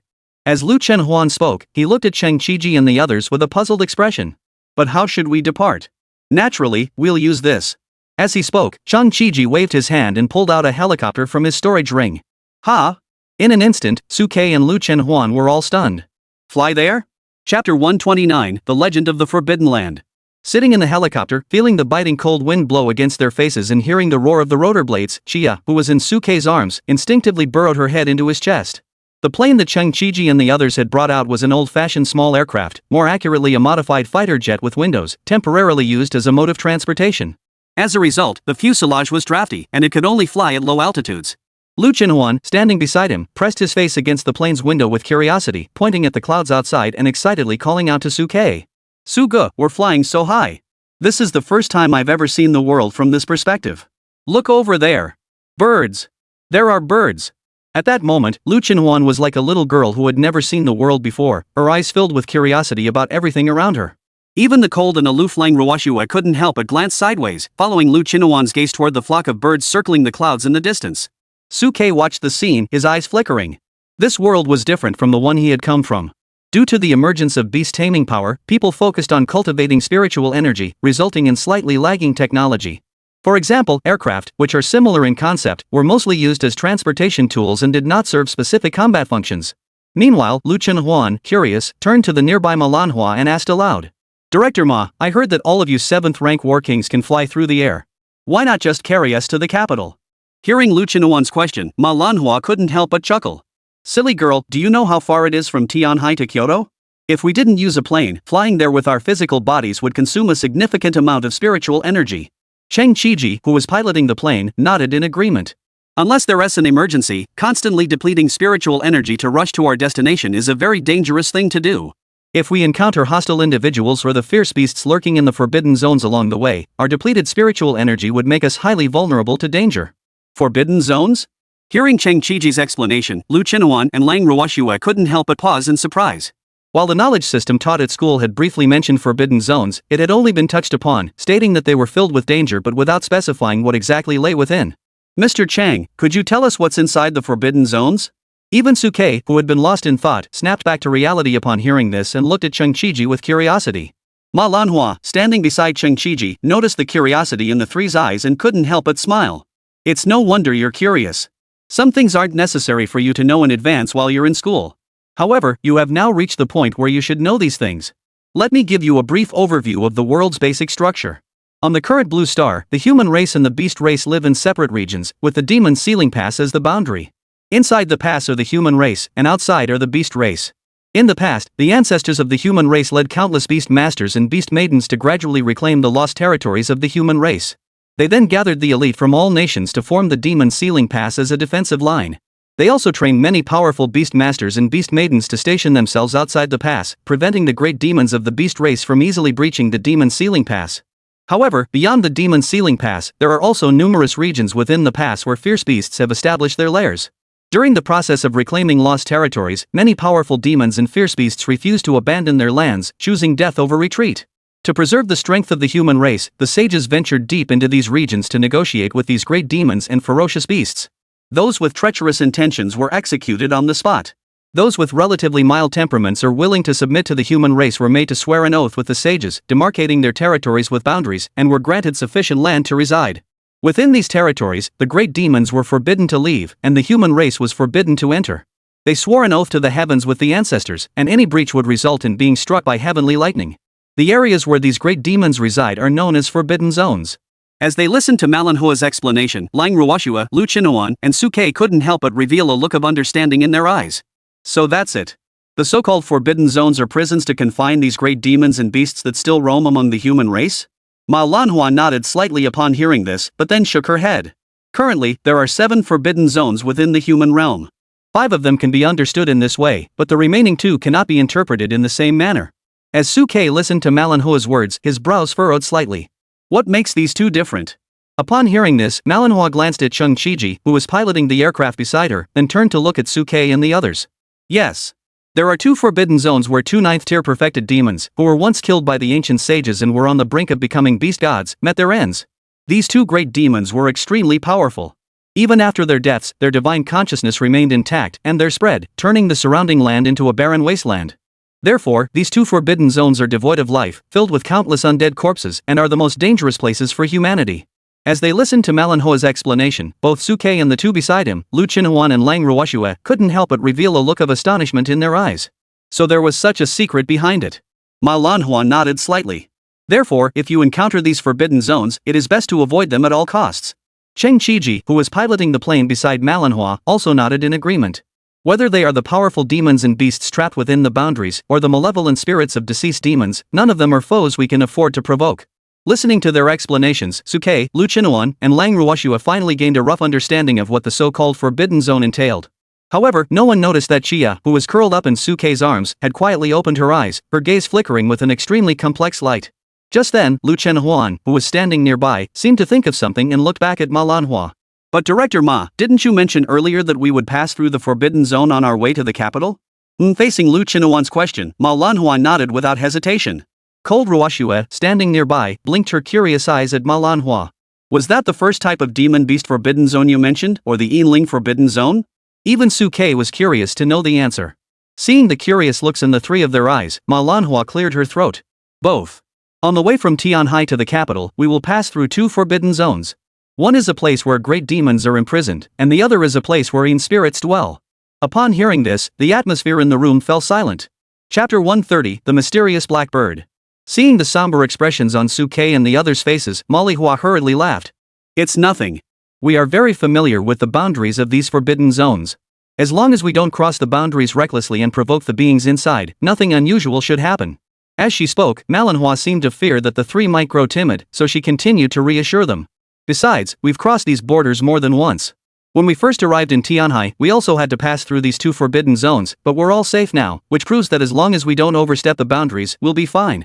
Hearing Malanhua's reassurances, Lu Chinhuan and Lang Ruoshua's emotions gradually calmed down, and they gently patted their chests.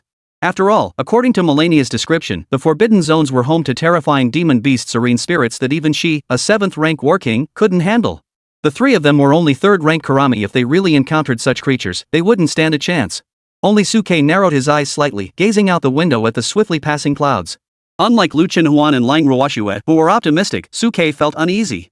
Through the demon god sect's recent actions, he sensed that there was more to this incident than met the eye. Suke sensed that this demon god sect incident was far from over and wouldn't end so easily. They dared to disregard the restrictions of the Fengming Gorge Array and the strict defenses of the Lang family. They certainly wouldn't let this opportunity to intercept them as they flew to the capital go to waste. As for the turning point, it might just be these forbidden zones. As if sensing Suke's concerns, Melania leaned her head close to Suke's face. Little Suke, I see you looking so worried. Are you afraid that the demon god sect will use these forbidden areas to cause trouble? With his thoughts exposed, Suke didn't bother to hide them and nodded slightly. Those demon god sect members seem to be watching us closely. It's not impossible that they might do something. Hearing Suke's concerns, Ma Lanhua couldn't help but giggle. Little Suke, you're worrying too much. While the demon god cult's methods are indeed bizarre, the beings within the forbidden zone are bound by the oath of the heavenly Tao or restrained by. How could they be so easily released by them? Moreover, besides the oath of the heavenly Tao, there are also numerous great beings from our human domain keeping watch over them. If they dare to cross the boundary and harm anyone, they will certainly be surrounded and annihilated by the great beings of our human domain. As she spoke, Malanhua smiled and gently patted Suke's shoulder. Besides, old Chang and I are very familiar with the route we won't lead you astray. Don't worry. Listening to Ma Lanhua's reassurances, Suke nodded slightly. In a sense, both Ma Lanhua and Cheng Chiji were 7th-rank war kings. Even if they were to face an 8th-rank great demon, they would still have the ability to lead themselves and the others to safety. Let us hope my worries are unfounded. As they pondered, the group boarded the plane and headed toward Kyoto. Since they had left afternoon, it quickly grew dark, and their stomachs began to growl with hunger. Fortunately, Suke and Chang Chiji had prepared plenty of supplies in their storage rings beforehand, so they took out some food to stave off their hunger. However, as the evening sun filtered through the clouds and cast its glow upon the aircraft, the distant horizon was suddenly obscured by a dark, ominous shadow. That was. A massive black cloud was rapidly approaching the plane they were on. Seeing this, Chang Chiji, who was piloting the plane, couldn't help but narrow his eyes slightly. He had extensive experience flying and could immediately tell that the dark cloud rushing toward them was not a normal cloud formation. Normal clouds form a single mass, but the black cloud in their field of vision was constantly rising and falling, surging and churning. As the distance closed, the hearts of the few grew increasingly tense. Manhwa, sitting beside Chang Chiji, also widened her eyes and stared intently at the dark cloud. Birds! They're birds! As the distance closed, the group quickly realized what was appearing in their field of vision. It was a sky filled with a dense swarm of large blackbirds. From a distance, it didn't seem particularly large, but as they drew nearer, the group finally grasped the sheer terror of the birds' numbers. Each bird was several meters long, and there were likely tens of thousands of them, completely obscuring the sky above. What kind of birds were these? Why had they never seen anything like them in books? Suke, who prided himself on being a theoretical genius at school, had never encountered such birds in any of his books. Even Chang Chiji, who was piloting the plane and observing everything, couldn't help but narrow his eyes slightly. What kind of birds are these? How come I've never seen them before either? Honey, have you seen this before? In response to Chang Chiji's question, Manhwa shook her head gently while clenching her fists. I haven't either. Upon hearing this, everyone's hearts immediately sank. A bird this large couldn't possibly be an ordinary bird, it was most likely a ferocious beast. A bird of such enormous size and in such vast numbers had never been seen before. This isn't a good sign, is it? We have no idea if they mean us harm or not. At that moment, Chang Chiji and Manhwa were both on high alert, staring intently at the flock of birds flying toward them. If they show any signs of aggression, the two will immediately deploy their defenses, abandon the plane, and engage in combat. However, to everyone's surprise, the blackbirds seemed to have no hostility toward them at all. They merely screeched as they swiftly approached their direction. Nevertheless, everyone remained on high alert, squinting their eyes and staring intently at the blackbirds. The best course of action was an emergency landing. Chang Chiji, who was piloting the aircraft, spoke in a low voice. But these birds were moving too fast, and the distance between us was too close. An emergency landing now would be impossible. We can only rely on my skilled piloting to maneuver through the gaps between these birds. The plane carrying the 5 people was relatively small, not much larger than the birds, and with skilled maneuvering, it was entirely possible to pass through them. But Chang Chiji couldn't help but sweat nervously. Because if he made a single mistake in maneuvering and collided with any of the birds, it could trigger a panic among the entire flock, leading to a fierce battle. No time to think. Charge! At that moment, Chang Chiji clenched his teeth, pulled the control stick, and charged straight toward the flock of birds.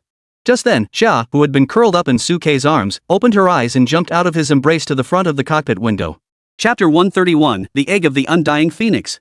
Seeing Xia jump to the side of the cockpit window, Lang Ruoshua, standing beside Suke, couldn't help but show a look of tension. Xia, don't go. The countless blackbirds outside the plane were of unknown origin and extremely dangerous. Even Chang Chiji and Manhwa had entered level 1 combat readiness at this moment, ready to respond to any sudden developments. For Xia to casually dart out like this was extremely dangerous. Even though Lang Ruoshua knew Xia was a third-tier ferocious beast, the blackbirds outside were so powerful that even a single one of them far surpassed the cultivation level of a third-tier beast. At this critical moment, rushing out recklessly would be suicide. Out of kindness, Lang Ruoshua instinctively reached out to grab Xia, intending to pull her back. But to her surprise, Xia clung tightly to the window with her little claws, her gaze fixed firmly on the blackbirds, and she let out a loud howl. Seeing Xia's unusual behavior, Suke's brows furrowed slightly, and he reached out to stop Lang Ruoshua's action. Don't move, Ruoshua. Lang Ruoshua stopped her movement upon hearing this, furrowing her brows as she looked at Xia. Lu Chenhuan, standing nearby, and Manhwa, who was ahead, also turned their heads upon seeing the scene, looking at Xia with curious expressions. Especially Manhwa, who couldn't help but laugh out loud at the sight of Xia with her little neck stretched out, meowing loudly. This little kitten is truly unaware of its place in the world. How dare it make such a commotion at a time like this? Doesn't it fear provoking those fierce blackbirds?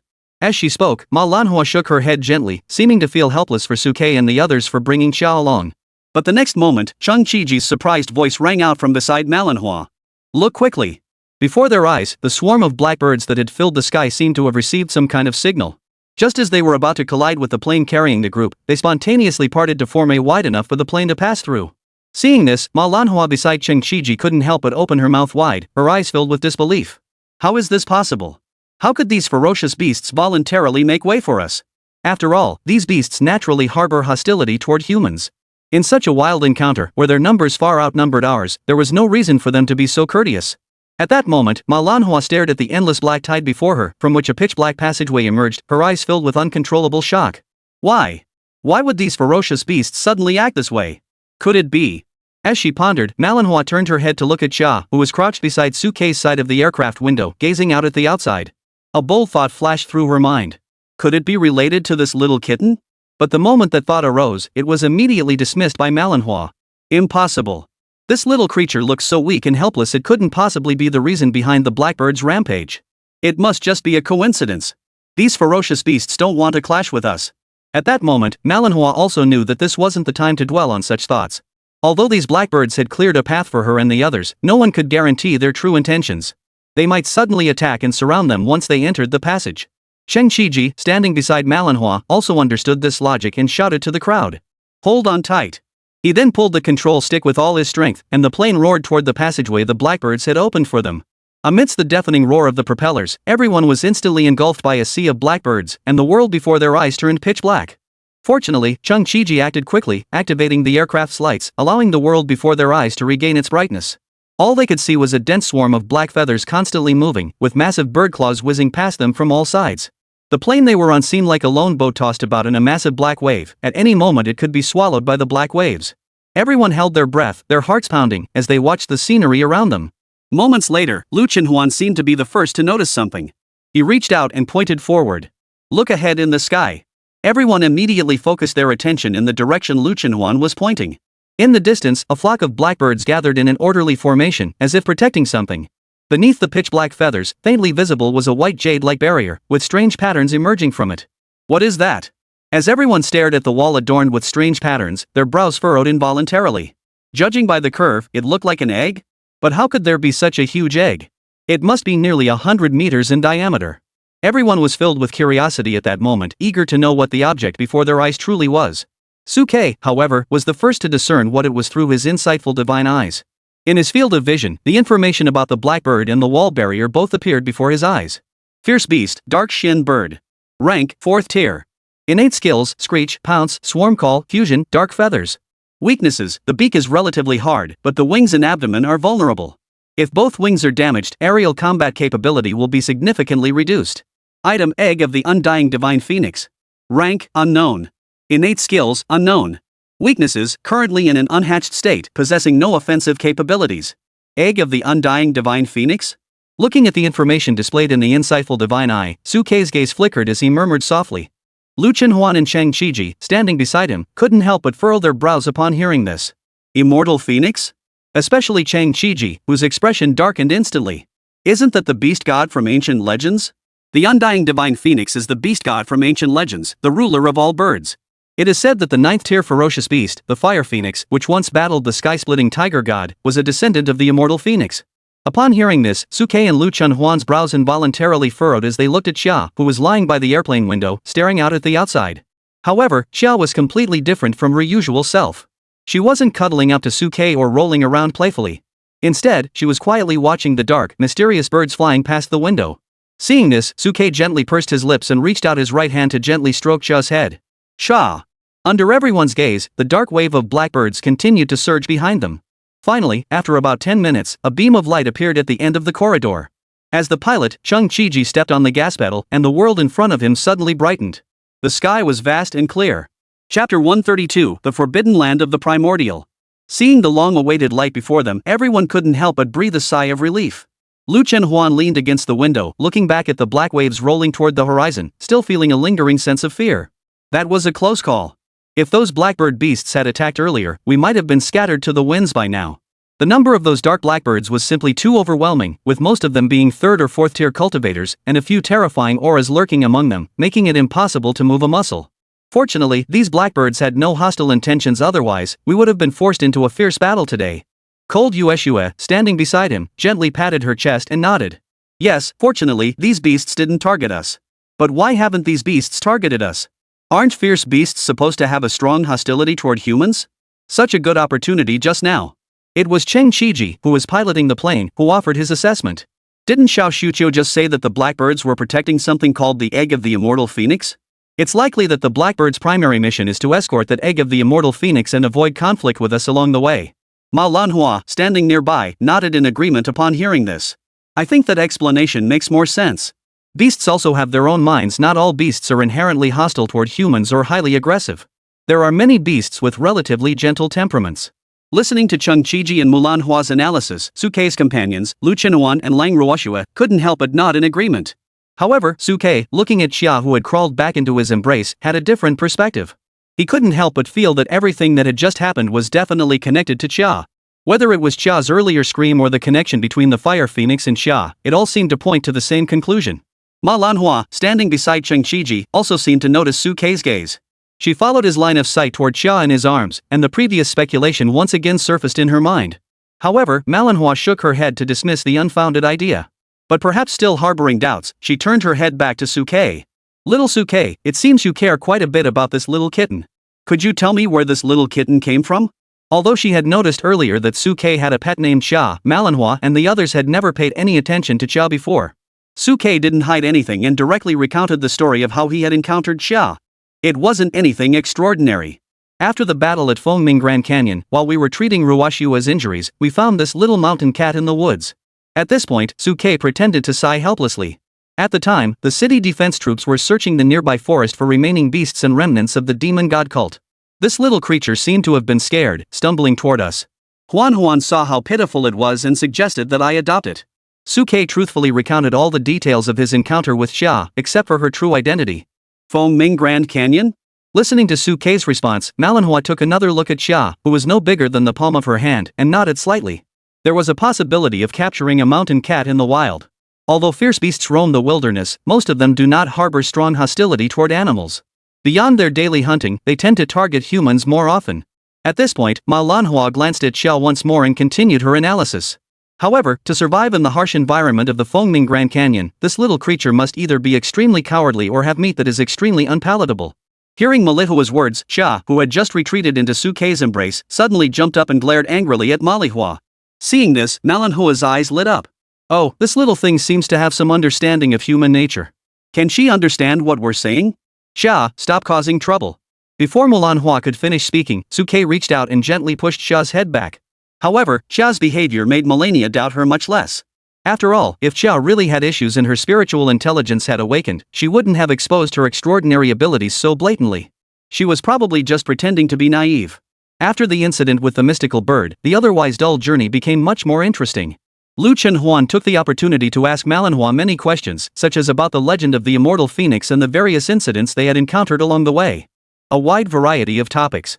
At the same time, it also dispelled the psychological pressure that Xian Niao had previously brought upon everyone. As the group joked around, time passed unnoticed, and as the sky grew dark, Cheng Qiji's voice came from the driver's seat. Be careful, we are about to approach the first forbidden zone. The primordial forbidden zone. Taichu? Hearing Cheng Qiji's voice, Suke couldn't help but speak up. Is the Taichu forbidden zone a place wherein spirits are imprisoned, or where great demons dwell? Lu Chenhuan and Lang Ruoxue beside him also looked over at Cheng Qiji with concern. Manhwa, standing nearby, noticed the curiosity in the three's eyes and smiled, addressing everyone. Everyone, there is no need to panic.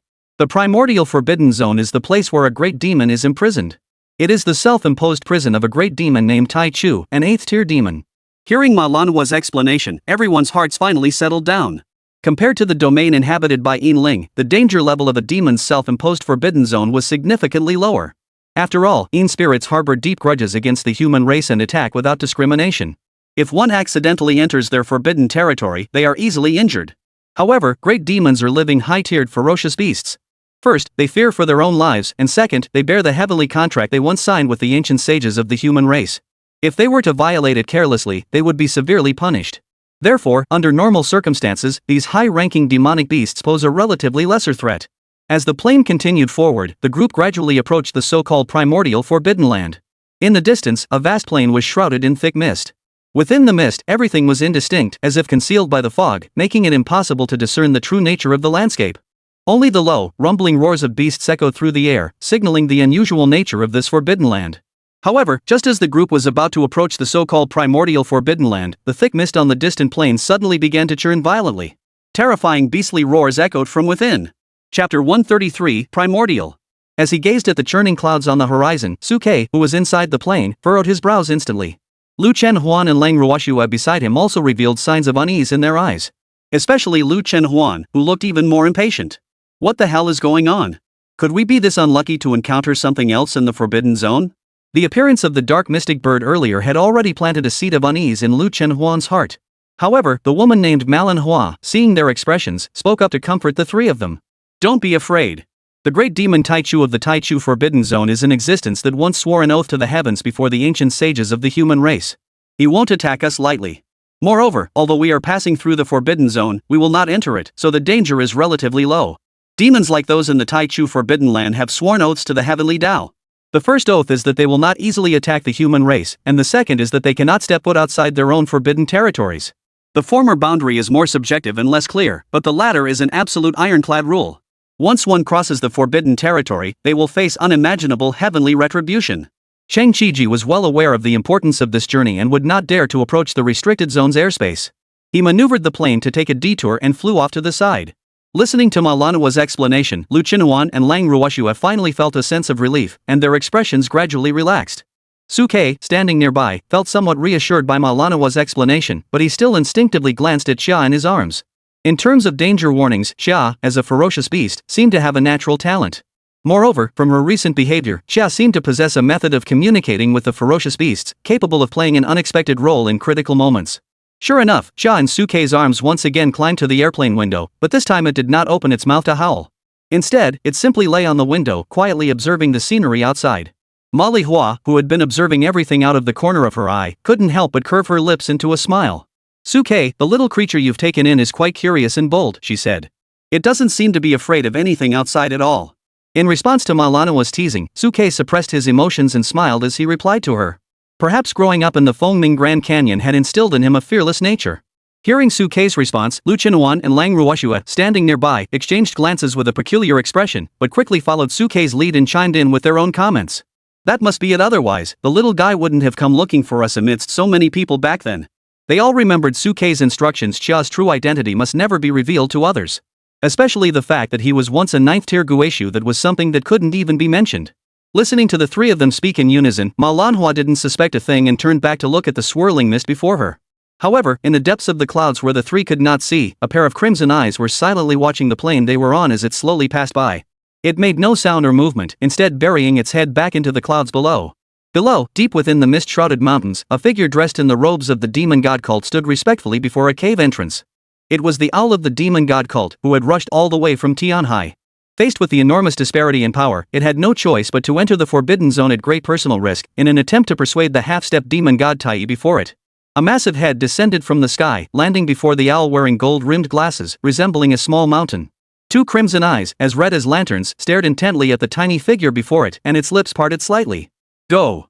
This place is not suitable for you. Hearing this, the owl spoke urgently. Lord Taichu, this is a once-in-a-lifetime opportunity.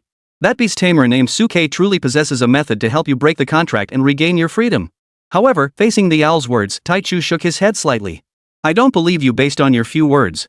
If I risk my life to stop him and fail to find what I seek, the backlash of the heavenly Tao contract will leave me in a state worse than death. Hearing Taichu's words, the owl still couldn't give up. But sir, are you truly willing to accept this? To be imprisoned in this tiny human cage for the rest of your life, never to taste freedom? Facing the owl's urging, Taichu remained calm. Don't try to goad me. Compared to the fleeting illusion of freedom, I value my life more. I have said it before, this is not a place for you. You are too noisy.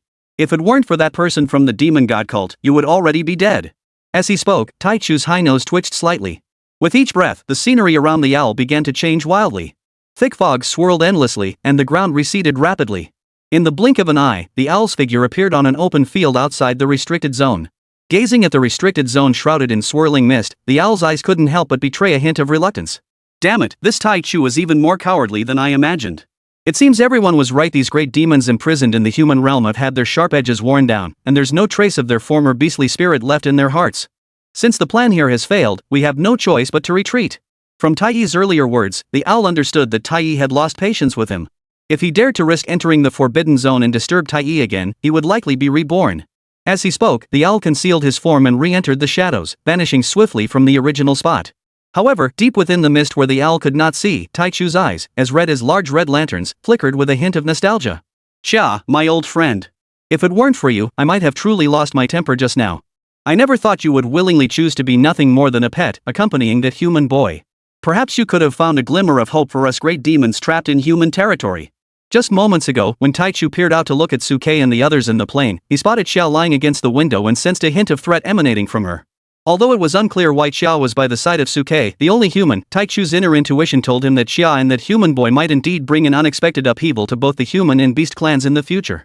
Chapter 134, The Forbidden Land of Taiyin. The people on the plane were naturally unaware of what had just happened and would never have guessed that they had narrowly escaped a deadly peril. Especially Chang Qiji, who was still gloating and speaking to Suke. See, I told you there wouldn't be any problems, Suke. As long as we don't directly enter the demon beast Taichu's territory, we won't provoke it into attacking. After all, these demon beasts have an ancient pact with the sages and dare not act recklessly. Facing Chang Qiji's self-satisfied response, Xia, who was beside Suke, couldn't help but roll her eyes and yawn as she burrowed back into Suke's embrace. Fortunately, no one noticed Xia's subtle expression and didn't associate it with anything else. It was Suke who suddenly remembered something and looked at Chang Qiji and the others.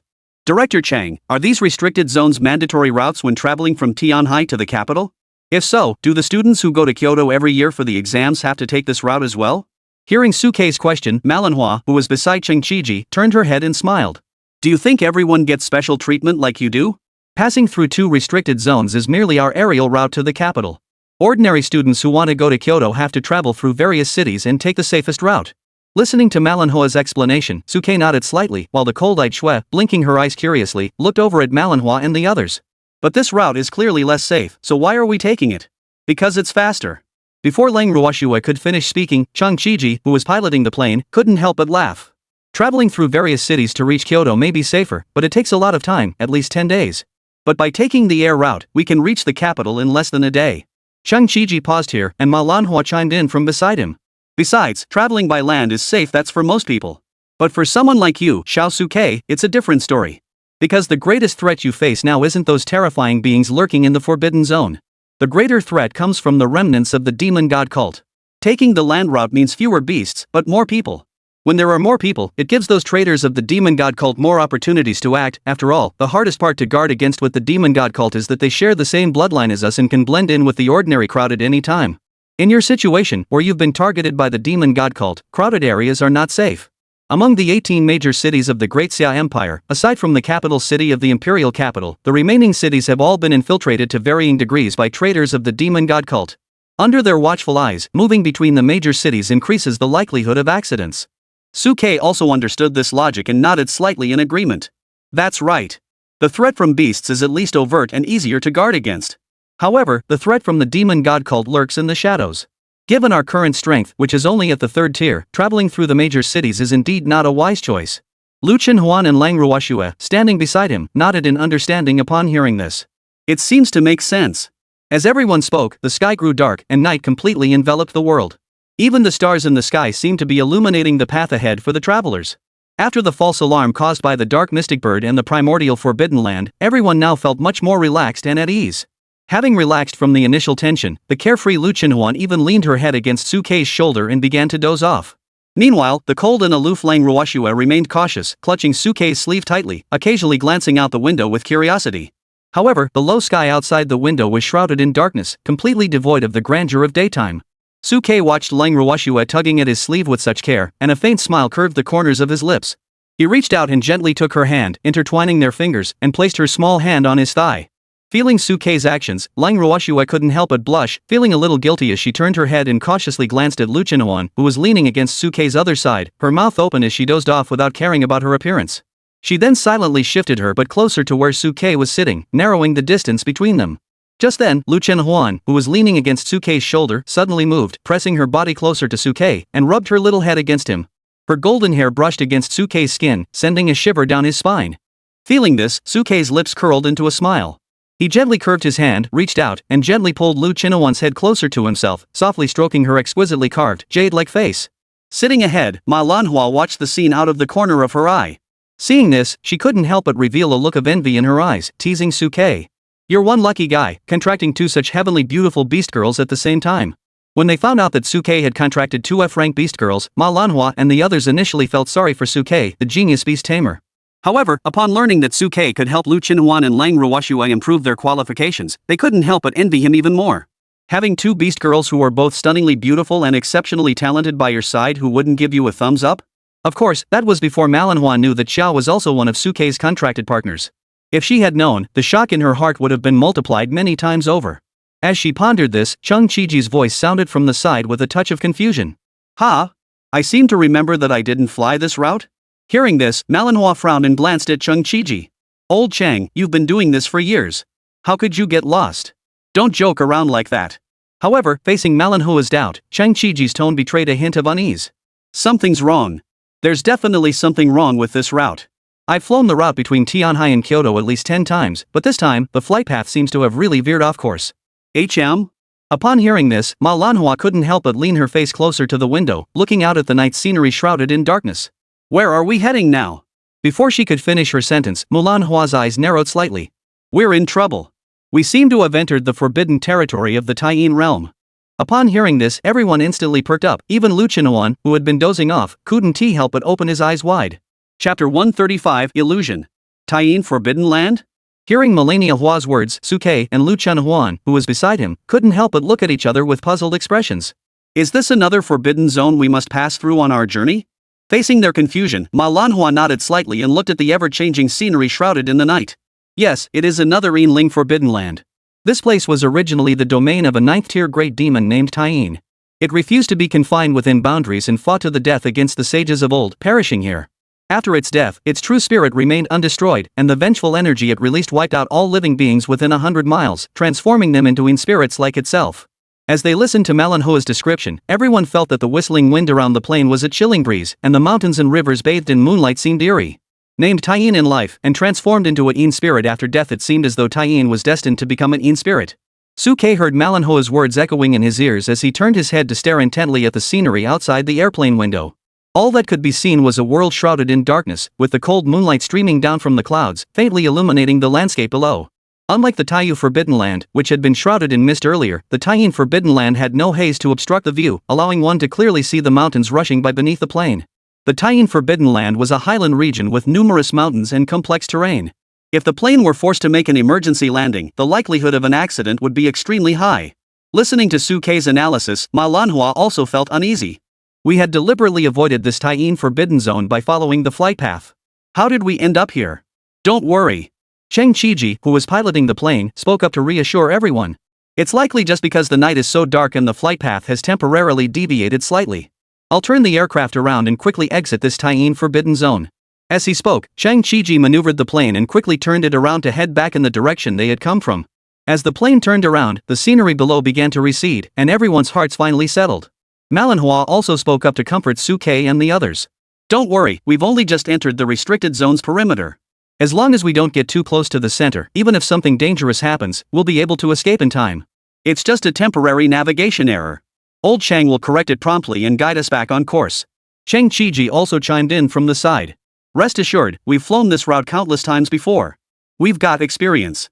Hearing their reassurances, Lu Qinhuan and Lang Ruoxue's emotions finally stabilized, though they still unconsciously gripped Suke's hands tightly.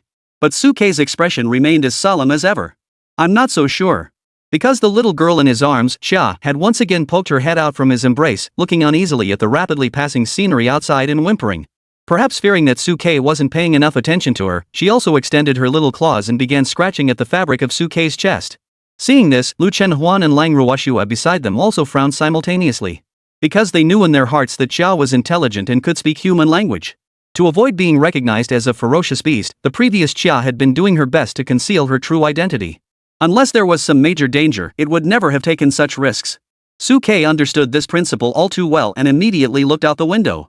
Melania also noticed the unusual behavior of Xia in Suke's arms and couldn't help but furrow her brows slightly. Has this little one sensed something again? Earlier, during the incident with the dark mystic bird, Manhwa had vaguely sensed that Xia seemed to possess a natural ability to warn of danger. Now, seeing Xia react again, she couldn't help but feel concerned. Could there be another unexpected incident? As she pondered, Chung Chiji, who was standing nearby, seemed to have noticed something and frowned, speaking up. Strange? I feel like we've been flying for ages and haven't returned to our original flight path. Suke, who had been carefully observing the scenery outside the window, also spoke up at that moment. Something's wrong. Not only have we not left this Tyene forbidden zone, but we seem to be getting closer and closer to the core area. Upon hearing this, Manhwa's expression changed, and she hurriedly followed Suke's gaze downward. What they saw was that the scenery had changed again at some point, and the plane they were in was now flying straight toward the countless mountains at the center of the forbidden zone. The influence of a mental ability? An illusion? Damn it, when did the hallucinations start? Cheng Chiji, who was piloting the aircraft, also reacted at that moment, biting his tongue to stimulate himself awake with the physical pain. He then swiftly channeled his spiritual energy, activating his mental power, formed his fingers into a sword gesture, and shouted clearly, "Break!" In an instant, the world before everyone's eyes cleared, and the interfering factors rapidly dissipated. It seems we've been outwitted today. Relying on his prior familiarity with this flight path and his experience with these restricted zones, Cheng Chiji admitted that he had been careless at the beginning. In the past, these restricted zones had never shown any signs of activity when we passed through, but today, unexpected incidents kept occurring one after another. It's likely that the demon god cult has teamed up with these restricted zones to cause trouble. Drawing on his extensive experience, Cheng Chiji made his judgment immediately. Daring to attack someone from the War Academy? They must not want to live. Hearing Cheng Chiji's words, Manhwa spoke softly from the side. But the Yin spirits within the primordial forbidden zone are already dead. Cheng Chiji. Then I'll scatter their ashes today. However, while he spoke those words, Cheng Chiji's heart was racing with fear. A place like the Tyene forbidden zone must have its reasons for being preserved all this time. The cost of eradicating it would undoubtedly be enormous. Otherwise, the Great Xia Empire wouldn't tolerate such a festering sore in its heartland. Manhwa, I'm diverting the plane back. If anything happens, you must prioritize protecting these three little ones. I'll handle the rest. All right. At that moment, Manhwa also realized the gravity of the situation, her spiritual energy surging around her, ready to enter combat mode at any moment. Suke, Lang Ruoshua, and Lu Qinuan, standing nearby, saw this and immediately became alert, their spiritual energy surging, ready to face whatever unexpected challenges lay ahead.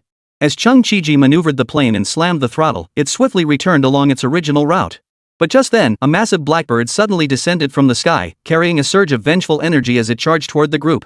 Beneath its black, withered feathers lay a massive skeleton frame stretching over 100 meters in length. Chapter 136, The Fierce Beast Tyene. Fierce Beast, Skeleton Black Feather. Rank, 7th tier. Innate skills, Soul Roar, Pounce, Black Feather Burst, Black Claws, Violent Gale. Weaknesses, the skeleton is extremely hard but lacks flexibility. The neck is relatively vulnerable when injured. It is a Yin spirit type creature and fears lightning and fire. 7th tier Fierce Beast, Skeleton Black Feather. As soon as the information from the Insight Divine Eye appeared, Suke frowned and spoke up. A 7th tier ferocious beast? Suke's companions, Lang Ruoshua and Lu Qinuan, heard this and immediately paled, instinctively gripping Suke's hand. The shadow cast by Xia during the battle in the Phoenix Crying Gorge was still heavy on them, and upon hearing that the bird before them was a 7th tier beast, they couldn't help but feel tense. Xia, who was in Suke's arms, also jumped out at this moment, landing on Suke's shoulder and staring straight ahead at the skeleton bird. In principle, Xia should avoid intervening, but the situation was now too dangerous to heed such rules. The 7th tier giant bird was nearly 100 meters long. With a single flap of its wings, it engulfed the world before everyone's eyes. Its massive claws reached out toward the plane where they were. The plane, which could accommodate 4 people, was no match for the giant bird, resembling nothing more than a small cake. At that moment, Manhwa also realized the danger of the situation and spoke directly to Cheng Chiji. Old Cheng, focus on flying the plane. Let me handle this thing. A mere 7th tier Yin spirit? I wasn't even afraid of it when it was alive, let alone a corpse. Without waiting for Cheng Chiji to object, Manhwa pushed open the aircraft door beside her and leaped out. In an instant, as she jumped out of the door, Manhwa transformed into a massive gray falcon. Beast Girl, Manhwa. Rank, 7th tier breakthrough 3rd trial. Talent, S-rank blue-winged goshawk. Beast Tamer, Cheng Chiji. Innate skills, Beast Transformation, Gale, Azure Wing Charge, Bloodlust, Wing Blade, Stellar Shadow. Weaknesses, vulnerable neck, eye defects, reduced night vision. Comparing the information on Melania Hua and the skeleton bird, Suke felt somewhat reassured. Compared to Li Xiangdong, Manhwa's strength was clearly a tier higher, giving her a significant advantage against the 7th tier skeleton bird. However, to ensure Manhwa could quickly dispose of the skeleton bird, Suke shouted toward the machine door as she leaped out. Director Ma, the skeleton bird has a sturdy frame but lacks agility. The injured area on its neck is relatively vulnerable. It is a Yinling type creature that fears lightning and fire. After repeating the weaknesses displayed on the information panel to Manhwa, Suke believed she could use this information to devise a targeted strategy against the skeleton bird. Thanks. Hearing Suke's reminder, Manhwa shouted her thanks outside, then activated the Starry Void Shadow without hesitation. The Starry Void Shadow is an innate skill awakened by all beast girls after reaching the 6th tier, allowing them to amplify their spiritual energy and unleash combat powers several times their own. In an instant, a starry void shadow hundreds of meters tall spread out, with countless star energies descending from the heavens and earth, forming an enormous blue-winged falcon. Die! After activating the starry void, Manhwa spread her wings wide, and countless terrifying star energies surged forth, crashing toward the neck of the skeleton bird where Suke had previously warned her. The terrifying starlight energy illuminated the heavens and earth, bathing the entire world in a blinding light, as bright as day. Under the overwhelming spiritual energy, countless shadowy figures lurking in the darkness were all exposed. On each mountain peak, enormous shadow beasts lay crouched, their forms towering above the landscape. Roar! As if stimulated by the starlight energy, a sharp screech echoed from the darkness, followed by the ferocious beasts charging toward the group in mid-air. Those with flight abilities activated their abilities to float in the air, while those without relied on their terrifying jumping power to leap into the sky, extending their claws to try to pull the people in midair down. Seeing the massive beasts in their field of vision, Lu Qinhuan and Lang Ruoxue felt their scalps tingle. Even Suke, standing beside them, began to feel his heart race. So many Yinling? And all of them are 5th tier or above. They've been waiting here all along to ambush us. Old Chang! Quickly lead everyone away. Manhwa, suspended mid-air, shouted fiercely upon seeing the situation. I'll stay behind to hold them off. At that moment, Chung Chiji knew the situation was urgent. He had no time to think about his personal feelings. He stepped on the gas pedal and sped away with everyone toward the outskirts of the Forbidden Zone. Perhaps finding the plane too slow, Chung Chiji looked down at the ferocious beasts charging toward the aircraft, narrowing his eyes and gritting his teeth. Forget it, let's just go. As he spoke, Chung Chiji summoned a massive spiritual energy hand, grabbing Suke and the others. His spiritual energy surged, unleashing his 7th tier cultivation, and he carried them through the aircraft door, soaring into the sky. Whoosh! Under the immense inertia, everyone was swiftly pulled away from the plane by Chung Chiji, streaking toward the outskirts of the Forbidden Zone at an utterly terrifying speed. The plane beneath their feet crashed into the swarm of ferocious beasts, triggering a massive explosion. Didn't expect that, did you, little bastards? Chang Chiji tossed the remote control device he held in his hand, a sinister smile curling the corners of his mouth. As a parting gift for you all. Hold on tight, Xiao Suke. As he spoke, Chang Chiji grabbed several people and rushed madly toward the outskirts of the Forbidden Zone. Under Chang Chiji's full-speed flight, the exit of the Forbidden Zone grew closer and closer to the group. Chang Chiji once again saw a glimmer of hope, his eyes filled with contempt. A group of mindless spirits dare to try to ambush us? Once we get out and return to the capital, we'll report you directly to the principal. They'll come and flatten the Taiyin Forbidden Zone, shaking the egg yolks out of it. But before he could finish his sentence, Chung Chiji's words were choked in his throat. For within his field of vision appeared a colossal creature unlike anything he had ever seen before. It was a gigantic creature over a kilometer long, with long, crimson horns on its head, its fur a dark greenish-brown, claws like those of a tiger, and 2 long tails dragging along the ground. It stood at the exit of the Forbidden Zone, coldly gazing down at everyone below. Its flesh had long since rotted away, revealing the white bones beneath. A putrid stench wafted toward them, and its emerald green eyes glowed with an otherworldly light, filled with utter disregard for life. Upon seeing this colossal, terrifying creature, Chung Chiji's pupils contracted sharply. The fierce beast Taiyin. The sight of the decaying corpse before him caused Chung Chiji's expression to darken instantly. The rotting corpse also began to utter broken sounds at that moment. Want to leave? I refuse. Chapter 137, The Fierce Might of the Eerie Glow. Seeing the gigantic rotting corpse stretching 1,000 meters before them, everyone's gaze couldn't help but grow somber. Suke hurriedly activated his insight divine eye to examine the ferocious beast. Fierce beast, Taiyin Yueying decayed corpse form. Realm, 8th tier. Innate skills, Taiyin Roar, Star Summoning, Moon Banishing, Undead Infection, Yin-Yang Reversal, Undead Manipulation, Stellar Illusion. Flaws, originally a 9th tier ferocious beast, it was severely injured and forced to activate the Guesu technique, causing its physical body to dissipate. It attempted to recreate an immortal spirit body using the essence of 10,000 beasts, but due to severe decay of its physical body and deep-seated, its soul and physical body are poorly aligned, making its movements slightly clumsy. It can be targeted separately by attacking either its soul or physical body, forcing it to focus on one at a time. Status, contractable. Looking at the shifting information of the Taiyin Yueying before him, Suke's brows couldn't help but furrow slightly. Another high-tier ferocious beast that can be contracted? It seems that beasts of 9th rank or higher all possess the potential to form a contract with oneself. However, according to the logic of contracts between beast tamers and beast maidens, does this yin-yang beast also happen to be female? After a moment of consideration, Suke quickly shook his head. He decided not to dwell on the matter of contracts. The before him was different from Chia. Its body was emanating so much yin energy that it seemed ready to burst into the sky, and its mind appeared to be in a state of confusion.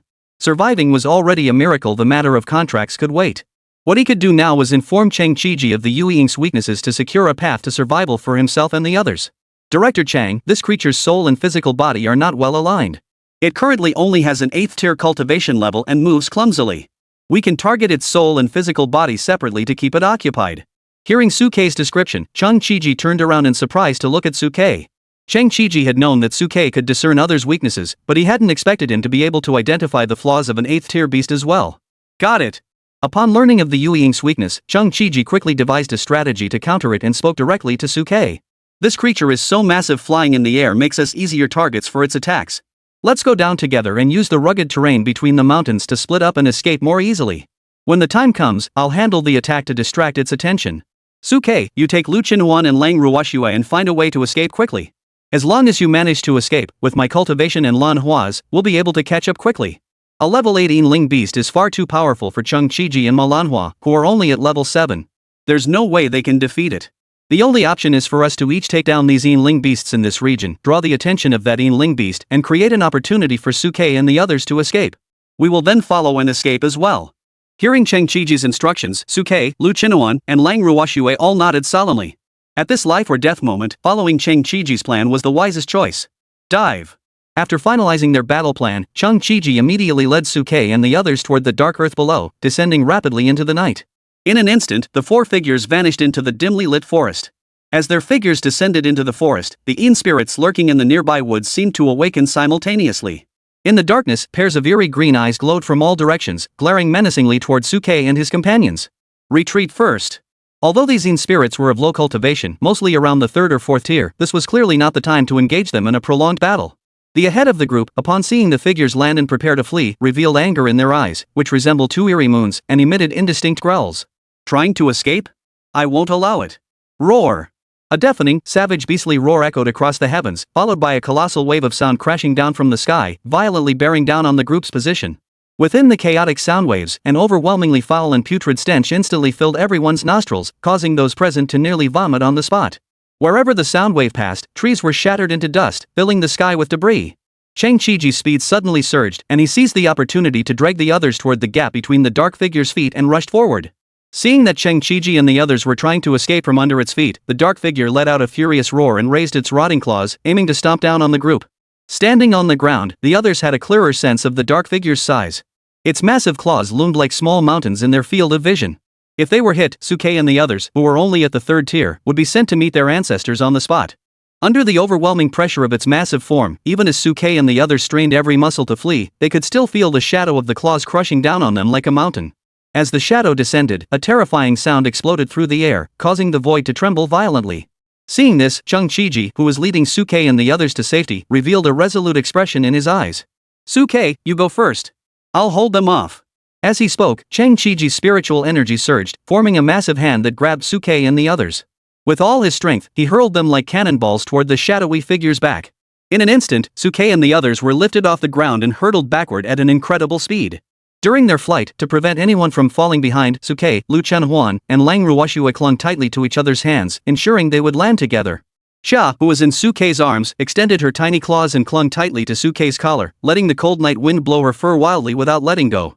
Having done all this, Chang Chiji roared, and a green and white armor suddenly appeared around his body. He reached out and pressed his hand against the ground, sending several array flags flying out. He then poured a bottle of fresh blood from his sleeve, letting it drip onto the flags. As the blood seeped into the ground, countless green array patterns spreadly in all directions, and a massive array suddenly appeared, casting the surrounding heavens and earth in a sea of green. Between the array patterns, Chang Chiji's figure suddenly swelled, transforming into a 100-meter-tall giant. He reached out and directly supported the massive beast claw descending from the sky. Boom! The dull sound of the collision shook the heavens and earth, and the mountain peak where Chang Chiji stood was directly crushed by the beast's foot. Rocks shattered, and countless Yin spirits were swept away by the terrifying shockwave.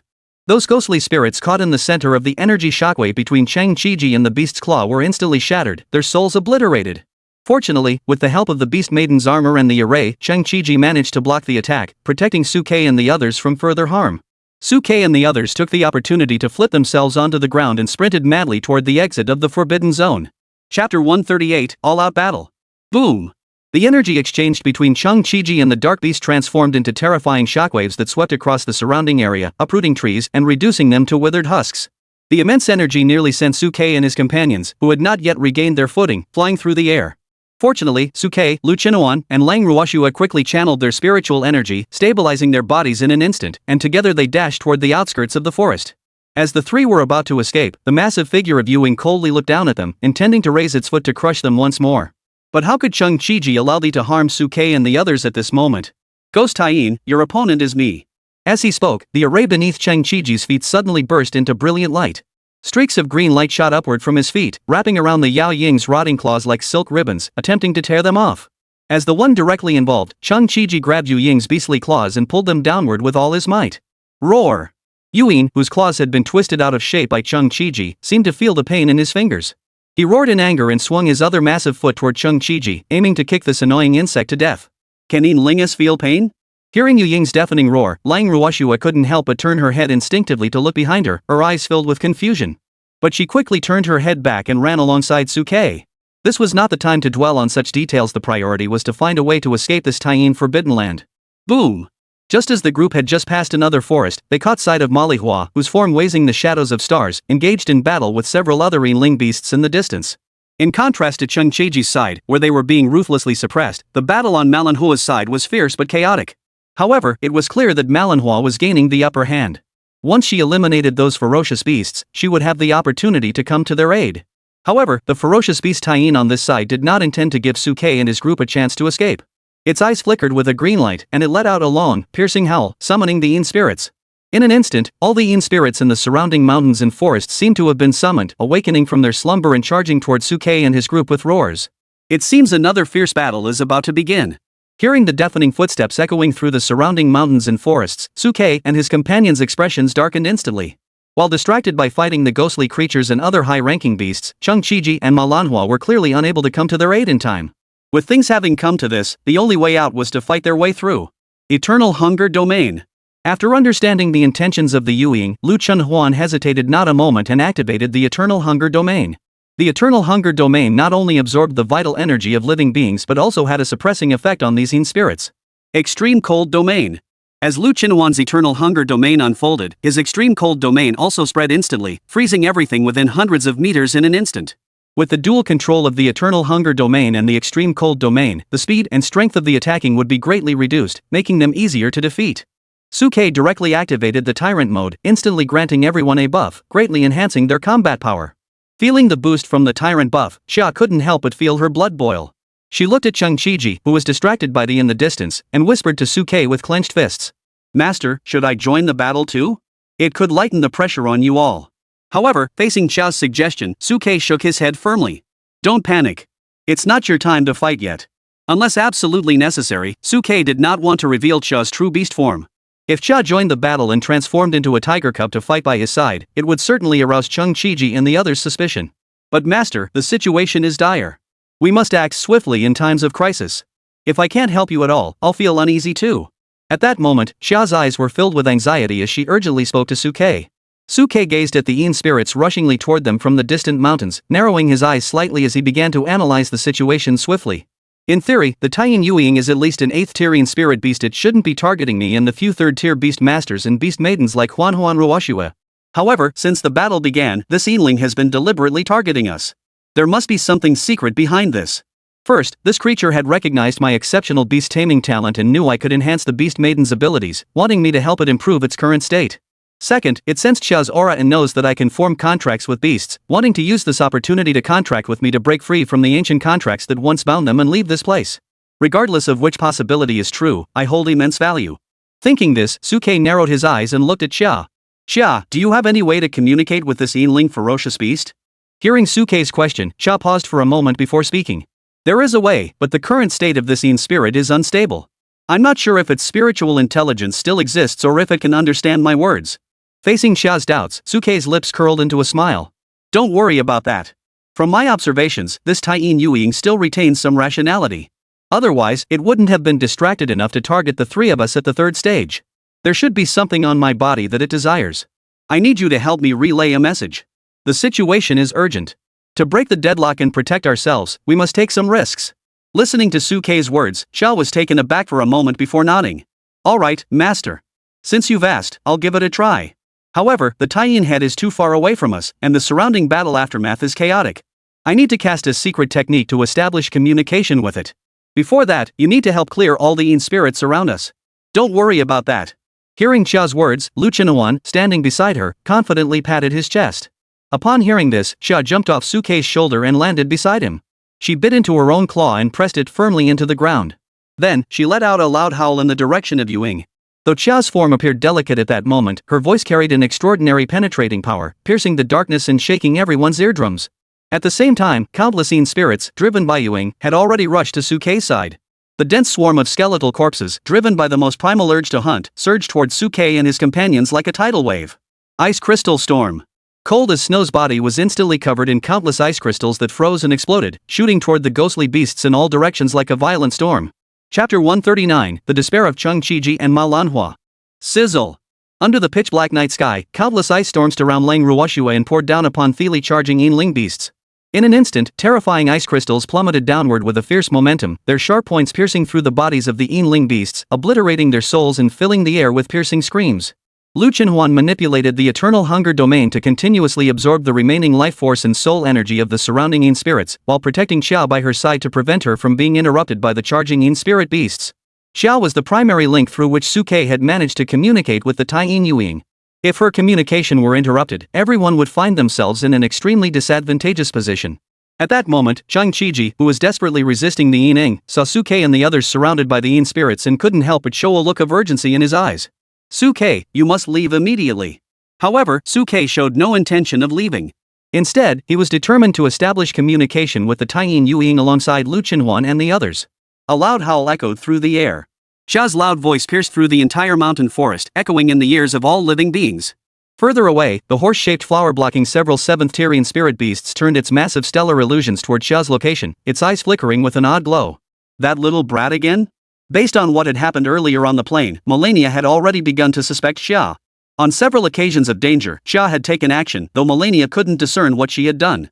However, her intuition told her that Xia must be hiding a secret.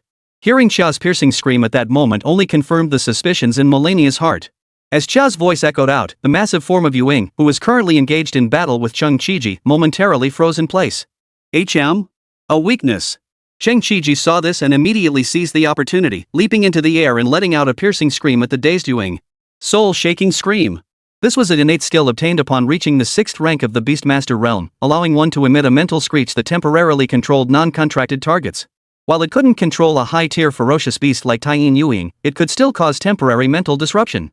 Sure enough, under the soul-shaking scream, the soul of the Yin Yang Yuling, which was already out of sync with its physical form, trembled slightly, emitting a painful and furious roar. Roar! It let out a fierce roar, and at that moment, countless starlight energies from the sky surged toward its body. The massive moon hanging in the sky also transformed into a blood-red moon, and the terrifying crimson hue instantly engulfed the entire forbidden zone. Then, countless starlight and putrid blood gathered behind Yuing, instantly forming a gigantic illusory figure thousands of meters tall. Seeing the shadow, which was several times larger than Yuing, everyone couldn't help but feel despair. Even before this, Yuing's body was already enormous, but under the expansion of the illusory form, it now resembled a small planet, utterly suffocating. Is this really an 8th-tier being? As the gigantic shadow nearly filled the entire world before them, Cheng Qiji's heart was filled with despair. Indeed, the beings within the Forbidden Zone were far beyond what we mere 7th-rank beings could provoke. Cheng Qiji and his companions had indeed fought against 8th-tier beasts at the Demon Ceiling Pass, but the pressure those beasts had exerted was nowhere near as terrifying as what they were facing now. It could be said that when facing ordinary 8th-tier beasts, Cheng Qiji and his group still had a shred of fighting spirit. But now, faced with this terrifying, they had no desire to fight at all, only wanting to find an opportunity to escape as quickly as possible. SSS-Rank. At that moment, Manhwa slew the 2 7th-rank Ling beasts, broke through the encirclement of the high-rank beasts, and flapped her wings to land before Cheng Qiji. Old Cheng. I'm here to help you. In an instant, the starlight illusions that Manhwa hated landed before the Yuing and charged toward it. However, Manhwa's starlight illusions were no match for Yuing, who easily kicked them aside, sending countless cracks spreading across them as the starlight energy began to dissipate. Meanwhile, Cheng Qiji took the opportunity to create some distance, a divine bow appearing in his hand. He drew the bowstring, and countless divine lights between his fingers, transforming in an instant into 3 divine arrows shimmering with light. I'll die standing up if I have to. I'll fight to the end. Go! As Chung Chi-ji drew his bow, the 3 divine arrows flew out from between his fingers, aiming at the massive figure of Ewing beneath the sky. After being released, the arrows grew longer in the wind, transforming into 3 divine arrows hundreds of meters long in an instant, screeching toward Yu Ying's eyes. As the massive arrows whistled through the air, terrifying sonic booms erupted in everyone's ears. The surrounding void ripped apart inch by inch, propelled by an unstoppable force of terror, hurtling forward with relentless ferocity. At the same time, Chung Chi-ji took advantage of the arrow's flight to unleash another soul-shaking roar with the last of his spiritual energy, attempting to disrupt Yu Ying. However, at this moment, Yu Ying, facing Chung Chi-ji's all-out attack, shook her head to resist his mental assault. Her illusory claws rose, summoning countless stars, and she stomped down. With a deafening roar, the stars in the heavens were violently stirred, and miniature star images emerged from beneath Yu Ying's feet, seeming to transform into an endless universe, crushing the arrows heading toward her. Boom! The 3 divine arrows, as thick as pillars reaching the heavens, were firmly crushed under the claw, unable to advance even an inch. Explosion! Seeing that the divine arrows could not advance, Chung Chi-ji clenched his teeth and instantly detonated the divine arrows, which contained countless divine energies. In an instant, a deafening explosion echoed through the sky, divine light erupted into the heavens, and a terrifying energy wave surged outward in all directions. Even the malva flowers before Yu Ying were shaken back by the energy wave, their star-like illusions shattering continuously. Under the mental connection, both Malva and Chung Chi-ji couldn't help but spit out a mouthful of blood. On the other hand, although the beast claw illusions in front of Yu Ying showed some cracks, they were not significantly affected. He swung his claws once more, aiming to crush the 2. Seeing this, despair flashed in the eyes of Melania and Chung Chi-ji. Too powerful. This Taiyin Yu Ying, though merely a decaying corpse, possessed overwhelming power. Even if we gave our all, we would be powerless against it. Even though this Yu Ying lacks full sentience and fights purely on instinct, with no flashy tactics or coordination, it is still far beyond what 2 7th-tier cultivators can handle. Entering this forbidden territory today was a fatal mistake. It's a pity for Xiao Suke and the others. Such a genius with such limitless potential is going to have to perish here with us. Exhausted, Chung Chi-ji and Manhwa exchanged glances, their hearts seemingly set on a resolve. No, even if we die today, we must find a way to severely injure this monster and create a chance for Suke and the others to survive. Chapter 140, The Gamble and the Response. Deep within the mountains, Suke watched as Chung Chi-ji and Manhwa were struck repeatedly by the eerie glow, leaving them dazed and disoriented. A look of urgency flashed across his eyes. This Taiyin Yu Ying's strength far exceeded everyone's expectations, far surpassing Xia from before. Even knowing its weaknesses and flaws, they were still unable to inflict any damage. If this continued, Chung Director and the others might be the first to fall. At that moment, Suke's voice carried a hint of urgency as he addressed Xia, who was still screaming. Xia, are you still unable to establish contact with that Yu Ying? Hearing Suke's question, Xia shook her little head. It's no use. That Yu Ying doesn't seem to want to acknowledge me. I can feel that it seems to have heard my communication request, but it doesn't want to respond. Facing Xia's response, Suke's eyes narrowed slightly. There are only 3 possible reasons why they heard but didn't respond. 1. It's distracted by battle and can't answer. 2. It doesn't want to. 3. It doesn't understand. The current Yu Ying is in an eerie state between death and life, and Suke couldn't be sure whether it had heard him or if its mind was clear. There was only one option left. That was to gamble. Gamble that it could understand our words. Bet that its mind is still somewhat lucid. We don't seek a response, we only seek to send the message. At this moment, Suke changed his strategy and spoke directly to Xia. Xia, there's no need to request communication. Just tell it that I have a way to free it from this place. If it wants to regain its life and leave this place that binds it, then stop. Otherwise, it will never leave this place for the rest of its life. Hearing Suke's words, Xia hurriedly changed her voice and howled to transmit the message to Yu Ying.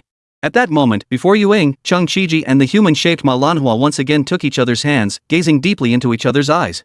2 immense bursts of spiritual energy erupted from the points where their hands touched, colliding violently. Old Chang, let us join hands and head to the underworld together. Before we die, let's give this a little taste of what's coming. Though their figures were small, the violent spiritual energy swirling around them shone as brightly as stars, like 2 blazing suns illuminating the dark forest around them. The 2 were clearly preparing to exhaust their final reserves and perish together with the dark energy. As they spoke, they raised their heads to gaze at the enormous, which loomed like a mountain range, their eyes filled with resolve. Come on. They seemed to understand their taunts, and a mocking expression flashed in its emerald green eyes. Enveloped in terrifying stellar energy, it was about to attack the 2. However, at that critical moment, Xia's voice pierced the heavens, striking the dark creature's heart. The dark creature, which had been about to attack, froze in place. The massive shadowy figure twisted its stiff body and turned its head, gazing intently in the direction where Suke and the others were standing. Chung Chi-ji and Manhwa, who had been ready to charge forward, couldn't help but feel a chill run down their spines at the sight. Why did it stop? No, it's trying to change its target and attack Suke and the others first? As they pondered, they saw that the massive Yueying had indeed abandoned its attack on the two of them and was turning towards Suke and his group. Seeing this, Chung Chiji and Manhwa couldn't help but feel a chill run down their spines. The two had just been so willing to die for Suke and his group, hoping to give them a sliver of hope to escape. Now that they saw Yueying had changed its target to Suke, how could they possibly agree? Your opponent is us. At that moment, Chung Chiji and Manhwa immediately unleashed their full power, darting forward at lightning speed to block Yueying's massive form. However, Yueying seemed to ignore them completely, continuing to advance towards Suke and the others. Don't even think about it. Seeing this, Chung Chiji and Manhwa immediately prepared to self-detonate to block Yueying. However, Suke, who was currently in the mountains, seemed to have noticed their intentions and shouted loudly at Chung Chiji and Manhwa. Don't act rashly, you two. Perhaps I can calm this Yueying. Hearing Suke's words, Chung Chiji and Manhwa looked even more suspicious. You? The two of them didn't believe Suke could truly calm the Yueying, but seeing the confident expression in Suke's eyes, they couldn't help but hesitate. From their understanding of Suke, he didn't seem like the type to make empty promises. At such a critical moment, there was no room for jokes. Perhaps this young man truly has a solution? At that moment, Chung Chiji and Manhwa believed Suke with a mix of skepticism and hope, but to prevent any unexpected developments, they swiftly flew towards Suke's location, hoping that if anything went wrong, they would have a chance to come to his aid. In their field of vision, the eerie figure strode across the mountains towards Suke and his group. Then, it came to a halt between the mountains where Suke and his group were, bending down to look at them. The Yao Ying's immense figure seemed to fill the entire sky and earth before Suke and the others, its eyes like two eerie green moons gazing down upon them. Xia, standing in front of Suke, saw the dark figure approaching and immediately changed her voice, barking continuously at the dark figure, transmitting the message Suke had previously instructed her to convey. As they watched Yu Ying's decaying, massive head turned toward them, Suke and the others couldn't help but feel a surge of tension. If they were to attack them at this moment, at such close range, most of them would likely meet their end here. This was a desperate gamble. Chung Chiji and Manhwa, who were rushingly toward them from a distance, had sweat pouring from their palms. They didn't understand what Suke and the others were planning and were ready to act at any moment to fight to the death with Yueying. However, at that moment, Yueying merely lowered her head, staring intently at Suke and Xia and the others, neither moving nor speaking. Xia, seeing this, screamed at the top of her lungs, desperate for a response from Yueying. Yueying looked at Xia, who was screaming at her with all her might, and a hint of human emotion flickered in her emerald green eyes. All the Yin spirits fell into a state of complete stillness at that moment, no longer approaching or attacking Suke and the others. Chung Chiji and Manhwa, who had rushed over, saw this and dared not move, fearing they might provoke Yueying into attacking Suke and the others. Moments later, Yueying lowered her head and struggled to open her mouth, joining the howling with a soft growl. A foul, rotten stench engulfed them, nearly causing Suke and Chung Chiji to vomit. But Chia's joyful voice rang out at that moment. It's back! It's back! It said we can negotiate. Chapter 141, You can't get a tiger's cub without entering the tiger's den. This little kitten can talk? Hearing the voice coming from Chia's throat, Chung Chiji and Manhwa, who had rushed over to protect Suke, couldn't help but pause. Suke looked at the astonished expressions in their eyes, but his face remained calm. When he decided to have Chia convey the message to Yueying, Suke had already anticipated that they would be exposed. However, Suke also knew that this was not the time to explain to Chung Chiji and the others. He turned to Chia and asked directly.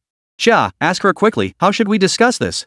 Xia is currently the only bridge through which he can communicate with Yueying, but relying on Xia to relay messages still poses numerous inconveniences. As a former 9th-tier ferocious beast, Yueying must have a way to communicate directly with herself. Otherwise, the contract prompt wouldn't have appeared. Upon hearing Suke's request, Xia immediately raised her voice to communicate with Yueying again. Yueying, however, lowered her massive head and stared intently at Suke's direction. After scrutinizing him for a moment, she growled a few times in his direction. However, upon hearing Yueying's growls, Xia's eyes involuntarily revealed a hint of hesitation, and she looked at Suke with a troubled expression. Suke, noticing this, couldn't help but furrow his brows slightly. What's wrong with Xia? Why do you look so hesitant? Lu Chenhuan and Lang Ruoxue, standing nearby, also couldn't help but look at Xia with puzzled expressions. Xia, what exactly did Yueying say?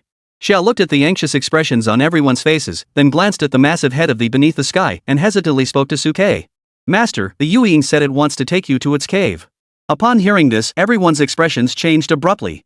Entering the Yueying's cave is no different from being a lamb led to slaughter. Even Chung Chiji and Manhwa, who had just landed, followed suit, their expressions changing as they hurriedly addressed Suke. Suke, don't agree to this monster. Exactly. We're still outside and have a chance to escape. If we follow this creature into its cave, once it decides to kill us, you won't be able to escape. Chung Chiji and Manhwa were risking their lives to protect Suke and the others. Now that they saw Suke about to enter the lion's den, how could they bear to watch? At that moment, the two of them had completely forgotten that Xia could speak, and hurriedly grabbed Suke's shoulders. Suke, listen to us. Let us go now. Though we're only at the 7th rank, we can still burn our last ounce of strength to protect you for a while. However, seeing the two of them looking so anxious, Suke simply shook his head gently. From their previous battle, Suke had already realized that Chung Chiji and Manhwa were no match for the Yuying. The two of them were already at the end of their strength when facing the Yuying. Trying to completely block the Yuying and create an escape opportunity for themselves would only lead to their deaths. Suke did not consider himself the type to stand by and watch others die for him. Forget it, you two directors. I appreciate your kindness, but I'll pass. I am well aware of what the outcome of the upcoming battle will be. Moreover, even if the two directors give their all, the few of us may not be able to escape this place. Going to confront the Yin-Yang demon, though extremely risky, also holds a high chance of success. Regarding the Yuying, Suke had his own judgment. It had been imprisoned here for a long time and had lured them into this Taiyin forbidden land. It must have its own agenda. If my guess is correct, this Taiyin Yuying is seeking to reclaim its life and escape this confinement. However, as they listened to Suke's words, Chung Chiji and Manhwa's eyes were still filled with worry. But Suke, you are a once-in-a-thousand-years genius of the human race. The risks of this mission are simply too great. In the face of their concerns, Suke's lips curled into a faint smile. You can't catch a tiger without entering its den. Since the Yuying agreed to negotiate with me, it must not harbor any ill intent toward me. Otherwise, I might not have been able to meet the two of you here. Having said that, Suke turned to look at Lu Chinhuan and Lang Ruoshua beside him. Huan, Ruoshua, stay here and wait for me to return after negotiating with Xia. If things look dire, follow the two directors and escape immediately. However, Lu Chinhuan and Lang Ruoshua, who had always obeyed Suke's orders, shook their heads simultaneously at that moment. No, Su Go, wherever you go, we'll follow you. Especially Lu Chinhuan, who crossed her arms across her chest with a proud expression. Su Dage, do you remember the oath we swore when we signed the contract? Even if we face mountains of knives and seas of fire, even if the cycle of reincarnation collapses and cause and effect are reversed, we will never abandon you. Do you really think we're not even as good as that little kitten Xia? Lang Ruoshua looked at Suke with a pitiful expression. Su Dage, do you think we're a burden to you? Seeing the two of them looking at him with pleading eyes, Suke hurriedly waved his hands. Huan Ruoshua, it's not what you think. This journey is extremely dangerous. In fact, if it weren't for needing a translator, I wouldn't even want to bring Xia with me. You'll be safer staying here. However, facing Suke's words, Lu Chinhuan looked at him seriously. Su Gui, you know how dangerous it is? Then we must bring us along for protection. Besides. At this point, Lu Chinhuan lifted his head and looked intently at Suke. Su Dage, do you remember what you once said? No matter what happens, you won't abandon me, right? Do you think I could survive on my own if something happened to you? Cold Ruoshua, standing beside him, also raised her sapphire blue eyes to look at Suke. Su Dage, I don't want to be separated from you either. No matter what happens, I don't want to be separated from you. Over the course of their journey, the two women had grown increasingly attached to Suke and refused to be abandoned by him. Seeing the determined expressions on their faces, Suke couldn't help but soften his heart. He sighed softly and nodded gently at the two of them. All right, then. Let us go together to the cave of the. Hearing Suke's decision, Chung Chiji and Manhwa, who were standing nearby, also showed signs of anxiety in their eyes. Suke, please take us with you as well. We came here to escort you back to the capital. If something happens to you, how will we account for our actions? However, facing their invitation, Suke firmly refused them. Two directors, this is Suke's reckless adventure. I cannot involve you further for my sake. Please wait here. If there is any good news, we will return. If not, please leave this place immediately. Suke knew full well that with Chung Chiji and Manhwa's abilities, leaving this place would be a breeze without the burden of his companions. Having said that, Suke didn't wait for their response and followed Chia's instructions, hurrying toward the. Chapter 142, The True Yuying. Suke. Seeing Suke heading toward Yuying, Chung Chiji and Manhwa couldn't help but reach out to stop him. However, at that moment, Yuying directly expelled a breath from her nostrils, and a terrifying gust of wind instantly swept Chung Chiji and Manhwa away. Then, it lowered its head toward Suke and the others. Xia, who was in Suke's arms, spoke to him upon seeing this. It meant for us to step forward. Ha! Hearing Chia's explanation, a look of astonishment flashed in Suke's eyes. He then took a step forward and walked toward Yuying's head. Moments later, the group followed the slope and jumped onto Yuying's head. Yuying then raised its head and strode confidently into the depths of the night. Watching Suke and the others standing on Yuying's head, Chung Chiji and Manhwa, who were in the mountains, couldn't help but feel a touch of emotion in their eyes. Who would have thought that the arrogant Yuying would actually take Suke and the others to his own cave? Chung Chiji watched the scene and nodded to himself. From what he could see, the Yuying seemed to harbor no real hostility towards Suke and his companions. If the Yuying had any intention of killing Suke and his companions, it would never have carried Suke away. Instead, it would have attacked them the moment they approached, leaving the three of them with little chance of survival. Perhaps this young man truly could create a miracle. Along the way from Tianhai, Chung Chiji and the others had already witnessed Suke create one miracle after another. Manhwa, standing beside him, also nodded slightly. Let us hope this young man can successfully negotiate with the Yueying and allow us to leave safely with them. Otherwise. As he spoke to this point, a cold gleam flashed in Manhwa's eyes. Then even if we die, we must send word of our misfortune here to the capital. I am certain the headmaster will be more than willing to personally come to this Taiyin Forbidden Land and crush this. As they spoke, Yueying carried Suke and the others out of Chang Chiji and Melania's sight. The malevolent beasts lurking in the surrounding mountains, having lost Yueying's control, once again fell into a deep slumber. Under Yueying's guidance, Suke and the others traversed numerous mountains and finally arrived before a towering peak. That mountain was the tallest peak in the entire Taiyin Forbidden Land, with jagged rocks and sheer cliffs. At the highest point of the cliff, there was a massive cave. Inside, countless black jade crystals had been arranged to form a huge passageway, with cold, eerie winds howling through it. Yueying approached the cave entrance, lowered her head once more, and presented it before the cave. Seeing this, Suke's brows furrowed slightly. Does that mean we should go inside the cave? Xia, who was in Suke's arms, gently nodded her little head. That's right. Looking at the cave before him, Suke couldn't help but feel puzzled. Although the cave was fairly spacious, standing 2 stories tall, it seemed minuscule compared to Yueying's massive form. In fact, from Suke's perspective, it looked more like a prison cell prepared for him and his companions.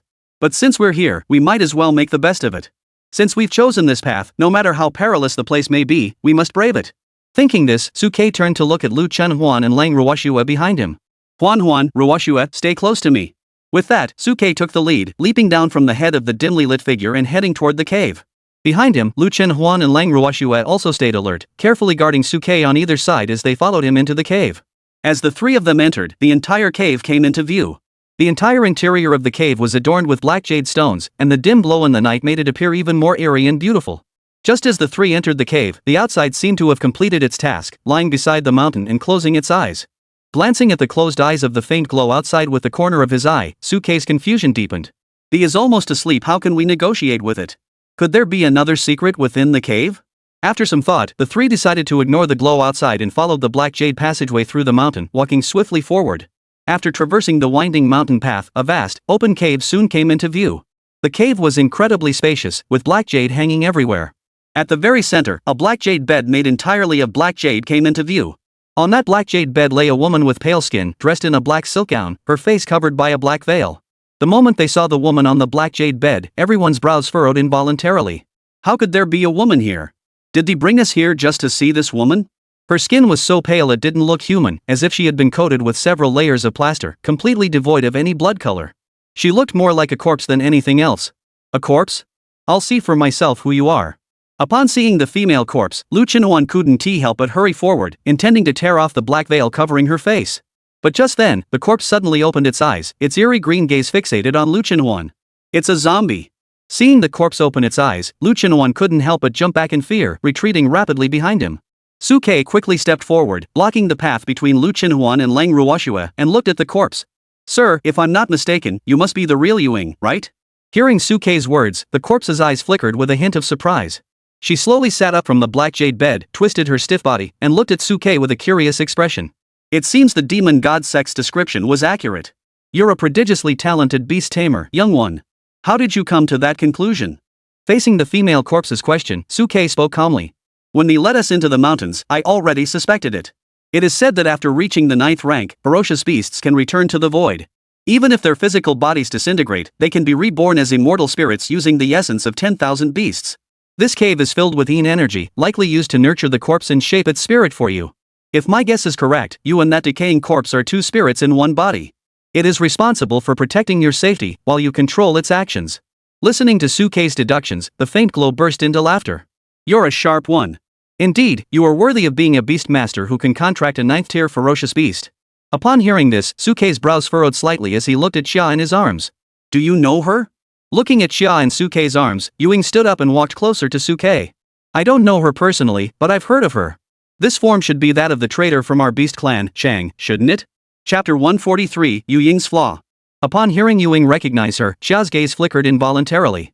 She no longer concealed her aura, leaping out of Suke's arms and revealing her true form as a black gold cub, gazing at Yuing. Since you've recognized me, I won't hide my form anymore. As Chia spoke, she looked at Yu Ying, her eyes flashing with a hint of arrogance. You're Yu Ying, right? I seem to recall having some impression of you.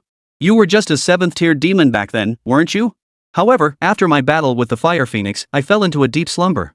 I never imagined you would break through to the 9th rank and return to the Taiyin Forbidden Land to disperse your spirit. Truly, life is full of twists and turns.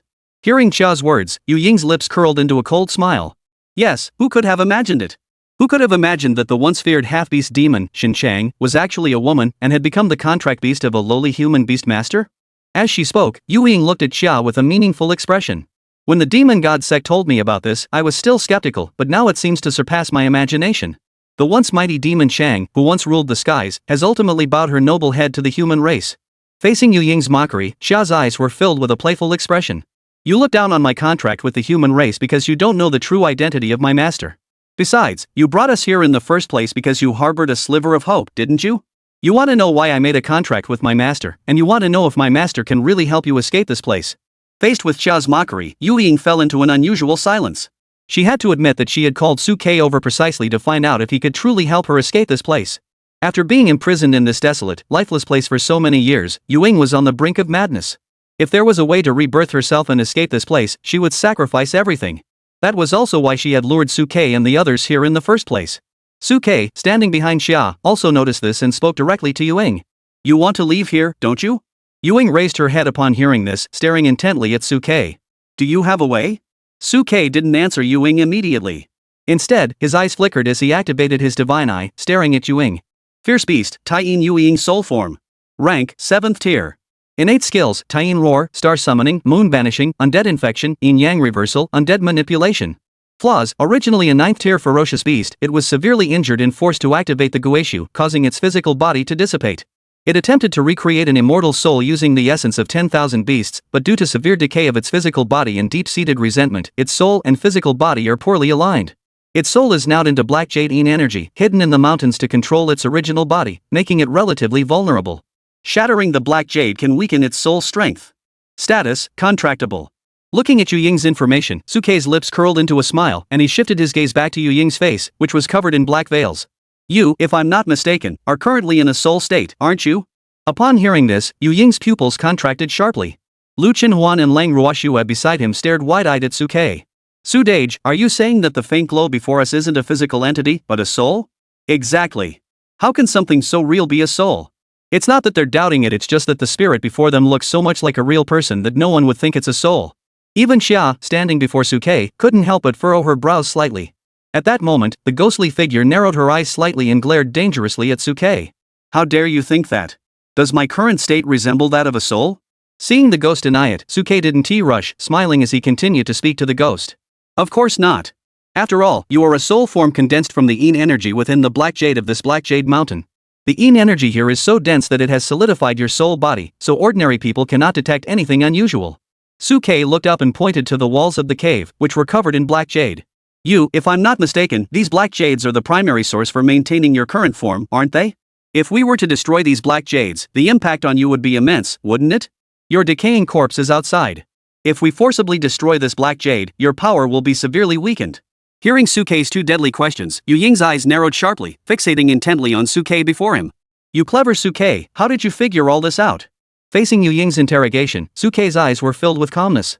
You intercepted us because you must have obtained some information about me from the demon god sect beforehand.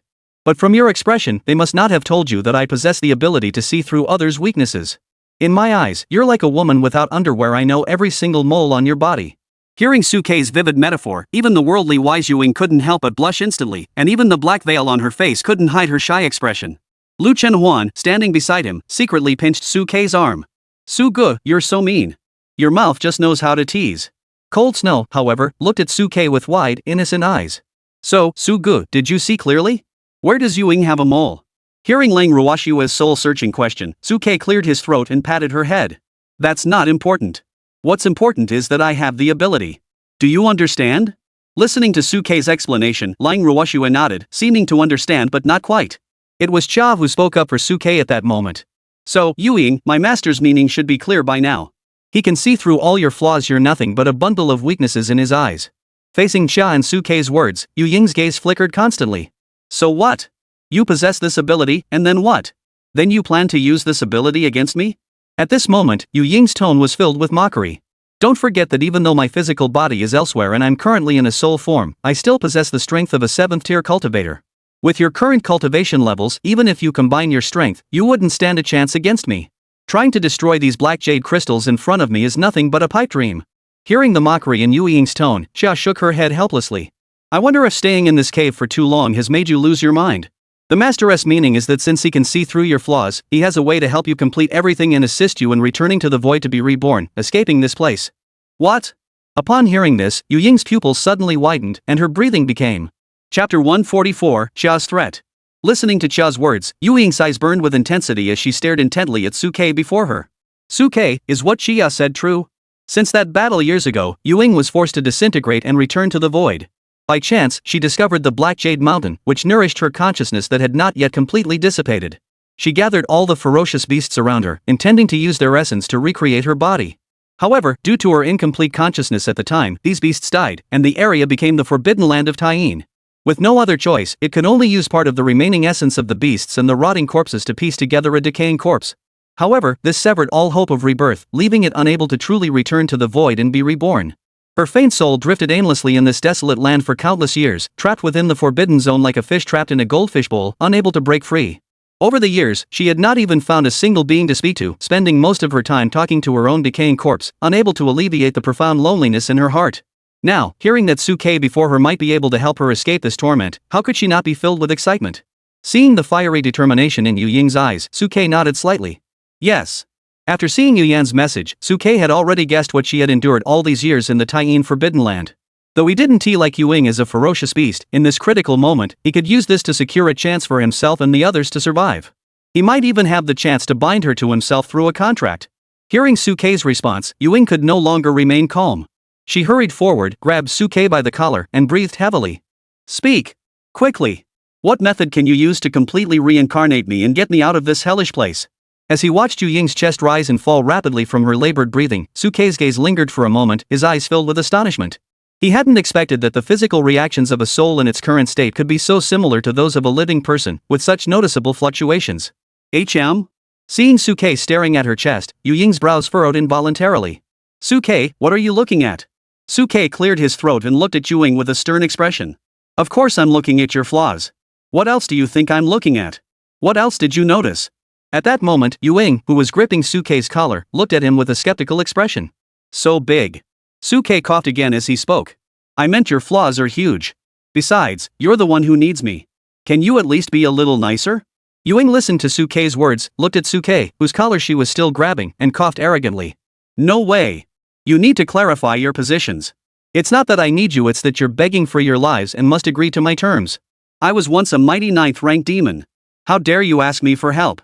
It's utterly ridiculous. However, in the face of Yu Ying's arrogance, Suke merely shook his head indifferently. Yu Ying, since we dared to come here, we have already put our lives on the line. To be honest, coming here today, even if I die, I have no fear. Even after learning your secret, we still have the confidence to drag you down with us before we die. As Suke spoke, he glanced at Yu Ying with a faint smile. As for you, are you really willing to stay here for the rest of your life? After learning of this hope, have you never been tempted? Are you really willing to let me, a living hope, be crushed by your own hands? Listening to Suke's words, Yu Ying's eyes narrowed slightly, filled with a dangerous glint. Reason told her that Suke was speaking the truth, but her pride refused to let her bow her head. Suke, do you think you have the right to negotiate with me? After staying here for so long, my heart has grown cold. Do you really think that with just a few words, you can make me bow down to you? Negotiation is possible, but make it clear, it is you who need my help. You must agree to all my conditions. Otherwise, you won't be leaving Black Jade Mountain today. However, in the face of Yu Ying's threat, Suke remained calm, extending his hand and gently grasping her wrist, pulling her hand away from his chest. Yu Ying, I've told you, I'm not afraid of death. From the moment I arrived here, I have already prepared myself for death. Besides, do you really think that killing me would result in the worst outcome of spending the rest of my life trapped in this Tyene Forbidden Land? You're being far too naive. At this point, Xia, standing beside Suke, looked at Yu Ying with confidence and pride. Did you know that the Master is the only SSS-ranked beast tamer in the history of the human race? Do you also know that even the 3 great academies of the capital fought tooth and nail to recruit the Master? In fact, if it weren't for their duty to oversee the capital's academy, those deans would have personally come to welcome the Master? At this point, Xia gave a cold smile and looked at Yu Ying. If you were to kill the master here today, within 2 days, a 9th-ranked powerhouse from Kyoto would personally come here and wipe this Taiyin forbidden land off the map. Hearing this, Yu Ying's expression changed. She had known that Suke was important to the human race, but she never imagined he was so crucial that even a 9th-ranked great being had taken notice of him. Are you serious? At that moment, Yu Ying looked at Xia with a mix of disbelief and doubt in her eyes. Facing Yu Ying's orders, Xia's little head was filled with pride. As a fellow 9th-rank cultivator, I have my dignity. Why would I lie to you over such trivial matters? As she spoke, Xia gave Yu Ying a cold smile. Besides, Yu Ying, you should know that my cultivation level back then was far beyond yours. I was only half a step away from touching the threshold of the beast god. Do you really think my true cultivation is just what I've shown on the surface? Do you really think I have no backup plans? As Xia spoke, Yu Ying's expression grew increasingly complex. As Xia and Suke had said, after living here for so many years, Yu Ying had grown afraid of this endless loneliness that stretched as far as the eye could see. Even the fervent passion she once harbored for the Beast Clan had been gradually eroded by endless solitude. But even now, there was still a faint glimmer of that passion for the Beast Clan in Yu Ying's eyes. Suke, since you are so important to the human race, wouldn't killing you be a great benefit to our beast tribe? Facing Yu Ying's threat, Suke's eyes remained calm. Then go ahead and try. Try the feeling of crushing your own hope in its infancy. Although Yu Ying had been threatening him all along, Suke's heart grew even more calm. Because if Yu Ying truly intended to kill him, she wouldn't have continued negotiating. Her actions were more about keeping the upper hand. The more she acted this way, the more Suke had to appear indifferent, so she couldn't manipulate him. Seeing Suke's unyielding expression, Yu Ying clenched her teeth tightly, her eyes filled with anger. Chapter 145, The Temptation of the Contract. Watching Suke's fearless demeanor, even through the black veil, one could sense Yu Ying's anger, with her spiritual energy trembling all around her. Suke, you are so arrogant. Do you really think I dare not kill you? Hearing Yu Ying's words, Lu Chenhuan and Lang Ruoxue beside Suke instantly activated their spiritual energy, causing the black jade in the cave to tremble and hum. Even Xia erupted in anger, her spiritual energy roaring skyward. Then go ahead and try. In an instant, the cave was filled with tension, the atmosphere growing extremely tense. Seeing this, Suke, the one at the center of it all, remained the calmest of them all. He calmly waved his hand at Lu Chenhuan and Lang Ruoxue behind him. Don't worry, Yu Ying won't kill me. If she wanted to kill me, she wouldn't have brought us here to Black Jade Mountain. As he said this, Suke looked calmly at Yu Ying. Yu Ying, at this point, there's no need for us to burn our bridges. If you want to leave here, the best way is to cooperate with me. As Suke spoke, Yu Ying's emotions gradually calmed down and her eyes, hidden behind the black veil, fixed on Suke. Can you truly help me return to the void and escape this place? Upon hearing this, Xia, who had regained her senses, coldly snorted at Yu Ying. Then what? Why would I make a contract with my master? If he couldn't help me, why would I submit to a mere human? Hearing Xia's words, Yu Ying's eyes finally snapped back to reality, staring intently at Xia. You actually made a contract with that boy? Although Yu Ying had previously suspected as much, when Xia finally admitted it, disbelief flashed in her eyes. She simultaneously glanced at Lu Chenhuan and Lang Ruoxue behind Suke. Those two. Also your contract partners? Does that mean you can contract 3 partners at the same time? Facing Yu Ying's disbelieving expression, Suke's gaze remained calm. Yes. To be precise, not just 3. As long as I want to, I can contract an infinite number. Hearing Suke's response, Yu Ying's beautiful eyes widened in disbelief. Infinite contracts? Although Yu Ying wasn't human, she had interacted with humans quite a bit in the past. She was well aware of how absurd it was to have multiple contracts. No wonder I heard those demon god cult members say you had only awakened a month ago yet your cultivation had already broken through to the 3rd rank. It was because of multiple contracts. Contract partners can share cultivation, which is a profound secret shared by both the human race and the beast race. It is also the greatest advantage the beast tribe envies the human race for. The reason the human race has developed so rapidly in such a short time, producing many geniuses capable of rivaling the great demons of the beast race, is precisely because of the bond between beast tamers and beast maidens. Under the same cultivation time, those with contract partners cultivate at least twice as fast as the beast tribe. How could they not envy them? Of course, the beast tribe also has its own natural advantages such as thick skin and pure bloodlines, especially high-tier ferocious beasts, which are born with many powerful innate skills. However, these advantages pale in comparison to the cultivation practices of the human tribe. Of course, those like Yu Ying, who have ascended to the 9th rank as great demon beasts, are eligible for a contract with humans. However, several new issues now confront them. Setting aside the long-standing enmity between humans and beasts, the question arises, who would they contract with at their current 9th tier level? Form a contract with a high-tier human beast master? But they usually already have their own contracted beast companions who would trust a foreign race to form a contract with them? If they choose lower-tier beast tamers, wouldn't that weaken their own strength? Having an extra liability in battle? That's out of the question. Therefore, for high-tier ferocious beasts like Yu Ying and the others, all they could do was envy. But at that moment, Suke looked at the envy in Xia's eyes and couldn't help but smile. You envy? Actually, if you want to, you can too. What, I can too? Hearing Suke's words, Yu Ying couldn't help but furrow her brows, then her eyes widened instantly, revealing a flash of murderous intent. You mean you want a contract with this great being? Do you know what you're saying? Although Yu Ying's current cultivation had plummeted, and she was forced to split into a soul form and a decaying corpse form, she still retained the pride of having once been a 9th-rank demon beast. You, a mere 3rd-tier human beast tamer, dared to attempt to contract me, a 9th-tier demon beast? Who knew that? In the face of Yu Ying's rage, Xia beside him simply rolled her eyes. What's so great about being 3rd tier? Don't you know that my master is a once-in-a-thousand-years SSS-tier beast tamer? Moreover, even my own master, a 9th-tier perfected beast tamer who was once a half-step beast god, has contracted with him. What gives you the right to be so arrogant as a mere ordinary 9th-tier beast tamer?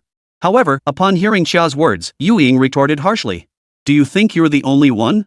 Are you willing to be a traitor to the beast tribe? Facing Yu Ying's mockery, Xia was equally unyielding. Do you really think that all the beasts on the beast tribe's side are good?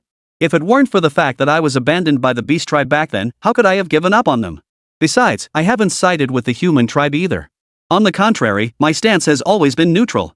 I despise the Beast Clan's burning ambition toward the Human Clan, and I hate the Human Clan for keeping the Beast Clan in their territories to hunt and kill for entertainment.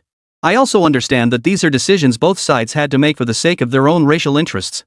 But in my eyes, all beings have souls, and the human and beast tribes should be able to find a more harmonious way to coexist, rather than this endless cycle of violence and bloodshed. Hearing Xia's words, both Suke and Yu Ying looked at her with a look of surprise. They never imagined that Xia's values were so noble, reaching such a lofty height. Especially Lu Qinhuan and Lang Ruoxue, who looked at Xia with expressions of utter disbelief, completely unable to connect her with the chaotic white tiger that had caused trouble in the Fengming Gorge. At that moment, Xia looked at Yu Ying with a meaningful expression. Yu Ying, the fact that our master can form a contract with us, a 9th-tier great demon, may itself be a miracle that leads to the future fusion of the two races. Moreover, your current state is not that of a 9th-rank great demon who did not require a contract back then. On the contrary, it is precisely in your current state that you are most suitable for contracting with the master.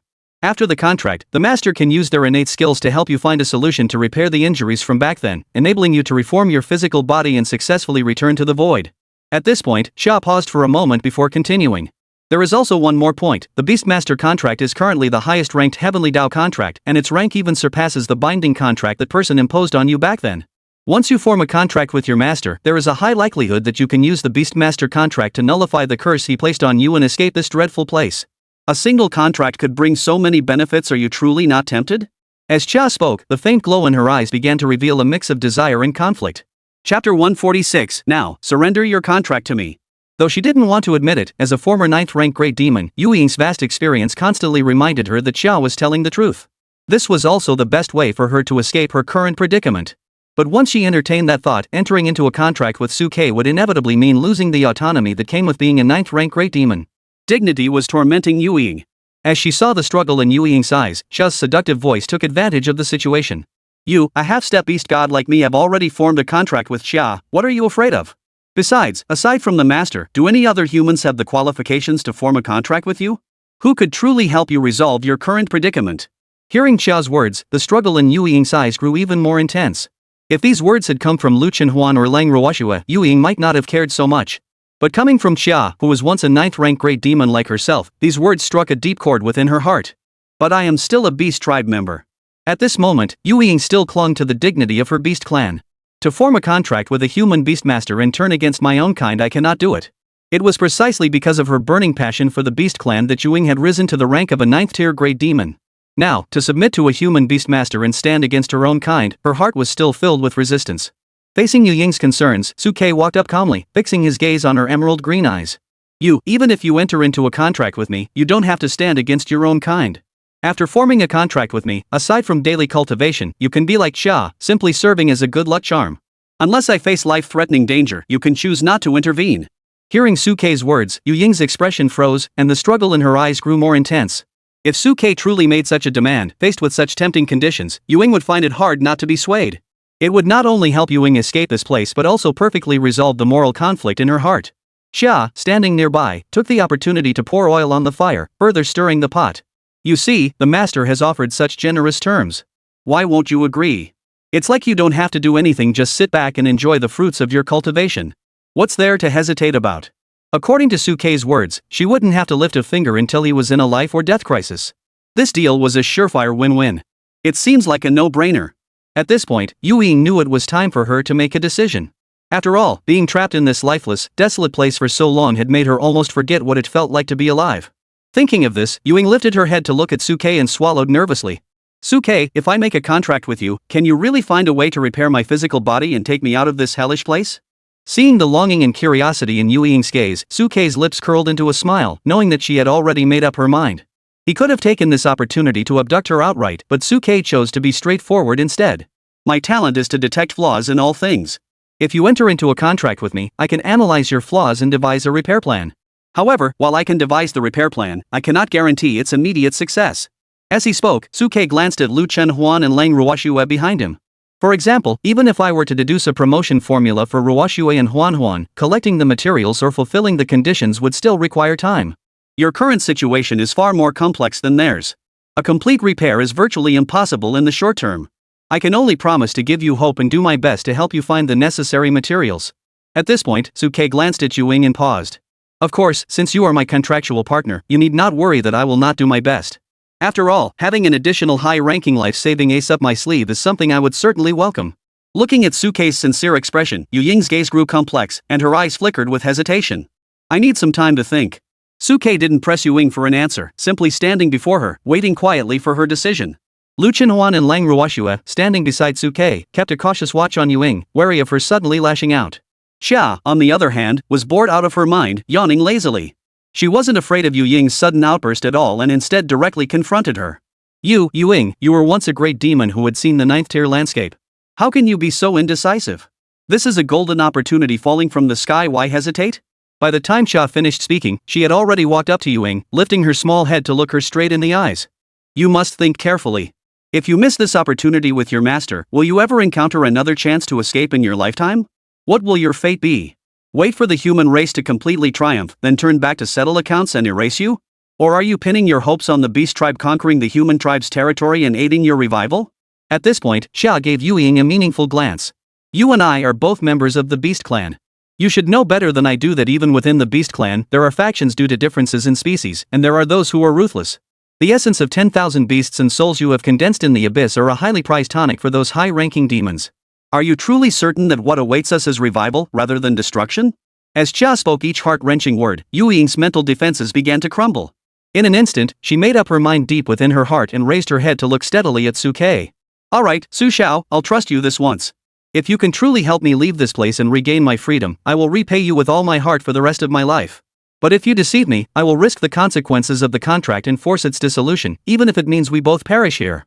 At this moment, Ying had placed all her hopes on Suke, leaving no room for error. If this hope were to be shattered, Ying would rather die than let Suke live. Suke listened to Ying's threatening words and couldn't help but smile. Rest assured, I won't deceive you. As long as you trust me, I will definitely surprise you. As Suke spoke, he took 2 steps toward Ying, extended his hand toward her, and looked down at her from above.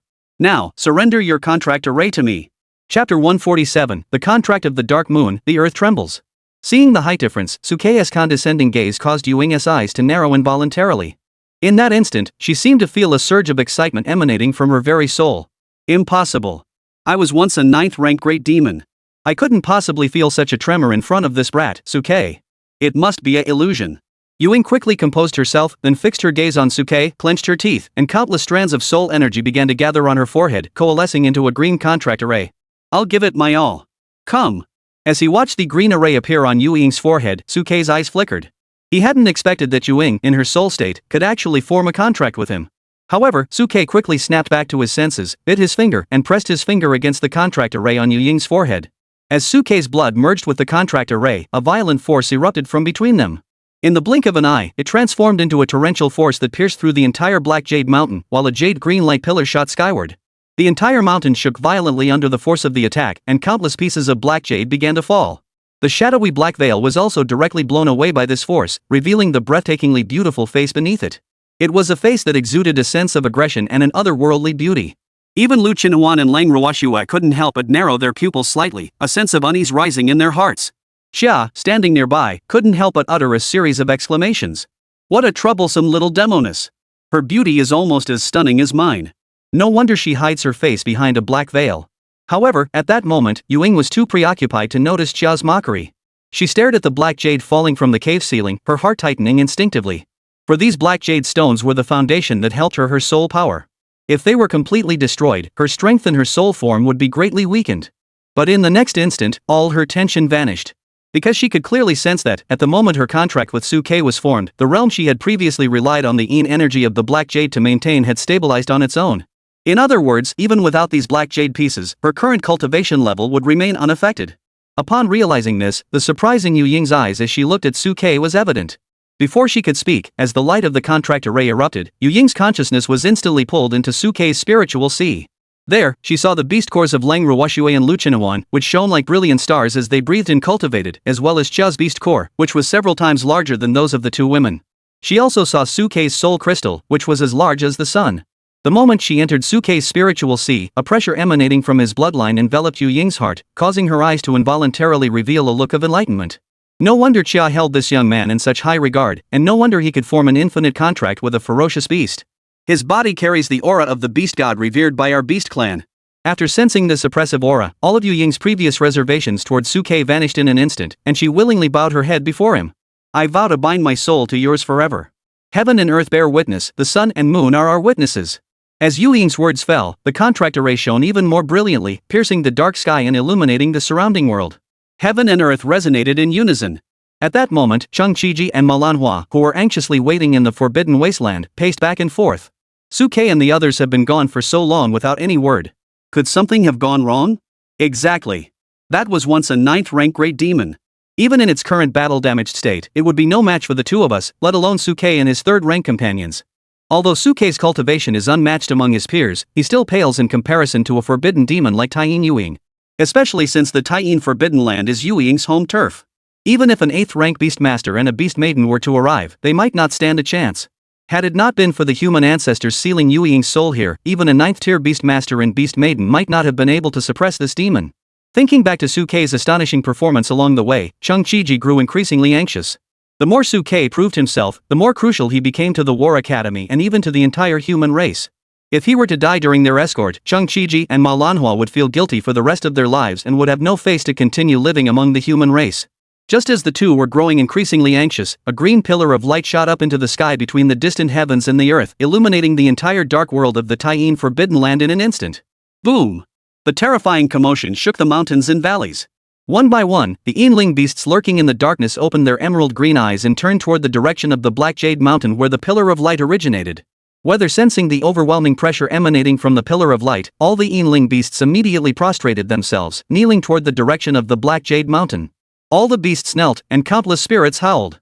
What on earth is going on? Seeing this scene, Cheng Qiji and Manhwa widened their eyes in shock. What was happening in that gloomy cave where Suke and the others were? How did they cause such a commotion? Could it be that he has gone berserk? Gazing at the pillar of light shooting into the sky, Cheng Qiji's brows furrowed tightly. But no matter how he looked at it, it didn't seem like the energy produced by a rampage. Meanwhile, Manhwa, observing the pillar of light shooting into the sky and the green light shapes reflected beneath the dome of the sky, furrowed her brows slightly. I feel like the image reflected by the light column resembles a magical array. Could it be a contract array? Due to the intertwining light, Manhwa could roughly deduce that the pillar of light was reflecting a magical array, but she wasn't entirely sure what kind of array it was. She could only make a rough guess based on its shape. A contract array? Hearing Manhwa's speculation, Cheng Qiji couldn't help but shudder, then shook his head hurriedly. No, it can't be. Such commotion couldn't possibly be caused by a contract array. Your guess is probably correct, it is some kind of magical array, but it is not a contract array. It must be something else. It must be those kids led by Suke who entered that gloomy cave and accidentally activated some trap that the gloomy figure had set up in advance. Upon hearing this, Cheng Qiji felt a surge of anxiety rise within him. We can't just stand here and do nothing. Now that we know the location of the cave, let's sneak in and rescue Suke and the others from those hands. As Cheng Qiji spoke, he exchanged glances with Manhwa, then spread his green wings and soared toward Black Jade Mountain. Chapter 148, The Dark Spirit's Rebirth Plan. Within the Black Jade Mountain, Yuying snapped out of her contractual state, reopening her eyes to gaze at Suke before her. The contract array on her forehead gradually dissipated, and a sense of mental connection surged through her, causing a strange expression to appear in Yuying's eyes. So this is what a contract feels like. As a former 9th rank demon, Yuying had never imagined that she would actually form a contract with a human beastmaster. After the contract was formed, Yuying could clearly sense that she was now bound to Suke's family.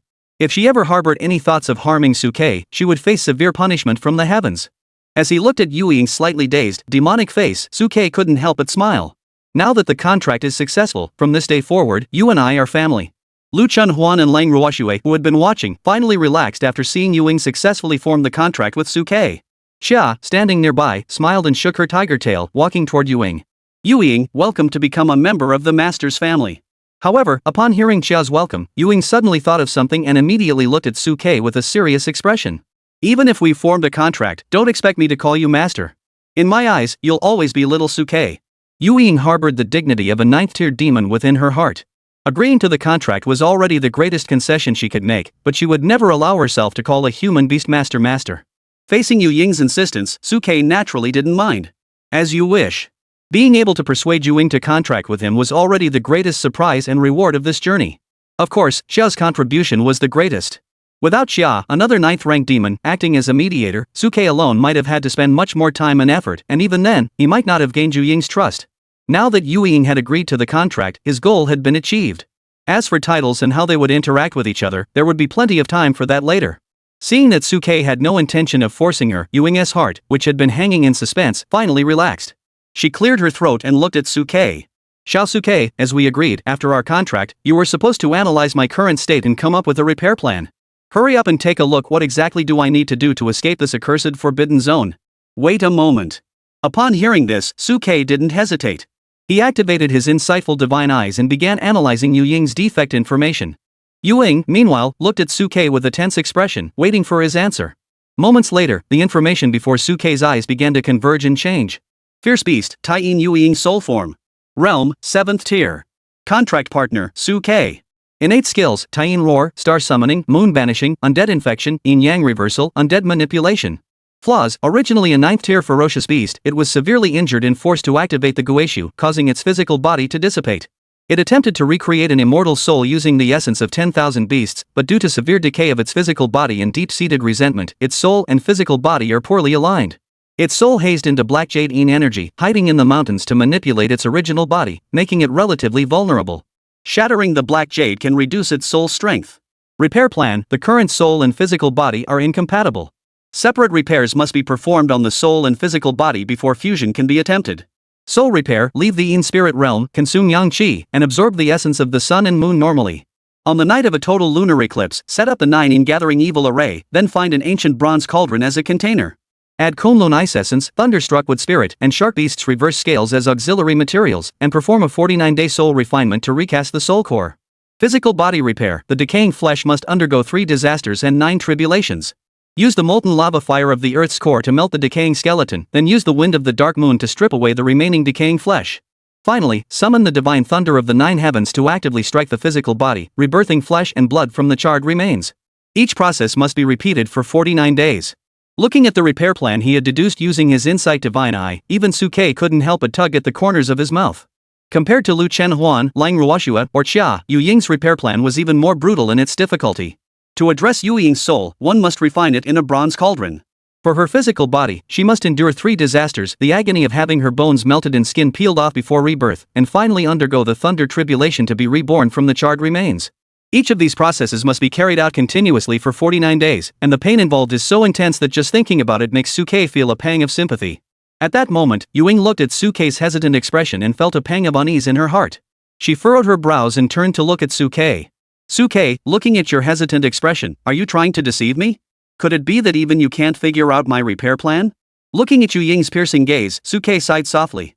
It's not that there's no solution, there is one, but it requires you to endure some hardships. However, upon hearing Suke's words, Yuying's eyes suddenly lit up, filled with excitement. She grabbed Suke's hands eagerly. As long as there's a solution, that's good enough. Why are you picking on him about the hardships? Just tell me, what is the plan? Yuying had imagined countless times in this desolate place the scene of regaining her freedom. Now that she saw a glimmer of hope, who cared about hardships? Seeing Yuying's hands tightly gripping his own, Suke cleared his throat and then laid out the repair plan in full. The plan is there, but the process will be a bit painful. Here's how it goes. As Suke explained, Yuying's eyes began to flicker uncontrollably. Cold Ruoxue and Lu Chenhuan, standing beside her, couldn't help but twitch their lips. This is called a little hardship? If it weren't for their understanding of Suke, they might have thought he was discussing how to torture Yuying. Even Xia, with her tiger-like eyes, couldn't help but show a hint of sympathy. Ying, this repair process is going to be a bit more painful for you. Who would have thought that after listening to Suke finish his explanation, Ying suddenly burst into laughter, completely unlike her usual self. I thought it was something else. It's just a minor ordeal of recondensing the soul and physical body. Rest assured, I faced life and death before. These minor hardships are nothing to me. As long as I can be completely reborn, what does a little suffering matter? At this point, Ying seemed to recall something and looked at Suke with a puzzled expression. However, the repair plan you provided seems to be more focused on my rebirth. You didn't mention how to leave this Taiyin Forbidden Land. Especially for me in my current soul state, the prerequisite is to first leave this Taiyin Forbidden Land? In my current state, how am I supposed to leave? Seeing the confusion in Ying's eyes, Suke furrowed his brows and thought. The repair plan indeed did not mention this, but I believe that since we have already formed a contract, we can attempt to leave this place using this bond. If that doesn't work, I have another plan. Chapter 149, The Forbidden Land's Barrier. Hearing Suke's words, Ying couldn't help but stare in shock. If we can't get out, do you have another plan? Ying didn't believe Suke had the ability to break the binding contract imposed by that powerful human from back then. Seeing the doubting Ying in Xia's eyes, Suke shook his head gently. I don't have absolute confidence either, I can only try. Listening to Suke's words, Ying couldn't help but fall silent. However, she quickly accepted the reality. I've been stuck in this place for so long, I never even thought about getting out. The fact that you're giving me hope is already enough. Let's give it a try. What if it really works? As she spoke, Ying seemed to sense something, and her brows furrowed slightly. Your two teachers seem to be on their way here. Technically speaking, the entire Taiyin Forbidden Zone is Ying's domain, so even the slightest movement by Chang Qiji and Manhwa would be detected by Ying. Hearing Ying's words, Shike couldn't help but feel relieved. Thankfully, he had taken a gamble and come to make a contract with Ying. Otherwise, if he had gone head-to-head with her, relying only on Chang Qiji and his wife, along with himself a few third-tier carats, they would have had no chance of escaping. Feeling the movements of Chang Qiji and Manhwa, the shadowy figure's brows furrowed slightly. I am a ferocious beast. The fact that I have formed a contract with you must never be revealed to any other humans or beasts. Otherwise, it will bring you unimaginable disaster. Suke nodded in agreement upon hearing this. Since that is the case, let us try to leave this place before they arrive. If we can leave, I will find a way to help you conceal your presence. Xia, standing beside him, nodded as well, and the jade pendant around her neck glowed faintly. If you need help concealing your aura, I can assist as well.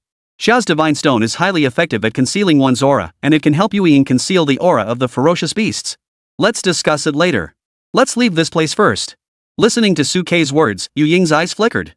She reached out without hesitation, grabbed Suke's hand, and spoke to Xia and Lang Ruoxue. Hold on tight, I'll lead you out of here first.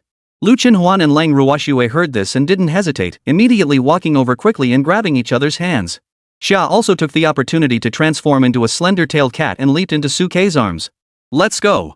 As Suke's words fell, a flash of light erupted from the Black Jade Mountain. The surrounding void trembled like ripples on a pond. In the next instant, the group's figures vanished from their original positions. In Suke's perception, the surrounding scenery rapidly faded and transformed, and in the blink of an eye, they found themselves at the border of the Taiyin Forbidden Land where they had come from. Seeing this, Lu Chenhuan couldn't help but gape in astonishment. Could they really teleport such a great distance? That means if you had wanted to kill us earlier, we wouldn't have had a chance to escape. The entire Taiyin Forbidden Land is actually my domain, at least in theory. Ying narrowed her eyes as she looked at the invisible barrier before the Forbidden Land. However, this teleportation ability is only available to me in my soul form, and since my soul form relies on the yin chi of the Black Jade Mountain for sustenance, I fear revealing my true form and falling into the hands of those with malicious intent. Therefore, I would never leave the Black Jade Mountain lightly. However, now that I have formed a contract with Xiao Suke, I no longer need the yin chi of the Black Jade Mountain to maintain my state, so I dared to take the risk and come out to try. Yaling turned her gaze back towards Suke's direction. Suke, your two teachers will arrive at Black Jade Mountain soon. Before they arrive, we must try to break through the barrier and escape. Otherwise, it will be even harder to leave without revealing any weaknesses in front of them. Suke nodded slightly upon hearing this, lifted Xia from his embrace and placed her on the ground, then turned to look at Lu Chenhuan and Lang Ruoxue beside him. Once we break through the barrier, we don't know what unexpected changes might occur. You two should stay at a safe distance in case anything goes wrong. Lu Chenhuan and Lang Ruoxue nodded in response, picked up Xia, and retreated toward the rear. Suke turned to Ying and tightened his grip on her hand. Now, let's activate the power of the contract together and see if we can break through the barrier's constraints using this contract power. Alright. Ying tightened her grip on Suke's hand, and the two of them took a step forward, heading directly toward the barrier. However, just as the two were about to touch the barrier, the previously empty forbidden zone suddenly rippled with countless waves, and golden light spread out like a barrier. The barrier completely separated the entire world from the Taiyin Forbidden Land, like an inescapable wall of despair. Seeing this, Lu Chenhuan and Lang Ruoxuan in the distance couldn't help but narrow their pupils. Is this the barrier that the ancient sages used to seal away the Yinling? Yes, when we entered earlier, there was no reaction at all, but as soon as the Yuying approached, it revealed its true form truly. At that moment, as she watched the barrier humming incessantly due to her approach, the Yinling couldn't help but swallow nervously. She couldn't remember how many years it had been since she last attempted to approach this barrier. When she first took shape in the abyss, the yin-yang spirit had tried countless times to break through the barrier, but each attempt ended in failure. By the end, she would instinctively want to stay away whenever she saw the barrier. Now, facing the barrier once more, Yuying felt extremely tense. It was a mix of hope and fear, with the possibility of failure looming before her. At that moment, Suke also sensed the tension in Yuying's heart and gently squeezed her hand to encourage her. Come on, let us give it a try. Let us see if we can get you out of here today. Hearing Suke's encouragement, Yuying clenched her teeth, nodded firmly, and took a brave step forward. But the moment Yuying touched the barrier, a massive force surged upward from above, violently sending her flying backward. Suke, caught off guard, was also knocked flying along with her. The contract power between her and Suke was completely ignored by the barrier. Failure. Yaoing stumbled backward, the hope in her eyes shattering instantly, replaced by a face filled with anger. Seeing her hope vanish, Yuying glared fiercely at the barrier before her, clenching her fists tightly. Damn it, even after all these years, you still won't let me go. You won't let me go out. I'm going out today no matter what. Ah! The deranged Yuying rose again and chargedly toward the barrier. Bang! The massive barrier shook violently, causing the entire Forbidden Land to tremble. But with each collision, Yuying was ruthlessly knocked back, her soul energy leaking from her 7 orifices, retreating further and further away. Chapter 150, Sudage has lost his mind? Boom! A massive golden barrier appeared between heaven and earth, causing the entire ground to shake violently. Cheng Qiji and Manhwa, who were in mid-flight, witnessed this scene and couldn't help but widen their eyes in shock. A Forbidden Zone barrier?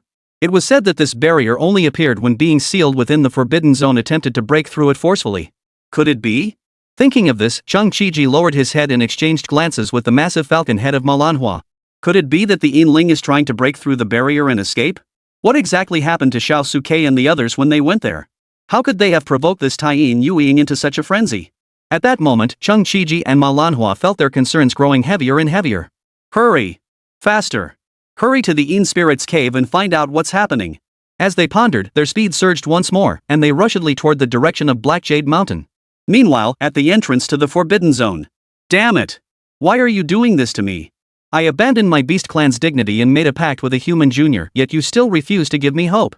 Seeing her hope of leaving the Forbidden Zone shattered, Yuying plunged into a state of uncontrollable rage, furiously roaring at the barrier before her. But the barrier was merciless.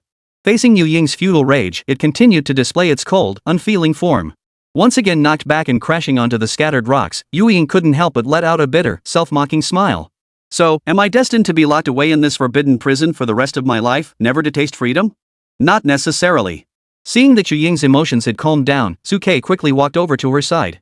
I have another plan. Earlier, when Yuying was in a rage, Suke's words fell on deaf ears. He could only wait until she had vented her emotions before approaching to comfort her. At that moment, Yuying looked at Suke's clear and handsome face in the moonlight, but she shook her head with a bitter smile. Even the beast taming contract barrier doesn't recognize you. As a mere third-tier beast tamer, what possible way do you have to take me out of here? You don't even believe Suke can really take you out of this place. But to her surprise, Suke remained calm despite her doubts. There is one more option. Since this barrier doesn't recognize our heavenly contract, it must be different from those demonic realms. It's a heavenly restriction imposed by the heavens, summoned by the power of the heavens themselves. This barrier was personally set up by that human sage from long ago. Listening to Suke's analysis, Yuying couldn't help but touch her forehead. But what's the use of figuring out the origin of this barrier? Even I, at the 8th rank, can't break through this barrier. How could you, at the 3rd rank, possibly have a solution? Facing Yuying's skepticism, Suke nodded slightly. This barrier was specifically designed to target you. Neither I nor Huan, or even Xia, who is also a ferocious beast, have ever been stopped by it. It only reacts to you. Does that mean if we erase your existence from the barrier's awareness, it won't detect you? Upon hearing this, Yuying's brows furrowed even more deeply. Erase my existence? Are you trying to kill me? Hearing Yuying's doubt, Suke shook his head. No, we just need to move you out of this realm. Once you're outside the barrier, we'll release you. Ha! Facing Suke's words, Yuying's already furrowed brows tightened even more. You, a mere third-tier beast tamer, can remove me from this world? Do you know that even many ninth-tier great demons can't do that? Just because they can't doesn't mean I can't. Having figured out the patterns of the barrier's operation, Suke turned to look at Yuing and extended his right hand toward her. Grab my hand and completely entrust yourself to me. I'll take you away. Seeing Suke's serious expression, Yuing couldn't help but stare in shock. It seemed as though, from the moment she was born until now, no one had ever looked at her with such unwavering determination. A strange sensation surged in her heart, but she quickly suppressed it. She took a deep breath and reached out to grasp Suke's hand, which was extended toward her. Alright, I'll trust you this once. From this moment on, I will entrust myself entirely to you, to do with as you will. Before she could finish speaking, she felt herself being violently dragged by a tremendous force. The next moment, the world before her eyes began to collapse wildly. Before Yuing could react, she found herself in another realm. This space had mountains and rivers, and the place where she stood seemed like a small island floating on the sea.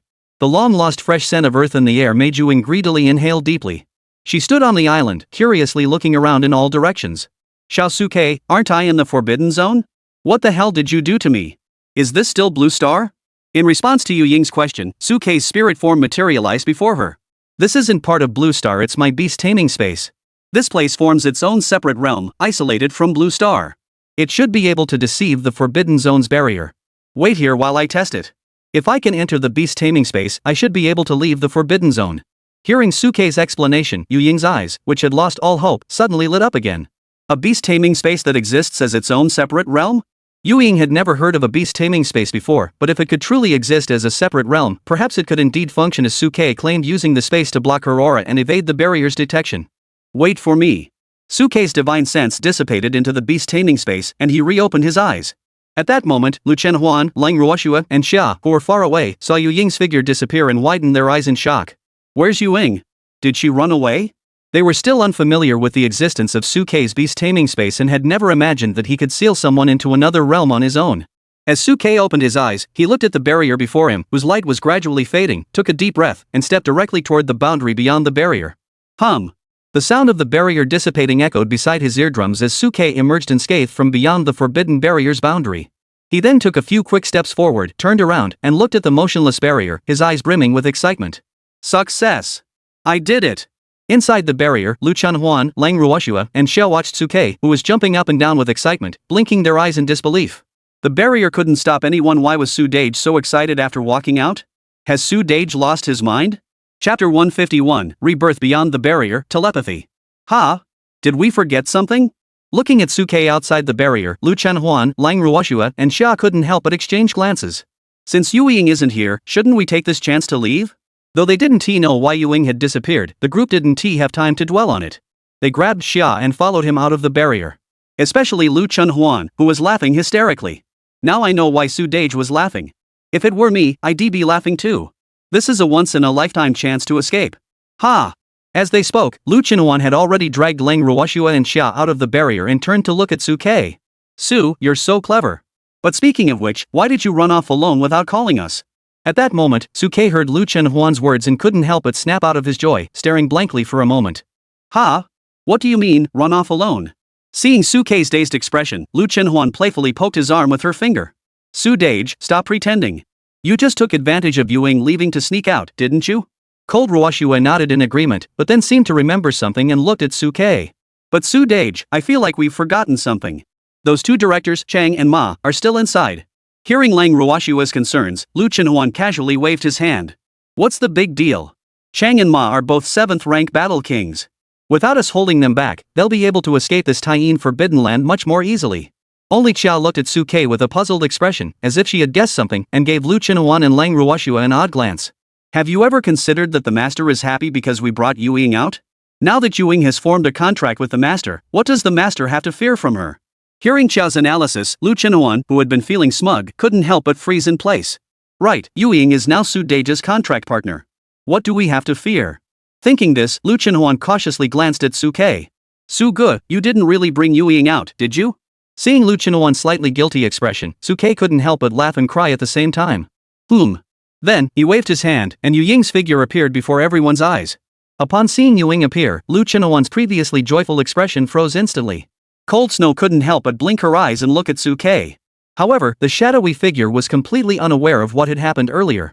After being placed in Suke's beast taming space, she had been cut off from the outside world and even took the opportunity to explore Suke's beast taming space, completely unaware of what had happened outside or what Lu Chenhuan and the others had said. Her mind was now focused on the barrier not far away. As she saw herself pass through the barrier and emerge into the outside world, Yu Ying's eyes lit up with unprecedented excitement, and tears began to well up in her eyes. I'm out. I really made it out. I never thought that in my lifetime I would actually break through this barrier's confinement and leave this dreadful place. At that moment, Yu Ying pointed at the barrier before her and burst into laughter, her face streaked with tears. You old fool never expected this, did you? I, Yu Ying, will one day break free from your control and leave this forbidden land. From now on, the sky is vast and the sea is wide, I can roam freely. At this moment, Yu Ying seemed to have been reborn beyond the barrier. Watching Yu Ying's tearful face filled with excitement and gazing at the golden barrier slowly fading away in the distance, Suke couldn't help but feel a flash of enlightenment. The Forbidden Land, not only a place where humans dare not tread, but also a place from which demon beasts cannot escape. In Suke's heart, curiosity about the human sage from years past began to grow. What kind of extraordinary individual could have, in such a dark and chaotic era, single-handedly led the entire human race toward the light and stood toe-to-toe with countless demonic beasts of the Beast Clan? Xia, standing beside him, watched the scene with flickering eyes. On the surface, she had left the Forbidden Land, but she had signed a contract with her master and was gradually integrating into the human race. Have you truly broken free from his control? However, Xia did not voice these thoughts aloud. Instead, she turned her complex gaze toward the depths of the Forbidden Land. Just then, Yu Ying snapped back to reality and looked at Lu Chenhuan and Lang Ruoxue, who were staring blankly at her. What's wrong? You're silent, as if you're not happy that I came out? Satisfied. Satisfied. As Yu Ying finished speaking, Xia followed suit. We're all family now.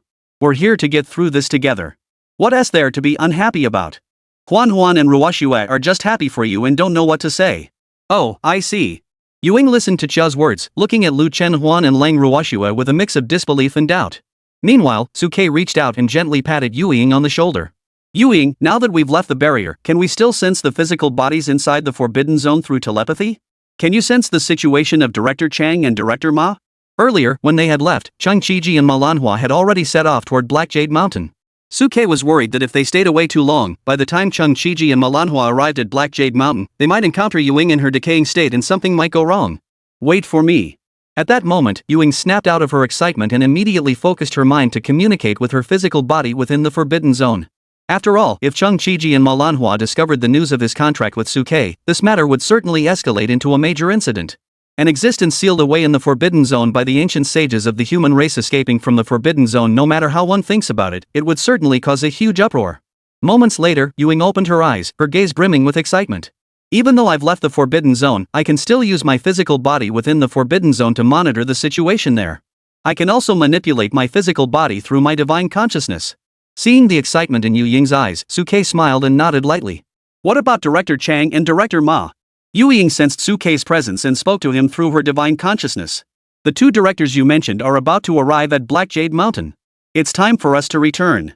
Following Yu Ying's suggestion, Suke nodded slightly, then moved his mind. Yu Ying, follow me into the beast control space.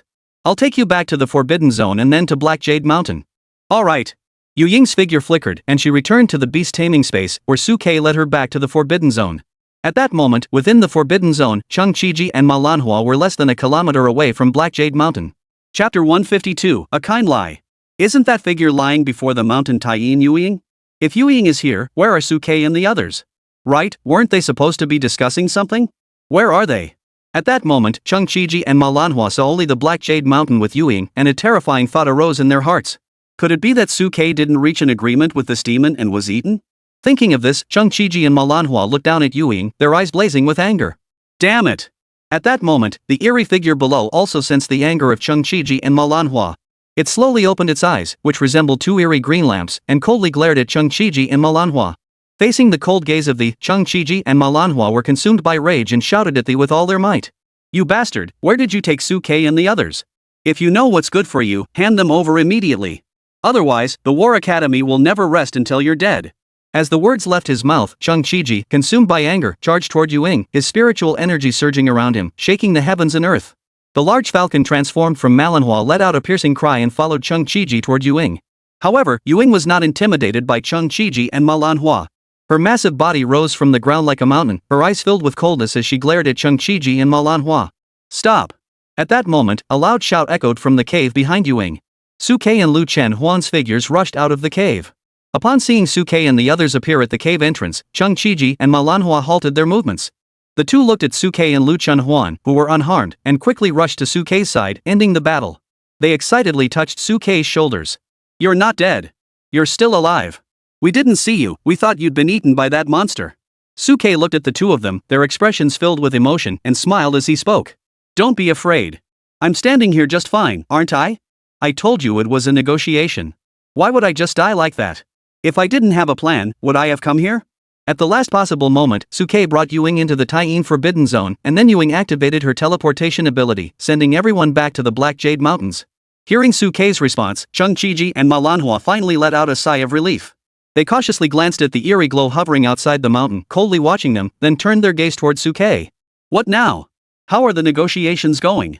How did you end up in this mountain? Seeing the concern in Cheng Qiji and Manhwa's eyes, Suke smiled and spoke the words he had prepared long ago. This mountain was indicated by thee for us to enter. We can use the Black Jade within to communicate directly with thee. We have just successfully negotiated with Yuing through the Black Jade, revealing our identity as members of the War Academy. We threatened it that if we die here, the entire Taiyin Forbidden Land will be destroyed. Hearing Suke's explanation, Cheng Qiji and Manhwa finally relaxed. Good, good. As long as the negotiations were successful. With the negotiations successful, it means that none of us will have to perish here today. At that moment, Cheng Qiji and Manhwa looked at the Yuing, who had been glaring at them from behind the mountain, their eyes filled with resentment. What a pity. This insists on communicating through the Black Jade. Otherwise, why go through all this trouble? Earlier, Cheng Qiji and Manhwa had already threatened the dark figure with words, but at the time, the dark figure had ignored them. Now they realized it was because of the language barrier. Of course, the true reason was not that. Yoyun's soul was connected to her physical body, so she could naturally sense what Cheng Qiji and the others were thinking. The reason it didn't heed their words at the time was purely because it wanted to see Suke. In other words, even if Suke hadn't instructed Xia to communicate with Yuing, she would have brought them to her own cave residence anyway. It was just that the circumstances were such that she had to bring them back forcefully. At that moment, upon learning that Suke had successfully negotiated with the, Cheng Qiji cautiously glanced at the lurking outside the mountain, glaring at them. Now that the negotiations have succeeded, does that mean we can leave now? Suke nodded slightly. That's right. It has already agreed to let us leave at any time. Hearing Suke's response, Cheng Qiji and Manhwa sighed in relief. Thank goodness. However, the two of them suddenly seemed to remember something and frowned as they looked at Suke. By the way, Suke, what was the commotion caused by the pillar of light that shot up from the Black Jade Mountain earlier? And what caused the disturbance in the barrier? Suke paused for a moment upon hearing this, then blinked his eyes and spoke to the two of them. I have no idea. We've been negotiating with the Yuing inside this mountain. As for what's happening outside, we have no idea. Perhaps other factions have also infiltrated this Taiyin Forbidden Land. Suke paused here before addressing Cheng Qiji and Manhwa. By the way, during our communication, Yuing told us that she attacked us because she was deceived by the demon god cult, who claimed that we were hiding a secret treasure that could help her escape the Forbidden Land, which is why she acted. Upon hearing this, Cheng Qiji and Manhwa's eyes narrowed instantly. The demon god sect again. Then the earlier commotion must have been orchestrated by the demon god sect hiding in the shadows and colluding with Yuing. After learning the truth, Cheng Qiji and Manhwa immediately turned to Suke and the others. Forget it. This Taiyin Forbidden Land is filled with dangers. Whatever the demon god cult and Yuing are planning, it has nothing to do with us. As long as the Yaoing agrees to let us leave, the demon god sect's minions won't be able to stop us. There's no time to waste. Let's leave before Yuing changes her mind. For Cheng Qiji and Manhwa, Yuing's existence was extremely dangerous, something neither of them, as 7th rank war kings, could stop. Now that the Yaoing is distracted, this is the perfect opportunity for us to escape. With that, Cheng Qiji grabbed Suke and the others, mounted the horse-like creature that had reverted to its beast form, and swiftly soared toward the sky. Before leaving, they glanced back at Yuing with concern, fearing she might change her mind. However, they did not know that the true Yuing had already been secretly retrieved by Suke into his beast summoning space, following the group as they sped toward the outskirts of the Forbidden Zone. Under the cover of the beast control space, the group managed to leave the Taiyin Forbidden Land unscathed. Upon seeing the lush greenery beyond the Forbidden Zone, Cheng Qiji's eyes sparkled with excitement. Finally, we're back. Chapter 153, Speaking Frankly. Departed. Feeling the departure of his soul, he crawled before the Black Jade Mountain, murmuring softly through the faint glow, his eyes sparkling with joy. However, at that moment, a figure lurking in the shadows in the distance emerged anxiously from the darkness. Lord Yuing, are you really going to let them leave like this? That Suke possesses extraordinary talent. If we let him go now, he will surely become a great menace to your beast clan in the future. The one who had arrived was a member sent by the owls from the demon god sect. It was he who had instigated the initial attack on Suke and the others. Earlier, when Suke and the others entered the mountain, he had been watching them secretly from the shadows. He had assumed that the three of them would die at Yu Ying's hands once they entered the mountain, but he never expected them to leave Black Jade Mountain unscathed. Now that he saw Suke and the others leaving, he couldn't help but feel angry and spoke out to Yu Ying. "You've been away from the Beast Clan for too long, haven't you? Have you forgotten that you were once one of them?" Hearing the accusation from the demon god sect member, Yu Ying's massive body turned its head, gazing coldly at the demon god sect member. "Whether I am a member of the Beast Clan or not, do you, a human from the demon god sect, have the right to judge?" Then, with a single stomp of his massive foot, he crushed the demon god cult member beneath him. With an agonizing scream, the demon god cult member vanished completely from this world. That was close. This trip to the Taiyin Forbidden Land nearly cost us our lives. On the helicopter, Chung Chi-ji piloted the backup aircraft while reflecting on the ordeal. Thankfully, Suke and the others were quick-witted and managed to contact the Yu Ying at the critical moment, which allowed us to escape the danger. At that moment, Chung Chi-ji couldn't hide his admiration for Suke. Suke not only possesses extraordinary talent in combat but also remains calm and composed when facing crises. An ordinary third-tier beast tamer like Suke would be terrified even if faced with a 5th or 6th tier ferocious beast, let alone an 8th tier one. However, Suke faced the situation head-on, even finding a glimmer of hope in the midst of danger, willing to risk his life to seek an escape route. Such a character will undoubtedly carve out a place for himself on the battlefield in the future. As for Chung Chi-ji's companion, Manhwa, after the weight on her heart was finally lifted, she seemed to think of something and turned her head in confusion to look at Xia in Suke's arms. "Suke, during the battle with the Yu Ying, did you use this little beast to communicate with it?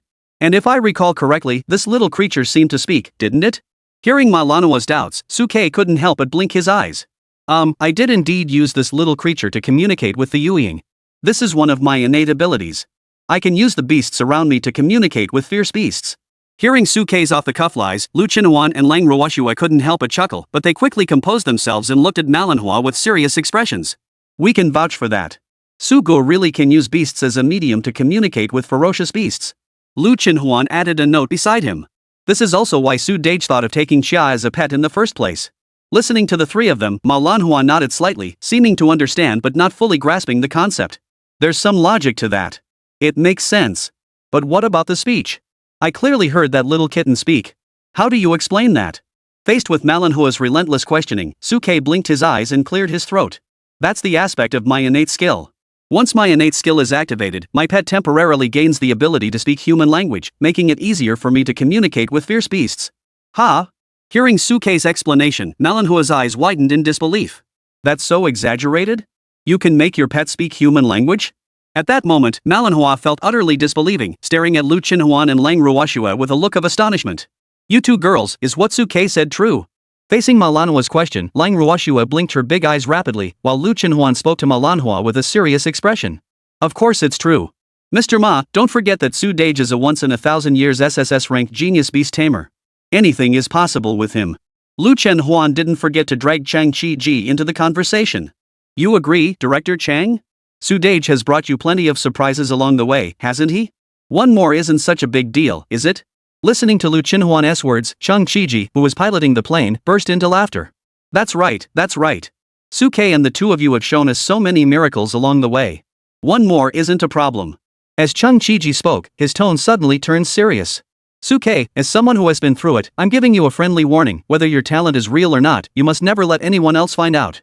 The fact that your pet Xia can speak must never be revealed to anyone." Manhwa nodded in agreement, her face showing a seriousness that Suke and the others had never seen before. "Yes, old Chang is right. This matter must not be revealed to anyone else besides us. This is a matter of great importance, you must remember this." Listening to Manhwa's words, Suke's eyes flickered with a trace of relief. In truth, Suke had already caught the underlying meaning in their words, but the two did not expose him. Instead, they instructed themselves and the others. However, Suke did not expose their intentions either, but simply nodded and responded with a smile. "The two directors can rest assured we understand. Thank you for your concern." Upon hearing Suke's response, Chung Chi-ji and Manhwa finally relaxed and continued flying toward the capital. Suke watched their backs as they flew away, sitting in the back row with a flickering gaze, beginning to ponder his own path forward. After passing through the Taiyin Forbidden Zone, the rest of the journey to Kyoto was largely free of danger. Along the way, the demon god sect had interfered extensively, causing many of his secrets to be exposed to Chung Chi-ji and Manhwa. Fortunately, the two of them were wise enough not to pry further, and Suke felt somewhat relieved. Once they entered Kyoto, he wouldn't have to worry so much about his safety. However, he wondered if Yuying, who had been staying in his beast taming space, was experiencing any abnormalities. As he pondered this, Suke's mind instantly sank into his beast taming space.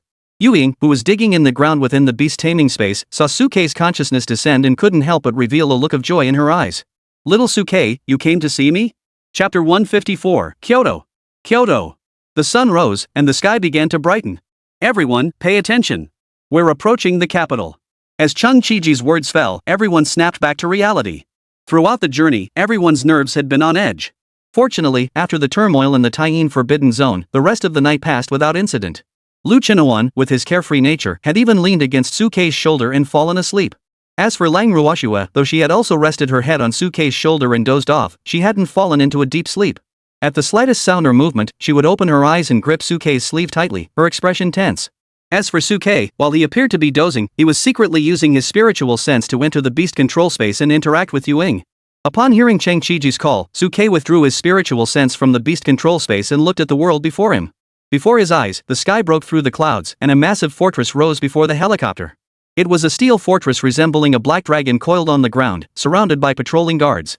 A massive barrier enveloped the entire city, and the walls were adorned with various defensive mechanisms. The city defenses of Tianhai were no match for those of Kyoto. Looking at the scene before him, Suke finally understood what Cheng Chi-ji and the others had meant, that he was safe now that he had arrived in Kyoto. Indeed, even from the outside, the sense of security Kyoto exuded was far beyond what the small city of Tianhai could ever match. Even from the clouds above, he could faintly see the orderly city guards patrolling below. Lu Chenhuan and Lang Ruoxue, who had just woken up, looked at everything in awe, their mouths agape as they curiously examined this sacred city of beast tamers and beast maidens. To avoid unnecessary trouble, the skies above Kyoto were off limits. At that moment, Chung Chi-ji was maneuvering the plane downward while explaining to Suke and the others. Manhwa chimed in beside him. Therefore, we must now descend and pass through the city defenses to gain entry into the capital. As he spoke, the aircraft slowly descended to the pre-arranged landing zone in front of the capital city. Cheng Chi-ji then swept his hands, storing the aircraft back into his storage space, and led Suke and the others toward the city gates. After landing, Suke stood on the ground, looking up at the massive city walls, once again feeling his own insignificance. Lu Chenhuan and Lang Ruoxue, who were holding Suke's hands, also looked at everything before them with astonishment, their mouths wide open. How magnificent the capital city is. Exactly. Even the lowest-ranked soldiers patrolling the area are at least 4th tier, and there are even many 5th-tier officers. The 2 officers leading the patrol at the front are actually 6th-tier cultivators. Feeling the strength of the patrol team, Lu Chenhuan and the others couldn't help but praise it repeatedly. In a place like Tianhai, a 4th-tier beastmaster was already considered quite rare, and 5th-tier ones were usually people who could serve in the city lord's mansion. But in the capital city, 4th-tier practitioners are everywhere, and 5th-tier practitioners are merely squad leaders. Even Xia, who was curled up in Suke's arms, couldn't help but sneak a peek at everything around her, her wide eyes brimming with curiosity. Suge, it seems like our safety is guaranteed now that we've arrived in the capital city. Seeing the powerful patrol forces, Lu Chenhuan felt a sense of security welling up inside him. Lang Ruoxue, curious, held Suke's hand and looked around at the people entering the city. All within sight, the crowd waiting to enter the city formed a long, dense line, heads bustling about, a scene completely different from what they had seen when leaving Tianhai. In Tianhai, there were very few people entering or exiting the city each day, so sparse it was almost non-existent. Seeing this scene, Suke's eyes sparkled. Are there really this many people entering and exiting the city every day in the capital? In response to Suke's question, Chung Chi-ji nodded slightly. The capital was not only the nation's academic hub but also a major trade center, with countless goods and resources passing through it each day for transit trade. Merchants traveling back and forth, as well as beast tamers and beast maidens training abroad, are naturally numerous. Cheng Chi-ji smiled at Suke as he spoke. Of course, due to the abundance of resources, the materials you need to help the beast girls advance are also easier to find here. Listening to Chung Chi-ji's explanation, Suke's mind cleared. Back then, when his father-in-law, Ling Qianxiu, helped him and the others find supplies, he must have used this route through Kyoto. As they pondered, the group slowly approached the city gates. The city gates were not only defended by the city walls but also protected by a barrier outside the city as a second line of defense against surprise attacks. Beyond the barrier, rows of guards were stationed in 5 lines beside 5 massive metal gates, watching the people passing by. Those metal gates resembled the security checkpoints at a train station from Suke's previous life, but with an added feature. As people passed through the gates, a beam of light swept over them, and those who passed through were allowed into the city. Seeing these high-tech measures, Suke couldn't help but feel a sense of awe. The gap between Tianhai and Kyoto was simply too vast. In Tianhai, inspections were mostly done by human eyes, whereas in Kyoto, it was a whole different world. Back in Tianhai, Suke had never experienced such advanced technology and had even thought that this era had abandoned science and technology. Now, upon arriving in Kyoto, he immediately felt the difference. It wasn't that the era had abandoned technology, it was simply that these technologies hadn't reached small places like Tianhai yet. Lu Chenhuan and Lang Ruoxue, standing beside him, had never seen such novel items before and curiously turned their heads to examine them. Cheng Qiji stood in front of them, smiling as he explained. These items are all research achievements from the Science and Technology Academy. Although they aren't very skilled in combat, their contributions to making life more convenient for the people in the military are something everyone has to acknowledge. Listening to Cheng Qiji's explanation, Suke and the others couldn't help but realize. So these were the research achievements from the Science and Technology Academy. Just as they were queuing up, the metal door of one of the groups suddenly turned red as it scanned a middle-aged man wearing a hat, and the door emitted a series of beeping alarms. Alert! The moment the alarm sounded, the surrounding patrol soldiers rushed toward the middle-aged man. Seeing the commotion, the middle-aged man let out a loud howl, his clothes exploding, and in an instant, he transformed into a 10-meter-tall, muscular wolf. It was the demon god cult's concealment technique. As the giant wolf appeared, the surrounding soldiers immediately charged forward, subduing it before it could charge into the crowd and cause casualties. The small squad leader at the front, who appeared to be exceptionally burly, coldly stared at the giant wolf's corpse, his eyes filled with indifference. Since a giant wolf concealed by the concealment technique had appeared, there was a high likelihood that remnants of the demon god cult were lurking nearby. Everyone must search thoroughly. Chapter 155, Astonishment. The appearance of the giant wolf caused quite a commotion among the crowd. Fortunately, most of those entering and exiting the city were beast tamers and beast maidens with cultivation, who had seen their fair share of the world. Under the city guard's reassurance, the crowd quickly calmed down. However, Suke, upon seeing the corpse of the giant wolf, furrowed his brows slightly. Camouflage technique? What is this? Lu Chenhuan and Lang Ruoxue, standing beside Suke, also looked curiously at Cheng Qiji and Manhwa. Manhwa, standing behind Cheng Qiji, looked at the corpse of the giant wolf and spoke softly. The concealment technique is a special method used by the remnants of the demon god sect. Through this secret technique, the murderer can temporarily disguise themselves as a human, though they cannot engage in combat. Once combat begins, their true form will instantly reveal itself. Listening to Manhwa's explanation, Suke and the two behind him, Lu Chenhuan and Lang Ruoxue, looked at each other with a look of sudden understanding. However, the two seemed to think of something, and their eyes filled with concern as they looked at Xia in Suke's arms. At that moment, Suke quietly glanced at Xia in his arms with the corner of his eye, his expression growing solemn. The concealment technique mentioned by Manhwa bore a striking resemblance to Xia's jade-like ability. Suke feared that bringing Xia into the city would alert the guards.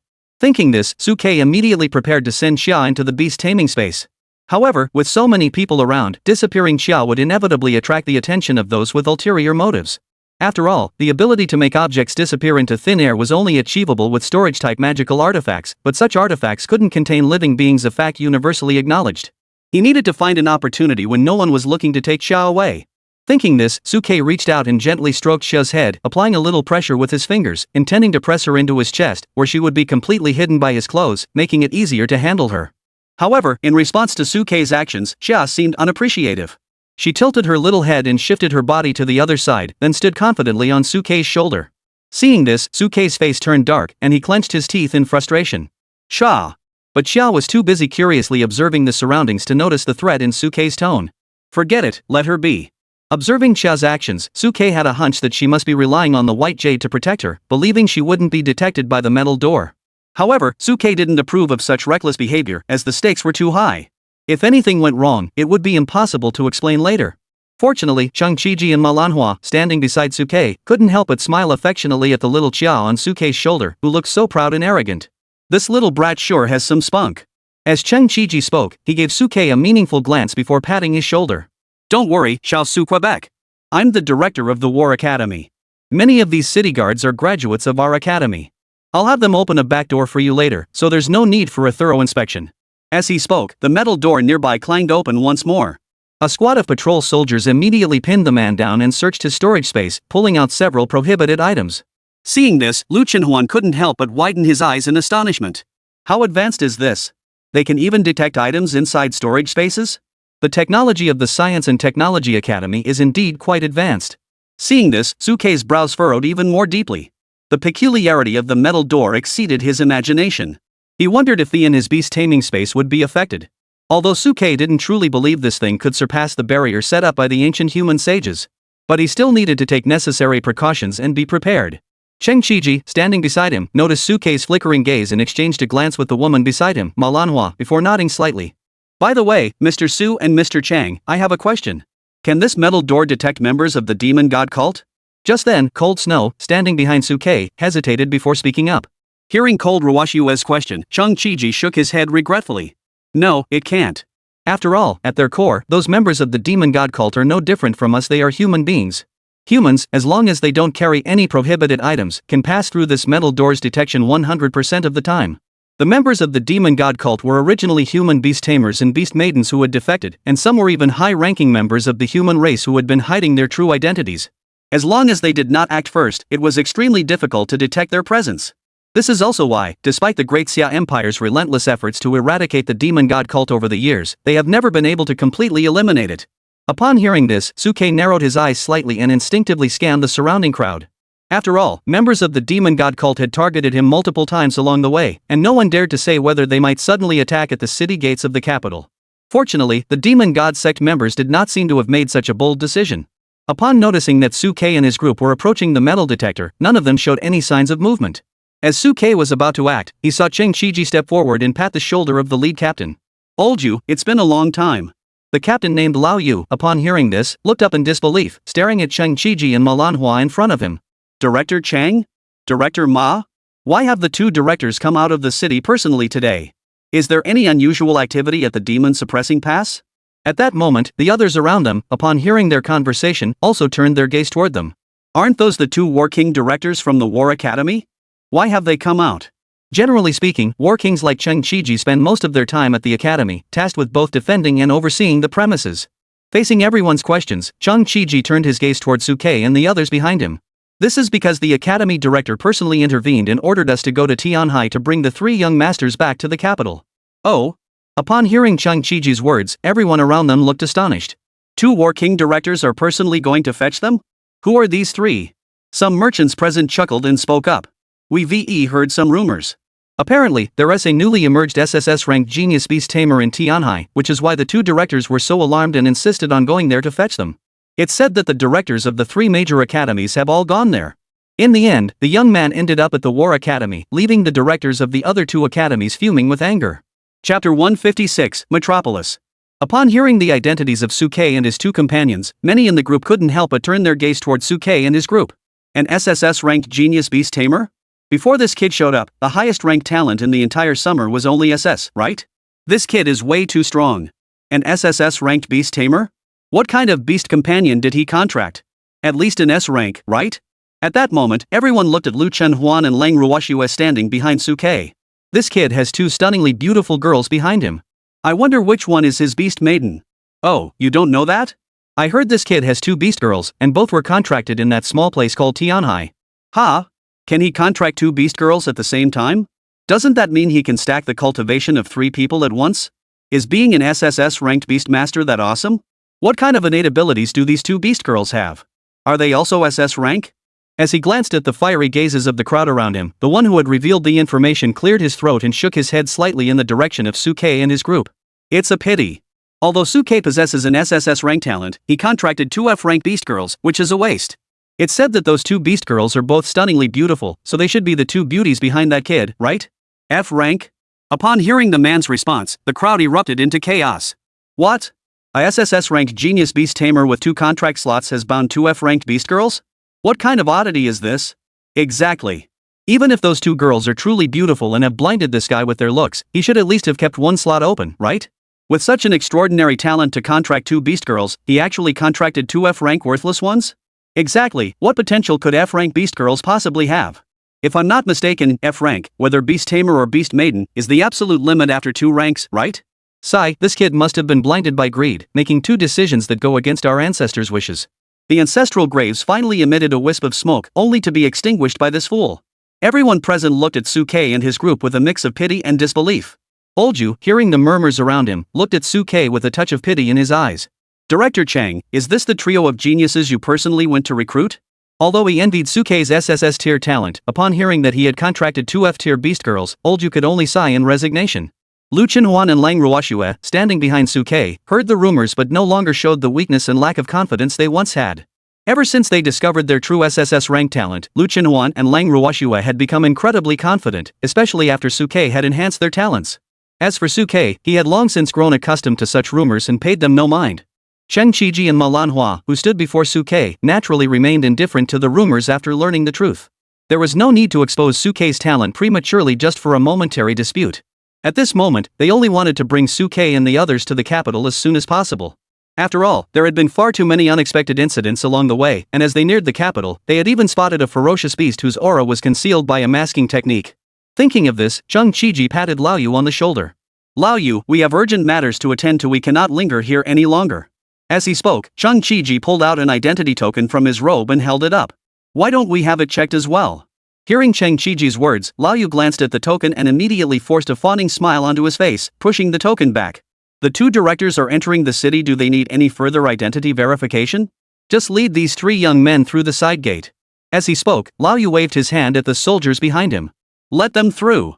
Seeing this, Cheng Qiji didn't hesitate, smiling as he patted Lao Yu on the shoulder. "Old Yu, we'll go into the city first. Let's have hot pot another day." As they spoke, Cheng Qiji led Suke and the others through the side door of the metal gate and hurried inside. As for the remaining people, they continued to wait obediently in line for inspection. No one objected to the preferential treatment given to Cheng Qiji and his group. Under Cheng Qiji's lead, Suke and the others bypassed the barrier through the side door and entered the main city, following the wide city gate toward the city center. On both sides of the city gates, there were numerous soldiers stationed at their posts. Unlike the patrolling soldiers, the station soldiers stood with their backs straight, like tall flags standing firm in the wind. Lu Chenhuan, standing beside Suke, turned to look at the backs of the patrolling soldiers behind them, then blinked at Cheng Qiji in front of him. "Director Chang, are these soldiers just letting us in like this?" Ma Lanhua, standing beside Cheng Qiji, smiled and turned to look at Lu Chenhuan. "That's because some high-ranking officials, for their own interests or special needs, occasionally carry prohibited items on their persons. If you are familiar with the city guards, you can use the method I just demonstrated to build a relationship with them, and they will allow you to enter the city." Ma Lanhua paused here, cleared her throat, and continued speaking. "Of course, not everyone has such privileges. If you're not familiar with the city guards and have a prior record, then you'll have to follow the proper procedures to enter." Listening to Ma Lanhua's words, Suke and the others couldn't help but look enlightened. As they spoke, the group walked past the guards on duty and entered the core city of the Great Xia capital. Behind the black steel walls, towering skyscrapers stood in all directions. On the wide streets, colorful cars sped along the center, never stopping. On both sides of the streets, countless shops were lined up, bustling with people. Even every few blocks, there were signs indicating underground shopping mall entrances. The people on the streets were dressed fashionably, with many young beast tamers and beast girls sporting ear piercings and lip piercings, looking extremely trendy. Watching this scene, Suke's companions, Lu Chenhuan and Lang Ruoxue, gaped in astonishment. This scene was completely different from the world he had once known in Tianhai.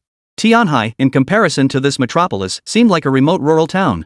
Suke, however, looked at everything before him with a look of realization.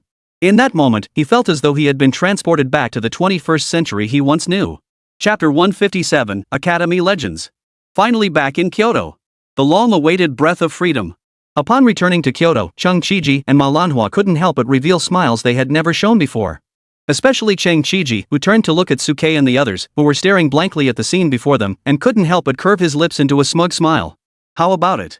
Does Kyoto differ from what you imagined?" As the director of the War Academy, Cheng Qiji and Ma Lanhua had welcomed many new students into Kyoto, and without exception, they had seen the same mix of confusion and awe in their eyes. Ma Lanhua, standing beside him, couldn't help but whisper in admiration. "First-time visitors to the capital always look like you do now. It's normal. The technology in the capital city is vastly different from many other cities, and there are so many new things to see. Being shocked is only natural." Lu Chenhuan and Lang Ruoxue nodded instinctively upon hearing this. The scenery of Kyoto is truly worlds apart from our Tianhai. In our Tianhai, aside from the city hall, no building is built this tall. Lu Chenhuan nodded in agreement. "Exactly. Vehicles are like luxury items that only someone from a wealthy family like Miss Lang could afford. We common folk can only dream of owning one. And the colorful, exotic clothing on the streets are rarely seen in our Tianhai." Lu Chenhuan glanced at her own attire and cleared her throat. "Except for this outsider. But in Tianhai, I'm an oddity here in the capital, I'm just the norm." Listening to Lu Chenhuan and Lang Ruoxue's conversation, Cheng Qiji raised his head to look at the towering skyscrapers and the steel behemoths striding on the roads, his gaze distant. "Actually, it's normal for you to envy us. The prosperity of the capital, except for the Demon Ceiling Pass, is a complete game-changer compared to other major cities. What you see is merely a glimpse of the bustling city upon entering. Behind it lie numerous merchant guilds, entertainment venues, and high-end restaurants. Those are the true sights that dazzle the eyes. Many people may spend their entire lives without ever witnessing the true splendor of Kyoto. As Chung Chiji continued his description, Lu Qinuan and Lang Ruoshue's eyes sparkled with excitement. Is there really so much to see and do in the capital? It's truly so advanced. How envious. However, as she listened to the two women's praise, Ma Lanhua seemed to recall something, shaking her head slightly and smiling self-deprecatingly. Developed? The dean of the Science and Technology Academy once said that these things that have been passed down for years are not high-tech at all, but merely commonplace tricks that can be widely applied. However, in this chaotic world, aside from the capital city with its strict defenses and numerous powerful beings, many remote border towns are constantly facing the danger of annihilation. If it weren't for the decisive victory 20 years ago, when the entire human race united to drive most of the great demons and beasts beyond the demon ceiling pass, the Great Xia Empire might be in an even worse state now. The number of cities our human race still holds would be even fewer. For those small cities that could be overrun by demon hordes at any moment, spreading such knowledge would be meaningless. As Chung Chiji spoke these words, he sighed softly.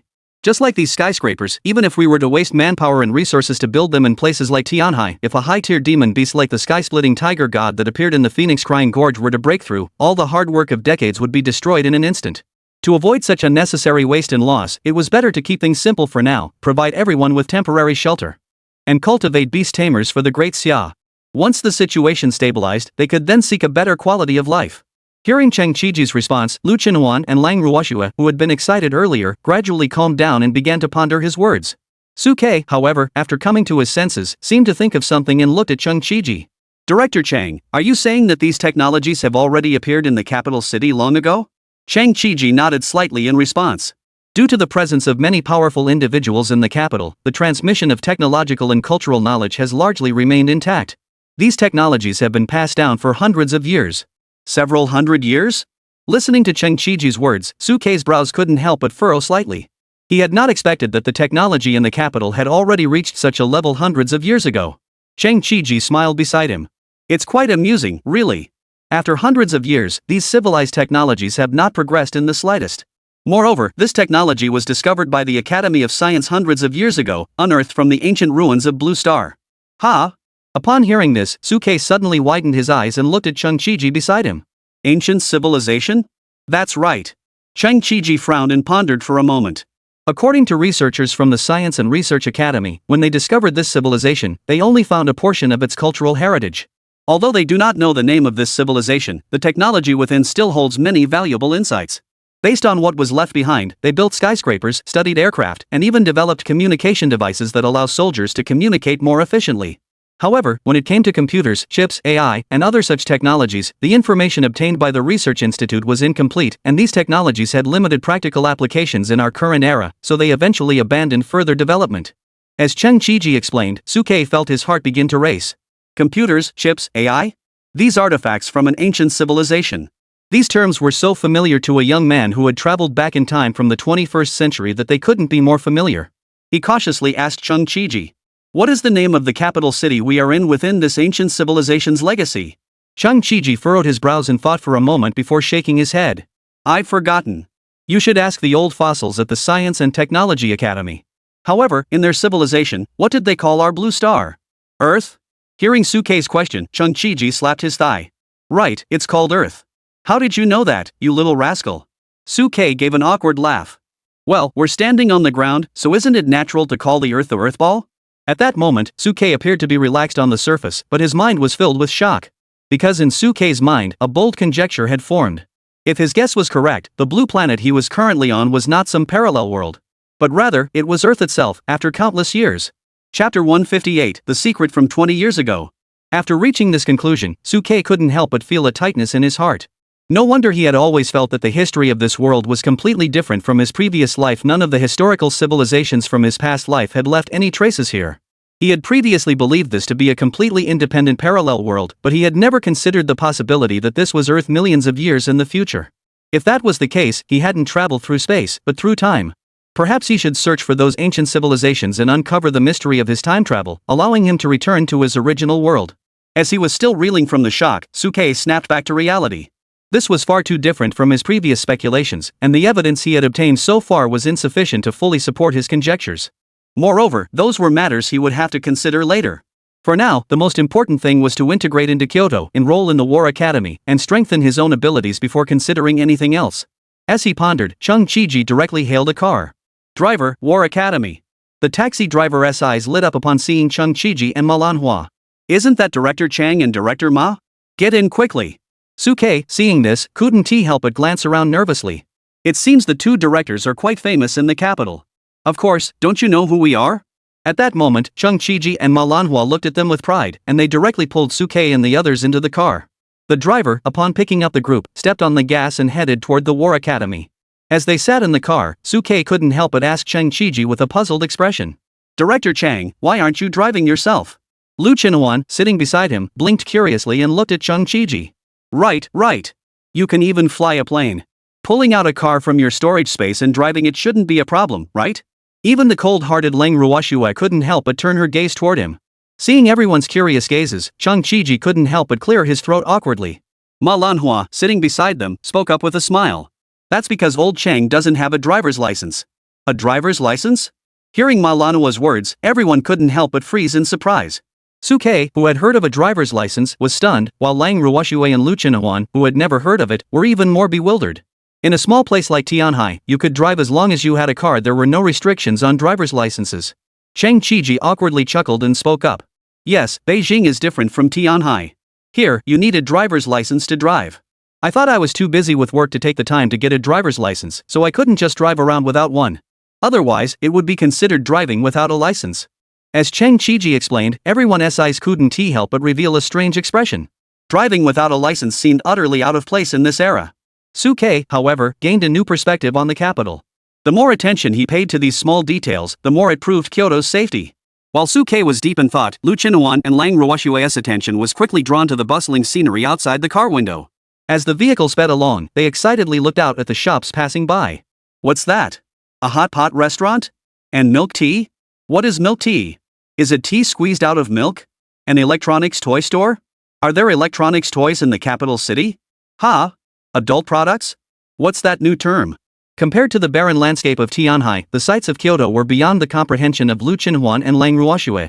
Suke, however, looking at these familiar scenes, felt as though his memories were being pulled back to the 21st century, and for a moment, he felt as though he had never traveled through time at all. Soon, under the driver's swift driving, the vehicle sped through the bustling streets, and everyone arrived at the War Academy. The moment they stepped out of the car, everyone was immediately drawn to the gates of the War Academy. Instead of the folding and stretching gates they had imagined, the Academy's gates were two massive, heavy iron doors. Beside the doors was a small entrance for two people to pass through. On either side of the gate stood statues of mythical beasts. It was a massive serpent with a long horn on its forehead, for claws on its abdomen, and its body completely covered in scales. It coiled around a stone pillar, coldly watching the passers-by. A dragon? Upon seeing the statue of the mythical beast, Suke couldn't help but frown and glance at Chung Chiji beside him. Director Chang, what is this statue? Oh, hearing Suke's question, Chung Chiji hurriedly spoke up. This was the former director's wife. As he said this, Chung Chiji seemed to feel his explanation was insufficient and quickly added. This is the former director's wife's innate form. To commemorate her, the director had a statue erected at the entrance of the academy. Memorial? The former director's wife? Hearing Chung Chiji's words, Suke's brows couldn't help but furrow slightly. Could it be that the former dean's wife? Yes. Before Suke could finish speaking, Ma Lanhua, standing beside him, sighed softly. 20 years ago, during the great battle at the Demon Ceiling Pass, nearly half of the human race's elite were lost. Though the human race emerged victorious in that battle, the dean's wife was left behind forever beyond the pass. It was even said that the reason the dean's wife died was because, at the dean's moment of desperation, she sacrificed herself as a sacrifice, dragging 3 great demon beasts of the beast tribe to their deaths alongside her, forging a path to survival for the dean. Listening to Chung Chiji's account, Lang Ruoshuet and Lu Chinhuan couldn't help but gaze at each other with expressions of admiration and longing. This love was so sincere that even heaven and earth could bear witness. No wonder the dean had a statue of his wife placed at the entrance of the academy. It must have been a constant reminder of his deep affection and inability to let go. He also used this as a warning to future generations of students, urging them not to forget the hard-won, fleeting peace of the human race. Regarding the great battle 20 years ago, Suke and Lu Chinhuan had both heard rumors. Although there had been occasional clashes between the two races at the Demon Ceiling Pass in the past, these were mostly probing attacks. However, the Great War 20 years ago was different. It was a fierce battle where both the human race and the beast race lost nearly half of their elite forces. The beast tribe, which had always been arrogant and sought to invade the human race, was completely crushed in that battle, and for over a decade, they dared not approach the borders of the demon ceiling pass. However, Suke couldn't help but feel puzzled as he looked at the dragon statue coiled before him. Why did the dean and his wife, who were so deeply in love, only commission a statue of a beast with exceptional talent, rather than a statue of the wife herself? Are their feelings truly as close as the rumors suggest? And were the true secrets of that battle really as the outside world had been telling it? Chapter 159, The Scandal of the Cherry Blossom Country. Alright, now that we've had a glimpse of the dean's wife's grace, let's go inside. Cheng Chiji stood beside Suke and the others, smiling as he addressed everyone, forcibly bringing their thoughts back to reality. Suke and the others snapped back to their senses, nodded slightly to Cheng Chiji, and began walking toward the small door. Before the small door was a makeshift security room, where a security guard with his hat pulled down over his face was sound asleep. The snoring was so loud it shook the glass windows around the security booth, as if they might shatter at any moment. Cheng Chiji and the others, however, seemed unfazed by the scene. They walked up and gently knocked on the glass window of the security booth. Old Wu. Old Wu. Open the door for us. Who is it? Can't you let me sleep in peace? Old Wu, who seemed to be neglecting his duties, pulled his hat brim away from his face, rubbed his sleepy eyes, and looked at the group with irritation. Upon seeing Cheng Chiji and Manhwa, the security guard's irritation instantly turned into flattery. It's the two directors back. Oh my, look at me, I didn't recognize you too. I almost offended you. As he spoke, Old Wu, holding his security cap, looked at Suke and the other two standing behind Cheng Chiji and Manhwa, and couldn't help but stare in surprise. These three are the people the director specifically requested us to pick up. Oh. Hearing Manhwa's introduction, Old Wu's nervous expression grew even more pronounced. He hurriedly stepped out of the security booth, opened the small door, and bowed deeply. Since the principal specifically requested that the two directors come to greet them, please invite them in quickly. At that moment, Old Wu's face was filled with a naive and reserved expression, forming a stark contrast to his previous image of someone who had been caught sleeping on the job and had a bad temper. It was as if the person from before had died. Cheng Chiji and Manhwa, however, seemed unfazed by the situation, as if they had seen it all before. They turned to Suke and his group and gave them orders. Let's go inside. Following them, the two led the three through the side iron gate, stepped over the threshold, and entered the War Academy. Contrary to the grim, murderous atmosphere they had imagined, the moment they stepped through the gate, they were greeted by a long corridor. Both sides were lined with small shrubs and flowers, and every few steps there was a cherry blossom tree. The delicate petals were blown by the breeze, falling to the ground and adorning the once lifeless corridor with vibrant energy. As the breeze blew, countless cherry blossoms fell like rain beneath some of the trees, creating a breathtakingly beautiful scene. Lu Qinhuan and Lang Ruoxue, who possessed a love for beauty, couldn't help but take a deep breath at the sight of this enchanting scene. They inhaled the fragrance lingering in the air, their eyes filled with a look of intoxication. How fragrant the cherry blossom trees are. However, it seemed slightly different from what we saw in Tianhai. Hearing the two women's questions, Cheng Chiji smiled and explained to everyone. That's because these were brought over from the Cherry Blossom Kingdom. How could they be the same as the wild ones? Sakura country? Upon hearing Cheng Chiji's words, Suke and the others couldn't help but furrow their brows. In their understanding, the only country currently revealed in this world was the Great Xia. They had no idea when a Sakura had appeared. Seeing the confusion on everyone's faces, Cheng Chiji patiently explained to them. Besides our Great Xia, there are actually quite a few other nations on Blue Star.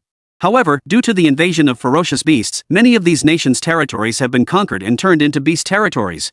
The human populations of those nations have been enslaved by the beasts, reduced to their playthings or laborers. Of course, there are also some small nations that have managed to survive under the protection of our Great Xia, hiding behind us. However, due to the current inconvenient transportation and communication, they rarely have contact with us. As Cheng Chiji explained, the others couldn't help but look at him with a look of realization. What about the cherry blossoms? Facing everyone's confusion, Melania, standing beside him, glanced at them with a look of contempt. The Cherry Blossom Kingdom was the first to betray the human race and voluntarily align itself with the beast tribe after the beast era descended. Not only did they willingly become playthings for the beasts, but they also volunteered to assist the beast tribe in conquering other nations and launching attacks against our human race. They even went so far as to preach about establishing a human-beast coexistence zone, advocating that everyone abandon their prejudices and integrate into a world ruled by the beast tribe. At this point, Manhwa was seething with anger. Such a treacherous act of betraying one's own kind for personal gain is utterly despicable. As Manhwa spoke, the others also looked at them with disdain and contempt. Such despicable behavior is unworthy of being a member of our human race. Especially Suke, who recalled the deep-seated enmity between his former homeland and the Cherry Blossom Kingdom, narrowed his eyes slightly and clenched his fists. The Sakura Kingdom, no matter where it is, truly is incorrigible, with a heart full of sin. If I ever encounter members of the Cherry Blossom Kingdom, I will make sure to teach them a lesson so they know why the flowers are so red. Those cherry blossom trees were saplings that the headmaster had personally brought back from the cherry blossom nation to seek justice for the lady. As she spoke, the marigold turned her head to look at the petals gently falling with the breeze, and she bit her lip lightly.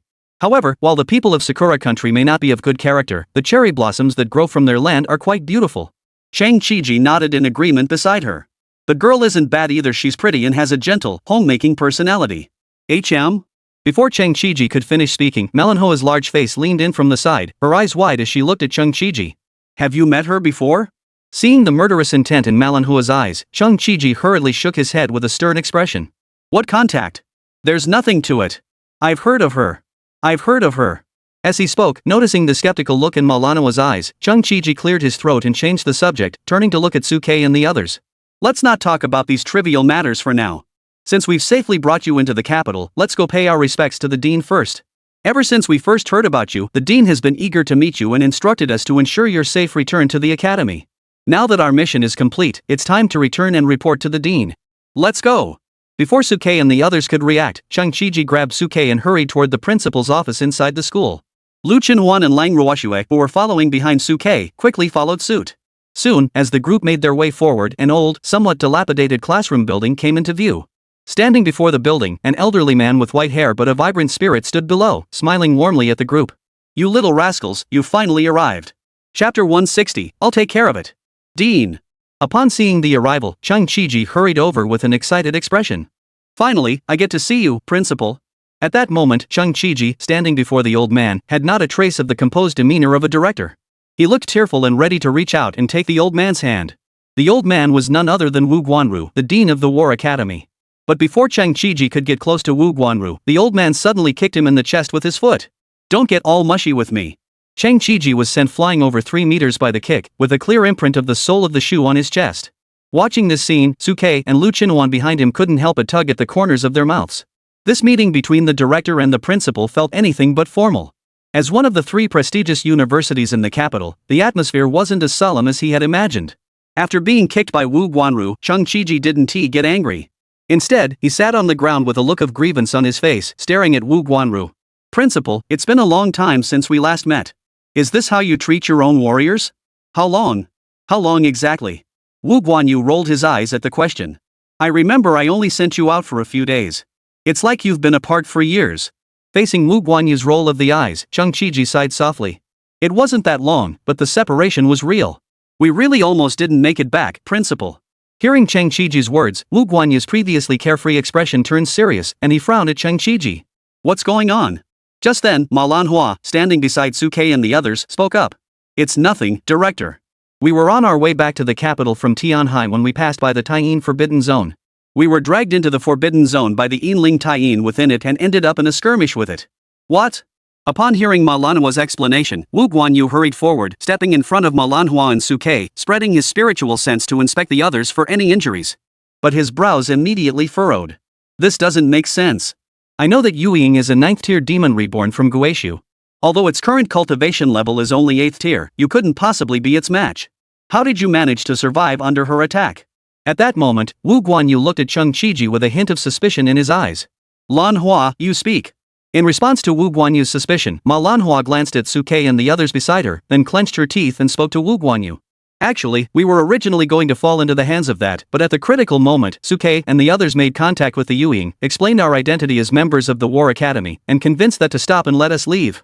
Listening to Manhwa's explanation, surprise flashed in Wu Guanyu's eyes. He then turned to look at Suke and the others beside him. Good boy, you remained unfazed in the face of danger. Not only were you not intimidated by an 8th-tier ferocious beast, but you were also able to communicate with it at a critical moment and turn the tide of battle. You truly are the genius the War Academy has chosen. At this point, Wu Guanyu spoke formally, extending his right hand towards Suke and the others. Let me formally introduce myself. I am Wu Guanru, the Dean of the War Academy. Looking at Wu Guanyu, who was staring at him with a serious expression, Suke quickly extended his own right hand. Suke from Tianhai First High School. Behind me are my 2 companions, Lu Qinhuan and Lang Ruoxue. Upon hearing Suke's introduction, Lu Qinhuan and Lang Ruoxue also took a few steps forward, standing beside Suke, and politely greeted Wu Guanyu. Nice to meet you, Principal Wu. Seeing the bright smiles on the 3 of them, Wu Guanru's face lit up with a satisfied smile. What a handsome young man and a beautiful young woman. A perfect match. Alright, on behalf of our War Academy, I welcome all three of you to join us. From now on, you are all part of the War Academy. Hearing Wu Guanru's words, Lang Ruoxue, standing beside him, spoke up timidly. But I heard that to enter the three great academies, one must take the Kyoto Grand Exam, right? What Kyoto Grand Exam? Hearing Lang Ruoxue's words, Wu Guanyu smiled and stroked his snow-white beard. I've already sent 2 directors personally to Jinghai to fetch you all. What need is there for an exam? Chang Qiji, who was limping over, hurriedly chimed in. Exactly. You're already considered internal candidates for our academy. Once this exam is over, you can enroll directly. Hearing Chang Qiji's words, a look of realization flashed across Lang Ruoxue's eyes. Oh, so that's how it is. Otherwise, what? You three are such outstanding young people, how could we not give you some preferential treatment? At this point, Wu Guanru cleared his throat and glanced at Chang Qiji and Manhwa beside him. Go ahead, what conditions did you promise these 3 young ones when you took them to Tianhai? Facing Wu Guanyu's questioning, Chang Qiji shifted his eyes awkwardly and spoke up. Principal, I told them that whatever the other 2 colleges can offer, our school can match. Not only will the dean personally instruct them, but you can also go to the research institute to help them secure the blueprints for the armor designs, the beast maiden armor, and the central array formations. Before Chang Qiji could finish speaking, Wu Guanyu blew his mustache and glared at him. Do you think I'm a bandit? Teaching others is fine, but you want me to go poach their students? Seeing Wu Guanru's beard standing on end, Chang Qiji felt a bit uneasy and spoke up. But the research academy made these demands. If I want to steal people, I have to bring you in, don't I? Besides, weren't you the one who kept reminding us before you left to do whatever it takes to bring Xiaosuke and the others over? Given the resources of our War Academy, this is the best offer I can make. Chang Qiji spoke cautiously to Wu Guanru. Anyway, the 3 young ones haven't enrolled yet. You can still back out if you want. Why not send Xiaosuke and the others to Lingwu Academy or the Research Academy right now? Before Chang Qiji could finish speaking, he was glared at by Wu Guanyu. What are you talking about, you good-for-nothing brat? These are once-in-a-lifetime geniuses with extraordinary talent, and they've come right to our doorstep. How could we just hand them over to someone else? As he spoke, Wu Guanru stroked his white beard, cracked his neck, and said solemnly.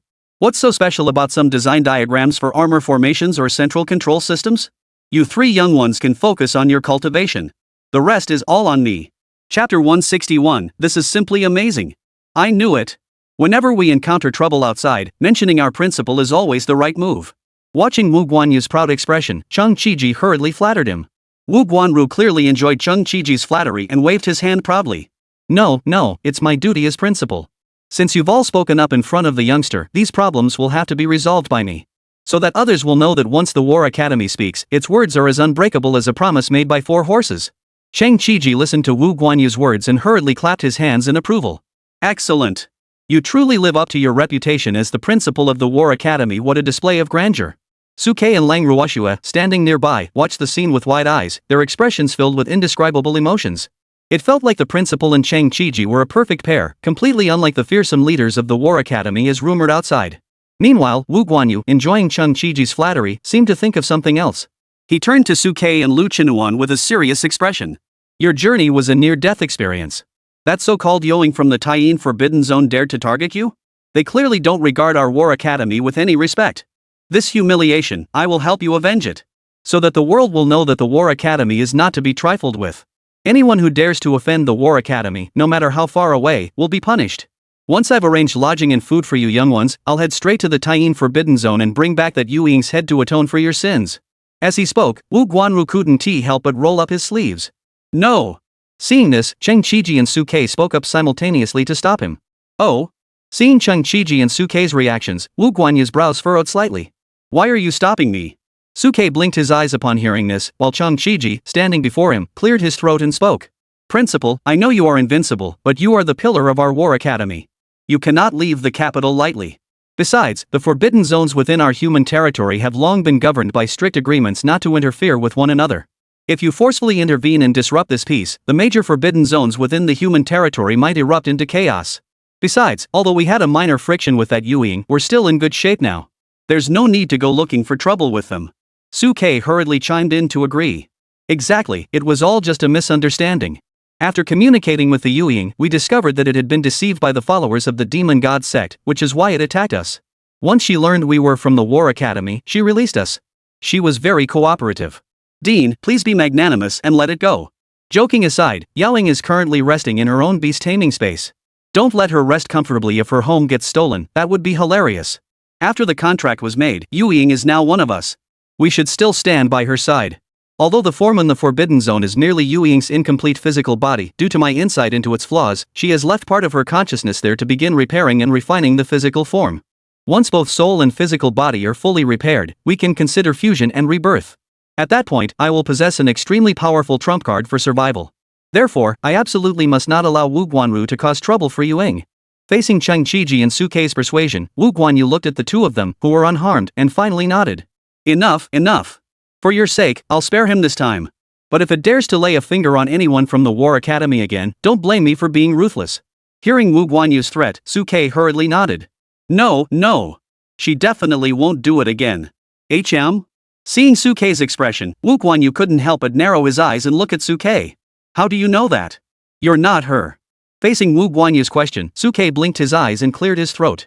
That's because, during my communication with that, I could tell that she holds our War Academy in high regard and has a favorable impression of it. Upon learning our identity as the War Academy, she became even more enthusiastic. Ha! Hearing Su Kei's words, Wu Guanru's expression froze for a moment. Did he really say that? Cheng Qiji stood by, blinking his eyes. I don't know. I wasn't there at the time. It was Xiao Su Kei and the others who took the risk and negotiated with that mysterious figure. By the time we arrived, everything had already been settled. Cheng Qiji added a sentence here. But it's true that the Yu Ying didn't cause any trouble for us afterward. It must be true, right? Listening to Cheng Qiji's analysis, Wu Guanru finally nodded in satisfaction. That's more like it. Alright, since this guy is so cooperative, I want to go then. Alright, since the three of you have arrived, I'll arrange accommodations for you. Come on, follow me. As he spoke, Wu Guanru led the way with a warm smile on his face.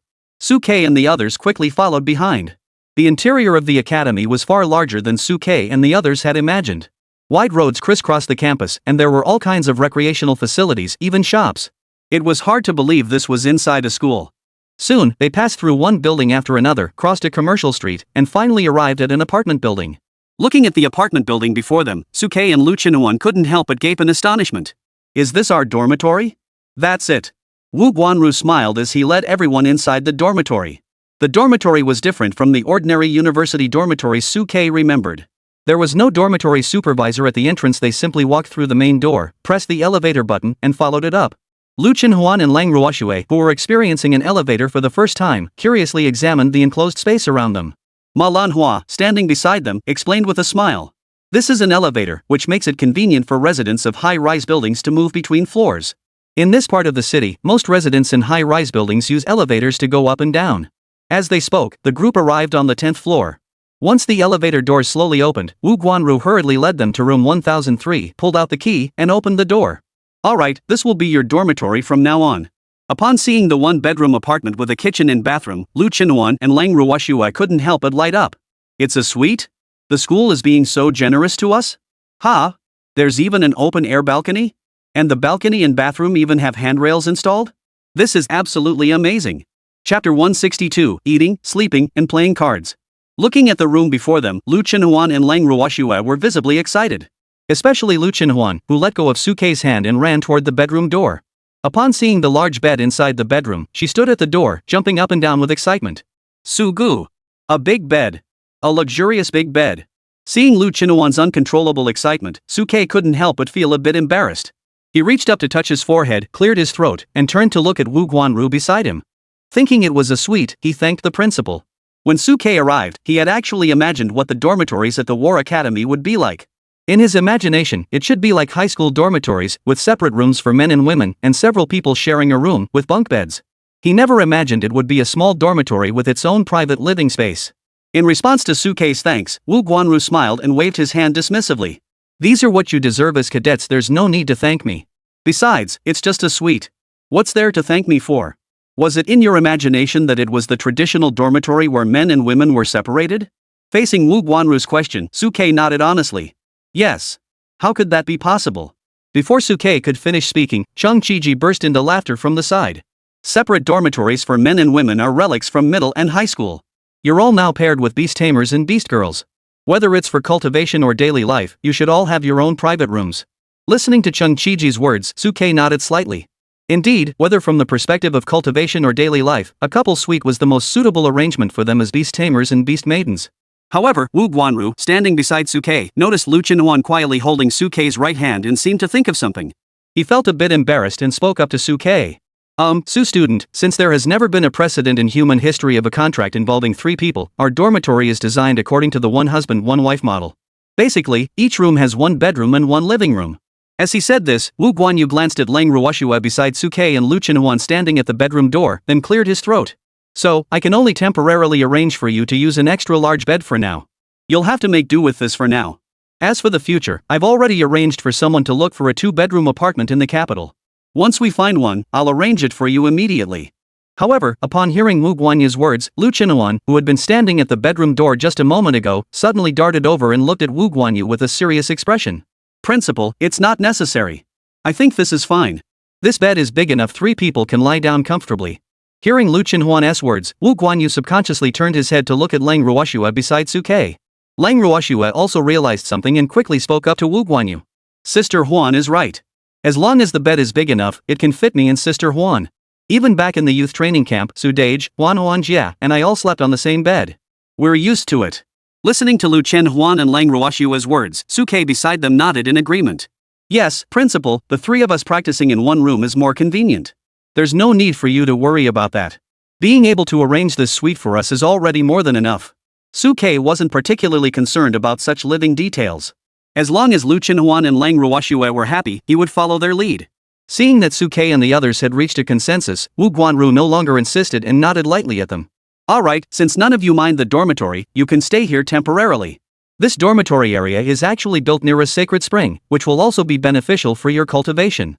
As he spoke, Wu Guanru waved his hand at Suke and the others. Alright, you've traveled all the way from Tianhai, and the long journey must have been tiring. Rest for a while first. If you get hungry later, there's a snack street near the dormitory where you can go explore.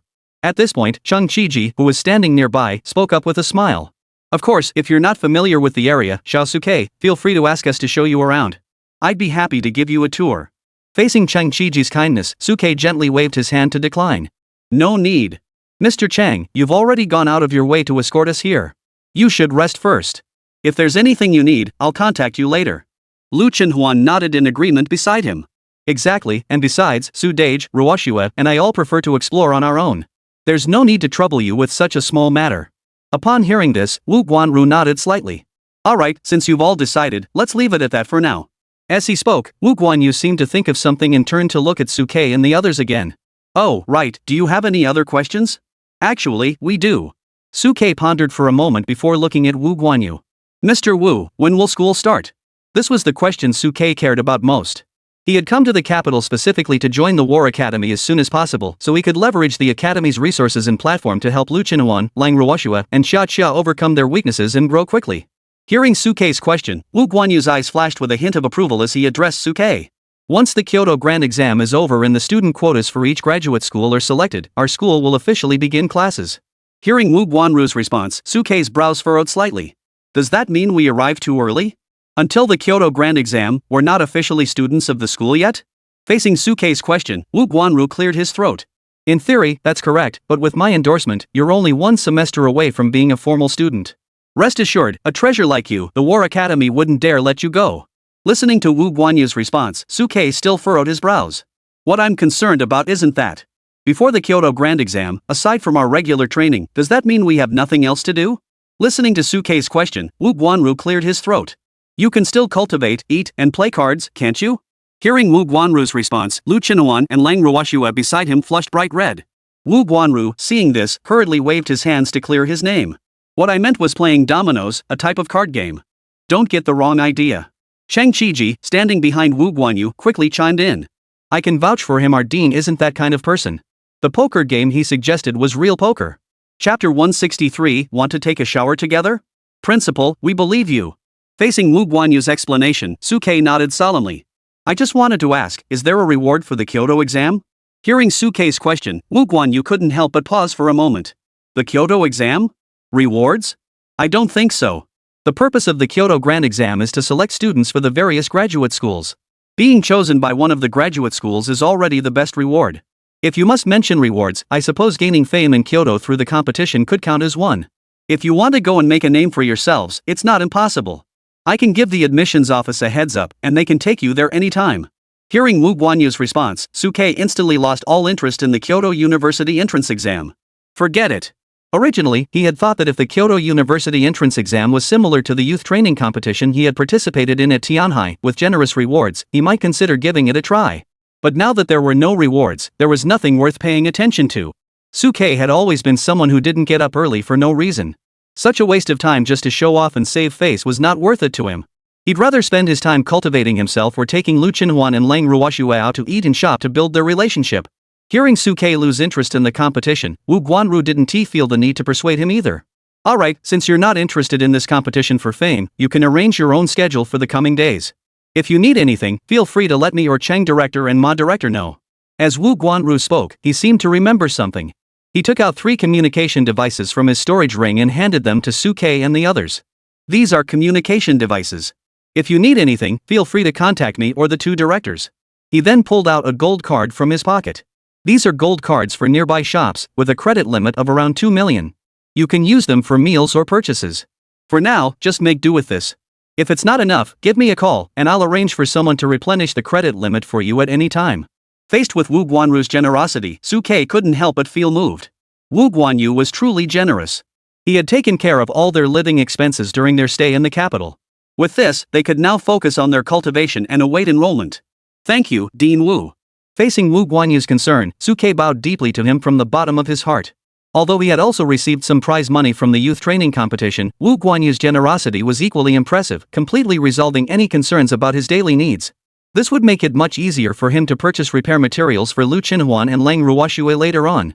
Alright, since everything is arranged, you may rest now. Considering the hardships Suke and the others had endured on their journey, Wu Guanyu waved his hand generously. We won't disturb you 2 directors anymore. Rest assured. With that, Wu Guanyu stood up. Cheng Qiji and Ma Lanhua also bid farewell to Suke. Get plenty of rest, and remember to call us if you need anything. Alright, you too.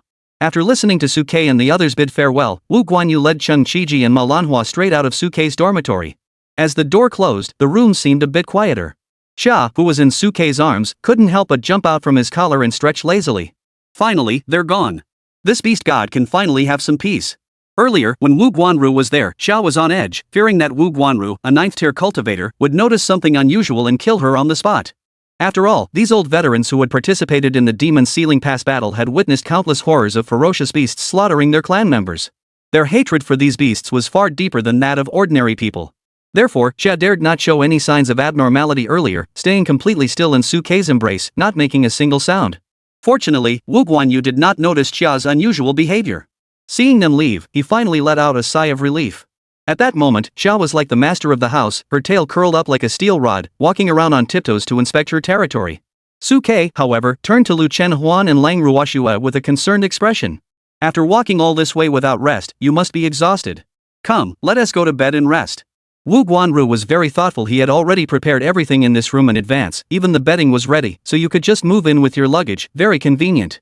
Hearing Suke's words, Lu Chenhuan playfully poked Suke's shoulder with a mischievous expression. We've been walking all this way, and we even had a fight in the Taiyin Forbidden Zone. We're sweating so much, we stink to high heaven. I need to take a shower before sleeping. Cold Ruoxue, standing nearby, blinked her sapphire blue eyes and spoke softly. Me too, Su Gu. I want to take a shower before sleeping. Hearing the 2 girls' words, Suke's eyes immediately crinkled into a smile. You too. Hey, since you both want to take a shower, I'll join you. Let's all take a shower together. Ugh. As soon as Suke finished speaking, Lu Chenhuan, standing beside him, extended her delicate fist and playfully punched Suke twice. Who wants to bathe with you? You stink. Suke grinned mischievously and leaned in, chuckling. What's wrong with taking a shower with me? I can even scrub you guys. With my strong hands, wouldn't it be a waste not to scrub you? Pervert. Before Suke could finish speaking, Lu Chenhuan's face couldn't help but flush red. But Ruoxue is still here. Cold Ruoxue, standing nearby, spoke up timidly.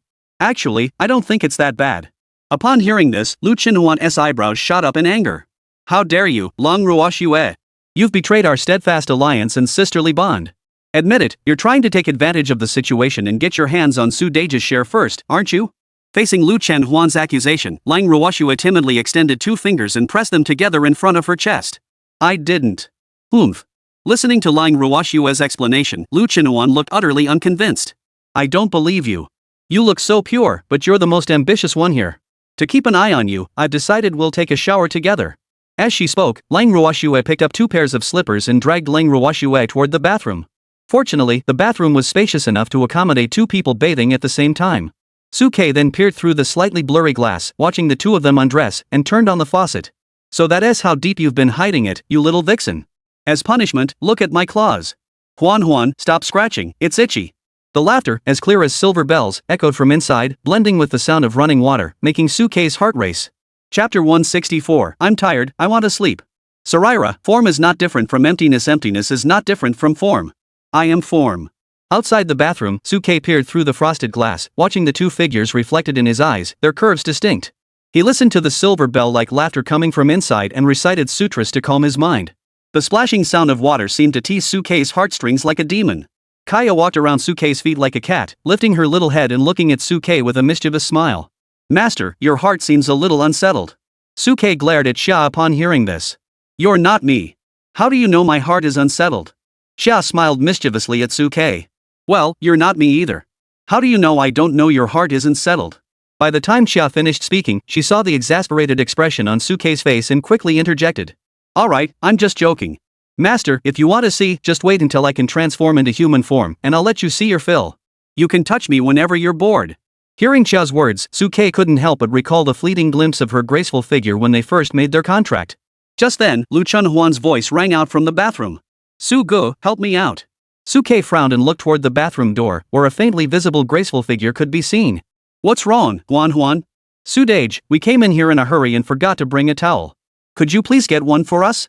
Hearing this, Soo-K couldn't help but feel both amused and exasperated. Alright, hold on a moment. As he spoke, Soo-K stood up and began searching for a towel. Soon, he found 2 unopened towels in the wardrobe. No wonder Huan and the others didn't have any towels in the bathroom, they hadn't been opened yet. After opening the towels, Soo-K held them in his hands and knocked on the bathroom door. Alright, Huan, but how should I give these towels to you? Hearing Soo-K's question, Lu Chunhuan's cheerful laughter came from inside the bathroom. Su-Gu, just push the door open and hand them to us. There's no one else here anyway. Hearing this, Soo-K felt his heart race for a moment, his mouth going dry. But he quickly calmed himself down. We're going to be doing big things in the future. Don't we have any self-control or self-discipline? We sleep together every day, haven't we built up some immunity yet? With that thought, Soo-K directly pulled the bathroom door handle, opening a gap as wide as his arm, then reached inside with one hand to hand over the 2 towels. Here, take these. Oh, Su-Gu, you're too far away, we can't reach them. Lu Chunhuan's voice became sweet and seductive. But Soo-K wasn't falling for that. He spoke coldly. Do you want them? If not, I'll take them back. Yes. We want it. Hearing Soo-K's words, Lu Chunhuan's voice hurriedly came from the bathroom. Ruoshue, go. Upon hearing this, Lang Ruoshue's soft footsteps echoed across the floor as she approached the bathroom door. She extended her delicate, water-drenched hands and took the 2 bath towels from Soo-K's grasp. Then, she peeked her slightly flushed face out from the side, droplets of water condensing on her ears and neck, and spoke timidly to Soo-K. Thank you, Su-Gu. Seeing this, Soo-K smiled and reached out to ruffle Lang Ruoshue's silver hair. Got it, go inside. As he spoke, Soo-K ruthlessly reached out and pulled the door handle shut. Ha! Kaya walked around Soo-K's pants legs like a cat, glancing at him in surprise. Those 2 little girls don't seem to mind you. Why not go in and enjoy the view? Forget it. Soo-K waved his hand lightly. I'm afraid if I go in, it won't just be about enjoying the view. Some things can be done later, but now isn't the right time. Lu Chunhuan and Lang Ruoshue, though close, weren't yet at the point where they could be intimate with him simultaneously. Forcing them into something they resisted before their feelings had deepened could damage their relationship in the future. Take your time, haste makes waste. As he pondered, Lu Chunhuan and Lang Ruoshue had already dried themselves off, casually draping towels over their bodies, and walked out of the bathroom wearing slippers. Lu Chunhuan's slightly damp golden hair hung lazily over one shoulder, and her snow-white skin was faintly visible beneath the large bath towel. She smiled sweetly at Soo-K and spoke. We're done, Su-Gu. Why don't you go in and take a shower too? Soo-K smiled and nodded, put on his slippers, and walked into the bathroom with the towel in hand. As he passed by Lang Ruoshue, who was timidly holding the hem of her bathrobe and standing beside Lu Chunhuan, he reached out again and gently rubbed her small head. Unlike Lu Chunhuan and the others, Soo-K turned on the shower and quickly finished washing himself. He casually wrapped the towel around his waist and pushed open the door, walking into the bedroom. At that moment, the bedroom was quiet. Lu Chunhuan and Lang Ruoshue seemed very tired and had already fallen asleep on either side, their eyes half closed. For convenience, both of their towels had been removed and neatly folded on the bedside. At that moment, the two of them were wearing the t-shirts that Suke usually wore. The loose t-shirts just barely covered their thighs, with the faint outline of their legs peeking through, revealing two pairs of white, flawless legs. As if sensing Suke's arrival, Lang Ruoxue kept one eye closed while trying to sneak a peek at him through the other. On the other side, Lu Chenhuan turned her body toward him with a smile, waving at Suke. Mr. Su, come over and play. Naughty. Suke watched the scene, wrapped himself in a bathrobe, and walked over to the bed. He stepped over Lang Ruoxue and squeezed his way between the two of them. Seeing Suke walking over wrapped in a bathrobe, the feigning sleep Lang Ruoxue couldn't help but blush, quickly covering her eyes with her hands. Oh no! I saw something I shouldn't have. I'm going to get a sty. Eye infection? What eye infection? Silly girl, what did you see? Seeing the mischievous smile on Suke's face, Lang Ruoxue gently bit her lower lip. I don't know, I'm tired, I want to sleep. Meanwhile, Lu Chenhuan couldn't help but burst into laughter. Ruoxue, this little girl, her face is still as thin as ever. How are we supposed to train with Su Dage together in the future? Forget about cultivation. We've all been through a lot on this journey. Let's rest first. Sleep for a while, and when you wake up, you can do whatever you want. As he spoke, Suke reached out and wrapped his arms around the slender waists of the two women, pulling them tightly into his embrace. He then closed his eyes. The two women felt the warmth of Suke's hands and couldn't help but blush, then wrapped their arms around him and closed their eyes. Outside the door, Xiao's figure darted in like a flash of lightning, burrowing into Suke's chest. Chapter 165, The Little Rogue. When Suke awoke, it was already evening. The afterglow of the setting sun filtered through the half-open window, casting a golden glow on the bed, as if a golden blanket had been gently draped over the three of them. Suke lay on the bed, gazing at Lu Chenhuan and Lang Ruoxue, who were sleeping soundly with their arms wrapped around him. A smile involuntarily curled the corners of his lips. Lu Chenhuan, though usually carefree, slept in a rather cute posture, quietly hugging his arm and lazily draping one jade-like leg over his body. Lang Ruoxue, on the other hand, held him a bit tighter, with drool almost dripping onto his shoulder, and her legs tightly clamped around his numb thigh. On her chest lay Xia, curled up in a ball, snoring softly. Looking at this peaceful scene, Suke felt for a moment that this might not be so bad after all. But reason quickly snapped Suke back to reality. He looked at the two women and the cat snuggled beside him, his thoughts beginning to wander. Now that he had arrived in the capital, the threats he had faced in Tianhai had been temporarily neutralized, and his safety had greatly improved. Now, he could focus on helping Lu Chenhuan and the others enhance their talents, further accelerating his own cultivation progress, and quickly boosting the overall strength of their group. As Suke thought this, his divine insight eyes activated, and he looked at Lu Chenhuan's information panel. Beast Girl, Cold Snow. Realm, 3rd tier Burning Blood. Talent, B rank Frost Dragon. Beast Tamer, Suke. Talent skills, Beast Transformation, Ice Crystal Storm, Extreme Cold Domain, Frostbite Freeze, Ice Defense. Flaws, holds SSS-Rank Ice Dragon energy within, but due to the Dragon Crystal Core being corrupted by the Time Erosion Toxin, 60% of the energy has leaked out, preventing the dragon form from manifesting. Beast Maiden, Lu Chenhuan. Realm, 3rd tier Burning Blood. Talent, B rank Predatory Tyrannosaurus Rex Prototype. Beast Master, Suke. Innate skills, Beast Transformation, Gold Devouring Claws, Metal Defense, Eternal Hunger Domain, Chain Blade Assault, Burning Blood. Flaws, contains SSS rank Swallowing Heaven Tyrant energy within the body. Due to prolonged periods of insufficient energy intake, the SSS rank innate ability cannot be fully activated. After this period of cultivation, both women's cultivation levels have stabilized at the 3rd stage. However, compared to Lu Chenhuan, Lang Ruoxue lacks the Blood Burst skill, leaving her with only the title of 3rd tier without the ability to fully transform into a beast during critical moments. While full beast transformation consumes vital energy, it has extraordinary effects in critical moments.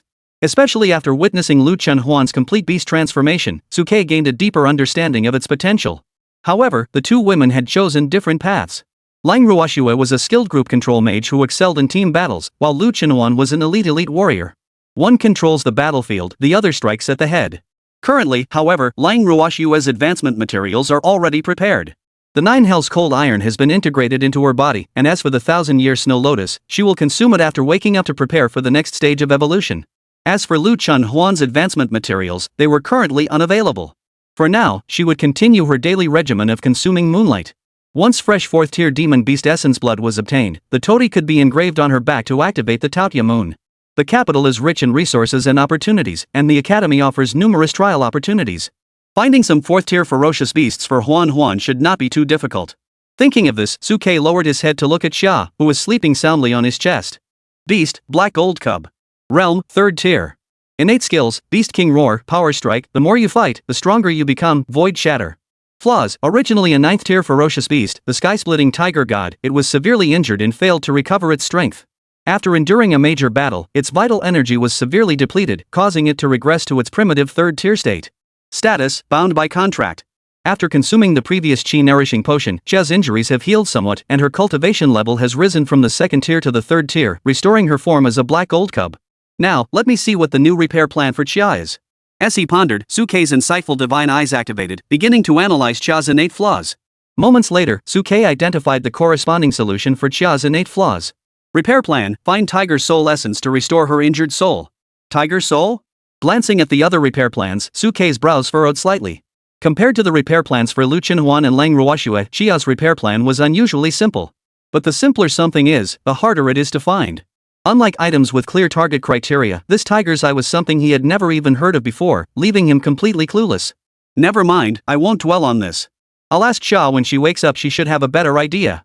Chia herself had once been a 9th-tier tiger-type ferocious beast, she should be familiar with this so-called tiger's soul. At least she should have some clues. The repair plans for Huan, Ruoxue, and Xia have been finalized. Now it's time to focus on Yuying. Compared to Lu Chenhuan and Lang Ruoxue, Yuying, who exists solely as a soul within Suke's beast taming space, cannot freely appear in Suke's life. She hasn't been released yet. Thinking of this, Suke's consciousness grew focused, and he instantly appeared within the beast taming space. At that moment, Yuying, who was lying around bored in the beast taming space, felt Suke's presence and couldn't help but brighten her eyes. Little Suke, you're here. Although she had successfully formed a contract with Suke, Yuying still couldn't change the way she addressed him, continuing to call him Little Su Quebec. Suke looked at Yuying, who was beaming with excitement, and nodded at her with a smile. I'm here. After entering the capital, we spent some time there and just took a short break. As soon as we finished resting, I came straight to find you. Listening to Suke's explanation, Yuying shrugged indifferently. I understand. It's my fault. Earlier, in the Taiyin Forbidden Land, I caused you some trouble, causing you to expend a lot of energy, and the two directors even sustained minor injuries. It's fine. Just rest well. Anyway, I've been stuck in the Taiyin Forbidden Zone for so many years, a little more time won't hurt.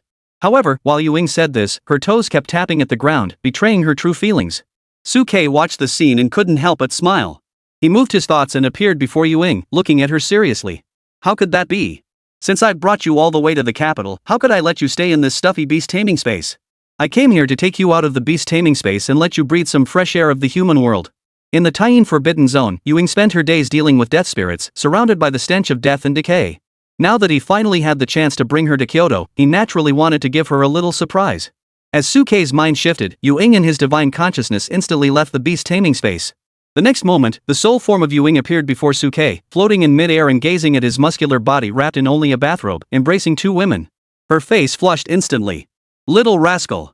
Chapter 166, The Vessel of Cultivation. Yikes. Lu Chenhuan and Lang Ruoxue were startled awake by the ghostly figure's shriek. When they opened their eyes, they saw the ghostly figure suspended in mid-air and couldn't help but cover their faces and scream. The two women instinctively clutched the hems of their wide t-shirts, fearing that Yuying might notice something. However, they quickly regained their composure and looked at Yuying with a touch of embarrassment. You? How did you get out? Why can't I come out? At that moment, the ghostly figure, who was holding Suke's hands, couldn't help but roll her eyes. I've been stuck in Xiao Suke's beast taming space the whole way here, how could I not need some fresh air? What? Did I interrupt the fun of the two of you and little Suke? As she said this, Yuying gave Lu Chenhuan and Lang Ruoxue a mischievous smile.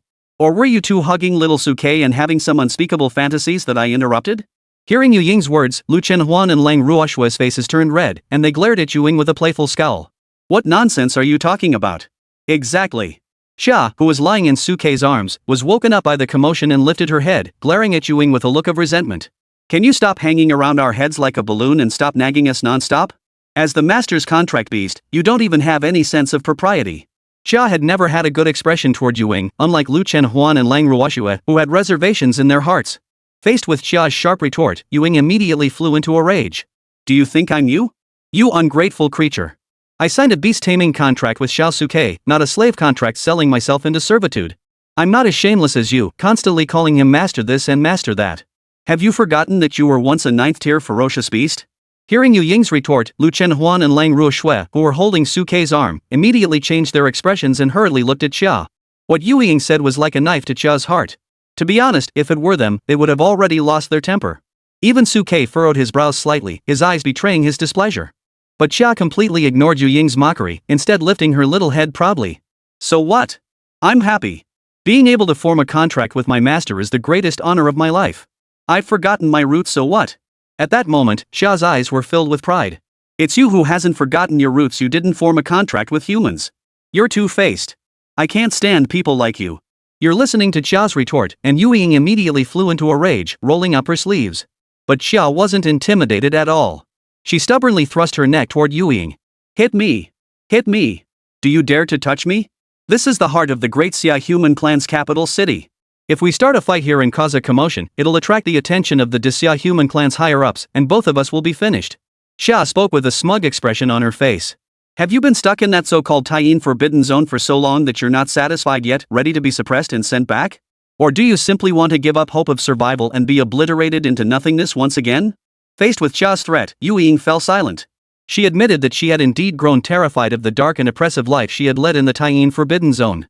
Suke lay on the bed, witnessing the scene, and immediately released Lu Chenhuan and Lang Ruoshue's delicate arms, sitting up on the bed and speaking up to stop the two beasts from arguing. Stop arguing. We have now formed a contract, our hearts are in sync, and we are all family. Xia itself has always maintained a neutral stance in the conflict between the two tribes, so there's no question of forgetting one's roots. Yu Ying is the same. She has lived so many years, is older than me, and her way of addressing me is perfectly normal. We are all family, there's no need to argue over such trivial matters. Suke spoke softly at this point. After all, for us now, the most important thing is to accelerate our cultivation, quickly enhance our strength, and secure a means of survival in this chaotic world. Hearing Suke's words, Lang Ruoshuet and Lu Chenhuan beside him also sat up, agreeing with Suke's words. Yes, whether it's us or you, whose strength has plummeted, we all need to repair and improve ourselves. As the three spoke, the anger in Yu Ying and Xia's hearts slowly dissipated. Xia rubbed her little head against Suke's chest. Master, they're right. I won't hold it against you. But just as Yu Ying was about to say something, her figure began to sway and blur, and a pained expression appeared on her face.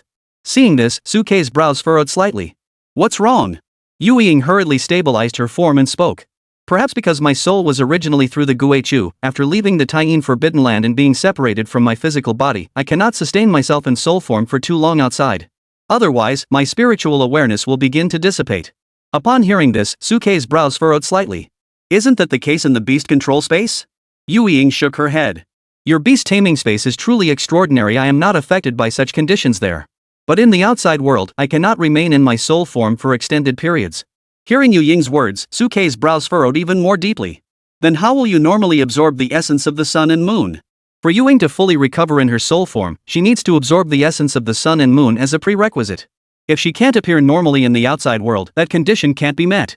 I'm also experiencing the Guichu rebirth for the first time and have no experience, so I don't know. Returning to the void and reincarnating is a rare occurrence, and each person's experience is unique, so there's little knowledge passed down. It was Xia, who had jumped back onto Suke's shoulders, who spoke up at this moment. I have heard of a method for this situation. You need to find a soul crystal to serve as a container for your soul. Place it in any corpse or container, and it can serve as your temporary body. Hearing Xia's words, Suke's eyes lit up involuntarily. Are there any specific requirements for the soul crystal and the corpse? Whether Yu Ying could cultivate normally was crucial for them, as the more people cultivated, the faster their cultivation would progress. Moreover, Yu Ying is currently the strongest combatant on their side. If they could summon her perfectly by their side, they would have the confidence to face any danger in the future. Facing Suke's question, Xia frowned and thought. As for the soul crystal, it would be best if it were of the same grade as Yu Ying's, 7th grade or above. As for the physical body to contain the soul crystal, if it's solely for cultivation, there are no specific requirements. However, if combat is required, it is best for the physical body to match the soul crystal in terms of cultivation level. Chapter 167, Turn Around, I don't believe your eyes are empty. After hearing Xia's suggestion, Suke's brows relaxed slightly. With a goal in mind, things became much simpler. Although his current finances and savings were insufficient to support it, he could go find Cheng Qiji and the others to get some gold coins. He believed they would have a way. As for the favors and money he would have to pay, he would just owe them for now. Debts don't weigh one down. As he pondered, he noticed the faintly pained expression on Yu Ying's face, and Suke's heart stirred. Alright, since you can't stay outside for too long right now, go back to the beast taming space and endure it for a while.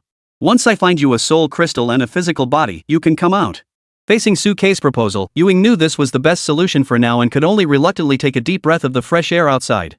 Alright, I'll return to your beast taming space.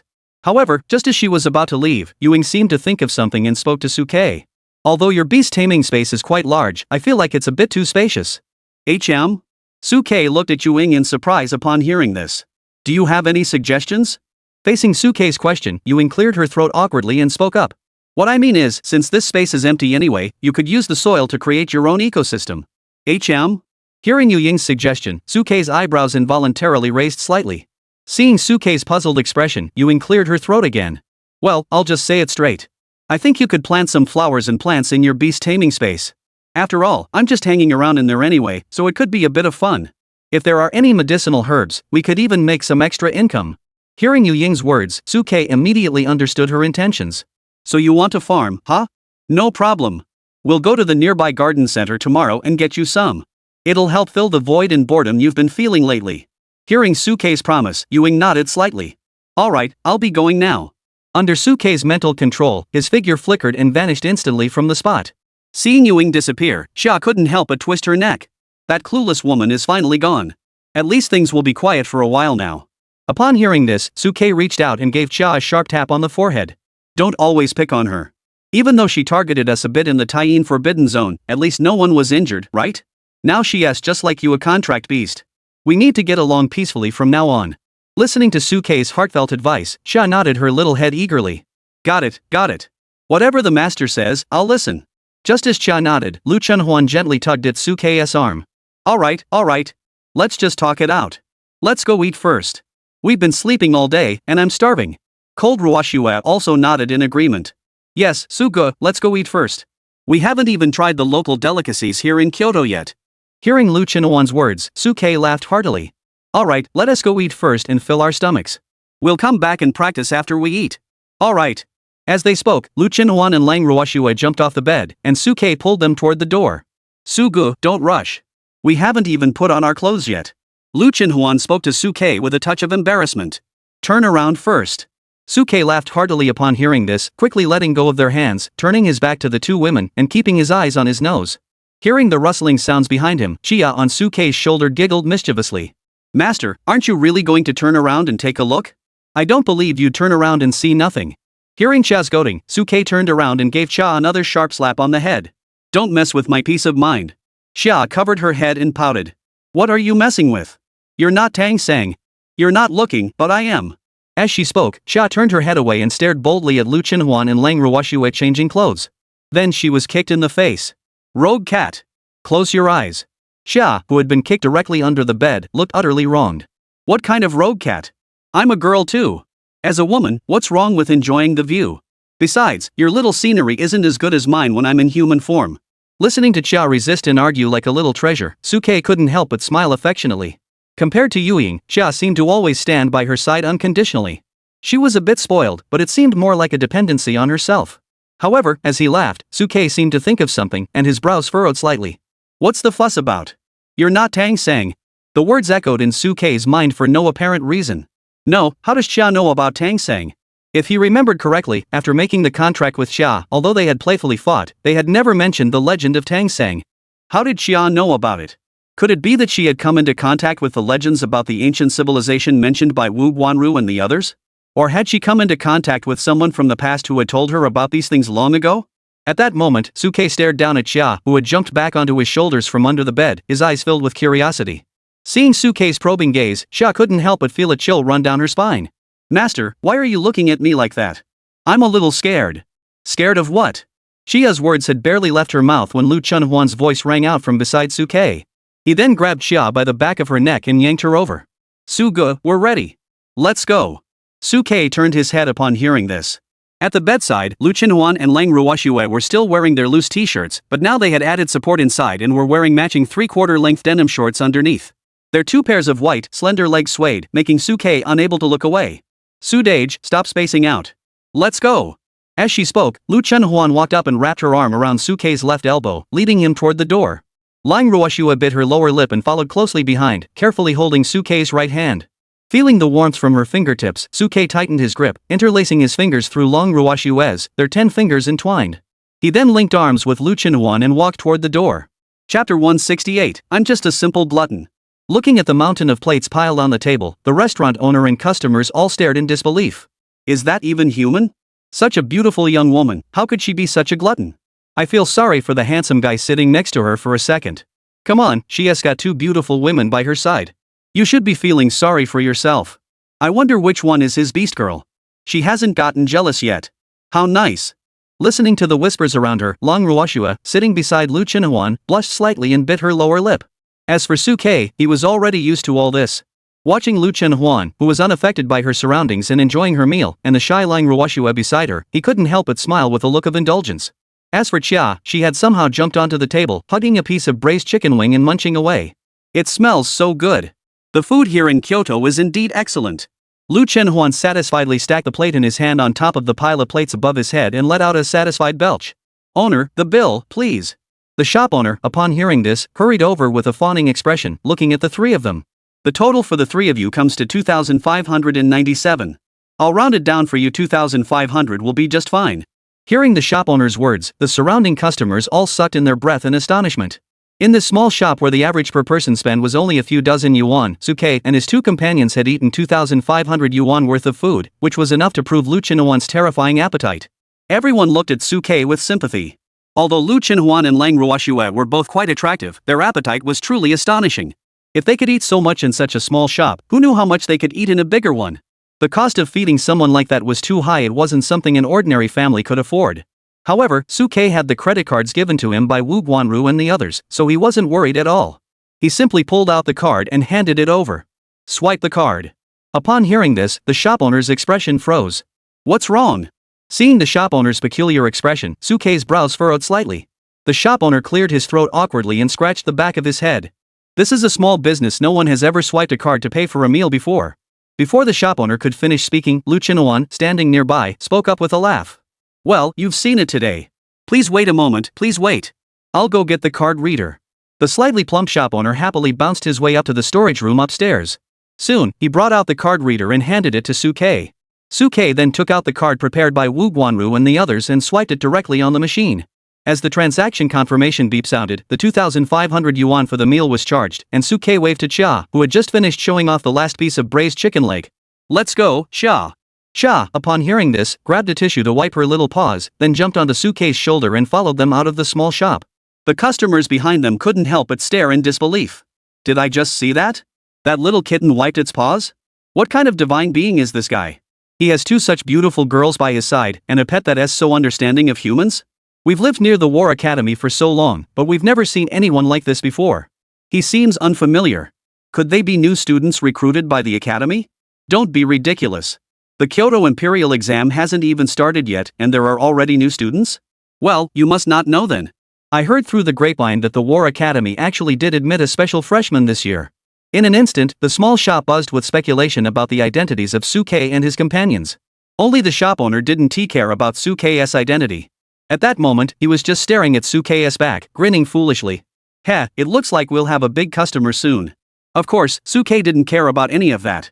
At that moment, after finishing his meal, he held the hands of Lu Chenhuan and Lang Ruoshua and walked along the snack street toward the dormitory apartments.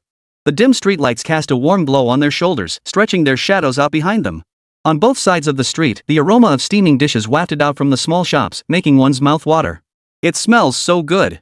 Smelling the aromas wafting from the shops, Lu Chenhuan couldn't help but greedily inhale the air around him. Kyoto is famous for its delicious food. The aroma alone makes your mouth water. Suke smiled and ruffled Lu Chenhuan's hair. Huan, are you not full? If you're not full, shall we find another shop to order something to eat? No, that's not necessary. Lu Chenhuan shook his head quickly upon hearing this. I'm just craving something. There's still some time before school starts, and anyway, there'll be plenty of time later. We can just come here every day and try a different place. As he said this, Lu Chenhuan looked at Suke with a touch of embarrassment. It's just that Sugo's card might suffer. What's there to suffer? Suke laughed heartily upon hearing this. It's someone else's card anyway, so just swipe it.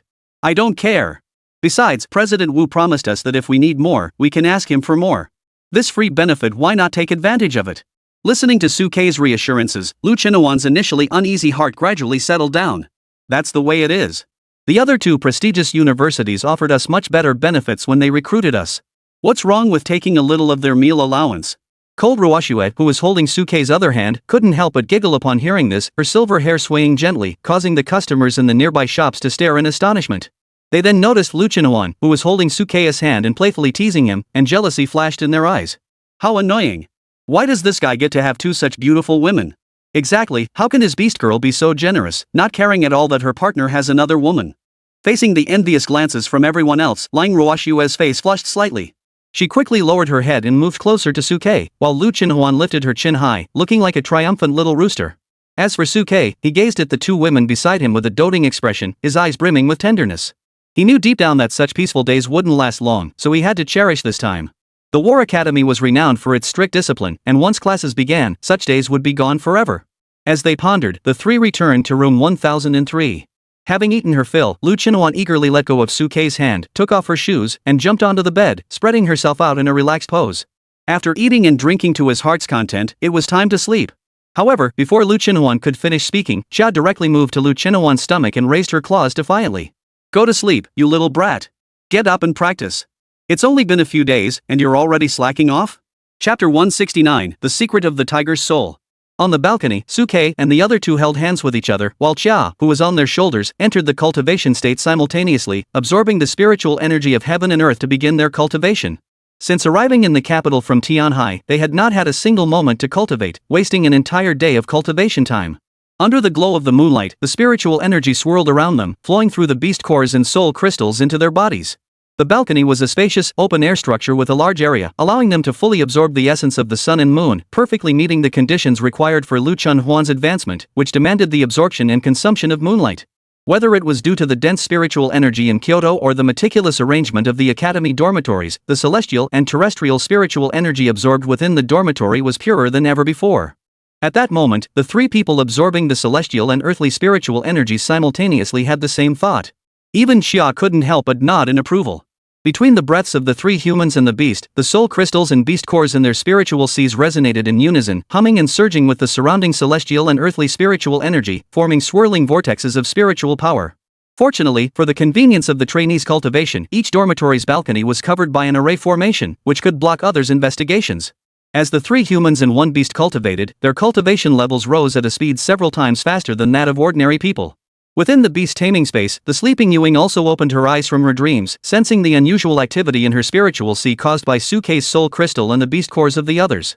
She couldn't help but look on with delight. Even though I am in this beast taming space, I can still benefit from the shared spiritual energy cultivation of Suke and those few young women. Because the soul crystals and beast cores of the few were bound by a heavenly contract, they shared in each other's prosperity. Even though Yuing was in the beast taming space, her cultivation could still rise in tandem. Unfortunately, the cultivation levels of those few young ones are simply too low. Compared to my 7th tier realm, this slight increase is hardly worth mentioning. If only I had a physical body to cultivate with, the boost I could give them would be immense. Thinking of this, Yuing couldn't help but daydream about Suke agreeing to give her his physical body.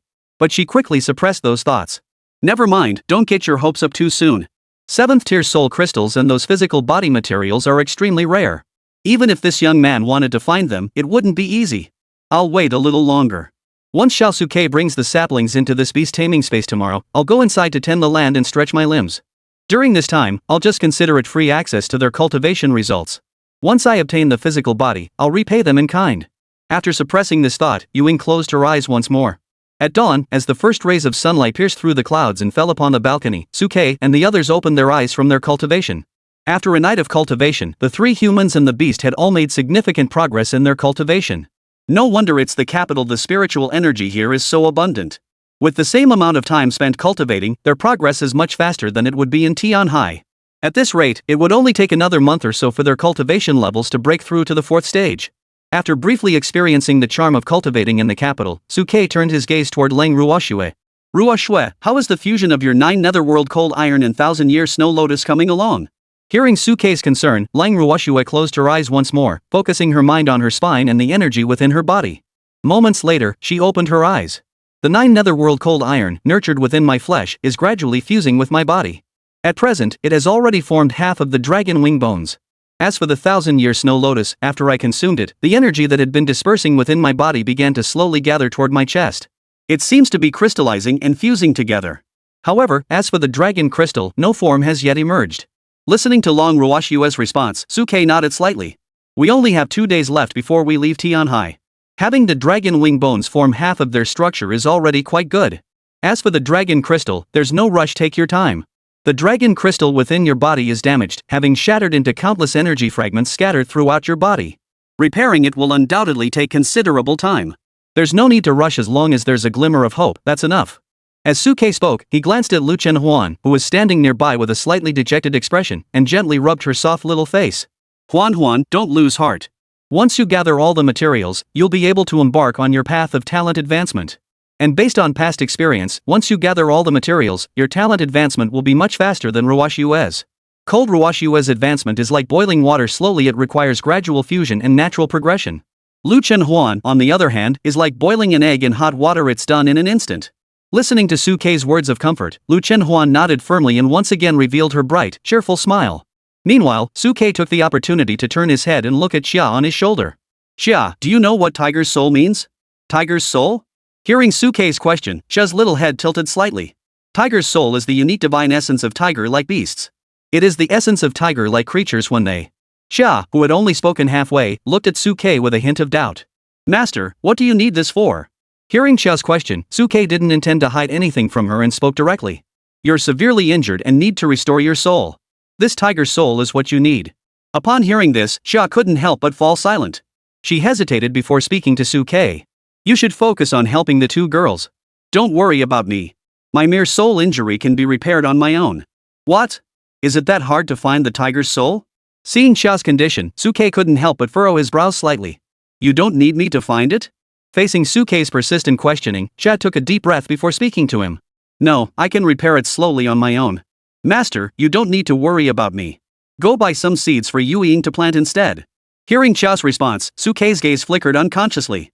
From Xia's behavior, it was clear she knew about the existence of the tiger's soul and its ability to heal her spiritual wounds. However, there seemed to be some hesitation, causing Xia to refuse his offer to help her find the tiger's soul. Facing this situation, Suke's thoughts raced. Regardless, based on Xia's description, this tiger's soul seemed to hold some unspeakable secret. Since Xia refused to tell me, I would go to Wu Yuan, who is also a 9th rank cultivator. He should know the secrets of the tiger's soul. I'll ask Wu Yuan about the materials needed for Yuing and see if he has any connections to help us quickly prepare a physical body for her, so she can join our cultivation army. Chapter 170, I just mentioned it offhand. After making up his mind, Suke took Lu Chenhuan and Lang Ruoshue with him, dragging the reluctant Xiao along, and headed out. The three did not go to find Wu Guanru and the others first, but instead headed to the floral and horticultural market, where they purchased numerous plant seeds, several half-grown seedlings, and a variety of flowers and plants. They were then directly sent into the beast taming space by Suke. In the beast taming space, the bored Yuing saw the numerous plants and seeds Suke had brought and couldn't help but light up. She patted her chest and assured Suke. Suke, you can rest assured. I'll take care of these plants and seeds. I'll definitely turn this place into a utopian beast taming space for you. Seeing Yu Ying's eager expression, Suke couldn't help but smile and nod. It seems like you really enjoyed farming when you were alive. You can hardly contain your excitement. Alright, I'll wait for your good news. I'll come visit all this often. After saying that, Suke left the beast taming space once more. How about it, Sugo? Coming back to his senses, he looked around at Lu Chenhuan and Lang Ruoshue, who were looking at him with concern. You seem satisfied with her. Let's go straight to find Wu Yuan now.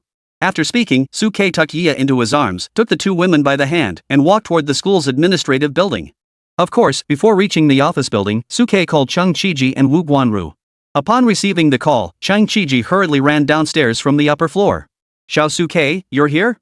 Yeah. Suke led the two women and followed Cheng Qiji upstairs. In Cheng Qiji's office on the upper floor, Wu Guanru was waiting on the sofa with a smile on his face. Xiao Suke, why did you suddenly decide to come find us? Is there something you need to consult us about? Without hiding anything, Suke looked directly at the sofa where Wu Guanru and Cheng Qiji were sitting. To be honest, the reason I came here is that I indeed have a difficult problem that I need the dean and the director to help me with. Seeing Suke's serious expression, Wu Guanyu paused for a moment before smiling and speaking. No problem, go ahead. Suke didn't hesitate and immediately asked about the information he needed to understand during his visit. I have two questions. The first is to ask the director and the dean if you know what Tiger's Eye is. Tiger's Eye? Since Yu Ying refused to say, I'll take the initiative to find the answer myself. At that moment, Yu Ying, who was in Suke's arms, heard his question and her body trembled slightly, clearly feeling uneasy. Facing Suke's inquiry, Wu Guanru and Cheng Qiji's brows couldn't help but furrow slightly. Cheng Qiji spoke after a moment of contemplation. The tiger's soul is an extremely rare essence of the heavens and earth. It can only be obtained when a tiger-like ferocious beast, on the brink of death, voluntarily uses its clan's secret technique to condense and release its essence. However, most fierce beasts fight to the death when battling humans, especially the proud tiger clan, who would rather die than let us live. Therefore, tiger's soul is extremely difficult to obtain. What? Little Suke, do you have a use for this tiger soul? Hearing Chang Chiji's response, Suke and the three people beside him, Cold Snow and Lu Chenhuan, couldn't help but reveal a look of realization in their eyes. They finally understood why Xia had refused to mention the origin of the tiger's essence. It was likely out of concern for her fellow beasts, who might die because of her, and she did not wish to accept such kindness. Compared to Yuing, Xia was a more neutral figure with a softer heart. It was understandable that she didn't want her own kind to suffer because of her. After learning the origin of the tiger's soul, Suke no longer dwelled on the matter. He wasn't the type to force someone to do something they didn't want to do. Since Xia had her reservations, he wouldn't go looking for that tiger's soul either. But if it were readily available, he would definitely not pass it up. You came all the way here just to ask about the tiger's soul, didn't you? As Suke pondered, the words of Chang Chiji and the others echoed in his ears, pulling his thoughts back to reality. Suke cleared his throat and looked at the two of them. There's one more question. I was wondering if there are any clusters of fierce beasts near the capital, but in a relatively safer area? Preferably where the beasts are mostly around the 4th tier? Now that the materials for Lang Ruoshua's advancement have been prepared, I want to know about the materials needed for Lu Chenhuan's advancement so I can make preparations for what comes next. Beast clusters, 4th tier? Hearing Suke's question, both Chang Chiji and Wu Guanru exchanged meaningful glances. Suke's conditions were too precise enough for the two to instantly guess his intentions. Little Suke, are you planning to target 4th tier beasts? Facing their questions, Suke didn't deny it and simply nodded. Yes, just as I mentioned earlier to Director Chang, I can discern the flaws in the beast maidens and help Huan and Ruoshua advance their talents. This fresh 4th tier ferocious beast's essence is exactly what I'm after. Fresh 4th tier ferocious beast essence blood? Hearing Suke's words, Wu Guanru and Chang Chiji's brows couldn't help but furrow slightly. After a moment, Chang Chiji was the first to speak. There are also many areas near the capital occupied by beasts, including high-tier demon beasts. However, areas specifically inhabited by 4th tier ferocious beasts are rare. Generally, areas with 4th tier beasts also have 5th tier ones, and occasionally even 6th tier ones. As Chang Chiji spoke, he glanced at Wu Guanyu before addressing Suke directly. If you're looking for fresh 4th tier ferocious beast essence, I could accompany you on a trip. Wu Guanru nodded in agreement beside him. Anyway, the major exam hasn't started yet, and Director Chang and the others have plenty of free time. It would be a good opportunity to accompany you to the Starry Forest. The three of you are only 3rd tier beasts. Going after 4th tier beasts is still too dangerous. This is just collecting some materials, it's not a test for you. Agree to it. Hearing Wu Guanru and Chang Chiji's words, Suke didn't even hesitate before agreeing. Alright, I'll follow Wu Yuan and Chang Director's instructions. Please accompany us, Mr. Chang. Earlier, he had been considering various options on how to obtain the 4th tier ferocious beast's essence without putting himself in danger. Now that Chang Chiji and Wu Guanyu had voluntarily agreed to accompany him, he was more than happy to accept. Hearing Suke agree without even a moment's hesitation, Chang Chiji's expression darkened instantly, turning as sour as a bitter melon. I was just speaking off the cuff. We were just responding casually as well. Before Chang Chiji could finish speaking, Lu Chenhuan interjected beside Suke. How could the head instructor of the War Academy go back on his word and deceive us? Before Lu Chenhuan could finish speaking, Chang Chiji already raised his head proudly, his neck stretched like a swan's. That's absolutely impossible. Chapter 171, Starry Forest. You brat. Sitting in the taxi, Chang Chiji couldn't help but laugh and cry as he looked at Suke and the others. He had ultimately boarded their ship, agreeing to help them subdue a 4th tier ferocious beast. As he sat back in the car heading toward the capital, Suke couldn't help but sigh as he looked out the window at the passing scenery. How fast time flies, a whole day had passed in the blink of an eye. But before Suke could finish speaking, Lu Chenhuan directly smacked him on the neck. What nonsense are you talking about, Sugu? We've only been here for a day, just eating, drinking, and sleeping. Of course time flies. Hearing this, Chang Chiji couldn't help but chuckle. Exactly. I never would have guessed you were such a sentimental, sun-loving guy. It's only been a day, and you're already missing the past? It's only been a day. What are you thinking about? Suke cleared his throat. This day feels like a year. As they spoke, Suke and his two companions arrived at the East City Gate, which was in a different location from their previous visit. The entire capital city had 4 major city gates, each guarded by a contingent of soldiers. Unlike the previous reconnaissance, there was no need for a thorough check at the city gate, or perhaps leaving the city gate didn't require a security check. In any case, Suke and his group passed through without any hindrance. Even as they exited the gate, someone spoke in broken Kyoto dialect to Chang Chiji, who was following behind Suke and his group. Mr. Chang, please take your time. Watching Chang Chiji and his group being welcomed at every city gate, Lu Chenhuan, standing beside Suke, couldn't help but look curious. Director Chang, how come you seem to get along so well and eat so well everywhere you go? Is it because you once ventured deep into the beast territory and are that so-called war king? Of course. As Lu Chenhuan finished speaking, Manhwa beside him immediately tilted her head upward, looking like a proud little rooster. For ordinary people like us, the only things worthy of their respect are strength and faith. Both I and old Chang are 7th rank war kings. It's only natural that we're well known and respected by everyone. As Chung Chi-ji spoke, he glanced at Suke and the others with a meaningful expression. Let's go. Today, I'll take you to the famous Starry Forest nearby. The Starry Forest is home to numerous high-tier ferocious beasts, which should perfectly suit your needs. I just wonder how much blood we'll need to collect to help you. Suke's response and conditions were extremely vague, so much so that Chung Chi-ji and Manhwa had no idea how much Suke would need this time. Of course, that was because Suke himself had no clear measurement. The repair plan mentioned consuming moonlight daily for a month, collecting fresh blood from beasts of 4th rank or higher, and engraving the Taotie pattern on his back to activate the Taotie eyes. But that was merely a method. The exact requirements would depend on how much could be obtained at the time. Whether it would be more or less, they would have to wait and see. After getting off the taxi and leaving the city, under Chang Chi-ji's guidance, the group quickly set off toward the Starry Forest, a place renowned throughout the entire capital. Soon, as they continued their journey, the city gates fell behind them, and a vast forest stretched out before them in the distance. This was the most dangerous beast-infested area near the entire capital, the Starry Forest. Chang Chi-ji looked at the green tide swaying in the distance, took a deep breath, and spoke to Suke and the others with a narrowed gaze. In a sense, the Starry Forest served as a prison to confine and restrain the ferocious beasts within. Although human trainees must come here for trials every so often, it remains a place filled with danger. Once we enter the Starry Forest, under no circumstances should you act alone. Stay close to us so that we can ensure your safety in case of any sudden emergencies. Facing Chung Chi-ji and Manhwa's instructions, Suke and the others nodded firmly. Then, Manhwa's form shifted, transforming into a massive green-winged falcon. Get on my back, I'll take you flying. Faced with Manhwa's invitation, everyone naturally accepted, especially Lu Chenhuan and Lang Ruoshua, who rushed over excitedly. Following Suke's lead, they climbed onto Manhwa's falcon back and, urged on by Chung Chi-ji, swiftly flew toward the Starry Forest.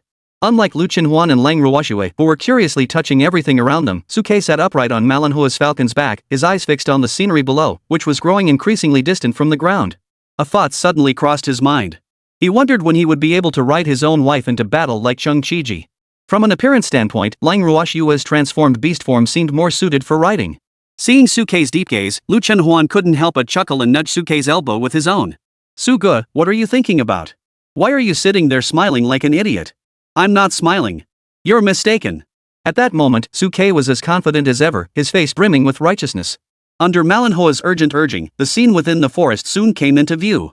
Dense shrubs were rooted nearby, and the trees in the forest weren't very tall. Groups of second-tier ferocious beasts were prowling around the rolling logs. Standing beside the group, Chung Chi-ji also began to explain. This location was the outermost periphery, where the beasts were mostly second-tier in strength, with only a few third-tier beasts and occasional fourth-tier beasts escaping to the outside. It was a specially designated training ground for students, the ideal place for newly enrolled students from various academies to undergo their trials. The risk is extremely low, and the rewards are also minimal. If you want to come here in the future to collect fresh fourth-tier beast essence, this is not the right place. To hunt fourth-tier beasts, you'll need to venture further in. Listening to Chung Chi-ji's description, Suke nodded slightly. Soon, as the horse-shaped flower flew forward, the group ventured deeper into the heart of the forest. As they approached the center of the forest, the trees of the Starry Forest grew taller and taller, densely covering the sky above like a suffocating net. From the dense undergrowth below, terrifying growls of beasts echoed out, carrying a powerful aura that sent chills down the spines of those who heard them. Through Suke and the others' perceptions, they could roughly sense the presence of numerous fourth-tier beings, and even a few fifth-tier beings. If they had come alone, the danger would undoubtedly be much greater. We've arrived. As Chang Chi-ji finished speaking, Manhwa, transformed into a peregrine falcon, descended toward an open clearing in the forest. Chapter 172, The Legend of the Starry Forest. Tall, lush trees cast a dense canopy, breaking the sunlight streaming down from above into countless fragments that scattered across the forest floor. It's a bit dim here. Looking at the slightly dim forest around him, Suke's eyes narrowed slightly. This scene reminded him of the Fengming Grand Canyon in Tianhai. The canyon had once been just as gloomy and dim, with even the sunlight struggling to penetrate, giving off an eerie and dangerous vibe. Cold Ruoshua and Lu Chenhuan, who were beside him, also instinctively moved closer to Suke, cautiously glancing around. Chang Chi-ji, however, looked relaxed as he gently patted Suke on the shoulder. What's there to be afraid of? It's not just the three of you, we're here to protect you. Exactly. Manhwa, who had already returned to her human form after shedding her beast form, smiled and spoke to Suke and the others. In the depths of this dense forest, we might not be able to run rampant, but in this outer and middle perimeter, we still believe we can ensure your safety. Hearing Chang Chi-ji and Manhwa's words, Suke and the others didn't relax their brows. Instead, they furrowed them slightly. Even the two chiefs, who were 7th rank war kings, had reservations in this starry forest? Back in Tianhai, even a 5th-tier warrior was considered the pinnacle of strength. In everyone's minds, a 7th-tier war king was an unattainable existence, let alone speaking to one. Even catching a glimpse was difficult. Yet here, in the Starry Forest, Chang Qiji and Ma Lanhua still seemed to have reservations. Hearing Su Kei's questions, Chang Qiji and Ma Lanhua couldn't help but hesitate for a moment. Then Chang Qiji directly relayed the message to Su Kei. This Starry Forest, on the surface, was a place where ferocious beasts were bred for human members to train, but in reality, it was a forbidden zone. A forbidden zone? Hearing Chang Qiji's words, Su Kei and Lu Chenhuan couldn't help but widen their eyes in shock. The term forbidden zone had been mentioned countless times along their journey, and they were well aware of its implications. Could this Taiyin forbidden zone be like the Taiyu forbidden zone, where 9th-tier ferocious beasts are imprisoned? There are two types of forbidden lands, one where living ferocious beasts are imprisoned, and another where the spirits of the dead linger. Though the Starry Forest was densely forested, with trees so tall they blocked out the sky, it was, in a sense, teeming with life, and showed no signs of being haunted by in spirits. Seeing the inquisitive looks in Su Kei and the others' eyes, Chang Qiji nodded slightly. Yes. Indeed, there is a living 9th-tier demon beast within this Starry Forest. However, this great demon has a gentle nature, never attacks humans, and is highly skilled at concealing its presence, so no one has ever seen its true form. Hearing Chang Qiji's response, Xia, who was curled up asleep in Su Kei's arms, couldn't help but tremble slightly before pretending nothing was wrong and continuing to curl up in Su Kei's arms, feigning sleep. Seeming to sense Xia's movement, Lang Ruoxue, standing nearby, furrowed her brows slightly and glanced at the two of them. Doesn't the capital city worry about it suddenly turning violent? Do you know how large the area it's confined to is? If it were to cover the entire Starry Forest, it would pose a tremendous danger to the humans training within. In response to Lang Ruoxue's question, the nearby Malihua narrowed her eyes in recollection. If we recall correctly, this 9th tier has never been associated with any legends of being confined, and we know nothing of its usual range of activity. We don't even know if it was ever confined by the sages of the past. Listening to Malanhua's response, Su Kei's eyes narrowed even further. In that case, this 9th tier ferocious beast is an extremely unpredictable and unstable factor. That's right. As soon as Su Kei finished speaking, Chang Qiji nodded in agreement beside him. The human race's high-ranking officials back then likely thought the same, which is why the Starry Forest was initially treated as a forbidden zone. They even stationed a large number of troops around the forest to prevent any beings within from escaping and causing chaos. However, after prolonged observation, it was discovered that the entity within the Starry Forest harbored no hostile intentions. After initial cautious probing confirmed that the entity within the Starry Forest showed no reaction, everyone gradually grew bolder. Later, after the headmaster was promoted to the 9th rank, he personally ventured deep into the forest's center to negotiate with the unknown great demon. At this point, Chang Qiji paused. However, strangely enough, no trace of the great demon was found within the forest. Some even speculated that the great demon might have already left the Starry Forest, returned to the Beast Tribe's territory, or gone elsewhere. As Chang Qiji described the situation, everyone's hearts finally settled down. So that's how it was. Yes. Ma Lanhua nodded slightly beside him, but then looked seriously at Su Kei and the others. However, despite what was said, all of this was merely speculation. We must not let our guard down. Even without that Beast King, the innermost part of the forest is home to several 7th-tier ferocious beasts, and there are even rumors of an 8th-tier beast. So when you come here in the future, try not to venture too deep into the innermost part, in case danger arises and you can't escape in time. Don't worry. Su Kei smiled and nodded in response to Malanhua's instructions. We're not reckless fools who don't value our lives. Unless absolutely necessary, we wouldn't dare venture into such dangerous areas. If things look bad, we'll make a run for it immediately. Hearing Su Kei's response, Malanhua finally showed a satisfied expression on her face before glancing around the area. Since everything has been instructed, let's get moving. Old Chang, stay here to protect them. I'll go find those ferocious beasts with 4th-tier strength. As soon as she finished speaking, Malanhua's wings flapped on her back and she instantly transformed into her beast form. With a loud cry, she soared toward the direction of the beast's roar coming from the dense forest in the distance. Meanwhile, Chang Qiji stood beside Su Kei with a smile, leaning against a large tree. Wait here. Those 4th-tier beasts are no match for Lanhua. She'll bring them back in no time. With the backing of 7th-tier power, this was Chang Qiji and his group's absolute confidence. Soon, a loud cry echoed from the distant forest. Ma Lanhua appeared before Su Kei and the others, holding 2 4th-tier ferocious beasts resembling deer in her mouth. After reverting to her human form, Ma Lanhua tossed the 2 deer at Su Kei and his companion's feet. Here, I just killed them. They're still warm. Eat while they're hot. Upon hearing this, Su Kei didn't hesitate and immediately beckoned to Lu Chenhuan. Huan, come. Chapter 173, Engraving the Gluttonous Beast Pattern. Chapter 173. Engraving. Lu Chenhuan's current talent advancement required collecting fresh blood essence from 4th-tier or higher ferocious beasts to engrave the gluttonous beast pattern on his back, thereby activating the gluttonous beast's eye. However, there was a prerequisite: she must consume moonlight every day for an entire month. It had been over half a month since Lu Chunhuan last advanced to the 3rd rank, and nearly 20 days had passed. Originally, Suke had planned to go to school to inquire about Cheng Qiji and the others to obtain advance information. However, since Wu Guanru had already suggested bringing Cheng Qiji and the others to find him in advance, this opportunity must not be missed. Although time is a prerequisite, the repair plan does not specify that the activation of the gluttonous eye must begin only after the moonlight has been completely consumed. Carving the Taotia patterns in advance should not have a significant impact. As Suke thought this, he looked at Lu Chenhuan, who had walked up to him, and then glanced at Cheng Qiji, who was standing nearby. "Mr. Chang, could you step aside for a moment? We need some privacy." Hearing Suke's words, Cheng Qiji couldn't help but pause. "Step aside? How am I supposed to protect you if I step aside?" Before Cheng Qiji could finish speaking, he was kicked by Manhwa standing beside him. "Why not just set up a formation barrier? Watch me." Upon hearing this, Cheng Qiji's eyes lit up with realization, and he immediately addressed Suke. "That's what Lanhua said. You wait and see." As he spoke, Cheng Qiji immersed his mind into his storage space, then took out a set of array flags, bit his finger to activate them, and planted the flags into the surrounding soil, enveloping Suke, Lu Chenhuan, and Lang Ruoxue within the array. As the array flags were planted, a milky white barrier rose, completely enveloping Suke and the 2 beasts' corpses within. The view between the outer and inner realms was completely severed, making it impossible to see what was happening inside. Seeing this, Suke nodded in satisfaction and addressed Lu Chenhuan directly. "Huan, relax and sit down. I'll help you take off the clothes on your back." Lu Chenhuan obeyed Suke's instructions, walking over to stand before him and sitting down with her back facing him. Cold Snow stood by, keeping watch over the 2 of them and serving as a second layer of protection.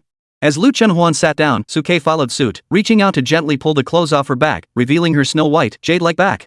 Such a beautiful back, what a pity. Thinking about tattooing such a pure and flawless back, Suke felt a pang of regret. However, he also knew that he was doing this for Lu Chenhuan's own good. Moreover, if everything went smoothly, this tattoo wouldn't be the kind of permanent, unsightly tattoo you get at a tattoo parlor. With this thought, Suke refocused his mind, concentrating his awareness on Lu Chenhuan's back. Engrave. Ru Shui, summon the beast. Cold Ruoxue, upon hearing this, hurriedly dragged the corpse of one of the fierce beasts over from the side and placed it before Suke. Suke then activated a secret technique, gathering his spiritual energy around him. He extracted the essence blood from the deer's corpse, using his fingers as a brush and the blood as ink, and began to engrave the pattern on Lu Chenhuan's back. Thanks to his previous life's basic painting skills, Suke managed to carve the patterns of the Taotai design that flashed through his mind. As Suke's fingertips guided the beast's blood onto Lu Chenhuan's back, the essence blood of the ferocious beast began to condense and dry, seeping into Lu Chenhuan's skin. Soon, a faint pattern began to appear on Lu Chenhuan's back. "There's a template." Seeing this scene before him, Suke couldn't help but rub his forehead. "If you had mentioned there was a template earlier, I wouldn't have had to strain my memory so much." Suke then extracted the beast blood and began to trace the pattern on Lu Chenhuan's back.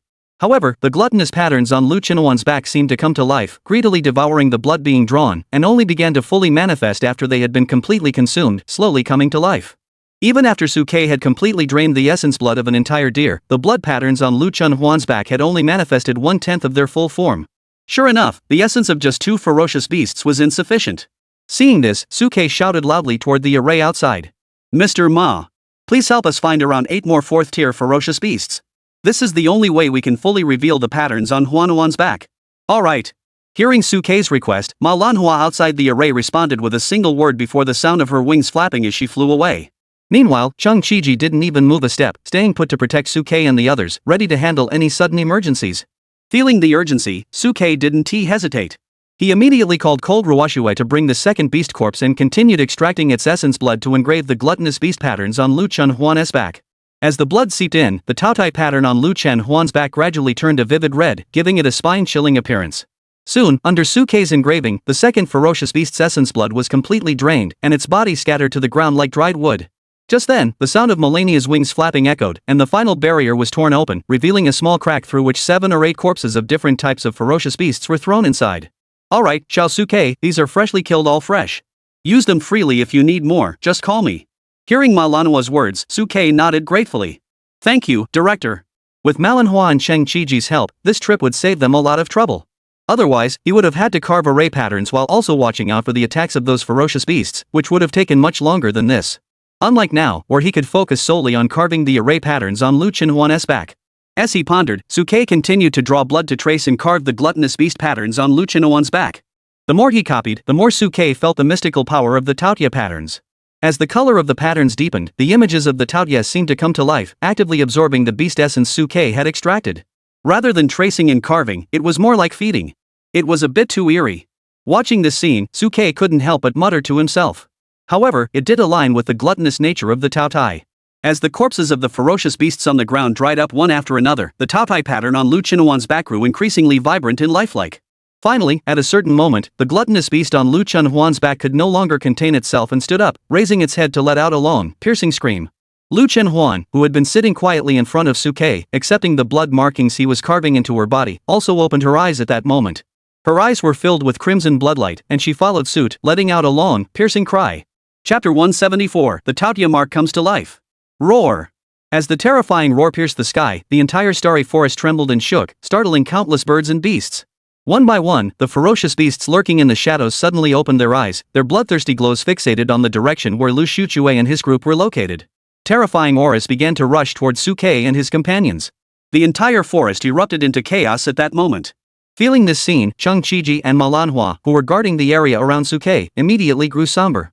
Could this beast's roar have actually alerted the entire starry forest? The two exchanged glances, seeing the same look of gravity in each other's eyes. They hoped this was due to the uniqueness of the beast's roar and that it wouldn't attract the attention of higher-tier ferocious beasts. At that moment, both of them were filled with tension, hoping that Lu Chenhuan's talent advancement wouldn't go wrong. Otherwise, if something were to happen to Suke and the others near the main base in the capital, they would have no way to explain themselves to Wu Guanru. It shouldn't be a problem. Suke and Lu Chenhuan are only at the third cultivation stage, and it's just a talent advancement. They shouldn't be noticed by the beings deep within the starry forest. After all, the gap in their cultivation bases is evident. But before they could finish speaking, their expressions suddenly changed. Something's wrong. A powerful beast's aura is approaching us. It seems to be a 7th-tier beast. Not just one. At that moment, Chung Chiji and Manhwa's expressions instantly turned grim, and they quickly moved toward the large formation where Suke and the others were located. Both of them knew that Suke was taking this matter so seriously, so Lu Chenhuan's talent advancement ceremony absolutely couldn't be interrupted. At this critical moment, we must not allow those ferocious beasts to interrupt them. At that moment, Chung Chiji snorted coldly, all traces of his previous laziness vanishing as a previously unseen aura of regal dominance emanated from his body. I hope these bastards are just curious. If they dare to touch Suke and his group, I'll make them know what true cruelty means today. At that moment, Chung Chiji was filled with battle intent and coldness. By his side, Manhwa did not share Chung Chiji's boldness. She stood guard in front of Suke's formation, her face filled with concern as she looked back at the milky white barrier behind her. Within the barrier, Lu Chenhuan let out a piercing scream, with the gluttonous beast patterns on his back writhing wildly, as if it had come back to life. To be precise, it had already come back to life. More. I need more. Whether it was due to the influence of the Taotie patterns, Lu Chenhuan's eyes were filled with a bloodthirsty intent as he turned his head and stared straight at the ferocious beast-like blood corpse behind Suke. Due to Lu Chenhuan's sudden turn, a flash of snow white suddenly entered Suke's field of vision, causing him to pause in surprise. However, the surging blood energy swirling around Lu Chenhuan instantly snapped Suke back to reality. He looked up at Lu Chenhuan's bloodthirsty gaze, his eyes filled with gravity. Lu Chenhuan's rationality seemed on the verge of being overwhelmed by the brutal, gluttonous nature within him. He lowered his voice, emitting a muffled growl of unclear meaning. Blood. Blood. Seeing this, Suke didn't hesitate. He immediately channeled his spiritual energy to draw the ferocious beast's blood and chi, intending to continue engraving and infusing it into the gluttonous beast pattern on Lu Chenhuan's back. But at that very moment, Lu Chenhua suddenly stood up. The gluttonous beast mark on her back began to grow wildly in the wind, expanding to over 10 meters in height in the blink of an eye, forming a gigantic gluttonous beast illusion. Seeing this, Suke's brows furrowed instantly, and even the cold-hearted cold snow behind him couldn't help but cover her mouth in shock. It's alive. The Taotie patterns on Huanuan's back have come to life. No one had expected that the Taotie array pattern, which had been etched onto her back like a lifeless object, would suddenly come to life and transform into a shadowy figure in an instant. What was even more terrifying was that it didn't need Suke's guidance. After coming to life, the gluttonous shadow immediately turned around and pounced toward the nearest blood-soaked corpse, grabbing it with both claws and shoving it directly into its mouth. The blood-soaked flesh entered its mouth and was instantly torn apart into a mist of blood. Then it was devoured by the gluttonous shadow. Watching this scene, Lang Ruoshua behind Suke felt her scalp tingle. Does the tattoo eat ferocious beasts? Even Suke, who had mentally prepared himself long ago, couldn't help but narrow his eyes slightly. He began to focus his mind and carefully examine the shadow of the gluttonous beast behind Lu Chenhuan, trying to discern any abnormalities. Suke didn't believe that a mere illusory shadow could have its own digestive system. Sure enough, under Suke's scrutiny, he soon noticed something unusual about the shadow. Unlike normal ferocious beasts feeding, this Taotia shadow, though it appeared to swallow and consume the blood zombies, did not actually chew them and send them into its digestive system. Instead, the moment the blood zombies entered the shadow's mouth, they were instantly shredded by the violent, brutal aura within, their vital energy extracted and absorbed into the shadow. The remaining bodies were reduced to strands of withered dust, vanishing and being obliterated into the surrounding heavens and earth. Upon witnessing this scene, Suke's eyes gleamed with sudden understanding. I understand now. This illusory shadow was actively absorbing the blood essence of these ferocious beasts to perfect its own body, preparing for its gradual advancement in its innate abilities. As the one directly involved, Lu Chunhuan followed the illusory shadow, his face betraying a look of greed and satisfaction. Seeing this, Suke's eyes narrowed slightly. I wonder if it's just my imagination, but it feels like as Huanuan's innate talent advances, the ferocious nature of the Taotia is beginning to emerge, and her own personality is starting to be influenced. For Suke, this was not good news. What distinguishes humans from those beasts driven by their instincts is their basic emotions. Once these emotions are gradually swallowed by ferocity, what distinguishes them from beasts? Cold Ruoxue, standing nearby, watched the scene cautiously. As she saw Lu Chunhuan merge with the illusory figure and greedily absorb the beast's vital energy, her gaze grew deep, lost in thought. As Suke and the others pondered, the ground beneath their feet began to tremble, and a series of dull sounds echoed from the outside. Thud! Thud! It seemed as though a massive entity was approaching, and those dull sounds were its footsteps. A ferocious beast is approaching. Feeling this scene, Suke's expression grew solemn, and he looked up toward the source of the sounds beyond the barrier. However, due to the barrier blocking his view, he couldn't see anything outside. The only thing he could sense was the silent, oppressive emotions of Cheng Qiji and Manhwa outside. Chapter 175, The Terrifying Siege of a High-Ranking Fierce Beast. Looking at the massive black bear before them, as large as a small mountain, Cheng Qiji and Manhwa's expressions darkened to an unprecedented degree. A black violent bear? The infamous 7th-tier ferocious beast of the inner circle of the Starry Forest, the Black Raging Bear? This black giant bear was a notorious oddity within the Starry Forest, massive in size yet relatively docile in temperament, rarely attacking beast tamers or beast maidens who ventured into the inner circle. Of course, there had been attempts by 7th-tier beast tamers to enter the inner circle of the Starry Forest to subdue this black giant bear, but all had failed, with many even being carried out by their fellow academy members. Fortunately, the black raging bear itself has a relatively docile nature and never provokes others, which is why it has not attracted the special attention of the various academies. Based on past records, this black bear is gentle in nature but has a strong sense of territory, which is why it has always remained safely within the inner circle of the Starry Forest. However, it has now broken its usual pattern and emerged from the mountains, venturing into the outer regions controlled by various factions. This is highly unusual. Upon seeing the black bear, Cheng Qiji and Manhwa first sighed in relief, but their hearts remained on edge. After all, the nature of ferocious beasts is inherently brutal, and even those with a docile temperament cannot be guaranteed not to suddenly turn violent at any moment. The fact that this black bear had appeared in the outer circle was already highly unusual, so caution was paramount. The two stood cautiously before the barrier, staring intently at the black bear. Cheng Qiji didn't bother to listen to whether it understood or not. He shouted loudly at the black bear.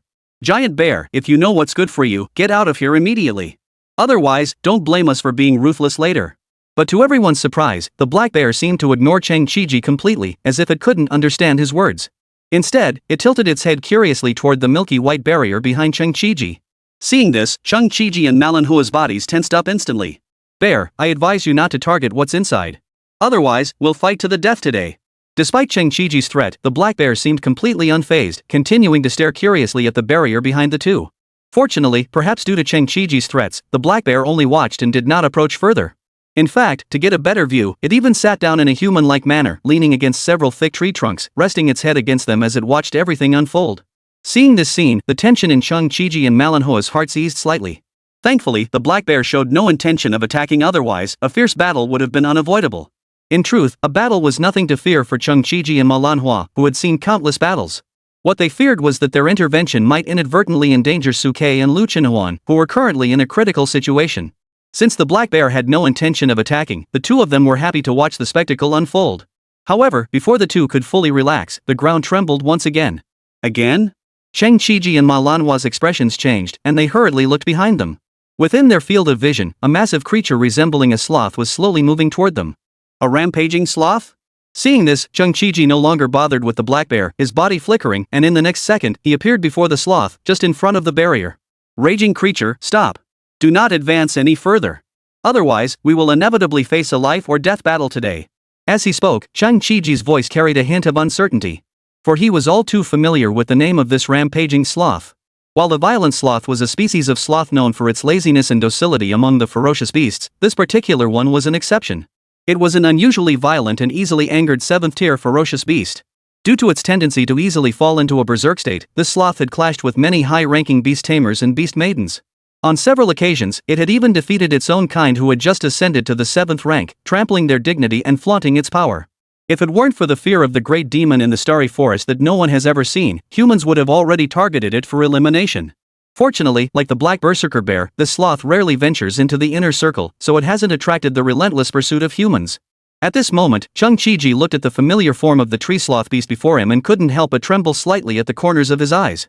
Unlike the docile black giant bear, this ferocious sloth had fought him several times before. Though he had never managed to kill it, he had at least managed to severely wound it. Seeing the sloth again, Chung Chi-ji felt his sense of uncertainty rise once more. Such an old enemy with a grudge, Chung Chi-ji naturally felt concerned. He feared that the creature would, upon seeing him, be consumed by hatred and attack him without hesitation.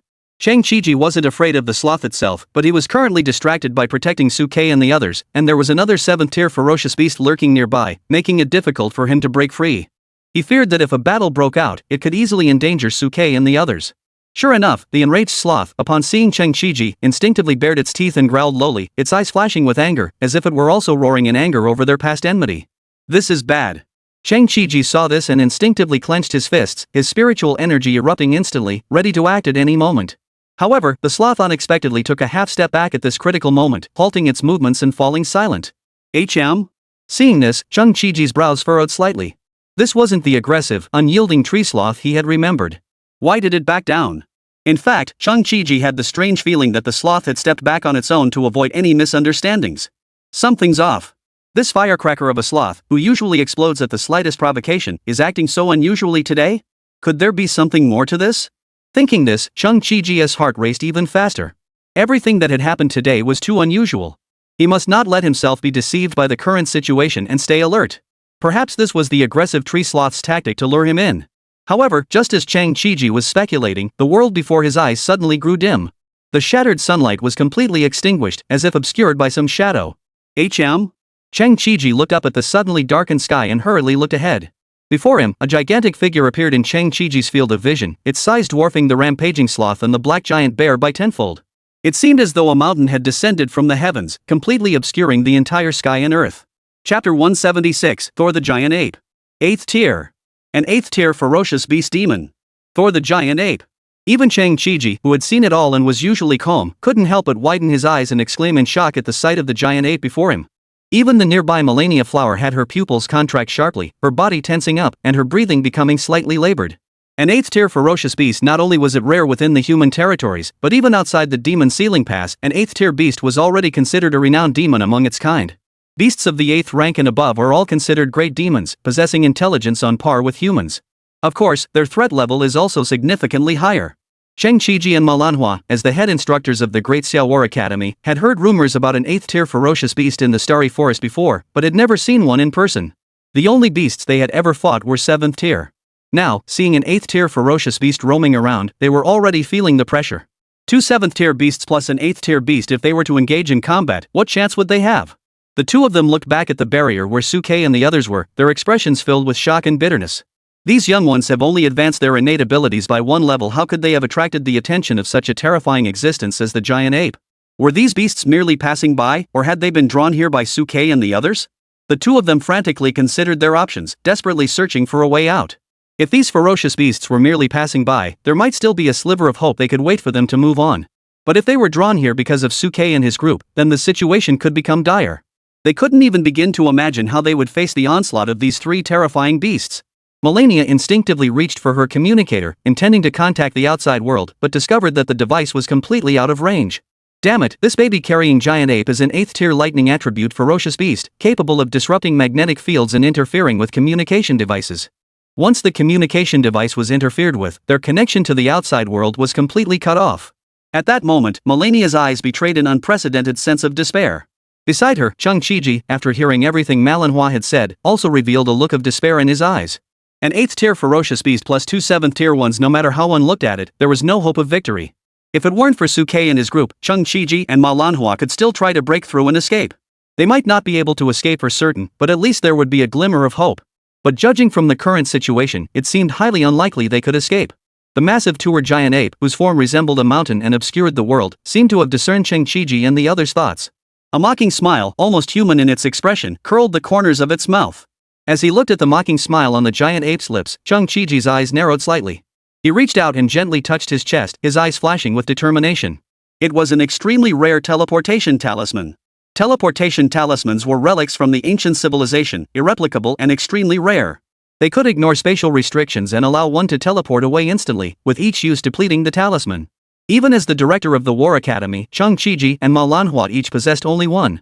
This was also why, earlier in the Taiyin Forbidden Zone, the two of them had remained completely unfazed even when facing an 8th-tier Yueying. For the two of them, protecting Suke and the others was the most important thing. As long as Suke and the others could leave safely, they could rely on the teleportation talisman to escape in a life-or-death situation. Now in the Starry Forest, they faced the same situation and even worse. This Thor giant ape could sever all external communications, and its thunder-based divine abilities were truly terrifying. There are even rumors that this Thor giant ape once fought against a 9th-tier beast tamer and still managed to survive, which is more than enough proof of its strength. A young corpse, which had barely pieced together its body through the Giksu, and an 8th-tier giant ape at the peak of its power, there was no need to even consider which was stronger. Even the two of them found it difficult to face the corrupted corpse of the Firefly, let alone the Thor giant ape from years ago. Not only Cheng Qiji and Manhwa, but also Suke and Lang Ruoxue, who were currently within the barrier, had their expressions grow solemn upon hearing the cries of Cheng Qiji and the others outside. Especially Suke, who turned to look at Lu Chenhuan beside him, who was due to the influence of the blood-stained shadow of the gluttonous beast, his expression grew even more somber. Given the current situation, Huan would soon finish consuming the blood-soaked food, but the arrival of an 8th-tier ferocious beast made the situation extremely dire. Suke was unsure whether these 8th-tier ferocious beasts had been drawn here by the scattered aura of Lu Chenhuan's talent advancement. If they were, and they intended to interfere, then even this short amount of time would be fraught with danger. At this moment, Suke could only pin all his hopes on Cheng Qiji and Manhwa, who were guarding from the outside. At the same time, Suke had also prepared for the worst, with his spiritual energy surging around him, communicating with the beast controlling space through his consciousness, ready to respond to any sudden developments. Cold Ruoxue, standing nearby, was also tense, ready to act at a moment's notice. Even Xia, who was in Suke's arms, opened her eyes, jumped onto his shoulder, and glared at the barrier outside like a little tiger. In principle, Xia was not allowed to intervene, but in the face of such a life-or-death crisis, all principles were set aside. Survival was the utmost priority. Xia, do you recognize any of the fierce beasts outside? Looking at Xia, who was on high alert, Suke spoke in a calm voice. Xia shook her head slightly and replied in a low voice. I don't recall this low-tier ferocious beast. But it's precisely because I have no impression of it that it's even more dangerous. Listening to Xiao's response, Suke had a general understanding of the situation. Regardless of the danger, we'll just charge in. Once a conflict arises, I'll temporarily store Huan, who is still in a disoriented state, in the beast taming space. Then we'll figure out a way to break out. This was Suke's first plan. If that doesn't work, Suke had a second plan, to send everyone into the beast taming space, including himself. However, he had never tested whether the beast taming space could accommodate its master, himself. Therefore, this method is extremely risky, and Suke doesn't want to try it unless absolutely necessary. But for now, it was the only option available. Just as Suke and his group were preparing for battle, the colossal form of the Thor giant ape outside began to move, like an endless shadow closing in on them. Thor giant ape, dare you? Seeing the Thor giant ape bearing down on them, Cheng Qiji gritted his teeth and shouted coldly at the Thor giant ape. We are from the Great Xiao War Academy. If anything happens to us here, our 9th rank academy director, Wu Guanru, will not spare you. Even the annihilation of the entire Starry Forest is possible. However, in response to Cheng Qiji's threat, the Thor giant ape let out a contemptuous snort. What about Wu Guanru? You think a name alone can intimidate me? As the words fell, shadows spread rapidly. Chapter 177, The Battle of the Giant Apes. As the dark shadows continued to press toward them, both Cheng Qiji and Manhwa felt their hearts race to their throats. At that moment, they finally understood why the two 7th-tier ferocious beasts had been lurking nearby without daring to approach. It turned out that this 8th-tier ferocious beast was also targeting their group. However, Cheng Qiji and Manhwa steeled themselves and stepped forward, revealing their identities and issuing another verbal warning to the Thor giant ape. Thor giant ape, let me repeat, we are the directors of the Great Xiao War Academy. If you insist on fighting us, Director Wu will not spare you. Under such life-threatening circumstances, the two could only pin their hopes on the Thor giant ape hearing the name Wu Guanru and feeling some apprehension. After all, this Thor giant ape had reached the 8th tier of cultivation and could communicate with humans, possessing the wisdom to weigh the pros and cons. If it truly spared everyone out of fear of Wu Guanyu's reputation, that would be a happy ending for all. But who knew that this giant ape, faced with Wu Guanyu's threat, showed no sign of caring? What of Wu Guanyu? Does he really think I fear him? He's just a 9th tier beast tamer who lost his beast companion. What's there to fear? But the few little ones you're protecting, those I find quite interesting. Today, no matter what, I must see for myself. As he spoke, the giant ape named Thor suddenly extended its massive hand and reached toward the barrier where Suke and the others were standing, attempting to grab them. Seeing this, Chang Chiji instantly went on the defensive. Don't even think about it. Chang Chiji's spiritual energy erupted at that moment, unleashing the full power of his 7th tier peak cultivation. A terrifying aura engulfed all the nearby beasts. The blue orchid beside Chang Chiji also erupted with her cultivation, instantly entering a beast transformation state. A green spiritual light shot into the sky, intertwining with Chang Chiji's, resembling two beams of hope in the forest. The green-winged falcon that Manhwa had transformed into flapped its wings and flew to Chang Chiji's side, standing beside him and glaring fiercely ahead. These 3 young ones are students of our war academy. As the director, we would rather die than let you harm a single hair on their heads. Hearing the words of Melania and Chang Chiji, and sensing the power emanating from their bodies, the giant ape not only showed no fear but instead revealed a mocking expression in its eyes. 2 mere 7th tier humans? Can they stop me?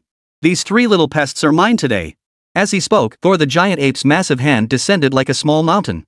Wherever his palm passed, countless towering trees were crushed into pieces from the tips, and as wood chips flew everywhere, terrifying sonic booms pierced everyone's eardrums like waves. Seeing this, Chang Chiji and Manhwa's eyes widened with an unprecedented look of gravity. It seems this is determined to act. Let's go all out. With no holds barred, both of them unleashed all their cultivation, charging toward the Thor giant ape.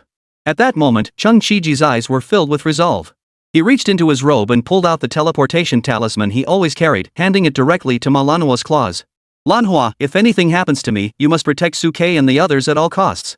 In the face of an impossible choice, he must prioritize saving Suke and escorting him out of the starry forest. For Chang Chiji, Suke's importance far surpassed that of Lu Chenhuan and Lang Ruoxue. The potential Suke had demonstrated was truly astonishing.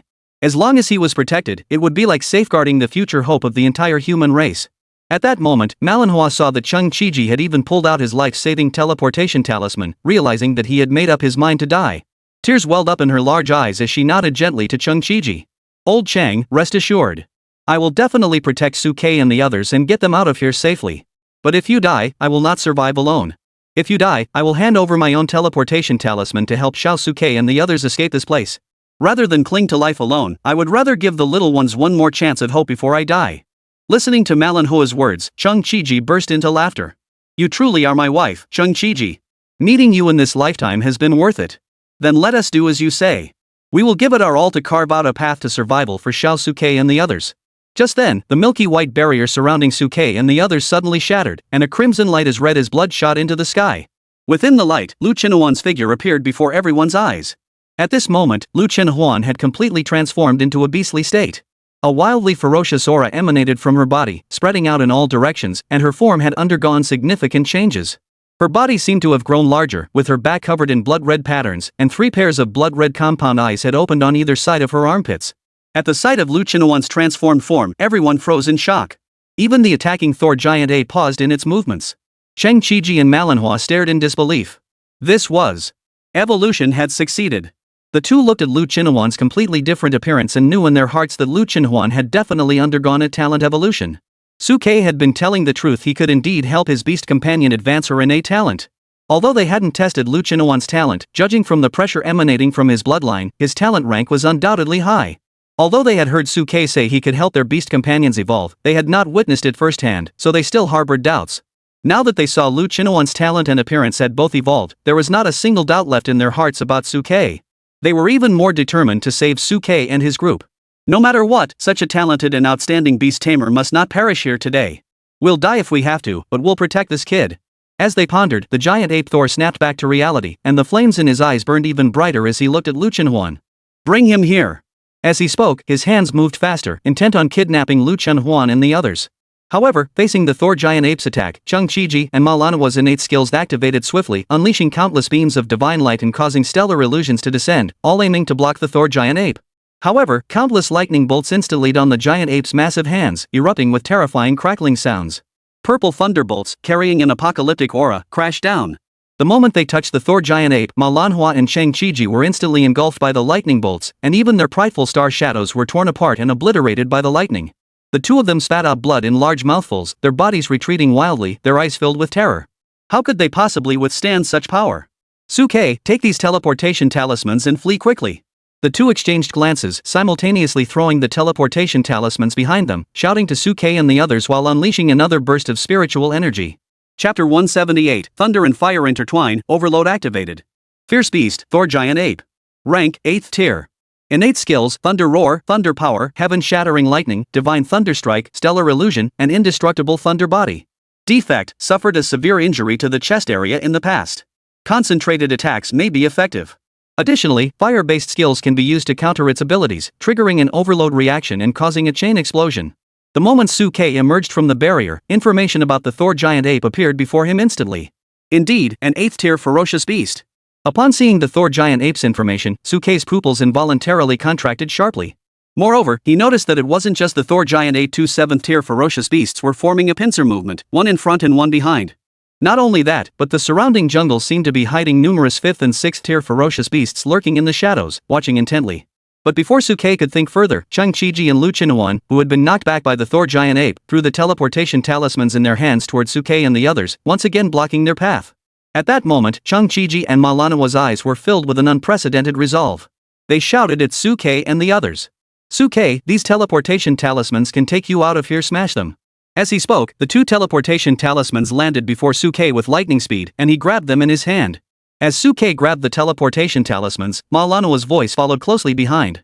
Suke, this teleportation symbol can only take one person out. Make your decision quickly, we'll hold off that monster for you. I know it's hard for you to decide, but now is not the time to hesitate. You must make a decision quickly. As he spoke, the Thor Giant Ape swung its fist again, with purple thunder roaring from the tip of its fist, crackling loudly. Hundreds of square meters of thunder crashed down like an apocalyptic seal. Seeing this, Suke's eyes narrowed instantly. The teleportation talisman could help him escape, but he didn't need to. With his beast taming space, he could temporarily seal Lu Chinhuan and the others inside it, then use the teleportation talisman to leave, ensuring a perfect escape. With this thought, Suke immediately threw the teleportation talisman in his hand back toward Chang Chiji and Manhwa. At the same time, he shouted coldly. You two directors, I only need one. I have a way to use just one to take everyone out of here. You two leave one person to take one, and the other follows me. The beast taming space not only holds one's own beasts but can also contain living beings as large as humans. As long as Chang Chiji and Manhwa are willing to open their minds, I can take them with me. However, Thor's power is formidable. As a mere 3rd tier practitioner, I must have someone stay behind to block it first before I can lead the others away. Therefore, the remaining piece is the lifesaver for the one who stays behind. At that moment, Manhwa, upon hearing this, acted swiftly before Chang Chiji could react, snatching the teleportation talisman that Suke had thrown over and shouting at Chang Chiji. Old Chang, I'll hold it off. You go with Suke and the others. Though neither of them knew what Suke's plan was, they had no choice but to take a gamble. Hearing Manhwa's orders, Chang Chiji couldn't help but show concern in his eyes. Everyone knew that the person left behind to cover the rear would face greater danger, but at that moment, Manhwa didn't give Chang Chiji a chance to refuse.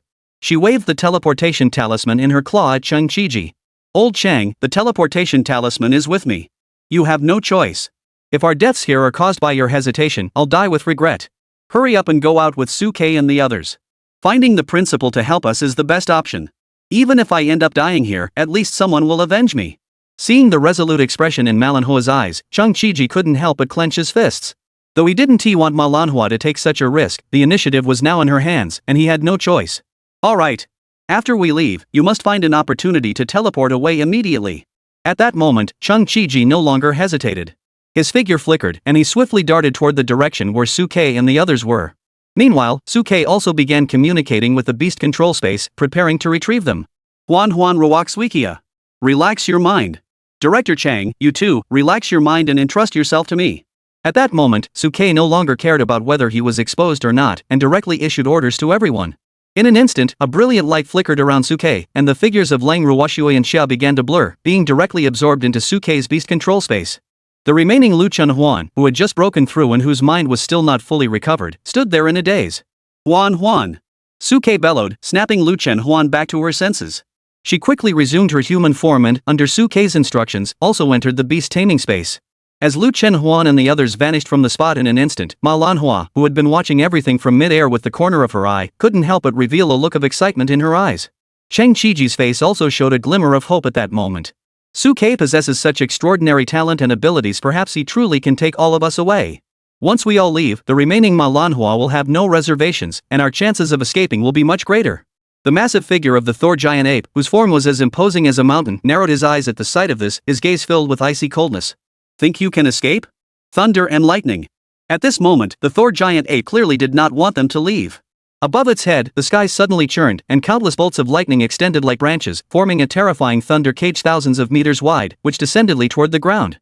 As the thunder roared, the void twisted violently, as if it could sever spatial barriers. Facing such terrifying thunderous attacks, Melania let out a loud shout, flapping her wings, and her spiritual energy transformed into countless wing-shaped blades, rushing toward the thunder cage to block it. Zzz. The countless wing blades couldn't withstand the terrifying thunder cage for even half a second before being torn apart by the lightning bolts. Director Ma, use a fire-based skill. Overload intercept. Seeing this, Suke shouted at Manhwa. Manhwa, upon hearing this, looked bitter. Through her journey with Tianhai, Manhwa had already realized Suke's ability to discern flaws, but the problem was that she didn't possess any fire-based skills. At that moment, Chung Chiji, who had been rapidly descending toward Suke below, suddenly turned around, faced upward, drew his bow, and released 9 massive arrows engulfed in spreading flames. Lan Hua, get out of the way.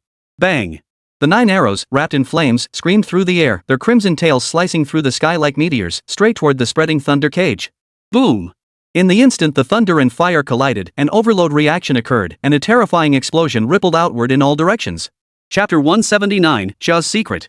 Amidst the intertwining thunder and fire, the explosion engulfed the heavens and earth like an artistic masterpiece, while the terrifying shockwaves instantly leveled the surrounding mountains and forests. The 2 7th-tier ferocious beasts watching the battle were shaken by the shockwave, retreatingly. Their massive hooves crushed the trees in the forest, and their terrifying weight caused the mountains and fields to tremble. Director Chang, over here. Amidst the chaos, Suke shouted to Chung Chiji. Chung Chiji used the explosive shockwaves to swiftly dash towards Suke's location, intending to join him and escape the starry forest together. But at that moment, the that had been lurking nearby suddenly charged forward, blocking Suke and his group, intending to strike them while they were off guard. Its goal was to disrupt their reunion before Chung Chiji and Suke could join forces, aiming to capture Suke. Seeing this, Chung Chiji's pupils contracted involuntarily. If this rampaging sloth got close to Suke and his group, the situation would become extremely dangerous. No, they couldn't let them get close to Suke. At that moment, Chung Chiji abruptly changed his plan and shouted at Suke. Suke, activate the teleportation symbol immediately. I'll hold it off. Upon hearing this, Suke couldn't help but show concern on his face. But. There's no but. Hurry. At that moment, Chung Chiji abandoned his attempt to join Suke, drew his bow again, and aimed the arrow at the rampaging sloth. Die. However, at that very moment, the black bear that had been lurking in the shadows suddenly charged out, extending its massive bear paw towards Suke. Seeing this, Chung Chiji's eyes couldn't help but reveal a look of urgency. Just then, the malva flower in mid-air plummeted toward the ground like a. But she forced herself to suppress her injuries and restore her spiritual energy, flapping her wings in mid-air to turn and charge toward the black bear about to pounce on Suke and the others. At the same time, she shouted loudly toward Suke. Run! At that moment, Suke also cherished the opportunity the two had created for him and immediately clenched his fist, gripping the teleportation talisman in his hand. But just then, he noticed that his hands had suddenly lost all strength, unable even to crush the teleportation symbol in his grasp. How could this be? Feeling this, Suke immediately furrowed his brows and continued his attempt. But just then, a torrent of thunderbolts pierced the void and reappeared. Although the combination of fire and thunder elements could indeed cause an overload, the disparity in strength between Chung Chiji and the Thor giant ape was too great, and they couldn't hold them back for long. Seeing this, Suke's fists clenched tightly. Meanwhile, Xia's figure had somehow broken through Suke's beast summoning space and reappeared on his shoulder. She let out a loud roar, her body instantly growing larger and transforming into a black gold cub. The white jade on her neck also emerged at that moment, and golden light flickered in her eyes. Master, I'll stop it. You must flee. Seeing Xia break through the beast's summoning space and appear beside him, Suke couldn't help but be startled. How had Xia managed to appear beside him without his permission? Not far away, Chung Chiji and Manhwa witnessed Xia transform right before their eyes, her ferocious beast aura emanating, causing them to widen their eyes in shock. A ferocious beast. Suke's pet was actually a ferocious beast. And one that could speak. However, Xia completely disregarded the fact that her identity had been exposed and shouted at Suke. Master, let's go. As she spoke, spiritual energy surged wildly around Xia, and the white jade light between her neck shot skyward. Her form began to transform wildly, her limbs growing long and slender, and her face, as white as jade, was revealed before everyone. In an instant, her hair was half snow white and half black gold, and a fiery young woman clad in a tiger skin coat appeared before everyone. Seeing this, Chung Chiji and Manhwa stared wide-eyed in shock. A beast that can transform into human form. 9th tier. The pet by Suke's side was actually a 9th tier ferocious beast. Only 9th rank beasts could transform into human form. This was a universal truth in the beast taming realm. At that moment, the two of them never imagined that the little kitten that had been sleeping in Suke's arms was actually a hidden 9th tier ferocious beast. Not only were Chang Chiji and Manhwa stunned, but the two 7th tier ferocious beasts currently attacking them also froze in place, seemingly intimidated by Chia's revealed form. Even the attacking Thor giant ape widened its eyes, its gaze filled with disbelief. 9th tier. The pet of this human beast tamer is actually 9th tier. 9th tier that was nearly on par with a half-step beast god. For other members of the beast clan, it was an insurmountable chasm. Seeing a 9th tier ferocious beast appear before them, the Thor giant ape felt fear and confusion for the first time in its life. A 9th rank demon beast, why would it betray our beast tribe and favor a human youth? With it around, how can we stop this human from leaving? But the moment this thought arose in his mind, Thor the giant ape seemed to notice something. Something was wrong. This 9th tier demon beast was not truly 9th tier. Though it can transform into human form, the aura emanating from its body is extremely weak. She's deceiving us. Either she's an imposter, or she's still injured and can't stop me. Upon realizing this, Thor the giant ape's eyes flashed with divine light. Tiger demon, whether you're an imposter or an old wound, since you chose to betray the beast clan and stand with humans, don't blame me for being ruthless. Die. As he spoke, Thor the giant ape's divine light erupted once more, with countless bolts of lightning swirling around his arms as he activated his innate ability. Suke, seeing this, seized the opportunity to activate his tyrant ability while preparing for a fierce battle. For him, after spending so much time together, whether it was Lu Chinhuan, Lung Ruoshuet, or Chia, they had all become like family to him. He would not allow anyone to be absent from his life. Even knowing that this was a reckless move, he still went through with it. But just then, Chia once again stepped in front of Suke. Master, let's go. At that moment, Chia's eyes gleamed with an unprecedented resolve. You saved my life back then. Now, I can finally repay you. Hearing this, Suke's body trembled involuntarily. Does Chia recognize me? His mind couldn't help but recall the first time he made a contract with Chia, when she had transformed into human form. It seemed that even back then, the way she looked at him was different. During the Phoenix Crying Gorge incident, she had appeared to attack him, but had never truly harmed him. The heartfelt confession she made before the contract was something Suke had remembered for a long time. Master Suke, I can finally follow you. But he was clearly seeing this world and her for the first time. What on earth was going on? Before Suke could think further, Chia's body was enveloped in a brilliant light, and she took a step toward the giant ape.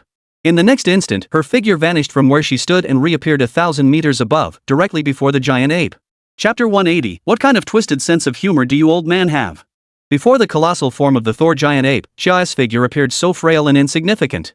However, the Thor giant ape was on high alert, its enormous eyes narrowed, fixated on Chia before it.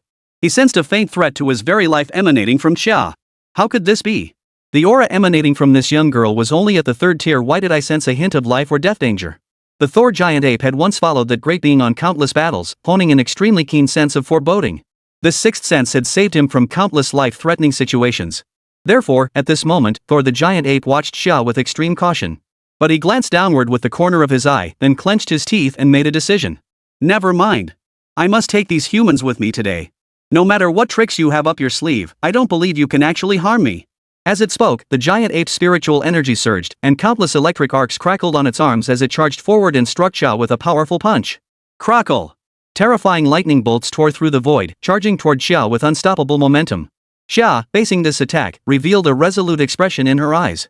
Her spiritual energy erupted, drawing countless stars from the sky toward her. Below, Suke witnessed this scene and couldn't help but feel a surge of panic in his heart. Chia! But at that moment, Chia completely ignored Suke's calls. Terrifying stellar illusions. Seeing this, Chang Chiji and Manhwa below couldn't help but stare in awe. Stellar illusions? This was an innate skill only usable after reaching the 6th tier Starfall realm. How could a 3rd tier girl like her possibly master it? What was even more unexpected was that the star-like illusions behind Chia were not beast-shaped, but human-shaped, just like her. Unfortunately, the gap in cultivation was too great. Even with the use of special techniques to the star-like shadows, there was no possibility of defeating this Thor giant ape.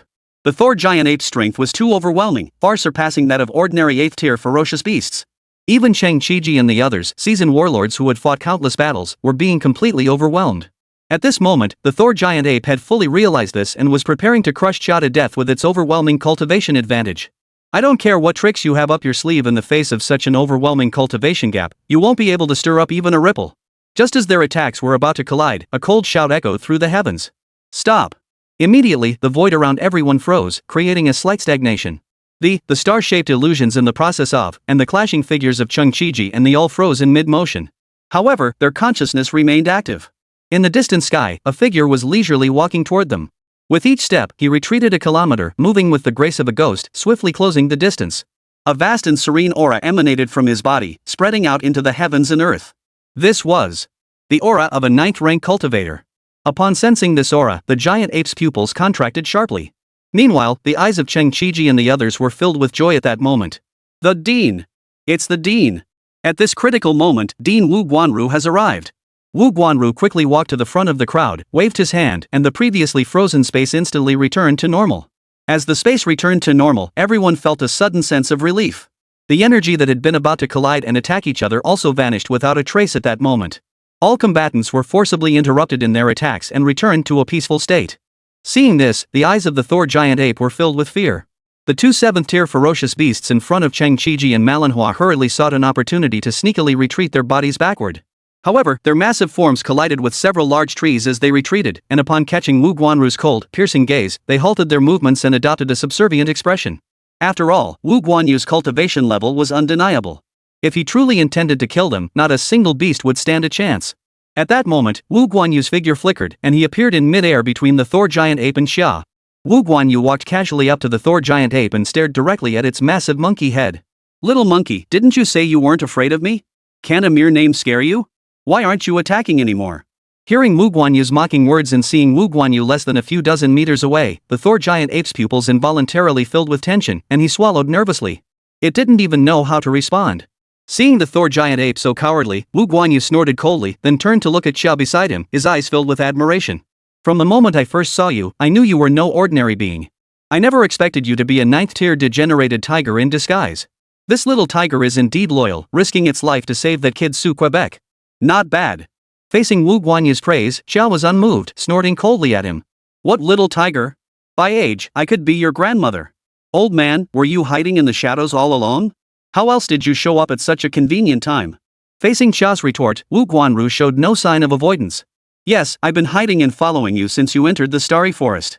After all, the Starry Forest is filled with dangers, so taking precautions in advance is never a bad idea. Hearing Wu Guanyu's response, Wu Guanyu and Su Ke below all widened their eyes in shock. It turned out that Wu Guanyu had been following them all along. All their earlier talk of facing death head-on had been for nothing. Especially Cheng Qiji and Manhwa, who felt their faces flush with embarrassment upon realizing that all their actions and words had been observed by Wu Guanyu. Principal, you old man. Ah. But unlike Cheng Qiji and Manhwa, Xia, upon learning that Wu Guanyu had been hiding in the shadows all along, her expression grew even colder. You have the nerve to say that? When we were in danger, you had the nerve to hide and watch. Were you intentionally mocking everyone? Or do you old man have some twisted hobby? Do you know how close we were to dying just now? The teleportation symbol was about to activate. In the moment her identity was exposed, Xia no longer cared about offending Wu Guanyu and launched a direct attack. Facing Xia's accusations, Wu Guanyu just burst into laughter. After going through such a life or death ordeal, I can understand the mindset of this little tiger. As Wu Guanyu spoke, he shifted the topic and looked at the others. But without this, how could I directly analyze how you handle crises in desperate situations? Chapter 181, The Demon Moon Immortal. If you knew I was there, you would always have something to rely on in your hearts, unable to activate your full potential to face this battle. Nor would it allow me to assess how likely you would be to survive if you face danger in the future. In response to Xia's criticism, Wu Guanyu spoke calmly. Moreover, if we hadn't gone through this ordeal, I might still be unclear about your true identity. Am I right? The once mighty sky-splitting tiger, Shin Chang? Hearing Wu Guanru's words, Xia's expression couldn't help but pause slightly as she looked at Wu Guanru. Old man, how did you figure out my identity? Even after I advanced to the 9th realm, I never revealed my true human form. How did you come to that conclusion? Facing Xia's question, Wu Guanyu's face remained filled with a smile. Back then, you indeed never casually revealed your human form to the world. Not only did no one know what you looked like, but they didn't even know if you were male or female. Those who had come into contact with you were few and far between. Wu Guanru paused here. However, it is worth mentioning that back then, I once followed the sages to the Heavenly Sea and participated in reinforcing the barrier sealing the Phoenix Cry Gorge above the Heavenly Sea. There, I sensed a faint remnant of the aura from your battle with the Firewind back then. And this trace of energy was very similar to the one I had encountered before. However, since you had almost no cultivation, I wasn't entirely certain. It wasn't until just now, when you risked exposing your aura to attack the Thor giant ape, that I was 99% certain. As she listened to Wu Guanru's words, Xia's eyes finally revealed a look of realization. I never expected you old fox to be so cunning, risking the future of your own new recruit and the headmaster just to test us. Alright, you're brave. With that, Xia angrily flew toward Suke and the others below. Moments later, she landed back on Suke's shoulder, scolding him in a displeased tone. Old man. Bad old man. You've exposed my identity again. But before Xia could finish speaking, Wu Guanru, with a smile on his face, addressed Xia and Suke. Don't worry, with me here, no one can harm you. Although it seemed dangerous just now, everything was under my control. You won't suffer any real harm. As he said this, Wu Guanru gave Suke and Xia a meaningful look. Besides, if I didn't do this, I wouldn't be able to assess your ability to protect yourselves in the future. After all, your talents are rare even among the entire human race. I need to have a clear assessment of your capabilities. Listening to Wu Guanyu's words, Suke nodded slightly. He understood Wu Guanyu's approach and believed it was a responsible decision on his part. From the moment they entered the forest, Wu Guanyu had been secretly following behind everyone, which was enough to prove the dean's dedication. Although the process was perilous, as long as no one was seriously injured, it was acceptable. On the contrary, having experienced such a confrontation with a high-tier ferocious beast, they would gain valuable experience when facing other beasts in the future. As he pondered, Suke's mind stirred, and he immediately released Lu Chunhuan and Lang Ruoxue from his beast taming space. The beast taming space couldn't hold living creatures for extended periods. Since Wu Guanyu had appeared and the crisis was over, there was no need to keep Lu Chunhuan and Lang Ruoxue in the space any longer. As soon as Lu Chunhuan and Lang Ruoxue emerged from the beast taming space, they immediately looked at Suke with concerned expressions. Suge, have we escaped?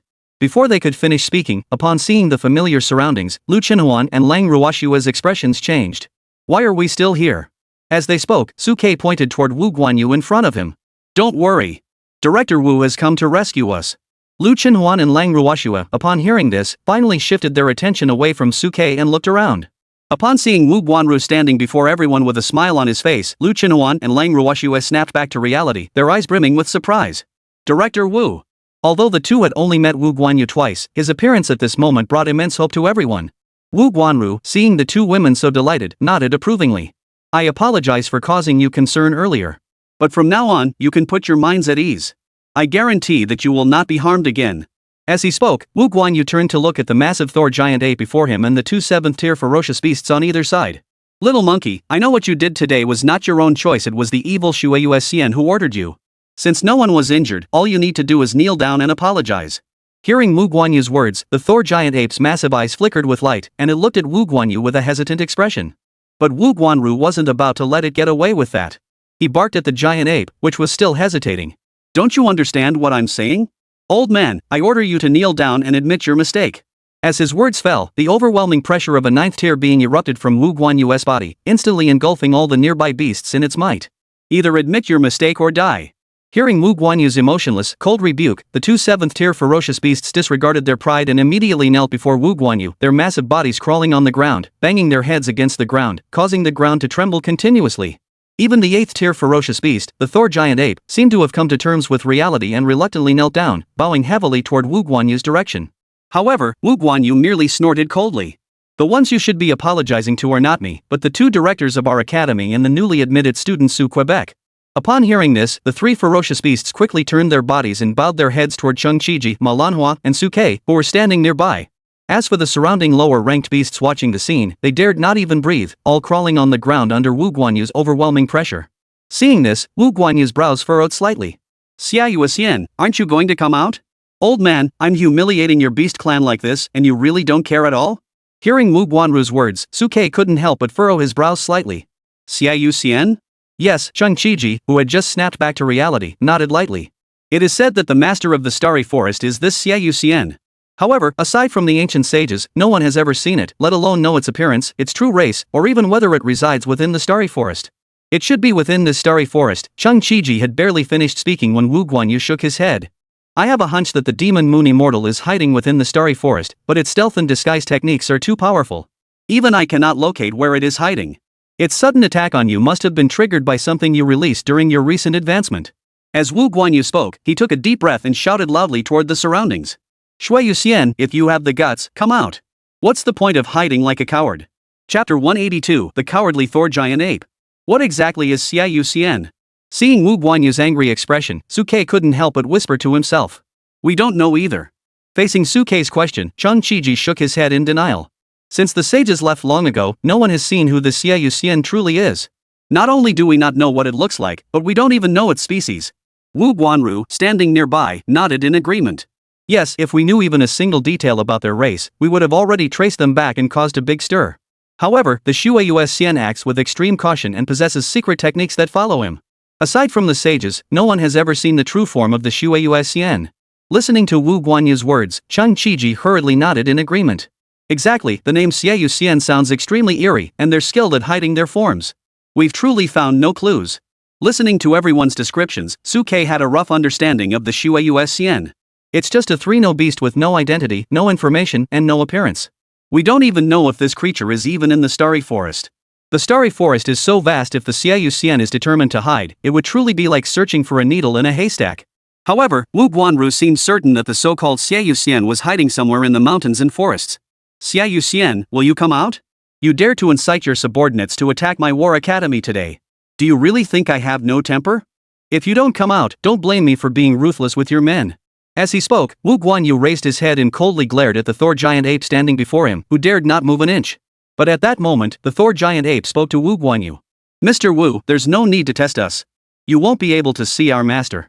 Besides, we never intended to harm any of you. We merely wanted to capture this human youth and his beast companion for research. Once the research is complete, we will return them to you. Before the Thor giant ape could finish speaking, Chang Qiji, with a bruised face, immediately started complaining. Director, don't listen to it. It just said that even if you, the director, came personally, it wouldn't be afraid and would still attack. It said so. Hearing Chang Qiji's accusations, the giant ape's face froze, and he hurriedly spoke up to defend himself. You're lying. When did I ever say such a thing? I only said that a name alone wouldn't scare me. By this point, the giant ape's face was beet red. Moreover, I was just joking around with everyone, trying to show off. Now that the dean is here, I naturally won't say anything like that again. At that moment, the Tor giant ape's face was filled with embarrassment, completely lacking the domineering and unrestrained aura of an 8th-tier ferocious beast. Enough, don't try to explain. Wu Guanru listened to Chang Qiji and Thor the giant ape's words and spoke coldly. I already said earlier that I've been following Suke and those few young ones from the start. I know exactly what you've said and what you haven't. As he spoke, Wu Guanyu coldly turned his gaze toward the Thor giant ape. Even though you didn't intend to kill them, you forced Qiji and the others to almost exhaust 2 teleportation scrolls. This matter must be addressed. Also, don't stand so high up. It's tiring for me to look up at you while speaking. Hearing Wu Guanyu's words, Thor the giant ape's form began to shrink wildly. In an instant, he shrank back to a height roughly the same as an ordinary person, grinning obsequiously at Wu Guanyu. Director Wu, is this height satisfactory? Seeing the sycophantic expression on the Thor giant ape's face, Wu Guanyu dismissed him with a disdainful wave of his hand. Don't talk nonsense. Talk about compensation. The Thor giant ape clenched his jaw upon hearing this, then a drop of essence blood flew out from between his eyebrows. That's what the director said. This is a drop of my primordial essence blood. When activated with spiritual energy, it can temporarily manifest a primordial avatar of myself, possessing the strength of my 2 full power strikes, to be used as a life-saving measure. Watching the essence blood at the brow of the Thor giant ape, Wu Guanyu couldn't help but curve his lips into a smile. That's more like it. But besides you, the other 2 who attacked Qiji and Suke must also pay a price. Otherwise, it wouldn't make sense. Upon hearing this, the Thor giant ape clenched its teeth and let out a deep roar, communicating with the 2 7th-tier ferocious beasts. The 2 7th-rank ferocious beasts were not yet at the same level as Thor the giant ape and could not speak human language like him. They could only communicate through their beast clan's prophecies. Moments later, the 2 7th-tier ferocious beasts opened their mouths, and a drop of blood flew out from their mouths. The Thor giant ape collected them in his palm and handed them to Wu Guanru. This is the heart blood of my 2 brothers. Though it cannot be transformed into combat energy like my primordial essence blood, it is an extremely rare material. It can be consumed temporarily to enhance cultivation, or used for refinement or other purposes. Looking at the 2 drops of essence blood held in Thor the giant ape's palm, Wu Guanyu nodded in satisfaction. Considering that you did not cause any real harm and have paid a price, I will let this matter drop for now. Wu Guanru paused here, casting a meaningful glance at the Thor giant ape. However, once you return, you should advise your master that if you have no intention of meeting me directly, you should think twice before targeting my war academy in the future. Hearing Wu Guanyu's words, the Thor giant ape's body stiffened for a moment before nodding toward Wu Guanyu. I will convey the message. After speaking, the Thor giant ape turned around and let out a low growl toward the gathered beasts behind him, leading them away alongside Suke and the others. However, due to their fear of Wu Guanyu, the beasts instinctively avoided Suke and his group, afraid of getting too close and angering Wu Guanyu. 2 7th-tier ferocious beasts even followed Thor the giant ape's example, shrinking their bodies to the size of ordinary humans and cautiously following alongside him. Watching the horde of beasts depart in a mighty procession, Chang Qiji couldn't help but let a cold smile curl the corners of his mouth. What's the point of calling so many of your kind? People might think you're planning a brawl. What good are so many beasts? Are they here to intimidate us? Or are they being kept to block our escape? To prevent us from fleeing? Hearing Chung Chiji's mockery, Manhwa, who had relaxed beside him, also laughed and chimed in. I think these idiots are just here to watch the show, or maybe they were drawn here by the aura of Xiao Suke and his group breaking through. However, Suke listened to their banter with a slight frown. Although their speculations made sense, Suke couldn't shake the feeling that something was off. Why were so many ferocious beasts gathering to watch? Lu Qinuan's talent breakthrough attracting some special high-tier ferocious beasts was understandable, but the appearance of so many low-tier ferocious beasts was a bit off. It seemed as though something was being concealed. Hiding. Thinking this, Suke quickly activated his insight divine eye and scanned the passing beast herd around him. Moments later, Suke seemed to have discovered something, his pupils widening instantly. Chapter 183, 9th Tier Fierce Beast Evil Moon Rabbit. Beast Evil Moon Rabbit. Rank 9th Tier. Innate skills: Evil Moon Summon, Blood Coil, Crimson Eyes, Gentle Throw, 8-segment Overlord Fist, Stealth, Golden Body, Telepathy. Weaknesses: extremely reliant on close-range burst damage. Keep your distance and wear it down from afar. Its hearing is extremely sensitive, loud noises can disrupt its movements. Status: contractable. As the information panel appeared in his field of vision, Suke froze in place. He quickly followed the information panel downward and saw a small white rabbit mingling among the beast horde, following behind the Tor giant ape and the others. Judging by its aura, the rabbit was only around the 4th tier realm. No one would have guessed that such an ordinary-looking rabbit beast could be the legendary 9th tier beast, Xiaoyu Xian. Shui Yu. Just as Suke pointed his hand toward the herd and was about to speak to Chung Chiji and Wu Guanru beside him, the Shuiyu rabbit seemed to notice Suke's unusual behavior. It turned around, narrowed its eyes, and looked at Suke. Then, a cold, feminine voice echoed in Suke's mind.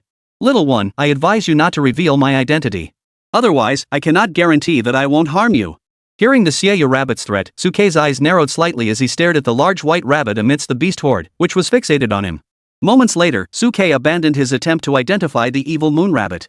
In terms of cultivation level, the Shuiyu rabbit was no match for Chia and Yueying. It was a battle-damaged version of a 9th tier beast, the only complete 9th tier ferocious beast Suke had ever seen. Although Wu Guanru, another 9th tier beast, was nearby, he did not have a contract beast companion. Facing off against the same 9th tier Shuiyu too, the outcome was uncertain.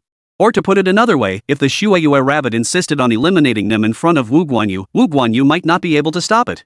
Even if he could stop it, Suke didn't want to take that risk. It was clear that the evil moon rabbit seemed to care deeply about its hidden identity. If it didn't want Wu Guanyu to recognize it, then Suke would keep quiet. As he pondered, Chung Chiji, standing nearby, seemed to notice something amiss and turned to look at Suke. "Xiao Suke, what are you staring at over there?" Suke snapped back to reality and smiled at Chung Chiji. "Nothing, just saw a very cute rabbit and wanted to pet it." Chung Chiji followed Suke's gaze and quickly spotted the Shuiyu rabbit disguised as a 4th tier ferocious beast. "This little guy is pretty cute." Manhwa and Lu Qinuan, who were standing nearby, also followed their gaze. Among this group of ugly beasts, this rabbit was indeed quite attractive. As they spoke, Manhwa suddenly flew toward the Shuiyu rabbit and reached out to grab it. "Come here." Manhwa's action immediately alerted the beast herd, and the Thor giant ape suddenly turned around, glaring angrily at Manhwa. "Human, what do you think you're doing? Are you going back on your word and attacking us?" Looking at the highly alert Thor giant ape, Melania cleared her throat. "Nothing much, just wanted to catch a rabbit and give it a little rub." "What? You, an 8th tier ferocious beast, care so much about this rabbit?" Hearing Melania's words, the Thor giant ape paused for a moment, then seemed to think of something and forced himself to speak. "All the beasts in this starry forest are our kin. I care about every single one of them. As for you, you clearly agreed to let us pass. Are you suddenly going back on your word?" Facing the angry expression on Thor the giant ape's face, Wu Guanru glanced at Suke and the others out of the corner of his eye, then quickly stepped forward and stood in front of Thor the giant ape. "Rest assured, I have promised to let you go, and I will keep my word. It's just that these little ones have set their sights on this big white rabbit and want to touch it. Is that okay? After all, such a cute and rare ferocious beast is extremely uncommon." Hearing Wu Guanyu's words, the disguised Shuiyu rabbit couldn't help but tense up, and the Thor giant ape clenched his fists tightly. But after a moment, it seemed to come to a decision, and faced Wu Guanyu and the others with a friendly smile. "Alright, it's just a low-tier ferocious beast. You can touch it. But don't get too carried away. After all, once they reach the 4th stage, they've basically developed their own sentience." Hearing Thor the giant ape's words, Wu Guanyu pointed at the evil moon rabbit and burst into laughter. "Alright. I'm here. Anyone who wants to touch it, come on up." Upon hearing this, Manhwa rushed forward and immediately gave the evil moon rabbit a pat on the head, her eyes lighting up with delight. "This white rabbit's fur is so soft. It feels so good to touch. Come over and try it." Lu Chenhuan and Ma Lanhua, standing beside Suke, also rushed over eagerly, touching the evil moon rabbit and exclaiming in delight to Suke. Suge, it's really soft. Come over quickly. Suke, upon hearing this, rolled his eyes and let out a mischievous smile. He pretended nothing was wrong and followed suit, reaching out to stroke the Shueyu rabbit. As he rubbed it, he couldn't help but marvel. This feels really nice. Watching the scene of several people gathered around the Shueyu rabbit, Wu Guanru burst into laughter and spoke to Cheng Qiji beside him. Qiji, why don't you go feel it for yourself? Cheng Qiji, upon hearing this, shook his head repeatedly, looking at the seemingly harmless white rabbit and said, I don't want to get killed. Alright. Moments later, Lu Chenhuan and Lang Ruoxue, who had finished petting the rabbit, returned holding Suke's hand, while the Shueyu rabbit was taken away by the Thor giant ape and the others. However, before leaving, the Shueyu rabbit, with its messy little head, glared at Suke and the others with its big eyes, as if it wanted to eat them. Fortunately, after glancing at Wu Guanru, it silently chose to leave. Watching the fierce beasts disappear from sight, Lu Chenhuan squeezed his hands nostalgically. Who would have thought that among this fierce horde of beasts, there could be such a harmless white rabbit with soft fur and a smooth texture, truly a rare gem among beasts? Of course it was. Before Lu Chenhuan could finish speaking, Wu Guanyu spoke with a meaningful expression. The fur of a 9th-tier ferocious beast wouldn't be anything but smooth, would it? As he said this, Wu Guanru turned to look at Suke with a smile on his face. I was right, wasn't I, Xiao Suke? Unlike the evil moon rabbit, who knew nothing about Suke, Wu Guanru and Cheng Qiji were well aware of Suke's ability to see through all flaws. Therefore, when Suke was lost in thought earlier, Cheng Qiji and Wu Guanru had already begun to suspect something. Later, they even used the excuse of touching the beasts to test them further. Though no obvious flaws were revealed at the time, from the reactions of Thor, the Shueyu rabbit, and Suke, they had already formed a rough conclusion. Listening to Wu Guanyu's words, Suke smiled and nodded. Indeed, nothing could be hidden from the two directors and the dean. That large white rabbit earlier was indeed the 9th tier. Chapter 184, Wu Guanyu's request. That harmless-looking white rabbit is a 9th-tier ferocious beast? After hearing Suke's answer, Lu Chenhuan couldn't help but widen his eyes in disbelief. Even the cold-hearted Lang Ruoxue opened her mouth wide, staring at her own hands in disbelief. Does that mean I just petted the head of a 9th-tier ferocious beast? No one could have imagined that a seemingly ordinary rabbit was actually the legendary mysterious Xiaoyu Xian, said to be as elusive as a dragon. This experience was enough to brag about for a lifetime. Yes. Suke nodded slightly beside him. However, the Xiaoyu rabbit just now didn't allow me to reveal its true identity. I see. Before Suke could finish speaking, Wu Guanru nodded slightly and spoke up. Actually, the reason I had Qiji step forward earlier was to prove the identity of this 9th tier. I didn't expect it to go to such lengths to avoid exposing itself, even allowing you few young ones to touch its head. The nearby Melania flower nodded gently. If it weren't for Xiao Suke's unusual behavior, we might not have noticed this large white rabbit. It probably never imagined that Xiao Shuchua's talent could see through all flaws, and his true identity had already been exposed. Listening to Melania Hua's words, Wu Guanru shook his head slightly. There was another possibility. It had already realized that we had some suspicions about its identity. Even if it knew it was a test, as long as it wasn't exposed on the spot, it wouldn't turn against us. After all, as long as it doesn't turn against us, its identity can only remain a suspicion. Without concrete evidence, we can't prove to the outside world that it is indeed the one we're looking for. Listening to everyone's analysis, Wu Guanyu waved his hand dismissively. Don't dwell on these meaningless topics. As long as the demon moon immortal hasn't truly revealed its true form, there is no demon moon immortal in this forest. What its true form is doesn't matter. Once we're outside, don't mention today's events. Let's pretend nothing happened today. Seeing the serious expression on Wu Guanyu's face, the others were startled for a moment before nodding firmly. After that, Wu Guanyu led the group out of the starry forest. As they departed, the entire starry forest once again fell into silence. Deep within the forest, as they watched the figures disappear into the sky, the evil moon rabbit, which had been following the Tor giant ape, leaped onto its shoulders and coldly watched the direction they had departed. A few young upstarts dared to take advantage of this great being. Especially that kid named Suke. I never expected him to recognize my identity. I'll remember that. As he spoke, the evil moon rabbit's aura grew murky, and his fur began to turn black. The identity of the white rabbit has been exposed. It can no longer be used. We need to change its disguise. Looking at the evil moon rabbit, who had merely changed its color, the Thor giant ape hesitated, unsure whether to tell it that it should at least change its appearance. But Thor the giant ape thought it over and decided it was better not to cause trouble, so he remained silent. It simply followed the evil moon rabbit's gaze, staring blankly at the distant sky. When will we be able to leave this place? Director, are we really just leaving like this? Outside the starry forest, everyone stood on the back of the blue-winged falcon formed by the Melania flower, flying swiftly toward the capital city. What else can we do? Hearing Cheng Qiji's question, Wu Guanru rolled his eyes. Do we really have to stay inside and confront that evil moon rabbit, only for you to deal with it later? Hearing Wu Guanyu's teasing, Chung Chi-ji felt a bit embarrassed and scratched the back of his head. That thing is so powerful, how could we, mere novices, possibly take it on? If you want to show off your might, it should be you, the dean, who does it. We won't take that opportunity. Facing Chung Chi-ji's flattery, Wu Guanyu shook his head lightly. Chi-ji, you're already a department head, yet you're still so irresponsible. Chang Chi-ji chuckled upon hearing this. I only act like this in front of you, the dean. Rest assured, I'll be serious in front of the students. Upon hearing this, Wu Guanyu nodded slightly, then turned his head to look at Suke and Lu Chenhuan, who were staring blankly at the starry forest behind them. What's wrong? Still thinking about what happened in the starry forest earlier? Hearing Wu Guanru's question, Suke snapped back to reality and nodded lightly. I don't understand why Huan, a beast maiden with only a third-tier talent, would attract so many high-tier ferocious beasts to watch her advance?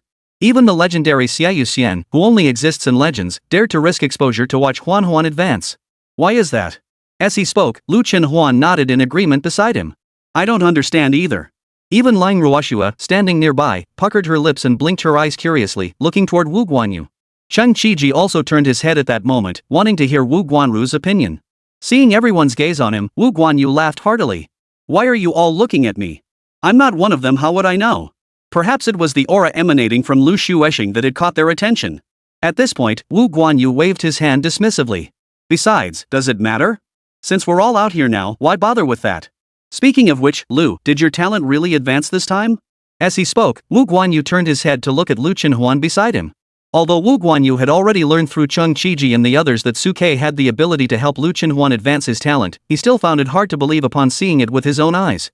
At that moment, Lu Chenhuan nodded slightly in response to Wu Guanyu's doubt. Yes, although the process of breaking through was quite difficult, it was indeed an advancement. Could you show me your current beast form? Hearing Wu Guanyu's words, Lu Chenhuan hesitated. Should I show it on Lan Hua's body now? Seeing Lu Chenhuan's hesitant expression, Wu Guanyu burst into laughter. Of course not. If you agree, we can test it later at the training ground back at school. There's a machine there that can test talent levels, so we can check your current talent level compared to Cole's. Upon hearing this, a hint of hesitation flashed across Lu Chenhuan's face as he glanced at Suke beside him. Su-gu. Suke, seeing this, knew what Lu Chenhuan was worried about and laughed, waving his hand. Huan, don't worry. Anyway, both the principals and the headmaster already know about our talent advancement secret. There's no need to hide it from them. In a few days, we'll be part of the War Academy. Since they already know everything about us, there's no need to hide anything anymore. Hearing Suke's response, Lu Chenhuan nodded to Wu Guanru. All right. Seeing this, Wu Guanru burst into laughter. Chapter 185, Why didn't you mention this sooner? Everyone quickly entered the city. The city guards, upon seeing Wu Guanru, not only refrained from inspecting them but even parted to form a guard of honor, welcoming Wu Guanru into the city. Welcome back to the city, Dean Wu. Not only the city guards, but even the civilians waiting in line made way for Wu Guanru on their own, bowing respectfully as he passed. This man, who had participated in the demon subduing pass uprising and was renowned throughout the entire Great Xia Empire, was indeed worthy of their respect. Those following Wu Guanru, including Suke, naturally became the focus of everyone's attention. Aren't those Director Chang and Director Ma? Who are those three young men following them? Who could be so important that Wu Guanru would personally go out to the city gates to greet them? Could it be the genius teenager from the small city of Tianhai and his clumsy beast companion who were the topic of discussion a few days ago? What genius prodigy and clumsy beast girl? You don't understand, do you? Rumors about Suke and his group began to circulate once again. But Suke and his group had long since grown accustomed to such things. Wu Guanru watched Suke and his group remain unfazed by the rumors, and couldn't help but glance at them with a hint of admiration. These three young men remain unfazed by praise or criticism. Their character is truly rare. They are sure to achieve great things in the future. As they pondered, the group entered the capital city. Wu Guanru then pulled out a 7-seater vehicle from his storage ring and gestured for everyone to get inside. Seeing the SUV before them, Lang Ruoshua, standing beside Suke, blinked her eyes and looked at Wu Guanyu, speaking in a timid voice. Mr. Wu, didn't you say we need to follow traffic rules in the capital city? Have you gotten your driver's license? Hearing this, Wu Guanyu burst into laughter. Do you think I'm some good-for-nothing like Chi-ji? After all these years in the capital, I haven't even bothered to get a driver's license? Who do you think I am? A driver's license? Child's play. Hearing Wu Guanyu's mockery, Chung Chi-ji flew into a rage. Hey, old man, you dare to mock me? All these years, if it weren't for me being your director and diligently handling your affairs for you, would you have had the leisure time to get a driver's license? If you keep mocking me, do you think I'll quit? Facing Chung Chi-ji's anger, Wu Guanyu felt a bit guilty and cleared his throat. What I meant was that Chi-ji has worked hard. Driving is such a trivial matter, how could we possibly trouble him with it?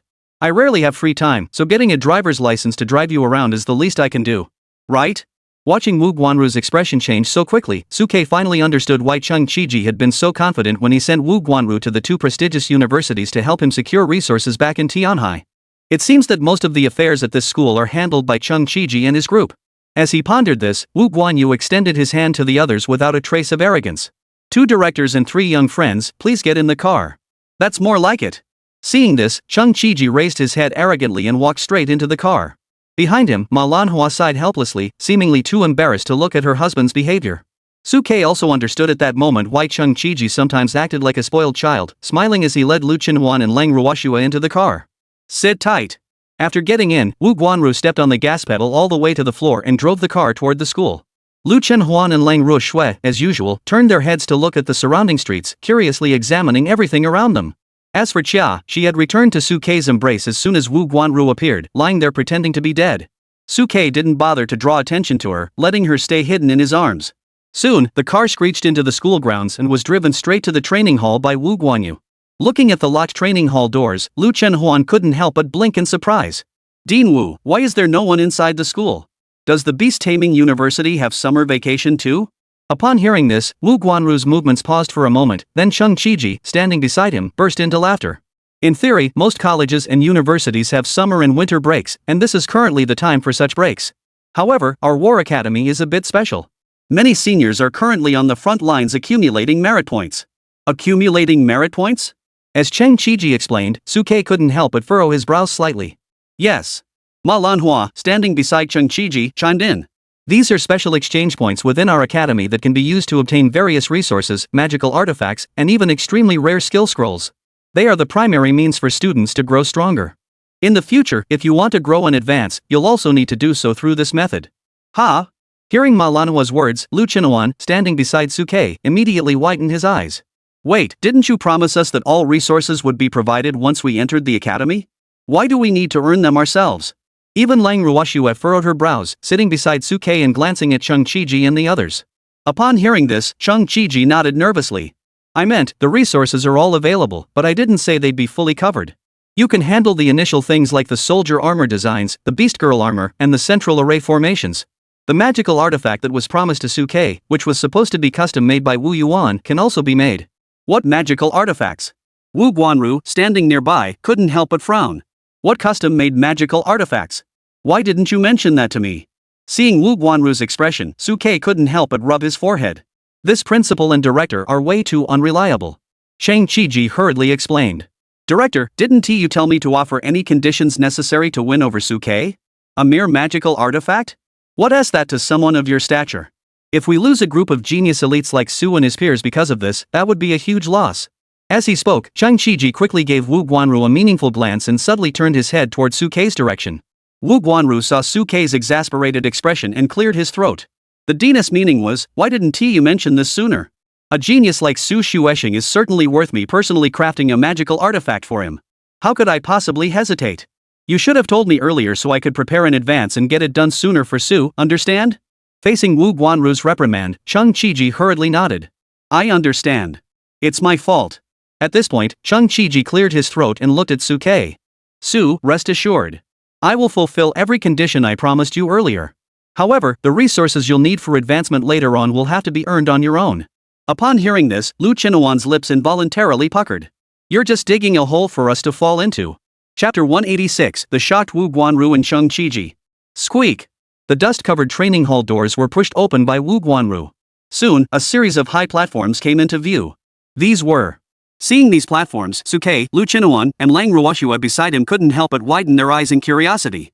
Cheng Chi-ji, standing nearby, noticed the curious expressions on everyone's faces and explained with a smile. These are training platforms.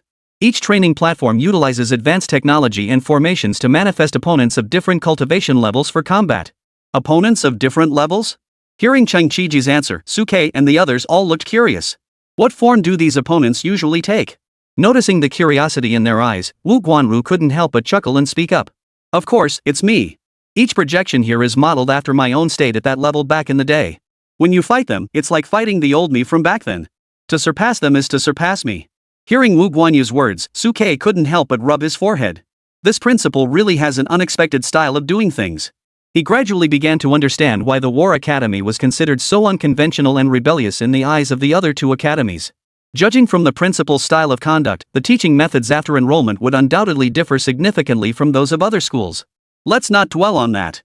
Let's head to the testing platform to assess Lu and Lang's current abilities. At that moment, Wu Guanyu was filled with curiosity about Lu Chenhuan and Lang Ruoshua's potential, eager to find out if their talents had truly changed. In response to Wu Guanyu's request, the others did not hesitate and quickly followed him onto the testing platform. Cheng Qiji whispered to Suke beside him. Suke, remember this well, the free usage time for this training platform is limited each month. Once the free time is up, the remaining time must be exchanged for merit points. Merit points again? Hearing Cheng Qiji's words, Suke couldn't help but furrow his brows slightly. Lu Chenhuan, standing nearby, pouted unhappily. Why does it feel like everything in our school has to be earned through our own efforts? It feels like we're being taken advantage of. Could it be that using this testing platform also requires payment? Hearing Lu Chenhuan's displeasure, Wu Guanyu shot Cheng Qiji a sharp glance and quickly spoke up to Suke and the others. Don't listen to Mr. Chung trying to stir things up. He's making it sound like everything in our school costs money.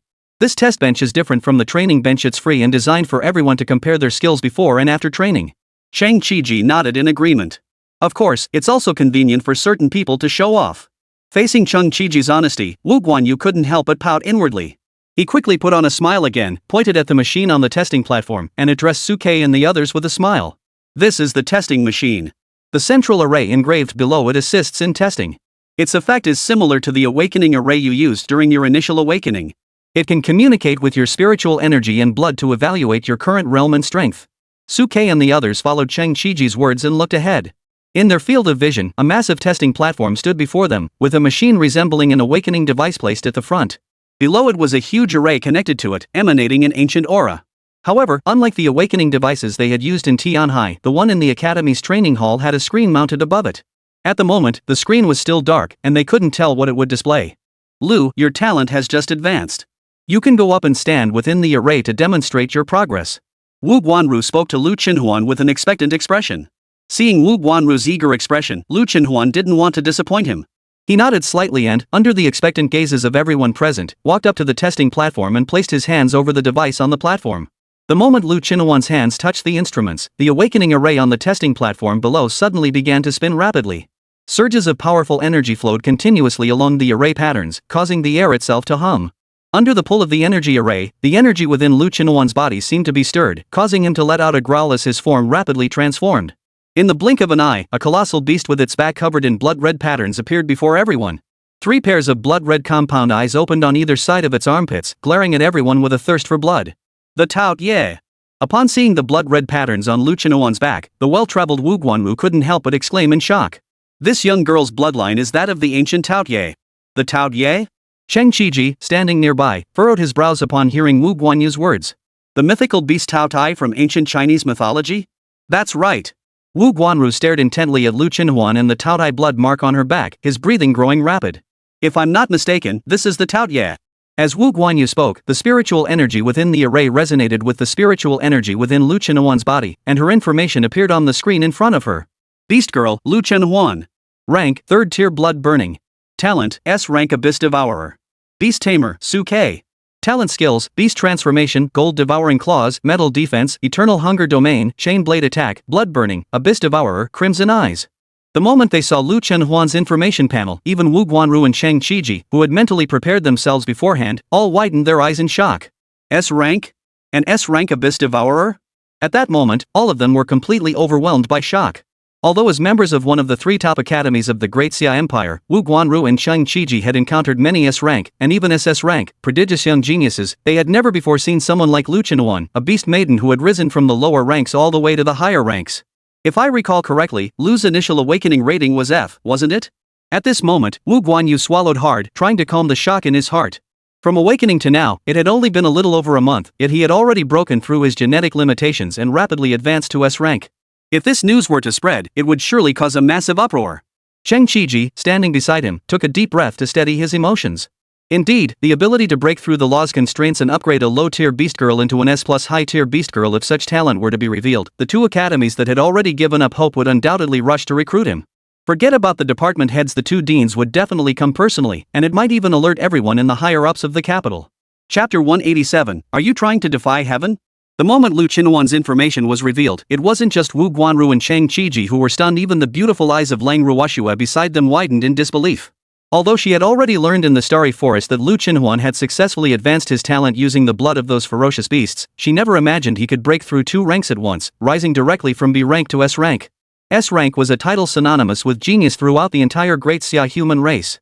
If Sister Huan has advanced directly to S rank talent, then after I fully refine and absorb the 9 netherworld cold iron and the 1,000-year snow lotus, can I also advance to S rank? At that moment, Lang Ruoxue gazed at Lu Qinhuan's domineering and unparalleled figure, her eyes also betraying a hint of admiration. However, Suke, who had been by his side, had already used his insightful divine eyes to discern Lu Qinhuan's talent when he first broke through in the Starry Forest. Therefore, he was the calmest one present. However, Chang Qiji, standing beside Suke, couldn't help but grab Suke's arm. Suke, even at a time like this, you're still so calm? S rank. S rank. You turned a F rank worthless beast maiden, whom no one in the world believed in, into an S rank genius beast maiden who captivates the entire world. Aren't you happy? Facing Chang Qiji's intense gaze, Suke's expression remained as calm as ever. Thankfully, he had already anticipated this. Facing Suke's composure, Wu Guanru couldn't help but reveal a look of admiration in his eyes. However, as he watched Lu Qinhuan on the testing platform gradually shedding her beast form, he turned to Suke with a meaningful expression. Xiao Suke, if I'm not mistaken, this isn't Lu's final innate form, is it?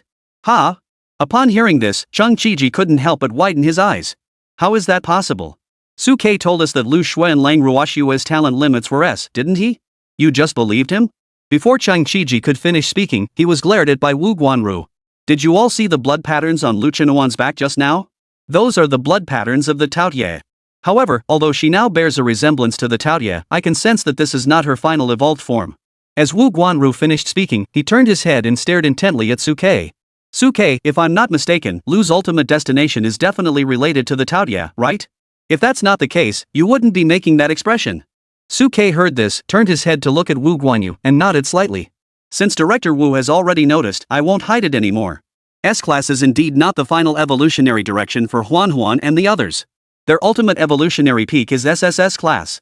Suke had originally intended to keep it a secret, but since Wu Guanru had already guessed it, there was no need to hide it anymore. For Suke, the fact that Wu Guanru had secretly protected him and the others behind him when they entered the Starry Forest, and had stepped forward to save them during the crisis, had already proven that he was someone worthy of trust. Anyway, staying here at the War Academy, it would eventually be discovered. Might as well come clean now, so Wu Guanyu and the others can have a clearer assessment of our abilities, which will be helpful for future training. SSS?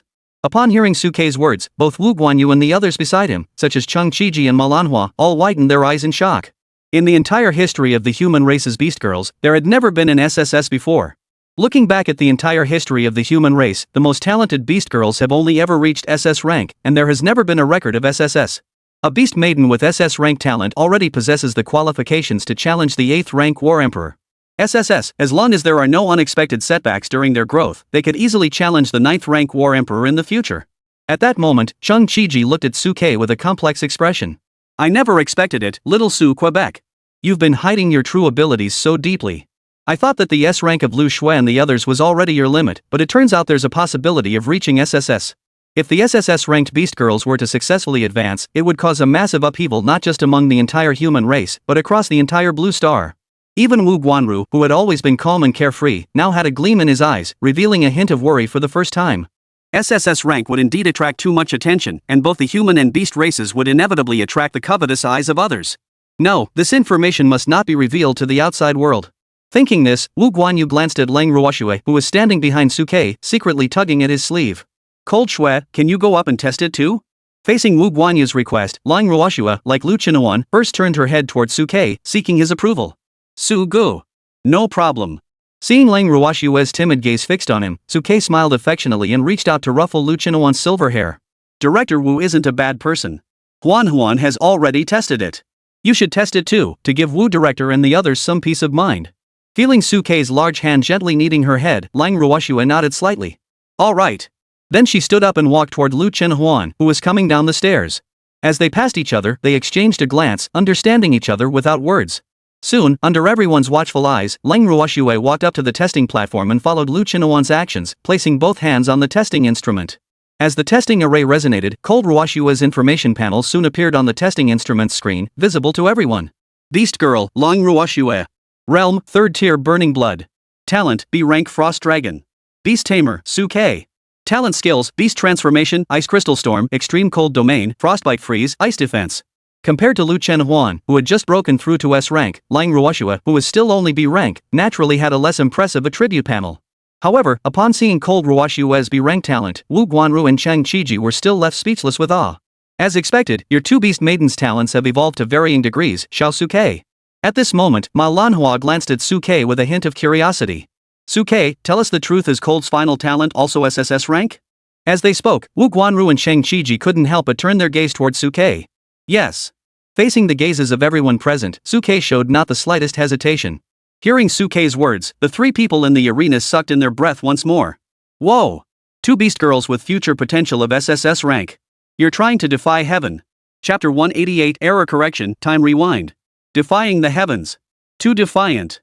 Upon learning that both Lu Chenhuan and Lang Ruoshua ultimately possessed SSS tier innate talent, Wu Guanru and Chang Qiji couldn't help but widen their eyes, their chests rising and falling rapidly. Even Manhwa looked at Lu Chenhuan and Lang Ruoshua with a complex expression. Who would have thought that the two F-rank beast girls who were once so looked down upon by the world could possess such terrifying innate potential? Chang Qiji, standing beside him, couldn't help but voice his astonishment. Exactly, who would have thought that Lu and Lang Ruoshua, who were mocked as useless by everyone, were actually SSS tier talents, 1 in 10,000? If it weren't for Xiao Su-K's insistence against all odds back then, those two girls would have been ruined for life. At this moment, they finally gained a clear understanding of Su-K's ability to recognize talent despite its flaws. Even Wu Guanru was momentarily speechless. Yes, sometimes fate is indeed mysterious, bringing you together at just the right moment. Otherwise, even if Xiao Su-K possessed this talent for seeing through flaws, he might not have encountered such promising beast girls like you. Listening to Wu Guanru's words, Lu Chenhuan and Lang Ruoshua nodded slightly beside him. Yes, that's why we've always been so grateful to Brother Su. Without Brother Su's appearance, we might have lost all our self-confidence and faced a bleak future. Indeed, without Su-K, Lu Chenhuan would have remained a F-rank troublemaker in everyone's eyes, and Lang Ruoshua would have been nothing more than a spoiled brat who relied on connections and knew nothing of the world. It can be said that it was Su-K's discerning eye that saved them from a crowd filled with malice. Thinking of this, the two of them reached out and gently clasped Su-K's hands, their hearts overflowing with love. Seeing this, Chang Qiji couldn't help but whistle in admiration. The three of you seem to get along quite well. There's no jealousy or rivalry between you like in a big family. Before Chang Qiji could finish speaking, he was immediately hit on the head by Manhwa. Hey, old Chang, are you off topic? We're talking about the city gate tower here, and you're talking about hip bones? Xiao Su-K and the other three get along just fine, you don't need to point fingers here. Wu Guanru, standing nearby, nodded in agreement with a smile. Exactly. A trio like you, getting along so harmoniously, is a rare sight these days. Hope you keep it up and stick together. As he said this, Wu Guanyu gave Su-K a meaningful look. By the way, Xiao Su, why don't you go up and give it a try too? Let us really get to know you. Facing Wu Guanyu's invitation, Su-K hesitated. The reason was simple, his true awakened talent wasn't SSS tier, but rather a god tier talent that had never appeared in human history. Su-K didn't know how Wu Guanyu would react once he found out. However, recalling everything he had seen and heard along the way, and considering Wu Guanyu's actions, Su-K hesitated once more. From what he currently understood, Wu Guanyu was the kind of person with a good heart and could be trusted. Moreover, he was his dean. As long as he observed carefully, he would eventually discover Su-K's extraordinary nature. If they could be honest with each other now and build mutual trust, it would be a great help to him in times of danger. Moreover, the testing array might not be superior to the awakening array, it could truly reveal his true talents. Thinking of this, Su-K couldn't help but laugh. What's there to hesitate about? Since the dean wants to see it, I'll show it to you. It'll make it easier for you to update your records. As he spoke, Su-K quickly stepped onto the testing array and placed his hands over the testing instruments in front of him. As his hands touched the array, the surrounding formations erupted with blinding light. 5 colored beams swirled around him, and in an instant, a brilliant glow illuminated the entire training hall. Seeing this, Wu Guanru and Chang Qiji couldn't help but furrow their brows. Su's test is causing quite a stir. How could a mere test cause the array to resonate so strongly? Under everyone's gaze, the light surrounding Su-K surged into the instrument in front of him. At this moment, Su-K's mind seemed to return to the vast space he had first awakened to. The sky was shrouded in mist, and the vast earth was covered in ravines and gorges, with lava erupting everywhere. Terrifying beasts with ominous auras crawled toward him, kneeling in submission. The screen of the testing instrument in front of him began to display text. Test successful. Beast Tamer, Su-K. Rank, 3rd tier Soul Tamer. Talent, God tier. Contract beast. However, as the subtitles appeared halfway, the screen began to shake. Error. Error. Detected unknown interference. Error. For unknown reasons, the screen in front of Suke began to turn red, and the sound of alarms rang out sharply. Seeing this, Wu Guanru and Cheng Qiji, who were standing in front of the testing platform, widened their eyes in disbelief. Error? How could there be an error?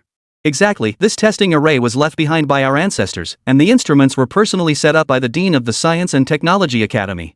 How could there be an error? And what about the divine level? Is Suke really divine level?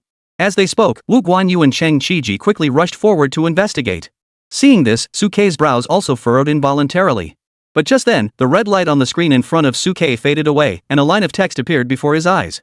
Detected unknown factor, error correction in progress. Error correction successful. The next moment, Wu Guanyu and Cheng Qiji, who had been close to Suke's formation, quickly retreated, their expressions on their faces also retreating and reverting. As if time had reversed. In the blink of an eye, Cheng Qiji and Wu Guanyu's figures returned to their original positions, and the shock in their eyes reappeared. SSS tier, it's truly SSS tier. The records weren't mistaken like those of Lu Chenhuan and the others. Suke is indeed the genuine article, SSS-Rank. Upon hearing this, Suke couldn't help but furrow his brows, quickly glancing at the screen in front of him. In his field of vision, the information that had previously revealed his divine tier status had silently changed. Beast Tamer, Suke. Realm, 3rd tier Soul Tamer. Talent, SSS-Rank. Contract beasts, Abyss Devourer, Frostflower Dragon, Black Gold Cub, Taiyin Yinling. Talent skills, Divine Insight, Evolutionary Source, God of all Beasts, United Bond, Tyrant, Soulbind. Chapter 189, I never expected this, kid. SSS-Rank, Xiaosuke, you're truly SSS-Rank. Looking at the information panel displayed by Suke, Wu Guanru and Cheng Qiji couldn't help but fill their eyes with surprise. Even though they had mentally prepared themselves, upon seeing Suke's information panel, their eyes still betrayed their delight. Even Cheng Qiji pointed at the instrument screen and exclaimed excitedly to Wu Guanyu. See? I told you before that this kid Suke is no ordinary person. At just the 3rd tier, without even unlocking the 2nd skill slot, he already has 5 innate skills. Wu Guanyu looked at Suke's panel display and nodded in admiration. That's impressive. No wonder he's an SSS-ranked beast tamer. However, as he continued to look, Cheng Qiji, standing beside Wu Guanru, seemed to notice something, and his pupils widened once more. Something's off. What's displayed in the contract slot? Black Gold Cub? Taiyin Yuying? Manhwa hurried over and stared at the contract column in disbelief. What on earth is that? Taiyin Yuying? Isn't that the ferocious beast we encountered in the Taiyin Forbidden Zone? How did that ferocious beast end up being contracted by that kid Suke? That Black Gold Cub must be the little cat in Suke's arms, right? During this journey through the starry forest, Chia's appearance also left a lasting impression on Cheng Qiji and Manhwa. Although Chia had been pretending to be dead since returning from the starry forest, Manhwa and the others hadn't forgotten her heroic deeds in the forest. Even Wu Guanru noticed this, looking at Suke on the testing platform with a strange expression. This kid has contracted 2 ferocious beasts? Wu Guanru, who had dabbled in the 9th tier, was well aware that to form a contract with a human, the ferocious beast must at least have the foundation of the 9th tier. However, upon recalling Chia's selfless act of transforming into human form to rush to the aid of Suke and the others in their moment of crisis, Wu Guanyu understood. A ferocious beast capable of transforming into human form must undoubtedly be 9th tier.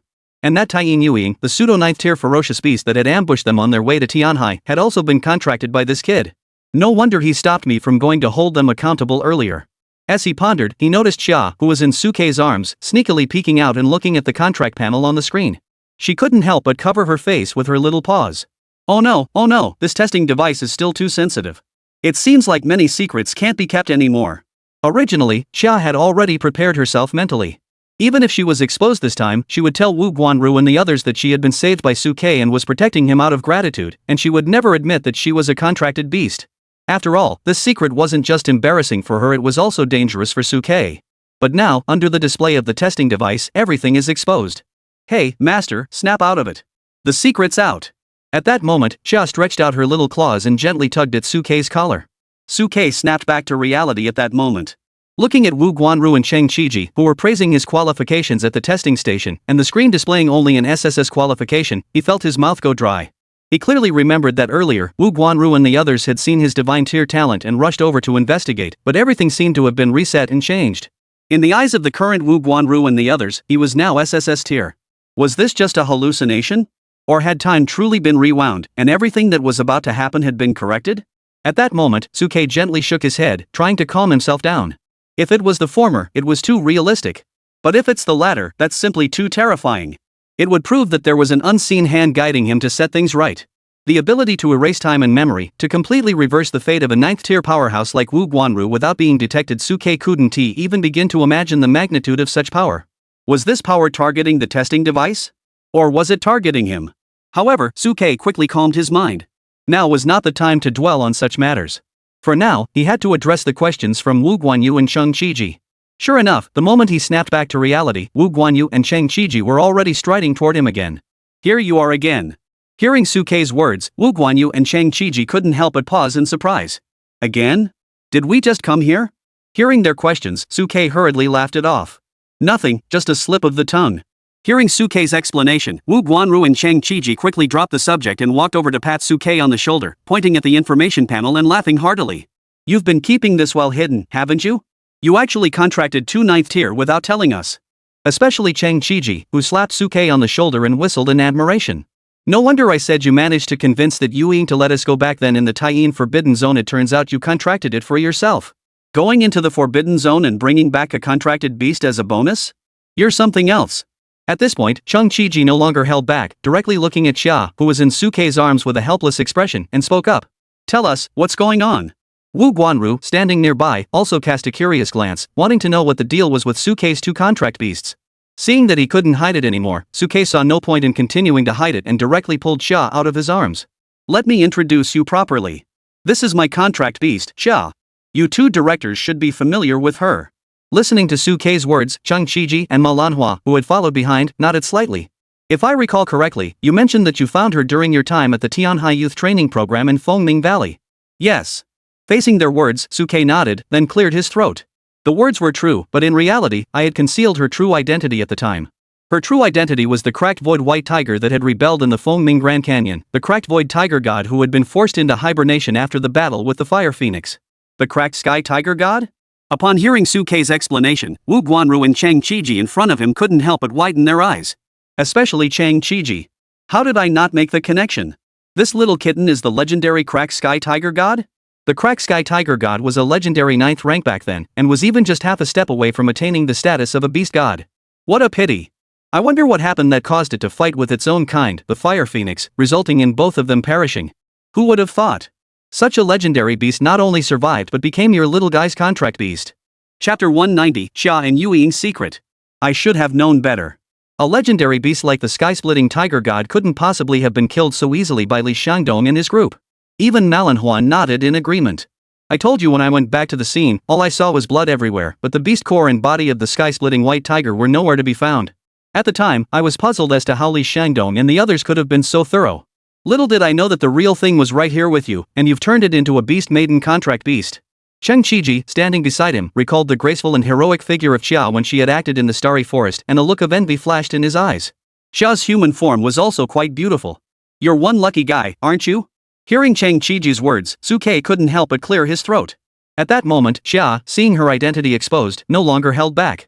She leaped onto Suke's shoulder and proudly lifted her little head. Of course, don't forget that I am the mighty half-step beast god Xia. Before Xia could finish speaking, Suke reached out and gave her a sharp tap on the head. Forget about being a half-step beast god. That's ancient history from years ago. You're just a lowly 3rd tier now. You can't act so arrogant in front of the 2 directors and the dean. Xia, who had been hit on the head by Suke, let out a cry of pain, wrapped her little claws around her head, and crouched down, looking utterly. What's the big deal? Even a starving camel is still a camel. What's wrong with me getting a taste of your words? Back when I was at the height of my glory, they probably weren't even born yet. Hearing Xia's words, Wu Guanru, who had been staring at Xia all along, cleared his throat. Suke, actually, Xia is right. In terms of seniority, she does have the right to call herself the real deal in front of us. As he said this, Wu Guanru gave Xia a meaningful glance.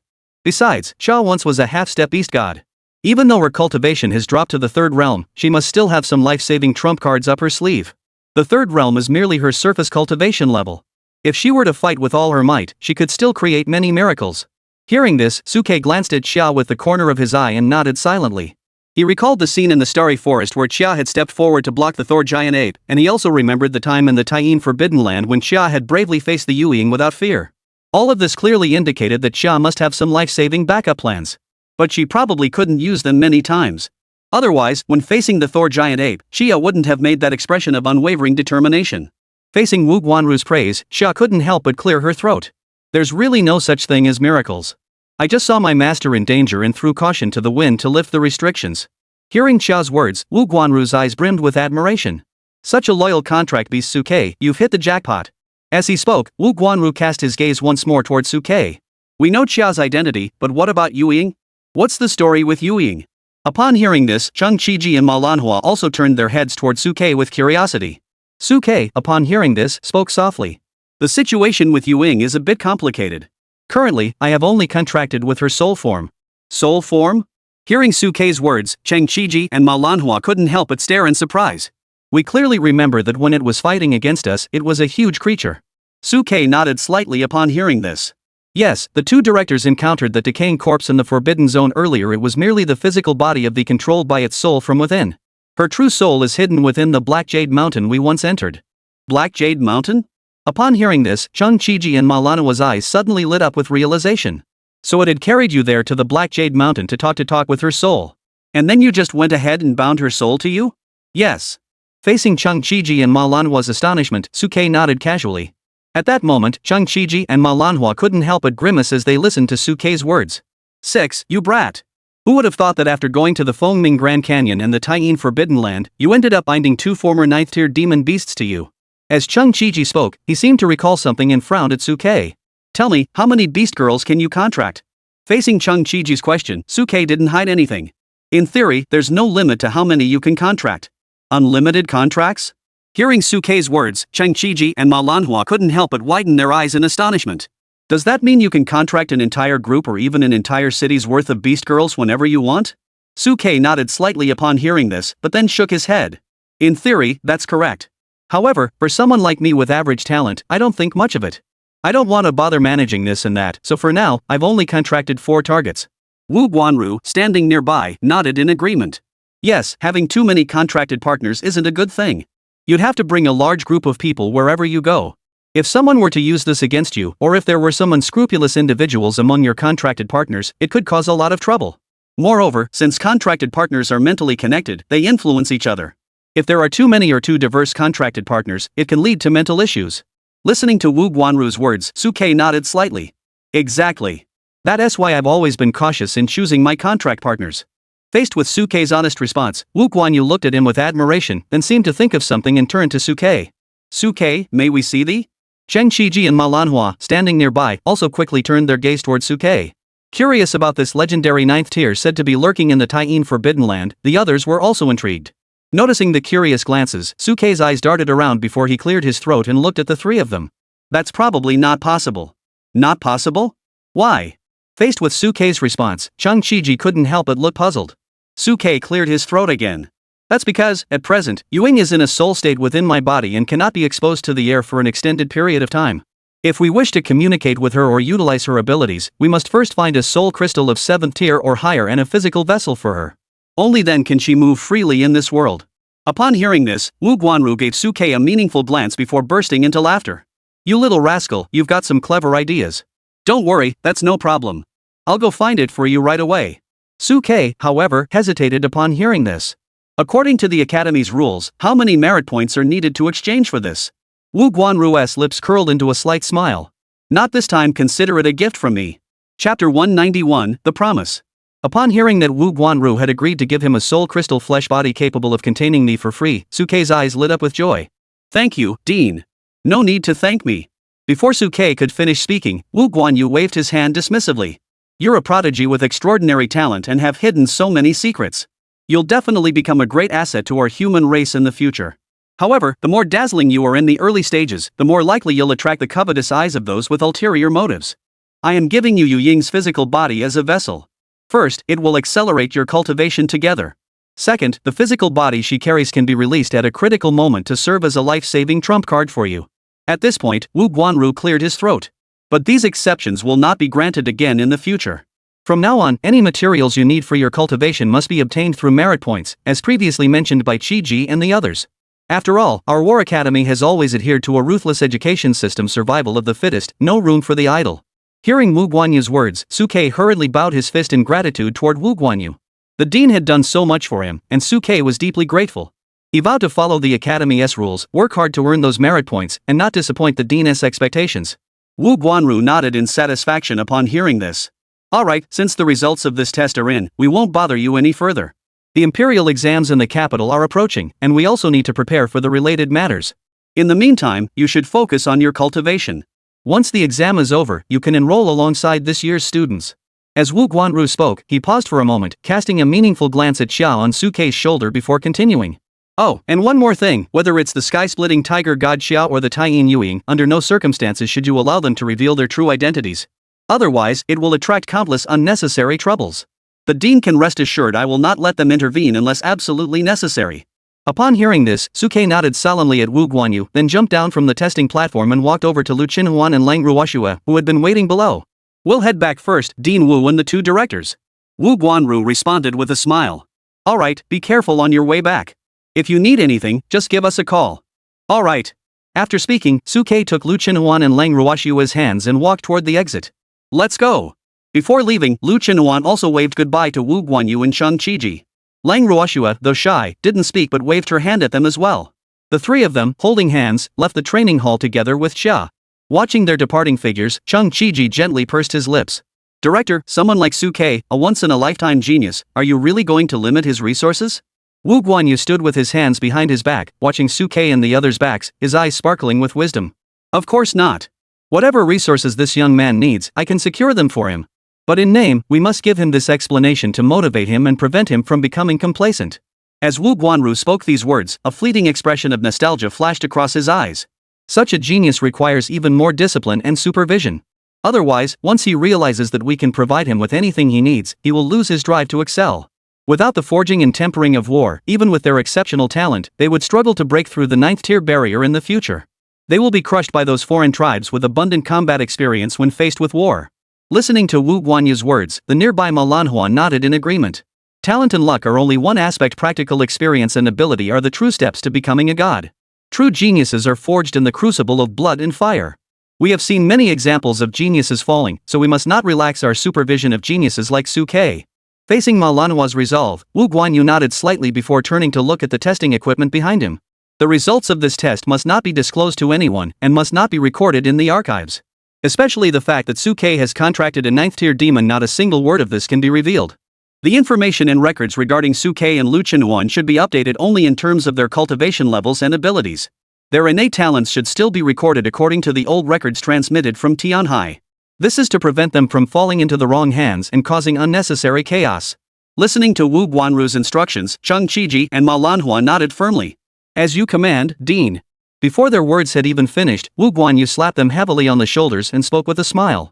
Why be so formal? Alright, since everything has been arranged, everyone may return now. I'll also keep an eye out for the 7th grade soul crystal and physical vessel mentioned by Suke, and get them back for this kid as soon as possible.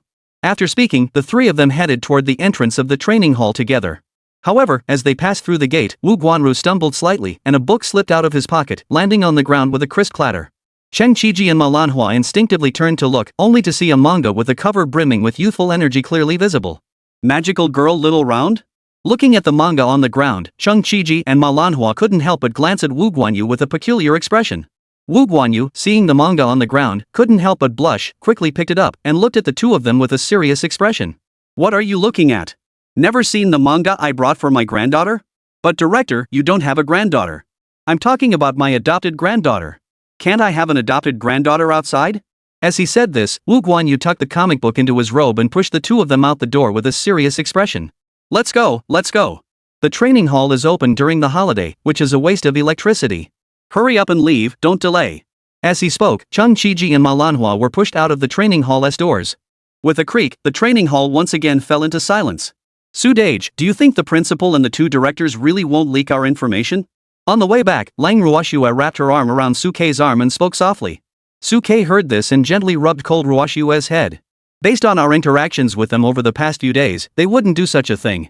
Besides, from the moment we entered the War Academy, we had no choice but to trust them. Suke believed that under the watchful eye of a 9th-ranked great being, the secrets on his person couldn't be hidden for long. At this point, what we should be more concerned about are the few powerful demon beasts in the Starry Forest. They are the ones most likely to reveal our identities. Chapter 192, Lu Chenhuan's New Breakthrough Conditions. After returning from the training hall, they had a simple meal and then resumed their cultivation. However, before beginning their cultivation, Suke took his usual glance at Lu Chenhuan's current information panel. Beast Girl, Lu Chenhuan. Realm, 3rd tier blood burning. Talent, S-Rank Abyss Devourer. Beast Tamer, Suke. Talent skills, Beast Transformation, Gold Devouring Claws, Metal Defense, Eternal Hunger Domain, Chain Blade Attack, Blood Burning, Abyss Devourer, Crimson Eyes. Flaws, holds SSS-Rank swallowing Heavenly Tyrant energy within her body. Due to prolonged energy intake deficiency from insufficient feeding, she cannot fully activate her SSS-Rank innate ability. Regarding the innate skills, Suke took a closer look at the two new skills Lu Chenhuan had just awakened.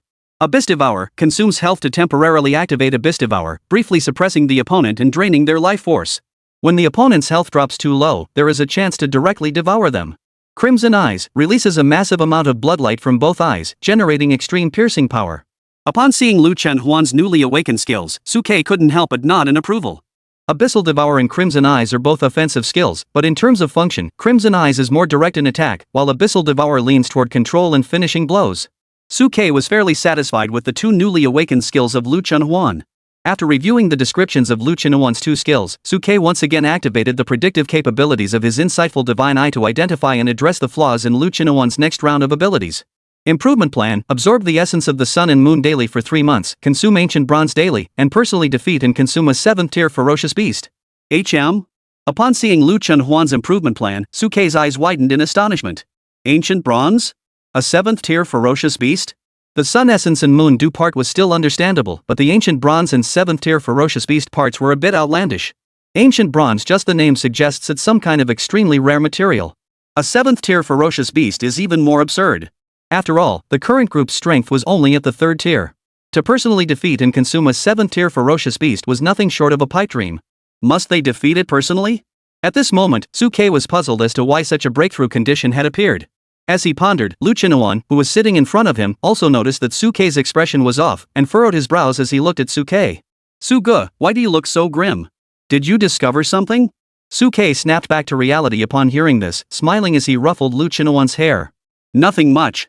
I'm just a bit surprised by your breakthrough condition. Oh? Hearing Suke's words, Lu Chenhuan couldn't help but frown and look at Suke. What conditions could possibly surprise Brother Su? Even the cold-hearted Lang Ruoshua and Xia, who was on his shoulder, curiously turned their heads toward Suke, wanting to know what the breakthrough conditions for Lu Chenhuan's next stage were. Suke didn't hide anything and directly told the three of them about Lu Chenhuan's talent breakthrough conditions. After hearing Suke's words, the three of them all widened their eyes in shock.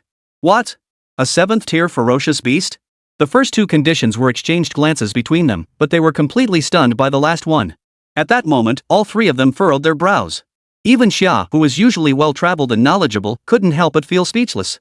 A 7th tier ferocious beast, and you have to defeat it personally? How could there be such an absurd breakthrough condition? Cold Yueshua nodded in agreement beside her. It was indeed bizarre, but compared to your tiger's soul, it didn't seem so outlandish after all. Lu Chenhuan. You little girl, how can you be so bad at small talk? As for Lu Chenhuan, after the initial shock, he quickly calmed himself down. Actually, reaching the 7th rank isn't that difficult. We're already at the 3rd rank, and with the 4 of us sharing our cultivation speed, our cultivation levels will rise quickly. Cold Ruoshua nodded in agreement beside him. Exactly. Once Yuing has a physical body and can move around freely, the combined cultivation of the 5 of us will make us progress even faster. Besides, the spiritual energy in the school dormitory is quite dense. We've only been in Kyoto for 2 days since arriving from Tianhai, and our cultivation has already shown visible progress. It'll be quick. Suke nodded slightly upon hearing this. Indeed, reaching the 7th stage might be difficult for ordinary people, but for them, it wasn't that far out of reach. From the time they awoke in Tianhai to now, it had only been less than 2 months, yet their cultivation levels had already reached the 3rd stage, and they were about to break through to the 4th stage. This was something unimaginable for ordinary people. Moreover, whether it was Lu Chenhuan, Lang Ruoshua, or Xia and the others, they couldn't be measured by the standards of ordinary beast girls or ferocious beasts. With the enhancement of their incredibly powerful innate skills, their combat strength was exceptionally strong, and cross-tier battles weren't impossible. Meanwhile, Lang Ruoshua, upon seeing Lu Chenhuan's new repair plan, couldn't help but look envious. Sister Huan has already come up with the repair plan for the next stage of her innate abilities, while I haven't even completed the breakthrough for the previous stage yet. At least I collected all the materials first. Hearing the slight disappointment in Lang Ruoshua's tone, Lu Chenhuan hurriedly comforted her. Ruoshua, don't lose heart. With your talent, you should be able to fuse the 9 netherworld cold iron and the 1,000-year snow lotus soon. Once that happens, breaking through will be as easy as flowing water. If anyone should be envious, it's me. Your breakthrough happened so smoothly and effortlessly, unlike me, who had to take such risks. This time, I almost dragged Su Dage and even Chang Jutsu into trouble. I wonder what unexpected challenges will arise next time. Cold Ruoxue heard Lu Chenhuan's words and couldn't help but blink her eyes. It does seem to make sense. Lu Chenhuan's breakthrough speed was always faster than hers, but the danger level was also much higher. Alright. Now that I know Huan's repair plan, I can focus on preparing for the future. From a literal perspective, Huan's next breakthrough phase might still require some time, and this prerequisite demands a strong foundation of personal strength. So before that, we should focus on cultivating and growing, striving to raise everyone's cultivation levels so we can be fully prepared for the future. Listening to Su Kei's words, Lu Chenhuan and Lang Ruoxue couldn't help but nod slightly. Indeed, whether it was to establish oneself in this chaotic world or to break through the limits of one's innate talent, it required the joint efforts of several people. Following that, Su Kei led the way back to the balcony, where they sat down, held hands, and channeled the celestial energies to communicate with the sun's essence, beginning their cultivation. As for Chia, she remained perched on Su Kei's shoulder as usual. The 3 humans and 1 beast were connected by their chi, quickly entering a state of cultivation. Chapter 193, Breaking Through to the 4th Tier. With no other distractions, aside from their daily meals, Su Kei and the others spent this period holed up in their apartment, focusing solely on their cultivation. The restaurant owners had grown familiar with Su Kei and his companions during this time. In fact, to attract them as valuable customers, the restaurant owners would even personally come out to greet them and call out to them whenever the 3 came down for meals. That look was as if they were staring at walking money. It wasn't just the restaurant owners who noticed Su Kei and his group, even the diners who had come to the snack street to eat began to take notice of the 3 of them. Sometimes, in the midst of others' conversations, Su Kei could faintly hear the subtle term rice bucket beast girl. But every time Lu Chenhuan stood up, balancing a specially made food tray on the table, and loudly asked, "Who's the food bucket?" everyone fell silent. Look at Lu Chenhuan. However, rumors aren't something that can be stopped from spreading just by silencing them on the spot. The rice bucket beast girl had already caused quite a stir during this time, and some people even came from other parts of Kyoto just to eat and catch a glimpse of this legendary rice bucket beast girl. Thus, an extremely rare phenomenon emerged. Whenever Lu Chenhuan went to a restaurant, that restaurant would be packed to the brim. The restaurant owners were overjoyed by this situation. They went out of their way to serve customers, even offering Su Kei and his group a 20% discount, fearing they might lose out on the fortune that Lu Chenhuan could bring. Of course, the onlookers also put a lot of pressure on Su Kei and his group, even causing the usually carefree Lu Chenhuan to rein in his eating manners. Facing this situation, Su Kei felt a bit helpless. After all, the onlookers had no ill intentions, they simply wanted to come and watch the commotion. He couldn't very well chase them away. However, Su Kei wasn't worried. He knew that this was like the short video craze from his previous life, it would fade after a while. Once the novelty wore off, there wouldn't be much appeal left. Wu Guanru and Cheng Qiji, who were busy preparing for the Kyoto exams, had also heard the rumors. When they heard about it, they couldn't help but laugh and cry at the same time. They never expected that Su Kei and his group, who hadn't even enrolled yet, would attract so much attention. Especially Wu Guanyu, who had never seen Lu Chenhuan and the others eat before. Once, he even pretended to bump into them and watched a feast up close, leaving him even more amazed by Lu Chenhuan's gluttonous nature. Of course, these were just minor incidents. As time passed, everyone's lives returned to normal, and they began to focus on new points of interest. The Kyoto Grand Exam. The Kyoto Grand Exam is just a few days away. As the exam drew near, students from all over the country began arriving in Kyoto, stirring up quite a commotion. Su Kei and his companions could hear discussions about geniuses like Wolfpack Leader and Heavy Sword Without Edge as they walked along the streets. It seemed that this year had produced some promising new talents.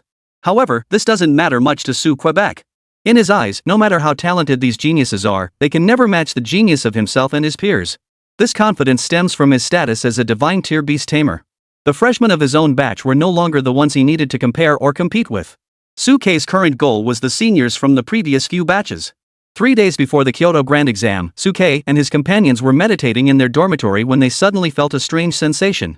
The 3 humans and 1 beast all opened their eyes, and a colossal aura erupted from their bodies. The aura was so powerful that even the dormitory's magical array couldn't contain it, stirring up the clouds and winds beneath the sky and drawing the attention of everyone present. Someone had broken through. The direction seemed to be the youth dormitory of the War Academy. This aura was 4th tier. And there were 4 of them. Could it be that an upperclassman has returned? In an instant, everyone nearby was filled with astonishment and suspicion. At that moment, in the principal's office, Cheng Qiji was handing the documents in his hands to Wu Guanyu.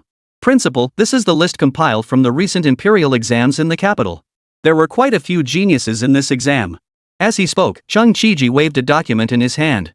Among them is an S-rank wolf-type beast girl who possesses the innate ability to summon a pack of wolves from another world, and can even control some weaker wolf-type beasts. This is truly extraordinary. There is also an S-rank beastmaster who, despite being a beastmaster, refuses to contract a beast maiden. Armed with only a heavy sword, he swept through the local youth training competition and emerged as the champion alone. However, the most noteworthy among them was an SS-ranked beast girl named Wu Ji. An SS-ranked beast maiden? Hearing Chung Chi-ji's words, Wu Guanru, who had been lounging on the sofa, sat up straight and looked at the documents in Chung Chi-ji's hands. Although he had recently been exposed to the mind-blowing genius of Suke and the others, he no longer regarded ordinary S-rank as anything special. However, SS-rank was a different story. He couldn't help but take notice. After all, before Suke and the others appeared, SS-rank was already the pinnacle of this world. Yes. Seeing that Wu Guanyu had taken an interest, Chung Chi-ji hurriedly handed the documents to him. This generation had produced two SS-rank geniuses, one was a beast tamer and the other was a beast maiden. And surprisingly, neither of them had a contract partner. Looking at the photo of the young girl with two ponytails in his hand, Wu Guanyu couldn't help but furrow his brows slightly. Why do you think this SS-ranked beast girl is worth mentioning? What about the other SS-ranked beast master? Facing Wu Guanyu's persistent questioning, Chung Chi-ji cleared his throat. The other SS-ranked beast master hasn't arrived in Kyoto yet, and the information is still under lockdown. I haven't received any details yet. But this SS-ranked beast girl arrived first and specifically requested to come to our war academy before enrollment. HM? Upon hearing Chung Chi-ji's words, Wu Guanyu's eyes lit up involuntarily. Why? Could it be an old comrade in arms? How come we didn't receive any prior notice? No, it's not that, said Manhwa, clearing her throat. It's because this little girl heard about Suke being admitted to our school early and voluntarily requested to enroll here. According to her, it seems she's deliberately aiming for an unprecedented SSS-rank contract to compete for Suke's contract rights? Put.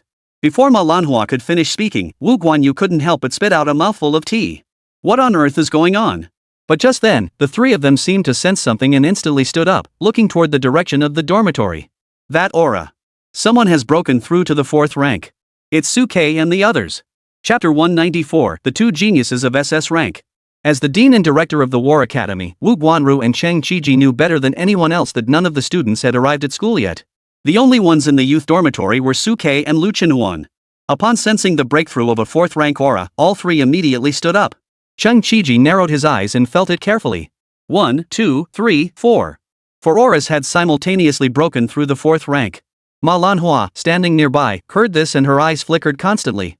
This meant that Suke and the other two, along with the contract beast named Sha, had all broken through to the fourth stage. Yes. Chung Chi-ji nodded slightly upon hearing this, his eyes filled with awe. Strong. Too strong. Our side's capital city exam hasn't even begun yet, and these few young ones have already broken through to the fourth rank. Exactly. This breakthrough speed completely surpasses all the geniuses in the history of our human race. Even Wu Guanru, who is usually quite composed, couldn't help but be amazed. This young man's cultivation level is already completely out of his league compared to the freshmen of his generation. Even the Kyoto Grand Exam, which gathers countless geniuses, has only 2 SS-ranked individuals who have broken through to the second tier, according to the information currently available. Breaking through to the second tier in just 2 months is a feat that would cause quite a stir in any era. But in the presence of Suke and the others, who had already broken through to the fourth tier, it felt like a joke. The talent of Suke and his group of young men was simply too shocking, leaving their peers far behind in a single leap. Chung Chi-ji, standing nearby, nodded in agreement as he listened to Wu Guanyu's remarks. Exactly. It's a good thing Suke and his group were specially recruited. Otherwise, if they had participated in the Kyoto Grand Exam, who knows what kind of devastating blow they would have dealt to those so-called geniuses. Perhaps for them, not seeing Suke and his group of young prodigies would be a blessing, as those self-proclaimed geniuses might have their hearts shattered. In response to Chung Chi-ji's uncritical praise of Suke, Wu Guanyu. After all, the talent Suke and his group had demonstrated was on an entirely different level compared to their peers. At that moment, Wu Guanyu felt the aura emanating from the youth dormitory and gently narrowed his eyes. Since Suke and the others had advanced to the fourth tier, their enrollment procedures and coursework need not be the same as everyone else's. As he spoke, Wu Guanyu seemed to recall something. He needed to quickly fulfill the admission conditions he had promised to this young man. Additionally, the physical body and soul crystals prepared for Yuing also needed to be obtained as soon as possible. Such a genius, the sooner they develop, the sooner they will become the hope of our human race. Chung Chi-ji, standing beside him, nodded in agreement with Wu Guanyu's words. The dean spoke wisely. I have already instructed everyone to search for these items through all available channels. I am confident that we will secure them before this youngster enrolls. Upon hearing this, Wu Guanyu nodded satisfactorily and stood up. Alright, Gigi, you go ahead and get busy. I'll take this opportunity to check on Suke and the others to see how their breakthrough is progressing. As he spoke, Wu Guanru had already pushed open the door and left the office. Behind him, Chung Chiji and Manhwa also wanted to go check on Suke, but they were swamped with tasks related to the Imperial Capital exam, so they could only watch Wu Guanru's receding figure with a look of resentment. These dirty and tedious tasks always fall on the two of us. Life is truly tough. One day, we will replace this useless principal. In a secluded courtyard in the capital, a young man opened his eyes from meditation, his gaze filled with arrogance. In this Kyoto Grand Exam, I will let the world know that I, Zhan Xiong, am the strongest beast tamer of this generation. In this world, the only one worthy of me, Zhan Xiong, is the SS-ranked Wang Qingya. Before I form a contract with Wang Qingya, I won't look at anyone else. But just as the young man spoke with such ambition, a voice from the side delivered a harsh, mocking remark. Zhan Xiaozi, don't forget that besides you, there's another SSS-ranked genius beast tamer over at Tianhai. I heard he was specially recruited by the War Academy. Zhan Xiong heard the mockery in his ears and turned to look at a tall, beautiful woman in her 30s standing nearby, his lips curling in disdain. What's so special about being specially recruited? The three major academies have all extended olive branches to me. I refused because I was waiting for Wang Qingya. Otherwise, I would have accepted the special recruitment long ago. That so-called SSS-ranked beast tamer may have some talent, but his mind isn't sharp. He's contracted 2 F-rank beast maidens, so his potential is limited. But once I form a contract with Wang Qingya, we'll become the strongest duo of this generation. What kind of talent from a small town? I could crush him with 1 foot. Watching Zhan Xiong's arrogant and unrestrained demeanor, the beautiful woman beside him couldn't help but cover her mouth and giggle, unsure whether she was feeling relieved or mocking him. Not far from the War Academy, in a luxurious presidential suite, a young girl stood at the massive floor-to-ceiling window, overlooking the entire world. The hotel's location was extremely high, offering a breathtaking view of most of Kyoto, making it an ideal vantage point. At that moment, the young girl looked toward the direction of the War Academy, her large eyes filled with hope, glancing at an elderly woman beside her. Grandmother, is that the dormitory where Suke and the others are staying? I heard they were specially recruited by the 2 directors of the War Academy and have already moved in. The elderly woman beside her followed the girl's finger and nodded gently. If there's no mistake, that dormitory should be where Suke and his group are currently staying. As she spoke, the old woman seemed to think of something and hesitated before addressing the young girl. Qingya, why are you so set on Suke, who already has a contract with someone else? SS Zhan Xiong has always made his feelings for you clear. If you want, you can form a contract with him anytime. What kind of person is Zhan Xiong? Before the old woman could finish speaking, Wang Qingya responded with a cold smile. He's just an SS-ranked warrior. Why should I look at him? If I, Qingya, am going to form a contract, it has to be with the strongest. Facing Wang Qingya's response, the old woman continued to speak earnestly. But that Suke already has a partner. So what if he has a girlfriend? Before the old woman could finish speaking, she was interrupted by Wang Qingya. I can help him break the contract and compensate him for all the harm he'll suffer afterward. As she spoke, Wang Qingya turned to look at her stunning reflection in the glass window and confidently flipped her hair. I don't believe that under such tempting conditions, he would still cling to 2 F-rank worthless beast girls.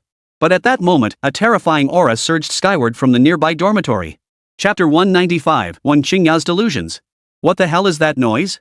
Feeling the 4 surging auras erupting from the youth dormitory, Wang Qingya, who was admiring the scenery by the floor-to-ceiling window, couldn't help but narrow her pupils. The old woman beside her blinked rapidly, hurriedly stepping in front of Wang Qingya, closing her eyes solemnly as she sensed the aura emanating from the youth dormitory. Moments later, the old woman opened her eyes and looked toward the youth dormitory in horror. Someone had broken through in the dormitory. It was a 4th-tier breakthrough. 4 4th-tier breakthrough auras. Someone in the youth dormitory had broken through to the 4th rank? Hearing the old woman's words, Wang Qingya narrowed her eyes and looked toward the youth dormitory. I thought father said that the students of the War Academy were all out earning merit points during the winter and summer breaks. There shouldn't be anyone in the dormitory at this time. The only ones who should be there are Suke and his group. But as she thought about it, Wang Qingya's eyes filled with doubt.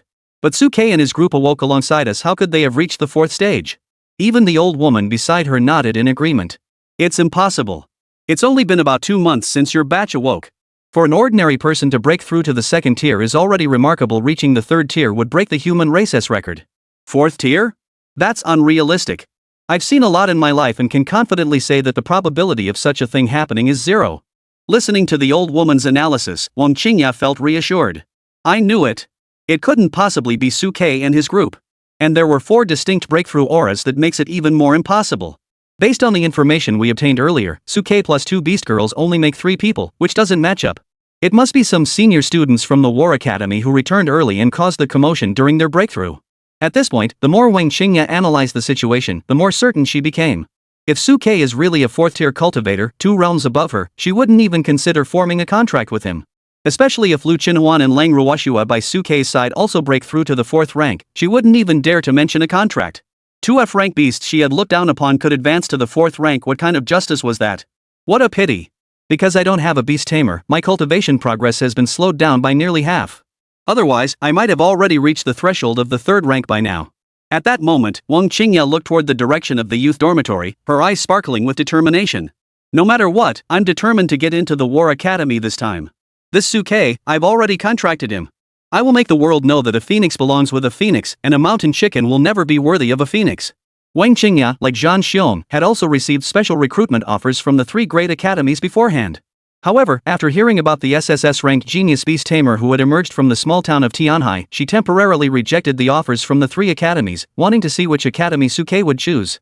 Upon learning that Su Ke had chosen the War Academy, Wang Qingya resolved to take the entrance exam and enter the War Academy to contract with Su Ke. Wang Qingya was unaware that Su Ke could form an unlimited contract. In her heart, she had already prepared herself to clash with Lu Qinhuan and Lang Ruoxua for Su Ke's sake. She had even prepared for the consequences and compensation if Su Ke were to break the contract. The old woman beside her looked at the stubborn expression in Wang Qingya's eyes and couldn't help but sigh softly. This little princess had been spoiled since childhood, always doing things her own way. Now that she had made such a decision, no one knew whether it was for the best or not. The old woman could only pray in her heart that Su Ke was a man of discernment, otherwise, there would be no choice but to resort to force. The young princess of the Wang family in the capital, once she sets her sights on something, she must have it. Of course, at that moment, Su Ke had no idea that he had already caught the eye of the young princess of the Wang family, Wang Qingya. After the breakthrough, Su Ke and the other 2 humans and 1 beast all opened their eyes, feeling the surge of their newfound strength, their eyes filled with astonishment and joy. We've broken through! We've broken through! The 4 of them felt the power of their 4th-tier strength, their faces filled with joy. Especially Lu Qinhuan and Lang Ruoxua, recalling the scene 2 months ago when they first awoke their abilities, their eyes were filled with a sense of realization. At that time, they never could have imagined that after awakening their F-rank talent, not only had they not been swallowed by the harsh reality, but they had even broken through to the 4th rank in just 2 months. And the lucky star who had brought all this about was Su Ke. Su Gu. Thank you. Su Gu, you're so kind. At that moment, Lu Qinhuan and Lang Ruoxua didn't care about their appearance. They excitedly embraced Su Ke, one on each side, wrapping their arms around his neck. Xia, who was standing on Su Ke's shoulders, was caught off guard and was suddenly hugged by the 2, instantly crushed by the massive shadow, unable to breathe. Xia's eyes were slightly bloodshot and she struggled to speak. You 2 little troublemakers, did you forget there's someone else here? People? Where are the people? Oh, there's a cat. Hearing Xia's words, Lang Ruoxua instinctively froze for a moment before snapping back to reality. She quickly withdrew her hands from Su Ke's shoulders. Lu Qinhuan, standing beside them, continued to wrap his arms around Su Ke's neck and spoke to Xia with a displeased expression. Xia, can't you show some consideration and get off Su Deji's shoulders? Don't you see what time it is? How dare you continue standing on Su Deji's shoulders and ruin the atmosphere? Hearing Lu Qinhuan's sarcasm, Xia immediately flew into a rage. You say I have no sense of the situation? You're the one with no sense of the situation. Can't you at least look around before getting intimate with the master? Don't you notice there's something else on the master's body? Before she could finish speaking, Xia was grabbed by the back of her neck by Lu Qinhuan and roughly pushed down. There's nothing there now. You bastard. Xia was caught off guard and pulled down, performing an extreme flip in mid-air before landing steadily on her feet. She angrily scratched at Lu Qinhuan's ankle. However, Lu Qinhuan had already prepared himself when he pulled Xia down. As she charged forward, he kicked out at her. Fortunately, Xia was agile and dodged the kick sideways, then jumped toward Lu Qinhuan's pant leg. Lu Qinhuan quickly stepped back from Su Ke and focused on defending against Xia's attacks. The 2 of them continued to wrestle and play in front of Su Ke. Meanwhile, despite being directly involved, Lang Ruoxua, who hadn't drawn any of Xia's hatred, blinked her eyes and quietly crept toward Su Ke's side, carefully resting her head on his shoulder and watching everything with a smile. As for Su Ke, he secretly activated his Insight Divine Eye to review the data on their breakthroughs. Chapter 196, How Shameless. Beast Girl, Lang Ruoxua. Realm, 4th tier penetrating void. Talent, B rank Frost Dragon. Beast Tamer, Su Ke. Innate skills, Beast Transformation, Ice Crystal Storm, Extreme Cold Domain, Frostbite Freeze, Ice Defense. Flaws, contains SSS-Rank Ice Dragon energy within, but due to the Dragon Crystal Core being corrupted by the Time Erosion Toxin, 60% of the energy has leaked out, preventing the dragon form from manifesting. Beast Girl, Lu Qinhuan. Realm, 4th tier Transcendence. Talent, S rank Abyss Devourer. Beast Tamer, Su Ke. Innate skills: Beast Transformation, Gold Devouring Claws, Metal Defense, Eternal Hunger Domain, Chain Blade Assault, Blood Burst, Abyssal Devouring, Crimson Eyes. Flaws: holds SSS rank, swallowing Heavenly Tyrant energy within her body. Due to prolonged insufficient energy intake from prolonged fasting, she cannot fully activate her SSS rank innate ability. Looking at the information panels of Lu Chunhuan and the others before him, Suke couldn't help but let a satisfied smile spread across his face. After this promotion, everyone's cultivation level had risen to the 4th tier. 4th tier beast girls are known as Tanyu. At this stage, beast girls can begin to learn how to communicate with animals or fierce beasts of the same species through prophecy. Those with greater power can also attempt to control some of their own kind, which can be quite effective in wild battles. However, this ability is not classified as a skill, so it is not prominently displayed on the information panel. Looking at the skill panel, Lu Qinuan's 2 additional skills are due to advancing to S rank, while Lang Ruoshua's current skill count remains unchanged. Thinking of this, Suke turned his gaze toward Xia. Fierce Beast, Black Gold Tiger. Realm, 4th tier. Innate skills: Beast King Roar, Power Strike. The more you fight, the stronger you become. Void Shatter, Elemental Slash. Flaws: originally a 9th tier fierce beast, the sky-splitting tiger god, it was severely injured and failed to recover its strength. After enduring a major battle, its vital energy was severely depleted, causing it to regress to its primal 3rd tier state. Status: contracted. Looking at Xiao's information panel, Suke's eyes couldn't help but brighten slightly. Black Gold Tiger? Xia was different from Lu Qinuan and the others. Her form was tied to her cultivation realm. As it has now advanced to the 4th rank, its form has once again undergone a transformation, evolving from a black gold cub into a black gold tiger. Not only that, but with her cultivation realm's advancement, Xia also gained a new skill called Elemental Slash. Her combat capabilities have significantly improved. However, Xia has not yet entered combat mode and has not revealed her true form, so Lu Qinuan and Lang Ruoshua beside her have not yet realized that Xia has evolved. Thinking of this, Suke smiled as he looked at Xia. Xia, have you evolved? Come on, show us your new look, little one. Let everyone take a look at your new changes. Hearing Suke's words, Lu Qinuan and Lang Ruoshua quickly turned their heads to look at Xia together. Little Xia, have you evolved? Xia looked at the 3 people staring at her, recalling Suke's affectionate nickname for her, and her cheeks, hidden beneath her cat fur, couldn't help but turn red. Is that so? Before Xia could finish speaking, Suke spoke up eagerly. Don't be like that. Show everyone what you've got. Seeing the eager glances in everyone's eyes, Xia didn't hesitate. She let out a roar and entered battle mode, her form rapidly transforming into a massive tiger about 2 meters tall, its fur a mix of black gold and snow white. Compared to her previous form as a black gold cub, Xia was now significantly larger and more imposing. The king character between her forehead was more prominent and majestic, standing there with an air of unmatched grandeur. Wow! So majestic! Seeing Xiao's adult black gold tiger form, Lu Qinuan and Lang Ruoshua couldn't help but praise her. Lu Qinuan, even more excited, stepped forward and reached out to touch Xiao's body, feeling the comfortable texture of her tiger fur, his eyes sparkling with delight. Wow! So soft! Lu Qinuan followed Xiao's abdomen and moved his hand toward her back, but when he touched Xiao's shoulder blades, he couldn't help but pause, quickly turning his head to look. What are those bumps here? Suke and Lang Ruoshue heard this and quickly looked over as well. In their field of vision, 2 small, inconspicuous lumps had formed on Xiao's shoulder blades. What is this? Suke looked at the fleshy protrusions on Xiao's shoulder blades, and his mind instantly flashed back to the day in the Fengming Grand Canyon when Xia had fought against him and the others, and the 2 pairs of black gold wings on her back. If I'm not mistaken, little Xia, this should be the embryonic form of the wings you'll evolve later, right? Hearing Suke's words, Xia, who was probably displaying her newfound power, hurriedly nodded at Suke. Yes, yes. Starting from the 4th stage, my wings will gradually grow. After reaching the 5th stage, my wings will fully extend, allowing me to soar through the skies with the same agility as flying beasts. Hearing Qixu's words, Lu Qinuan and Lang Ruoshua beside her couldn't help but reveal a look of hope in their eyes. Does that mean we'll be able to ride you and fly around everywhere? Facing Lu Qinuan and Lang Ruoshua's longing, Xia blushed slightly and nodded gently. In theory, that's correct. But as a fierce beast, would you really dare to ride me and fly around everywhere? Hearing Xiao's doubt, Lu Qinuan and Lang Ruoshua couldn't help but blink their eyes. Indeed, the fact that Xia was a ferocious beast was something best kept under wraps. Suke, however, remained calm. Don't worry, we'll just avoid drawing attention in the city. We can roam freely in the wilderness. Moreover, I secretly investigated earlier and found that there have been precedents of humans enslaving and forcing beasts. If we are discovered by other humans, we can simply pretend that we were forced to do it to Xia. Hearing Suke's words, Lu Qinuan and Lang Ruoshua's eyes lit up involuntarily. It seemed like Su Ge was making a valid point. With such an excuse as a cover, it would be perfect. However, Xia, watching the excited Lu Qinuan and Lang Ruoshue, gazed at them with a somber expression. You two are perfect. Have you considered that I'm the one being ridden? What's the big deal? Before Chia could finish speaking, Lu Chinhuan casually slapped her on the shoulder. If you feel uncomfortable and want a ride, I'll transform into a beast and let you ride me. After all, we're all family, who cares who rides whom? As he said this, Lu Chinhuan stroked Chia's thick tiger leg and chuckled. If you want to experience human riding, you can reveal your human form and ride on my back like before, letting me feel your cute little buttocks. Feeling Lu Chinhuan's unrestrained touches and hearing her lewd words, Chia felt her face flush. You little brat. You're so shameless.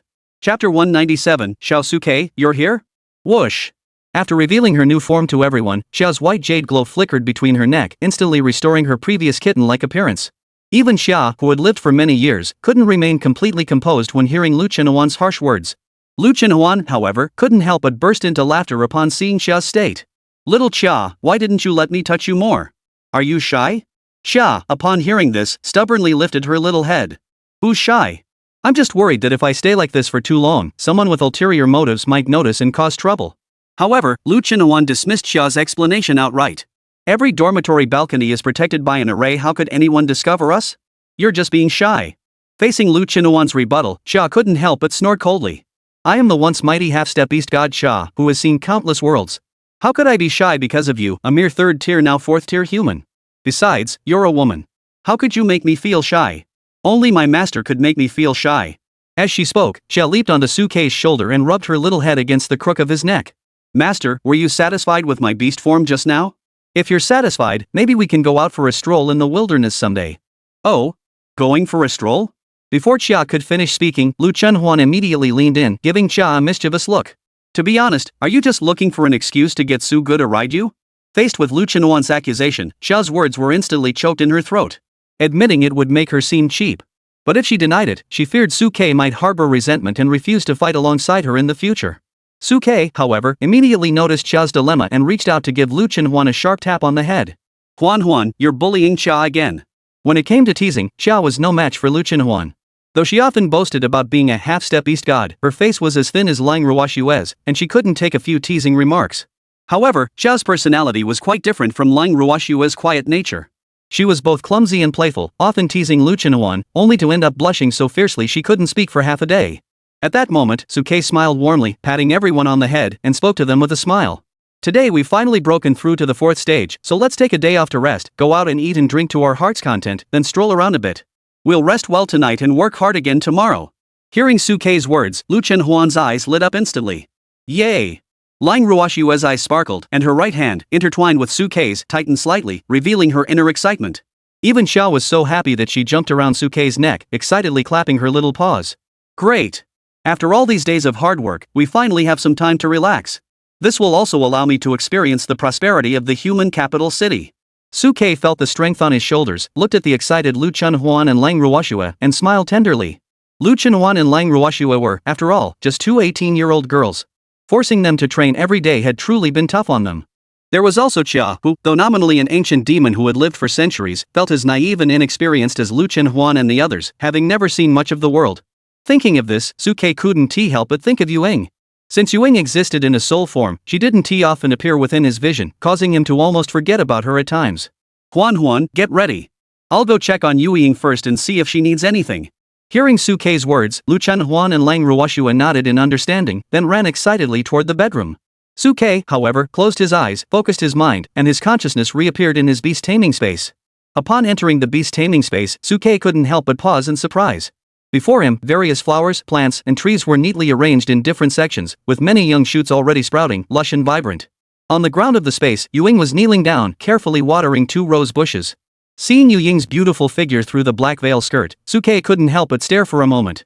Yuing also sensed Suke's presence at that moment, quickly lifting her skirt and spinning around, turning to look at Suke with a delighted expression. Suke, you're here? Seeing Yuing's delighted expression, Suke's lips curled into a smile as he nodded gently. Yes, I'm here. At that moment, Suke looked at the excited Yuing and spoke with a touch of guilt. You've been alone in this beast taming space all this time. You must have felt very lonely, right? Suke felt a little guilty toward Yuing. He had bound her to himself through a contract, yet he had never allowed her to come out and interact with others, leaving her alone in this empty beast taming space. It was indeed quite lonely for her. To his surprise, facing Suke's guilt, Yuing smiled and waved at him. Lonely? Compared to my barren and lifeless Taiyin Forbidden Land, this place is actually quite good. In the Taiyin Forbidden Land, I couldn't even see a single speck of green. Due to the influence of his previous life in the abyss, all vitality had been drained from the Tyene Forbidden Land, leaving only withered tree trunks and countless decaying corpses of ferocious beasts. Therefore, when Suke bought these plants for Ewing to plant, her heart was filled with gratitude. Speaking of which, I must also thank you, Xiao Suke, for helping me escape that lifeless place. Looking at Ewing, who was so grateful for such a small favor, Suke's expression grew complex. He sighed softly before looking at Ewing with a serious expression. Don't worry, Ewing. The director and the head of the department have already agreed to personally search for a soul crystal and a physical body that can accommodate your soul. Soon, you'll be able to come out and experience this beautiful world with us. Seeing Suke's serious expression, Ewing couldn't help but smile. It's okay, little Su Quebec. I'm not in a hurry. We've waited so many years, what's a little longer? As she spoke, Ewing seemed to sense something, lifting her head to gaze beyond the sky of the beast taming space. It sounds like two little girls are calling you. Don't mind me. Go ahead and do what you need to do. All right. Suke nodded slightly upon hearing this, then his consciousness grew fuzzy, and he vanished from the beast taming space. The next moment, his eyes snapped open, and two ultra-short skirts instantly blinded him. Chapter 198, Wang Qingya's Little Thoughts. When Suke opened his eyes, Lu Chenhuan and Lang Ruoxue had already dressed. Whether it was planned in advance or not, Lu Chenhuan and Lang Ruoxue were both wearing the same style of JK uniform. The fitted shirts were tucked into their waists, and the snow-white skin peeking out from under the striped miniskirts was almost blinding. The only difference was that the colors of their striped miniskirts were slightly different. Lu Chenhuan's was a vibrant light red, which complemented her red hair perfectly, while Lang Ruoxue's was a light blue, which harmonized beautifully with her silver hair. Overall, Lu Chenhuan looked like a lively and adorable little vixen in her JK outfit, while Lang Ruoxue appeared as an aloof and icy beauty. At that moment, the two of them were holding hands, standing before me like sisters, playfully batting their eyelashes at me. Su Dage, can we leave now? Seeing the expectant expressions on their faces, Suke's face lit up with an indulgent smile as he reached out to gently ruffle their hair. You two little troublemakers, have you been cooped up at home too long? Alright, since you're so eager to go, let's set off now. As Suke spoke, he glanced toward the balcony. Xia had somehow transformed back into her black and gold tiger form and was standing by the glass, admiring her own form. Xia, let's go. Hearing Suke's words, Xia hurriedly responded, her body instantly shrinking into the form of a slender-tailed cat. She darted into the room from outside the balcony at lightning speed and leaped onto Suke's shoulder in a single bound. Let's go, master. Suke laughed heartily at the sight, then took Lu Chenhuan and Lang Ruoxue by the hand and stepped out the door. Just as they had stepped out, a urgent knock sounded at the door. Suke, are you there? After knocking on the door for a while with no response, Chung Chiji looked at Manhwa, who was staring at him, and cleared his throat. These little ones must have gone out for something. Don't worry, we'll wait here nearby. They'll be back soon. Hearing Chung Chiji's words, Ma Lanhua nodded in agreement. No problem. We'll just find a tea house downstairs and wait for a while. No rush. With that, the two of them left the corridor once more. Of course, Suke was unaware that Chung Chiji and Ma Lanhua were coming to find him. At that moment, he was out shopping with Lu Chenhuan and Lang Ruoxue. It must be said that Lu Chenhuan and Lang Ruoxue, who were already stunningly beautiful, looked even more elegant and graceful in the company of JK, drawing the attention of passers-by on both sides, who couldn't help but turn their heads. Those glances contained envy, jealousy, and a few other mixed emotions. The head-turning rate was nearly 100%. As for the burning gazes of the passers-by, Lu Chenhuan proudly held Suke's hands, her head held high with confidence. Meanwhile, Lang Ruoxue, holding Suke's other hand, blushed slightly and lowered her head, intertwining her fingers with his tightly and resting her head on his shoulder. Suke held both of them by the hand, looking at the stares from the passers-by, a helpless smile on his lips. Since it wasn't yet mealtime, Lu Chenhuan suggested that the three of them could first go to clothing stores and such to keep up with the latest trends in Kyoto. Cold Ruoxue couldn't help but feel delighted at the suggestion. The two of them tugged at Suke and headed toward the mall. Upon entering the mall, everyone stared closely at Suke and the others, their envious gazes nearly spilling over the edges of their eyes. In this clearly monogamous beast-taming society, how could this guy be surrounded by so many women? Exactly, which one is his beast companion? Does he really not mind? Do you think it's possible that both of them are his beast girls? That's impossible. Unless it's the one rumored recently. SSS-ranked beast tamer from the small town of Tianhai, Suke? At that moment, everyone watched Suke, who was walking through the mall with Lu Chenhuan and Lang Ruoxue, their eyes filled with astonishment and uncertainty. After all, no one had ever seen Suke before, so they weren't entirely sure if the person in front of them was really him.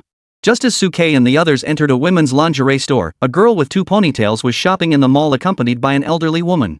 Hearing the crowd's whispers, the girl's eyes flickered, and she gently tugged at the sleeve of the elderly woman beside her. Third grandmother. The elderly woman, noticing this, couldn't help but smile knowingly and nodded slightly to Wang Qingya. Alright, let us go take a look. As they spoke, the two followed them into the lingerie store where Suke and his group were. Upon entering, Wang Qingya did not immediately reveal her identity but pretended to want to buy lingerie, following the elderly woman along the merchandise racks until they reached the opposite side of Suke and his group. At that moment, Suke was standing awkwardly to the side, while Lu Chenhuan and Lang Ruoxue were chatting excitedly around several pieces of lingerie, giving their opinions.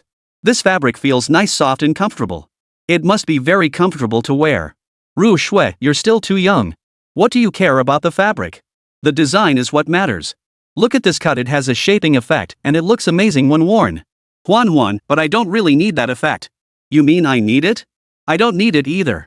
Then should we ask the salesperson to wrap up 2 of these comfortable ones? Cough, I think we could take one of the shaping ones as a backup.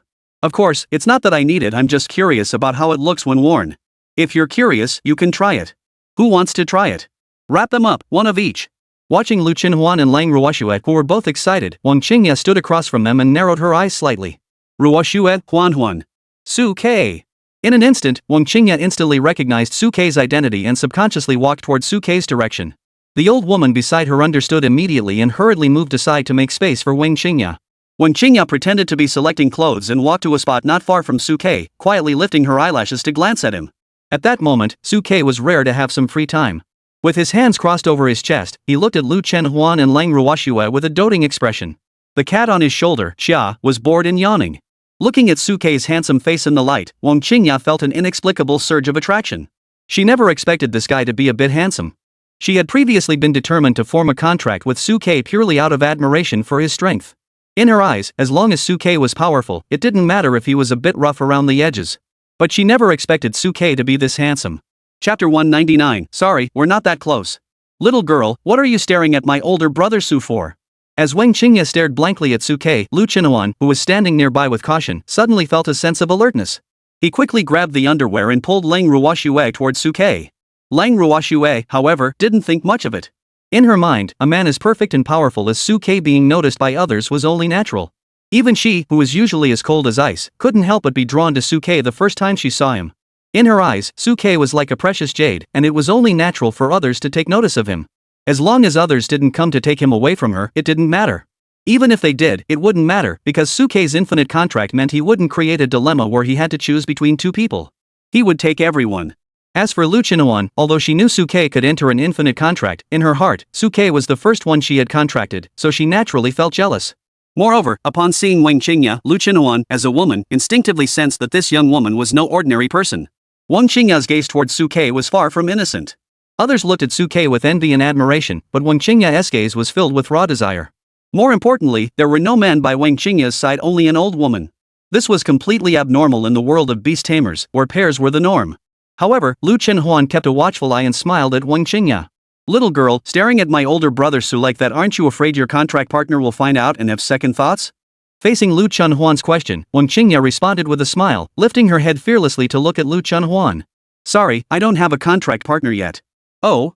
Hearing Wang Qingyao's response, Lu Chenhuan's brows furrowed slightly. So you haven't graduated and awakened yet? In Lu Chenhuan's mind, at this age, not having a contract partner likely meant one hadn't graduated and awakened yet. Once one graduates and awakens, they would naturally choose a contract partner to cultivate together for mutual growth. A contract partner is something that synchronizes both parties' cultivation levels. The sooner you choose, the sooner you enjoy the benefits. To his surprise, despite Lu Chenhuan's question, Wang Qingya still wore the same smile. No, I'm the same as you.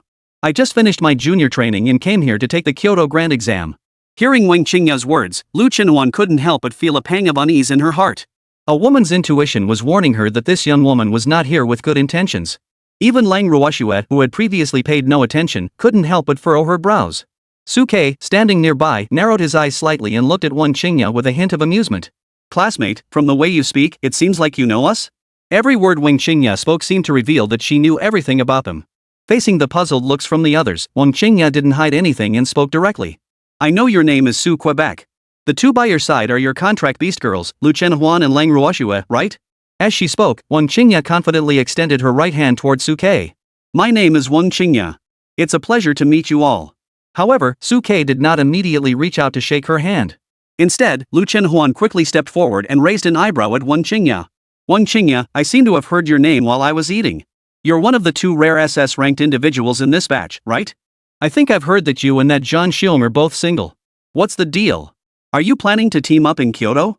As she listened to Lu Chinhuan's analysis, a smile appeared on Wang Qingya's lips. What kind of big shot is Zhang Xiong? If I, Wang Qingya, am going to form a contract, I'll only contract with the strongest. In my heart, the only one worthy of a contract with me is your older brother Su. As she spoke, a confident curve formed at the corner of Wang Qingya's lips. Otherwise, why would I care so much about your information? Hearing Wang Qingya's words, Su Kei's heart skipped a beat. This is bad, she's coming for me. Lu Chinhuan, standing in front of Wang Qingya, narrowed his eyes instantly. Sure enough, a woman's intuition hadn't deceived her. This little girl wasn't here with good intentions, she was after Su Kei.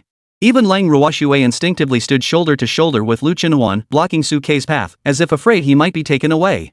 After all, the woman before him, Wang Qingya, was a rare SS-ranked individual, far surpassing the indecisive and Ning of the past. From the start, her goal was clear, she sought to form a contract with Su Kei. She was even willing to abandon her earlier cultivation to pursue this single-minded goal, refusing to form a contract with anyone else. Looking at Lu Chinhuan and Lang Ruoxue, who were both cautious, Wang Qingya's lips curled into a proud smile. You don't need to stop me, you can't stop me. The man I, Wang Qingya, have set my sights on will definitely be mine. Facing Wang Qingya's provocation, Lu Chinhuan spoke up in a low voice. Not necessarily. Although I admire your willingness to endure this period of singleness for the sake of your contract with Su Dage, whether you can enter into a contract with Su Dage ultimately depends on whether he deems you worthy. Hearing Lu Chinhuan's words, Wang Qingya covered her mouth and giggled. Even someone of my SS rank doesn't find me worthy, who else could possibly? Besides, even if Su Kei doesn't care about qualifications and is a looks-obsessed person, does that mean my appearance is worse than yours? Hearing Wang Qingya's words, Lu Chinhuan and Lang Ruoxue couldn't help but fall silent. Indeed, Wang Qingya's qualifications and appearance were top-notch even when compared to themselves, she didn't fall short in any way. However, Lu Chinhuan and Lang Ruoxue didn't feel ashamed because they knew better than anyone else that their true talent was SSS, and their future potential was far beyond that of a mere SS-ranked person like Wang Qingya. Most importantly, would Su Kei take notice of her? At that moment, Wang Qingya also understood this. She raised her head, her gaze sweeping past Lu Chinhuan and Lang Ruoxue, and looked directly at Su Kei with a straightforward expression. Su Kei, would you consider me? As your contract partner, I'm definitely no worse than these two F-rankers. Behind me stands the mighty Wang family. If you marry into our family, the support I can offer you will far surpass what these two little girls can provide. Wang Qingya paused here before adding another sentence. If you're worried about suffering losses after breaking the contract, rest assured the Wang family can compensate you. Not only can we quickly restore your damaged essence in a short time, but we can also provide you with a large amount of spiritual medicine to aid your cultivation. By this point, the confident expression on Wang Qingya's face grew even more pronounced. She was confident that Su Kei, who hailed from the small town of Tianhai, would be unable to resist such generous terms. To her surprise, Su Kei merely waved his hand politely. I'm sorry, we've only just met and aren't very familiar with each other yet. Besides, I don't want to marry into your family. You're a good person. Thank you. Chapter 200, The Wang Family of Daxia. What? Hearing Su Kei's response, Wang Qingya froze in place, her eyes filled with disbelief. Not only Wang Qingya, but the old woman beside her also furrowed her brows and glared at Su Kei. Little one, do you know what you're saying? You're rejecting the olive branch extended by the great Xia Wang family? Do you know what the Wang family of the great Xia dynasty represents? Facing the old woman's questioning, Su Kei's brows couldn't help but furrow slightly. Heaven have mercy, all he had learned at school was about beast taming. While he had heard of the Wang family, it was beyond the scope of knowledge in their small town of Tianhai. Thinking of this, Su Kei instinctively glanced at Lu Chinhuan and Lang Ruoxue beside him. Huan, Ruoxue, do you know? Lu Chinhuan, who was usually so composed, also shook his head in confusion. What's the Wang family? In Tianhai, the only notable families are the Lung family, where Ruoxue comes from, and the Zhao family of the Anning contract, right? The Wang family? Is it another powerful clan comparable to the Zhao family in other regions? The reclusive Lang Ruoxue was even more confused, shaking her head unconsciously. I'm not sure, I've never heard my father mention it before. Listening to their conversation, the old woman beside them couldn't help but laugh in exasperation. What cold family and Zhao family? These minor clans from a small place like Tianhai dare to be mentioned in the same breath as my Wang family? Hearing this, Su Kei couldn't help but feel a chill run down his spine. It seemed that the Wang family's influence was far greater than he had imagined, and this was going to be tricky. At that moment, the people around them, who had been shopping for clothes, were drawn by the commotion and turned to look in their direction. The Wang family? Could they be from the Wang family of the Great Xia dynasty? I heard that the Wang family of the Great Xia dynasty produced a 9th-rank beast maiden, and her son, the current head of the Wang family, is an 8th-rank Tianyan, about to break through to the 9th rank. They're a renowned great clan in our region. Exactly, who is this kid? He doesn't even recognize the Wang family? From their conversation, it sounds like he's that recently rising star, the SSS-ranked beast tamer Suke from the small town of Tianhai. No wonder I saw him earlier with two beautiful women. He must be that genius beast tamer who contracted two useless F-rank beast girls. Upon learning of Suke and Wang Qingya's identities, the people around them couldn't help but buzz with speculation. From the tone of their voices, it seemed like the young princess of the Wang family had set her sights on Suke and wanted to form a contract with him. Once one has a contract partner, attempting to form another contract would require dissolving the existing one, which would cause significant harm to one's origin and cultivation realm. The deeper the bond, the more daring it becomes to dissolve it. However, since the target was from the Wang family and their cultivation levels were not high, with the help of the Wang family patriarch, it could still be repaired and compensated for. I really envy Su Quebec. He's so talented and has such good luck with women. He's actually been noticed by the young lady of the Wang family. This way, even if he made a hasty contract with two F-rank beast girls earlier, he can now begin to correct his fate and embark on the path to the pinnacle of life. If I were him, I'd make the contract. With the Wang family backing him, what's there to fear? At that moment, everyone's eyes were filled with envy and deep jealousy as they looked at Suke. If before, seeing Suke with two beauties by his side was mostly envy, now being noticed by Wang Qingya was pure jealousy. Suke listened to the old woman from the Wang family and the surrounding people's discussions and roughly understood the Wang family's clan strength. It turned out to be a prominent family with a 9th rank expert as its pillar. No wonder they spoke with such confidence. After seeing that Suke understood everything, Wang Qingya proudly lifted her head and looked at Suke. What do you think now? Do you know the true strength of the Wang family now? Moreover, it's not just that the Wang family is powerful. Wang Qingya also possess extraordinary talent, being an SS-ranked beast girl a rarity even in the entire Great Xia. If you form a contract with me, you won't be at a disadvantage. Now, your thoughts must have changed, right? As she spoke these words, Wang Qingya's face was filled with pride and self-satisfaction as she looked at Suke. In Wang Qingya's mind, Suke had refused her earlier because he didn't know much about the Wang family or her. Now, after hearing the explanations from the third grandmother and the others, Suke's scales should begin to tip in her favor. But Wang Qingya never imagined that Suke's gaze fixed on her showed not a single trace of hesitation. No. I still stand by what I said earlier. I don't know you very well, and I don't have any impulsive thoughts about changing everything just because we met once. Moreover, I've already said before that I don't have much interest in becoming a son-in-law. If Miss Wang has no further business, please make way for us. Huan and Ruoshui have already chosen their items, and we need to check out and leave. Hearing Suke's cold, emotionless words, Wang Qingya froze in place, her mouth agape in disbelief as she stared at Suke. Suke, do you know who you're rejecting? I know. Facing Ms. Wang's accusatory question, Suke looked at her calmly. The eldest miss of the Wang family, Wang Qingya. As he said this, Suke's lips curled into a cold smile. I'm sorry, Miss Wang. Perhaps, for others, your family background and natural talent are truly extraordinary, capable of driving people mad and making them act against their principles. But to me, none of that holds any interest for me. I'll say it again, if you have nothing else to say, please make way for us. We have matters to attend to and don't wish to linger here engaging in meaningless arguments with you. With that, Suke led Lu Qinhuan and Lang Ruoshui away to the side. The moment Wang Qingya revealed her identity, Suke had already activated his insight divine eye to focus on her. Beast Girl, Wang Qingya. Realm, 2nd tier shaped form. Talent, SS rank 4 winged angel. Beast tamer, none. Innate skills, Holy Light Bind, Divine Bond, Devout Aura, Holy Punishment, Royal Blessing, Descent of the Saint. Weaknesses, currently limited physical strength, unable to contain a large amount of Holy Light. Without a Beastmaster's enhancement, cannot fully utilize her true potential. For Suke, although Wang Qingya's stats were slightly more impressive than those of ordinary beast girls, they did not attract much of his attention. His current contracted beast girls, Lu Qinhuan and Lang Ruoshui, are top-tier SS rank beast girls with the highest possible limit. Why would he even glance at a mere SS rank beast girl? Moreover, one's own talent is closely tied to the advancement potential of the beast girl's talent. The greater the advancement potential of the beast girl's talent, the better it is for oneself. An SS-ranked character with a ceiling that's already been reached holds no appeal for him. However, when Suke's words reached Wang Qingya's ears, they took on a completely different meaning. Chapter 201, The Persistent Wang Qingya. How dare this kid, Suke, be so blind as to reject Wang Qingya? Wow, is he blind? The person standing in front of him is none other than the young princess of the Wang family, Wang Qingya. Not only is she exceptionally talented, but her family background is also extraordinary. How dare Suke have the nerve to reject her? If it were me, I would have already given in. To be honest, Suke is really a tough guy. At that moment, the crowd around them was completely stunned and disbelieving upon seeing Suke reject Wang Qingya. Even Wang Qingya stood frozen in place, her mouth wide open. Suke doesn't think much of me. This was the first thought that crossed Wang Qingya's mind upon hearing Suke's words. Her second thought was that Suke was a reckless young man. He didn't care at all about the social status of the Wang family she belonged to, nor did he care about her own talents. He simply didn't care about her at all. It seemed that in Suke's eyes, only Lu Chenhuan and Lang Ruoxue, who had made a contract with him, were important. This guy is a lovesick fool. This was Wang Qingya's second reaction. At this moment, Wang Qingya's gaze toward Suke grew even more peculiar. If Suke had agreed to her conditions immediately when she first proposed them, Wang Qingya would have looked down on him instead. Even though Suke had decent talent, to Wang Qingya, he was at most a contract partner who knew how to read the situation. Even if he had aligned himself with the Wang family, Wang Qingya might not have held him in high regard. However, Suke's current attitude of not coveting power and authority had sparked deep admiration in Wang Qingya's heart.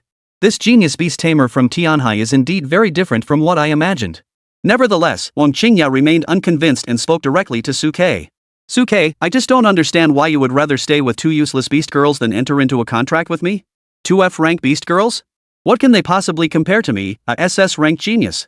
Coming from an obscure minor family in Tianhai, how can you possibly compare to the renowned Wang family, which is renowned throughout the entire Great Xia Empire? At that moment, Wang Qingya stared intently at Suke, trying to find an answer in his eyes. From childhood onward, thanks to her status as the eldest daughter of the Wang family, there was nothing Wang Qingya desired that she couldn't obtain. But here, she had been repeatedly thwarted by Suke, causing her to question the meaning of life. Could it be because I'm not attractive enough? But Wang Qingya believed she wasn't unattractive. Even compared to Lu Chenhuan and Lang Ruoxue, she held her own. Facing Wang Qingya's relentless questioning, Lu Chenhuan smugly raised her hand, which was tightly intertwined with Suke's, and flaunted it in front of Wang Qingya with a self-satisfied expression. Wang Qingya, don't think that just because you're the eldest daughter of the Wang family, you can do whatever you want. You can't have everything you want, and people won't just obey you blindly. In my older brother Su's heart, there are things that matter more than the family's future you keep talking about. As she spoke, Lu Chenhuan deliberately wrapped both arms around Suke's arm and pouted at him. Let's go, Sudage. Let's go settle the bill. Facing Lu Chenhuan's pouting, Suke nodded in understanding, smiling at her with a look of indulgence. Let's go. As they spoke, the three of them walked hand in hand toward the counter. Even Xia, who was on Suke's shoulder, raised her little head arrogantly as she passed by Wang Qingya, revealing a disdainful expression that was almost human. Seeing this scene, the onlookers couldn't help but exclaim in astonishment. Wow, Suke is really bold. Exactly, he dared to reject the young princess of the Wang family so brazenly, and the two beast girls by his side were even more arrogant toward Wang Qingya and her group. He's truly brave. What a pity. His eyes must be blind. Such an obvious choice with nothing but benefits, yet he chose the worst one? It seems he's been blinded by beauty. But the young lady from the Wang family isn't bad looking either, and she has such a vast network of resources behind her. Meanwhile, he's dragging around two F-rank deadweights, with no future prospects whatsoever. What on earth is going on in his head? It can only be attributed to love, I suppose. At that moment, the people around them couldn't help but whisper among themselves as they watched Suke and the others leave. Even the old woman beside Wang Qingya glared at Suke and his group as they departed. How ungrateful. They refuse the kindness offered and instead choose punishment. Miss, should I go teach them a lesson? Facing the old woman's suggestion, Wang Qingya simply waved her hand dismissively. Third grandmother, don't act impulsively. This is the capital city, the territory of the three great academies. Suke is a specially recruited student of the War Academy. If we get involved, it will inevitably attract unwanted attention. I came here to enroll, not to cause trouble. Wang Qingya paused here, then looked at Suke's retreating figure with a meaningful expression. Besides, Suke, that guy, don't you find him interesting, third grandma? A beast tamer with such a temperament, if I could recruit him as my contract partner, that would truly be a challenge. At that moment, Wang Qingya's eyes were filled with confidence. He's just a beast tamer from a small place who hasn't seen much of the world. If I, Wang Qingya, set my sights on someone, there's no one I can't get. Saying this, Wang Qingya directly took the arm of the old woman beside her. Third grandma, let us go. With that, the two followed Suke and the others out of the lingerie store. Those around them watched their departing figures, their whispers continuing unabated. What an exciting day. To actually witness such a sensational scene. I guarantee that the news of Suke rejecting Wang Qingya will spread like wildfire tomorrow. What a pity. Why can't I ever stumble upon something like this? You should take a look at yourself first. After leaving the lingerie store, Suke and the others looked at the onlookers who kept glancing their way, their eyes filled with helplessness. After all the commotion caused by that woman, Wang Qingya, it seems like today won't be a quiet day after all. Lu Chenhuan, standing beside him, frowned in annoyance. The pleasant mood he had been in to go shopping was completely ruined. Look at the way everyone is looking at us. As long as we're still here, it feels like we're being talked about non-stop. The cold-faced Lang Ruoxue nodded in agreement. Seeing this, Suke gave both of them a loving pat on the head. Let's go, let's go. We're not shopping anymore. Let's go home. Chapter 202, I will not disappoint everyone's expectations. The matter involving Wang Qingya was like a brief farce, dampening the cheerful mood Lu Chenhuan and Lang Ruoxue had originally intended to enjoy while shopping. However, after Suke took the two of them out of the mall and treated them to a feast at a food street, Lu Chenhuan and Lang Ruoxue's previously gloomy mood improved significantly. To avoid running into Wang Qingya again, they took a taxi to a distant location and randomly browsed another mall, purchasing several trendy outfits and dresses. To showcase her unique personality, Lu Chenhuan bought several sets of punk-style denim outfits, while the dresses she chose had distinctive styles, such as JK sailor uniforms. As for Lang Ruoxue, she preferred a variety of cute dresses, opting for 2 sets of loose, breathable hoodies and pants. Regarding their different choices, Suke wasn't particularly surprised. After all, they had spent so much time together, and he had a good understanding of their personalities. However, when buying clothes, Suke bought a few extra sets, which piqued Lang Ruoxue's curiosity. Sugu, did we take the wrong ones? I remember I didn't choose these outfits with Huan Jia. Facing Lang Ruoxue's question, Suke looked serious. Don't be surprised. These are for Yuying and Xia when they transform into human form one day. Hearing Suke's words, Xia, who had been dozing in Suke's arms, perked up her ears and peeked out from Suke's embrace to look at the clothes he had chosen for her and the others. Upon seeing the clothes Suke had chosen for her, Xia immediately covered her face with her little paws and retreated back into Suke's embrace. Seeing this, Suke couldn't help but furrow his brows. What's wrong? Don't you like them? Lu Chenhuan, standing beside him, rolled her eyes at Suke. Sugu, you should take a look at what you bought: nurse uniforms, maid outfits, and teacher leopard print bikinis. Xia and Yuying, being ferocious beasts, probably find it hard to understand or accept, right? However, in the face of Lu Chenhuan's doubts, Suke remained completely unfazed. You just don't understand. I've heard that beasts are far more open-minded than humans in this regard. Oh my. Before he could finish speaking, Suke couldn't help but wince in pain and look down at Xia in his arms. You little brat, how dare you bite me? And bite my chest? Shut up. Stop it. Lu Chenhuan, standing nearby, couldn't help but burst into laughter at the sight. Sudage, you think you're so smart. Now you're getting your comeuppance. Lang Ruoxue couldn't help but cover her mouth and giggle, her eyes filled with gentle laughter. Fortunately, Xia didn't make things difficult and quickly let go, curling back into Suke's embrace to fall asleep. Suke had wanted to retaliate by giving Xia 2 playful slaps on the head, but upon realizing that the little girl was always in his arms, fearing retaliation, he decided against it. After this little commotion, the unpleasantness from encountering Wang Qingya earlier in the morning gradually faded away. After having a simple dinner, the 3 of them hailed a taxi and returned to the youth dormitory. Upon exiting the elevator, the 3 of them couldn't help but freeze in place. Because within their line of sight, Cheng Qiji and Manhwa were sitting idly at the entrance to their dormitory, meditating and cultivating. Seeing this, Lu Chenhuan couldn't help but blink his eyes. Are the 2 directors? Think the air outside our dormitory door is better? What a joke! Before Lu Chenhuan could finish speaking, Cheng Qiji stood up with a displeased expression. Where did you kids go? We've been waiting for you here all day. Facing Cheng Qiji's accusation, Suke felt a bit embarrassed and scratched the back of his head. We just thought it was a rare opportunity to break through, so we took Huan and Ruoxue out for a walk. What? Do the 2 directors need us for something? Hearing Suke's response, Manhwa, standing beside him, secretly pinched Cheng Qiji's shoulder and then smiled at Suke and the others. Don't listen to old Chang. We've all seen how hard you've been training lately. This is a rare chance to relax, so go have some fun. Facing Manhwa's consolation, Suke nodded slightly. We know how to behave. The 2 directors don't need to worry. As he spoke, Suke stepped forward, pulled out the key, and opened the door. The 2 directors shouldn't stand outside. Come inside and talk. Seeing this, Cheng Qiji waved his hand and resumed his carefree expression. There's really nothing major. I just came here to inform you that after the imperial examinations in the capital, our school will be reopening soon. You should prepare yourselves mentally. Cheng Qiji paused for a moment, then his mind stirred. He reached into his storage space and pulled out a soul crystal and a puppet. Additionally, here is the soul crystal and physical body you asked the principal about a few days ago. I brought them for you. I was worried you might not have enough. The maximum capacity of both the soul crystal and the flesh body is 8th tier, which will make them more convenient for you to use in the future. Listening to Cheng Qiji's words and looking at the black soul crystal and the exquisitely crafted faceless puppet before him, Suke's eyes couldn't help but fill with emotion. Suke knew clearly that Cheng Qiji and Manhwa had come to remind them to be careful about the start of school as a pretext. Their true intention was to bring this soul crystal and puppet. Suke was well aware of the rarity of an 8th grade soul crystal and a flesh and blood puppet. The cost required to acquire such items was beyond imagination. Even setting aside everything else, this gift alone was more than enough to justify his decision to stay at the War Academy. This gesture was too generous. Even Suke, who had already prepared himself mentally, couldn't help but hesitate when faced with such a gift. Actually, a 7th tier one would suffice. That's just enough for now. Before Suke could finish speaking, he was interrupted by Chung Chiji. Don't feel burdened. The dean is a wealthy individual. If he's offering, why not accept? As Chung Chiji said this, he gave Suke a sly smile. These are just the perks before you enroll. As for after enrollment, aside from the conditions we initially agreed upon, if you want to secure any additional benefits in the future, you'll have to earn them yourself. Manhwa chimed in from the side. Yes, as long as you grow quickly and contribute more to the battles protecting our human race, then our goodwill won't have been in vain. Upon hearing this, Suke nodded slightly, then bowed deeply to Chung Chiji and the others in front of him. Rest assured, Suke will not disappoint everyone's expectations. Chapter 203, Soul Infusion.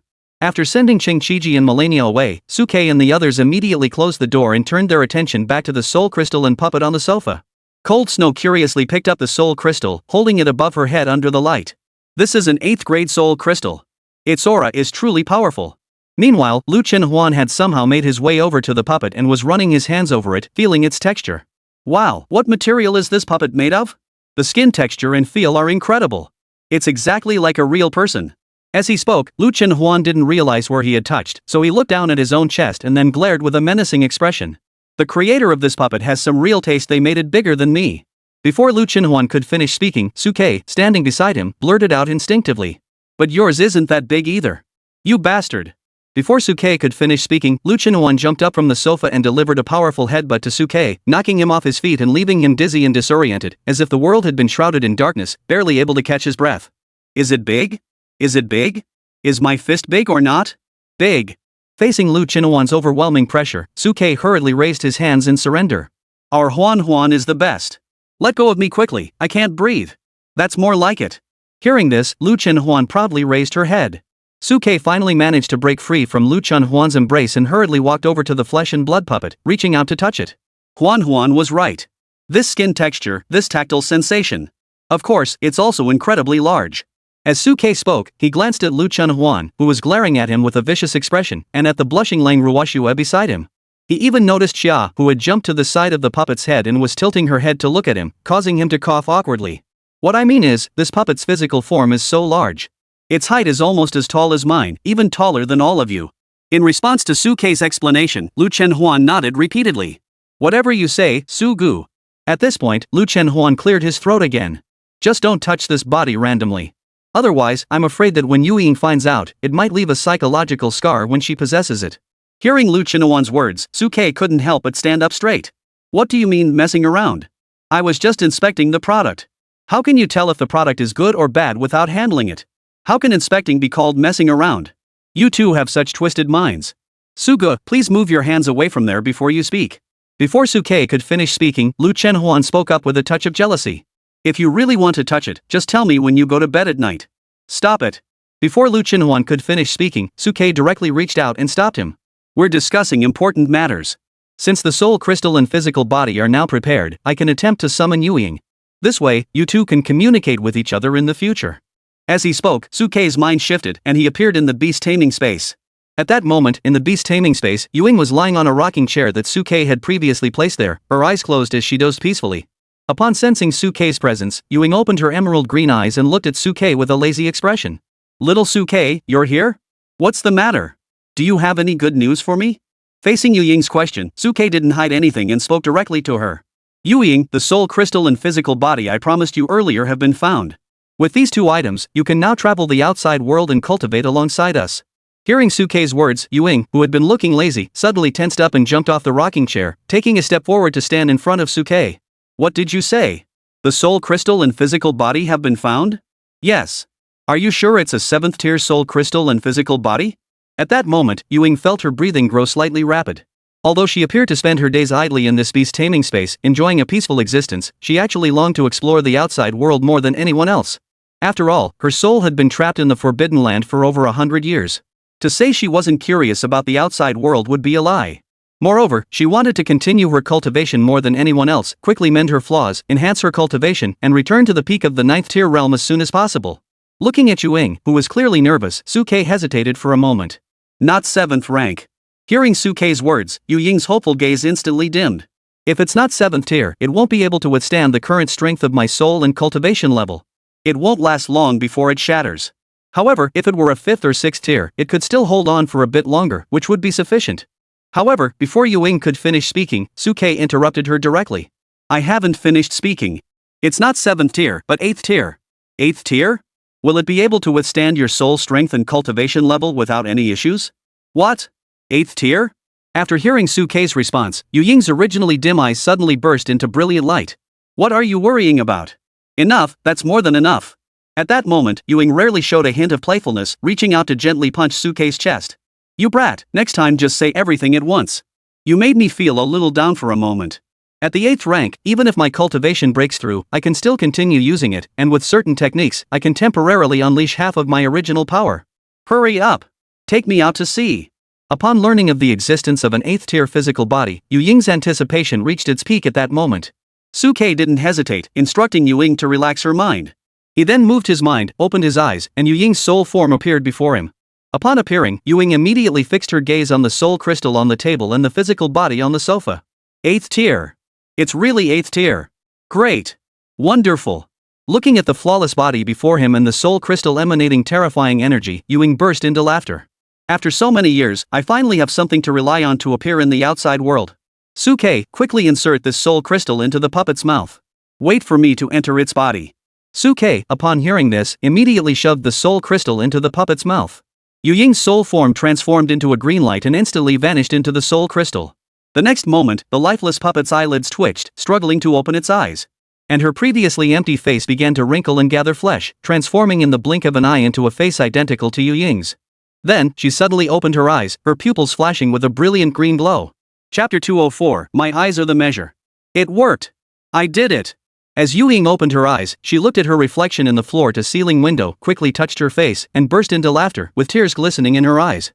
This old lady has finally succeeded in taking human form and can walk in the sunlight. At that moment, Yu Ying stood up excitedly, but her expression froze. Ha! Who lifted the clothes on this body? My chest is exposed. As she spoke, Yu Ying quickly looked down and pulled her clothes down in a flash, furrowing her brows as she looked at Suke and the others. Suke, did you pull it? Suke, upon hearing this, quickly adopted a serious expression. No way. When Shang Juchu and the others brought it here, it was already like this. We didn't notice. Maybe they didn't pay much attention during transportation. Listening to Suke's words, Yu Ying's face was filled with suspicion. Xiao Suke, do you know the value of this body? 8th tier. You must know that currently, whether it's the human race or the beast race, the top tier combat power is only 9th tier. 8th tier is already among the strongest. An 8th rank puppet crafted using secret techniques can work in tandem with a beast master to unleash extraordinary combat power, matching that of an ordinary 8th rank individual. Such an important item must have been transported with the utmost care. You're telling me you didn't pay attention? Listening to Yu Ying's suspicion, Suke remained stubborn. How would I know? Maybe the two directors didn't care? Enough, enough. Just then, Lu Chenhuan spoke up from the side. Su Ge, you don't need to cover for me. I admit it, I was the one who touched it. I just couldn't resist the urge to feel how lifelike this puppet was. Upon hearing this, Yu Ying's expression froze. So, is it realistic? You'll find out for yourself soon enough. At that moment, Lu Chenhuan spoke to Yu Ying with a sly expression. But the texture was indeed quite good. If you didn't say anything, you might even think it was a real person. Seeing the mischievous smile on Lu Chenhuan's face, even Yu Ying, who had lived for so long, couldn't help but blush. You little girl, you don't know how to watch your words. Where didn't I watch my words? Before Yu Ying could finish speaking, Lu Chenhuan reached out and pointed at Yu Ying's chest. My eyes are the ruler. That's at least a 35C. You? She never expected that despite her young age, Lu Chenhuan was so worldly. Fortunately, Suke, who was standing nearby, cleared his throat to interrupt Lu Chenhuan's teasing of Yu Ying, then looked at her seriously. Yu Ying, feel your body now. Is there any discomfort? Can you move normally? Upon hearing this, Yu Ying stood up directly, walked back and forth in the living room a few times, then closed her eyes and tried to absorb the surrounding celestial and earthly spiritual energy. She opened her eyes with a satisfied expression. This physical body is much more responsive than I imagined. Not only is there no discomfort in movement, but it can even absorb the spiritual energy of the heavens and earth and store it within the soul crystal. It is virtually indistinguishable from a genuine 8th tier body. At this point, Yu Ying paused and cleared her throat. The only issue is that it cannot eat or drink, nor can it metabolize these basic physiological secretions. Listening to Yu Ying's words, Suke nodded with understanding. In fact, Suke had already considered the flaws of this flesh and blood puppet body beforehand. After all, it was merely a puppet, not a true physical body, so many physiological functions were inevitably absent. Meanwhile, Lu Chenhuan, standing beside him, listened to Yu Ying's words and seemed to be thinking of something. He blinked his eyes and looked at Yu Ying. Can we do that? Will it feel anything? Upon hearing this, Yu Ying's face flushed bright red, and she glared at Lu Chenhuan with a fierce expression. You little brat, you have no boundaries. I won't tell you. As she watched Yu Ying's flushed face, Xia, who had somehow slipped over to the sofa, glanced at her with a mischievous gleam in her eyes. Yu Ying, judging from your flushed reaction, this body must have its own blood circulation, though the methods of replenishment or consumption are different from those of ordinary people. In other words, your skin has sensation, and some areas also respond. However, if it gets dirty, it probably can't clean itself and needs to be washed manually. Before Xia could finish speaking, Yu Ying blushed fiercely and interrupted her. Don't say another word. I didn't possess this body to do nothing worthwhile, as you imply. I'm using this opportunity to cultivate, quickly repair my flaws, and restore my cultivation to its peak. Seeing Yu Ying's serious expression, Xia burst into laughter. You're the one who's blushing. You're an ancient demon who's lived for so many years, and you don't even have that much self-control? Before Xia could finish speaking, she was glared at fiercely by Yu Ying. Do you think everyone is like you? You've been distracted from your duties all this time in Guishu. After all these years, you're still only at the 4th rank? Even if I were to reform Guishu, my soul and physical body are already at 7th and 8th ranks respectively. In response to Yu Ying's sarcasm, Xia simply rolled her eyes. Were you as brutal as I was in my battle with the Fire Phoenix back then? Fire Phoenix, who was half a step away from becoming a beast god, was reborn multiple times but was still crushed by me until her soul was completely annihilated. She didn't even get the chance to return to Guishu, and I nearly vanished from this world entirely. How could you, a mere demon, possibly match the intensity of my past battles? I'm not bragging, but even at your peak, you wouldn't have stood a chance against me back then. However, facing Xia's words, Yu Ying looked utterly unconvinced. We're both at the 9th rank. I just don't believe there's such a huge gap between us. Try me? I'm not going to test you now. Watching the two of them start arguing again, Suke stepped between them and interrupted the two demons' quarrel. Enough, enough. Stop arguing. Now that Yu Ying has a physical body, we should take this opportunity to try cultivating together and see how it enhances each other's cultivation. What Suke was most curious about regarding Yu Ying's recovery of her physical form was how it would benefit his own cultivation. Having a 7th-tier demon as an ally should provide a significant boost to their cultivation. Upon hearing this, Yu Ying also nodded eagerly. I was thinking the same thing. I've never made a contract with a human before, and I don't fully understand contract cultivation. This is a good opportunity for us to try it out together. As they spoke, Lu Chenhuan and Lang Ruoshua beside them couldn't help but reveal eager expressions in their eyes. The three hurriedly walked toward the balcony together, forming a circle as instructed by Suke and spreading out to the sides. They interlocked their hands, and Xia also took the opportunity to jump onto Suke's shoulders. The three humans and two demons closed their eyes, immersing their minds, and began absorbing the spiritual energy of the heavens and earth. Chapter 205, Evolution, Ice Soul Dragon. How fast? On the balcony, the group held hands, feeling the surging spiritual energy from the heavens and earth rushing toward them like a tidal wave, unable to suppress their exclamations of astonishment. It must be said that as a 7th-tier cultivator, Yu Ying was far faster than Suke and the others, who were only 4th-tier cultivators, in absorbing and refining the celestial and earthly spiritual energy. In fact, the combined absorption speed of Suke and the others, along with Xia, couldn't match the speed at which Yu Ying alone was absorbing the celestial and earthly spiritual energy. Under the mutual contractual bond of their spiritual energies, this absorption speed was also reflected in Suke and the others, causing their cultivation speed to be nearly twice as fast as usual. However, due to their current limited cultivation levels, even with Yu Ying's assistance, the amount of spiritual energy they could absorb remained limited, and there was no like a floodgate opening as they had anticipated. Suke was already quite satisfied with this outcome. An increase in cultivation speed nearly double the usual rate was already a significant improvement for them. Originally, their cultivation speed was already 4 times that of a single person, surpassing all other beast tamers and beast maidens of the same level in the world. Now, with Yu Ying's enhancement, it had doubled, reaching 8 times the original speed. An 8-fold increase in cultivation speed would significantly reduce the time required for them to advance. As for those who exploited a glitch to absorb celestial energy at the same speed as a 7th-tier practitioner and ascend simultaneously, that was nothing more than a fantasy. If it were truly possible, those major clans might have already arranged high-tier contract partners for their descendants the moment they awoke their abilities. No problem, this is fine as it is. At this moment, Suke set aside his scattered thoughts and immersed himself once more in cultivation. Time passed quickly as everyone cultivated, and before they knew it, it was the next morning. As the morning light streamed through the balcony and fell upon everyone's shoulders, Suke opened his eyes from his cultivation. At that moment, Lu Chenhuan and Yu Ying were still immersed in their cultivation, especially Yu Ying, who had not truly absorbed the essence of heaven and earth for a long time, and she looked utterly blissful. During their time in the Taiyin Forbidden Land, Yuing had relied entirely on the energy of the deceased souls and the corpses of ferocious beasts within the Forbidden Land to piece together her decaying physical form, making true cultivation nearly impossible. The Forbidden Land not only isolated them from danger but also severed their connection to the void, preventing them from returning to their original state. Therefore, this was the first time she could freely absorb the celestial and earthly spiritual energy, and it was a complete delight for Yuing. Suke watched Yuing, who was completely immersed in the experience, his eyes flickering. Fierce Beast, Taiyin Yuing Soul Form. Realm, 7th Tier. Contract Partner, Suke. Innate skills, Taiyin Roar, Star Summoning, Moon Banishing, Undead Infection, Yin-Yang Reversal, Undead Manipulation.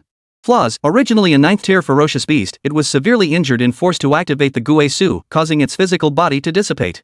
It attempted to recreate an immortal soul using the essence of 10,000 beasts, but due to severe decay of its physical body and deep-seated resentment, its soul and physical body are not well aligned. Status, contracted. Looking at Yu Ying's information, Suke's thoughts raced.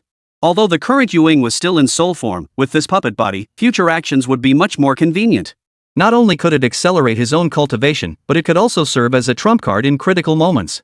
However, according to the repair plan he had previously devised, to fully restore Yuing in her soul state, she would not only need to cultivate and absorb the essence of the sun and moon, but also set up the 9 in Gathering Evil array during a lunar eclipse, then find ancient bronze as a container and infuse it with rare materials like Kunlun Ice Essence for a 49-day soul forging ritual to reforge her soul core. The conditions required to achieve this are extremely stringent. However, the rewards would be equally generous.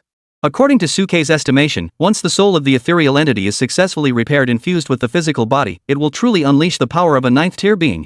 At that point, even with just Yuing alone, he could carve out a place for himself in the entire beast-taming realm. However, this is not Suke's ultimate goal.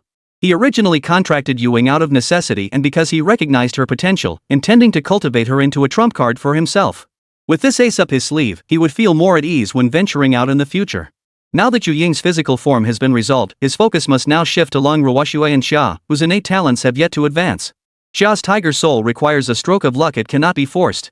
He will have to wait and see if he can find an opportunity. As for Lang Ruoxue, it has been some time since she last fused the 9 netherworld cold iron with the 1,000-year snow lotus. The day of her breakthrough should be imminent. Thinking of this, Suke closed his eyes once more, immersing his mind in joining Lu Chenhuan and the others in their cultivation. As the group continued their cultivation, time passed at a steady pace. However, during lunch, Suke and the others heard a familiar name, Wang Qingya. It was said that before the major exam, Wang Qingya had already paid a visit to the dean, Wu Guanru, and the director, Chang Qiji, and had made bold declarations in front of many people, vowing to enroll in Kyoto University and form a contract with Suke, the SSS-ranked cultivator. Hearing this rumor, Suke, who was eating, couldn't help but rub his forehead, while Lu Chenhuan ate voraciously with a displeased expression. From their interactions yesterday, Lu Chenhuan had no fondness for Wang Qingya, disliking her arrogant and domineering attitude. That mindset of believing everything was rightfully hers simply because of her privileged background was something Lu Chenhuan deeply despised. After finishing their meal, Suke and the others returned to their dormitory, where they reunited with Yuing, who had been practicing on the balcony, and began another round of training. After their relentless efforts, finally, on the eve of the major exam, Lang Ruoxue, who was in the midst of her cultivation, suddenly let out a loud roar, and scales began to grow from her skin. In the blink of an eye, her body and limbs were completely covered, transforming her back into the form of the frost-clad dragon. Around her, the temperature plummeted, and ice crystals began to form in the air, falling to the ground and shattering into snowflakes. Seeing Lang Ruoxue suddenly enter her beast form, Yuing couldn't help but freeze in surprise. However, Lu Chenhuan, standing nearby, seemed to have an epiphany and exclaimed with delight. "Ruoxue, are you about to break through?" In her beast form, Lang Ruoxue had no intention of responding. She let out a loud roar, and the bulge on her forehead began to grow rapidly, covered by a layer of azure-colored horn-like tissue. In the blink of an eye, 2 ice crystal-covered azure dragon horns sprouted from cold Usua's forehead. Under the moonlight, the ice crystals on the dragon horn shimmered and reflected light, as if containing multicolored. At the same time, the fleshy protrusions on Lang Ruoxue's back began to pulsate, and a pair of fleshy wings slowly emerged and unfolded before everyone's eyes. As the wings emerged, countless ice crystals instantly crystallized on their surface, transforming them into a pair of shimmering ice-blue wings. Additionally, the beastly features on Lang Ruoxue's face began to evolve toward those of a dragon, with dragon whiskers and long beard swaying in the wind. An ice-soul giant dragon appeared before everyone's eyes. Chapter 206, I Know You're Just a Fool. Gazing at the ice-covered colossal dragon shimmering under the moonlight, everyone's eyes sparkled with awe. Even Yuing, who had seen many things in her life, couldn't help but be captivated by Lang Ruoxue's appearance and couldn't move from her spot. What a beautiful ice dragon! Cold Snow's ice dragon had such distinct features that it was immediately recognizable as belonging to the dragon clan. Although dragons and dragon-like creatures were extremely rare across the entire continent, records of dragons could be found everywhere. Lu Chenhuan rushed toward Leng Ruoxue with excitement, reaching out to touch her body without hesitation. Ruoxue, let me touch your claws. As he spoke, Lu Chenhuan's claws had already reached Cold Snow's body, but the moment he touched her, he sucked in a cold breath and quickly withdrew his hand. Whoa, you little brat, you're freezing. In the absolute zero temperature, Lu Chenhuan's hands froze instantly upon touching Leng Ruoxue. Seeing this, Cold Ruoxue merely turned her head away indifferently, coldly surveying her surroundings, as if proudly displaying her majestic figure. Seeing this, Sukei's eyes narrowed slightly as he activated his insight divine eyes to look at Leng Ruoxue. Beast Girl, Leng Ruoxue. Realm, 4th tier Tonyu. Talent, S-Rank Ice Soul Dragon. Beast Tamer, Sukei. Innate abilities, Beast Transformation, Ice Crystal Storm, Extreme Cold Domain, Frostbite, Icy Defense, Blizzard, Extreme Cold Dragon Breath. Weaknesses, contains SSS-Rank Ice Dragon energy within, but due to the Dragon Crystal Core being corrupted by the Time Erosion Toxin, 60% of the energy is leaking out, preventing the true form of the dragon from being manifested. Looking at the cold, snow-like information panel before him, Sukei couldn't help but reveal a look of surprise in his eyes, nodding slightly. S-Rank Ice Soul Dragon. Ruoxue, you finally advanced. At that moment, Cold Snow, after hearing Sukei's praise, snapped back to her senses, quickly dispelled her beast form, and rushed toward Sukei's location. Sugu, I've advanced. Looking at the excited Cold Ruoxue, Sukei reached out and gently ruffled her hair. After all this time of refinement, you finally advanced. Heaven rewards those who are diligent. At that moment, Lu Chenhuan, Yuing, and Xia also gathered around, congratulating Leng Ruoxue one after another. Congratulations, Ruoxue. You finally advanced to become an S-rank genius like me. See who dares to call you A now? Congratulations, little one.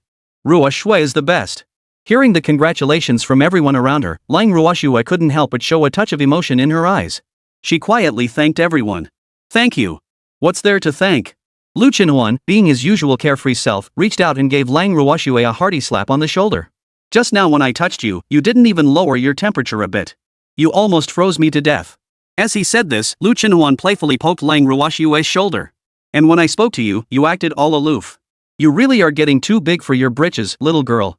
Do you think you look cooler than me now that you've broken through your awakening state and are showing off on purpose? Hearing Lu Chenhuan's words, Leng Ruoxue paused for a moment before lowering her head and smiling shyly. No, I didn't. Come on, you've gone bad, little girl. At that moment, Lu Chenhuan nudged Leng Ruoxue's waist with his elbow and puckered his lips. So you were just showing off in front of Su Dage, weren't you? Although your dragon form looks a billion times better than my gluttonous beast, I still think my gluttonous beast is more majestic and powerful. Faced with Lu Chenhuan's criticism, Leng Ruoxue spoke weakly. But I think I look better. I'm more majestic. I'm better looking. Just as the two of them found themselves in an inexplicable argument, Xia, standing nearby, spoke up in a slightly arrogant tone. What's there to argue about? It's because you haven't seen the real thing at its peak. The real me at my peak is way more attractive than both of you. Hearing Xia's words, Lu Chenhuan and Leng Ruoxue, who had been arguing, immediately turned their attention to Xia. You're the ugliest. Where's the golden white tiger with those mixed-colored stripes? Exactly. A little tiger dares to compare itself to the two legendary divine beasts we've heard about? What's wrong with tigers? Aren't tigers also divine beasts? Haven't you heard of the azure dragon on the left and the white tiger on the right? I think you're just an idiot. Sukei stood by, watching the two humans and one beast argue, and sighed helplessly, rubbing his forehead.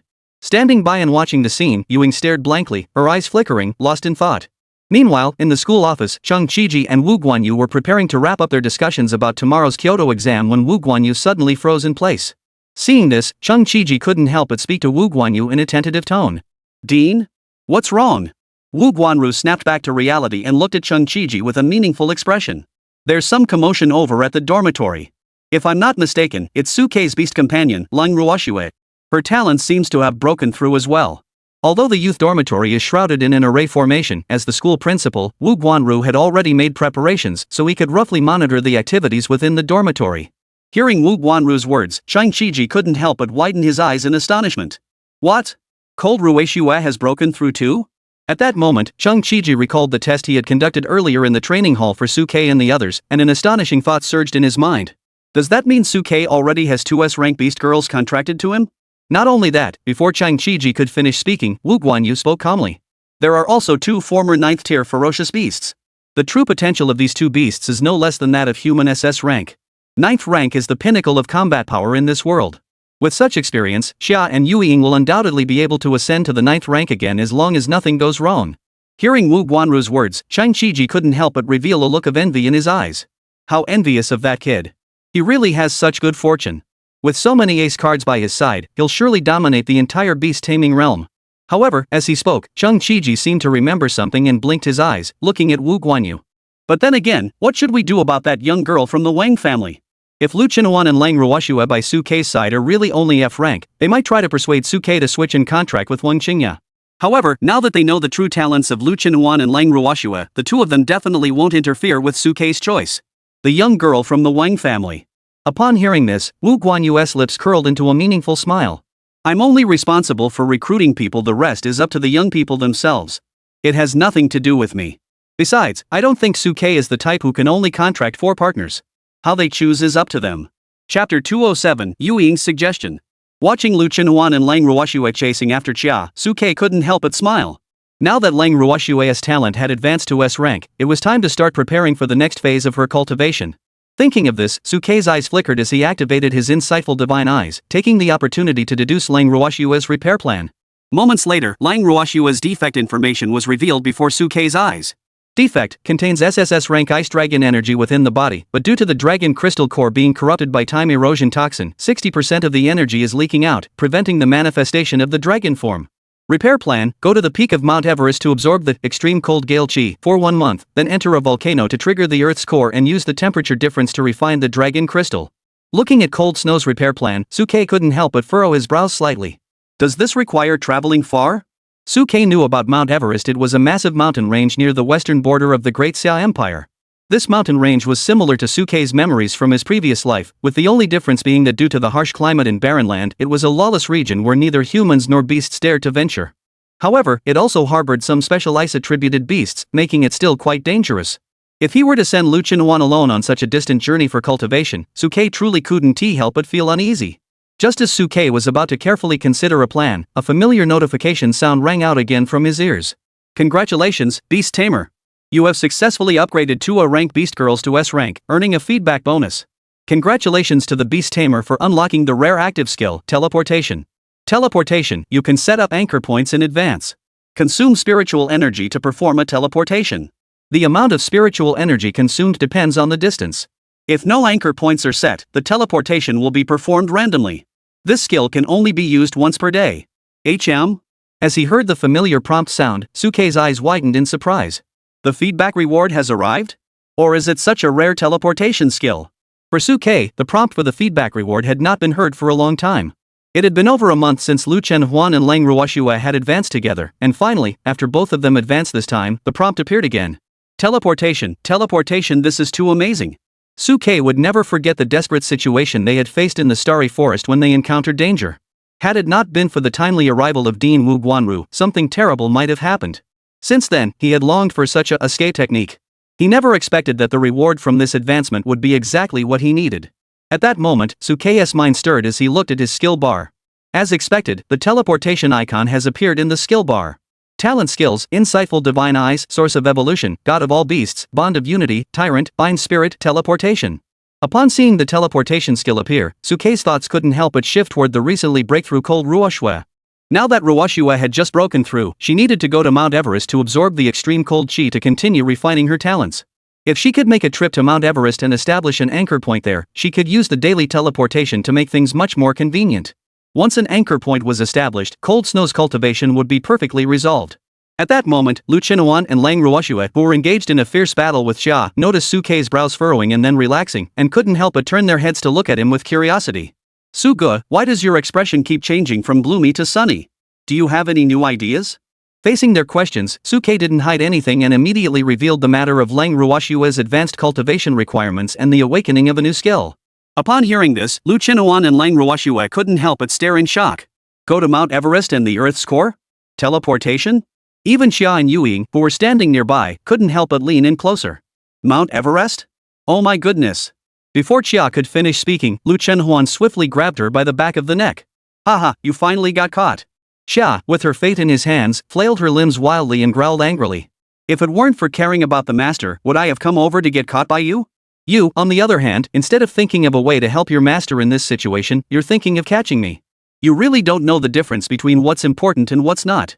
Hearing Chia's reproach, Lu Chenhuan couldn't help but blink his eyes and turned his head nervously toward Suke. However, Suke had no intention of holding Lu Chenhuan accountable at that moment. Instead, he turned his gaze toward the cold and distant Shui. Ruo Shui, when the time comes, we'll go to Mount Everest and set up an anchor point. Let's see if I can teleport directly. If my spiritual energy is insufficient, we'll set up another anchor point midway and teleport in 2 stages. Hearing Suke's words, Lang Ruoshua nodded obediently. Alright, I'll follow whatever arrangements Brother Su makes. Chia, who was being held by Lu Chenhuan, stuck out her tongue at him. Did you hear that? I'll do whatever Su Gu says. Learn from Ruoshua. Don't act like a clueless fool all day, with no sense of depth or femininity. With that soft tone, you'd need at least 3 years to learn from her.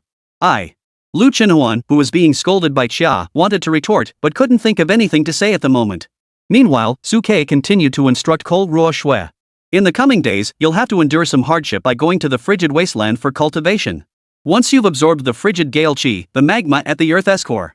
The locations of the magma are few and far between, and most are guarded by fierce beasts, making them difficult to approach, let alone enter for peaceful cultivation. As Suke pondered, Yuing, standing nearby, cleared her throat and looked at Suke. Suke, you can go to my Taiyin Forbidden Land. There is a volcano there that was shattered during a great battle long ago, and it contains magma from the Earth's core.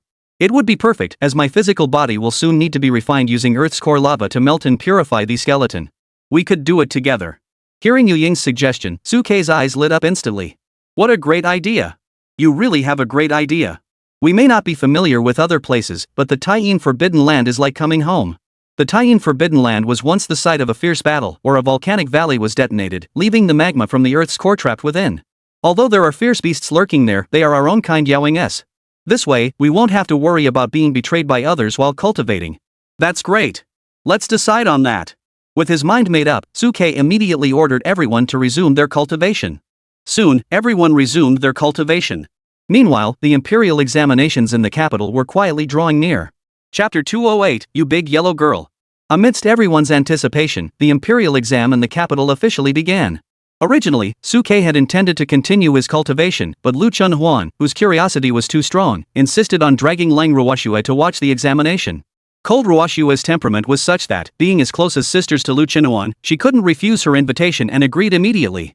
To persuade Suke to join them, Lu Chenhuan and Lang Ruoshua also successfully convinced Chia and Yu Ying to come along and witness the Kyoto Grand Exam in person.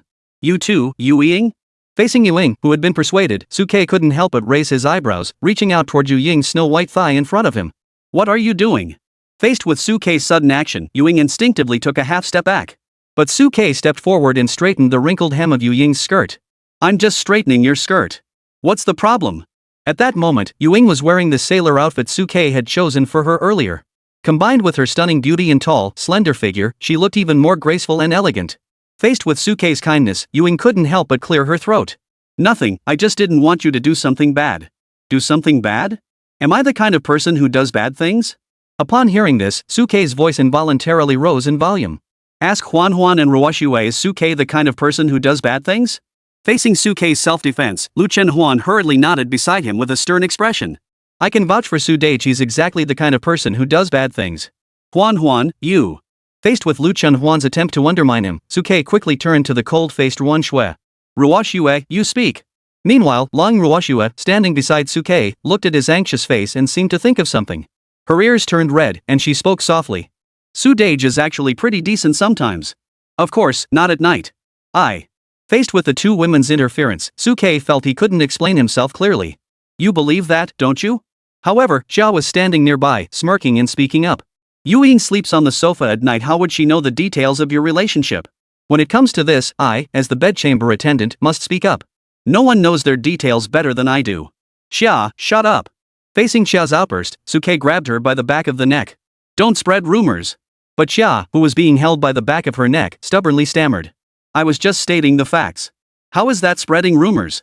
Before Xia could finish speaking, Suke pinched her cat-like mouth shut, then cleared his throat and looked at Yu Ying. Without realizing it, our conversation has strayed off topic. You haven't answered my question yet. Do you also want to go out and take a look? Facing Suke's question, Yu Ying instinctively looked at Lu Chenhuan and Lang Ruoshua, who were winking at her from the side, then nodded firmly. Yes, this is a rare chance to experience the real world. I also want to see what your human race's great exam is like. Plus, you've never really taken me out to explore before. Seeing the resentful glint in Yu Ying's eyes, Suke couldn't help but rub his forehead. You're saying that? You've only had this body for a few days, and I haven't had a chance yet. As Suke spoke, he glanced at Yu Ying's resentful gaze, then looked at Lu Chenhuan and Lang Ruoshui, who were staring at him expectantly, and finally cast a sideways glance at Xia in his arms. He took a deep breath and made his decision. Alright, then we'll take the day off today and go check out what this Kyoto Imperial exam is all about. Upon hearing this, Lu Chenhuan and Lang Ruoshui couldn't help but hug each other in joy. Yay! Suge, wait for us to change clothes. The two then went inside to change into the student uniforms they had chosen together earlier. Looking at the two of them in their student uniforms, feeling the youthful energy radiating from them, Suke's eyes lit up.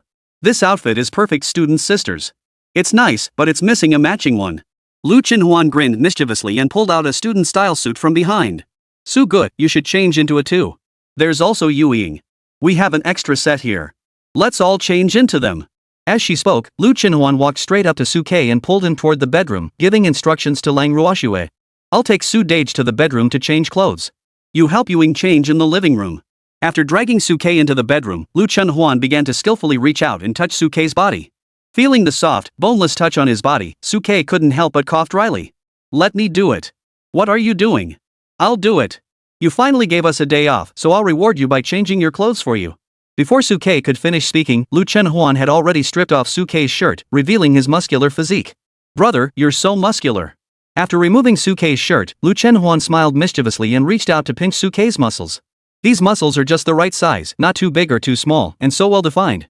As she spoke, Lu Chenhuan extended her hands towards Suke's abdomen. Hey, where are you touching? I'll do it myself. Faced with Lu Chenhuan's teasing, Suke felt his desires rising, and quickly stopped Lu Chenhuan's actions. Stop fooling around. Ruoshui and Yu Ying are still waiting outside. We need to go out for a walk. This isn't the time for activities that drain our energy. Otherwise, we'll be too tired to go later. Hearing Suke's words, Lu Chenhuan felt a pang of guilt and withdrew her hand, watching Suke change his pants. However, her gaze kept darting towards Suke whenever he bent over, and she unconsciously swallowed her saliva. No matter how many times she saw him, Su Dage was still too tempting. Damn it, Lu Chenhuan, why can't you resist temptation and control yourself? I can't control myself. Lu Chenhuan's words hadn't even finished when Suke suddenly slapped away the hand that had somehow found its way to her waist. I told you it's not the right time. Tonight, you can do whatever you want with Ruoshui, okay? Hearing Suke's response, Lu Chenhuan pouted slightly in a pout. But you have to practice tonight. We haven't had a single peaceful night's sleep in a bed together for ages. Seeing Lu Chenhuan's pouty expression, Suke paused for a moment before gently stroking her head with a doting expression. You little yellow-haired girl. You're just being greedy, aren't you? Alright, I'll agree. Today is a day off, even in the evening. Let's sleep in properly. Yay! Hearing Suke's promise, Lu Chenhuan jumped excitedly onto Suke, hugging him tightly while he was pulling up his pants. Smelling the fragrance wafting toward his nose, Suke's movements halted, and his pants slipped to the ground. Chapter 209, Why don't you let go first? Alright. We're done. When Suke and Lu Chenhuan emerged from the house, they were met by the curious faces of Yu Ying and Lang Ruoshui. Suge, why did it take you so long to change clothes? Yu Ying looked at Suke with a suspicious expression. Exactly, even I, a girl who's not used to this new body yet, have already finished changing, and you two took forever to come out. Lu Chenhuan cleared his throat beside them. Nothing, just Su Ji's suit was a bit wrinkled, so I helped him smooth out the creases. As Lu Chenhuan spoke, he seemed to remember something and cleared his throat again. There's some lint on the suit. I'll go wash my hands first. With that, Lu Chenhuan hurried straight to the restroom. Soon, the sound of running water could be heard from inside. Xia, who had been sitting in Lang Ruoshui's arms, jumped down curiously and tiptoed to the bathroom door. Xiao Huanhuan, you're just washing your hands. Why are you rinsing your mouth? I might have a sore throat, and there's some phlegm stuck in my throat. Oh, are you sure it's phlegm? Xia, you'd better not keep talking, or you won't be able to leave the house today. Oh, it's definitely phlegm. I saw it. It's white. You damn it. Before Xia could finish speaking, she was chased out by Lu Chenhuan. At that moment, Lu Chenhuan still had droplets hanging from the corner of his mouth, glaring angrily at Xia. Xia, will you die if you don't talk much? You've even made my minor throat inflammation flare up. Xia immediately darted into Suke's arms, blinking her big eyes and grinning at Lu Chenhuan. I'm sorry, little auntie. I promise I won't say another word. How about that? Let's go explore Kyoto and check out the big exam first. Suke also smiled as he walked toward Lu Chenhuan, gently wiping the droplets from her lips with his fingers, his expression filled with tenderness. Let's go. We've already wasted a lot of time. If we don't leave soon, the exam might be over. Hearing Sukei's gentle words, Lu Chenhuan obediently nodded, then wrapped her arms around Sukei's waist and proudly nodded at Xia. For Su Deji's sake, I won't hold it against you. Sukei then waved to Lang Ruoxue and Yuing. Let's go together. The four of them, along with the cat, headed toward the exit. As they were about to leave, Sukei noticed that Lang Ruoxue was tilting her head to look at Lu Chenhuan, while Lu Chenhuan secretly gave Lang Ruoxue an okay sign and whispered something. The plan is set. What plan is in place? Sukei, standing at the door, looked at Lang Ruoxue and Lu Chenhuan with suspicion. Nothing. As soon as Sukei finished speaking, Lu Chenhuan smiled and leaned her head against Sukei's shoulder. It's just the plan to take you out. Hearing Lu Chenhuan's response, Sukei looked out the door with a hint of suspicion. But he stopped again. Seeing Sukei stop, Lu Chenhuan and Lang Ruoxue couldn't help but feel a pang of anxiety. Suge, why did you stop? Did you change your mind? Facing the two girls' panicked glances, Sukei couldn't help but smile helplessly. No, it's because you're holding onto me like this, and I can't get out. Why don't you let go first? Upon hearing this, Lu Chenhuan and Lang Ruoxue couldn't help but feel a little guilty as they chuckled and let go of Sukei's arms. But the moment Sukei stepped out the door, the two of them immediately grabbed Yuing and pressed themselves against him again. There's just no dealing with you two. Sukei smiled affectionately, his face filled with helplessness. After descending the stairs, the group hailed a taxi, informed the master they were heading to the Kyoto Grand Exam, and the master immediately accelerated, transporting everyone to the location of the Great South Gate. The Great South Gate was located in the southern part of Kyoto, slightly on the outskirts. It was where the Spirit Martial Academy and the Science and Technology Academy were adjacent to each other, making it the ideal location for the Kyoto Grand Exam every year. They never expected there to be so many people gathered here. As they got out of the car, Sukei and the others couldn't help but feel a sense of awe at the sea of people surrounding them, including parents and onlookers. Meanwhile, the people around them also couldn't help but look at Sukei and his group with a mix of awe and envy. The relationship between that guy and those beautiful women is a bit too close, isn't it? Exactly, being sandwiched between several beautiful women must be so enjoyable. At that moment, Sukei was being held on either side by Lu Chenhuan and Lang Ruoxue, with Yuing by Lang Ruoxue's side. Under the glow of their breathtaking beauty, Sukei looked even happier. Who is this guy? I've never heard of anyone like him in the capital before. He is probably just another onlooker like me. The main protagonists of the Kyoto Grand Exam have already entered the venue. Anyone arriving now definitely isn't a candidate for this year's exam. That's not necessarily the case. Maybe they're the pre-selected students here to watch the spectacle. What kind of pre-selected student can have 3 beautiful women by his side? I've never heard of such a person. Exactly. Recently, in our Kyoto, there's been a lot of buzz about the genius beast tamer Sukei, who was chosen by the young lady of the Wang family, and he only has 2 beauties by his side. This guy has 3 that's even more extravagant than Sukei himself. There are so many of them they can't be contract partners. They must be rich second-generation kids bringing their beast girlfriends out to gawk at the spectacle. At that moment, the onlookers nearby curiously eyed Sukei and his group. After deciding that Sukei wasn't anyone important, they quickly shifted their attention back to the exam hall for the Kyoto Imperial exams. Seeing that everyone had lost interest in them, Sukei and the others were relieved. They led Lu Chenhuan and Lang Ruoxue toward the exam hall. Soon they arrived at the entrance of the exam hall, where they saw the guards on duty and the banners hung everywhere, causing their eyes to dart around nervously. They had heard that the Kyoto Imperial exam process was divided into written and martial arts tests. Lu Chenhuan glanced at the banners reading success or death and hard work for a lifetime of happiness, and couldn't help but curl the corners of his mouth. In the morning, the exam would test everyone's knowledge of basic beast taming, the characteristics of common monsters, and how to respond in emergency situations. The afternoon was reserved for the martial arts exam. After passing both the written and martial arts exams, the results would be compiled based on overall performance. The next day, the rankings would be announced, and candidates could apply for their preferred programs based on their rankings. The higher the ranking, the greater the chance of being admitted to one of the 3 prestigious academies. Looking at the exam hall before him, Sukei silently sniffed the air. This imperial examination in the capital was similar to the college entrance exam from his previous life, except that the content had been replaced with knowledge of the beast-taming world and required practical combat skills. Yaoying, standing beside him, couldn't help but narrow her eyes. If the exams are divided into civil and military tracks, wouldn't that be unfair to those with strong abilities but poor foundational memory? Facing Yu Ying's question, Sukei remained calm. After all, the 3 great academies weren't just looking for students with raw power. Only those who combined strength with wisdom would have a better chance of surviving on the future battlefield. Moreover, the scoring ratios for the literary and martial arts exams were different to begin with. In the face of absolute strength, the literary exam scores were insignificant. The Academy's original intention was to screen out those with average talent and select those with intelligence. Otherwise, they would just be cannon fodder. Chapter 210, It's All About Reputation. Looking at the large exam site surrounded by people, Lu Chenhuan couldn't help but tiptoe to look inside. However, the distance was too great, and there was a barrier in between, making it impossible to see what was happening inside. Suke, standing beside him, smiled and gently pushed Lu Chenhuan back down. Huan, there's no need to look. This is the morning written exam.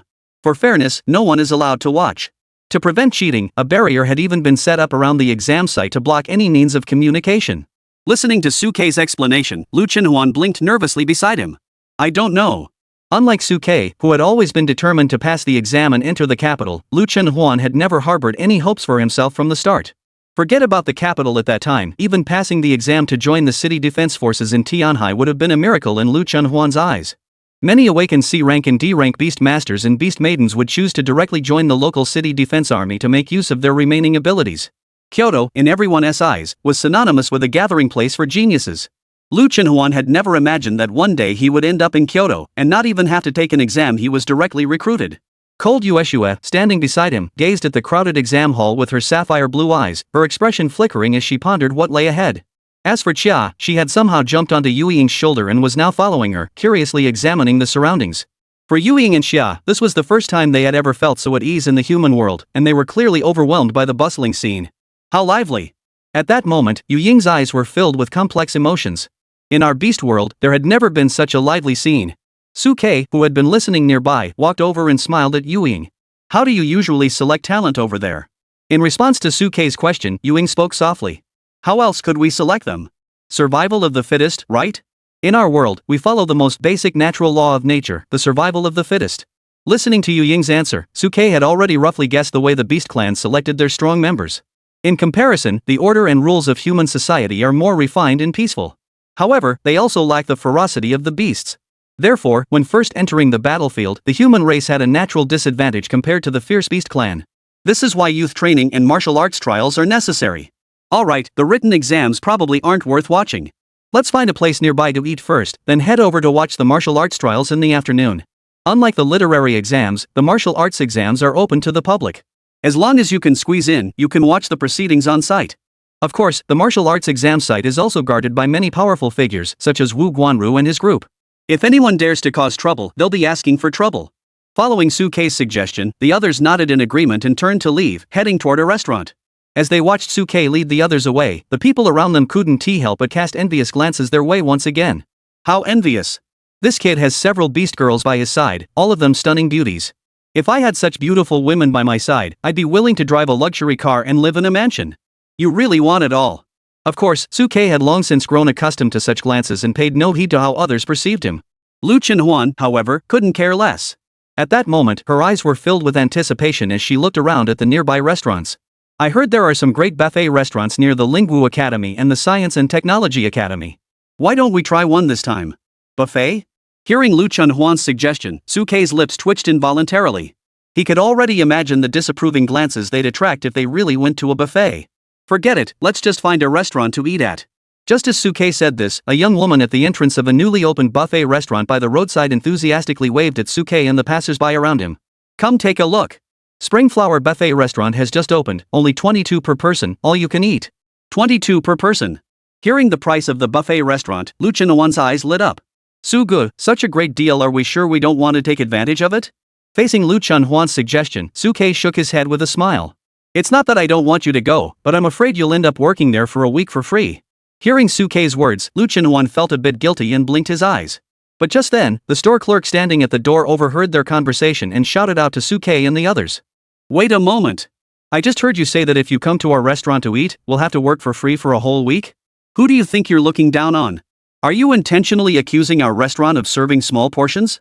Hearing the shop assistant's words, Suke and his group stopped in their tracks and turned around. That's not what we meant. Then what do you mean? The waiter was clearly taken aback by Suke's words, sizing them up from head to toe. I can tell you're new here. You've probably never eaten at our Springflower Buffet restaurant before, have you? That's true. Then what gives you the right to say that? You're deliberately slandering our reputation. Facing the serious-faced store clerk, Suke couldn't help but sigh in exasperation, rubbing his forehead. This is the first time I've ever seen someone walk right into trouble like this. Given Lu Chenhuan's temperament, this restaurant was as good as closed. Sure enough, Lu Chenhuan, now facing the staff's nitpicking, approached with a smirk. Are you sure you want us to go in and eat? What is there to be unsure about? Before Lu Chenhuan could finish speaking, the female store clerk spoke up with a proud expression. Our food might not be the best on this street, but when it comes to portion size, our restaurant is definitely the most generous. As long as you don't waste any, you can eat as much as you want. Hearing the shop assistant's words, a smug smile spread across Lu Chenhuan's lips. What if it's not enough to eat? How could that be? Before Lu Chenhuan could finish speaking, the waitress shook her head confidently. We'll make sure there's enough. If it's not enough, we'll tell the kitchen to cook more anytime. Our store is known for serving large portions and ensuring everyone is full. Lu Chenhuan burst into laughter upon hearing this. Alright, I'll take your word for it. I'll come try your reputation today. As he spoke, Lu Chenhuan directly pulled Su Ke and Lang Ruoshua along with him. Let's go, Mr. Su. This is what they asked for themselves, so don't blame me. I need to leave a lasting impression on their store. As they spoke, the group had already been led into the restaurant by Lu Chenhuan. The staff at the entrance were still smirking. How dare they doubt the portion sizes at our restaurant? What a ridiculous accusation. But her smile didn't last long before she was drawn by the shouts from inside the restaurant. By the time she turned back to realize what she had seen, it was already too late. Chapter 211, True Strength. Watching Lu Chenhuan carry the entire bowl away, the store clerk's face turned green. Nonsense. This is complete nonsense. This girl must be doing this on purpose to provoke me, using every trick in the book. How ridiculous. Although we clearly stated that you can eat as much as you like, it must be done without wasting anything. They're wasting food like this now, just wait until I punish you properly later. At that moment, the store clerk still believed that Lu Chenhuan and her group were intentionally provoking her. But she didn't know that Lu Chenhuan didn't care about her words at all. Her eyes were fixed on the delicious food. Su Ke and Lang Ruoshua beside her also unconsciously rubbed their foreheads. As for Yuing, since she couldn't eat, she always waited patiently in the dormitory whenever Su Ke and the others ate, and had never actually eaten with Lu Chenhuan and the others before, so she had no idea what Lu Chenhuan's appetite would be like next. Even the chef responsible for serving the food couldn't help but speak up. Little beauty, you definitely won't be able to finish this whole bowl. If you take it away like this and can't finish it, it'll be a waste. I suggest you take a small portion of each dish. That way, you'll get to try more and won't waste anything. We'll be fined if we waste food here, you know. Facing the chef's kind reminder, Lu Chenhuan turned around and carried away another bowl of food. Thank you, but I won't waste any. Seeing this, the chef and the busy owner's wife couldn't help but look serious, casting suspicious glances at Lu Chenhuan and Su Ke. Could they be here to cause trouble on purpose? The store clerk standing at the door also silently walked in, looking at Lu Chenhuan and the others with a suspicious expression. The surrounding customers were even more curious, sweeping their glances over and smiling as they waited to see how Lu Chenhuan would handle the situation. Most of them were there to watch the spectacle, and no one believed that Lu Chenhuan could possibly finish all the food in front of her. But within moments, everyone stopped laughing. Because Lu Chenhuan's eating speed was simply astonishing. She directly poured a bowl of rice into several dishes, and within a minute, she had cleared all the dishes in front of her in a whirlwind. The people around her couldn't even see how she had eaten so quickly. The dishes were already empty. Seeing this, everyone froze in place. The shop attendant's expression changed instantly. Oh no, she's actually got the skills. We've already lost a lot on these dishes. But this wasn't the end. After finishing the food in front of him, Lu Chenhuan licked his lips with a satisfied expression. The taste was indeed decent. Bring it on. As he spoke, Lu Chenhuan stacked several serving dishes together, walked over to the remaining dishes, and brought them one by one to himself, devouring them in a whirlwind. In the blink of an eye, he had devoured all the self-service dishes. Seeing this, the owner and the chef were nearly in tears. What on earth had they hired to come in and eat? But the word had already been put out, the restaurant's reputation for all-you-can-eat couldn't be tarnished. The owner hurriedly nudged the chef. Cook! Quick, cook! The chef hurriedly headed to the kitchen to start cooking. The dishes that were usually left over were now completely insufficient. Even if he fried a plate, Lu Chenhuan could carry a whole basin. The chef could feel his spatula and wok almost grinding against each other, sparks flying. Quick, stir fry. Finally, after Lu Chenhuan finished his 30th bowl, there was finally a sign that they could stop. Alright, let us stop here for now. We'll come back next time. At that moment, Lu Chenhuan, in a good mood, pulled Su Ke over to the boss lady. How much is it? The boss lady looked at the stack of bowls piled almost as high as a person and felt like crying. There were only 3 of you eating, 66. 66? That doesn't even cover the cost of the ingredients, let alone Lu Chenhuan's meal today. But since she ran a self-service restaurant, encountering someone like Lu Chenhuan was a rare occurrence, and she could only grit her teeth and swallow her frustration. Su Ke, standing nearby, smiled at the tearful owner and reached into his pocket, pulling out his card. Never mind, landlady. I know you work hard to make a living. Running a shop shouldn't leave you in the red. Here, whatever the ingredients cost, I'll cover it. Facing Su Ke's kindness, the boss lady still stubbornly bit her lip. We agreed on self-service, and our shop runs on reputation. We can't break the rules for this. 66. Facing the boss lady's firm expression, Suke looked at her with some surprise, then pulled out a $100 bill he had prepared in advance from his pocket. The boss lady has some class. Alright, I'll give you 66. The rest is for you as a tip. No need to give change. After speaking, Suke directly pulled Lu Chen-Huan toward the store exit. It wasn't until Lu Chen-Huan and the others had left the restaurant that the shop owner, who had been holding her breath, couldn't hold it in anymore and spat out a mouthful of blood. The store clerk who had embraced Lu Chen-Huan and the others into the small shop collapsed, his legs giving way, and he nearly lost his balance. The customers inside the restaurant all looked curiously at Suke and the others as they walked away. That girl's appetite is truly terrifying. I've never heard of anything like it. Having someone like her come to a buffet is a disaster. Do you think this could be the SSS-ranked beast tamer and his gluttonous beast companion who've been causing such a stir in Kyoto lately? It looks like it, but this guy has 3 beautiful women by his side, which is different from the 2 mentioned in the rumors, so it's hard to say for sure. Besides, shouldn't they be taking exams right now? Exams? You're way behind the times. They're special admissions students, they don't need to take exams. That's too much like it. Suke and the others were unaware of the rumors, and even if they had known, they wouldn't have cared. At that moment, the few of them were focused on the martial arts exam in the afternoon. They really wanted to broaden their horizons. Just as they finished eating, the barriers and defenses around the exam hall were removed, and the students inside poured out in a rush. As Suke and the others passed by the exam hall, they were engulfed by the crowd. As he watched the young, energetic candidates, Suke's eyes narrowed slightly. Through the perception of his insightful divine eyes, he could tell that none of the students emerging from the exam hall had a talent rating below a grade. 90% of them had a grade or higher talent. This capital city truly was a place where dragons and tigers roamed. Many geniuses from the smaller regions of Tianhai were merely cannon fodder for the Kyoto Grand Exam. Moreover, amidst the crowd, Suke unexpectedly spotted 2 figures who should not have been in the exam hall. And Ning and Zhao Fei? Aren't they supposed to be special recruits? Why are they taking the exam? As Ning and Zhao Fei emerged together, they spotted Suke and the people beside him Lu Chen-Huan and Yuing, and their expressions froze. And Ning quickly pulled Zhao Fei, lowered their heads, and turned around, rushing toward the opposite side of Suke and his group. Chapter 212, I like crowds, the more the merrier. Hey, don't go.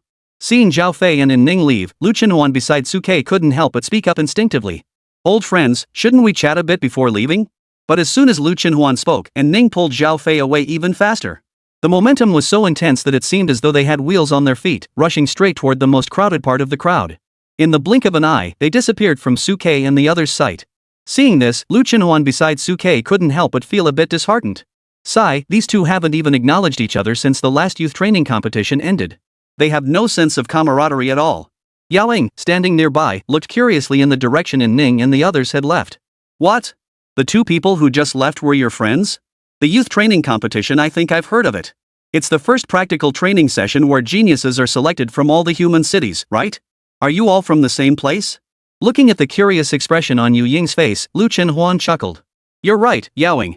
We are indeed from the same place. But we're not exactly friends. It's a different kind of relationship, a more special one. A more special kind of relationship? Hearing this, Yu Ying's eyes, which had previously shown little interest, suddenly lit up with a fiery curiosity. What kind of special relationship? 4 or 5 people together? Get lost, are we the kind of people who would do that with Su Dage? Before Yuing could finish speaking, she was glared at by Lu Chen-Huan. Did you see that girl just now? That's Su Dage's ex-girlfriend, AS-ranked talent beast girl. Ha! Listening to Lu Chen-Huan's introduction, Yuing gave Suke a meaningful look. I didn't know that little Suke used to have such a beautiful and talented ex-girlfriend. Why did you 2 break up then? That's a long story. Lu Chen-Huan, hearing Yuying's question, quickly leaned toward her and blurted out Suke's entire romantic history. As Lu Chen-Huan spoke, Yuying's beautiful eyes sparkled with curiosity. I never expected Ning to be this kind of person.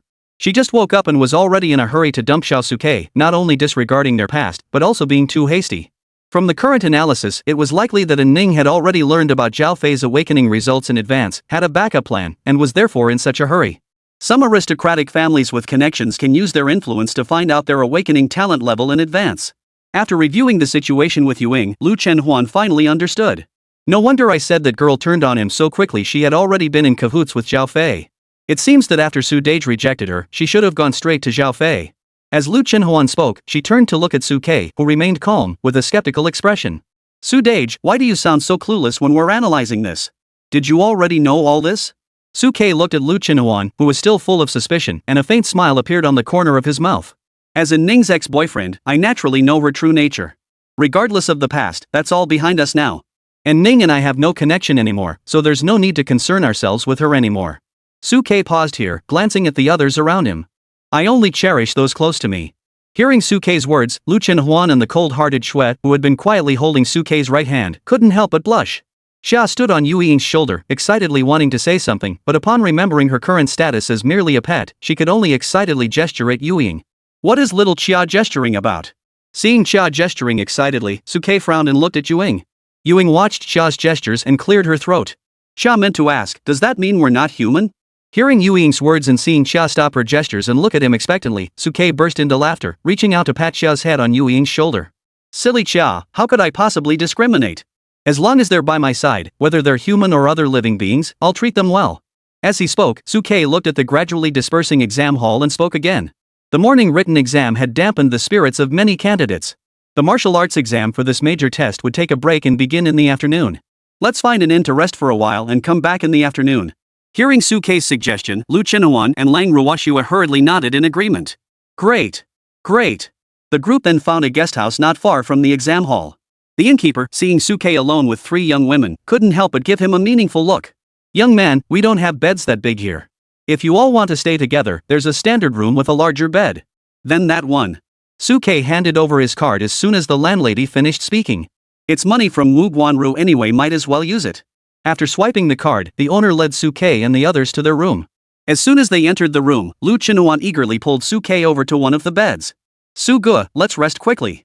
Before he could finish speaking, Suke's clothes had already fallen off on their own, and he found himself lying on the bed, his shoes having slipped off his feet. Hey, Huan, it's just a nap. No need to rush. We've slept before. But we've never slept outside before. Lu Chenhuan chuckled upon hearing this. Don't worry about it. Just sleep soundly. As he spoke, Lu Chenhuan also took off his shoes, climbed onto the bed, and lay down next to Su Quebec. He wrapped one arm around Suke and rested one leg on his body. You hadn't even been in the room for a minute, and yet you were already doing this? In the next second, her mouth opened even wider. Because Lang Ruoxue had silently slipped over to Suke's other side and was tightly hugging his other arm. Seeing this scene, Yu Ying couldn't help but gape in astonishment. Hey, this is a standard room. The bed isn't that big. 3 of you sleeping on one bed, don't you find it cramped? Why don't one of you move over and sleep with me? Forget it. Before Yu Ying could finish speaking, she was interrupted by the 2 women. Seeing this, Yu Ying couldn't help but shake her head and speak to the Yu Ying on her shoulder. It seems like it's just the 2 of us sharing a bed. Before she could finish, Xia had already leaped off Yu Ying's shoulder and landed on Suke's chest, pressing her head against his chest and wearing a satisfied expression. You sleep alone, I prefer company. Yu Ying. Chapter 213, The Martial Arts Exam Site. In his sleep, Suke vaguely felt something moving on his body. He quickly opened his eyes and saw Lu Chenhuan's hand reaching toward his lower abdomen and immediately stopped her. Hey, Huan, what are you doing? There are so many people here? We still have to go watch the martial arts exam this afternoon. What are you trying to do? Lu Chenhuan, whose small hand was suddenly grabbed by Suke, paused for a moment before opening her sleepy eyes. She blinked her large eyes nervously and looked up at Suke. What's wrong, Sugo? Did I do something just now? I must have been dreaming. I don't know. Suke looked at Lu Chenhuan's big, fluttering eyes, feeling her eyelashes gently brush against his ear, and shook his head helplessly. There's just no dealing with you, you little glutton. Before he could finish speaking, Suke seemed to notice something and paused abruptly. When did Ruoxue's hand slip into my shirt? Cold Ruoxue's hand had slipped from under her shirt and into his clothes, clutching his chest as she slept soundly. Suke turned his head and saw a delicate face turn slightly toward him, eyes closed and mouth open, sleeping soundly. The pillow at the corner of her mouth was already dampened by her saliva. Seeing this scene, Suke's eyes couldn't help but reveal a look of tenderness. As if sensing Suke's gentle gaze, Lang Ruoxue slowly opened her eyes and looked at Suke's eyes staring intently at her, causing her face to flush red. Suge, why are you staring at me like that? Suke, upon hearing this, extended the hand that was being held by Lang Ruoxue and gently tickled her little nose.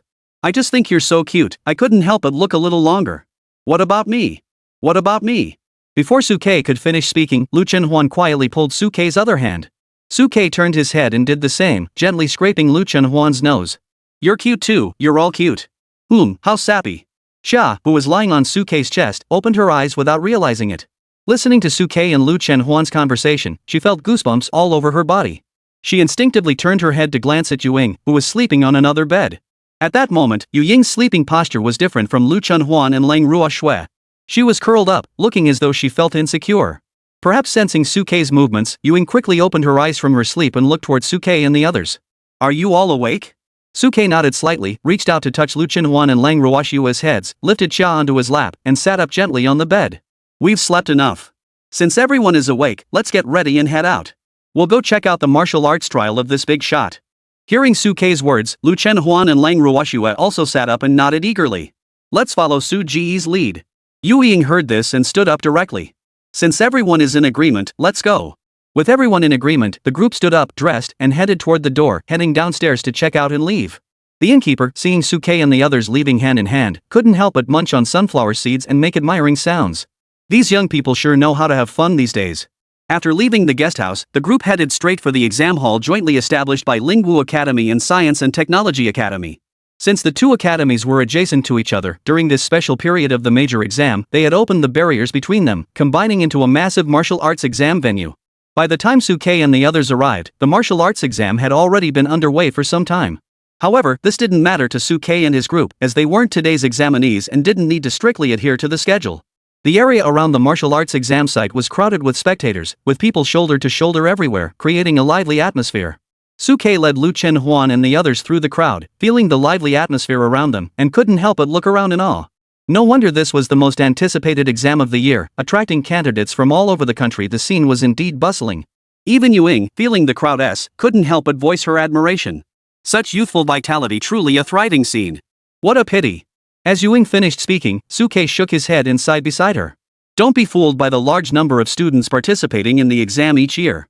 Once they enter the battlefield of the demon ceiling pass, few return alive. If it weren't for the disturbance caused by the fierce beasts, it would be so much better if things could just remain peaceful like this. Listening to Suke's words and looking at the thriving scene around her, Ewing couldn't help but fall silent. Xia, standing on Yu Ying's shoulder, was also silent, her gaze complex as she looked at everything, unsure of what she was thinking.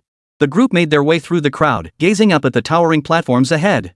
Similar to the youth training grand competition, the martial arts trials were also a rigorous selection process. Only those who survived round after round and made it to the end would catch the attention of the teachers from various academies. However, compared to the youth training grand competition in Tianhai, there were an overwhelming number of martial arts platforms set up this time. Every few steps, there was a platform surrounded by a barrier, with teachers using machines to record the matches and synchronize the data to a back-end system for ranking and selection.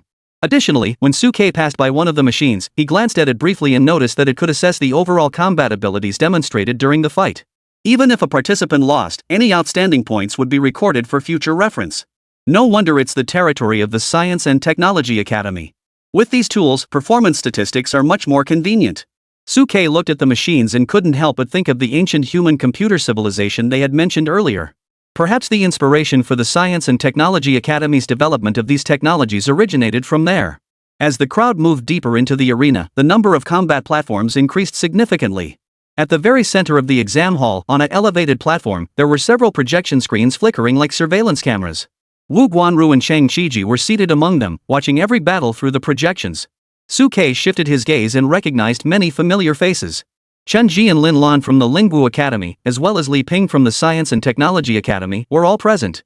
Perhaps sensing Suke's gaze, Wu Guanyu and Shang Qiji, who were watching from the center, turned their eyes toward Suke's direction. Upon seeing Suke appear, their eyes lit up. Shang Qiji even ran down from the high platform and sprinted toward Suke's location. Chapter 214, Damn it! Xiao Suke, you're here? Seeing Suke walking toward the platform, Shang Qiji ran toward Suke's group with an excited expression. This action couldn't help but catch the attention of the people watching around them. Who is this? How could Director Chang be so enthusiastic as to come personally to greet him? Exactly. Director Chang is the head of the Great Xiaowar Academy. How could he be so enthusiastic toward a young man? What is his background? Didn't you hear Director Chang calling out? He called Xiao Suke. Suke? The one who's been causing a stir in the capital lately, who awakened an SSS-Rank talent but contracted 2 useless F-Rank beast girls? Your information is outdated. The latest version was updated a few days ago. What version? You haven't heard? A few days ago at the Guangfa Mall, the young princess of the Wang family, Wang Qingya, actively pursued Suke, even offering to cover the cost of breaking the contract, but he refused. What? Upon hearing this rumor, everyone who hadn't heard the news couldn't help but change their expressions. So Suke actually rejected Wang Qingya from the Wang family? Wang Qingya, both in terms of talent and family background, is far beyond those 2 F-Rank beast girls who came from a small place. Exactly. The Wang family is a prominent clan with a 9th-ranked great sage. Marrying into such a family would guarantee future resources and prospects. Even if there were no resources, a SS-ranked beast maiden would be enough to make anyone swoon, let alone having a 9th-rank powerhouse backing her. What a pity. Why didn't Wang Qingya take a liking to me? If she had, I would have been willing to drive a luxury car and live in a mansion. You should take a look at yourself. In terms of appearance or talent, which aspect of you can compare to hers? At that moment, the crowd around Suke looked at him with eyes filled with envy and jealousy. Even the trainees on the martial arts stage couldn't help but glance at Suke. Under everyone's gaze, Chang Chiji had already approached Suke, excitedly patting his shoulder. Aren't you supposed to be practicing in the dormitory? What are you doing here watching the commotion? Hearing Chang Chiji's question, Suke glanced at Lu Chunhuan and Lang Ruoxue beside him before smiling and responding. Huan and Ruoxue have been stuck in that tiny room with me all day. They were about to go stir crazy, so I brought them out to clear their heads. Facing Suke's response, Chang Chiji turned his gaze toward Lu Chunhuan and Lang Ruoxue beside Suke. That's right. With two such beauties at home, it would be a shame not to take them out for a stroll. Work and rest should be balanced. As Chang Chi spoke halfway, he noticed the mysterious figure beside Suke and couldn't help but raise his eyebrows slightly. This is. Earlier, when the Yuing doll had just been delivered, it wasn't wearing this outfit and had no features, so Chang Chiji hadn't recognized it at first. You didn't recognize her? Seeing Chang Chi's puzzled expression, Suke couldn't help but laugh. This is the Yuing I've been telling you about. Yuing? Upon hearing Suke's response, Chang Chiji stared intently at the Yuing before him, his eyes filled with disbelief. You're Yuing? The Yuing who blocked us in the Taiyin Forbidden Land back then? Chang Chiji had never seen Yuing's soul form before, and his impression of her was still stuck on the terrifying, decaying corpse-like appearance she had in the Taiyin Forbidden Land. Now, seeing the stunningly beautiful Yuing, who seemed almost divine, he couldn't help but doubt his own eyes. In response to Chang Chiji's greeting, Yuing nodded confidently in acknowledgement. I'm sorry, Director Chang. I was really embarrassed back then in the Forbidden Land. It really is you. After confirming Yu Ying's identity, Chang Chiji couldn't help but let out a startled cry. He then noticed the strange glances from the surrounding crowd and cleared his throat, giving Suke a meaningful look. You really are a lucky guy, aren't you? This isn't the time to talk about that. Since you're here, I'll take you up to see the martial arts trial site. Facing Chang Chiji's invitation, Suke felt a bit embarrassed and waved his hands. That's not appropriate. The people up there are all the deans of the various colleges. I'm just a freshman who hasn't even enrolled yet. What's so bad about that? Before Suke could finish speaking, Chang Chiji interrupted him. Your current cultivation level is such that even in a smaller city at an ordinary school, you'd already qualify to be a teacher. Besides, you were admitted early by our school. We're all on the same side. What's there to be shy about? Come on. With that, Chang Chiji reached out and pulled Suke toward the elevated platform. Faced with Chang Chiji's enthusiastic invitation, Suke couldn't refuse and could only smile wryly as Chang Chiji pulled him up onto the stage. Lu Chunhuan and Lang Ruoxue, who were behind him, naturally wouldn't abandon Suke and quickly followed him up to the stage. Seeing this scene, the onlookers below couldn't help but feel a mix of jealousy and envy welling up in their eyes. How envious! To be able to go up on the stage and watch the battle alongside the head teachers of the War Academy. Indeed, having natural talent means you can do as you please and receive special treatment. Why didn't I have such good talent back then? Amidst the murmurs of the crowd, Suke had already been pulled onto the high platform by Chang Chiji and led to the War Academy's designated viewing area. Chang Chiji explained beside him. For convenience, the observation area is divided by each major academy, making it easier for teachers and directors from the same academy to communicate. As he listened to Chang Chiji's words, Suke's eyes lit up with sudden understanding. Under Chang Chiji's guidance, one after another, teachers from the War Academy whom Suke and his group had never met before greeted them with friendly smiles. Suke and Lu Chunhuan, standing beside him, also smiled and returned the greetings. Finally, under Chang Chiji's guidance, they arrived beside Wu Guanru and Manhwa. At that moment, Wu Guanyu had already noticed Suke and his group. As they approached, he smiled and gestured toward the seats beside him, beckoning them over. Little Suke, come over here and sit down. Facing Wu Guanru's invitation, Suke didn't hesitate, stepping forward and taking Lu Chunhuan's hand as he sat down beside Wu Guanru. Seeing this, the onlookers below grew even more envious. That's Wu Yuan, one of the few 9th-ranked great beings in the capital. How could he be so friendly to Suke? We can barely even catch a glimpse of such a prominent figure in our daily lives, yet Suke and his group are sitting right beside him. How infuriating. Chapter 215, Good deeds are rewarded, evil deeds are punished. Ignoring the emotions of the crowd below, Suke and his companions sat down and focused their attention on the projection barrier before them. Before them, a massive barrier screen had appeared, displaying condensed images of all the martial arts trials on the various stages, roughly the same size as Suke's MP4 from his previous life. Wu Guanru, the academy's dean, stood beside Suke, smiling as he explained to them. This condensed image barrier screen was a technique developed by the Science and Technology Academy based on array barrier research, and it was quite effective for overseeing battles.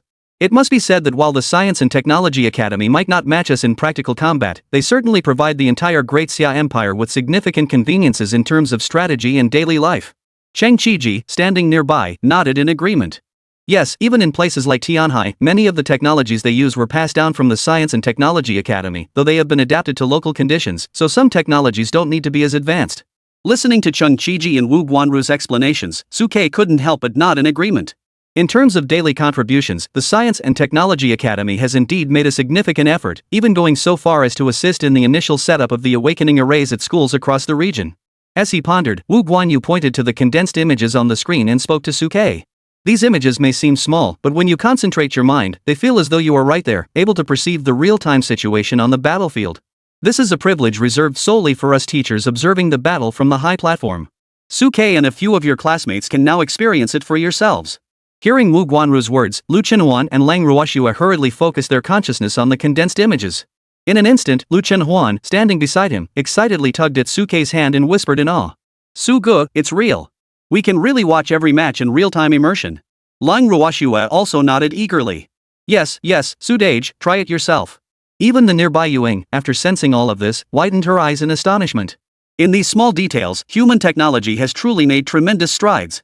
Even Xia, standing on Yu Ying's shoulders, widened her cat-like eyes, her gaze filled with sparkling light. Seeing this, Suke was immediately filled with curiosity. He quickly focused his mind and used his thoughts to look at any random martial arts trial within the barrier. The moment his mind touched the miniature scene, Suke felt his entire consciousness instantly pulled into the battle, as if he were a god, able to adjust his perspective from any angle to watch the fight.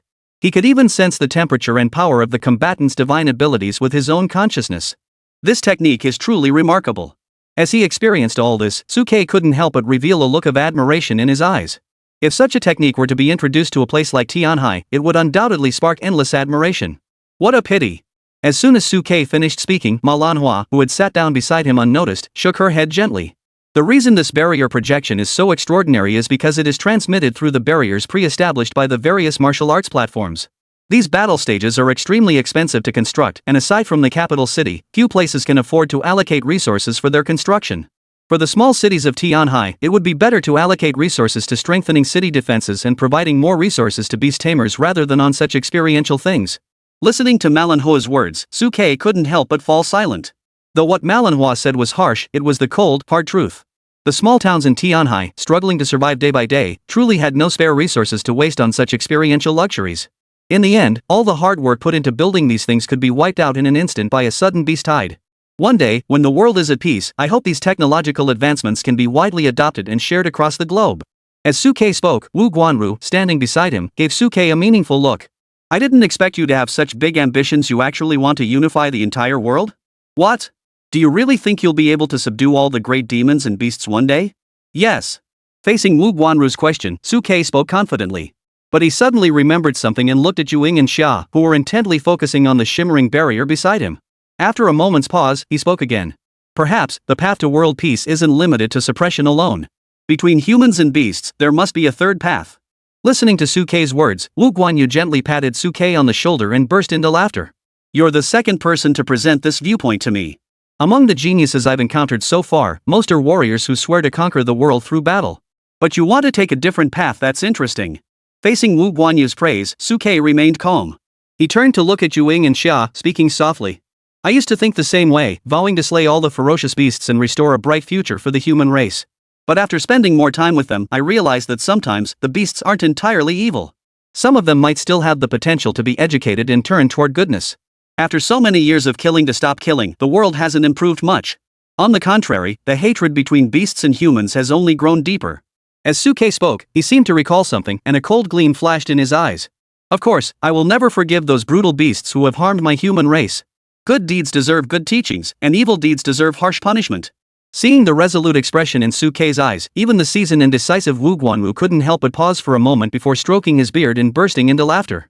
Well said, good deeds are rewarded with kindness, and evil deeds are met with justice. Your idea is quite good. In the future, you will surely leave a prominent mark in the history of our human race. Faced with Wu Guanru's praise, Suke couldn't help but feel a bit embarrassed as he scratched the back of his head. Director Wu is too kind. I was just speaking off the cuff. I don't really think I can achieve that. After all, before the Great War between the two tribes, there were no shortage of geniuses who met untimely ends. In response to Sukei's modest words, Wu Guanru reached out and gently patted Sukei on the shoulder. Don't be so humble, you little rascal. With your extraordinary talent and a few aces up your sleeve, as long as you don't cause trouble, the likelihood of you meeting an untimely end is very low. Besides, you don't seem like the type to cause trouble. Chapter 216, Familiar Old Friends. After briefly sharing his thoughts with Wu Guanru, Sukei refocused his attention on the martial arts examination site.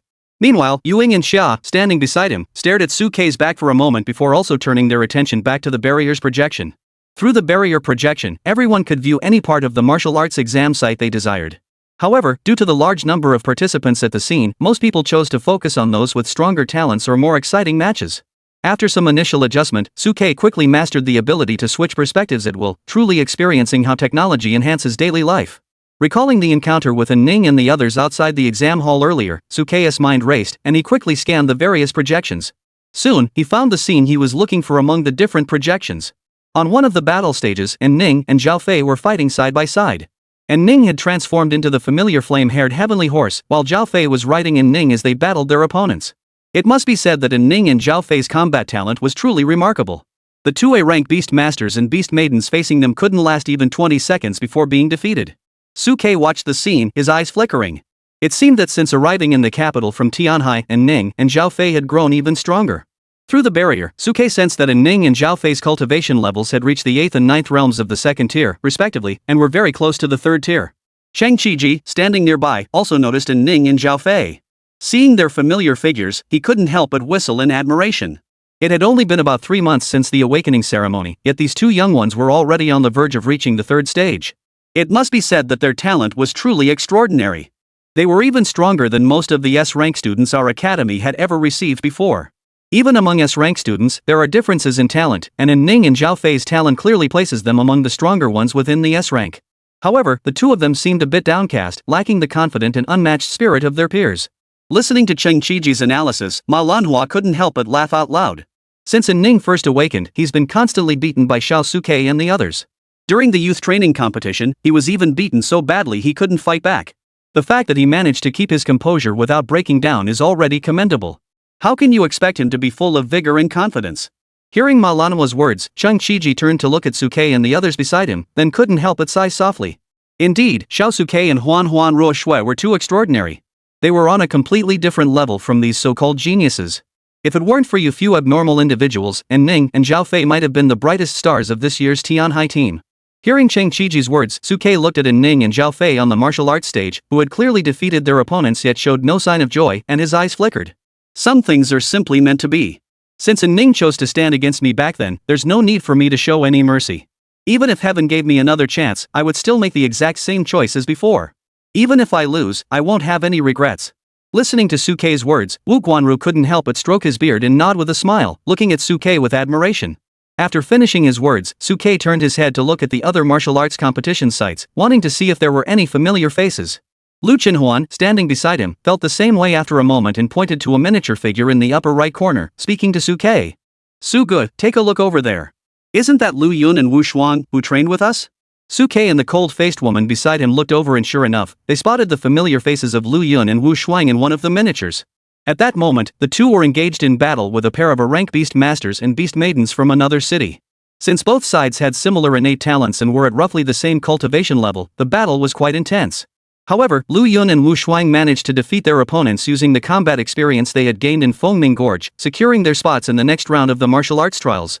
Watching the two figures in the miniature scene embrace each other excitedly in celebration of their victory, Sukei couldn't help but curve the corners of his mouth into a faint smile. These two are impressive. Compared to their time in Tianhai, their cultivation levels have improved significantly, reaching the 2nd tier. They don't disgrace Tianhai.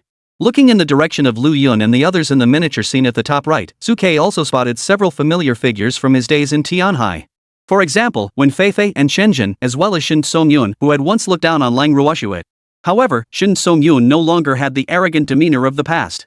Facing an opponent who was also an A-rank genius, he dared not take things lightly. After a relatively difficult battle, he finally emerged victorious. Watching this scene, Sukei couldn't help but instinctively glance at Lang Ruoshua beside him, fearing that her mood might be affected. But to Suke's surprise, Lang Ruoshue, who was watching the scene unfold, had an unprecedentedly calm expression, and one could even sense a hint of coldness in her gaze. It wasn't the kind of coldness filled with hatred, but rather a complete indifference, as if she didn't care at all. Seeing Lang Ruoshue's reaction, Suke reached out and gently took her icy hands, flashing her a tender smile. Feeling the warmth from Suke's fingertips, Lang Ruoshue's body trembled slightly. She turned her head towards Suke's gentle smile, gently bit her lip, and tilted her head, resting it on Suke's shoulder. This is some unexpected romance. Watching this scene, Chung Chiji and Manhwa, sitting beside Suke, couldn't help but sigh in admiration, causing Lang Ruoshue's originally icy face to flush red. Lu Chenhuan, however, spoke up casually from the side. What's the big deal? It's just leaning on a shoulder. It's not like it's something shameful. Why be so shy about it? As he spoke, Lu Chenhuan also leaned his head against Suke's other shoulder and reached out a hand to drape it over Suke's shoulder, resting it on Lang Ruoshue's fragrant shoulder. Yaoing, who was standing beside them, turned her head to watch the scene, her eyes flickering as she wondered what was going on. Then, she jumped down from Yu Ying's shoulder and burrowed into Suke's embrace. Ying felt the emptiness on her shoulder and turned to look at the two people and the beast snuggled up beside and in Suke's arms, unable to help but stare in surprise. Chapter 217, He Must Regret It. Besides the War Academy and the Lingwu Technology Academy, there were several other academies of varying sizes on the high platform watching the battle. Whenever they witnessed some thrilling battles, they couldn't help but exclaim in unison. Among them, Wang Qingya from the Wang family of Luo City and Zhan Xiong from the Zhan family of the capital city were the most eye-catching. Despite not having a contracted partner, both had reached the peak of the second tier, just half a step away from advancing to the third tier. Zhan Xiong and Wang Qingya shared a similar fighting style, both being close combat-oriented beast tamers. They moved like human tanks, crushing their opponents as they charged forward. Moreover, despite being at the same level of cultivation, their spiritual energy reserves are exceptionally deep, and the combat skills they employ are extremely powerful, allowing them to effortlessly overwhelm two opponents at once. Whenever they stepped onto the stage, they always drew the admiration and praise of the crowd. True to their SS-Rank talent as beast tamers and beast girls, their talent and combat power are simply too overwhelming. They can hold their own against two opponents without faltering. Unfortunately, both of them are single and have not chosen a contract partner. Otherwise, their cultivation realm might have already broken through to the third stage. If the two were to form a contract and unite their strengths, they would likely sweep through the entire Grand Exam. Although almost all the participants in the Kyoto Grand Exam were at least A rank, in the face of the SS-Rank talent of Zhan Xiong and Wang Qingya, they were no match for them, easily defeated. It was said that this young lady from the Wang family was determined to form a contract with Suke, the strongest warrior with SSS tier talent. Even after being publicly rejected by Suke in that shopping mall a while back, she still refuses to give up. The deans and teachers of the academy couldn't help but glance in the direction where Suke and his group were standing. What a pity. Suke is already an internally selected student from the War Academy and has no interest in participating in this major exam. Otherwise, we could have seen just how powerful an SSS tier talent beast tamer truly is. Don't even mention it. This guy can contract two beast girls, giving him a natural numerical advantage in combat. Plus, his cultivation is already so high, ordinary people have no chance of defeating them. That's not necessarily true. Haven't you heard? The two beast maidens he contracted only have F-rank talent. How powerful can two F ranks be? That's true. F-rank beast girls have limited potential, but even if they might be stronger in terms of cultivation, they're not invincible. However, due to the distance and the fact that Suke and his group were deliberately concealing their aura, the others had no idea of their true cultivation levels and assumed they had already advanced to the third tier. If they knew that Suke and his group were actually at the fourth tier, they probably wouldn't have said those things. Even the teachers from the War Academy, upon seeing the battle silhouette of Wang Qingya, would instinctively glance in the direction where Suke was located. After all, Wang Qingya had secretly approached Principal Wu Guanwu to discuss enrolling in the academy in order to form a contract with Suke, and this had already spread among the teachers of the War Academy. Everyone was curious to see how Suke would handle this situation moving forward. Feeling the gazes from all directions, Lu Chenhuan, standing beside Suke, pouted unhappily. It's all that little brat Wang Qingya's fault. She's been fixated on our big brother Su all this time. Last time, she even tried to use her family's influence to lure him away in front of everyone at Guangfa Mall, causing quite a stir. I don't like her. Lu Chenhuan, like Suke, came from a poor background, so he disliked Wang Qingya's arrogant and domineering behavior. We're both from distinguished families, but our sister Ruo Shue's personality is so much better than that of Wang Qingya. Faced with Lu Chenhuan's praise, Lang Ruoshue blushed slightly and lowered her head. Our Cold family is at most a local aristocratic family in a small place in Tianhai. How can we compare to the massive Wang family? After their previous encounter, everyone had gained a deep understanding of Wang Qingya's background. In the hearts of Lang Ruoshue and the others, their own modest fortune paled in comparison to even a single branch of the Wang family. However, hearing cold Ruoshua's words, Sukei's lips curled into a faint, indifferent smile. Ruoshue, there's no need to belittle yourself like that. The reason the Wang family has become such a powerful clan is simply because they have a 9th rank cultivator backing them. With our talents, given time, we could also reach the 9th rank. At that point, we would be a family in our own right, a force to be reckoned with. At that point, the so-called Wang family would be nothing special. Hearing Sukei's words, Lang Ruoshue's eyes lit up slightly. She leaned against Sukei's shoulder and nodded gently. Wu Guanru, standing nearby, couldn't help but smile at the sight. Below, the audience members who could only watch from the stand stood there, gazing at Sukei and the others sitting beside Wu Guanru, showing off their affection, and couldn't help but mutter in admiration. Hey, we're here struggling to watch the show, while they're up there enjoying themselves. There's nothing we can do about it. After all, they were personally selected by Wu Yuanchang and the others as special recruits. Well, people just can't be compared to each other. The more you compare, the more frustrated you'll get. Amidst the murmurs of the crowd, the martial arts trials continued smoothly. Since there were enough martial arts platforms set up, the martial arts trials progressed quickly, and by around 4 o'clock in the afternoon, the top 10 contestants had already advanced to the final round. Apart from Ning and Zhao Fei, none of the others who had been familiar with Sukei and his group made it to the finals. In this top 10 competition, not a single participant had a talent rating below S-class. All were beast masters and beast maidens of S rank or higher. Truly, the heroes of the world were as numerous as the fish in the river. As he watched the beast tamers and beast maidens with their extraordinary talents and overwhelming strength approaching from the horizon, Lu Chenhuan couldn't help but lean against Sukei's shoulder in sigh and awe. To facilitate viewing, the finals were held below the observation platform where Sukei and the other academy elites were seated. The elite candidates walking toward them also noticed the crowd on the platform and bowed in their direction. Many of the elite in the front did not recognize Sukei and his group, assuming they were seniors favored by Wu Guanru or Chung Qiji. Even Zhang Xiong assumed Sukei was an upperclassman from the War Academy and smiled broadly in his direction. But Zhang Xiong's smile faded as soon as it appeared, replaced by the excited voice of Wang Qingya behind him. Sukei! Sukei actually came to watch the major exam. He must have regretted it and come here specifically to find me. In an instant, Zhang Xiong's smile froze on his face. Chapter 218, The Top 5 Showdown. Sukei? Upon hearing Wang Qingya's surprised voice, Zhang Xiong's previously cheerful expression instantly darkened, and he glared at Sukei, who was sitting beside Wu Guanru and the others. For Zhang Xiong, who was determined to form a contract with Wang Qingya, Sukei was his greatest enemy, even if he couldn't see it. The others around him couldn't help but whisper among themselves after hearing Wang Qingya reveal Sukei's identity. How lucky is this guy? He's always surrounded by so many beautiful women? If you're an SSS rank, you might have even more beautiful women around you than he does. Even Ning and Zhao Fei, who had managed to enter the finals and were feeling slightly better, noticed Sukei and his group upon hearing Wang Qingya's words. The moment they saw them, their good mood was shattered. They even instinctively lowered their heads, not wanting Sukei and the others to recognize them. But Sukei and his group had already noticed the crowd below. How could they not recognize them? Chung Qiji, standing beside him, even laughed and joked with Sukei. Little Sukei, you haven't even gone down yet, and you've already attracted quite a bit of attention.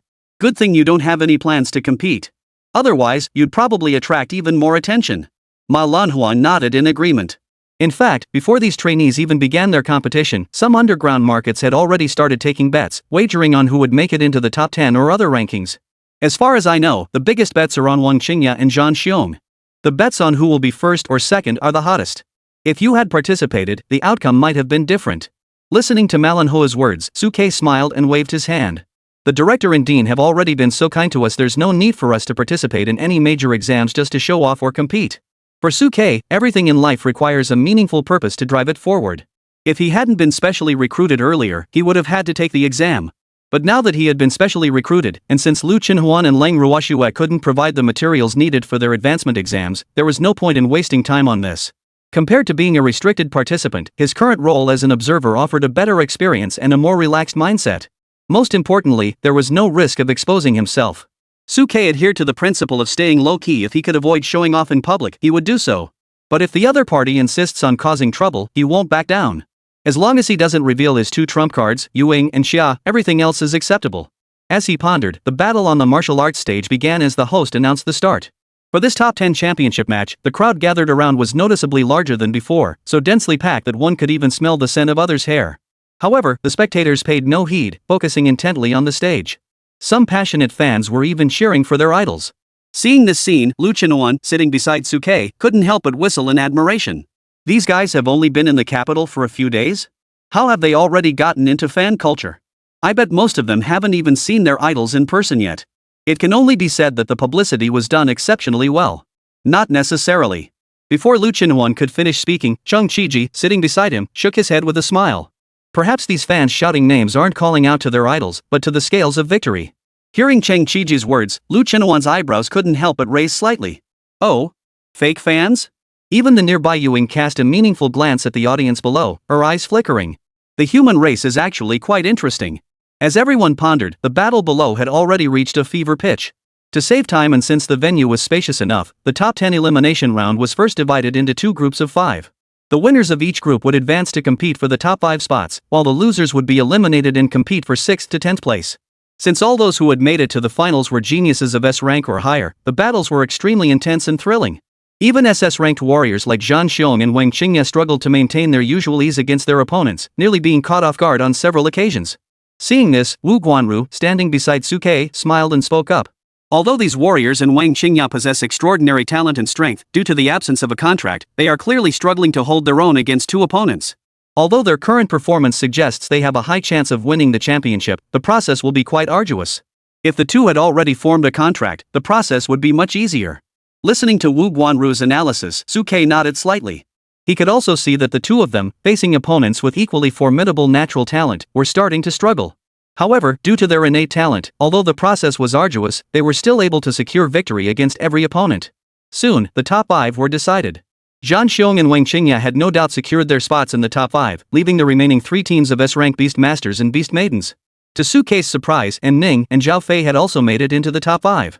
For this pair of old acquaintances from Tianhai, had it not been for personal grudges, Suke would actually have been happy to see them bring honor to their hometown. It was truly unexpected that Ning and her team managed to squeeze into the top 5. Lu Chenhuan, leaning against Suke, raised her chin arrogantly. These 2 must be here for the ranking rewards of the major exam, just like when we participated in the youth training competition back then. Cold Ruoxue, standing nearby, shook her head and spoke up. I think they're just trying to make a name for themselves, deliberately competing to prove they're not weak. Otherwise, whenever people mention them, they'll always think of them as the losers who were defeated by you, Sister Huan and Brother Su. Hearing Lang Ruoxue's rebuttal, Lu Chenhuan blinked her eyes. If you put it that way, there's some truth to it. As for Suke, his expression remained calm. Regardless of their intentions, we're not participating anyway, so let them do as they please. Today, let's just be spectators and enjoy this grand exam spectacle. As the conversation continued, the top 5 and bottom 10 competitors resumed their battles on the 2 martial arts stages below. There were no familiar faces among the bottom 10 contenders, so after a quick glance, they shifted their attention to the top 5 contenders stage. To their surprise, the first match featured 3 familiar figures. Ning and Zhao Fei from Tianhai were facing off against their familiar opponent, Wang Qingya. Chapter 219, The Battle Between the Ex-Girlfriend and the Current Suitor. Ning and Zhao Fei, right? I recognize you. As the 3 of them stepped onto the stage and before the match began, Wang Qingya, looking confident, flipped her twin ponytails and addressed Ning and Zhao Fei. Upon seeing Wang Qingya, the 2 of them couldn't help but stiffen. Wang Qingya, we recognize you too. As soon as Ning finished speaking, Wang Qingya smiled and replied. As a rare SS-ranked beast girl and the legitimate daughter of the Wang family, it's only natural that you recognize me. But do you know why I recognize you? In response to Wang Qingya's question, Ning and Zhao Fei couldn't help but shake their heads. They weren't quite sure. Ning and Zhao Fei had observed Wang Qingya's previous battles, where she would decisively defeat her opponents after they stepped onto the stage and then exit. However, they were puzzled as to why she had greeted them before the battle. Miss Wang took the initiative to greet us. Does she have something to say to us? Facing their questions, a cold smile appeared on Wang Qingya's lips. I have something to say to you to Ning. Ning, you're really blind. She was clearly Suke's ex-girlfriend, yet you drove away such a prodigious talent with your own hands. You're truly foolish. I just don't understand how someone as blind as you could have been chosen by Suke in the first place. Hearing Ms. Wang Qingya's mockery, Ning nearly choked on her breath. It's all because of Suke. Ning had heard rumors about Wang Qingya and Suke, but she never expected Wang Qingya to mock her in front of so many people. Though she couldn't match Lu Chenhuan's natural talent for retorts, facing Wang Qingya's mockery, Ning's temper flared up instantly, and she fired back at Wang Qingya. Wang Qingya, is that you? Don't think your family background makes you special. You're still looked down upon by others. Do you think mocking me in front of everyone here will win the favor of Suke and the others watching from above? Dream on. Let me tell you, even if I was blind back then, at least I had a past with Suke. And you? You didn't even have the chance to have a past with him. Listening to Ning's mockery, Wang Qingya's lips curled into a cold smile. Whether you had a chance or not isn't up to you. I mock you because I genuinely look down on your nature for abandoning someone else so soon after your awakening.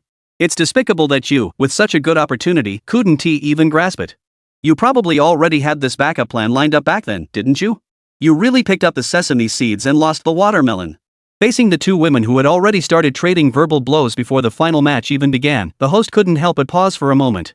The audience below were instantly stirred up with a burning curiosity. Who would have thought that the finalists would be the ex-girlfriend and current suitor of that Suke guy? Oh my, this is going to be a good show. The crowd couldn't help but glance up at Suke and his group sitting on the high platform watching the match. Suke sure is a lucky guy. His ex-girlfriend, current girlfriend, and even his current suitor are all absolute stunners. Exactly, especially that little princess from the Wang family. She's got everything: background, looks, and talent, but it's a shame he seems completely uninterested. That's not necessarily the case. Maybe it's just a clever tactic to play hard to get. Listening to the buzz below and watching Wang Qingya and Ning go head to head on the stage, Suke couldn't help but rub his forehead. This Wang Qingya really knows how to give me something to talk about.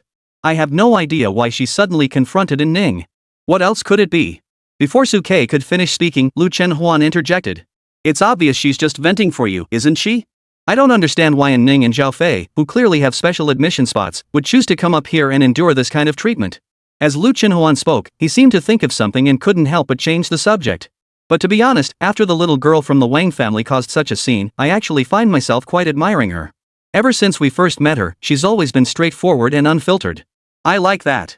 Wang Qingya's personality is somewhat similar to Lu Chenhuan's, but the difference is that Wang Qingya was born into a prestigious family and has always looked down on everyone else, except for Suke, who is exceptionally talented.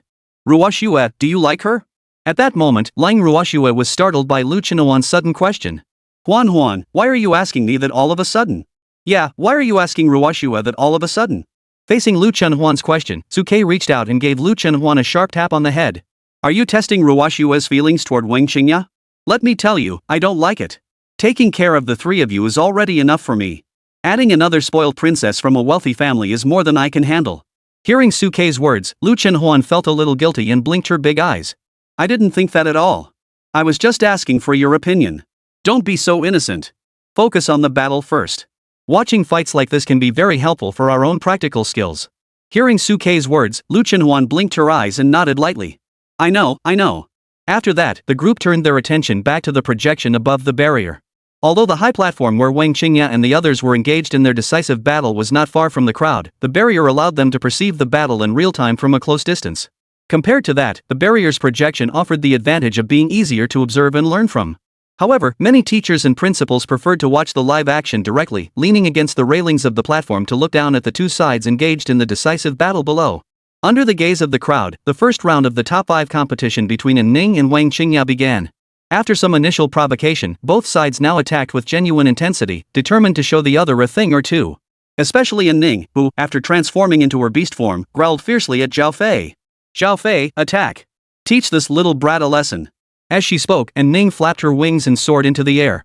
Zhao Fei gripped his great halberd, igniting the blood and chi around him, and charged toward Wang Qingya with murderous intent. As Ning's #1 sycophant, Zhao Fei naturally wouldn't allow his goddess to be wronged. However, facing the combined attack of the two, Wang Qingya, who was alone, remained calm. A cold smile curled at the corner of her lips as she entered her beast form. The next moment, holy light descended from the sky, and 4 wings erupted from her back with a thunderous roar. Chapter 220, You've Lost. Even those who had already witnessed Wang Qingya's beast form couldn't help but marvel at the sight once again. An angel. It's an angel. Are angels even considered beasts? Indeed, she truly lives up to her SS-Rank talent. She's simply too powerful. Even Suke and the others on the high platform couldn't help but glance over. Within their field of vision, Wang Qingya was enveloped in holy light. Her golden hair flowed down her ears and shoulders to her waist. Her fair cheeks were adorned with a colorful ribbon, and her smooth, jade-like legs were so stunning that one couldn't look away. Lu Chenhuan stood up and looked down at Wang Qingya, whistling in admiration. It must be said that this girl's beast form was indeed beautiful, and she was clearly different from us rough and tumble types. If I'm not mistaken, her attributes should be extremely rare sacred attributes. The beauty of this state is even comparable to that of Ruoxue. Cold Ruoxue, standing beside him, nodded slightly in agreement as she listened to Lu Chenhuan's words. Even Yuing's gaze toward Wang Qingya flickered uncertainly. As a being in an undead state, she was extremely sensitive to the presence of such a sacred attribute. Wu Guanru, standing nearby, couldn't help but chuckle. Sacred attributed beast girls are quite rare. If this little girl were to grow up, the old-timers in the Yinling-type forbidden zones would definitely be unable to sit still. Is she really that rare? Before Wu Guanru could finish speaking, Lu Qinuan couldn't help but blink his eyes and look at Suke. If she's really that strong, I think you could consider taking her in, Su Gu. Shut up. Before Lu Qinuan could finish, Suke cut him off. I already have several of you troublemakers by my side. I don't need another little princess with a stubborn temperament. Besides, a mere SS-ranked individual isn't worth my time to form a contract with.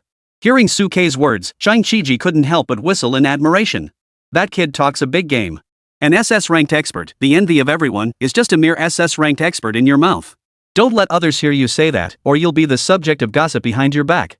As the few exchanged words, the battle between Wang Qingya and An Ning had already begun. With An Ning's support, Zhao Fei and she instantly rose into the air, preparing to take advantage of their superior aerial position to overwhelm their opponents. In the past, they had always relied on this move to defeat their opponents. However, this time they were facing Wang Qingya, who had been promoted to a four-winged angel. As An Ning spread her wings and soared into the sky, the four pairs of pure white angelic wings behind Wang Qingya also unfolded in an instant, swiftly darting toward the heavens above. Seeing that Wang Qingya also controlled the skies, An Ning's eyes flashed, and she clenched her teeth and shouted.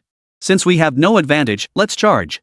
I don't believe she can withstand the combined force of the two of us alone. As she spoke, An Ning spread her wings and swiftly darted toward Wang Qingya. Meanwhile, Zhao Fei, standing on An Ning's back, gathered his strength, gripped the large halberd in his hands, and prepared to launch a close-range attack at any moment. Facing their coordinated attack, Wang Qingya showed no sign of complacency on her face. Instead, she spread her hands, and a massive longbow appeared in her hands at an unknown moment.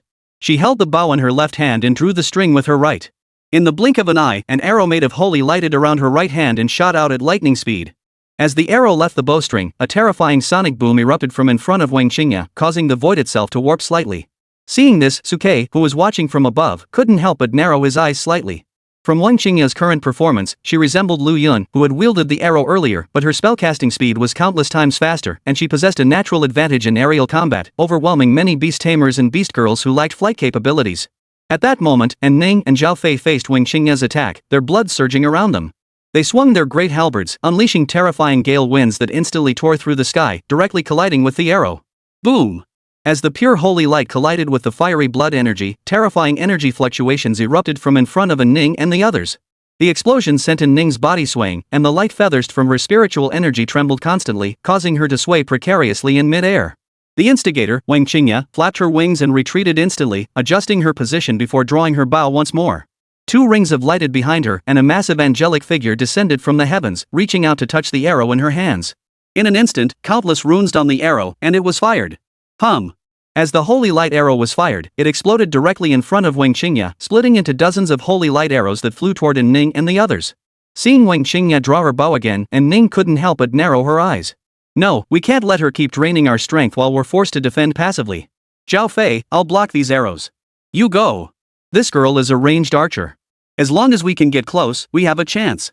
As she spoke, An Ning let out a piercing scream, her fiery wings flapping wildly, unleashing a torrent of flames from her wings. Simultaneously, she activated the burning void stomp, leaping into the air and charging toward the arrows. Meanwhile, Zhao Fei, who had been riding on An Ning's back, seized the opportunity to stomp hard on An Ning's back, his body instantly leaping into the air. Holding his great halberd like a human bomb, he charged swiftly toward Wang Qingya. He and An Ning had completely abandoned defense, intent on engaging Wang Qingya in close combat. At that moment, Wang Qingya had also guessed An Ning's intentions. She flapped her wings again, adjusted her position while drawing her bow, and fired several more holy light arrows at Zhao Fei. Facing Wang Qingya's attack, Zhao Fei instantly activated the two major attributes of the war god's unmatched skill, enduring the damage as he swung his halberd toward Wang Qingya. Boom! Several holy light arrows exploded in front of Zhao Fei, causing his body to sway, but under the defense of War God and Unmatched, he suffered no damage and continued charging toward Wang Qingya. In the blink of an eye, he was less than 2 meters away from Wang Qingya. At this moment, Zhao Fei's great halberd glowed with bloodlight, ready to deliver the fatal blow to Wang Qingya. Facing Zhao Fei's attack, Wang Qingya activated the angelic illusions behind her, reaching out to grasp Zhao Fei as he closed in. Divine Bond. In an instant, a divine contract descended from the void, freezing Zhao Fei in place. Meanwhile, Wang Qingya seized the opportunity to draw her holy light bow, terrifying divine lighting instantly, unleashing divine power even more terrifying than before. She drew the bowstring back, the arrow tip pointing directly at Zhao Fei's forehead. You have lost. Chapter 221, Xiao's Prophecy. Seeing the arrowhead pointing directly at his forehead, Zhao Fei couldn't help but freeze in place, his face filled with bitterness. Even An Ning in mid-air abandoned her actions. We've lost. When Wang Qingya immobilized Zhao Fei, the outcome was already decided. Even if they could risk their lives to activate other skills, the cost would be too great and it wasn't worth it. After their life or death battle with Suke and the others last time, the damage to Ning and Zhao Fei's core energy had not yet fully healed. Who knew if this Wang Qingya had any other tricks up her sleeve? The two of them were specially recruited students from the Lingwu Academy. They had come to this martial arts stage for two reasons: first, to claim some rewards, and second, to prove to the world that they still had some real strength, and that they weren't just background characters in Suke's legends, destined to be forgotten once they retired. Reaching this point was already quite an achievement. Seeing the two admit defeat, the host hurried forward to announce the results. Number 3, Wang Qingya wins. Seeing that Wang Qingya had won, the spectators around them couldn't help but praise her. Indeed, she was no ordinary SS-Rank genius beast girl. Even when facing S-ranked Ning and Zhao Fei, she still managed to win so effortlessly. Is this the power of an SS-ranked fighter? Too strong. Meanwhile, the victorious Wang Qingya looked at Zhao Fei with a proud expression before turning her gaze toward Ning. I told you, you don't deserve Suke. Neither in character nor in combat. The only one worthy of Suke is me, Wang Qingya. Hearing Wang Qingya's mocking words from the victor, Ning lowered her head with a bitter expression. She never expected that coming to this grand competition would lead her to encounter Suke's fanatic. And to make matters worse, she had lost. If she were to argue back now, she would only be seen as a defeated coward by the world. Therefore, Ning remained silent in the face of Wang Qingya's mockery, instead pulling Zhao Fei, who was still staring blankly at Wang Qingya in her angelic form, and left the arena. Wang Qingya, seeing Ning and Zhao Fei leave, couldn't help but look up at Suke and the others watching the match from above, flashing a smug smile at Suke. Sigh. Seeing this scene, the audience below couldn't help but sigh in unison. Suke couldn't help but glance at Lu Chunhuan and Lang Ruoxue beside him, gently rubbing his forehead. This Wang Qingya really doesn't make things easy for anyone. I clearly rejected her last time, yet she is still so persistent? Listening to Suke's complaints, Wu Guanru burst into laughter beside him. This young lady from the Wang family is far more stubborn than you could ever imagine. Even before the major exam, she specifically came to see me to prevent any accidents, insisting that no matter what, she must be admitted into our war academy. Her purpose was to secure your spot, which had already been internally recruited. Hearing Wu Guanru's words, Suke's forehead wrinkled even more. Meanwhile, Lu Chenhuan, standing beside him, couldn't help but look down at Wang Qingya with even more admiration in his eyes. I didn't expect this little girl to be so persistent. She's interesting. I'm starting to admire her a bit. If only she didn't speak with such the arrogance of a young lady from a prominent family. As Lu Chenhuan spoke, he glanced at the cold-faced Xue Ruoxue beside him. What do you think, Ruoxue? Facing Lu Chenhuan's intense gaze, Lang Ruoxue nodded slightly. Right. What about you, Yu Ying? Caught off guard by Lu Chenhuan's sudden question, Yu Ying clearly hesitated for a moment before shaking her head gently. I don't mind. I'm not as close to Xiao Suke as you are, and I don't have as strong a sense of possession as you do. I don't care. As for Xia, listening to Lu Chenhuan's words, she began to wave her limbs and make gestures, pointing first at Suke and then at the woman below, Wang Qingya, unsure of what she was trying to express. Seeing Xia's excited expression, Lu Chenhuan couldn't help but furrow his brows and look at Yu Ying. Yu Ying, what is Xia saying? To avoid drawing attention, Xia dared not speak in front of so many people and could only use Yu Ying as an interpreter. Facing Lu Chenhuan's question, Yu Ying glanced at Xia, then at Wang Qingya below, and hesitated for a moment. Xia said, Wang Qingya is actually a decent person, but now isn't the time to form a contract with Xiao Su. Ha? Listening to Yu Ying's translation, Lu Chenhuan and the cold-faced Lang Ruoxue couldn't help but furrow their brows. What does that mean? I don't quite understand. What does not the right time mean? Does that mean there will be a better time later? Even Wu Guanru and Shang Qiji beside them were completely confused. Suke, however, turned his head to look at Xia, who had stopped her movements and was now looking at Wang Qingya, and his eyes narrowed slightly. For Suke, although Xia had contracted with him before Yu Ying, she was the contract partner he found most enigmatic. Whether it was Xia's concealment of her true abilities or the mysterious words she spoke during their first contract, Suke felt a sense of mystery. It seemed as though Xia had seen him somewhere before and knew some secrets about him. So when Xia spoke those words, Suke took them very seriously and pondered them deeply. Now is not the time. Does that mean it will be the right time in the future? The reason Suke had no interest in contracting with Wang Qingya was not only because of her identity, but also because her current talent was already SS rank, with no higher potential. If he contracted with her, there would be little to no reciprocal benefits, making it unworthy of his time. Additionally, given Wang Qingya's personality, interacting with her in the future would undoubtedly be a source of frustration, requiring a significant amount of time to build a harmonious relationship. Thinking of this, Suke gave Xia a meaningful glance before putting the matter out of his mind and redirecting his gaze downward. Below, due to Wang Qingya's special status, many people were whispering to each other while looking up at him. Zhang Xiong, who was deeply infatuated with Wang Qingya, glared at him with eyes filled with battle intent. Seeing Zhang Xiang's eyes filled with battle intent, Lu Chenhuan, who was standing beside Suke, couldn't help but roll his eyes. This guy's gaze was pretty intimidating, as if he wanted to fight you right now. And it was all because of Wang Qingya, whom he didn't know very well. I take back what I said earlier. That Wang Qingya is indeed a trouble. As the host announced, Wang Qingya released her beast form and exited the stage, while Zhang Xiong stepped onto the martial arts platform for the next battle. As Zhang Xiong made his entrance, all eyes once again turned toward him. After all, he was the most highly anticipated participant in this tournament, aside from Wang Qingya.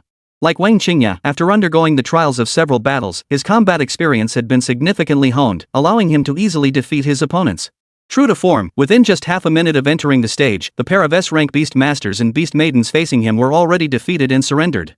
After a brief draw with a pair of unranked Beast Masters and Beast Maidens, the final showdown between the top three began. Chapter 222, The Axe King's Rage. Among those who made it to the final three were Wang Qingya and Zhang Xiong, along with a pair of lucky buys. According to the rules, the buys would take the stage first, facing off against the Zhang Xiong who drew their names in the draw. The winners would advance to compete for first place, while the losers would enter the losers bracket to fight for third place. Having accumulated experience from previous rounds of combat, the warriors now face the S-Rank Beast Tamers and their beast companions without a hint of fear. On the other side, after witnessing the war beast's performance in previous battles, the Beast Masters and Beast Maidens began to lose confidence. As expected, after the host announced the start of the final match, within less than half a minute, the Beastmaster carrying a giant axe was chased and cut down until he surrendered. Watching Zhang Xiong charge forward with his giant axe, Suke, standing on the high platform, couldn't help but glance at Zhang Xiong's profile. Beast Tamer, Zhang Xiong. Rank, 2nd tier Spirit Binder. Talent, SS rank. Contract Beast, none. Innate skills, Berserker's Rage, War Stomp, Axe King's Roar, Leap Strike, Spiral Counter, Elimination Blade. Weaknesses, powerful strength, but slightly lacking in speed. Without the enhancement of a contracted beast, unable to fully unleash one's true potential. Looking at Zhang Xiong's profile, Suke couldn't help but furrow his brows in deep thought. This Zhang Xiong truly lived up to his reputation as an SS-rank beast tamer. His skill panel was indeed far more impressive than that of many ordinary S-rankers. Especially the innate skills, with a few that are clearly game-breaking at first glance. Spiral Counterattack. When attacked, there is a chance to trigger a spiral counterattack, dealing damage to all nearby enemies. Elimination Blade has a chance to trigger a finishing blow when the enemy's health is low. Killing an enemy unit puts you into a berserk state, increasing movement speed and attack speed, and allowing you to reuse this skill without consuming spiritual energy. The skills are a bit like something an elementary school student would come up with.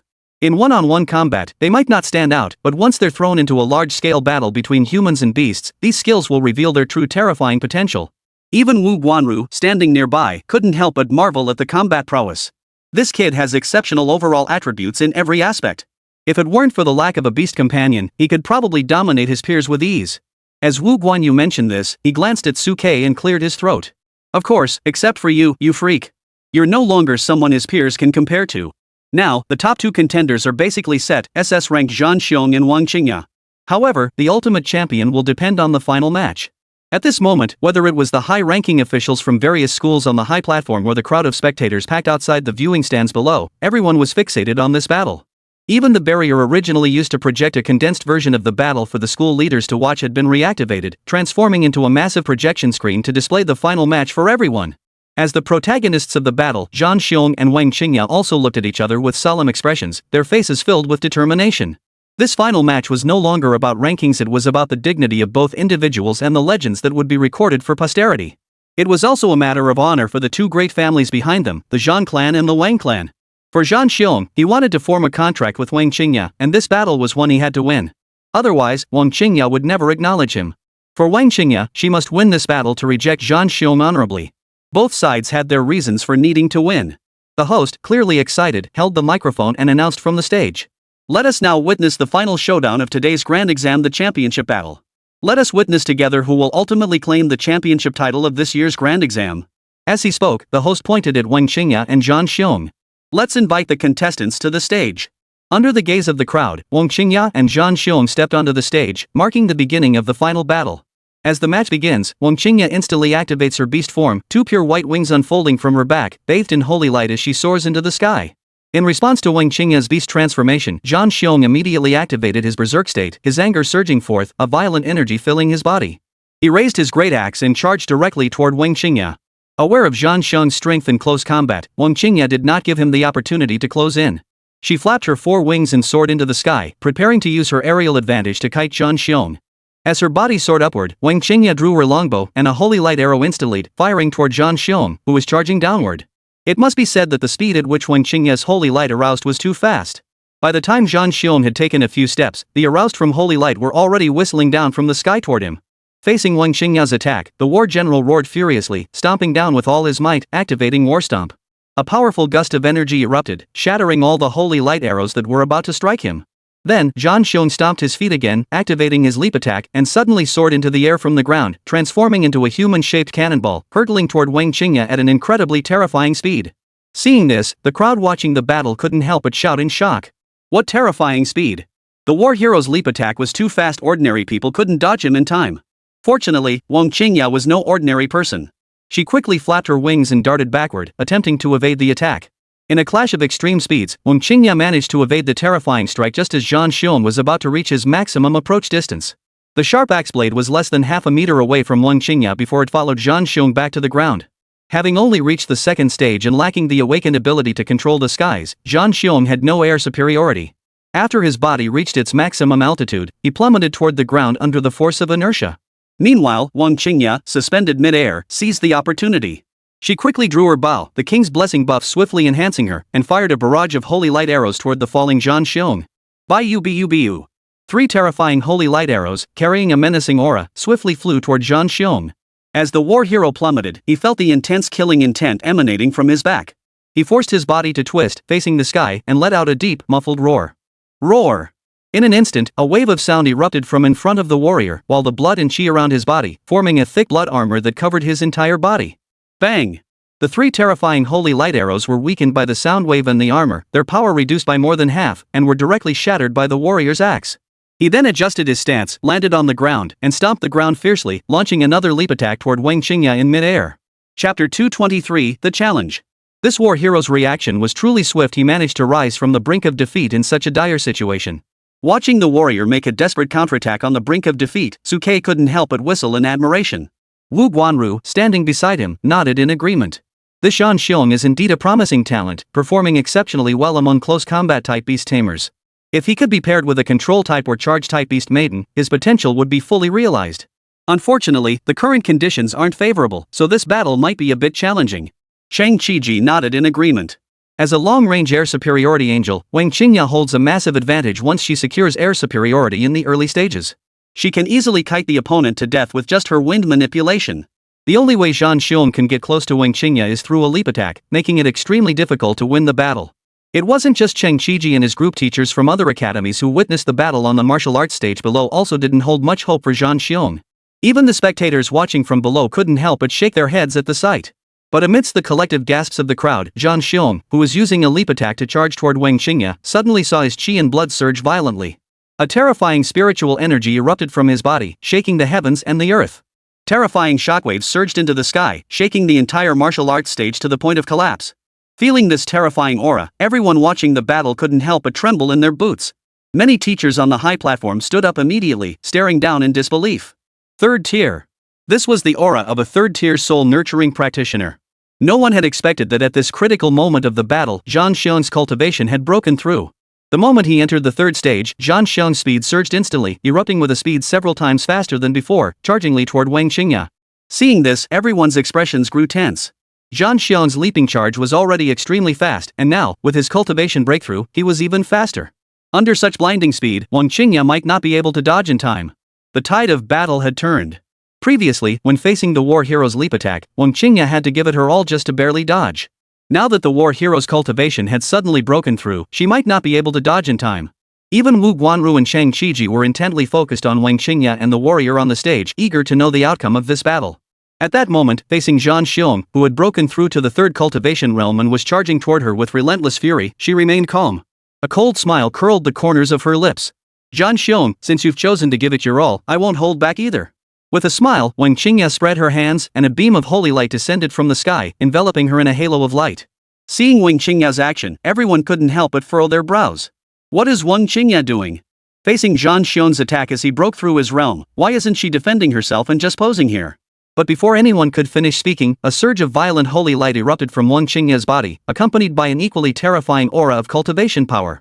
She had also broken through the constraints of her cultivation realm in an instant, ascending to the third tier. Feeling the spiritual energy erupting from Qingya's body, everyone around her couldn't help but change their expressions. Third tier. This Wang Qingya had also broken through her limits in the face of certain death, reaching the third tier burning blood realm. No one had expected both of them to be holding back their ultimate moves, preparing to deliver a fatal blow to the other at the decisive moment. Everyone present gaped in astonishment at the dual breakthroughs of Wang Qingya and Zhan Xiong to the third rank. And Ning and Zhao Fei, who had just fought against Wang Qingya, covered their mouths in relief, grateful that they hadn't risked their lives to defeat her. Otherwise, they would have been in a world of trouble. Even Su Ke couldn't help but narrow his eyes, looking down at Wang Qingya and Zhan Xiong with a meaningful expression. The fact that the two of them could suddenly break through in the exam hall must mean they had sensed it beforehand but deliberately suppressed it, preparing to give their powerful enemies an unexpected surprise during the major exam. However, neither side had anticipated that the other had prepared such a surprise, both possessing the strength to break through to the third stage. Facing Wang Qingya, who had broken through to the third stage, Zhan Xiong was taken aback for a moment before bursting into laughter. What's so great about breaking through to the third stage? You wasted too much time on your breakthrough and now you can't dodge my attacks. Surrender now, little one. As he spoke, Zhan Xiong had already closed the distance to the newly breakthrough Wang Qingya, his great axe gleaming with light as he swung it directly at her. Facing Zhan Xiong's terrifying strike, Wang Qingya remained calm, a smile on her lips. After witnessing so many of my battles, you still dare to speak to me like this? Divine bond. In an instant, an angelic figure rose from behind Wang Qingya, reaching out to grab Zhan Xiong. A divine contract appeared in the void, instantly immobilizing Zhan Xiong in place and halting his charging momentum. The angelic figure then imbued the holy light arrow in Wang Qingya's hand with a blessing, while holy light wrapped around it, before raising the arrow directly at Zhan Xiong in front of her. As an SS-ranked beast tamer who had just advanced to the third rank, Zhan Xiong knew that the divine bond's duration was short. He had to defeat him before he could break free. Whoosh! The pure white holy light arrow struck the blood-red armor covering Zhan Xiong, piercing his chest. The powerful momentum continued through his body, sending him crashing toward the ground. Bang! The massive arrow pierced through Zhan Xiong's body, pinning him firmly to the ground. Meanwhile, above, Wang Qingya remained expressionless as she drew her bow once more, aiming at the warrior below. Stop! Stop! The host rushed forward and shouted at Wang Qingya in mid-air. You've won! Miss Wang, you've already won! There's no need to shoot the second arrow. Anyone with eyes could see that Zhan Xiong was already on the brink of losing his combat ability after Wang Qingya's first arrow. Firing a second arrow at this point would be more about personal vendetta than anything else. If the second arrow were fired, even if healing-type beast tamers and beast girls arrived, it would still be a major ordeal. Hearing the host's words, Wang Qingya finally lowered her bow and arrow and descended back to the ground. The host hurriedly called for someone to help War Xiong to his feet and then announced the results of the match. The outcome was decided. I declare that the champion of the martial arts trial of this year's Kyoto Grand Exam is Wang Qingya. As he spoke, Zhan Xiong handed the microphone to Wang Qingya. As the champion of this martial arts exam, is there anyone you'd like to address? As the champion, it is customary to deliver a victory speech, and Wang Qingya was no exception. Looking at the microphone in front of her, a smile curled the corners of Wang Qingya's lips. Indeed, she had something to say. However, when she took the microphone, she did not look at her own family members but instead gazed upward at Su Ke. Su Ke, I want to prove that the only person who is right for you is me. I want to challenge the two beast girls by your side. Is that okay? Chapter 224, Dealing with you, I alone am enough. Hearing Wang Qingya's words, the entire crowd erupted into chaos. What? Wang Qingya actually volunteered to challenge the beast girls by Su Ke's side? What's going on here? Exactly, she's already the first place winner. Why go through all this trouble? What on earth is she thinking? I think it might be because of love. For a moment, everyone was puzzled by Wang Qingya's request. Even Su Ke, who was watching from the high platform, couldn't help but furrow his brows slightly. The eldest daughter of the Wang family truly has a spoiled temperament. How dare she make such a request after winning the grand exam? He had come to watch the exam purely to take Lu Qinhuan and Lang Ruoxue out for some fresh air and to broaden their horizons, not to get involved in such a hassle. Lu Qinhuan and Lang Ruoxue, standing beside him, also furrowed their brows simultaneously and looked toward Su Ke. This little girl doesn't know her place. Su Ge, should we agree to her? At that moment, Su Ke did not immediately accept Wang Qingya's challenge but turned to look at Wu Guanru beside him. Principal Wu, is Wang Qingya's request for a fight reasonable? Of course it's unreasonable. As soon as Su Ke finished speaking, Wu Guanru, standing beside him, smiled and spoke up. If you want to refuse, that's fine too. It would just mean losing face in front of everyone here. Wu Guanru's words caused Lu Qinhuan, who was standing beside him, to explode in anger. How could that be acceptable? We're not the ones who can't fight. How can we let this little girl show off in front of us? At that moment, Lu Qinhuan glared at Su Ke with a look of righteous indignation. Su Ge, I figured it out. This little girl is after you. Her goal is to prove she's better than us and more deserving of you, isn't it? I'll go down there and give her a good beating, so she'll know who the real boss is. Even the nearby Ewing chimed in with a smile. I agree. This little girl is just using her first place ranking to intentionally prove herself, completely disregarding whether you two will be embarrassed because of it. This spoiled princess mentality needs to be corrected. Listening to their words, Suke looked down at Wang Qingya again, his eyes flickering. Wang Qingya below had no idea what Suke and the others were thinking. Instead, she deliberately crossed her arms and spoke in a haughty tone to force Lu Chenhuan and the others to accept the challenge. What? Are you too scared to fight? Afraid to face the fact that you're not worthy of Suke? Hearing Wang Qingya's provocation, Lu Chenhuan could no longer sit still. This little brat is getting too bold. Suge, I can't take it anymore. I have to go down and teach her a lesson. Seeing Lu Chenhuan's face filled with righteous indignation, Suke's lips curled into a playful smile. Alright, since this little brat wants to get beaten up so badly, let her taste your strength. As Suke finished speaking, he turned to Wu Guanru. But in such a major exam setting, can outsiders like us who aren't taking the exam join the fight? Facing Suke's question, Wu Guanru laughed and nodded. The champion has already been decided, and the martial arts trial is over. There's no need for so many rules now. While the martial arts stage hasn't been dismantled yet, you can join in if you want. After all, this unexpected battle of yours is sure to pique the interest of many. Hearing Wu Guanru's words, Suke turned to look at Lu Chenhuan and Lang Ruoxue beside him. Since Wang Qingya is so eager to challenge you, just send one of you down to fight her. Just as Lu Chenhuan was about to step forward, he was pulled back by Lang Ruoxue. At that moment, Lang Ruoxue looked extremely serious. Huan, although your cultivation far surpasses Wang Qingya's, her air control abilities will be a significant challenge for you. While you can win, it will require considerable effort. Let me go instead. Seeing Lang Ruoxue's serious expression, Lu Chenhuan was taken aback for a moment before bursting into laughter. Alright, I'll take your advice. Anyway, whether it's you or me, we'll fight her either way. As long as we win, that's all that matters. Alright, I'll go with you both. At that moment, Suke also had no interest in continuing to watch the battle from the high platform. He took Lu Chenhuan and Lang Ruoxue by the hand and called out to Yuing to join them as they descended. Moments later, the 4 humans and 1 beast arrived before the martial arts stage. Lu Chenhuan gently patted Lang Ruoxue on the shoulder. Ruoxue, give it your best shot and teach that little brat a lesson. All right. Hearing Lu Chenhuan's words, Lang Ruoxue turned around and walked toward the martial arts stage where Wang Qingya was standing. At that moment, on the martial arts stage, the severely injured Zhang Xion was being supported by a healing-type teacher, clutching his chest with a look of resentment on his face as he retreated. Upon seeing Suke and the others approaching, he clenched his teeth and stopped in his tracks. Teacher, don't panic. Help me leave first. I want to watch this battle to the end before I go. I want to see for myself what makes Suke, whom Qingya holds in such high regard, so special.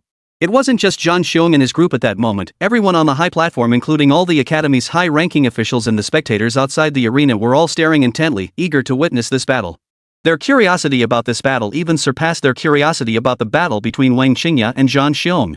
Mainly because the rumors about the parties involved had been spreading like wildfire in the capital recently, and Wang Qingya had just so bluntly revealed her feelings for Suke, instantly igniting everyone's curiosity. Over at the Lingwu Academy in the distance, Chen Ji and the others, who had just gone down to fetch Ning and Zhao Fei, couldn't help but stop in their tracks and look toward Suke's direction. On the high platform in the distance, where the Science and Technology Academy was watching the battle, Li Ping and Qin Lijun also stood up and looked toward Suke's direction. Suke was a genius they had personally recruited, and they were also curious to see how the combat prowess of Suke and his group, whom they had overlooked, truly measured up. They had heard that Lu Chenhuan and Ning only had F-rank talent. Could they really stand a chance against SS-Rank Wang Qingya? Exactly. With so many spectators watching, if they lost now, their reputations would be ruined forever. Due to Suke and his group's deliberate concealment, everyone was unaware that their cultivation levels had already advanced to the 4th tier, still believing them to be at the 3rd tier. As a result, few held high hopes for this battle. After all, the combat talent Wang Qingya had demonstrated earlier was simply too overwhelming. Coupled with her powerful aerial advantage, many beast tamers and beast maidens were being beaten senseless. On the other hand, Wu Guanru and Shang Qiji, who knew Suke and his group inside out, wore smug grins on their faces. Wang Qingya, that arrogant little girl, was the perfect target for Suke and his group to teach her a lesson and temper her pride. At that moment, on the martial arts stage, Wang Qingya looked excitedly at Lang Ruoxue, who was walking toward the stage. But her brows immediately furrowed slightly. Why are you the only one here? Aren't you all coming together? Facing Wang Qingya's question, Lang Ruoxue's eyes regained their usual coldness and arrogance. To deal with you, one person is enough. Chapter 225, The Shocking Arrival of the Ice Soul Dragon. Hearing Lang Ruoxue's words, Wang Qingya burst into laughter. You? A worthless F-rank beast girl? Wang Qingya's tone was brimming with a sense of superiority. Do you know what my talent is? SS rank. The gap between us is like an uncrossable chasm. I won't make things difficult for you. If you change your mind now and bring your other companion along, it's still not too late. Even if you're scared, you can call Suke to help you fight. That's not out of the question. Looking at Wang Qingya's arrogant demeanor, Lang Ruoshua's icy face suddenly curled into a smile. You're quite the nice person. But I still stand by my words. Dealing with you alone is more than enough for me.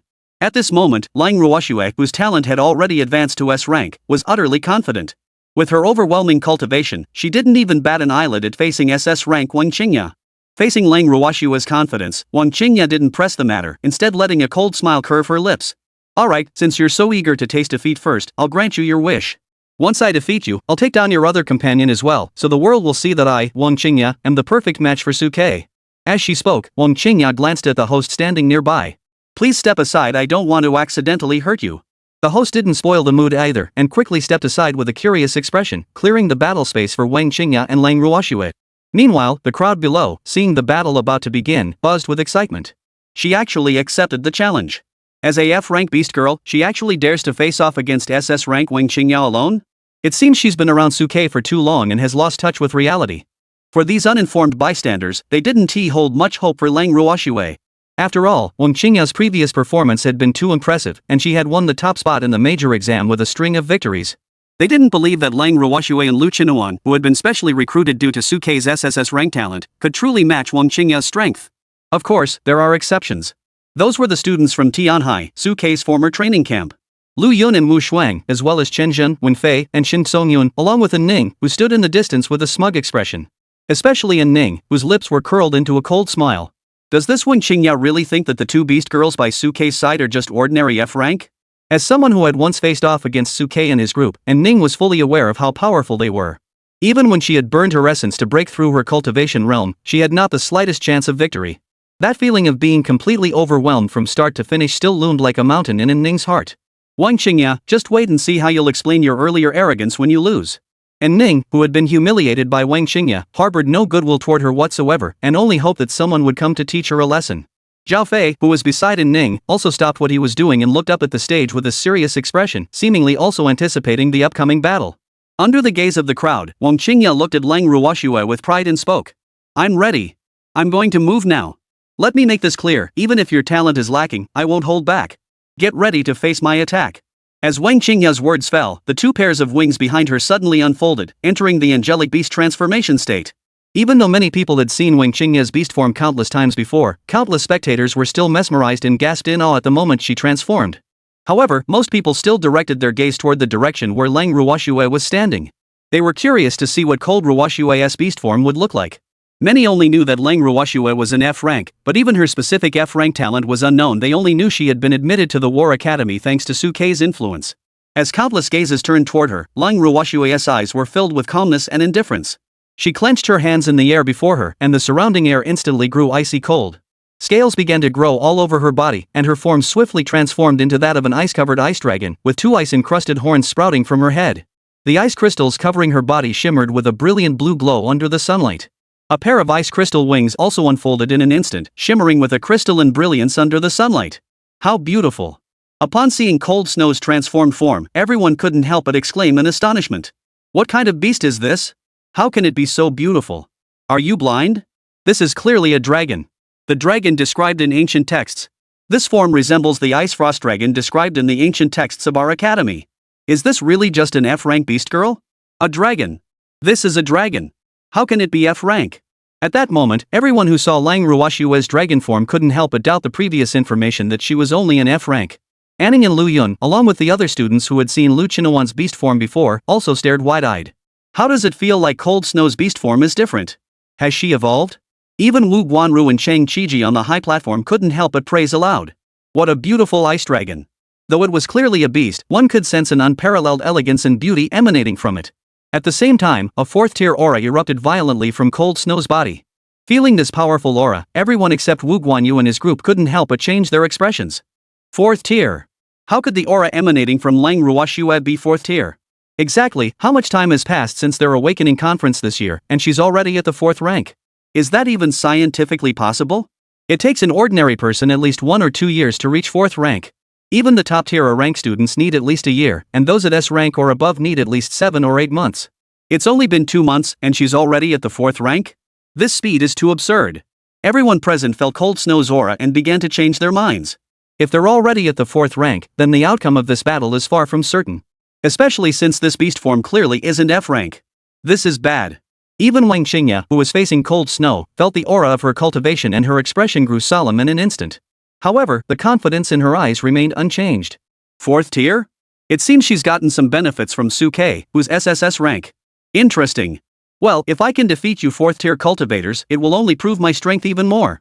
As she thought this, Wang Qingya's 2 wings flapped and her body shot into the air. The longbow in her hands also drew back. Chapter 226, Clash of Innate Abilities.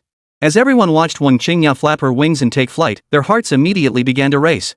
Take off like a kite and then execute a fatal combo. Previously, all of Wang Qingya's opponents had been forced to admit defeat under this same combo. At this moment, everyone else also felt that Lang Ruoshua's fate might not be much different from the others. After all, based on the information available, Lang Ruoshua's talent was only F rank, with a limited number of skills and their strength being extremely limited, making it difficult for her to pose a threat to Wang Qingya's genius. In the history of the human race, F rank beast masters and beast maidens could only reach the 2nd tier at best. Even though Lang Ruoshua had reached the 4th tier, in everyone's eyes, it was merely due to Suke's SSS rank special status that she had been elevated to such a position. Most people did not believe that Lang Ruoshua could create a miracle and defeat Wang Qingya, who had won the championship of the entire exam. Of course, there were exceptions, the group from Tianhai led by An Ning, and Wu Guanru and Cheng Qiji standing on the high platform with meaningful expressions. They know better than anyone else how extraordinary Cold Snow and Lu Chunhuan have become. The world doesn't hold much hope for Lang Ruoshua and her group, but they are the ones most capable of creating miracles. It was true in Tianhai, and it is true in the capital now. Everyone was waiting to see the show. Under the gaze of the crowd, Wang Qingya drew her longbow, and a holy light arrow instantly formed, aiming directly at Lang Ruoshua. She released the arrow. Though Wang Qingya outwardly looked down on Lang Ruoshua and Lu Chunhuan, her combat skills were exceptional.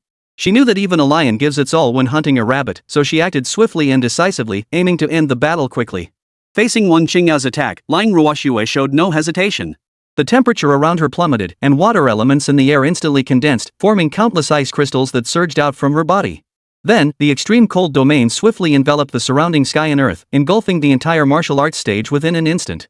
The entire martial arts stage, now shrouded in the frigid domain, froze solid, and the bone-chilling cold could be clearly felt by the audience below. Is this a domain-type skill?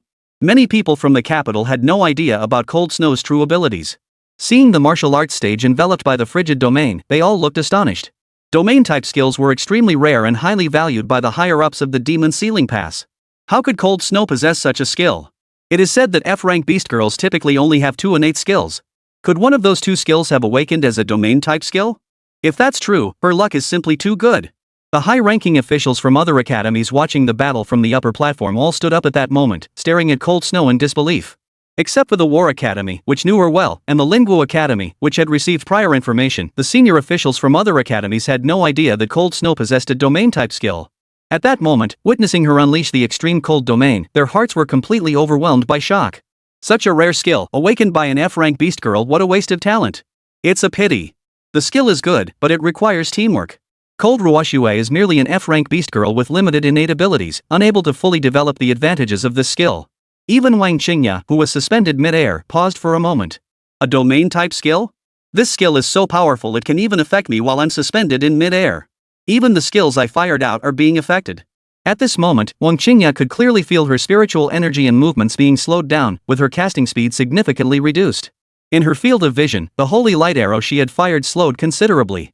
With the enhancement of Lang Ruoshua's 4th tier cultivation, as long as one was slightly agile, there was a high chance of dodging it. Seeing this, Wang Qingya naturally wouldn't give up. She circulated her spiritual energy, and an angelic silhouette appeared behind her. Under the blessing of the king's blessing, the holy light arrow in her handed again, splitting into 3, and she fired thinly toward Lang Ruoshua below.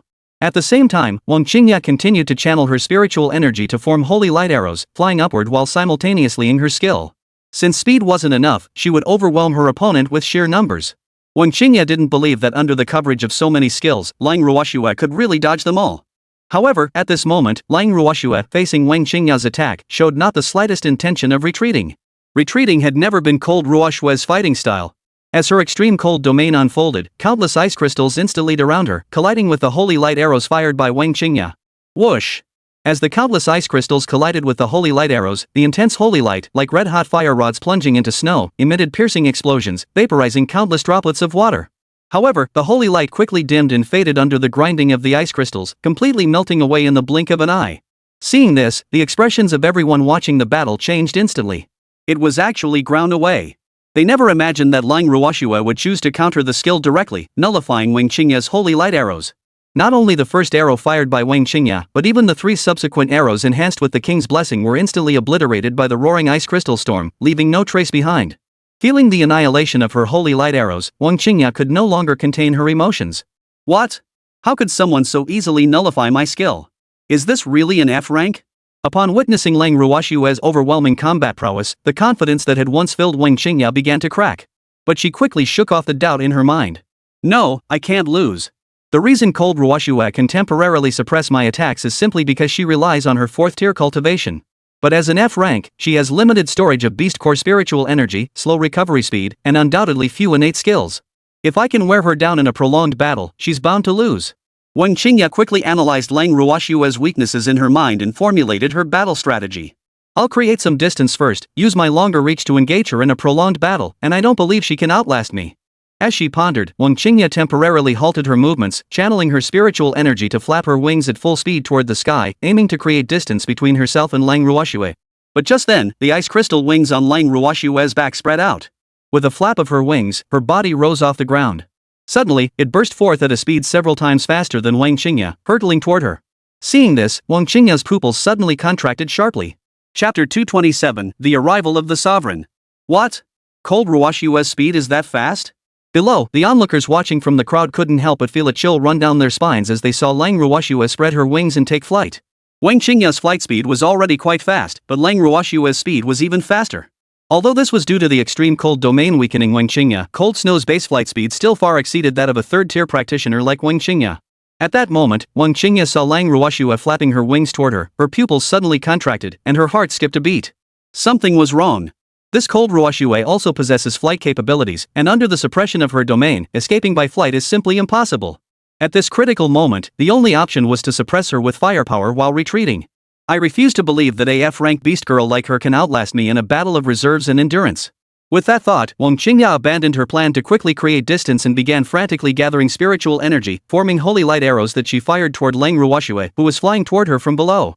At the same time, 3 rings of light unfolded behind Wang Qingya, and the shadowy form of a holy angel once again materialized, bestowing blessings upon the holy light arrows in her hands. Under the angel's blessing, the holy light arrows in Wang Qingya's hands shone brightly once more, shooting toward Lang Ruoxue below. However, facing Qingya's attack, Lang Ruoxue's expression remained icy as she summoned a blizzard of ice crystals to crush the holy light arrows. Sizzle! Where light and ice collided, countless droplets of water vaporized, and the holy light was instantly extinguished. Cold Ruoxue's speed remained unaffected, flapping her wings and rushing toward Wang Qingya. Seeing this, a rare look of panic flashed in Wang Qingya's eyes. She hurriedly gathered her feathers and fired themly toward Lang Ruoxue below. However, the holy light arrows were disrupted by the ice crystal storm and couldn't even get close to Lang Ruoxue. How could Lang Ruoxue continue to cast skills without any apparent depletion of her spiritual energy? Feeling the impotence of her holy light arrows, Wang Qingya clenched her teeth in frustration. Could it be that I, Wang Qingya, who has just won the championship of the Kyoto Grand Exam, am about to be defeated by such a lowly F-rank beast girl? No. Absolutely not. The audience below, upon witnessing this scene, couldn't help but widen their eyes in astonishment. How come Wang Qingya seems completely helpless against Lang Ruoxue? Exactly. The ice crystal storm swirling around Lang Ruoxue is way too powerful. Everything within the ice crystals is obliterated. It's like brute force overpowering all techniques. Those watching the scene began to doubt their initial belief in Wang Qingya's inevitable victory. It seems the outcome of this battle might be changing. Wang Qingya might not be able to defeat Lang Ruoxue after all. At that moment, Wang Qingya stared intently at Lang Ruoxue charging toward her from below, a flash of coldness gleaming in her eyes. I still have a trump card. It seems I have no choice but to use that skill. This was supposed to be my hidden ace up my sleeve, but you forced my hand. Wang Qingya's pride wouldn't allow her to lose to a nameless F-rank beast girl like Lang Ruoxue. Even Suke and Lu Qinuan hadn't intervened, and she was about to lose. This was something Wang Qingya could not accept. Facing Lang Ruoxue swiftly closing in, Wang Qingya clenched her teeth, bit her tongue until it bled, and spat a mouthful of blood toward herself. Then, she quickly formed seals with both hands, condensing the blood in front of her into a blood-red rune, and slammed her hands down in front of her with all her strength. The sovereign descends. In an instant, 3 rings of light erupted from behind Wang Qingya, emitting an unprecedented brilliance. The previously ethereal angelic apparition began to solidify. The angelic figures, whose eyes had been tightly closed, slowly opened them, and an overwhelmingly terrifying aura rose from their bodies. This was. Feeling that overwhelmingly terrifying power, Wu Guanru and Chang Qiji on the high platform above couldn't help but stand up instantly. The king has arrived. Manhwa couldn't help but furrow her brows slightly. What does the king has arrived mean? In response to Manhwa's question, Wu Guanyu narrowed his eyes slightly. This inevitably brought to mind the 9th rank Wang Ning of the Wang family. That Wang Ning I once fought alongside her outside the demon ceiling pass, and her beast form was also an angel beast. This angel beast is more akin to a divine being than a beast, a divine class beast. This descent of the king involves temporarily activating the power of the angel, requesting it to descend and possess one's body, allowing for a brief burst of terrifyingly powerful strength. Given Wang Qingya's current strength, after summoning the angel, she could potentially unleash power rivaling that of a 5th-tier beast. And her combat form would also transform accordingly. However, summoning this angel comes at a tremendous cost, burning one's own essence and blood, leaving them weakened for an extended period. Unless absolutely necessary, even the former Wang Ning would not have used this skill. What? Upon hearing Wu Guanru's words, Manhwa couldn't help but stare in shock with wide eyes. She can temporarily unleash power comparable to a 5th-tier cultivator? And such a powerful killing move? Wang Qingya's strength was already formidable. If she could temporarily activate power comparable to the 5th rank, it was unimaginable how powerful that would be. Cold Ruoshuet and the others were currently only at the 4th tier level, having just broken through. Facing such a formidable opponent, this was bad news. At that moment, Manhwa couldn't help but clench her fists tightly. Whether it's Lang Ruoshuet or Wang Qingya, they were both pre-arranged to enroll as students in their respective war academies. They can't afford any accidents here. Wu Guanru stood straight, his eyes fixed on the scene below. This angelic being had descended, and we didn't know if it would lose its senses. We must prepare ourselves and be ready to handle any unexpected developments. The audience below, though unaware of the terror of the divine being's arrival, sensed the powerful spiritual energy emanating from behind Wang Qingya and realized something was amiss. Wang Qingya actually had such a deadly move. Such immense power was already approaching the 5th rank. This was getting dangerous. Even Suke couldn't help but furrow his brows. Could this be the final innate ability that Wang Qingya has been holding back all along, the descent of the sovereign? As the one directly facing her, Lang Ruoshuet, who was feeling the overwhelming power, narrowed her eyes. However, there was not a trace of fear in her eyes. This confidence stemmed from her belief in her own strength. What if she's nearly at the 5th rank?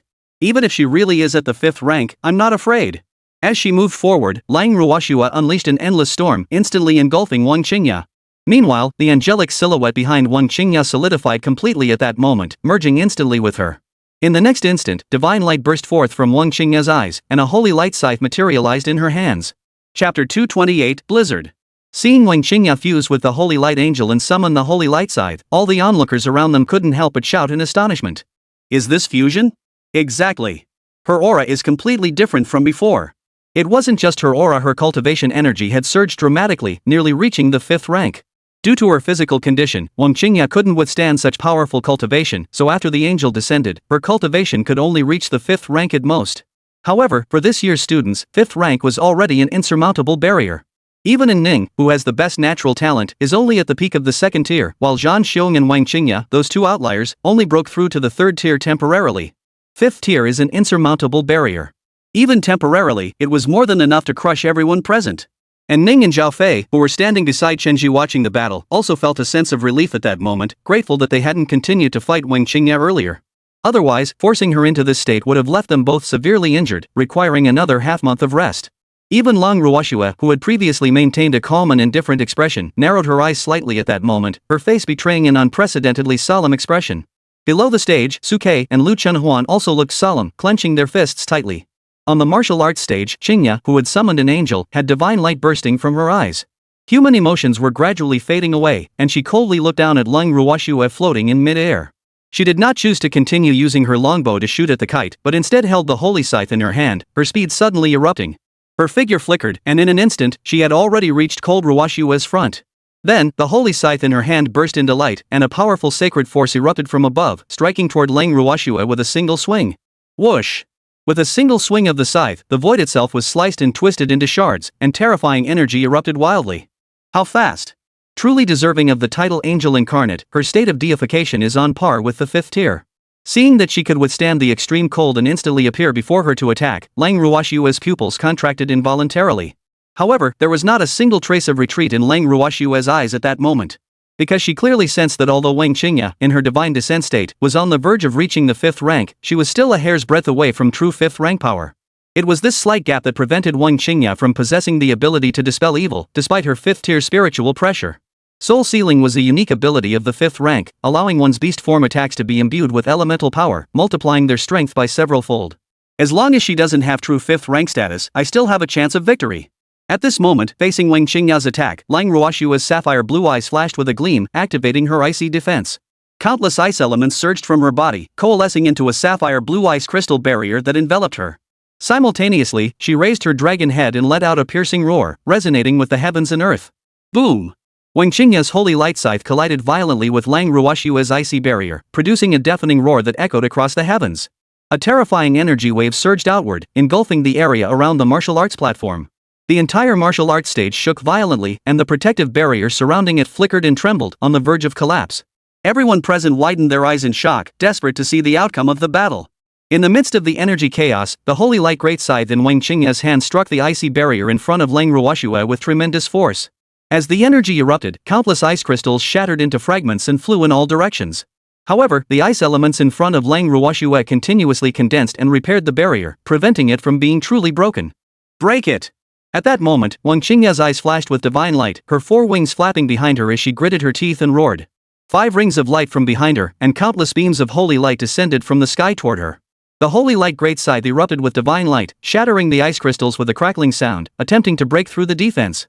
Under such terrifying spiritual energy infusion, the icy barrier before Lang Ruoshua began to show tiny cracks, with the sound of cracking echoing continuously, seemingly on the verge of collapsing. But just then, endless dark clouds gathered in the sky, and a fierce blizzard descended from the heavens. With a deafening roar, the blizzard carried a terrifying force of annihilation, crashing down on Wang Qingya with relentless force. Snow? Gazing at the swirling blizzard, Wang Qingya, in her divine form, couldn't help but narrow her eyes slightly. She hadn't expected snow to pose any threat to her. The next moment, the snow struck the attacking Wang Qingya. In an instant, a powerful force struck her from behind, sending her reeling in mid-air. The bone-chilling cold seeped into every limb and bone. The blizzard came with overwhelming force, instantly engulfing Wang Qingya in a thick blanket of snow. The heavy snow pounded her, sending her plummeting toward the ground from mid-air. Bang! The heavy blizzard slammed into Wang Qingya, causing her to plummet downward. Her wings were completely covered by the thick snow, too heavy to lift. Damn it! At that moment, Wang Qingya's eyes were filled with resentment. She tried to flap her wings to rise, but the heavy blizzard completely covered the sky and earth, instantly pressing her into the ground, causing her to spit blood and her face to be pressed into the snowdrift. Bang! The relentless storm raged on, engulfing the entire stage in a blizzard. In the midst of this violent blizzard, the base of the martial arts platform began to creak under the weight, with cracks spreading everywhere. Seeing this, all the high-ranking officials on the high platform instantly widened their eyes. What? Even the stage base couldn't withstand Cold Snow's attack. No one knew better than these teachers how sturdy the stage was. It had been personally developed by the Science and Technology Academy, reinforced with secret array patterns, and could even withstand the attacks of a true 5th-tier practitioner. It was more than sufficient for major exams, but no one had expected it to show signs of strain today. This alone showed how intense the battle was. At that moment, Lang Ruoshua stood high in the sky, unleashing a blizzard that violently pounded the snow-covered Wang Qingya below, completely engulfing her form. Wang Qingya was buried deep in the snow, unable even to speak, with not a trace of her former arrogance remaining. Cold Ruoshua, suspended mid-air, saw that it was nearly done. She flapped her wings and slowly descended toward the snow pile below, her icy voice echoing through the snow. Wang Qingya, do you admit defeat? But at that moment, a loud shout rang out from within the snowdrift. I refuse to admit defeat. The next moment, a burst of holy light shattered the snowdrift, and Wang Qingya, covered in blood, burst out of the snowdrift and lunged toward Lang Ruoshua, pressing her down. Divine Bond. Chapter 229, The Decisive Dragon's Breath, the Ice Sculpture Qingya. Seeing that Wang Qingya still had enough strength to burst out of the blizzard, the spectators outside the arena couldn't help but let out gasps of astonishment. This battle had brought them too many surprises. They had originally believed that Wang Qingya was certain to win, but they never expected Lang Ruoshua to completely dominate her throughout the entire battle. Just as they thought Lang Ruoshua was about to win, Wang Qingya suddenly unleashed a divine descent and an ultimate burst, turning the tide of victory in her favor. But just as they thought the victory was certain, Lang Ruoshua unleashed her blizzard skill, a truly brutal move, and once again shifted the balance of victory in her favor. But just as Lang Ruoshua was about to declare victory, Wang Qingya still had a trump card up her sleeve. Even Wu Guanru and the others standing on the high platform couldn't help but nod in approval. It seemed that Wang Qingya had realized she couldn't match Lang Ruoshua's blizzard, so she pretended to be helpless before unleashing a decisive strike at the critical moment to turn the tide of battle. It must be said that Wang Qingya's combat awareness and natural talent are quite strong. At such close range, being caught off guard by Wang Qingya's preemptive strike left Lang Ruoshua in a precarious position. However, just as Wang Qingya was about to strike, the icy defense before Lang Ruoshua had already been activated. Su Ke had once warned her to always remain vigilant until she was certain the enemy was dead. The next second, Wang Qingya's body was bound in place by the divine contract. But the icy defense had already been activated. Seeing the icy defense rising around her, Wang Qingya's pupils contracted slightly. She never expected Lang Ruoshua to activate her icy defense before her. But at this moment, the arrow was already on the string. It was her only chance to turn the tide. Wang Qingya had to seize it. What good is activating the ice defense? With you temporarily immobilized, you have no strength left to maintain its operation. Once I break through this defense, you will be defeated. At that moment, Wang Qingya's body erupted with holy light, and as divine light danced around her, countless runes swirled on the large scythe in her hands, unleashing a terrifying force as she swung it fiercely toward the Wang Qingya before her. Bang! A dull explosion echoed across the battlefield, sending a torrent of blizzard flying in all directions, creating a massive crater. The icy defense in front of Lang Ruoshua was also sliced open by the scythe, leaving a massive gap. Cracks spread rapidly from the gap toward the surrounding area. The divine bond restriction temporarily restricted the opponent's movements and spiritual energy flow. Without spiritual energy to sustain it, the icy defense couldn't hold out for long. Crackle! The once impregnable ice barrier was now covered in countless cracks, shattering inch by inch. Then, it was completely torn apart by the terrifying holy light. Seeing Cold Snow's ice defense being torn apart by her own hands, Wang Qingya's eyes couldn't help but gleam with excitement. Once Cold Snow's icy defense was torn apart, nothing could stop her attack. But at that very moment, Wang Qingya's eyelids fluttered slightly, and her spiritual energy surged violently around her. She had managed to break free from Wang Qingya's divine contract bonds at the critical moment. Seeing Lang Ruoshua break free from her divine contract bonds, a look of surprise flashed across Wang Qingya's eyes. You managed to break free from my bonds so quickly? You're quite powerful after all. At this moment, Wang Qingya had already begun to acknowledge Lang Ruoshua's strength in her heart. But your defenses are broken. Facing my attack from such close range, you have no chance to block it. At that moment, Lang Ruoshua saw Wang Qingya's scythe swinging toward her and her eyes flickered. She knew in her heart that it was already too late to defend herself. Even if she managed to activate her ice defense, the distance was too close. Any breach would leave her exposed to the blade. Rather than waste her spiritual energy and take blows passively, she decided to go all out. At that moment, Lang Ruoshua completely abandoned her defense. Facing Wang Qingya's terrifying strike, she raised both dragon claws in front of her body while opening her mouth and tilting her head back. A terrifying aura rapidly gathered within her mouth. Clang! A crisp sound rang out as Wang Qingya's holy light great side struck Cold Yueshua's dragon claws with tremendous force, sending countless dragon scales flying. A narrow gash appeared on Cold Snow's dragon claws, and crimson blood flowed out from within. But just then, Cold Yueshua's dragon breath had fully gathered, and she opened her mouth, unleashing a powerful blast of dragon breath toward her front. Extreme cold dragon breath. Roar!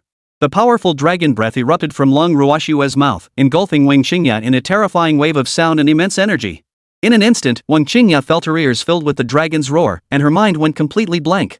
At the same time, Wang Qingya's body froze at a speed visible to the naked eye, and in the blink of an eye, she was turned into an angelic ice sculpture. Under the relentless onslaught of such frigid energy, Wang Qingya's King's Descent technique, which she had already forced herself to activate by overexerting her core energy, could no longer hold out. The sacred light surrounding her body rapidly faded away. Even her vital signs were rapidly fading away. If Lang Ruoshua were willing, she could crush the rapidly freezing Wang Qingya into dust with just a single finger. Qingya!